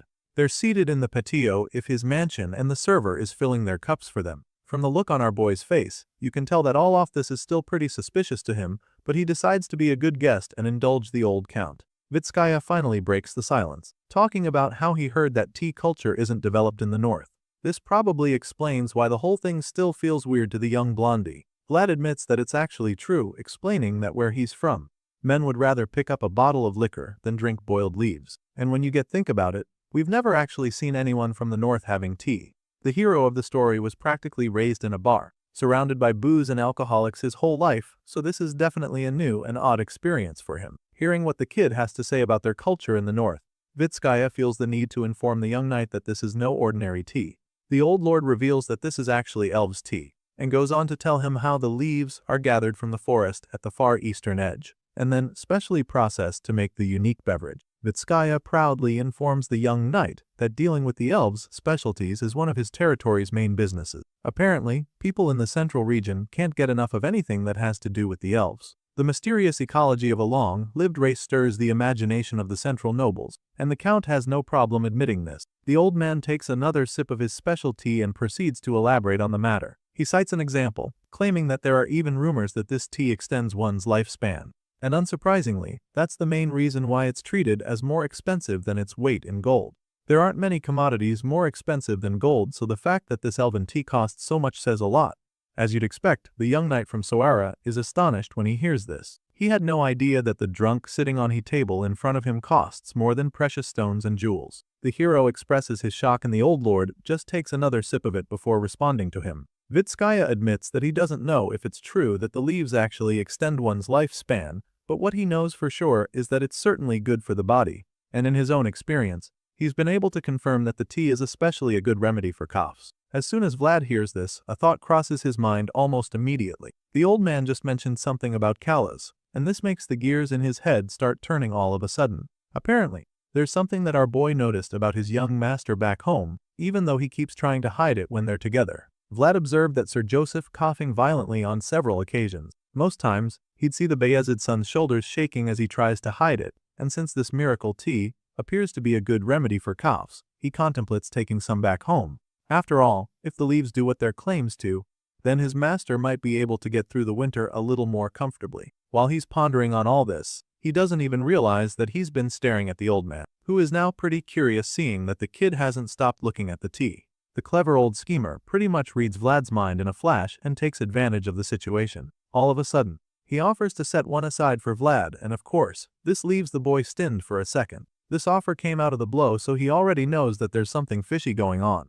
He stares the old count down for a while, and then eventually points out how sudden kindness like this always comes with a reason. He's certain that the Lord of Tonobo wants something in return, and when he bluntly states this, the old man just starts laughing. He's pretty impressed and amused at the same time, but he's not really surprised because he expects this kind of sharpness and boldness from a northern knight. Seeing how smart and confident the kid is, the old man confirms that Vlad is definitely different from ordinary northerners. In his experience, northerners aren't exactly easy to talk to since they already have a reputation for being barbaric in other regions of the empire. And so, Vitskaya is pretty surprised that the young man sitting across from him is open to talking. At this point, he simply sets down his teacup again and admits that he does have something in mind. Vlad has seen right through him, and he's not denying his intentions, so he goes ahead to reveal them. You see, this man here values the skill that our boy showed in slaying a dragon. I mean, now that he's confirmed it, and since he's now completely sure of Vlad's status and abilities, there's something he would like to ask of the young knight.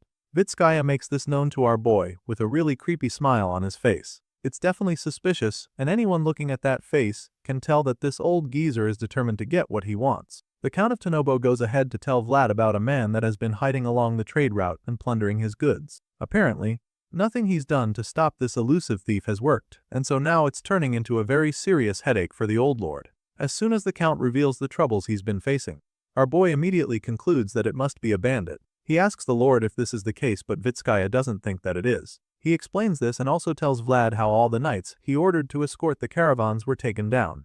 Apparently, this one man was able to overpower multiple knights by himself, and that's not a good sign at all. Sure, these swordsmen around here aren't on the level of those in the north.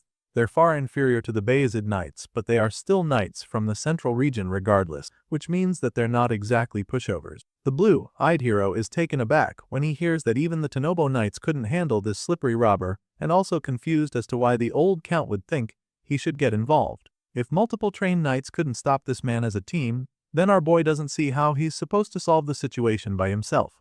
When Vlad expresses his thoughts, the Lord casually reminds him that humility becomes deceit when it goes too far. As you can imagine, this elder has already done his homework regarding Vlad.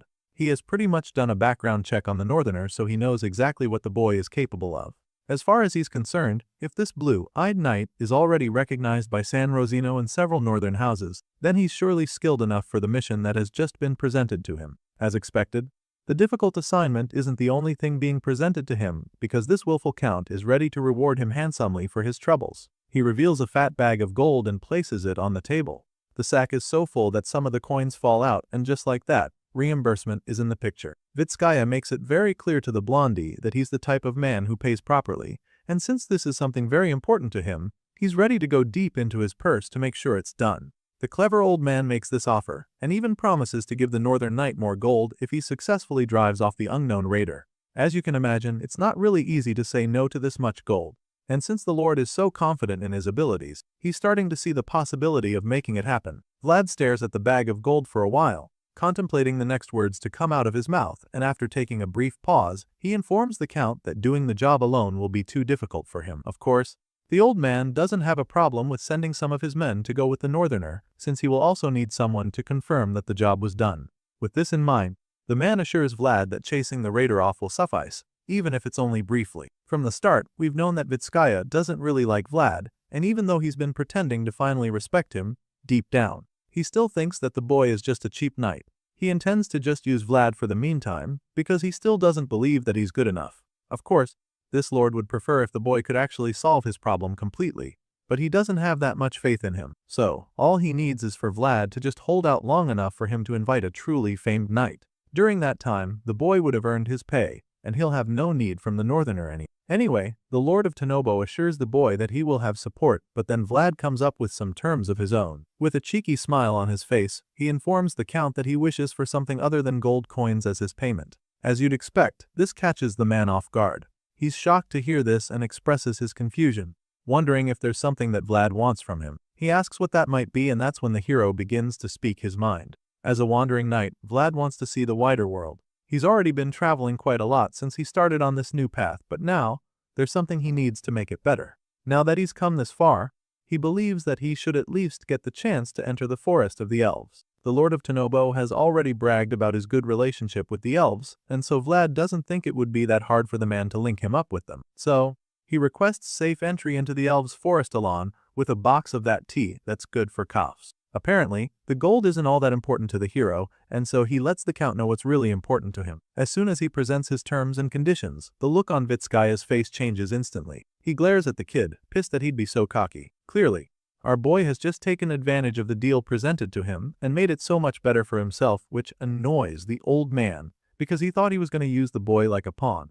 The Lord of Tanobo felt that his northern guest was simply a clueless rookie knight, but after hearing the request he just made, it's clear that the boy is smarter than he gave him credit for. Vlad is casually drawing out exactly what he wants, and he's doing it so smoothly that the count can't refuse him.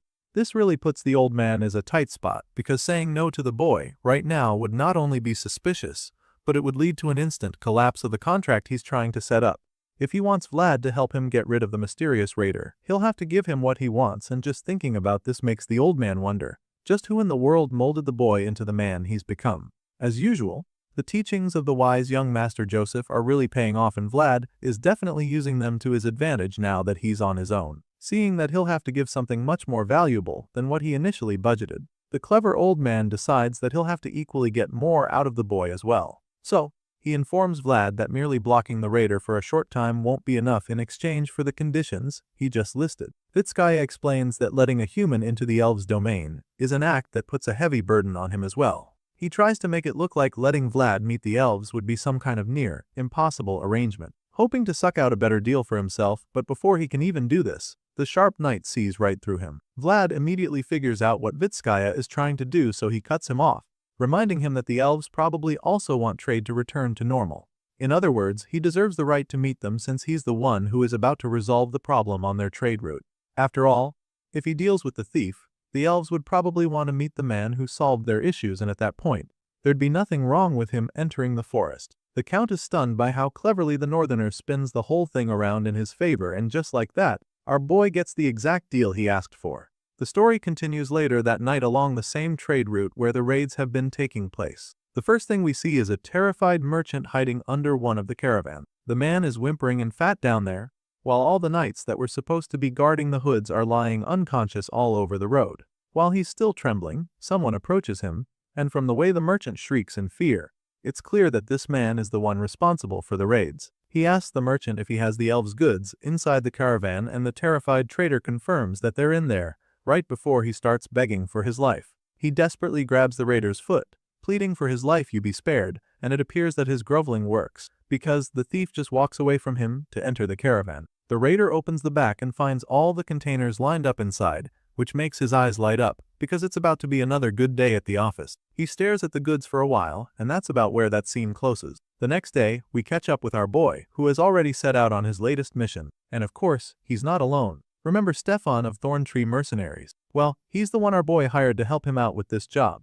I guess they're the best choice, since he can surely trust the guy, and he also seemed to know his way around the central region, with Lord Tenobo's knights accompanying them. They set off and make their way to the trade route, but it would appear that Stefan didn't really know what he was getting involved with until now. The mercenary is surprised when he finds out why Vlad hired him, and he's still pretty overwhelmed by the massive commission fee that the Northern Knight offered him. Our boy even lent him a horse to make the job smoother for everyone. How that he knows exactly what he's been hired for, he can't help but feel a lot of pressure, especially with the presence of the Lord's Knights. He can literally feel their glares are the back, and it's so intense that he feels like they're about to pierce the back of his head.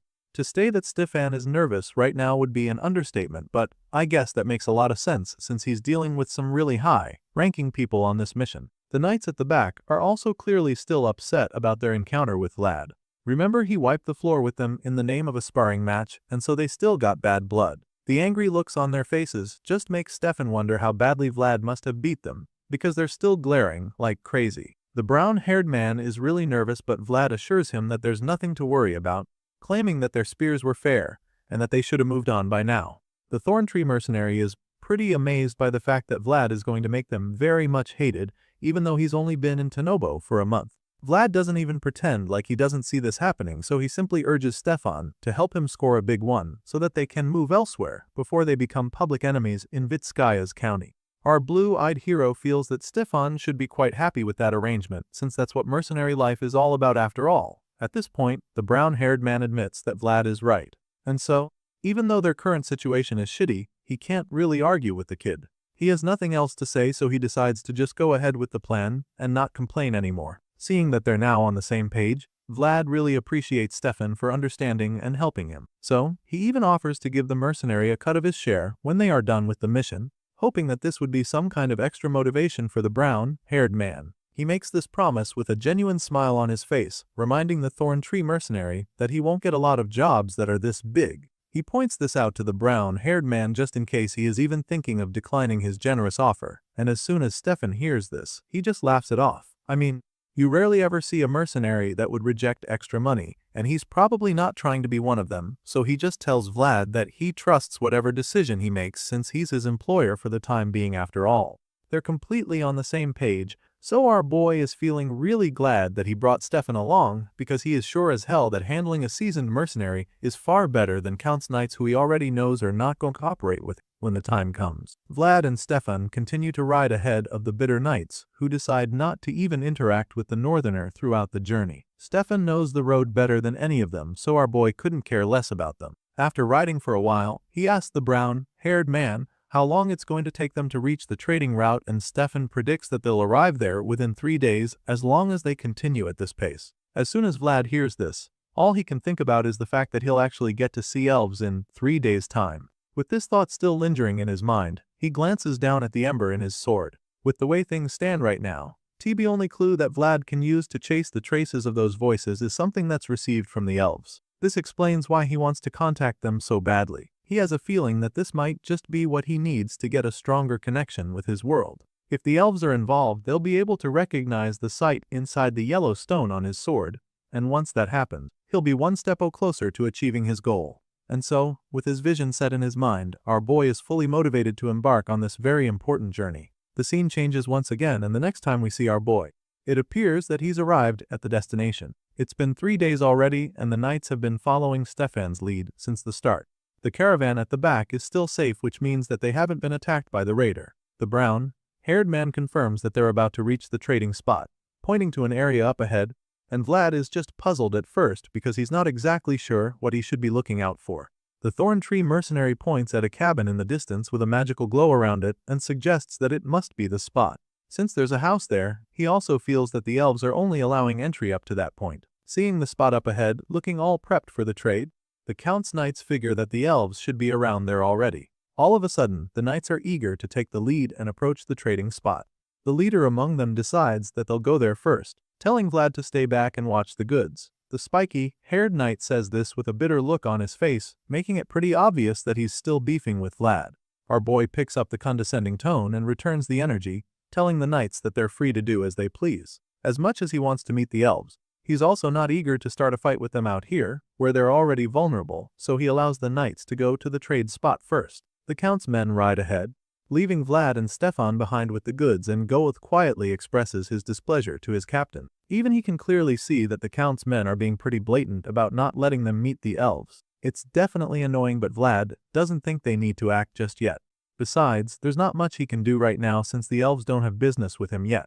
Rumor has it that House Vitskaya's connection to the elves is their lifeline, so he can understand why the knights are so desperate to maintain the solid and unmatched relationship they have with the elves. Since they weren't invited to meet the elves, Vlad casually climbs on top of the caravan, telling Goeth to take it easy and rest while he can. He's confident that no raider will show up here, so he'd like to recharge for a bit until the knights return. You see, our boy's main goal here isn't to do business with the elves, so he doesn't really care what trade Vitskaya has with them for now.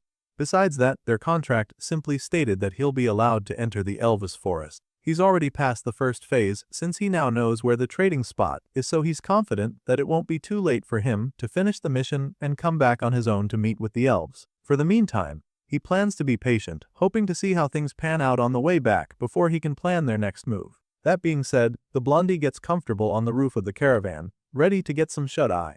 The leaves on the tall trees act at the perfect shade to protect him from the sun rays, and the cool forest air is very refreshing, so he's really looking to savor every second he can hear. Apparently, this kind of cool tropical weather is not like anything you can find in the north, which is practically cursed with harsh cold winters all the time. Vlad tries to get as much rest as he can, and while he's at it, we see an actual elf watching him closely from one of the trees. He has no idea that he's being watched right now, but from the look of things, it won't be long before this elf approaches him and his friends. While our boy is forced to wait with the goods, the Count's knights make their way to the trading spot. They enter the lonely cabin and have a meeting with a blue-haired elf, who appears to be their regular business partner. The leader of this group presents the elf with a small chest, claiming that it's all they will be able to pay for the time being. Apparently, they're short on their regular payments, which is probably due to the losses they've been taking as a result of the raids. As you can imagine, when strict arrangements are made between two very serious sides, failure to deliver is not usually tolerated. The blue-haired elf, who we now know as Lord Veratus, practically glares at the box they just presented to him before bluntly reminding them that they're not sticking to the agreement they made. This elf looks dead serious, like the kind who's not going to be even slightly lenient. Seeing how pissed the elf is, the knights begin to panic and attempt to explain, but before their spokesperson can even get a word in, the elf cuts him off. Apparently, turning the leaves of Tuzon into tea is no easy task, and it's definitely not a job that one or two workers can handle. Lord Veratus makes this very clear to the Count's knights, and they assure him that they understand the difficulties involved. However, they've also been having some trouble, and so they haven't been able to meet up. The head knight tries to explain this to Lord Veratus, but the elf informs them that he's already aware of it. As soon as the elf reveals that he knows everything, the head knight begins to panic, because they were really banking on using this as an excuse to get off the hook this time around. Unfortunately for them, Lord Veratus isn't shocked about it, which means that the entire negotiation might just fall apart if they're not careful. At this point, the head knight doesn't even know what to say, but then Lord Veratus asks him if the tea is even selling well. Thankfully, it is, and the knight doesn't hesitate to confirm this. He assures the elf that business is actually going well and promises that they'll be able to pay the full amount if they're given a little more time. Lord Veratus has already proven to be a very serious businessman, so he's not even slightly moved by the knight's promises. He's more concerned with results, so he asks about regions other than the central, wondering if the people from other places like their special tea as well. Of course, the head knight is eager to tell Lord Veratus how much of a hit the tea has been. He claims that it's become a hot topic among the central nobles, and even though they haven't exactly started distributing largely to other regions, he's certain that the nobles from all over will take a liking to it as well. After all, that's how trend works, right? The head knight hypes the product up, hoping that this will soften the elf's heart, but he has no idea that his wagging tongue is about to land him in Lord Verada's trap. The head knight sounds so sure that the tea will be a bit in other regions, so the blue-haired elf surmises that this means the lords of other regions will also be interested in trading directly with them, the elves. The head knight instantly realizes how much he's fucked up the moment he hears these words. His jaw drops immediately, and he's at a loss for words because saying anything else might just land him in hot water. Seeing that the Count's men are too stunned and scared to speak, Lord Verades finally decides to make his point clear. He's considered everything that has happened to Tenobo recently, which is why he's not parting ways with them, but he also makes it very clear to the knights that this is their last chance to deliver. Lord Verades admits that he'd rather not go through the trouble of finding another distributor, but also lets the knight know that he would do so in a heartbeat if Tenobo fails him again. Hearing this, the head knight assures the elf that they understand, and promises to prepare the remaining half of the gold coins they owe as soon as possible. Once again, Lord Verades isn't moved by promises, since they're just words, but he's already let them off the hook this time, so he'll just wait to see if they meet their end of the bargain. In the meantime, he's curious about the young man that came with them this time around. He asks the head knight who the man is, but the guy is confused at first, because he's not sure who the elf is referring to. At this point, Lord Verades reveals that he's talking about the one lying on top of the carriage, and this leaves the knights shocked because they didn't think he'd be able to see that far. They left Vlad out in the woods to make sure that he doesn't meet the elves, but it appears that their effort was futile, because Lord Verades has already picked up the boy's scent. Right now, the head knight still isn't sure who the blue-haired lord is talking about, because nobody was lying on top of his caravan when they left. Apparently, even Lord Verades hasn't exactly seen Vlad's physical appearance, so he can't exactly describe him. All he's able to get with his magical power is a dizzying presence. He can't see it clearly, but he knows for sure that it's something special. The elf claims that this person is unfamiliar and yet familiar at the same time. As you'd expect, this strange sensation makes Lord Verades very curious. He hasn't been able to get a clear picture of this mystery man out in the woods, and he definitely wants to meet him, so he comes up with an idea. All of a sudden, the elf offers to treat the knights to a cup of tea, believing that their journey to the trading spot must have been pretty difficult. Hearing this, the head knight is pretty taken aback, because this is the same elf that looked like he was about to chew their heads off a few moments ago. The guy is shocked and finds it hard to believe that Lord Verades actually wants to host them, but then again, he can't really say no to the offer since that might just piss the elf off. So, while he's still processing what he just heard, the elf asks them to invite the one on the carriage to join them too. By this time, the knights of Tenobo still aren't sure who is up on the caravan, but they probably already have a feeling that it's the strange northerner they're starting to get sick of. You see, these knights were busy hating, doing everything they could to make sure that Vlad doesn't meet the elves. Sure, it was probably just because they were following Vitskaya's orders, but fate still found a way to make sure that the star-embracing swordsman shines again. The kid had already made peace with the fact that he might not meet the elves yet. The kid is literally fast asleep, trying to savor every second he can spend in this tranquil forest, but he has no idea that the elves are actually about to come to him. While Vlad is asleep, he begins to fall into a weird dream. In this dream, he sees an autumn leaf floating on the water, and at first, this might not look like much, but our boy immediately realizes what's going on. His eyes shoot open as soon as he sees the leaf, but he doesn't wake up on top of the carriage. When he opens his eyes, he finds himself in that same world where he was earlier. He wakes up on a field in the hills, and the season is still the same as it was the last time. It's autumn, and this time around, it looks like the sun is already setting. The young knight looks around, wondering where this place is. But after scanning his surroundings for a while without recognizing it at all, he realizes that this might be a dream. It sure as hell looks like one, but it feels way too vivid to be one, so now the hero is really confused. He keeps looking around as he sits in the middle of the large field stretching for miles. Despite turning 360 degrees, trying to make sense of where he is, he can't figure it out.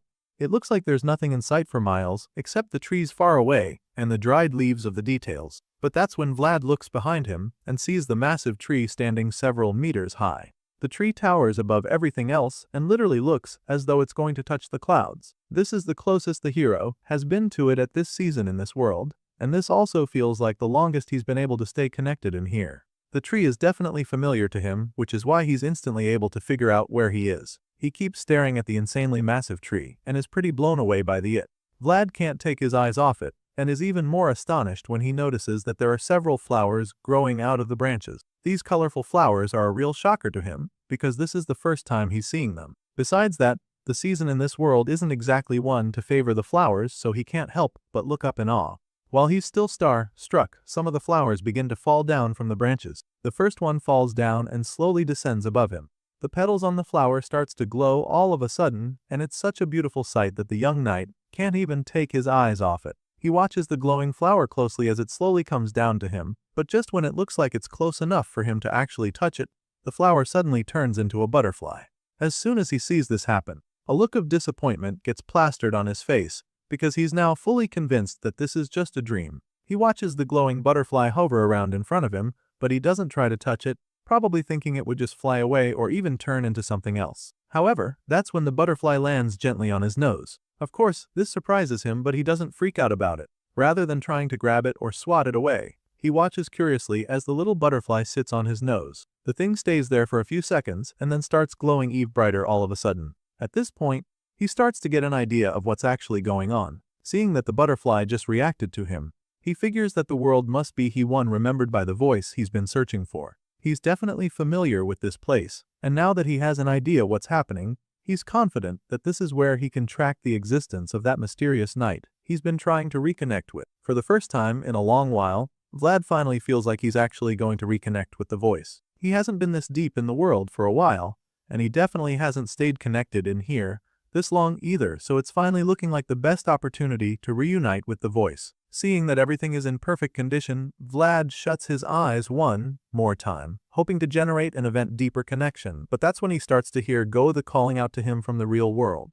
The voice of his squire disrupts his connection and immediately drags him out of the world. The glowing butterfly flies away in a flash, and you'd think he's about to wake up to see Gotha's annoying face. The ex-mercenary is currently screaming at the top of his voice, trying to wake his captain up, and by the time our boy opens his eyes, he's met with a very unexpected face staring back at him. The golden-eyed elf on top of him has been staring at him for a while now, and apparently, this is why Goeth has been trying to wake him up.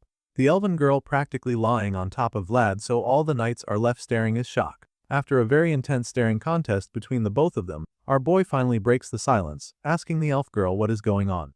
That's when she also speaks, pointing at his chest and his sword. It turns out that there's something glowing in his chest right now, and there's also a reaction in the ember on his sword. The yellow stone is glowing again, so the elf girl asks him if this is it. At this point, our boy still doesn't know what exactly is going on, but it's all very confusing. He stays still as the elf girl traces her hand on different parts of his body. She points at his chest and then his sword, before taking her finger up this nose. And it's at this point that we see that the glowing butterfly somehow wasn't only part of his little dream. He probably thought that the mythical creature disappeared when he woke up, but it's still here in the real world with him, and it appears that this elf girl knows a thing or two about what's really happening here. Now summoned before Lord Varatus at the trading spot, the young knight from Soara is a little nervous. The gold-eyed elf girl that he met earlier currently has her hand wrapped around Lord Varatus, suggesting that she's probably his daughter. Anyway, Vlad just stands before the elves like a man on trial, wondering what is going on this time around. He still has no idea how he's been summoned and would probably prefer to be elsewhere right now. He's already very nervous at this point, and the situation is getting unbearable since there are 2 elves before him now. But then again, it could be much worse because he'd be a lot more stressed out if there were many more elves staring intensely at him. Vlad tries to play it cool, desperately wondering when the carriage will be coming to take them back home, but his thoughts are suddenly interrupted when Lord Varatis refers to him as the knight who protected the children's braith.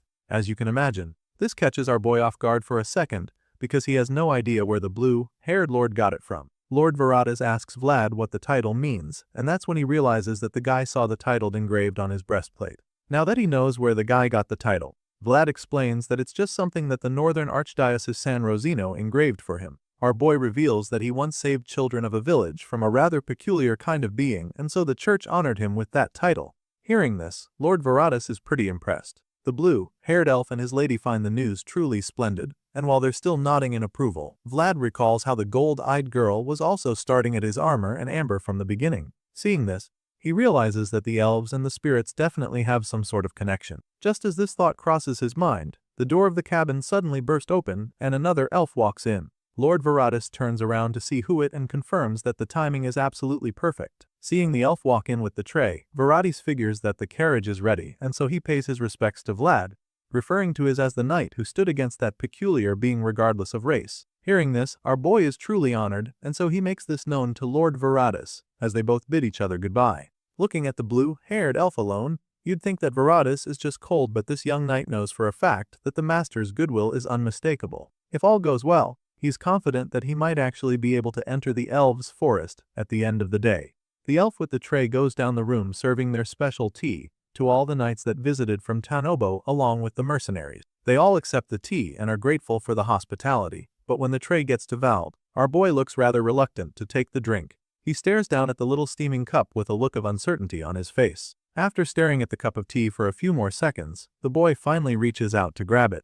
He slowly tries to pick it up, suggesting that he's not exactly eager to have a taste. You see, this drink doesn't exactly suit Vlad's taste, but he knows that he needs to leave a good impression, so he doesn't have a choice. After much hesitation, he finally picks up the cup and takes a whiff of it. Immediately, he admits that the fragrance is nice and then prepares to drink it up like the others, but before he can, a hand comes out of nowhere and covers his cup.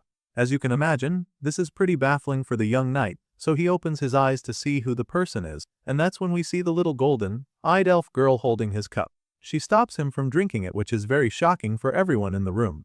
As you can imagine, the visiting knights are the most shocked by this exchange because now, they're afraid that there might be something bad inside the tea they all just gulped down. They've all drank from it, so they're scared, but they're not the only ones worried now because even the elven servants are pretty confused as to why she stopped Vlad from drinking. Lord Varatus also doesn't get what's going on, but he just looks on in shock like everyone else in the room.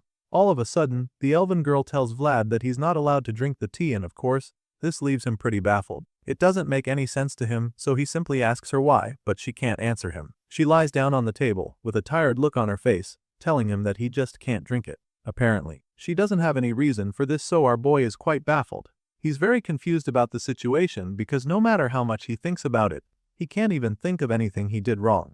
They finally leave the cabin and make their way back without Vlad having the opportunity to drink the tea, so he's pretty grumpy. While he's busy grumbling about the situation, Gothi urges him to be careful and watch his expressions because the elves are still staring at him. Sure enough, they look back and see Lord Varatus and his men watching them as they leave. Looking closely, the young squire zooms in on the elven girl's face and immediately assumes that the kid is of high status. Gothi recalls how the other elves treated her with formal courtesy when they entered the trading post earlier. Hearing this, our boy begins to feel like getting into the elves' forest is now a lost cause. The whole thing really pisses him off because that was his main mission when coming here. Now, that's all ruined because the elf girl doesn't like him. And what makes it even more annoying is the fact that he doesn't even know what he screwed up. He's still trying to wrap his head around the whole thing. Stefan simply urges him to get a move on. The Thorn Tree mercenary feels that they should pick up the pace since they need to cross the cliff before sunset. Hearing this, Vlad decides to get over his annoyance and prepares to leave the forest for good, but then all of a sudden, someone calls out to him, telling him and the others to wait. The young knight turns around to see what's up, and that's when he sees the elf girl, whispering something into Lord Varatus' ear. The blue-haired noble is a little taken aback by what she tells him, but then he puts his thoughts together. He clears his throat and then explains that he feels back sending him and his men off just like that. With that being said, he urges them to forgive the mistake that the golden-eyed girl made. In response, Vlad just tells Lord Varatus that it's fine. The blue-haired elf then reveals that he heard something happened in the carriage earlier as well, but our boy doesn't seem to be sure exactly what he's talking about. Vlad stares at the guy with a blank expression on his face. He doesn't say a word, and then all of a sudden, Lord Varatus feels the gold-eyed girl hiding behind him. She's tugging at his arm like she's making some kind of cryptic request. While nobody else seems to know what's going on, Lord Varatus immediately figures it out. He heaves a sigh of exhaustion, almost like he doesn't want to have to do it, but he steps forward regardless to talk to Vlad. He informs the young knight that he'd like to see him again sometime soon, and then offers to make it up to him for their discourtesy. Lord Varatus stretches out his hand, like he's waiting for Vlad to shake him, but the young knight doesn't seem to get it at first. He stares at the elf's hand for a second, wondering if a handshake carries the same meaning to the elves as it does to them. While he's still thinking about this, the blue-haired lord informs him that this is their way of inviting someone into their forest. Unlike humans, the elves don't readily offer handshakes, and Varatus makes this known to the young knight. After he explains this, all the other knights around are pretty confused. Everyone is nervous because they're not sure exactly what's going on right now. They worked for so long just to get here, and none of them could get an invite.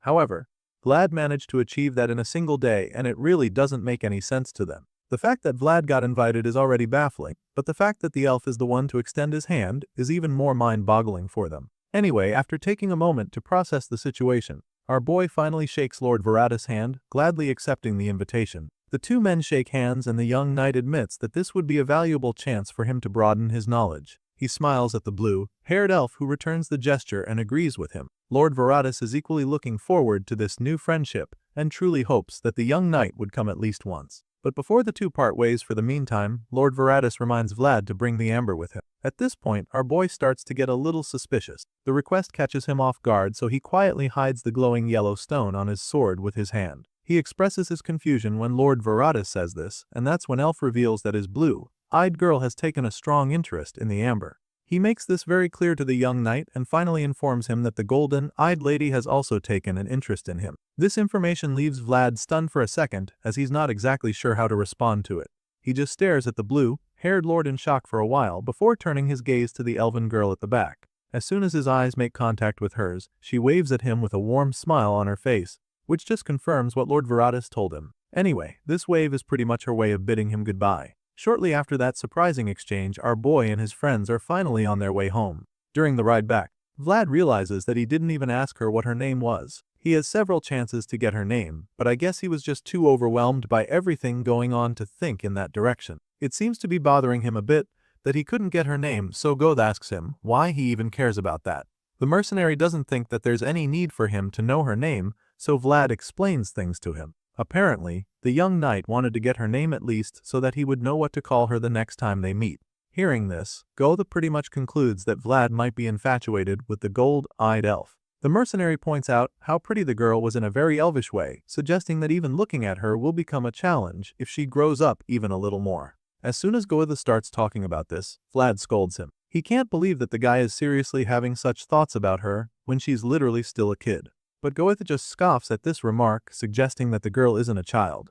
I mean, elves can live for centuries without even aging slightly, so he feels that the girl might already be over 100 years old for all they know. He points this out to the young knight and reminds him that you can never actually guess an elf's age. After hearing what Goth has to say, Vlad realizes that the guy actually has a point. It makes a lot of sense, but he still finds it a little concerning that the elf can look that little and still be over 100 years old. Their little conversation is interrupted when one of the knights calls out to our boy. He tells Vlad that he must stay on alert from here on out, and the blondie is a little taken aback. That's when the spiky-haired knight explains that everything is a danger zone now, starting with this forest, past the cliff, and all the way to the bridge that they'll have to cross. The man reveals that the raider they're out to get usually pops up around here, which is why they need to be extra cautious now. Hearing this, Vlad admits that the stone bridge they saw on the way and actually looked the most dangerous. Thinking back to what he saw, he can imagine how the raider may have been attacking them. The knight agrees, revealing that they've actually lose many carriages there.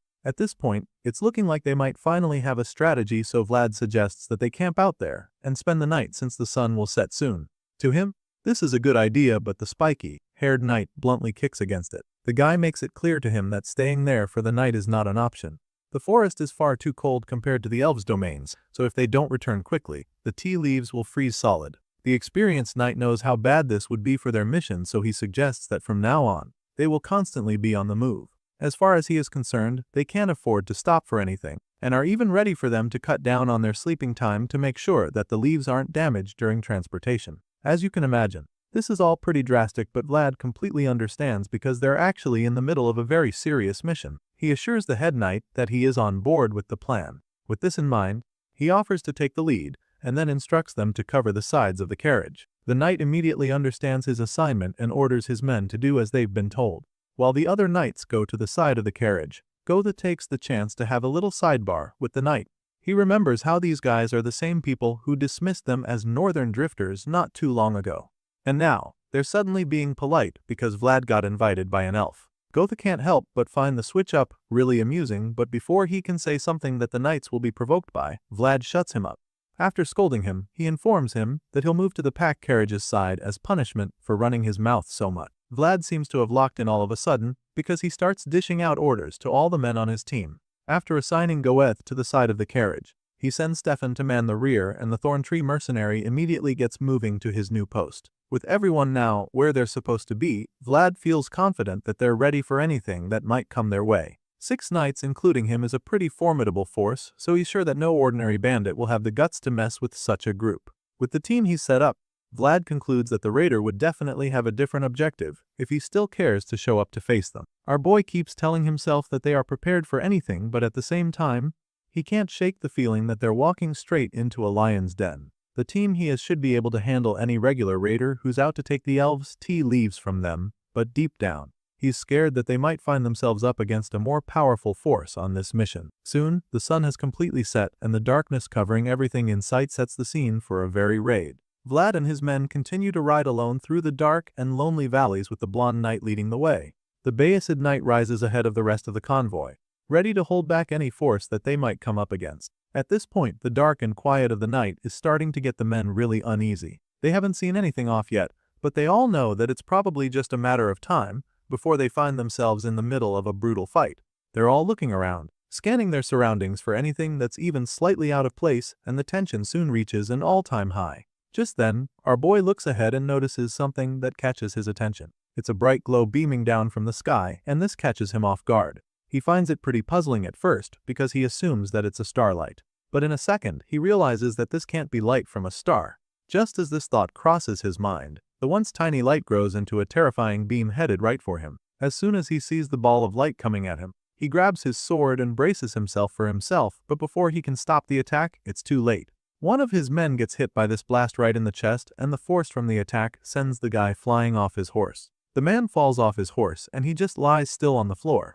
As you can imagine, the whole convoy erupts in commotion as all the knights try to figure out what the hell just happened. They all start wondering what is going on while their comrade lies still on the ground. At this point, Vlad's eyes widen in horror because he realizes just how dangerous this mission actually is. He is still so stunned by how everything happened because he didn't even see the attack properly before everything went down. He still has no idea what that blast was, which is definitely not good since he's supposed to be the one protecting these men. Still absolutely bamboozled by the attack, Vlad takes a look at the fallen knight, and that's when he finds the pebble buried deep in the guy's chest. It's a small smooth stone sitting in the newly formed crater of the man's armor, so Vlad is really taken aback by this. He probably never imagined that something as small as a pebble would be able to do so much damage. Well, it turns out a mere pebble was what pierced plate armor a few seconds ago. Even though it's pretty clear for him to see, he still has a hard time believing it, and while he's trying to process the whole thing, the other knights call out to him. Apparently, they're still under attack and the ambush is far from over,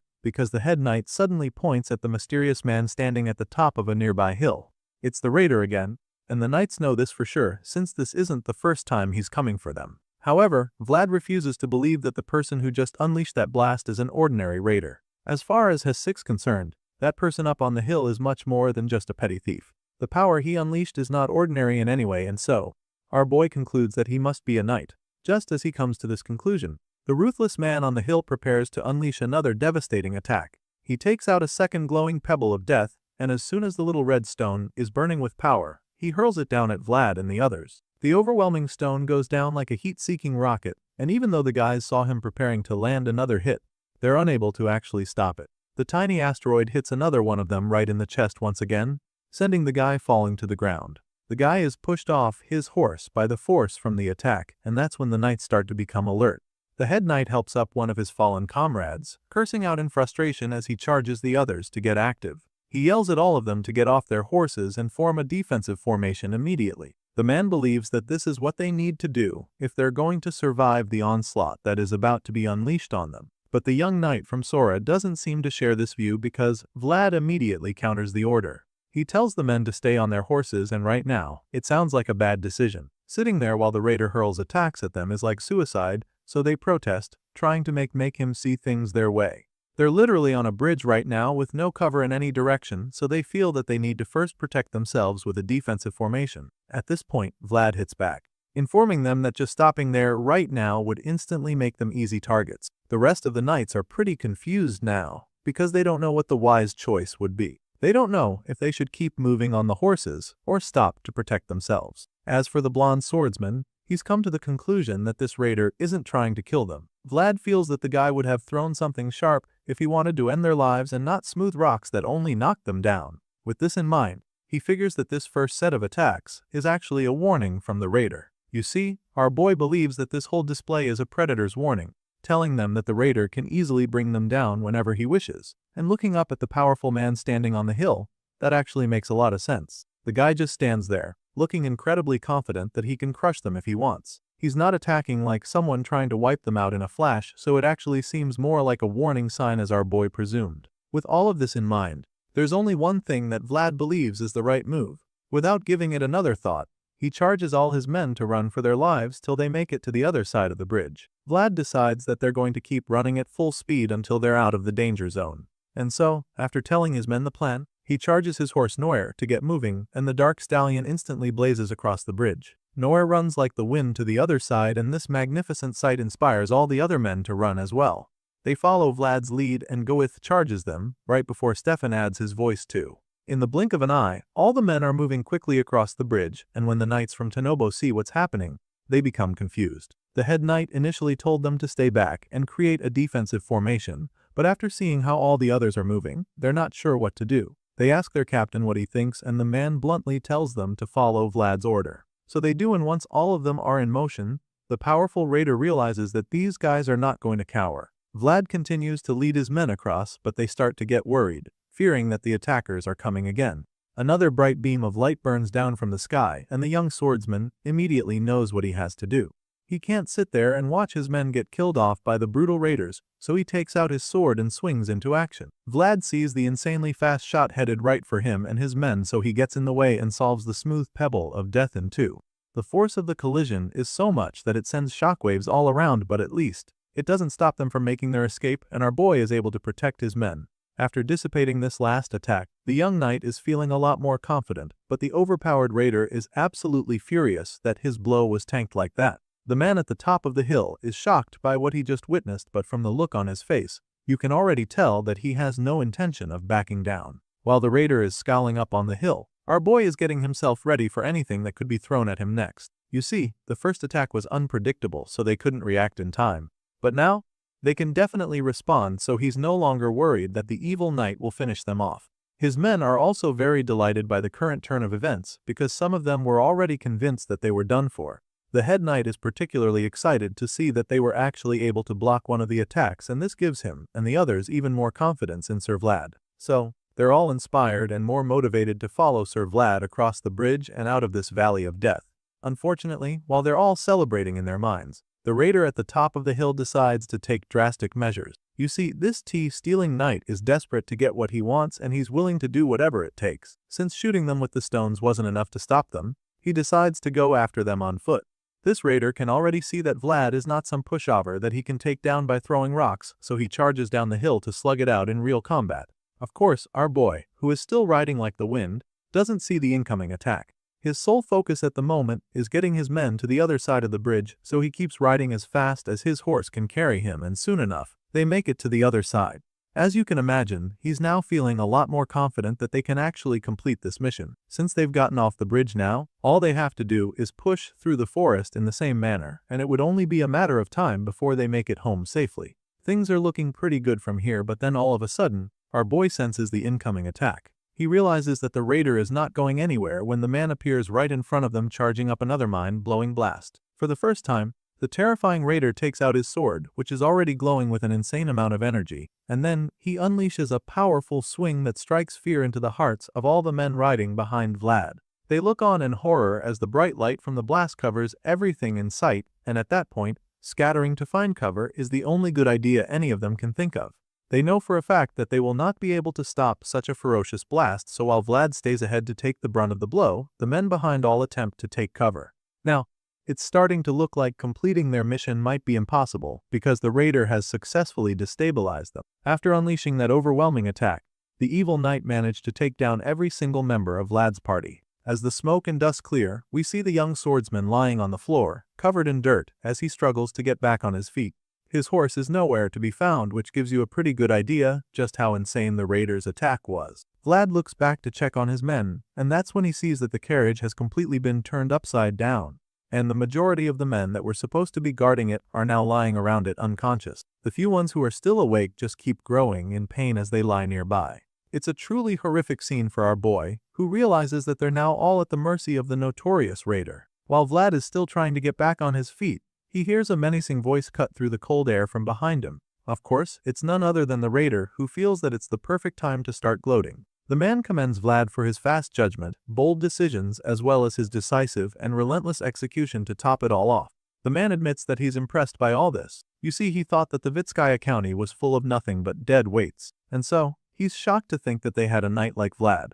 At this point, our boy gets back on his feet, wielding his sword while taking a battle stance. The young knight tightens the grip on his blade and gets ready to attack. Before the man can even realize what's going on, Vlad charges at him with blistering speed, and in the blink of an eye, he finds the tip of the sword right in his face. By the time he knows what's happening, Vlad is literally centimeters away from thrusting the blade into his body, but then the experienced raider deflects the strike with unbelievably quick reflexes. He blocks the strike and uses the momentum to shove him to the side.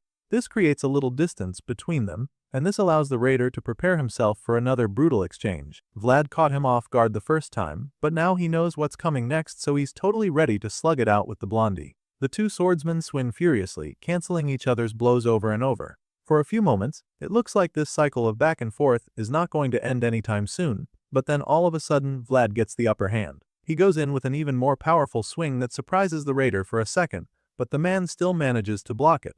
Regardless, the force from Vlad's impact forces him sliding back several feet, confirming that the blow really packed a punch. At this point, the intense sword fight takes a little pause, and that's when the old man is forced to ask our boy who exactly he is. A look of disbelief appears on the raider's face as he realizes that this blondie is no regular kid, and so he's forced to ask who Vlad is and where he learned that kind of swordsmanship. Apparently, he's never seen anything like it, and even if he has, it definitely wasn't from a young guy like him, so he's pretty bewildered.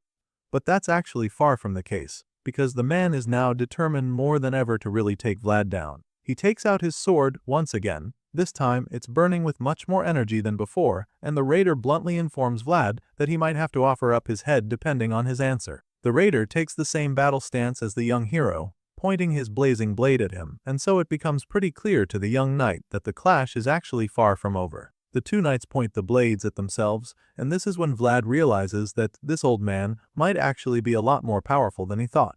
The raider is literally threatening him with the same power he's wielding, and even appears to be familiar with the swordsmanship of the voice, so Vlad asks the man what on earth he is. Seeing the look of bewilderment on Vlad's face, the raider concludes that they've both developed the same curiosity. This old knight knows that the kid is actually a special one because he's witnessed the way he swings the blade. As far as he's concerned, the sword path must extend straight and true without hesitation, and the only thing that opens said path is a singular decisive strike that's founded on the unexpected. The raider makes this cryptic statement and then demonstrates it in the blink of an eye by launching another charge at Vlad with blistering speed. To show his dominance and experience, the raider demonstrates the essence of the one-strike-kill move, which is used to deliver a wicked strike that disarms the young knight before he can even realize what's going on. Before our boy can even blink, the veteran swordsman knocks his sword out of his hands and sends it flying away. By the time Vlad even knows what's going on, his sword is meters away from him and the old knight's blade is dancing right next to his neck. At this point, it's finally starting to look like our boy really can't stand up to this guy, and the man confidently threatens him once again.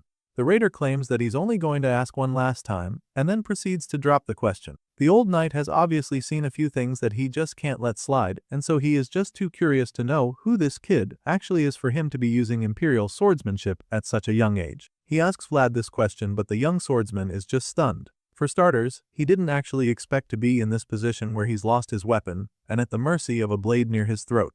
But on top of that, he suddenly realized that the man he's up against might have been a high-ranking knight of the Empire, because there's no other reason why he would have so much knowledge about imperial swordsmanship. The story continues when our boy returns home to Tenobo. We see him seated across from the old count who is currently commending him for a successful mission. The two are having a chat over some of the special tea, and the old man doesn't hold back when praising Vlad. He feels that the boy did a wonderful job handling a difficult matter well. From what he heard, it wasn't an easy duel, and he also has reason to believe that Vlad killed the raider. Apparently, that's what happened, and while the old count is delighted by the news, he feels that it's a shame that they couldn't find the robber's corpse. Vlad doesn't say anything in response to this, suggesting that there's something he isn't telling Count Vitskaya. I mean, we didn't see him kill the veteran knight during their fight in the woods. In fact, the last thing we saw was the young knight getting overwhelmed by the fight. Vlad remains speechless as the old lord goes on and then all of a sudden, we get to see what really happened between him and the raider in the forest. In this flashback scene, while Vlad still has a blade hovering a few inches away from his neck, he expresses his shock. The raider just talked about imperial swordsmanship, which catches him off guard, and the confused look on his face makes the old man think that he's never heard of something like that before. At this point, the raider is equally baffled because he doesn't get why Vlad would be so shocked. The kid has literally been using imperial swordsmanship to fight him, and so he starts to think that the boy doesn't even know the origin of his technique. Just then, the other knights finally start to regain consciousness. A few of them start trying to get back on their feet, and when the raider hears their tired groans, he decides that it's time for him to disappear. He doesn't want the other men to see him, but he still feels that he and Vlad need to have a long conversation about a few things, so he tells our boy to wait for him in Tanobo. He makes this statement and starts walking away into the forest. At first, it sounds like a request, but it quickly starts to sound like a threat when the raider tells Vlad to choose between honor and his life. The veteran knight leaves our boy with this cryptic message and disappears into the darkness before the other knights can fully wake up. This is where Vlad's little flashback ends. Apparently, that's actually what happened, but since he wouldn't want the Count to know that the raider is still out there, he lets everyone believe that he killed the guy.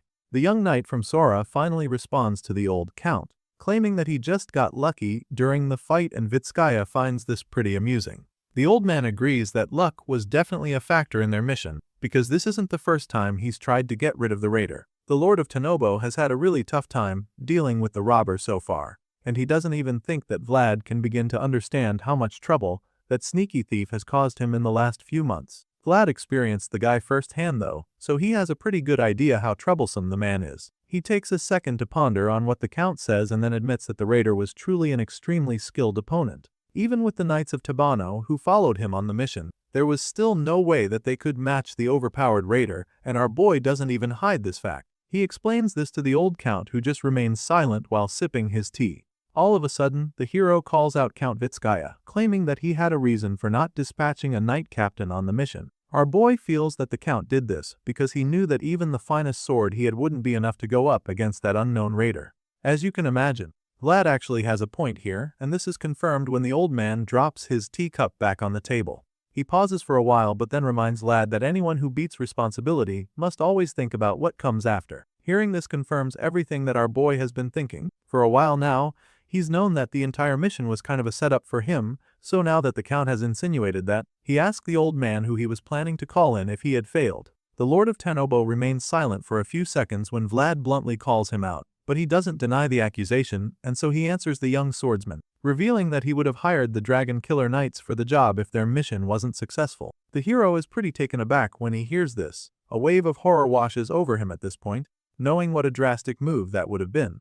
Vlad knows that Vitskaya would need justification, like a dragon appearing or an enemy of that caliber appearing to actually obtain the cooperation of the Dragon Killer Knights. In response, the cold old Count claims that Vlad's failure would have been a perfectly good justification. I mean, the knight from Suara is a recognized dragon slayer permitted to beat the Dragon Killer Knight's emblem, so anyone capable of beating him would have been a worthy opponent for the rest of the Dragon Killer Knights. With that being said, Vlad is now very sure that the whole point of the mission was so that he could be used as a pawn. Lord Vitskaya didn't care what happened to him or the men, as long as it could get rid of the raider for good. Just thinking about this makes his blood boil, but he manages to keep his cool. He clenches his fists in rage, realizing that the knights following him were also considered as sacrificial lambs, but as you can imagine, the old man has no regrets. He casually reveals a big bag of money, expresses his relief that Vlad managed to resolve the issue regardless, and so he hands the money over to him, pointing out how expensive it would have been to acquire the services of the Dragon Killer Knights. He didn't have to spend that much, but he's in such a good mood that he even puts in more than they initially agreed on. After placing the bag of money on the table, the old lord goes on to say that Vlad won't need his letter of recommendation anymore, since he has already received an invitation from the elves. The whole point of our boy going on this mission was so that he could get the chance to meet the elves, and thankfully, they liked him so much that they want to see him again too. Count Vitskaya claims that the money on the table includes payment with respect to the recommendation he was supposed to make. At this point, our boy is pretty overwhelmed by everything he's heard here, so he remains speechless for a few seconds before ultimately deciding that it's time for him to get going. Vlad gets off and starts walking out of the room, but before he can even get to the door, the old Count calls out to him again. Vitskaya suggests that it would be a waste for a knight like him to rot away in the north, and says this without any hesitation. As you can imagine, this bold statement catches our boy off guard, and also seems to annoy him a little. Before he can even respond, the Lord of Tanobo reveals that he knows about Vlad being exiled from the Bayezid house. And so, rather than returning to a lord that threw him away, Vitskaya offers him a place in Tanobo. The old count suggests that it would be better for Vlad if he works under someone who truly recognizes his value. That being said, Vitskaya promises to give the young knight the kind of treatment that he can't even imagine receiving in the insignificant north. He vows to honor the swordsman if he agrees to stay back in Tanobo, and this stops the boy in his tracks for a brief moment. Vlad sighs heavily in response, and after a little hesitation, he thanks the old count for his kind offer. Vitskaya is making all sorts of promises right now, and to anyone else, this would be a dream come true, but this young boy from the back alleys knows better than to be swayed by mere words. With this in mind, he boldly informs the old count that he prefers to serve a lord that he can trust, not one that can easily betray him at any time. Hearing this, Count Vitskaya is obviously disappointed, but from his reaction, you can tell that Vlad isn't wrong. He admits that it's a shame our boy doesn't want to stay, but then Vlad suddenly reveals that he has a strong feeling that they'll meet again someday. The old man almost chokes on his tea when he hears this. The statement catches him off guard, so he expresses his shock. Looking at the young knight, a wave of horror washes over Vitskaya because the look on Vlad's face is absolutely terrifying. His eyes glint with a menacing glow that makes the count realize that the boy is far from done with him. Fear grips the old lord, to the point that his teacup slips out of his fingers and breaks as it hits the floor. The old man remains frozen in fear as our boy coldly walks out the door. Apparently, Vlad is so certain that this isn't the last time they'll need it, because he is determined to make sure that Vitskaya pays dearly from deceiving him and the rest of the north. By the time the sun finally starts to come up, the young knight is already well on his way. He's made it out of the Lord Mansion and is now marching down the quiet and lonely road, but then all of a sudden, he senses something that makes him realize he's not alone. A tiny rock bounces off his foot, as if someone just threw it at him. Of course, this catches his attention, so he turns around to see who's there, but he doesn't find anything. The young knight keeps walking along the lonely road, and even though he didn't see anyone following him when he checked, he is still not fully convinced that he's by himself. At this point, he just stops walking and stands in the middle of the alley, waiting to see what happens, and that's exactly when a man emerges from the shadows. The person calls out to Vlad, believing that he is not a knight of Vitskaya County. Apparently, this bearded man can actually say this because this isn't the first time he's seeing Vlad. Turns out, it's the raider from earlier, and now that he's seeing the blonde swordsman keep his word to meet, he is certain that the kid isn't a knight of Tanobo. If he were, he wouldn't have chosen honor and agreed to see the raider. Anyway, now that they're together again, he figures that they can finally have a proper conversation. And what better way to have a chat than over some delicious snacks? The young knight leads the raider to a place where he offers him some hot treats. The two men sit down to start gobbling down the snacks, and the raider immediately expresses his delight. The food is really good, and he's pretty impressed that Vlad was able to find a place like this in Tanobo. He wonders how the kid managed it, so the young swordsman explains that back alleys are always the same. He grew up in the slums of Sora, so coming to Tanobo, it wasn't difficult to find a place in the back alleys with tasty food. Hearing this, the raider quietly takes a sip of his drink, realizing what a strange kid Vlad is. At first glance, the blondie carries the dignity of a noble house, but at the same time, he blends into the slums more naturally than anyone. It's really intriguing to the veteran swordsman, and so he can't wait to find out more about the young man sitting across the table from him. The two eat in silence for a while, but then it becomes too quiet for the raider, so he decides to speak. He starts by asking Vlad why he isn't asking any questions, but our boy doesn't even realize that he was supposed to be asking anything. Vlad expresses his confusion, and then the raider bluntly urges him to at least ask what his name is. They've met more than once and are now eating together, but Vlad hasn't even tried to find out the name of the man. It's strange because anyone else would have been that curious by now. Well, it turns out that the young knight didn't even bother because he already knew that retired knights don't give their names so easily. He says this so casually as if he's been reading the raider like an open book. As soon as Vlad makes this statement, the old man is a little surprised. He's shocked that Vlad already knew that he was a retired knight without asking any question. So, he asks the boy how he figured it out, and the blondie simply states that the raider looks like someone he knows. And yes, the person Vlad is thinking about right now is Sir Lamond, the crazy old geezer that showed him what true swordsmanship is. Anyway, our boy goes on to point out how skilled and unhurried the rider is. Apparently, even the way he looks at Vlad was enough for the boy from Sora to know that this man must be a retired knight. At this point, the raider admits to everything that the boy pointed out, but also explains that Vlad is only half correct with this theory. To be precise, it's only those who have become the lowest that are like him, but the young knight immediately informs the raider that he should have picked up his honor when he found himself on that lowest road. Vlad doesn't hold back when berating the old man. He practically scolds the man for choosing a life of thievery. The look on the old man's face confirms that he feels pretty ashamed, but then again, he believes that his actions were justified. He agrees with Vlad but also reveals that there's still something he hasn't finished. You see, Retirement came far earlier than expected for this old knight, and he reveals this to the blondie sitting across from him. As you can imagine, our boy is a little curious when the old man says this to him.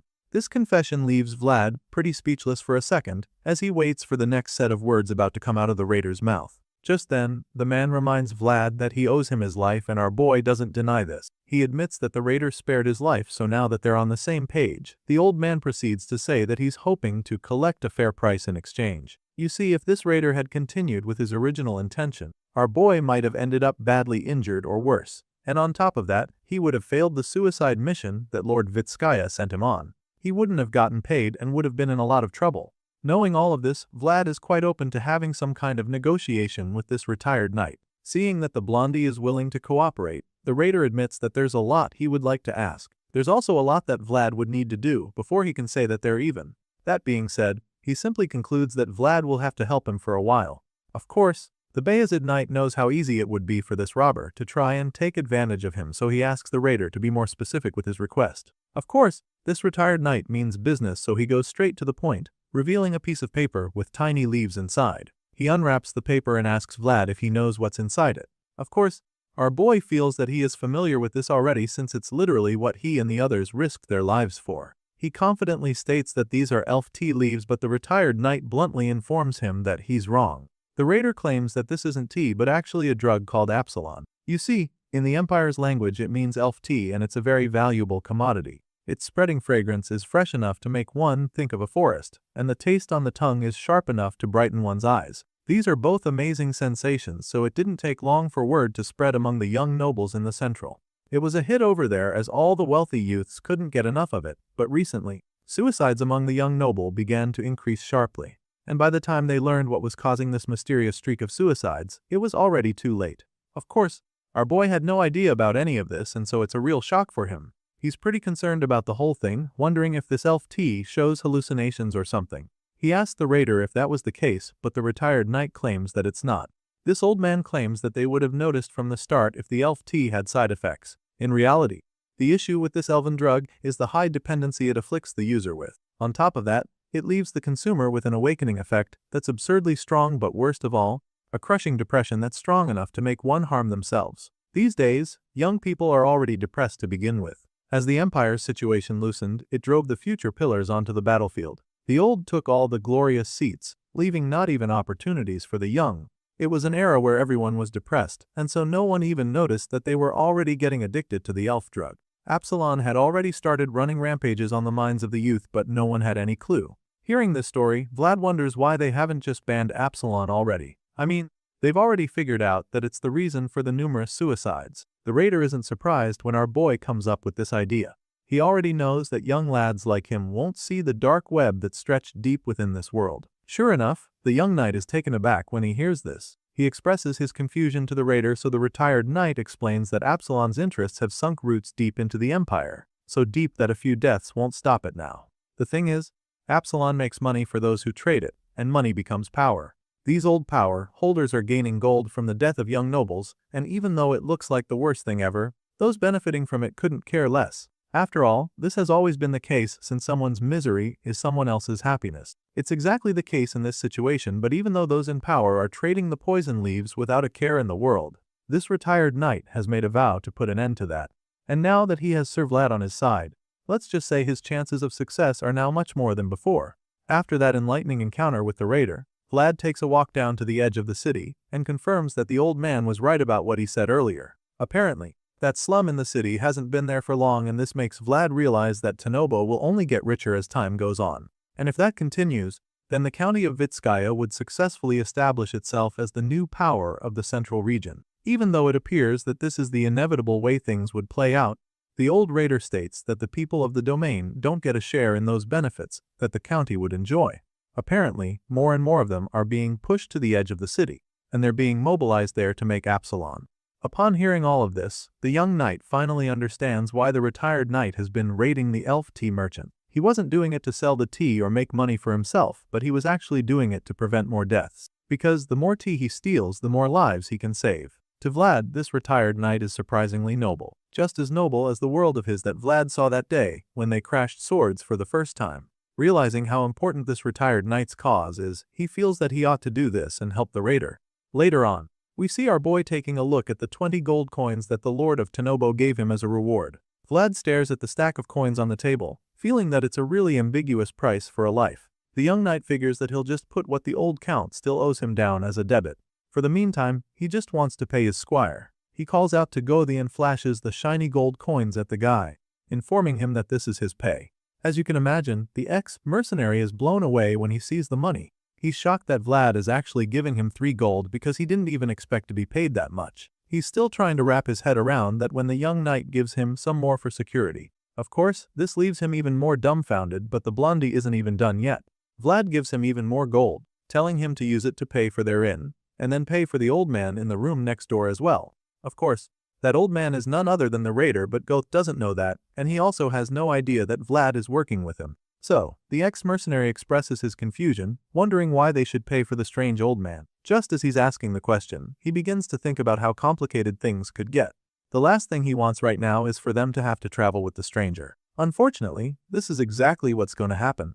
Vlad explains that they'll travel with the man, but only for a while. He knows that Goeth isn't a fan of this idea, but they don't have much of a choice right now, so he hopes his squire would just cooperate. Realizing that they are stuck with the old man, Gothi immediately asks Vlad if the guy has a horse to ride on with them during their travels. Upon hearing this, Vlad is a little caught off guard, because that's one more expense he has to sort out from the money that the Stingy Lord gave him. There's no other way, so he begrudgingly gives Goeth a few more coins so he can go find a decent horse for the raider. With their current financial situation, he's not exactly looking for something fancy, but he would also like it if the horse isn't a total wreck. He makes this clear to Goeth, and by the time he's done dispensing the little fines he had, the sack is practically empty. He sighs in exhaustion, realizing that life as the lowest one must mean that he's always going to be broke. Looking back now, he's starting to understand why Sir Lamond was rumored to always be wandering around without a single coin to his name.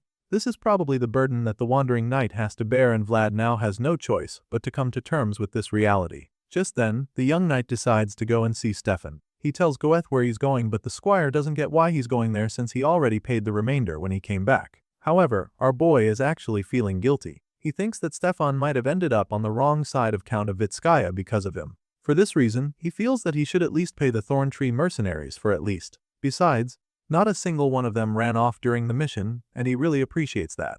As far as our boy is concerned, a mercenary band like that is rare, and so he believes that it's worth keeping the connection. Goethi agrees with him on this one, so he's finally on board with the plan. On this note, Vlad leaves the place, telling Goeth that they'll be leaving as soon as he returns. Hearing this, the squire assures his captain that he'll get everything ready before he gets back. But then, just as Vlad walks out the door, Goethe notices something that leaves him a little stunned. Apparently, the young knight's shoulders are now so broad, like the kind of thing you'd see on someone who's been working out for years. This ex-mercenary thinks back to the first time he met Vlad and how skinny he was then. When they first met, he saw Vlad as just a vicious punk who didn't know how the world worked, but that's no longer the case at all, because now, the blondie from the back alleys of Sora really looks like an actual knight. Soon, it's time for our boy to set off with his squire and their new travel buddy. This time around, it's just him, Goeth, and the raiders, since the Thorntree mercenaries chose to stay back in Vitskaya County. The first night after their journey begins, Vlad and the others rest up in the forest. They start a fire and prepare a tasty meal for themselves in the woods. They all dig in and chat over the meal. While they're talking, the raider hears something that really baffles him. Vlad claims that he doesn't know who his master is, and the retired knight expresses his shock. He finds it hard to believe, but the blondie insists that it's the truth. He claims that he would have told the raider a long time ago if he actually knew. I mean, he had a sword at his throat the first time the old man asked him the question, so lying wouldn't have been the first thing on his mind when his life was on the line. That being said, our boy informs the raider that he came all the way out here because he also wanted to find the answer to this very question. The retired knight takes a moment to analyze everything Vlad just told him. He also studies the kid's countenance to see if he's lying at all, but all the signs suggest that Vlad is telling the truth. The boy's eyes haven't wavered at all since he started talking, and so the raider is forced to believe him. The retired knight admits that the situation is definitely giving him a headache, because now they have to start brainstorming even more. He has no idea who this master could be, and even if he did, it's the kind of information that can't ever be allowed to leak. At this point, Vlad begins to wonder if what he's using is really the swordsmanship of the Imperial Knights. It's still baffling for him that he used the same swordsmanship as them, but the old raider immediately clears his doubts. The man confirms that what he has is the imperial swordsmanship, and then reveals that the one strike-kill principle is only passed down to a select few within the imperial knights. Hearing this, our boy is truly amazed at how incredible the gift is, and it makes him wonder if he is even allowed to use this unique ability. The retired knight is also intrigued by the fact that Vlad has access to such power, and it makes him wonder if this kid is the son of the emperor or something. This question is immediately followed by silence before Vlad starts laughing at the assumption. The raider is shocked that the boy would laugh at his theory, because he's actually being serious right now. He informs Vlad that he is not joking and then urges the swordsman to think carefully about his past. This retired knight is convinced that our boy may have been born with imperial blood, and the only other explanation he can think of is that maybe the kid was among the closest confidants to the imperial family. Of course, this second theory is even less likely as far as Vlad is concerned because he's never even had any interaction with the imperial family. Either way, these theories are quite amusing for him, and even Goth can't hold back his laughter.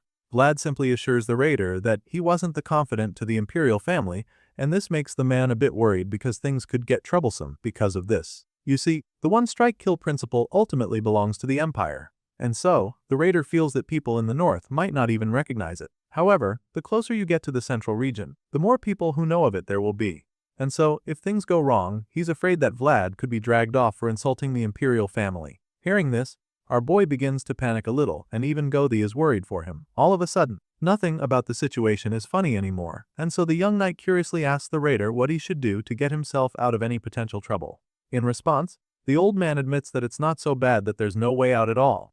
But as you can imagine, it's not exactly going to be easy. From what this retired knight has observed, the one strike-kill principle that Vlad uses appears to be a version that was leaked a long time ago. Hearing this, the young knight is taken aback because he had no idea that his style was different in any way. He asks the raider what he means, and that's when the man reveals that Vlad's swordsmanship is actually closer to the original form than many others out there. As you can imagine, this is pretty surprising to our boy, so he just stands there, frozen in shock as he tries to take in all this information. To explain further, the raider uses the food they prepared as an analogy while taking a jab at their cooking in the process. As far as this man is concerned, the bland stew that they're eating right now is what one would call Vlad's one strike-kill principle. However, he then takes out a big piece of meat from the supply and starts cutting it into the pot, claiming that the meat-filled stew is what he would consider the empire's principle in comparison. Of course, this is a pretty good example, but Goeth isn't exactly pleased with the demonstration because this old man just used up their meat for the next day. The raider starts stirring the pot with the meat in it to continue his analogy. He explains that anything with a form is bound to change as time passes, adding that it's been 300 years since the empire was founded.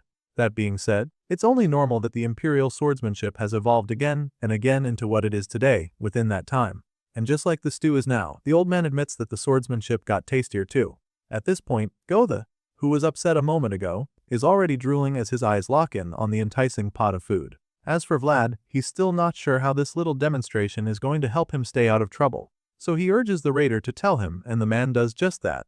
The retired knight concludes by stating that the one strike-kill principle comes from surprise. And as far as he's concerned, surprise doesn't come from polished rules but rather from unfathomable ideas. That being said, he encourages Vlad to try adding ingredients of his own into the swordsmanship he already possesses. In other words, he wants Vlad to make the swordsmanship his own. The raider tells Vlad to use ingredients that would make even imperial people tilt their heads in confusion when they see him using it, and the moment our boy hears this, a memory flashes across his mind. He recalls the time when the voice left him, telling him that it was finally time to continue on his own. The voice made him understand that he was the only one who can truly create his complete world the way he wanted it to be. And so, just as he recalls that moment, everything starts to become clear to him. The raider urges him to make his own flower bloom, even if he sprouted from the same root as others, because the one strike-kill principle they've been talking about is a sword art that only works that way. The scene changes at this point, and we're taken to the elf forest, Ashrina. There's a massive tree in the middle of the forest that appears to be some kind of meeting hall for the elves. Lord Varatus makes his way toward the entrance, and upon getting there, all he has to do is say the word.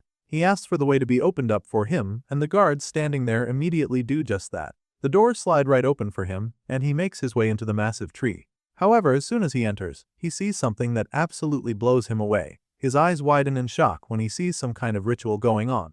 The white-haired elf girl is currently floating in the middle of the place like she's being possessed by something, and all the others standing there just watch in amazement. Apparently, this is something that they're familiar with, and even though Varatus is shocked, it seems that there's no cause for alarm. Seeing what's going on, Lord Veratus figures that this must be a revelation, and the elder closest to him confirms this. The old elf claims that it has truly been a long time since they received a revelation, so they are pretty excited about it. While they're all watching with enthusiasm, the white-haired elf girl is groaning in pain as her body continues to be twisted by this strange power. At this point, Lord Veratus becomes pretty concerned. He asks the elders if they think that all of this is actually okay, but the oldest one there immediately counters him. The old geezer claims that it's bound to be a burden no matter what because it's the first revelation from the World Tree since she was appointed as priestess. Apparently, this white-haired elf girl who is currently the center of attention here is the priestess, and so the revelation from the tree can only ever come through her. In other words, it's her first time being used as the vessel, which explains why Veratus is particularly concerned. The girl keeps groaning as the mysterious power flows through her body, and then all of a sudden, it's finally time for the revelation. Her screams and groans suddenly turn to words, and even in that unconscious state, she reveals to everyone present there that a dragon is coming. Apparently, this is the revelation that the elves have received this time around, and as you can imagine, it's not exactly good news. Right after telling everyone what is coming, the priestess begins to freak out like she's in the middle of a nightmare. She still hasn't woken up and is still under the influence of the power of the World Tree, which is why she can still see the dragon that was revealed to her. Unfortunately, she's now stuck in the vision, so she starts going crazy. The fear leaves her absolutely terrified, and she starts talking about how the dragon is watching them. At this point, Lord Veratus finds it very difficult to just stay put. He can't bear to watch the priestess suffer like that, being stuck in a nightmare, so he calls on the Grand Elder to do something. Unfortunately, this old elf snaps at him and warns him not to interfere with the revelation. Hearing this, you'd think that this old elf is just being cold and heartless, but he only stops Veratus from interfering because he wants to help her instead. The Grand Elder knows that this priestess is still young and lacking in experience, so he decides to assist her. After all, he is more than happy to offer up his world for her if it would save her life. So, he does just that. He strikes the floor with his staff, and a magic seal appears, immediately confirming that he just activated his world. At this point, he's finally able to communicate with the priestess, who is still trapped in her own nightmare. The Grand Elder asks her what it is that he should show her, and she immediately tells him to show her the sword. She cries out for him to show her the sword, even with her eyes still glowing with the energy coursing through her body. Hearing this, the Grand Elder immediately channels his magical energy to finding that sword. His magical eye opens up in that moment to begin searching for this very sword, and it doesn't take him long to locate it. Turns out, this special sword stuck in a rock somewhere is pretty much at the center of the revelation. And right now, we can only assume that the person who will take down the dragon they've been warned about must wield this very blade. The story shifts back to our boy and his travel buddies. The trio is currently riding through the forest on their way to begin their mission. Along the way, Vlad asks the raider exactly what his plan is to stop those trading the dangerous elf tea. I mean, he's vowed to end it, but our boy still can't see any possibility of that happening. As far as he's concerned, just because the old man keeps looting the caravans doesn't mean that the tea won't sell. Running down the market seems like an impossible task because the tea is insanely popular in the central region already. Hearing this, the retired knight calmly admits that our boy is right. He knows that he can't stop the tea from selling, and that's the reason why he smashed the thing head on. Hearing this, our boy is a little confused because he's not sure exactly what the man is referring to. He asks the raider what he smashed, and that's when the man reveals that he went after the beehive itself. He reminds Vlad that if he can't dig out what's hidden deep inside, then you have to lure it out. That's why he used himself as bait to draw out what the Count was hiding. At this point, our boy realizes the old raider's game plan, so things start to make a lot more sense to him. Just then, the retired knight asks Vlad if the Count eventually asked the Dragon Killer Knights for help. Our boy admits that that's what he heard, and this confirmation leaves the old man pondering all of a sudden. He's a little surprised that the old Count actually asked Dragulia for help directly without going through the Empire. It's strange because things like this usually follow an order, or at least have a procedure. Besides, he had no idea that House Vitskaya even had that kind of influence for the Count to be able to contact them without going through the Empire. At the moment, Vlad is still not sure why the retired knight asked about the Dragon Killer Knights, but the raider tells him that it's nothing and advises him not to try to dig too deep. He doesn't want the young swordsman to get dragged in this matter any more than he already is. As far as he's concerned, Vlad knows enough already, because sometimes, just knowing about stuff like this is enough to put one's life on the line. The conversation is suddenly cut short when Gotha notices something in the distance. The ex-mercenary suddenly starts pointing at something, asking Vlad if that's what they came here looking for, and the young knight instantly confirms it. A big smile creeps up on our boy's face when he sees the cabin where he met the elves the first time, because he knows that he's one step closer to achieving his goal. While Vlad and the others make their way toward the cabin in the middle of the forest, the scene changes and we catch up with the elves themselves. That morning, Varatus is busy working on his desk when his sister calls out to him. Apparently, the white-haired elven girl has been pondering on something for a while now and feels the need to ask her brother about it. Varatis answers her, referring to her as the Holy Maiden, but you can immediately tell that he's not planning to give her his full attention. Apparently, she doesn't like it when he addresses her by that title, especially when it's just the both of them. So, she expresses her displeasure, and the blue-haired lord just smiles coyly at her reaction. Before he can even say anything, the white-haired priestess shows him a big fruit basket and tells him to take it with him when he leaves. As soon as she drops the basket on his table, his eyes almost pop out in shock. Lord Varatis has no idea where she wants him to take the basket, so she reveals that she's talking about Vlad. Apparently, she noticed that the young knight looked quite hungry the last time she saw him, so she wants him to get the fruit. Lord Varatis isn't completely sure who she's referring to yet, but before he can confirm anything, someone calls 975 to him.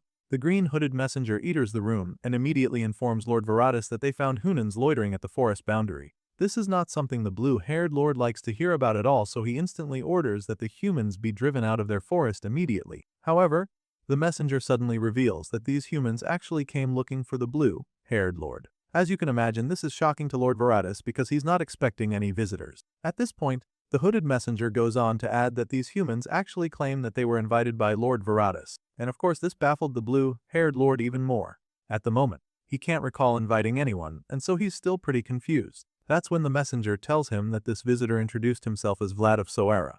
Varatis then asks if he Blondie said that he was hungry, and this leaves the messenger pretty confused because he has no idea where this question is even coming from. The scene shifts and the next thing we see is the young knight clasping his hand over his belly. Apparently, he's actually pretty hungry at the moment, but rather than being offered any food, he's currently locked up in cell with his travel buddies. They've been in here since they arrived and it's starting to look like they might be there for even longer, so Goth finally loses his shit. The ex-mercenary snaps at Vlad for putting them in this mess since he was the one who claimed that he was invited by the elves. I mean, if that was the case, then I guess launching arrows at them would be elf etiquette toward people they invited. The squire expresses his rage regarding the situation, but Vlad remains completely calm. He tries to lighten the mood a bit, reminding Goth that they didn't get hit by any of the arrows. Besides, there was no way he could have known the elves were going to greet them like that.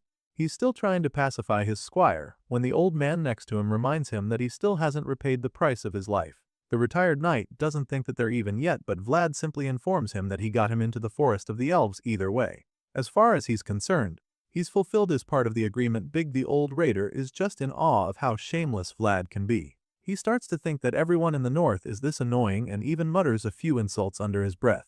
While the raider is busy getting pissed, Vlad keeps racking his brain concerning the situation. He truly didn't expect the elves to attack them when they arrived because they were literally the ones who invited him. He doesn't get why they'd tell him to come see them if they were going to treat them like criminals. He recalls how on edge the archers were and wonders why that was, but his thoughts are suddenly interrupted when the wooden gate of their cage swings open. That's when Lord Varatis enters the scene and officially welcomes Vlad to their forest. Our boy shoots up from his seat as soon as he sees the blue-haired lord and then expresses his displeasure because apparently the elves do their welcoming from a jail cell. Lord Varatis instantly apologizes for the way things happened and then offers Vlad the basket of fruit.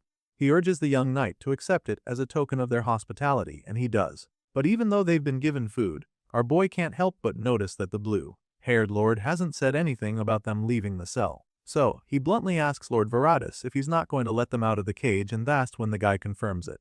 For some reason, he wants Vlad and his friends to remain in the cell for one day. As crazy as this sounds, the elf explains that there are some procedures that they have to go through before he can let Vlad and his friends go through until their actual residence. He doesn't exactly give any details, but he hopes that our boy would understand that things have to be this way. You see, these days, everyone is one edge whenever humans are in the picture, and so they have to be very careful the kind of people they allow into their land. Hearing this, the young knight begins to wonder if the elves feel that him and his friends are threats, so he boldly asks Lord Varatis if that's what's going on. He remembers noticing that Lord Varatis and the other elves were really wary of something the first time they met, and so he would like to know why. When Vlad asks him this question, Lord Varatis begins to reconsider his stand on things. Vlad is someone that the Holy Maiden of the World Tree has taken notice of, and that's not something you see every day. So, he starts to think that maybe it's not a coincidence that the young knight came here at a time like this. And so, with this in mind, He decides to open up about the situation, revealing that a dragon is coming to their forest. As you can imagine, this leaves our boy shocked. His jaw drops when he hears the news, and Lord Veratus proceeds to tell him how the young world tree will be in bloom very soon. It turns out that he, sharpest dragon, has always covered the world tree's potential, and so whenever it blooms, the terrifying creature will be upon them. The blue-haired lord explains all of this and apologizes to Vlad that they had to receive him and his friend at such a bad time. Of course, our boy completely understands the situation, so he's not even offended anymore. He assures Lord Veratus that it's fine and immediately asks if there's anything he can do to help them in this difficult time. As you can imagine, the elves would prefer to take care of their own problems by themselves, so Lord Veratus simply assures our boy that even his offer alone is very appreciated. Veratus has a very strong impression of humans, so he's never keen on letting them get too close. The blue-haired lord feel that human souls are light and that their mouths are rotten. As far as he's concerned, they are beings that can never be trusted. However, when he looks at Vlad, that's not what he sees. The star-embracing swordsman carries something inside him that makes the elf feel conflicted. The spirits surrounding the young knight are speaking, and he can hear them clearly. These voices tell Veratus that this young swordsman from the north is a man who has been a protector, and this reputation is the reason why he can't just coldly turn Vlad away like many other humans that have come this far. The scene shifts and we're taken back to Vitskaya County, where we see the old lord receiving some unexpected guests. The old geezer is in the middle of sipping his tea as usual when he is interrupted by a group of men that he didn't think would show up. He asks why they've come, and that's when Dragulia responds, reminding him that he was the one who invited the Dragon Killer Knights. Count Vitskaya doesn't deny this, but even at that, he admits that he didn't actually think they would show. You see, Dragulia is a noble knight, who even a duke would struggle to invite, so he didn't even imagine that the man would actually accept his invitation. It all feels so surreal, and as the silence lingers, the old count starts to get really nervous. Before things can get really awkward to the point where the guests are pissed off, the old geezer quickly gets up and politely welcomes the noble knight to have a seat. Dragulia accepts the invitation and sits down comfortably on the chair next to Count Vitskaya. The blonde knight remains silent for a while, and the old man begins to get even more nervous. He offers his noble guest a cup of tea, but Dragulia immediately informs him that elf tea doesn't suit his taste. Vitskaya gets a little embarrassed when he hears this and immediately apologizes for even bringing it up. He realizes that his addiction is probably not even worthy of someone as esteemed as the leader of the Dragon Killer Knights. He's already started off with a bad impression, so you can imagine how nervous he must be now. After apologizing for the elf tea, he desperately snaps at one of his servants, ordering them to go get black tea for the guest. He asks that they bring the finest grade grown in the southern archipelago, just for his esteemed guest. Count Vitskaya is so desperate to make a good impression right now, but the blonde knight doesn't even seem to give a shit. Clearly, he didn't come all this way to drink tea with this old geezer, and he certainly didn't come because he rates the count that much. So, after sitting quietly for a bit, he finally gets down to business. First, he informs Count Vitskaya that the black he requested won't be necessary at all, but this guy is so desperate to please, so he offers some win instead. Before he can even finish talking, the captain of the Dragon Killer Knights cuts him off by asking him if Absalon is being produced properly. This question comes out of the blue, and you'd wonder who the noble knight is even interested on the topic. Well, it turns out that he received a report about the unknown attacker and wanted to know what has been done concerning it. Count Vitskaya immediately informs him that the issue was resolved and assures him that production resumed without any problem. However, the blonde knight doesn't seem convinced that this is the case. He doesn't believe that Tanobo was actually able to subdue the unknown raider, because he remembers the report stating that the attacker was so skilled that even the knights couldn't handle him on their own. At this point, Count Vitskaya is forced to provide more details on the matter. He admits that his knights truly were no match for the raider initially, and then goes on to tell the Dragon Killer Knights captain about the help they received from the outsider. Of course, this is the part that Dragulia has been waiting for. Clearly, he's not surprised to hear this because he already knew that Count Vitskaya was assisted by someone else. The noble knight dwells on this part of the conversation, so the old lord knows that it's time for him to give even more details. So, he reveals that the outsider he speaks of is a knight who came from the north. At this point, Dragulia seems a little surprised. Apparently, he didn't know that this mysterious helper was from the north, so that's when the count tells him that it's someone called Vlad. The old geezer claims that Vlad is a dog abandoned by Bayezid. He feels that the blondie is a brat but admits that the boy had real skill. Even though he was impressed by our boy's swordsmanship, he can't shake the feeling that his manners were awful. And of course, he attributes this lack of manners to the fact that the boy is a northerner. As far as he's concerned, the kid spoke without knowing his place. To him, a barbarian's blood can never hide itself. Count Vitskaya refers to Vlad as a barbarian, stating that lowly blood always shows itself wherever it is. He speaks so ill of the young knight from Sora, so Dragulia asks him if the boy truly looked that way to him. The Count is taken aback by this question, so he asks the Dragon Killer Knight's captain what he means. Dragulia reiterates what he said about blood that shows no matter where it is. This is the same bloodline he claimed he recognized. And so now, Dragulia wants to know if indeed Vlad's blood really looked lowly to him. The story continues at the World Tree where the elves live. Here, we see that all the flowers on the tree are blooming already and our boy has finally been let out of that prison cell. Now, he's being introduced to the Grand Elder, who seems particularly pleased to see the young knight. Vlad presents the old elf with his sword carrying the shiny amber, and the elder's eyes pop out with excitement. The old-timer is obviously very impressed by the sword so much so that he proudly considers Vlad a truly precious guest. Seeing the glowing rock on the sword, the Grand Elder curiously asks our boy where he got the amber from. And so, the young knight reveals that he heard the stone is an heirloom of House Heinel. He's not sure how they got it either, but this is what he was told, and as you can imagine, the Grand Elder seems pretty familiar with that name. After a while, the Grand Elder suddenly reveals that one of the knights who followed the Grand Master went by that surname. The old-timer can clearly remember those clear eyes of the knight, as well as the sorrowful water-colored hair on his head. Hearing this, our boy realizes that this old geezer might know a lot more than he expected, so he asks the Grand Elder if he happens to know where the maple tree inside the amber is located. But this question catches the old elf by surprise, because he has no idea how Vlad even knew that the scenery that is sealed in there is a maple tree. Our boy is left speechless by this question and immediately begins to panic. In this awkward moment, Vlad starts sweating a little and the old geezer keeps his gaze like he's trying to see into his soul, or something. The little staring contest is cut short when the Grand Elder notices how the blondie sparkles like starlight. But even if he sparkles, this old elf can't still understand how a human could be allowed to get a glimpse of a world that was never meant for him. You see, the Grand Elder can obviously see that Vlad is very special, but he still doesn't think that it's enough for the kid to know this much. While the old elf is still trying to figure out what exactly their new guest is all about, our boy is equally racking his brain, trying to make sure that he doesn't provoke them any further. Right now, our boy doesn't even know how much he should say. And even though he wants to keep what he knows to himself, he also has this strong feeling that he shouldn't tell lies to them. His thoughts are interrupted when the Grand Elder suddenly changes his mind. 1 second ago, he was probing Vlad to find out how he knew about the maple tree, but all of a sudden, he claims that it doesn't even matter. He can sense how nervous the kid is, so he decides to just tell him about the place. With this in mind, he answers Vlad's initial question, revealing that the maple tree engraved inside the amber was in the west. The old-timer tells our boy that it was in a place that once held the greenest forest on the continent. This revelation sounds pretty unbelievable to the young knight. Vlad can't even understand how a tree so special could ever have been in the west because now, that place is nothing but a wasteland. It doesn't even sound possible for a forest to have been there, but the Grand Elder assures our boy that it's true. He tells Vlad about the place that used to be their forest, the place called Elvenheim. It was truly amazing at the time, with countless trees clustered together surrounding the maple tree back then. But this beautiful forest ceased to exist when the dragon appeared and burned it all to the ground. Later that night, Vlad stays up in his room, pondering about everything he was told earlier. He can't sleep, so he resorts to racking his brain throughout the night.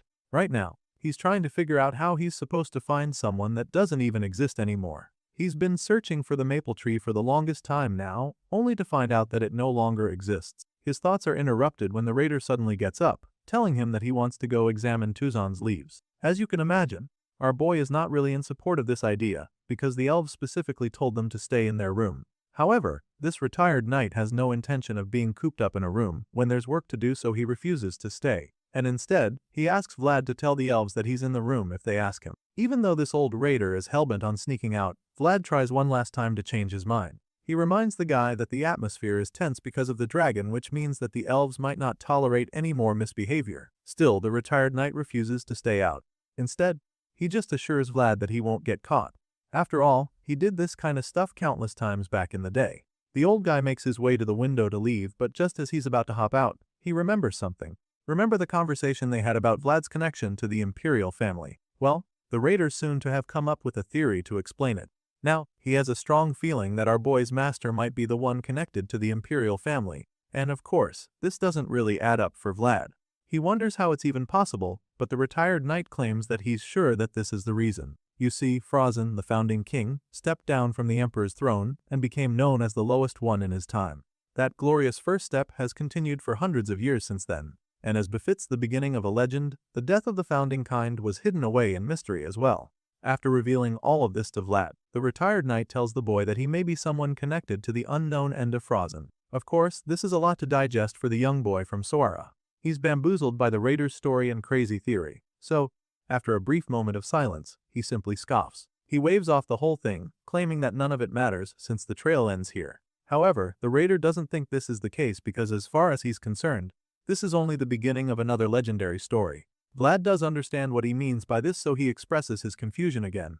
At this point, the old raider decides to spell it all out for the boy. He tells Vlad that if his master is indeed someone who inherited Frozen's will, then our boy would simply have to follow the traces the founding king left behind. At this point, Vlad is starting to feel like the retired knight doesn't even know what he's talking about. He was literally the same person who said that nobody knows Frozen's final days, so he doesn't understand how the man wants him to follow any traces. Just when the boy is about to start doubting everything, the raider informs him that the elves might be the only ones who know about the last days of the founding king, even though no human does. This statement hits Vlad like a bolt from the blue. It's a lot to take in, and before he can even process it, the old raider disappears into the forest on his solo mission. Vlad watches in awe as the old man jets off into the woods with incredible agility. The sight leaves our boy stunned and wondering if the raider is a cat or something because of how quickly he vanished. Anyway, now that he's by himself, he can properly ponder on everything the retired knight told him. Saying that the elves might know about Frozen's last days actually makes sense to our boy.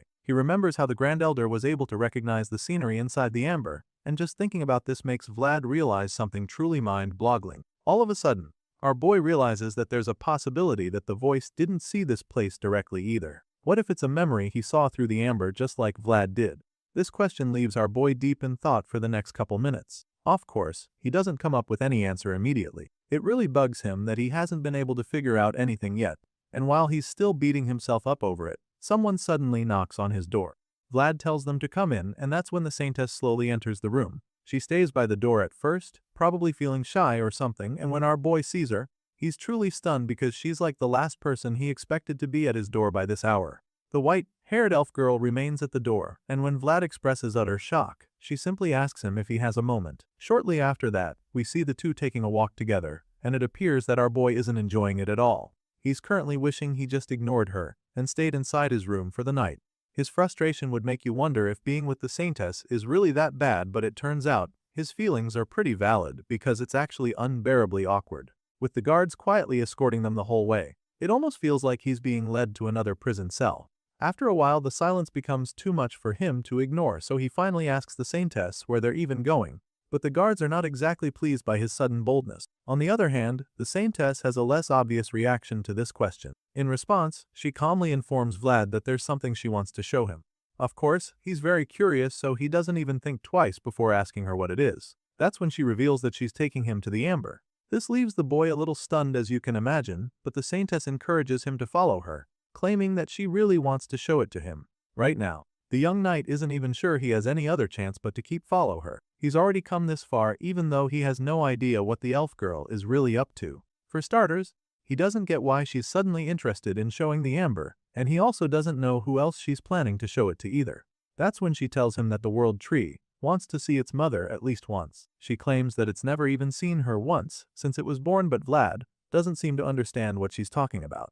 Hearing her talk about the tree's mother, Vlad figures that the maple tree inside the amber was the world tree's mother. The saintess tells him that the world tree will bloom with the coming spring. She reveals that this will be the world tree's first bloom, and so, it's been really anxious as a result. So, the fact that Vlad happened to come here at the same time, carrying the memories of its mother, made the saintess feel that she just had to take him to the tree. The inside of the world tree is a secret place that only a few of them can enter. The saintess explains this to the young knight, and then makes it clear to him that no one can go in without the world tree's invitation. Just then, the saintess places a hand on the tree and the spot underneath it starts glowing brightly, just like the amber. The bright glow from this spot grows larger and larger until it turns into some kind of portal. The gateway into the tree opens up, and the saintess happily welcomes Vlad into the place. She congratulates him on being the first human to ever come this far, and as soon as she says this, the elf guards immediately stop following him. The young knight walks into the new realm, and after only a few steps, the place starts to vibrate. He stops in his tracks, probably thinking that something bad is about to happen, but then the saintess suggests that the tree is actually happy to see him. At this point, our boy finally gets to behold the magnificent world tree in all its might, and he's left absolutely speechless. Meanwhile, elsewhere in a dark forest, we see the corpse of an elf sitting in the darkness. This guy has a large hole in the middle of his body, and it's clear that he was just murdered by something very dangerous. But what's more terrifying is the fact that this elf actually looks familiar. Judging by the green hood on his shoulders, it appears that this is the same messenger who informed Lord Varatus when Vlad and the others arrived. Unfortunately, he's just been murdered ruthlessly by something in that same forest. Just then, the creature responsible for his death emerges from the shadows. And judging by those menacing red eyes and terrifying sharp teeth, there's no doubt that this is the dreaded dragon they were warned about.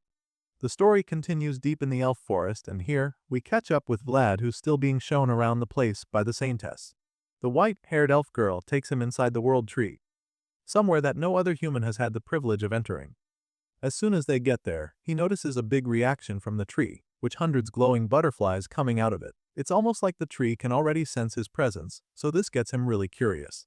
He looks up as the glowing butterflies hover all over the place, and then asks the Saintess what exactly is going on.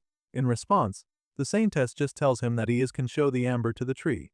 From the start, she already told him that here was something she wanted him to show the tree, but he can't help but still be a little confused when the Saintess starts talking again. She stares wistfully at him with her big golden eyes, and then tells him that he has to become the passage who connects the two worlds. At this point, he probably starts to realize what a big deal all of this actually is. The Saintess keeps staring him in the eyes until he finally decides to do as she's asked. By now, our boy already knows that there's a strong connection between him and this tree, so she agrees to show the sword to the world tree, also pretty curious as to what is going to happen next. And so, Vlad takes out his sword from the sheath and then goes on one knee right in front of the tree. He holds the sword by the blade and bows his head to the tree as he presents the sword to it. Once again, there's a special reaction as even more glowing butterflies start to appear. At this point, the Saintess also goes down on her knees across from him as if she's about to say some kind of prayer. These two remain like this for a while, but then after a while, once the amber on the sword starts glowing, she walks over to him and touches the yellow stone. By doing so, something inside her comes alive all of a sudden because her entire body starts glowing brightly. The Saintess starts shining the same way the butterflies all around her are, and Een starts levitating as a result of the power surging throughout her body. The whole time, our boy remains on his knees and the amber on the sword handle starts glowing even more. At this point, there's no doubt that something very ethereal is on display because even the tree starts reacting even more. The Saintess disappears from the scene for a while and all we see is the massive tree coming alive.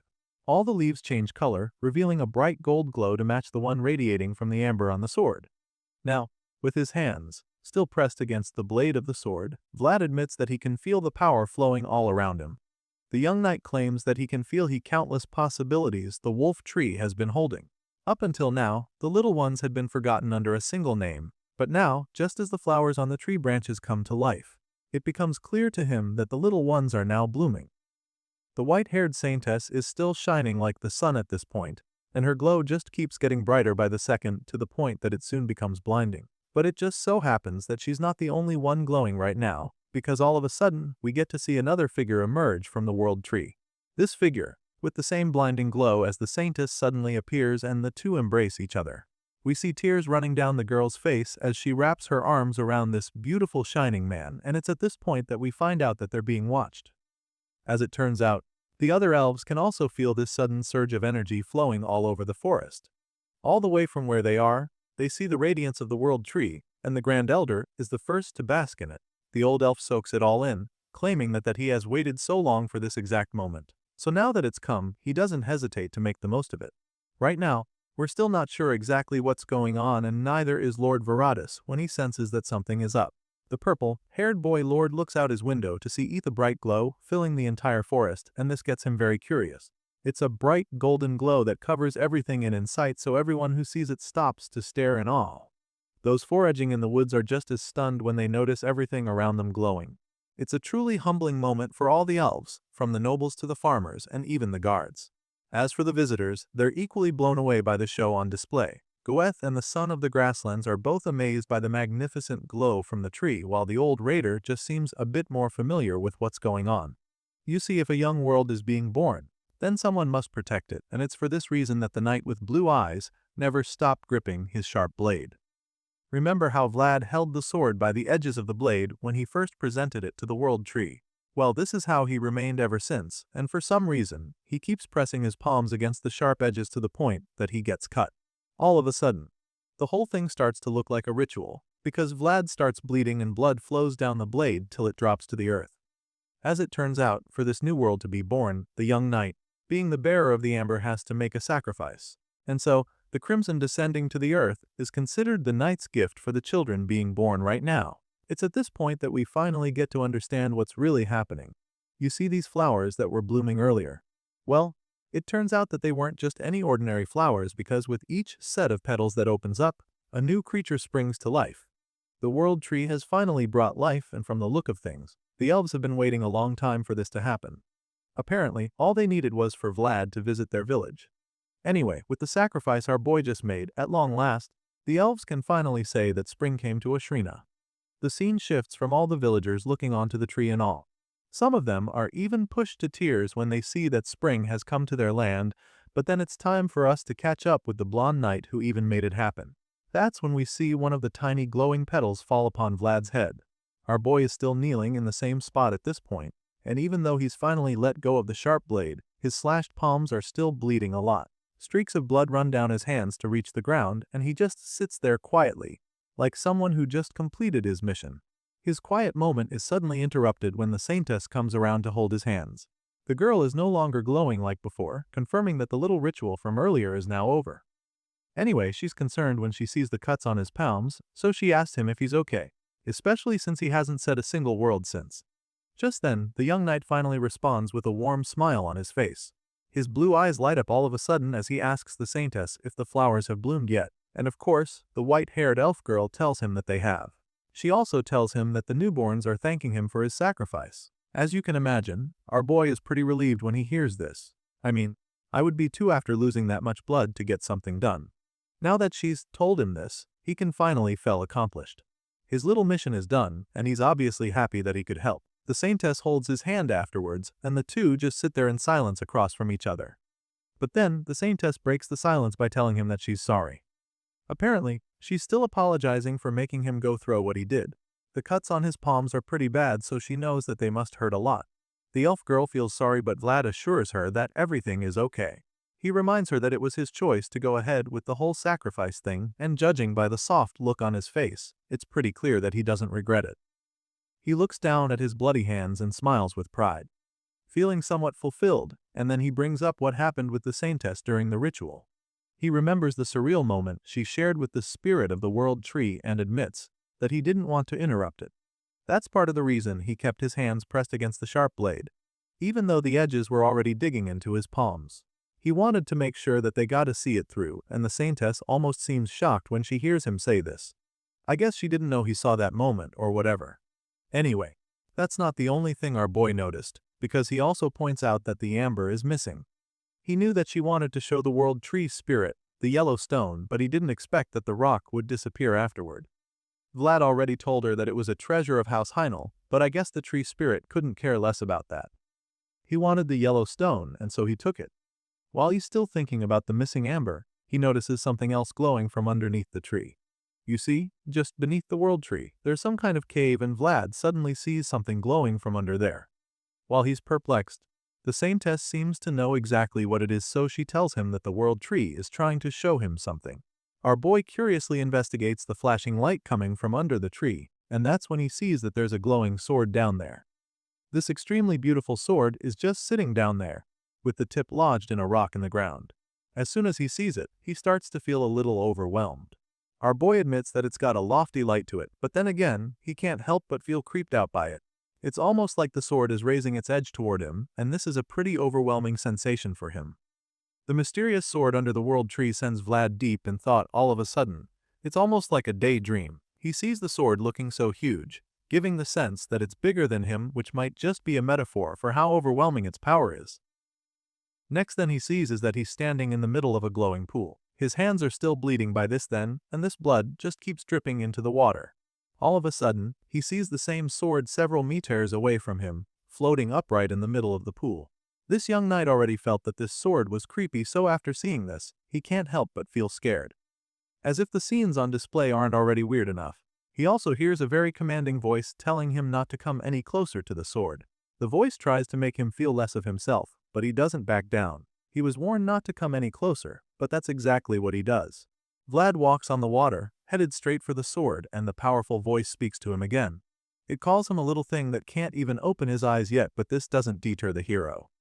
The young knight is determined to reach the sword, but then, he finally stops in his tracks when a figure appears standing next to the sword.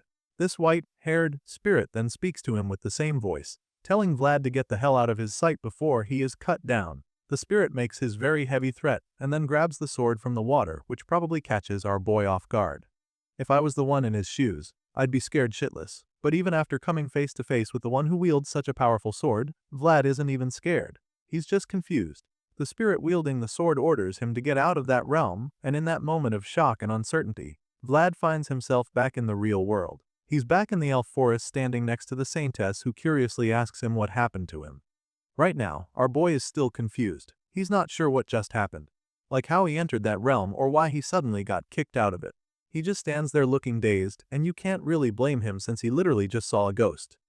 Anyway, the concerned saintess asks him what's wrong, so he takes a moment to gather his thoughts, and then asks her about the sword under the tree, wondering what in the world it is. Seeing how shaken he is, she realizes that he must have had an encounter with the blade. So, she casually informs him that it's the swordmaster's sword. As you can imagine, this is a pretty big deal, so our boy is blown away when he hears this. His eyes widen all of a sudden, and his jaw quite literally drops to the floor, while sweating profusely in that exact moment. After expressing utter shock for the first few seconds, the young knight is finally able to gather his thoughts and make a proper sentence. He asks the saintess why in the world the swordmaster's sword is in their forest, and that's when the white-haired elf girl tells him that she heard the swordmaster himself was the one who gave it to them. Of course, this is a lot for Vlad to take in, so the saintess tries to keep him calm and help him understand a few things. She starts by telling him that the swordmaster was kind even though the empire is bad. Before she can even say anything else, the overwhelmed back alley boy bluntly asks the saintess what exactly she is to have access to such a blade. She can tell that he's still having a hard time coming to terms with the truth, so she decides to start with a little history lesson. The saintess starts by telling him that the sword in question is a guardian sword that once protected someone, and a sword of blood that massacred countless enemies. It's the dragon-slaying sword that pierced the heart of the prime dragon of perfection. That being said, she explains that even though it was once the swordmaster's trusty blade, it is now a talisman guarding the world tree. Even after so many years, the blade still holds so much power that it serves as a symbol of protection to the world tree and, by extension, the elves in the forest. Vlad hears all of this and becomes a lot calmer, but even though the explanation makes sense, he can't help but feel curious. So he asks the saintess to tell him what exactly the sword is guarding the world tree from. What could be so dangerous that even a gigantic and powerful tree like this would need protection from? The saintess takes a brief pause when Vlad asks this question. She then looks him dead in the eye and tells him that the swordmaster's sword protects the tree from the one who seems to pry into the world tree's possibilities. In other words, this shiny blue sword sitting in that cave under there serves as a mantle of protection against every dragon in this world. Since the swordmaster used this same sword to slay the prime dragon many years ago, even after his death, the same power the blade held all those years continues to reside in it, keeping the scaled fire-breathing beasts away. The story continues back in the home of the elves, where we catch up with Vlad, who's still finding it hard to get some shitai. After what happened at the world tree, and coming face to face with the spirit of the actual swordmaster, he's been doing a lot of thinking. He's not been able to get any sleep since every time he closes his eyes, he sees the terrifying sword again and again. It keeps getting worse to the point that he even has a nightmare about it, and in this one, he's lying down with the swordmaster's blade pointed straight at his head. The young knight just lies there helplessly as the terrifying spirit overwhelms him with a crushing force. The spirit then reminds Vlad that he told him to disappear from his sight, and since the young knight is back in his realm, he doesn't take it lightly. Fear grips the hero when he hears the spirit says this, but he's pretty much paralyzed right now. It's like all those dreams where you can't move, so Vlad remains on the floor, absolutely terrified. Before he can even think of what to do or say, the insanely sharp sword is thrusted into his body. The spirit stabs our boy in the chest mercilessly, and right after this happens, the young knight finally wakes up from this bad dream. Vlad jolts up from the bed sweating and panting in terror after what he just experienced. Bro keeps huffing and puffing for a few more seconds, trying to calm himself down. Even though what he just saw felt like a dream, he can't help but feel the terror lingering in his mind. That strange sensation just now wasn't his imagination, and he's sure of it. It wasn't just a bad dream, and he's convinced that it stems from something deeper. And so, he concludes that this dream was actually a clear warning directed at him by the spirit guarding the sword. But he doesn't really get why this is happening. Vlad is very confused about the whole thing. This spirit seems to have it out for him from some reason, and he's sure of this because he can literally sense the hatred every time they're in the same space. This feeling so sharp, unsettling, and laced with hate so deep that he couldn't even see its end. It bothers him so much that he's found himself in this situation and makes him wonder why this very strong warning was directed toward him. The young knight is still racking his brain, trying to figure out why he's been chosen as the victim for this spirit to torment. But then his thoughts are suddenly interrupted when a voice cuts through the silence, asking him if he has a nightmare or something. The blue-eyed knight turns to see who's talking, and sure enough, it's his latest acquaintance who just returned from his little investigation out in the forest of the elves. The old raider has been out all day, so he's surprised when he notices the band-aids on Vlad's palms. The boy hasn't even said a word to him, and he can tell that something is wrong. So, he starts by asking Vlad what happened to his hands. The hero's hands are all wrapped up in bandages, so much that it looks like he's wearing boxing gloves or something. As you'd expect, the old man finds this a little amusing. He's not even sure that Vlad can move his fingers under those things, so he wonders what kind of lunatic would wrap bandages like that. Despite everything that the old geezer is saying, these bandages are like the least of Vlad's concerns right now. The boy just woke up from a very realistic nightmare that he's sure was a warning message. He's probably even afraid to fall asleep again, and so, he doesn't really have anything to say about some wrongly wrapped bandages. Since this isn't his concern, he casually changes the topic, asking the old raider how his secret investigation out in the forest went. At this point, the old raider admits that the tea fields were divided when he got there. From his investigation, he discovered that the tea leaves that are being sold to the humans were separated from the tea leaves that they consume themselves. It's a really suspicious finding for sure, but our boy suggests that it might only be that way for sales purposes. I mean, it's way easier for them to sell their stuff by separating them, right? Well, that's exactly what the old raider thought the case was at first too. However, he eventually found out that these two tea leaves were subtly different varieties. And as far as he's concerned, this means that there was a certain intent behind all of it from the start. The young hero doesn't even know what to say when he hears this. It's a really big accusation against the elves, so he is not exactly keen on having the same impression, but the old raider insists that the elves have malicious intent toward the humans. The old man spells it out without a doubt in his mind, and Vlad just sits there with his jaw dropped. The raider goes on to suggest that this whole mess could be considered the Empire's original sin. You see, the relationship between humans and elves has been strained for a while now, and the reason for the elves' hostility toward humans began entirely because of the Empire.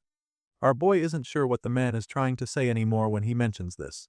He asks the old raider what he means by this, and this is when the old-timer finally reveals that beneath the brilliantly shining empire lie the blood and tears of countless people.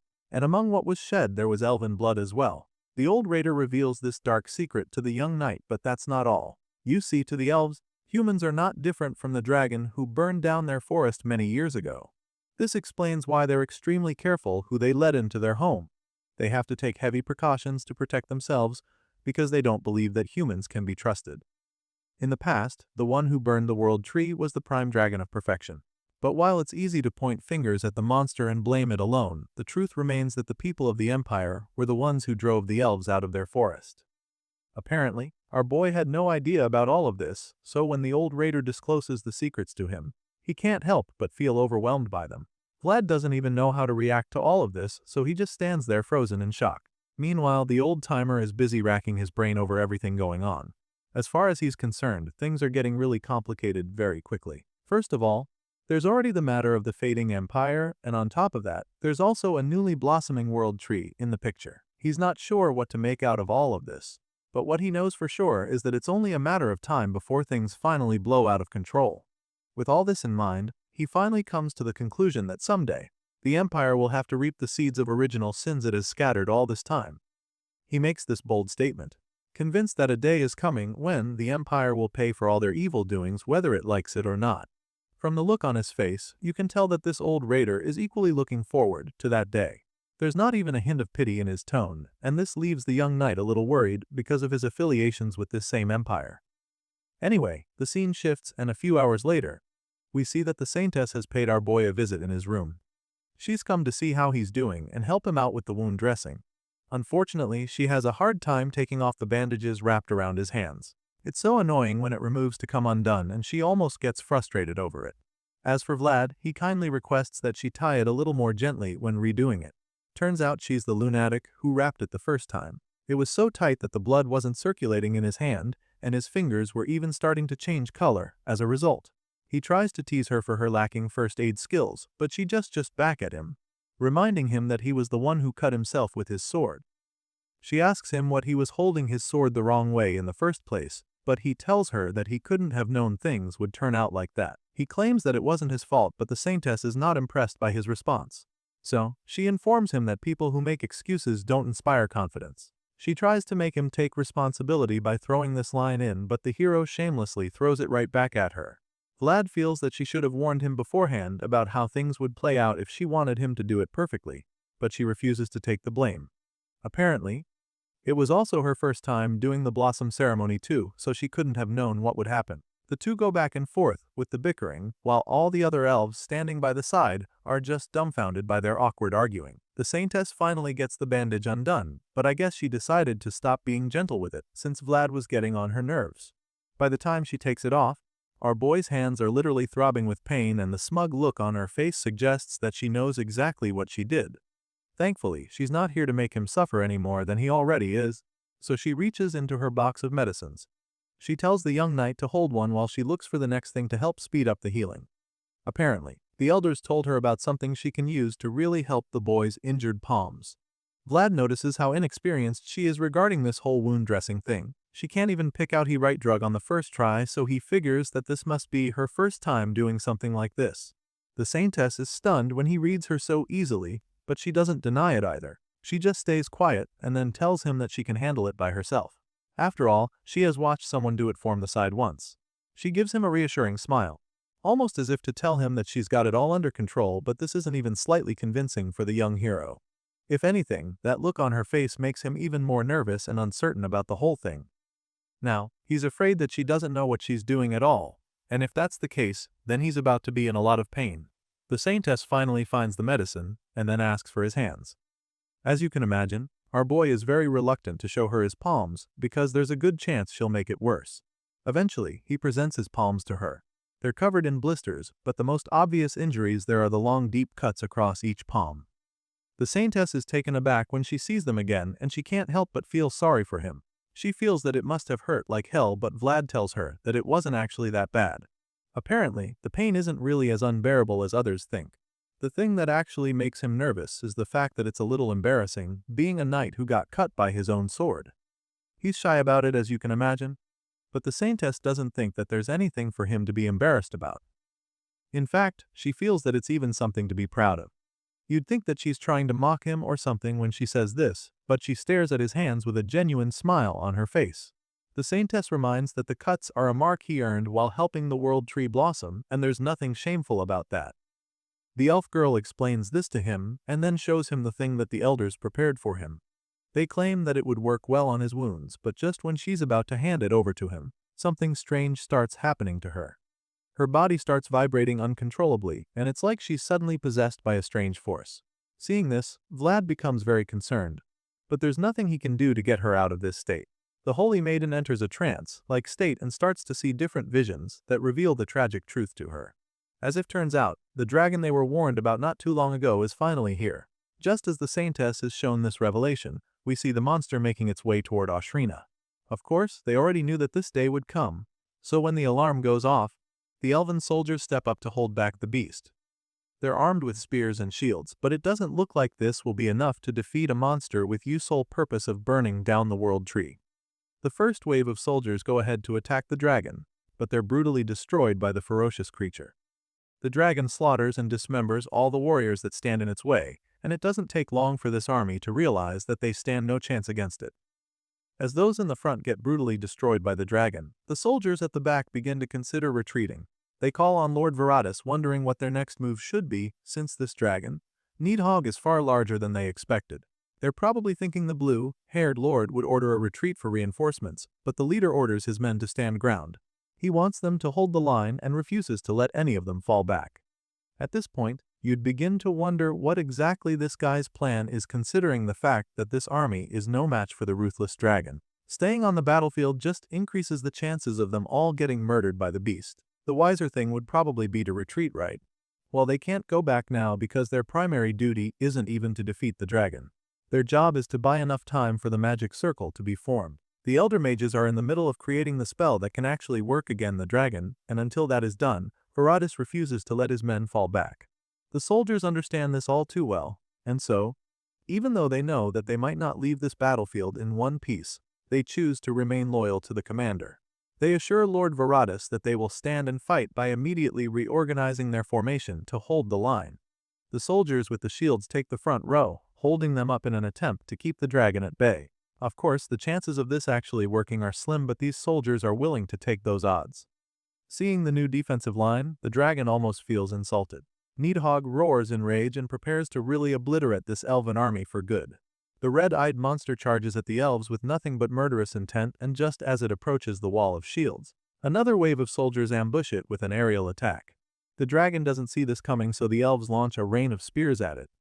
Since the dragon doesn't see the attack on time, this gives the elves a good opportunity to finally deal some real damage. The spearmen unleash the surprise attack, thinking that they'll finally injure the beast, but to their horror, all the spears and arrows bounce off the dragon's scaled body like tiny needles. They're shocked to see that the dragon was able to deflect that myriad of attacks, and this strikes fear into their hearts faster than they realize it. They can't believe that they didn't deal any damage at all, even after all their efforts, but just when it looks like they won't be able to penetrate this monster's defenses, one of the soldiers notices that the dragon's neck is exposed. The guy points at it, desperately yelling for his comrades to find a way to stab it in its weak spot. Thankfully, some of them are actually close enough to react when he points this out, so they thrust their sharp spears at the dragon's neck, hoping to finally penetrate. Unfortunately, when they do this, the dragon just gets even more pissed. Apparently, the neck of the beast wasn't as weak as they thought it would be, so all their stabs don't even do anything besides piss off the dragon. Enraged by their actions, the dragon retaliates immediately, determined to teach them a lesson. But just as the dragon is about to maul them to pieces, a bright glowing arrow is let loose. The arrow flies like a heat, seeking missile straight at the head of the dragon. And for the first time since they came face to face with this monster, the elves finally deal some real damage. So where exactly did this arrow come from? Well, it turns out that this decisive blow came from Lord Viratus. And the reason this arrow packed such a punch is because the elder mages finally finished preparing that magic circle. Using the power of the magic circle, Viratus lands the strike really well, determined to make sure that a possibility that has only just been born isn't stolen away by greed. After landing that insane strike on the ferocious beast, the elves are probably feeling a lot more confident about the battle now. But then, just when it looks like they're finally about to get the upper hand in this fight, the incredibly terrifying dragon shows them that the battle is far from over, with Lord Viratus' arrow still sticking out of the monster's right eye. You'd think that the strike was enough to slow the beast down, but the hit just provokes the Nidhogg even more. The power dragon roars in rage with vibrations so strong that they rock the entire battlefield. Shockwaves spread all around the dragon, striking fear straight into the hearts of the elven soldiers. The warriors look up at the overwhelming beast, and they can't help but tremble in horror. From the looks on their faces, these men already know that they're cooked, because this dragon actually starts attacking right now. Not a single one is going to leave the battlefield in one piece. Luckily for them, the same spell that allowed Viratus to do some actual damage to the beast is still very much active, so just when it looks like they're going to be obliterated by the dragon, the commander orders all of them to fall back. Since the magic circle has been activated, the soldiers can finally retreat and let the magicians take care of the dragon. And so, without even a hint of hesitation, the elven soldiers fall back, running for their lives as fast as their legs can carry them. You'd expect the dragon to go after a few of them to at least have some revenge for getting hit in the eye with an arrow, but the beast is too distracted by the magic seal hovering above its head. Nidhogg looks up to see the different colored flames conjured up by the elder mages, and for the first time since this whole battle started, the beast actually looks helpless. The dragon just sits there, looking confused as the mages pump more energy into the magic circle, and as soon as it's powerful enough, they unleash an insane blast on the dragon. These mages literally send a rain of different colored flames down on the dragon, and the explosion that follows is so massive that it sends waves of dust and smoke all the way to the other side of the forest. It's a truly magnificent attack by the elves, one that should absolutely destroy the dragon, but of course, they know that their opponent is no pushover, so they can't start celebrating just yet. They need to confirm that the mission is actually complete, so Lord Varatus remains on the battlefield, waiting patiently for the dust to clear as he curiously wonders if they really just defeated the dreaded dragon. The smoke is thick, so it takes a while before he can even see anything on the other side, but soon enough, everything starts to clear up, but what he discovers is definitely not what he was hoping for. Behind the thick clouds of dust and smoke, a single red glow is seen, and after taking a closer look, we see that it's the dragon, still very much alive despite being very injured. The beast is covered in injuries and bleeding from multiple wounds, but from the look on Nidog's face, you can instantly tell that the battle is far from done. The beast looks even more enraged than before, and it's not a good sign for the elves. The mages are truly horrified when they realize that the dragon is still alive. They literally threw everything they had at the beast, and it didn't die. In fact, despite seeing a lot of blood on the dragon, the monster looks like it didn't even take a single hit. That's extremely scary for the elves, but it's too late to back down now. They're already here, and falling back at this point would just endanger everyone in Ashrina. Even worse, it would mean that their beloved world tree would be destroyed again. Lord Varatus assesses the whole situation and steps forward to make the tough calls. Seeing that the dragon is far from defeated, he needs to come up with a plan to do the job. You see, Nidog is already fully grown, which means that it has considerable magic immunity, and clearly, their spears and swords haven't been able to do anything to the monster either. The only significant hit they managed to land was the one Varatus launched, and it doesn't look like the blue-haired lord throws those kinds of strikes regularly. Anyway, the already terrified soldiers are even more scared at this point. They were hoping they could finally get away from the ruthless monster for good, but since the battle isn't over, that hope is instantly dashed. They have no idea how to fight the dragon, so once again, they start asking if they can retreat and regroup with the main force. I mean, that sounds like a better idea since this force is way too small to hold back the dragon. But then again, retreating would only give the beast free passage to get even closer to their home. Lord Varatus knows all of this, so the idea doesn't sound good to him. And so, he tells his men to stand their ground, insisting that they ought to settle this fight right there on the battlefield. He explains that they can't afford to use the world tree as a shield, knowing what the dragon would do to it. With all of this being said, Lord Varatus draws his arrow once again, and orders all of the soldiers under him to prepare themselves for another round. The blue-haired lord takes charge of the army, leading the fray as he gives them a strategy to work with. He already managed to bury an arrow in the dragon's right eye, which means that the beast now has a smaller field of view. With this in mind, he believes that aiming for the blind spot on the right side is their best shot, and if they can land enough blows there, then they can subdue the dragon. Lord Varatus explains this to the soldiers with him, urging them to attack from the right, and sure enough, they're more than ready to follow his lead. Just like the last time, the mages activate the magic circle again to amplify his attack, and the archers at the front create a backline while the spearman charges at the dragon's blind spot. Meanwhile, the whole time, the bleeding dragon just watches them prepare for another round. The beast doesn't rush in, which is even more suspicious, because this means that it might also have a strategy. This doesn't bother Varatus though, because he believes that they can win this battle. All they need is one chance to settle this battle for good. As far as he's concerned, the dragon will eventually slip up and give them one more opening, and when that happens, he'll be ready to capitalize on it and kill the monster. This is the mantra he has in mind as his men charge at the dragon, but then all of a sudden his thoughts are interrupted when he feels a very unsettling sensation coming from behind him. Apparently, he's not the only one who senses this terrifying presence, and so, all the soldiers on the battlefield are immediately distracted. They turn around in response to that ominous sound, and that's when they discover the horrifying truth. First, they see the massive sharp claws on the scaled feet, and then, their fears are finally confirmed when a second spike-backed dragon enters the scene. Just like that, all the plans that Varatus had started to look absolutely futile, because now they have to defeat two incredibly powerful dragons. Hurting the first one already proved difficult enough, and now that they have to deal with a new, fresh-blooded one. While all of this is going on, the scene shifts back to the residential area, where we catch up with our boy and the saintess. The holy maiden is still under the influence of the spirits showing her the vision, and it's starting to become a little worrisome for our boy,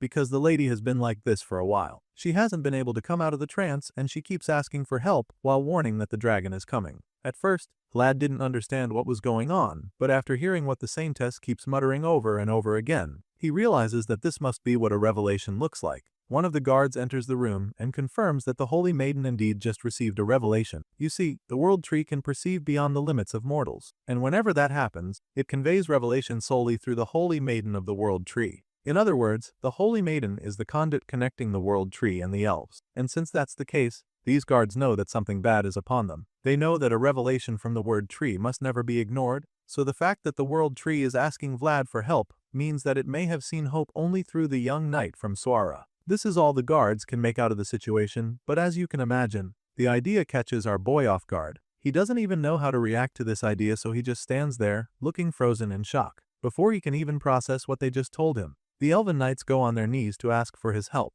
They beg him to protect this newly bloomed possibility in their land, because as far as they're concerned, he is the one that the World Tree has chosen for the job. Of course, the young knight is definitely overwhelmed by all this. He takes a few steps back, not sure what he's supposed to do or say right now, but that's when he feels a tug on his arm. He looks down to see the holy maiden pulling on his sleeve, while still on her knees. Her eyes are no longer glowing, which means that she's finally come out of the trance. The revelation is over, but she's still deeply terrified and trembling. Tears run down her cheeks as she continues to beg for Vlad's help, and it's at this point that our boy realizes that there's no way he's getting out of this one. He would probably have preferred to sit this one out or just help out on the battlefield as a regular soldier. But now, the spotlight is on him, and it's like the fate of the World Tree rests on his shoulders. He gets nervous very quickly, wondering what he's supposed to do at a time like this. He looks over at the retired knight, probably expecting the old geezer to help him out or tell him what to do. But the raider just stands there with his arms folded like the matter doesn't concern him. The man gives Vlad a blank look that clearly suggests that he's on his own in this one, but the boy keeps staring at him, hoping for a response at least. That's when the old man tells him to stop staring at him like a fool. The raider makes it clear to our boy that he's neither his lord nor his senior knight, trying to make him understand that he'll have to figure this one out on his own. This harsh response seems to be exactly what our boy needed to come to his senses, because as soon as the old man snaps at him, he realizes that in this place, he's the only one who can actually give himself orders. With this in mind, the young knight finally decides to take charge. He starts by wiping the elf girl's cheeks, asking that she dry her tears. He tells her to stop crying, and then looks her dead in the eyes as he promises her that he's going to fulfill his duty as a knight. Our boy holds up her face at this point, so that she can look at his face, and that alone is more than enough to make the holy maiden calm down. Back out on the battlefield, we see that the soldiers are still fighting as hard as they can. They're definitely all terrified because they're literally going up against two incredibly powerful dragons. But despite being very afraid, they keep fighting with everything they've got. Sadly, with each passing second, it keeps looking like this will not be enough to hold back the dragons, let alone actually subdue them. The second dragon has a lot of space, so it flies straight toward the village, where all the civilians are. And as soon as it arrives, it absolutely slaughters the elves one by one, each death more gruesome than the last. These ones here aren't soldiers, so they can't even fight. All they can do is run for their lives, but all their attempts to get to safety are futile, because the dragon just casually picks them off one by one. Just when it looks like the entire elven population might be wiped out in a single night, another magic circle appears out of nowhere where this one looks even stronger than the ones that were activated on the battlefield, so much so that a powerful blast from it is actually enough to hurt this second dragon. That's when we see that the sorcerer behind this spell is none other than the Grand Elder himself. The old-timer uses this big magic seal to hold back the dragon for a while, and this is all so that he can buy them sometime. He urges them to hurry up and flee, which actually gives a few of them a glimmer of hope. Seeing the Grand Elder himself engaging the dragon makes them confident that they're not going to die today. Anyway, the old-timer holds back the dragon with the magic circle for some time, and then starts barking orders at the soldiers there. He's determined to protect the World Tree, as well as the elves that live there too, so he's ready to do whatever it takes. He orders the warriors to reorganize the battle lines, and they do just that. While they're at it, we see the dragon desperately trying to get past the magic circle. This huge seal is supposed to be some kind of powerful protective barrier that can withstand anything since it was activated by the Grand Elder, right? Well, think again, because for some reason, this dragon breaks right through the barrier with its claws after only a few attempts. The ferocious beast casually forces itself through the seal, breaking the defenses even more with every passing second. At this point, the Grand Elder just has a deflated look on his face. The old elf realizes that this is what it means to face the remnants of the fallen dragon. Since they originally broke off from the prime dragon of perfection, they cannot easily be deceived by magic that tricks the world, and that includes magic seals like this. Regardless, the old-timer refuses to give up just because of this. He turns to the other mages behind him and orders them to layer the magic circle. At the very least, they need to buy the other elves some time to get to safety, so they need to keep the dragons at bay. As far as this old-timer is concerned, they have to keep fighting because they need to stop the dragon no matter what it takes. Of course, the mages backing him are just as determined as he is, so they go down and begin pumping more magic into the seals to layer the magic circles as instructed. And so, all of a sudden, that dragon finds itself surrounded by 4 magic circles. They force some kind of square prison around the dragon, hoping to overwhelm the beast. The sorcerers continue to throw in all they've got into the magic seals, and the dragon doesn't surrender either. The beast keeps forcing its way through despite their best efforts to keep it at bay. and after a pretty intense tug of war, the dragon finally destroys their magic circles in an epic explosion. This insane display of power shows just how powerful the dragon is, and even the mages suffer some blowback as a result. The Grand Elder literally starts coughing blood on the spot when the dragon destroys his magic circle. Apparently, in his attempt to subdue the beast, he used so much magical energy that he exerted himself. Clearly, his body can no longer bear such intense battles, and he knows it too. He's aged, and with this withered old body of his chances of defeating the dragon are so slim. He couldn't even hold the beast back, and he's not afraid to admit this. He wipes the blood off his lips regardless, and judging by the look on his face, he's not done with this fight just yet. His body might be old and weak, but his resolve is still stronger than ever. The warriors standing next to him beg him to escape with the others and leave the battle to them. They promise to hold off the dragon as long as they can for him to get to safety. But as you can imagine, the stubborn old elf refuses, not just because he wants to see this battle through, but because he also knows that it would be impossible for them to hold out against this beast. The dragon is clearly way too powerful for them to handle on their own, and the Grand Elder knows this. He's sure that even Viratus elite warriors would struggle against such a monster, and it just makes him bitter. The old elf feels so ashamed that they're unable to protect the possibility that bloomed after such a long wait. These guys waited for such a long time after the former world tree was destroyed. Now, they only recently witnessed it blossom, and they're already about to watch it all taken away from them again. While the old elf is busy wallowing in self-pity, a bright light suddenly flashes out from the distance. The light is so blinding that it catches everyone off guard from a second, including the dragon. They all turn around to see the source, and when we see that it's the old raider who's finally decided to join the party. His big sword is beaming with so much energy that it's giving off such a radiant glow that spreads across the battlefield. But his sword isn't even the brightest thing around, because young Vlad has also decided to come around, and this star-embracing swordsman is about to shine brighter than anything these elves have ever seen. The old raider jokes about how ugly the dragon is when he finally sees it for the first time, and that's Vlad enters the scene with his glowing sword, ready to fulfill the promise he made to the holy maiden. Our boy immediately goes after the ferocious dragon once he arrives, and after landing a couple hits, he manages to provoke the beast a lot. Just like that, he takes the dragon's attention away from the poor elves and becomes the main target. The furious dragon goes after him and the old raider, who are clearly toying with the monster at this point. They climb up to the roof of a house to create some distance between themselves and the monster, but the dragon doesn't relent. It keeps chasing them with all the energy it can muster, and after a while, our boy realizes that they can't keep running for much longer. This distraction they created managed to help them, but some more time for the elves who are still trying to escape. After a while, Vlad and the raider decide to actually assess their opponents. The veteran notices that they've been able to exhaust the dragon a little and awaken its magic. He then goes on to use inner eye to examine the monsters, which catches Vlad off guard because he notices the man's right eye is glowing all of a sudden. The young knight wonders what's up with the aura in the man's eye, and then curiously asks the retired knight what he's trying to do. That's when the old man reveals that his right eye holds reality, while his left eye holds his world. With his vision containing both at once, he can see stuff that many others are unable to. Right now, our boy falls into the category of people who can't see what he's talking about, so he just gets a little confused. He asks the man what his eyes can see, and the raider reveals it's the truth that's desperately hidden behind lies. That being said, he concludes by telling the young knight that seeing through such things is his specialty. After explaining this, the man goes back to focusing his sight on searching for the hidden truth he just talked about. His right eye starts glowing even more at this point, and his field of vision enlarges in the blink of an eye. This wider scope allows him to see the power within the dragon. He can now see the beasts in a new light that they haven't been seen in before. Once he's able to achieve this, he desperately starts to search for the flaw that the dragons don't want to be exposed. This is the key to defeating the beasts, and this retired knight knows this all too well. Right now, he's trying so hard to uncover the fatal weakness that won't put the dragon down for good in a single strike, but despite this special ability of his, it's proving pretty difficult to find it.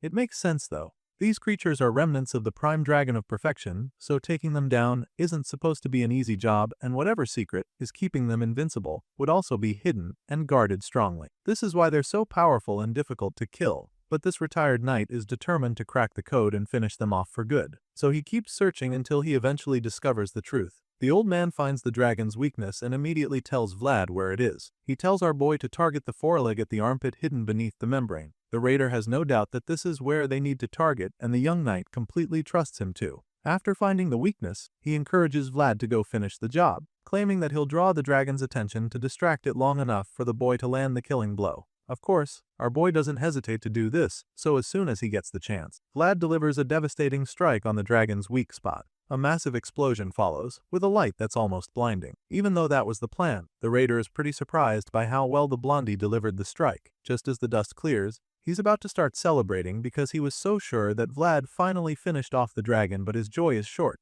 Lived because once everything is visible again, he discovers that the dragon is still standing. That's when he sees Vlad's sword still clashing against the dragon's body. But it wasn't at the spot he targeted. Turns out, the strike was perfect, but the beast knew what Vlad was about to do, so it blocked the hit with its tail. Now, our boy is certain that he would have ended the battle for good just now. As for the dragon, well, it's a lot smarter than they thought, and now that it knows what the swordsmen are trying to do, it's probably going to be a lot more defensive and strategic. The fiery-eyed beast glares at the hero, and our boy fearlessly matches the stare. He was so close to taking down the monster, so you can imagine how pissed he is right now. Anyway, the intense staring contest suddenly comes to an end when the dragon starts roaring furiously again. Enraged by the knight's crafty attempt, it goes absolutely berserk against Vlad. The dragon first dives straight at our boy like a missile, but Vlad sees this one coming and quickly jumps out of the way to avoid getting smashed. When the first attempt doesn't work, the beast attacks with its claws. It takes a might swipe at the hero, but once again, our boy is just too fast, so he evades this attack as well. His swift feet allow him to dodge all of the dragon's blows, but just when he's feeling a little too confident, he loses his footing and trips on a rock sticking out of the ground. As soon as he feels the rock on his heel, he already knows that he's in trouble. The dragon probably senses that he's lost his balance because it immediately follows up with another powerful attack to finish him off. At this point, the blonde swordsman already knows that there's no way he's going to dodge this one. His ankle is currently stuck and the beast is already right on top of him, so he just braces himself for the insane amount of pain he's about to feel. Sure enough, he's not able to get out in time, and so the massive beast practically sends him flying across the battlefield with a mean slap. The force from the hit tosses Vlad away, but he already expected this, so he's able to regain his balance, even while in the air. And somehow, he's also able to land on his feet. As you can imagine, that was a really painful one, so he can't help but groan briefly to let it all out. Once he's back on his feet, he's ready to face his opponent again, so he assumes a battle stance and braces himself for a slugfest. With everything he's seen so far, he can tell that this dragon is definitely a force to be reckoned with. He's landed blows and taken a few as well, and so far, he can confidently say that this beast is on a completely different level compared to Line Bloom. That white dragon wasn't exactly easy to take down either, so our boy already knows what he's in for if he wants to take down this monster. As far as he's concerned, what he's up against is the power of a fully matured dragon. This red-eyed killing machine is already dangerous enough on a good day, but now, it's gone fully berserk, knowing that Vlad is trying to hit its weakness. The beast roars at the hero,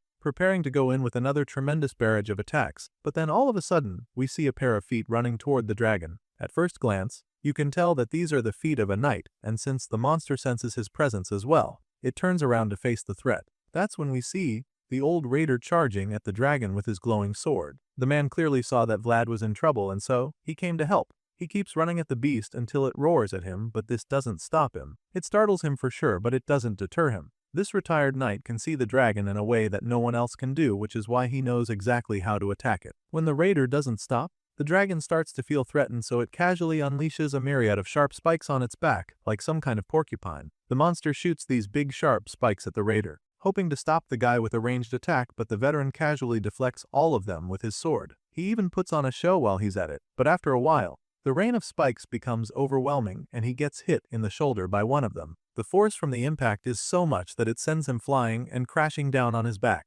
The force from the hit almost looks like what one would face when hit with a bullet from a shotgun. And when Vlad sees the man go down like this, he begins to panic. He cries out helplessly as he watches his partner go down, and before he can even come to terms with this tragic reality, things get even worse very quickly. All of a sudden, the Grand Elder begins to struggle with the magic circle again, and Vlad starts to fear that he's too late. He was supposed to take down the dragon before the spell gave way, but he failed to do that, so now, the elves will be exposed to the sheer fury of the dragon. The hero's eyes widen in horror as the terrifying reality of what's about to happen hits him. With the magic circle gone, there's nothing protecting the elves anymore, and it's not like these even made much progress fighting the dragon since he's been on the receiving end of most of the attacks. The situation overwhelms him, and all of a sudden he's frozen in fear. He starts spiraling, and in this brief moment of distraction, the dragon capitalizes and lands another attack. The old raider sees it coming and tries to warn the knight, but Vlad is too distracted to even hear him, and the next thing we see is our boy getting slapped across the forest again. The force sends our boy into the air like a toy, and when he crashes into the ground like a meteor, the retired knight begins to panic. It didn't look good at all, so now he's afraid that the boy might have gotten seriously hurt.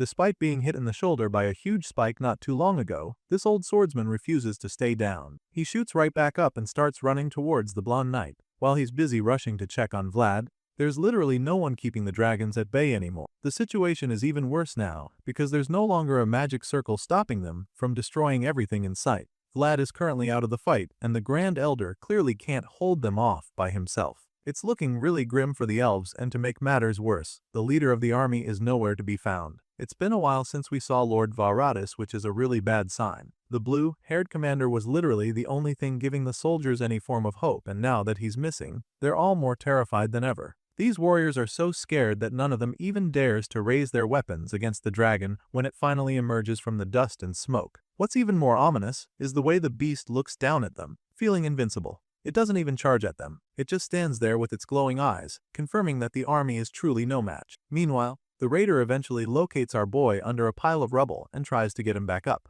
Unfortunately, the young knight seems to have passed out already. Our boy probably doesn't even see any point in fighting anymore, but the retired knight refuses to give up on him. The old man urges him to get a hold of himself and keeps shaking him until he finally regains consciousness. Our boy jolts up from his short sleep and immediately starts coughing. Apparently, he had even choked after being slapped around so much. The old raider is relieved when Vlad finally wakes up and immediately reminds him that they have a fight to finish. He tells Vlad that he survived thanks to the Grand Elder's magic, but the boy is still too shaken up by his injuries to process anything. He groans in pain for a while and then suddenly looks down at the rest of his body to discover something shocking. You see, that last hit from the dragon was actually supposed to be the finishing blow, but the Grand Elder's magic gave him some extra protection. His armor is completely destroyed, and there's literally nothing on him that can protect him anymore. He's shocked to see this and immediately begins inspecting his body for any serious wounds. At the same time, the old raider asks him how he's feeling, hoping that he doesn't have any broken bones. That's the last thing they need right now because this battle is far from over. If Vlad gets seriously hurt,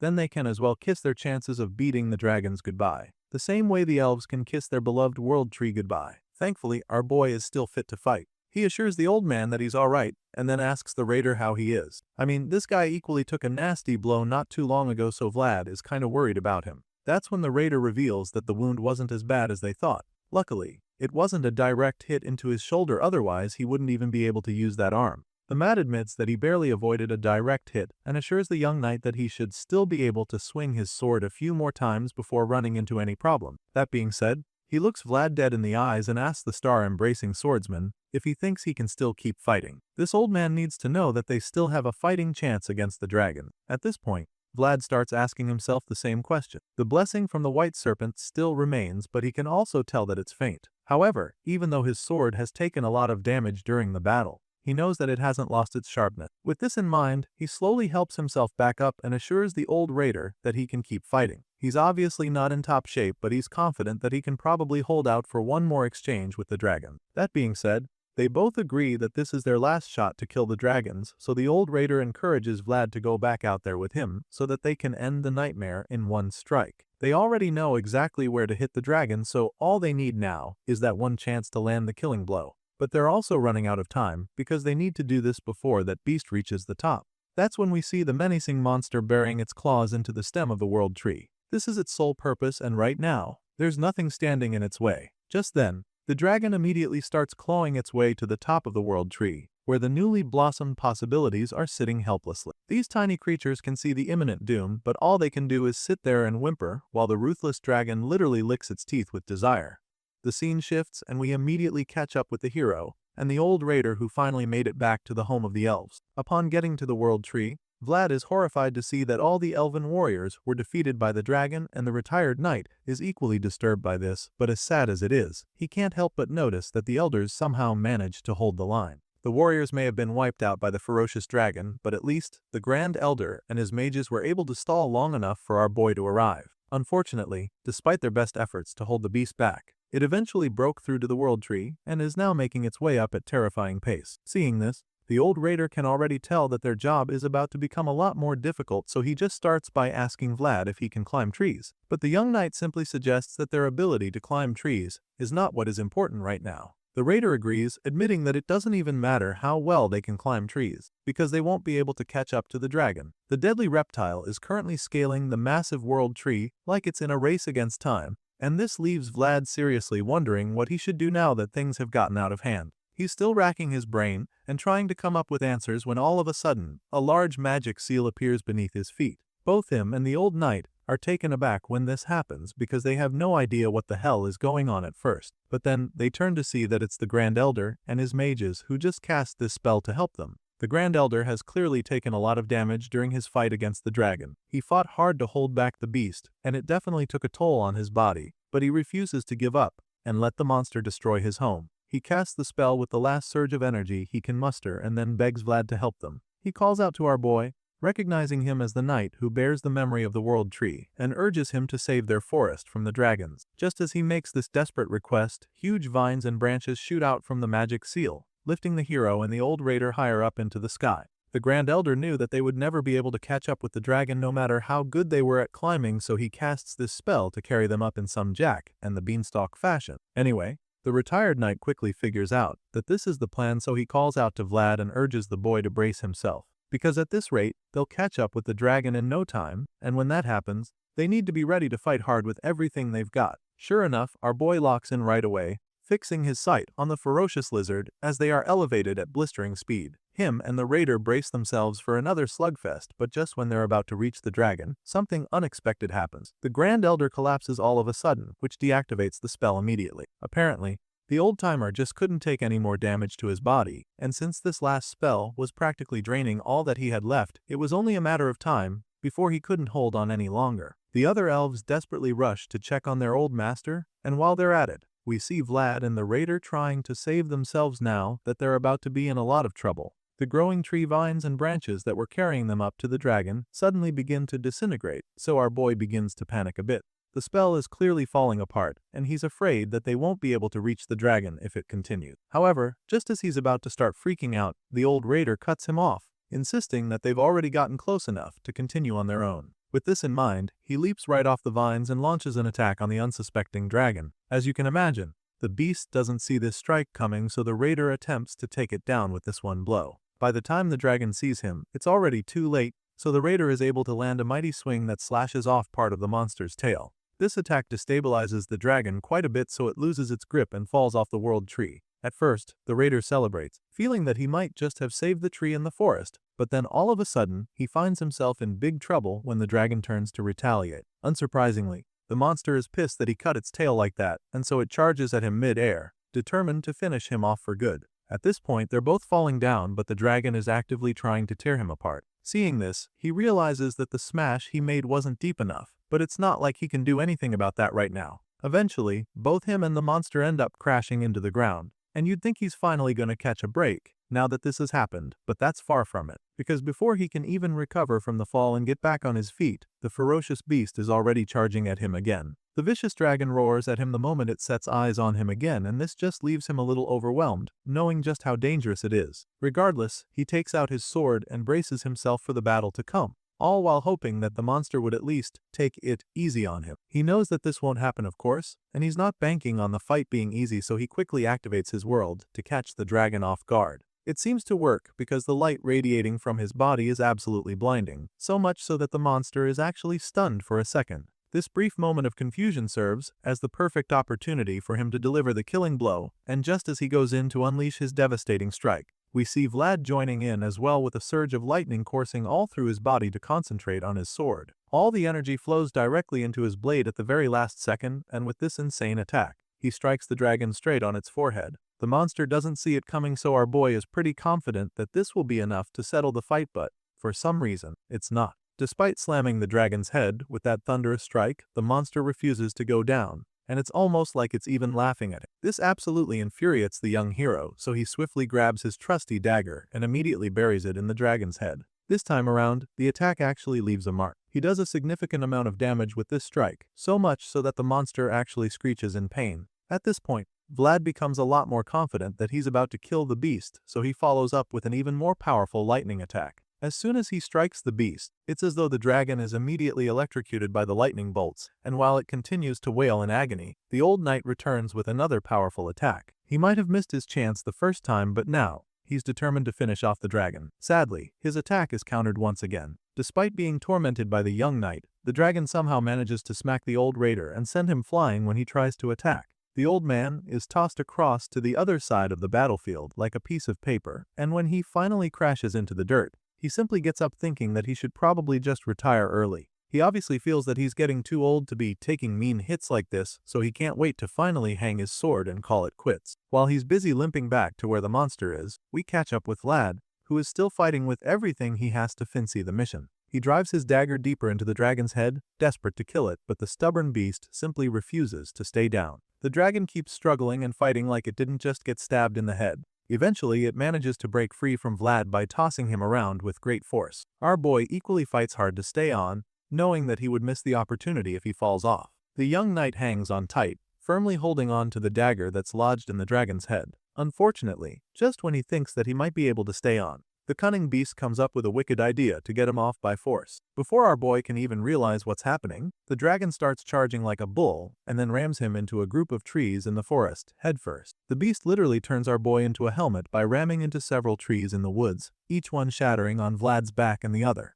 Eventually, our boy can't take any more as the pain just becomes too much and he's forced to let go. And when this happens, the dragon finally has the perfect opportunity to eat him whole before his body even hits the ground. Right now, our boy is plummeting to the ground completely vulnerable because it appears that he's completely lost consciousness as well. At this point, you can only hope that he's able to avoid getting snapped in half by the beast right on top of him, but before we get to see what happens, the scene shifts, and the hero suddenly opens his eyes to find himself underwater. Vlad enters a strange realm where it appears that he's drowning without even realizing. By the time he opens his eyes, he's already sunken to the bottom of this body of water. And then all of a sudden, he sees a bright colored light shine before his eyes, and this mysterious transports him to another realm entirely. In the blink of an eye, our boy finds himself in a completely different place, but it's not totally strange because he's been here before. Vlad opens his eyes to discover that he's lying in the middle of that large field he's seen several times. It's warm and calm, but he can't let himself get carried away by the sudden sense of relief. He looks around the field, noticing how familiar the place is, but before he can even process anything else, a voice interrupts his thoughts. This sharp voice cuts in, asking if he is badly hurt. But what really makes Vlad's heart skip a beat is not the shock but actually the fact that he is very familiar with this voice. It's the same voice that lived in his head for a long time at the start of his journey as a knight. He probably felt that he might never hear it again, but now, not only has he finally been reunited with the voice, but he is also about to meet the glowing knight in person for the first time. The moment Vlad hears this voice, he shoots up from the ground and begins running toward the sound. And that's when he sees the cloaked knight standing in the distance. The mysterious man has his back turned to the hero and Blondie is determined to meet him. He runs across this ethereal field as fast as his legs can carry him, but after several powerful strides, a harsh reality dawns on him. The young knight has actually been running for a while in order to meet the spirit, but even though the man is standing in a single spot, Vlad just can't seem to close the gap between them, even by a little. It's almost like he's not covering any ground despite how hard he tries, so he finally stops trying. Vlad stops trying to catch up with that mysterious knight, feeling that it might still be too early for him. He asks the question out loud and it's like he can almost hear the voice thinking of how to respond to him. The voice doesn't respond to him, suggesting that it really isn't time for them to meet, and this really crushes the young knight. Our boy clenches his fists in frustration, thinking about how hard he's worked to finally meet this ghost. Ever since the voice departed from him, he's been doing everything he could and working so hard to fix the connection, but none of that seems to be working. And no matter how hard he tries, he just can't get any closer, even by a little. He's stuck and doesn't have any idea what to do. The sorrow of not having what he sought despite trying begins to consume the young knight, and the voice can feel this very strongly. Unfortunately, it doesn't change the fact that the time isn't right yet, so all the voice can do is wonder how he can comfort Vlad right now. As much as our boy might not yet be ready for them to meet, the voice reveals how proud he is of Vlad. You see, this world is a place where there are more things one cannot do than things one can, and yet, the hero never stopped stretching his hand toward the stars. Vlad never gave up on the goals he set for himself and continued to work hard to achieve them. For this, the voice is extremely proud of him, because he continued to look upward even when no one acknowledged him. Even when people gave up on him, Vlad never gave up on himself or the things he stands for. And these are the things that made him into the brilliant knight he is today. And so, even though he isn't ready for them to meet right now, the voice assures him that his already amazing feats will not be forgotten, promising him that this place he gazes upon right now shall soon become his own world. The voice believes that our boy will be ready soon to finally connect with this really that has shut him out for the longest time. But before that can happen, he just has to keep pushing. After explaining all of this, the spirit encourages Vlad to lift his head and keep it held high, because it's only a matter of time. Of course, our boy is pretty relieved to hear these words of affirmation. It doesn't mean that he's not crushed by the limitations still, but at least now he feels a sense of hope that he will soon get to the place he desires. But before their conversation comes to an end, Vlad quickly asks the voice if he is doing well. He stares longingly at the spirit knight standing right in front of that familiar tree as he waits for a response, and the voice immediately answers him. The voice assures him that he's doing great on his journey so far, so Vlad asks if he will be able to do even better from here on. As you can imagine, during his time as a wandering knight in this elven forest, he's seen several things that made him question whether he is truly a worthy knight. No matter how hard he tries, there's just always a bigger world blocking his path, and it's starting to weigh him down a lot.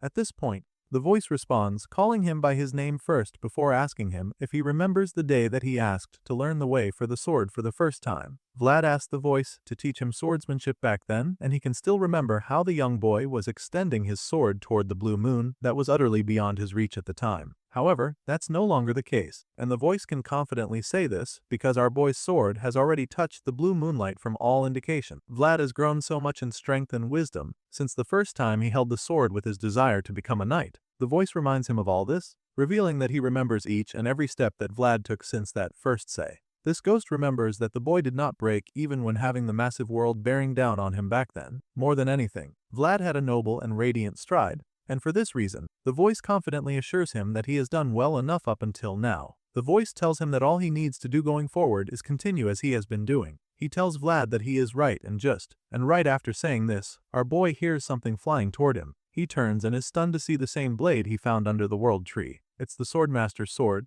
the same one he was not allowed to even touch the last time. Now, all of a sudden, that same glowing sword is standing in the ground right in front of him. His eyes widen in shock when the sword appears, radiating so much energy, because he didn't even think it would be possible for him to get this close to the blade. And while he's still trying to process what's going on, the voice reminds him that every new beginning starts with belief in oneself. On this note, the voice tells him not to lose that belief in himself. And just as his faith in the young knight has never wavered for a single moment, this voice urges Vlad to do the same, telling him that now is the time for him to believe in himself more than ever before. As you can imagine, all of this is pretty overwhelming for our boy. This is the same sword he couldn't even touch a few days ago, and now the voice is telling him that he needs to wield it and use it to take down the dragon. And while he's still trying to process it all, the blinding light that flashed before his eyes the first time returns and our boy finds himself back in the real world. He opens his eyes, slowly regaining his consciousness. At first, he's not exactly sure where he is, but then he looks up to see the world tree brimming in such an ethereal manner, still lying at the foot of the tree. He turns his gaze and finds the Swordmaster's sword standing not too far away from him, and it's at this point that he finally starts to believe that he can do it.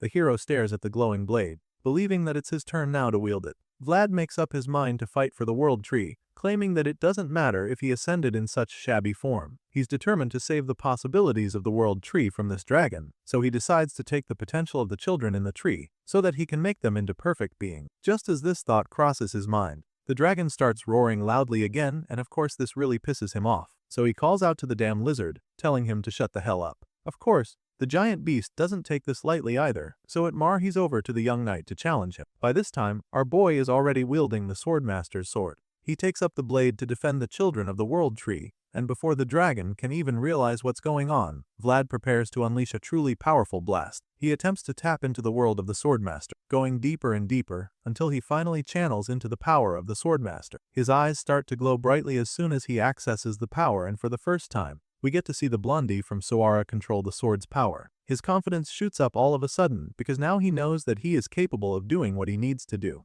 Now, it's his turn to protect the children of the world tree, and just like that, he becomes a serious threat to the dragon. And so, the monster charges at him with murderous intent, and he goes in as well with the power of the Swordmaster's sword. Vlad unleashes an insanely powerful blast on the dragon, and while the beast is still trying to withstand that blow, the hero goes in with another very strong attack. He delivers the mighty slash that instantly slices off the dragon's horn. Blood splatters all over the place as the beast screeches in pain, but of course, our boy is far from finished with his onslaught. By this time, the dragon is absolutely livid. It's now missing an eye, a horn, and its tail is just holding on by a thread. The monster charges at him, but he's not even fazed by this because for the first time since this whole fight started, he can now see it. The truth hidden beneath the falsehood, concealed within countless lines of death.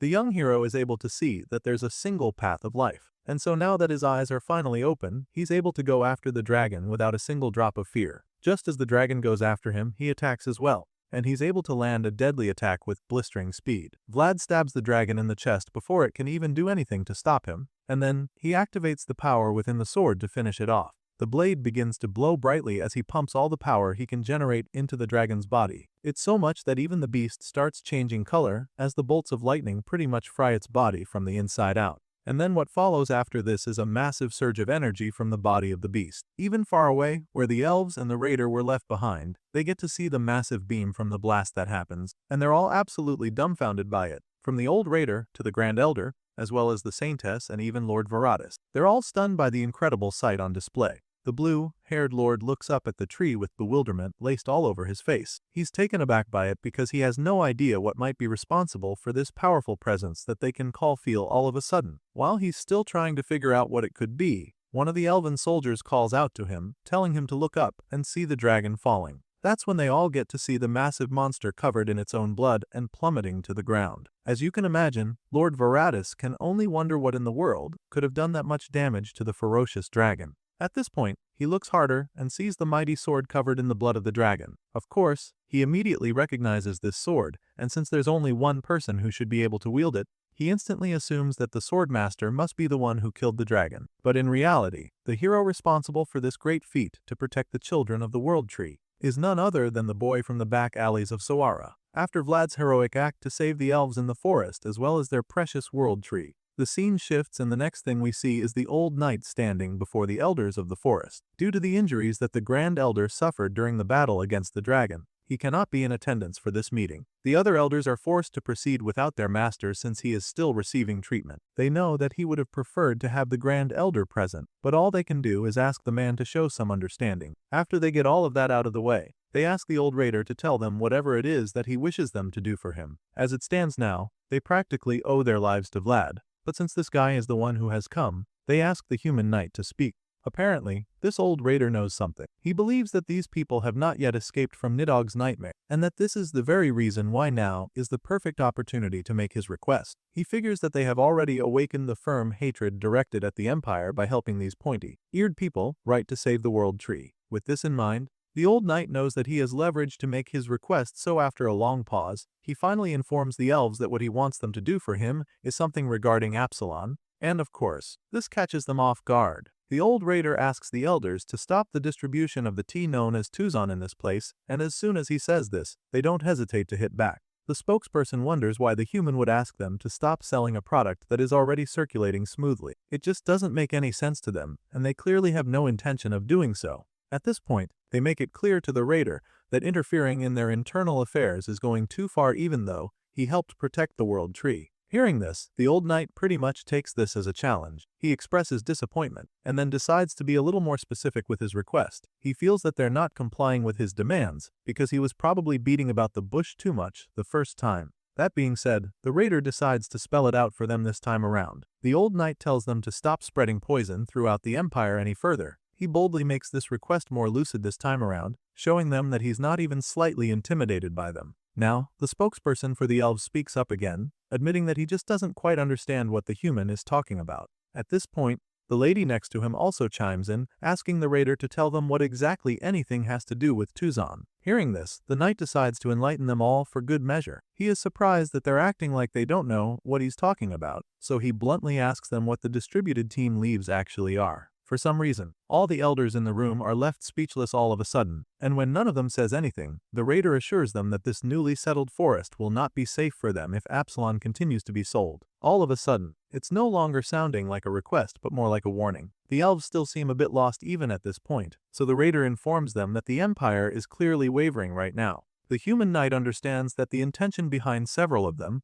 is to seize this moment and settle the grudges that accumulated for a long time. However, the elders aren't exactly pleased by this statement. The head of the meeting pretty much snaps at the human when he hears this, claiming that the raider has used very harsh words against them. As such, they decide that he has overstepped, regardless of the fact that he may have fought it to save the World Tree and he forest with them. That being said, they decide that they're done with the meeting. This was supposed to be some kind of end payment or compensation for his and Vlad's help. However, now that the old raider has successfully gotten on their nerves, they decide that the best they can do for him is allow him to return home alive. Because ordinarily, the offense would be punishable by death. Despite everything he said, it's pretty clear that these elves are not going to stop selling Absalon, But before he's escorted out of the court, he gives them one final warning. The raider tells them to not be mistaken and informs them that it's not the empire that has weakened, but only the strength of the imperial family. In other words, the crisis within the family shouldn't make the elves believe that they are now untouchable by any means. The knight tells them how everyone in the empire knows that the emperor suffers from a grave illness, but right in the middle of saying this, he suggests that the elves should already even know this by now. Because of this illness, the imperial family's sword, which should protect the emperor,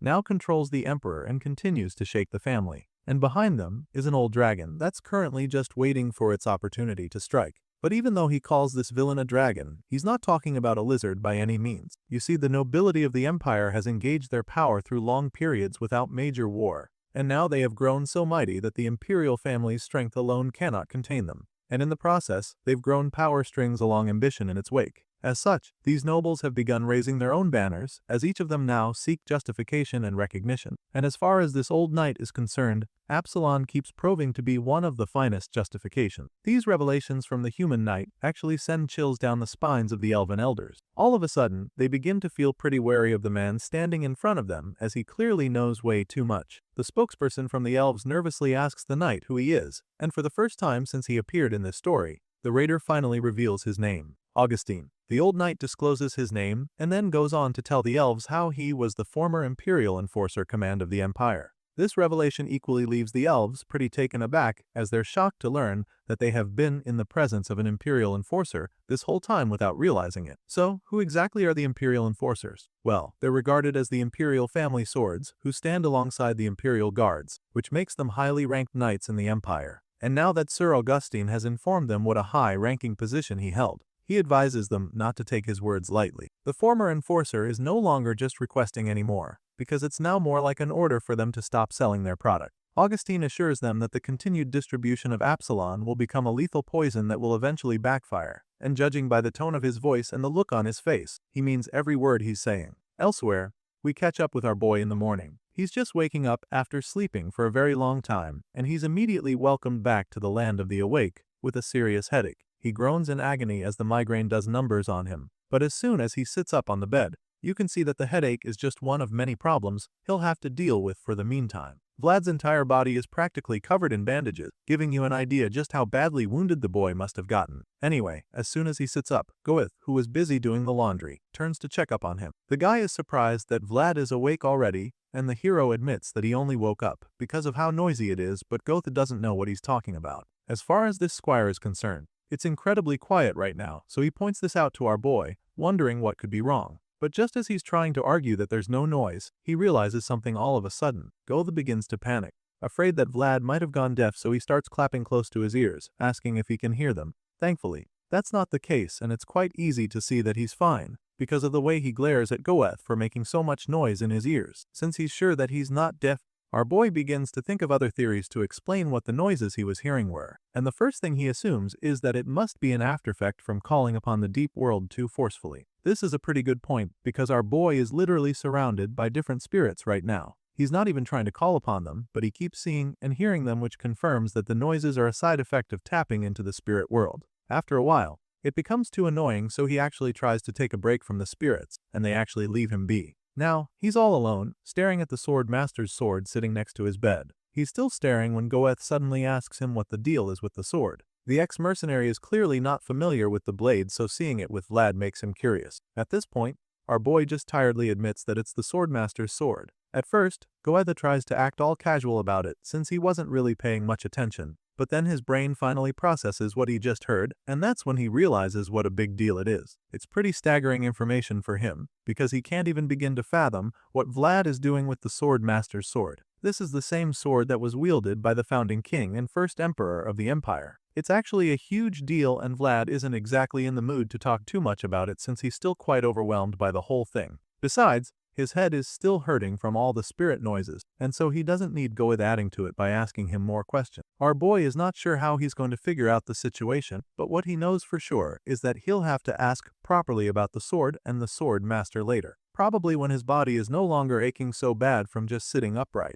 In the meantime, he can't help but rack his brain about it still. Vlad thinks about his time in the spirit world, and the man that he's slowly turning into. The man who said he would slay the dragon, the man who sees the now forgotten world of spirits, and the man who wields the imperial family's sword. Vlad brainstorms a while longer, concluding that it was definitely that voice who handed him this sword, because before then, he couldn't even get close to it. The spirit guarding it the first time he came across the sword was just incredibly hostile toward him. And so, the way this mysterious spirit knight handed over the same sword to him was really baffling. He literally gave Vlad the sword as if it were his own, and this causes the young knight to ask himself some questions. Probably questions like, could it be that he was actually in the presence of the sword master himself without knowing? While the blondie is busy in this room, digging deep in order to find some answers, the scene shifts again and we're taken back outside, where the dragon's corpse is still on display. As you can imagine, some of the elves are still reluctant to get close to it, but then Sir Augustine, who just returned from his meeting with the elders, asks for some time alone to examine the corpse. Of course,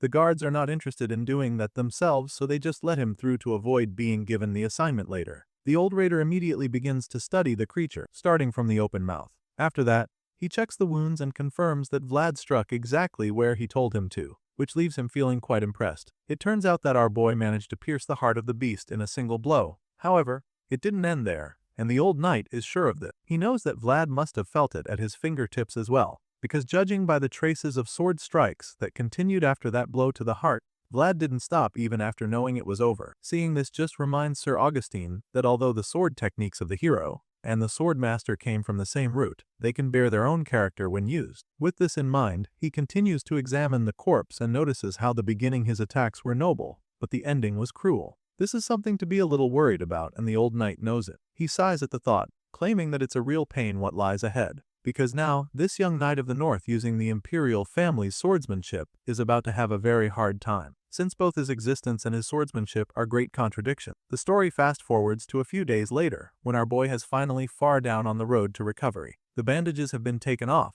and he can actually stand and walk around without wailing in pain. The fact that he can even go to the window to soak in the lovely morning sunshine confirms that he's feeling a lot better. And what really gets him in a good mood this morning is the fact that he can already feel spring coming. Unfortunately, even though his body is getting better and the weather is looking great, there's just one lingering issue he's faced with, and that's the disturbance from all the spirits that have refused to leave him alone. Clearly, there is still a very strong connection between him and the spirit world since he tapped into it when fighting the dragon. And from the look of things, these little guys are going to keep hanging around here with him for a while. They've refused to leave him, but on the bright side, he can't hear their noises anymore, and that's a big relief for him. He just hangs around by the window, trying to zone them out, and while he's at it, he starts to remember how he had been fixated on the deep world for so long. He was obsessed with tapping into it so much before, but this experience now has taught him a valuable lesson. He's now learned that, in order to draw out the deep world, maintaining composure is the first thing that must be achieved. Drawing it out too forcefully, without thought makes the backlash difficult to endure from what he's observed. Vlad remembers that even the great Rudiger couldn't support his own body for a while, after all,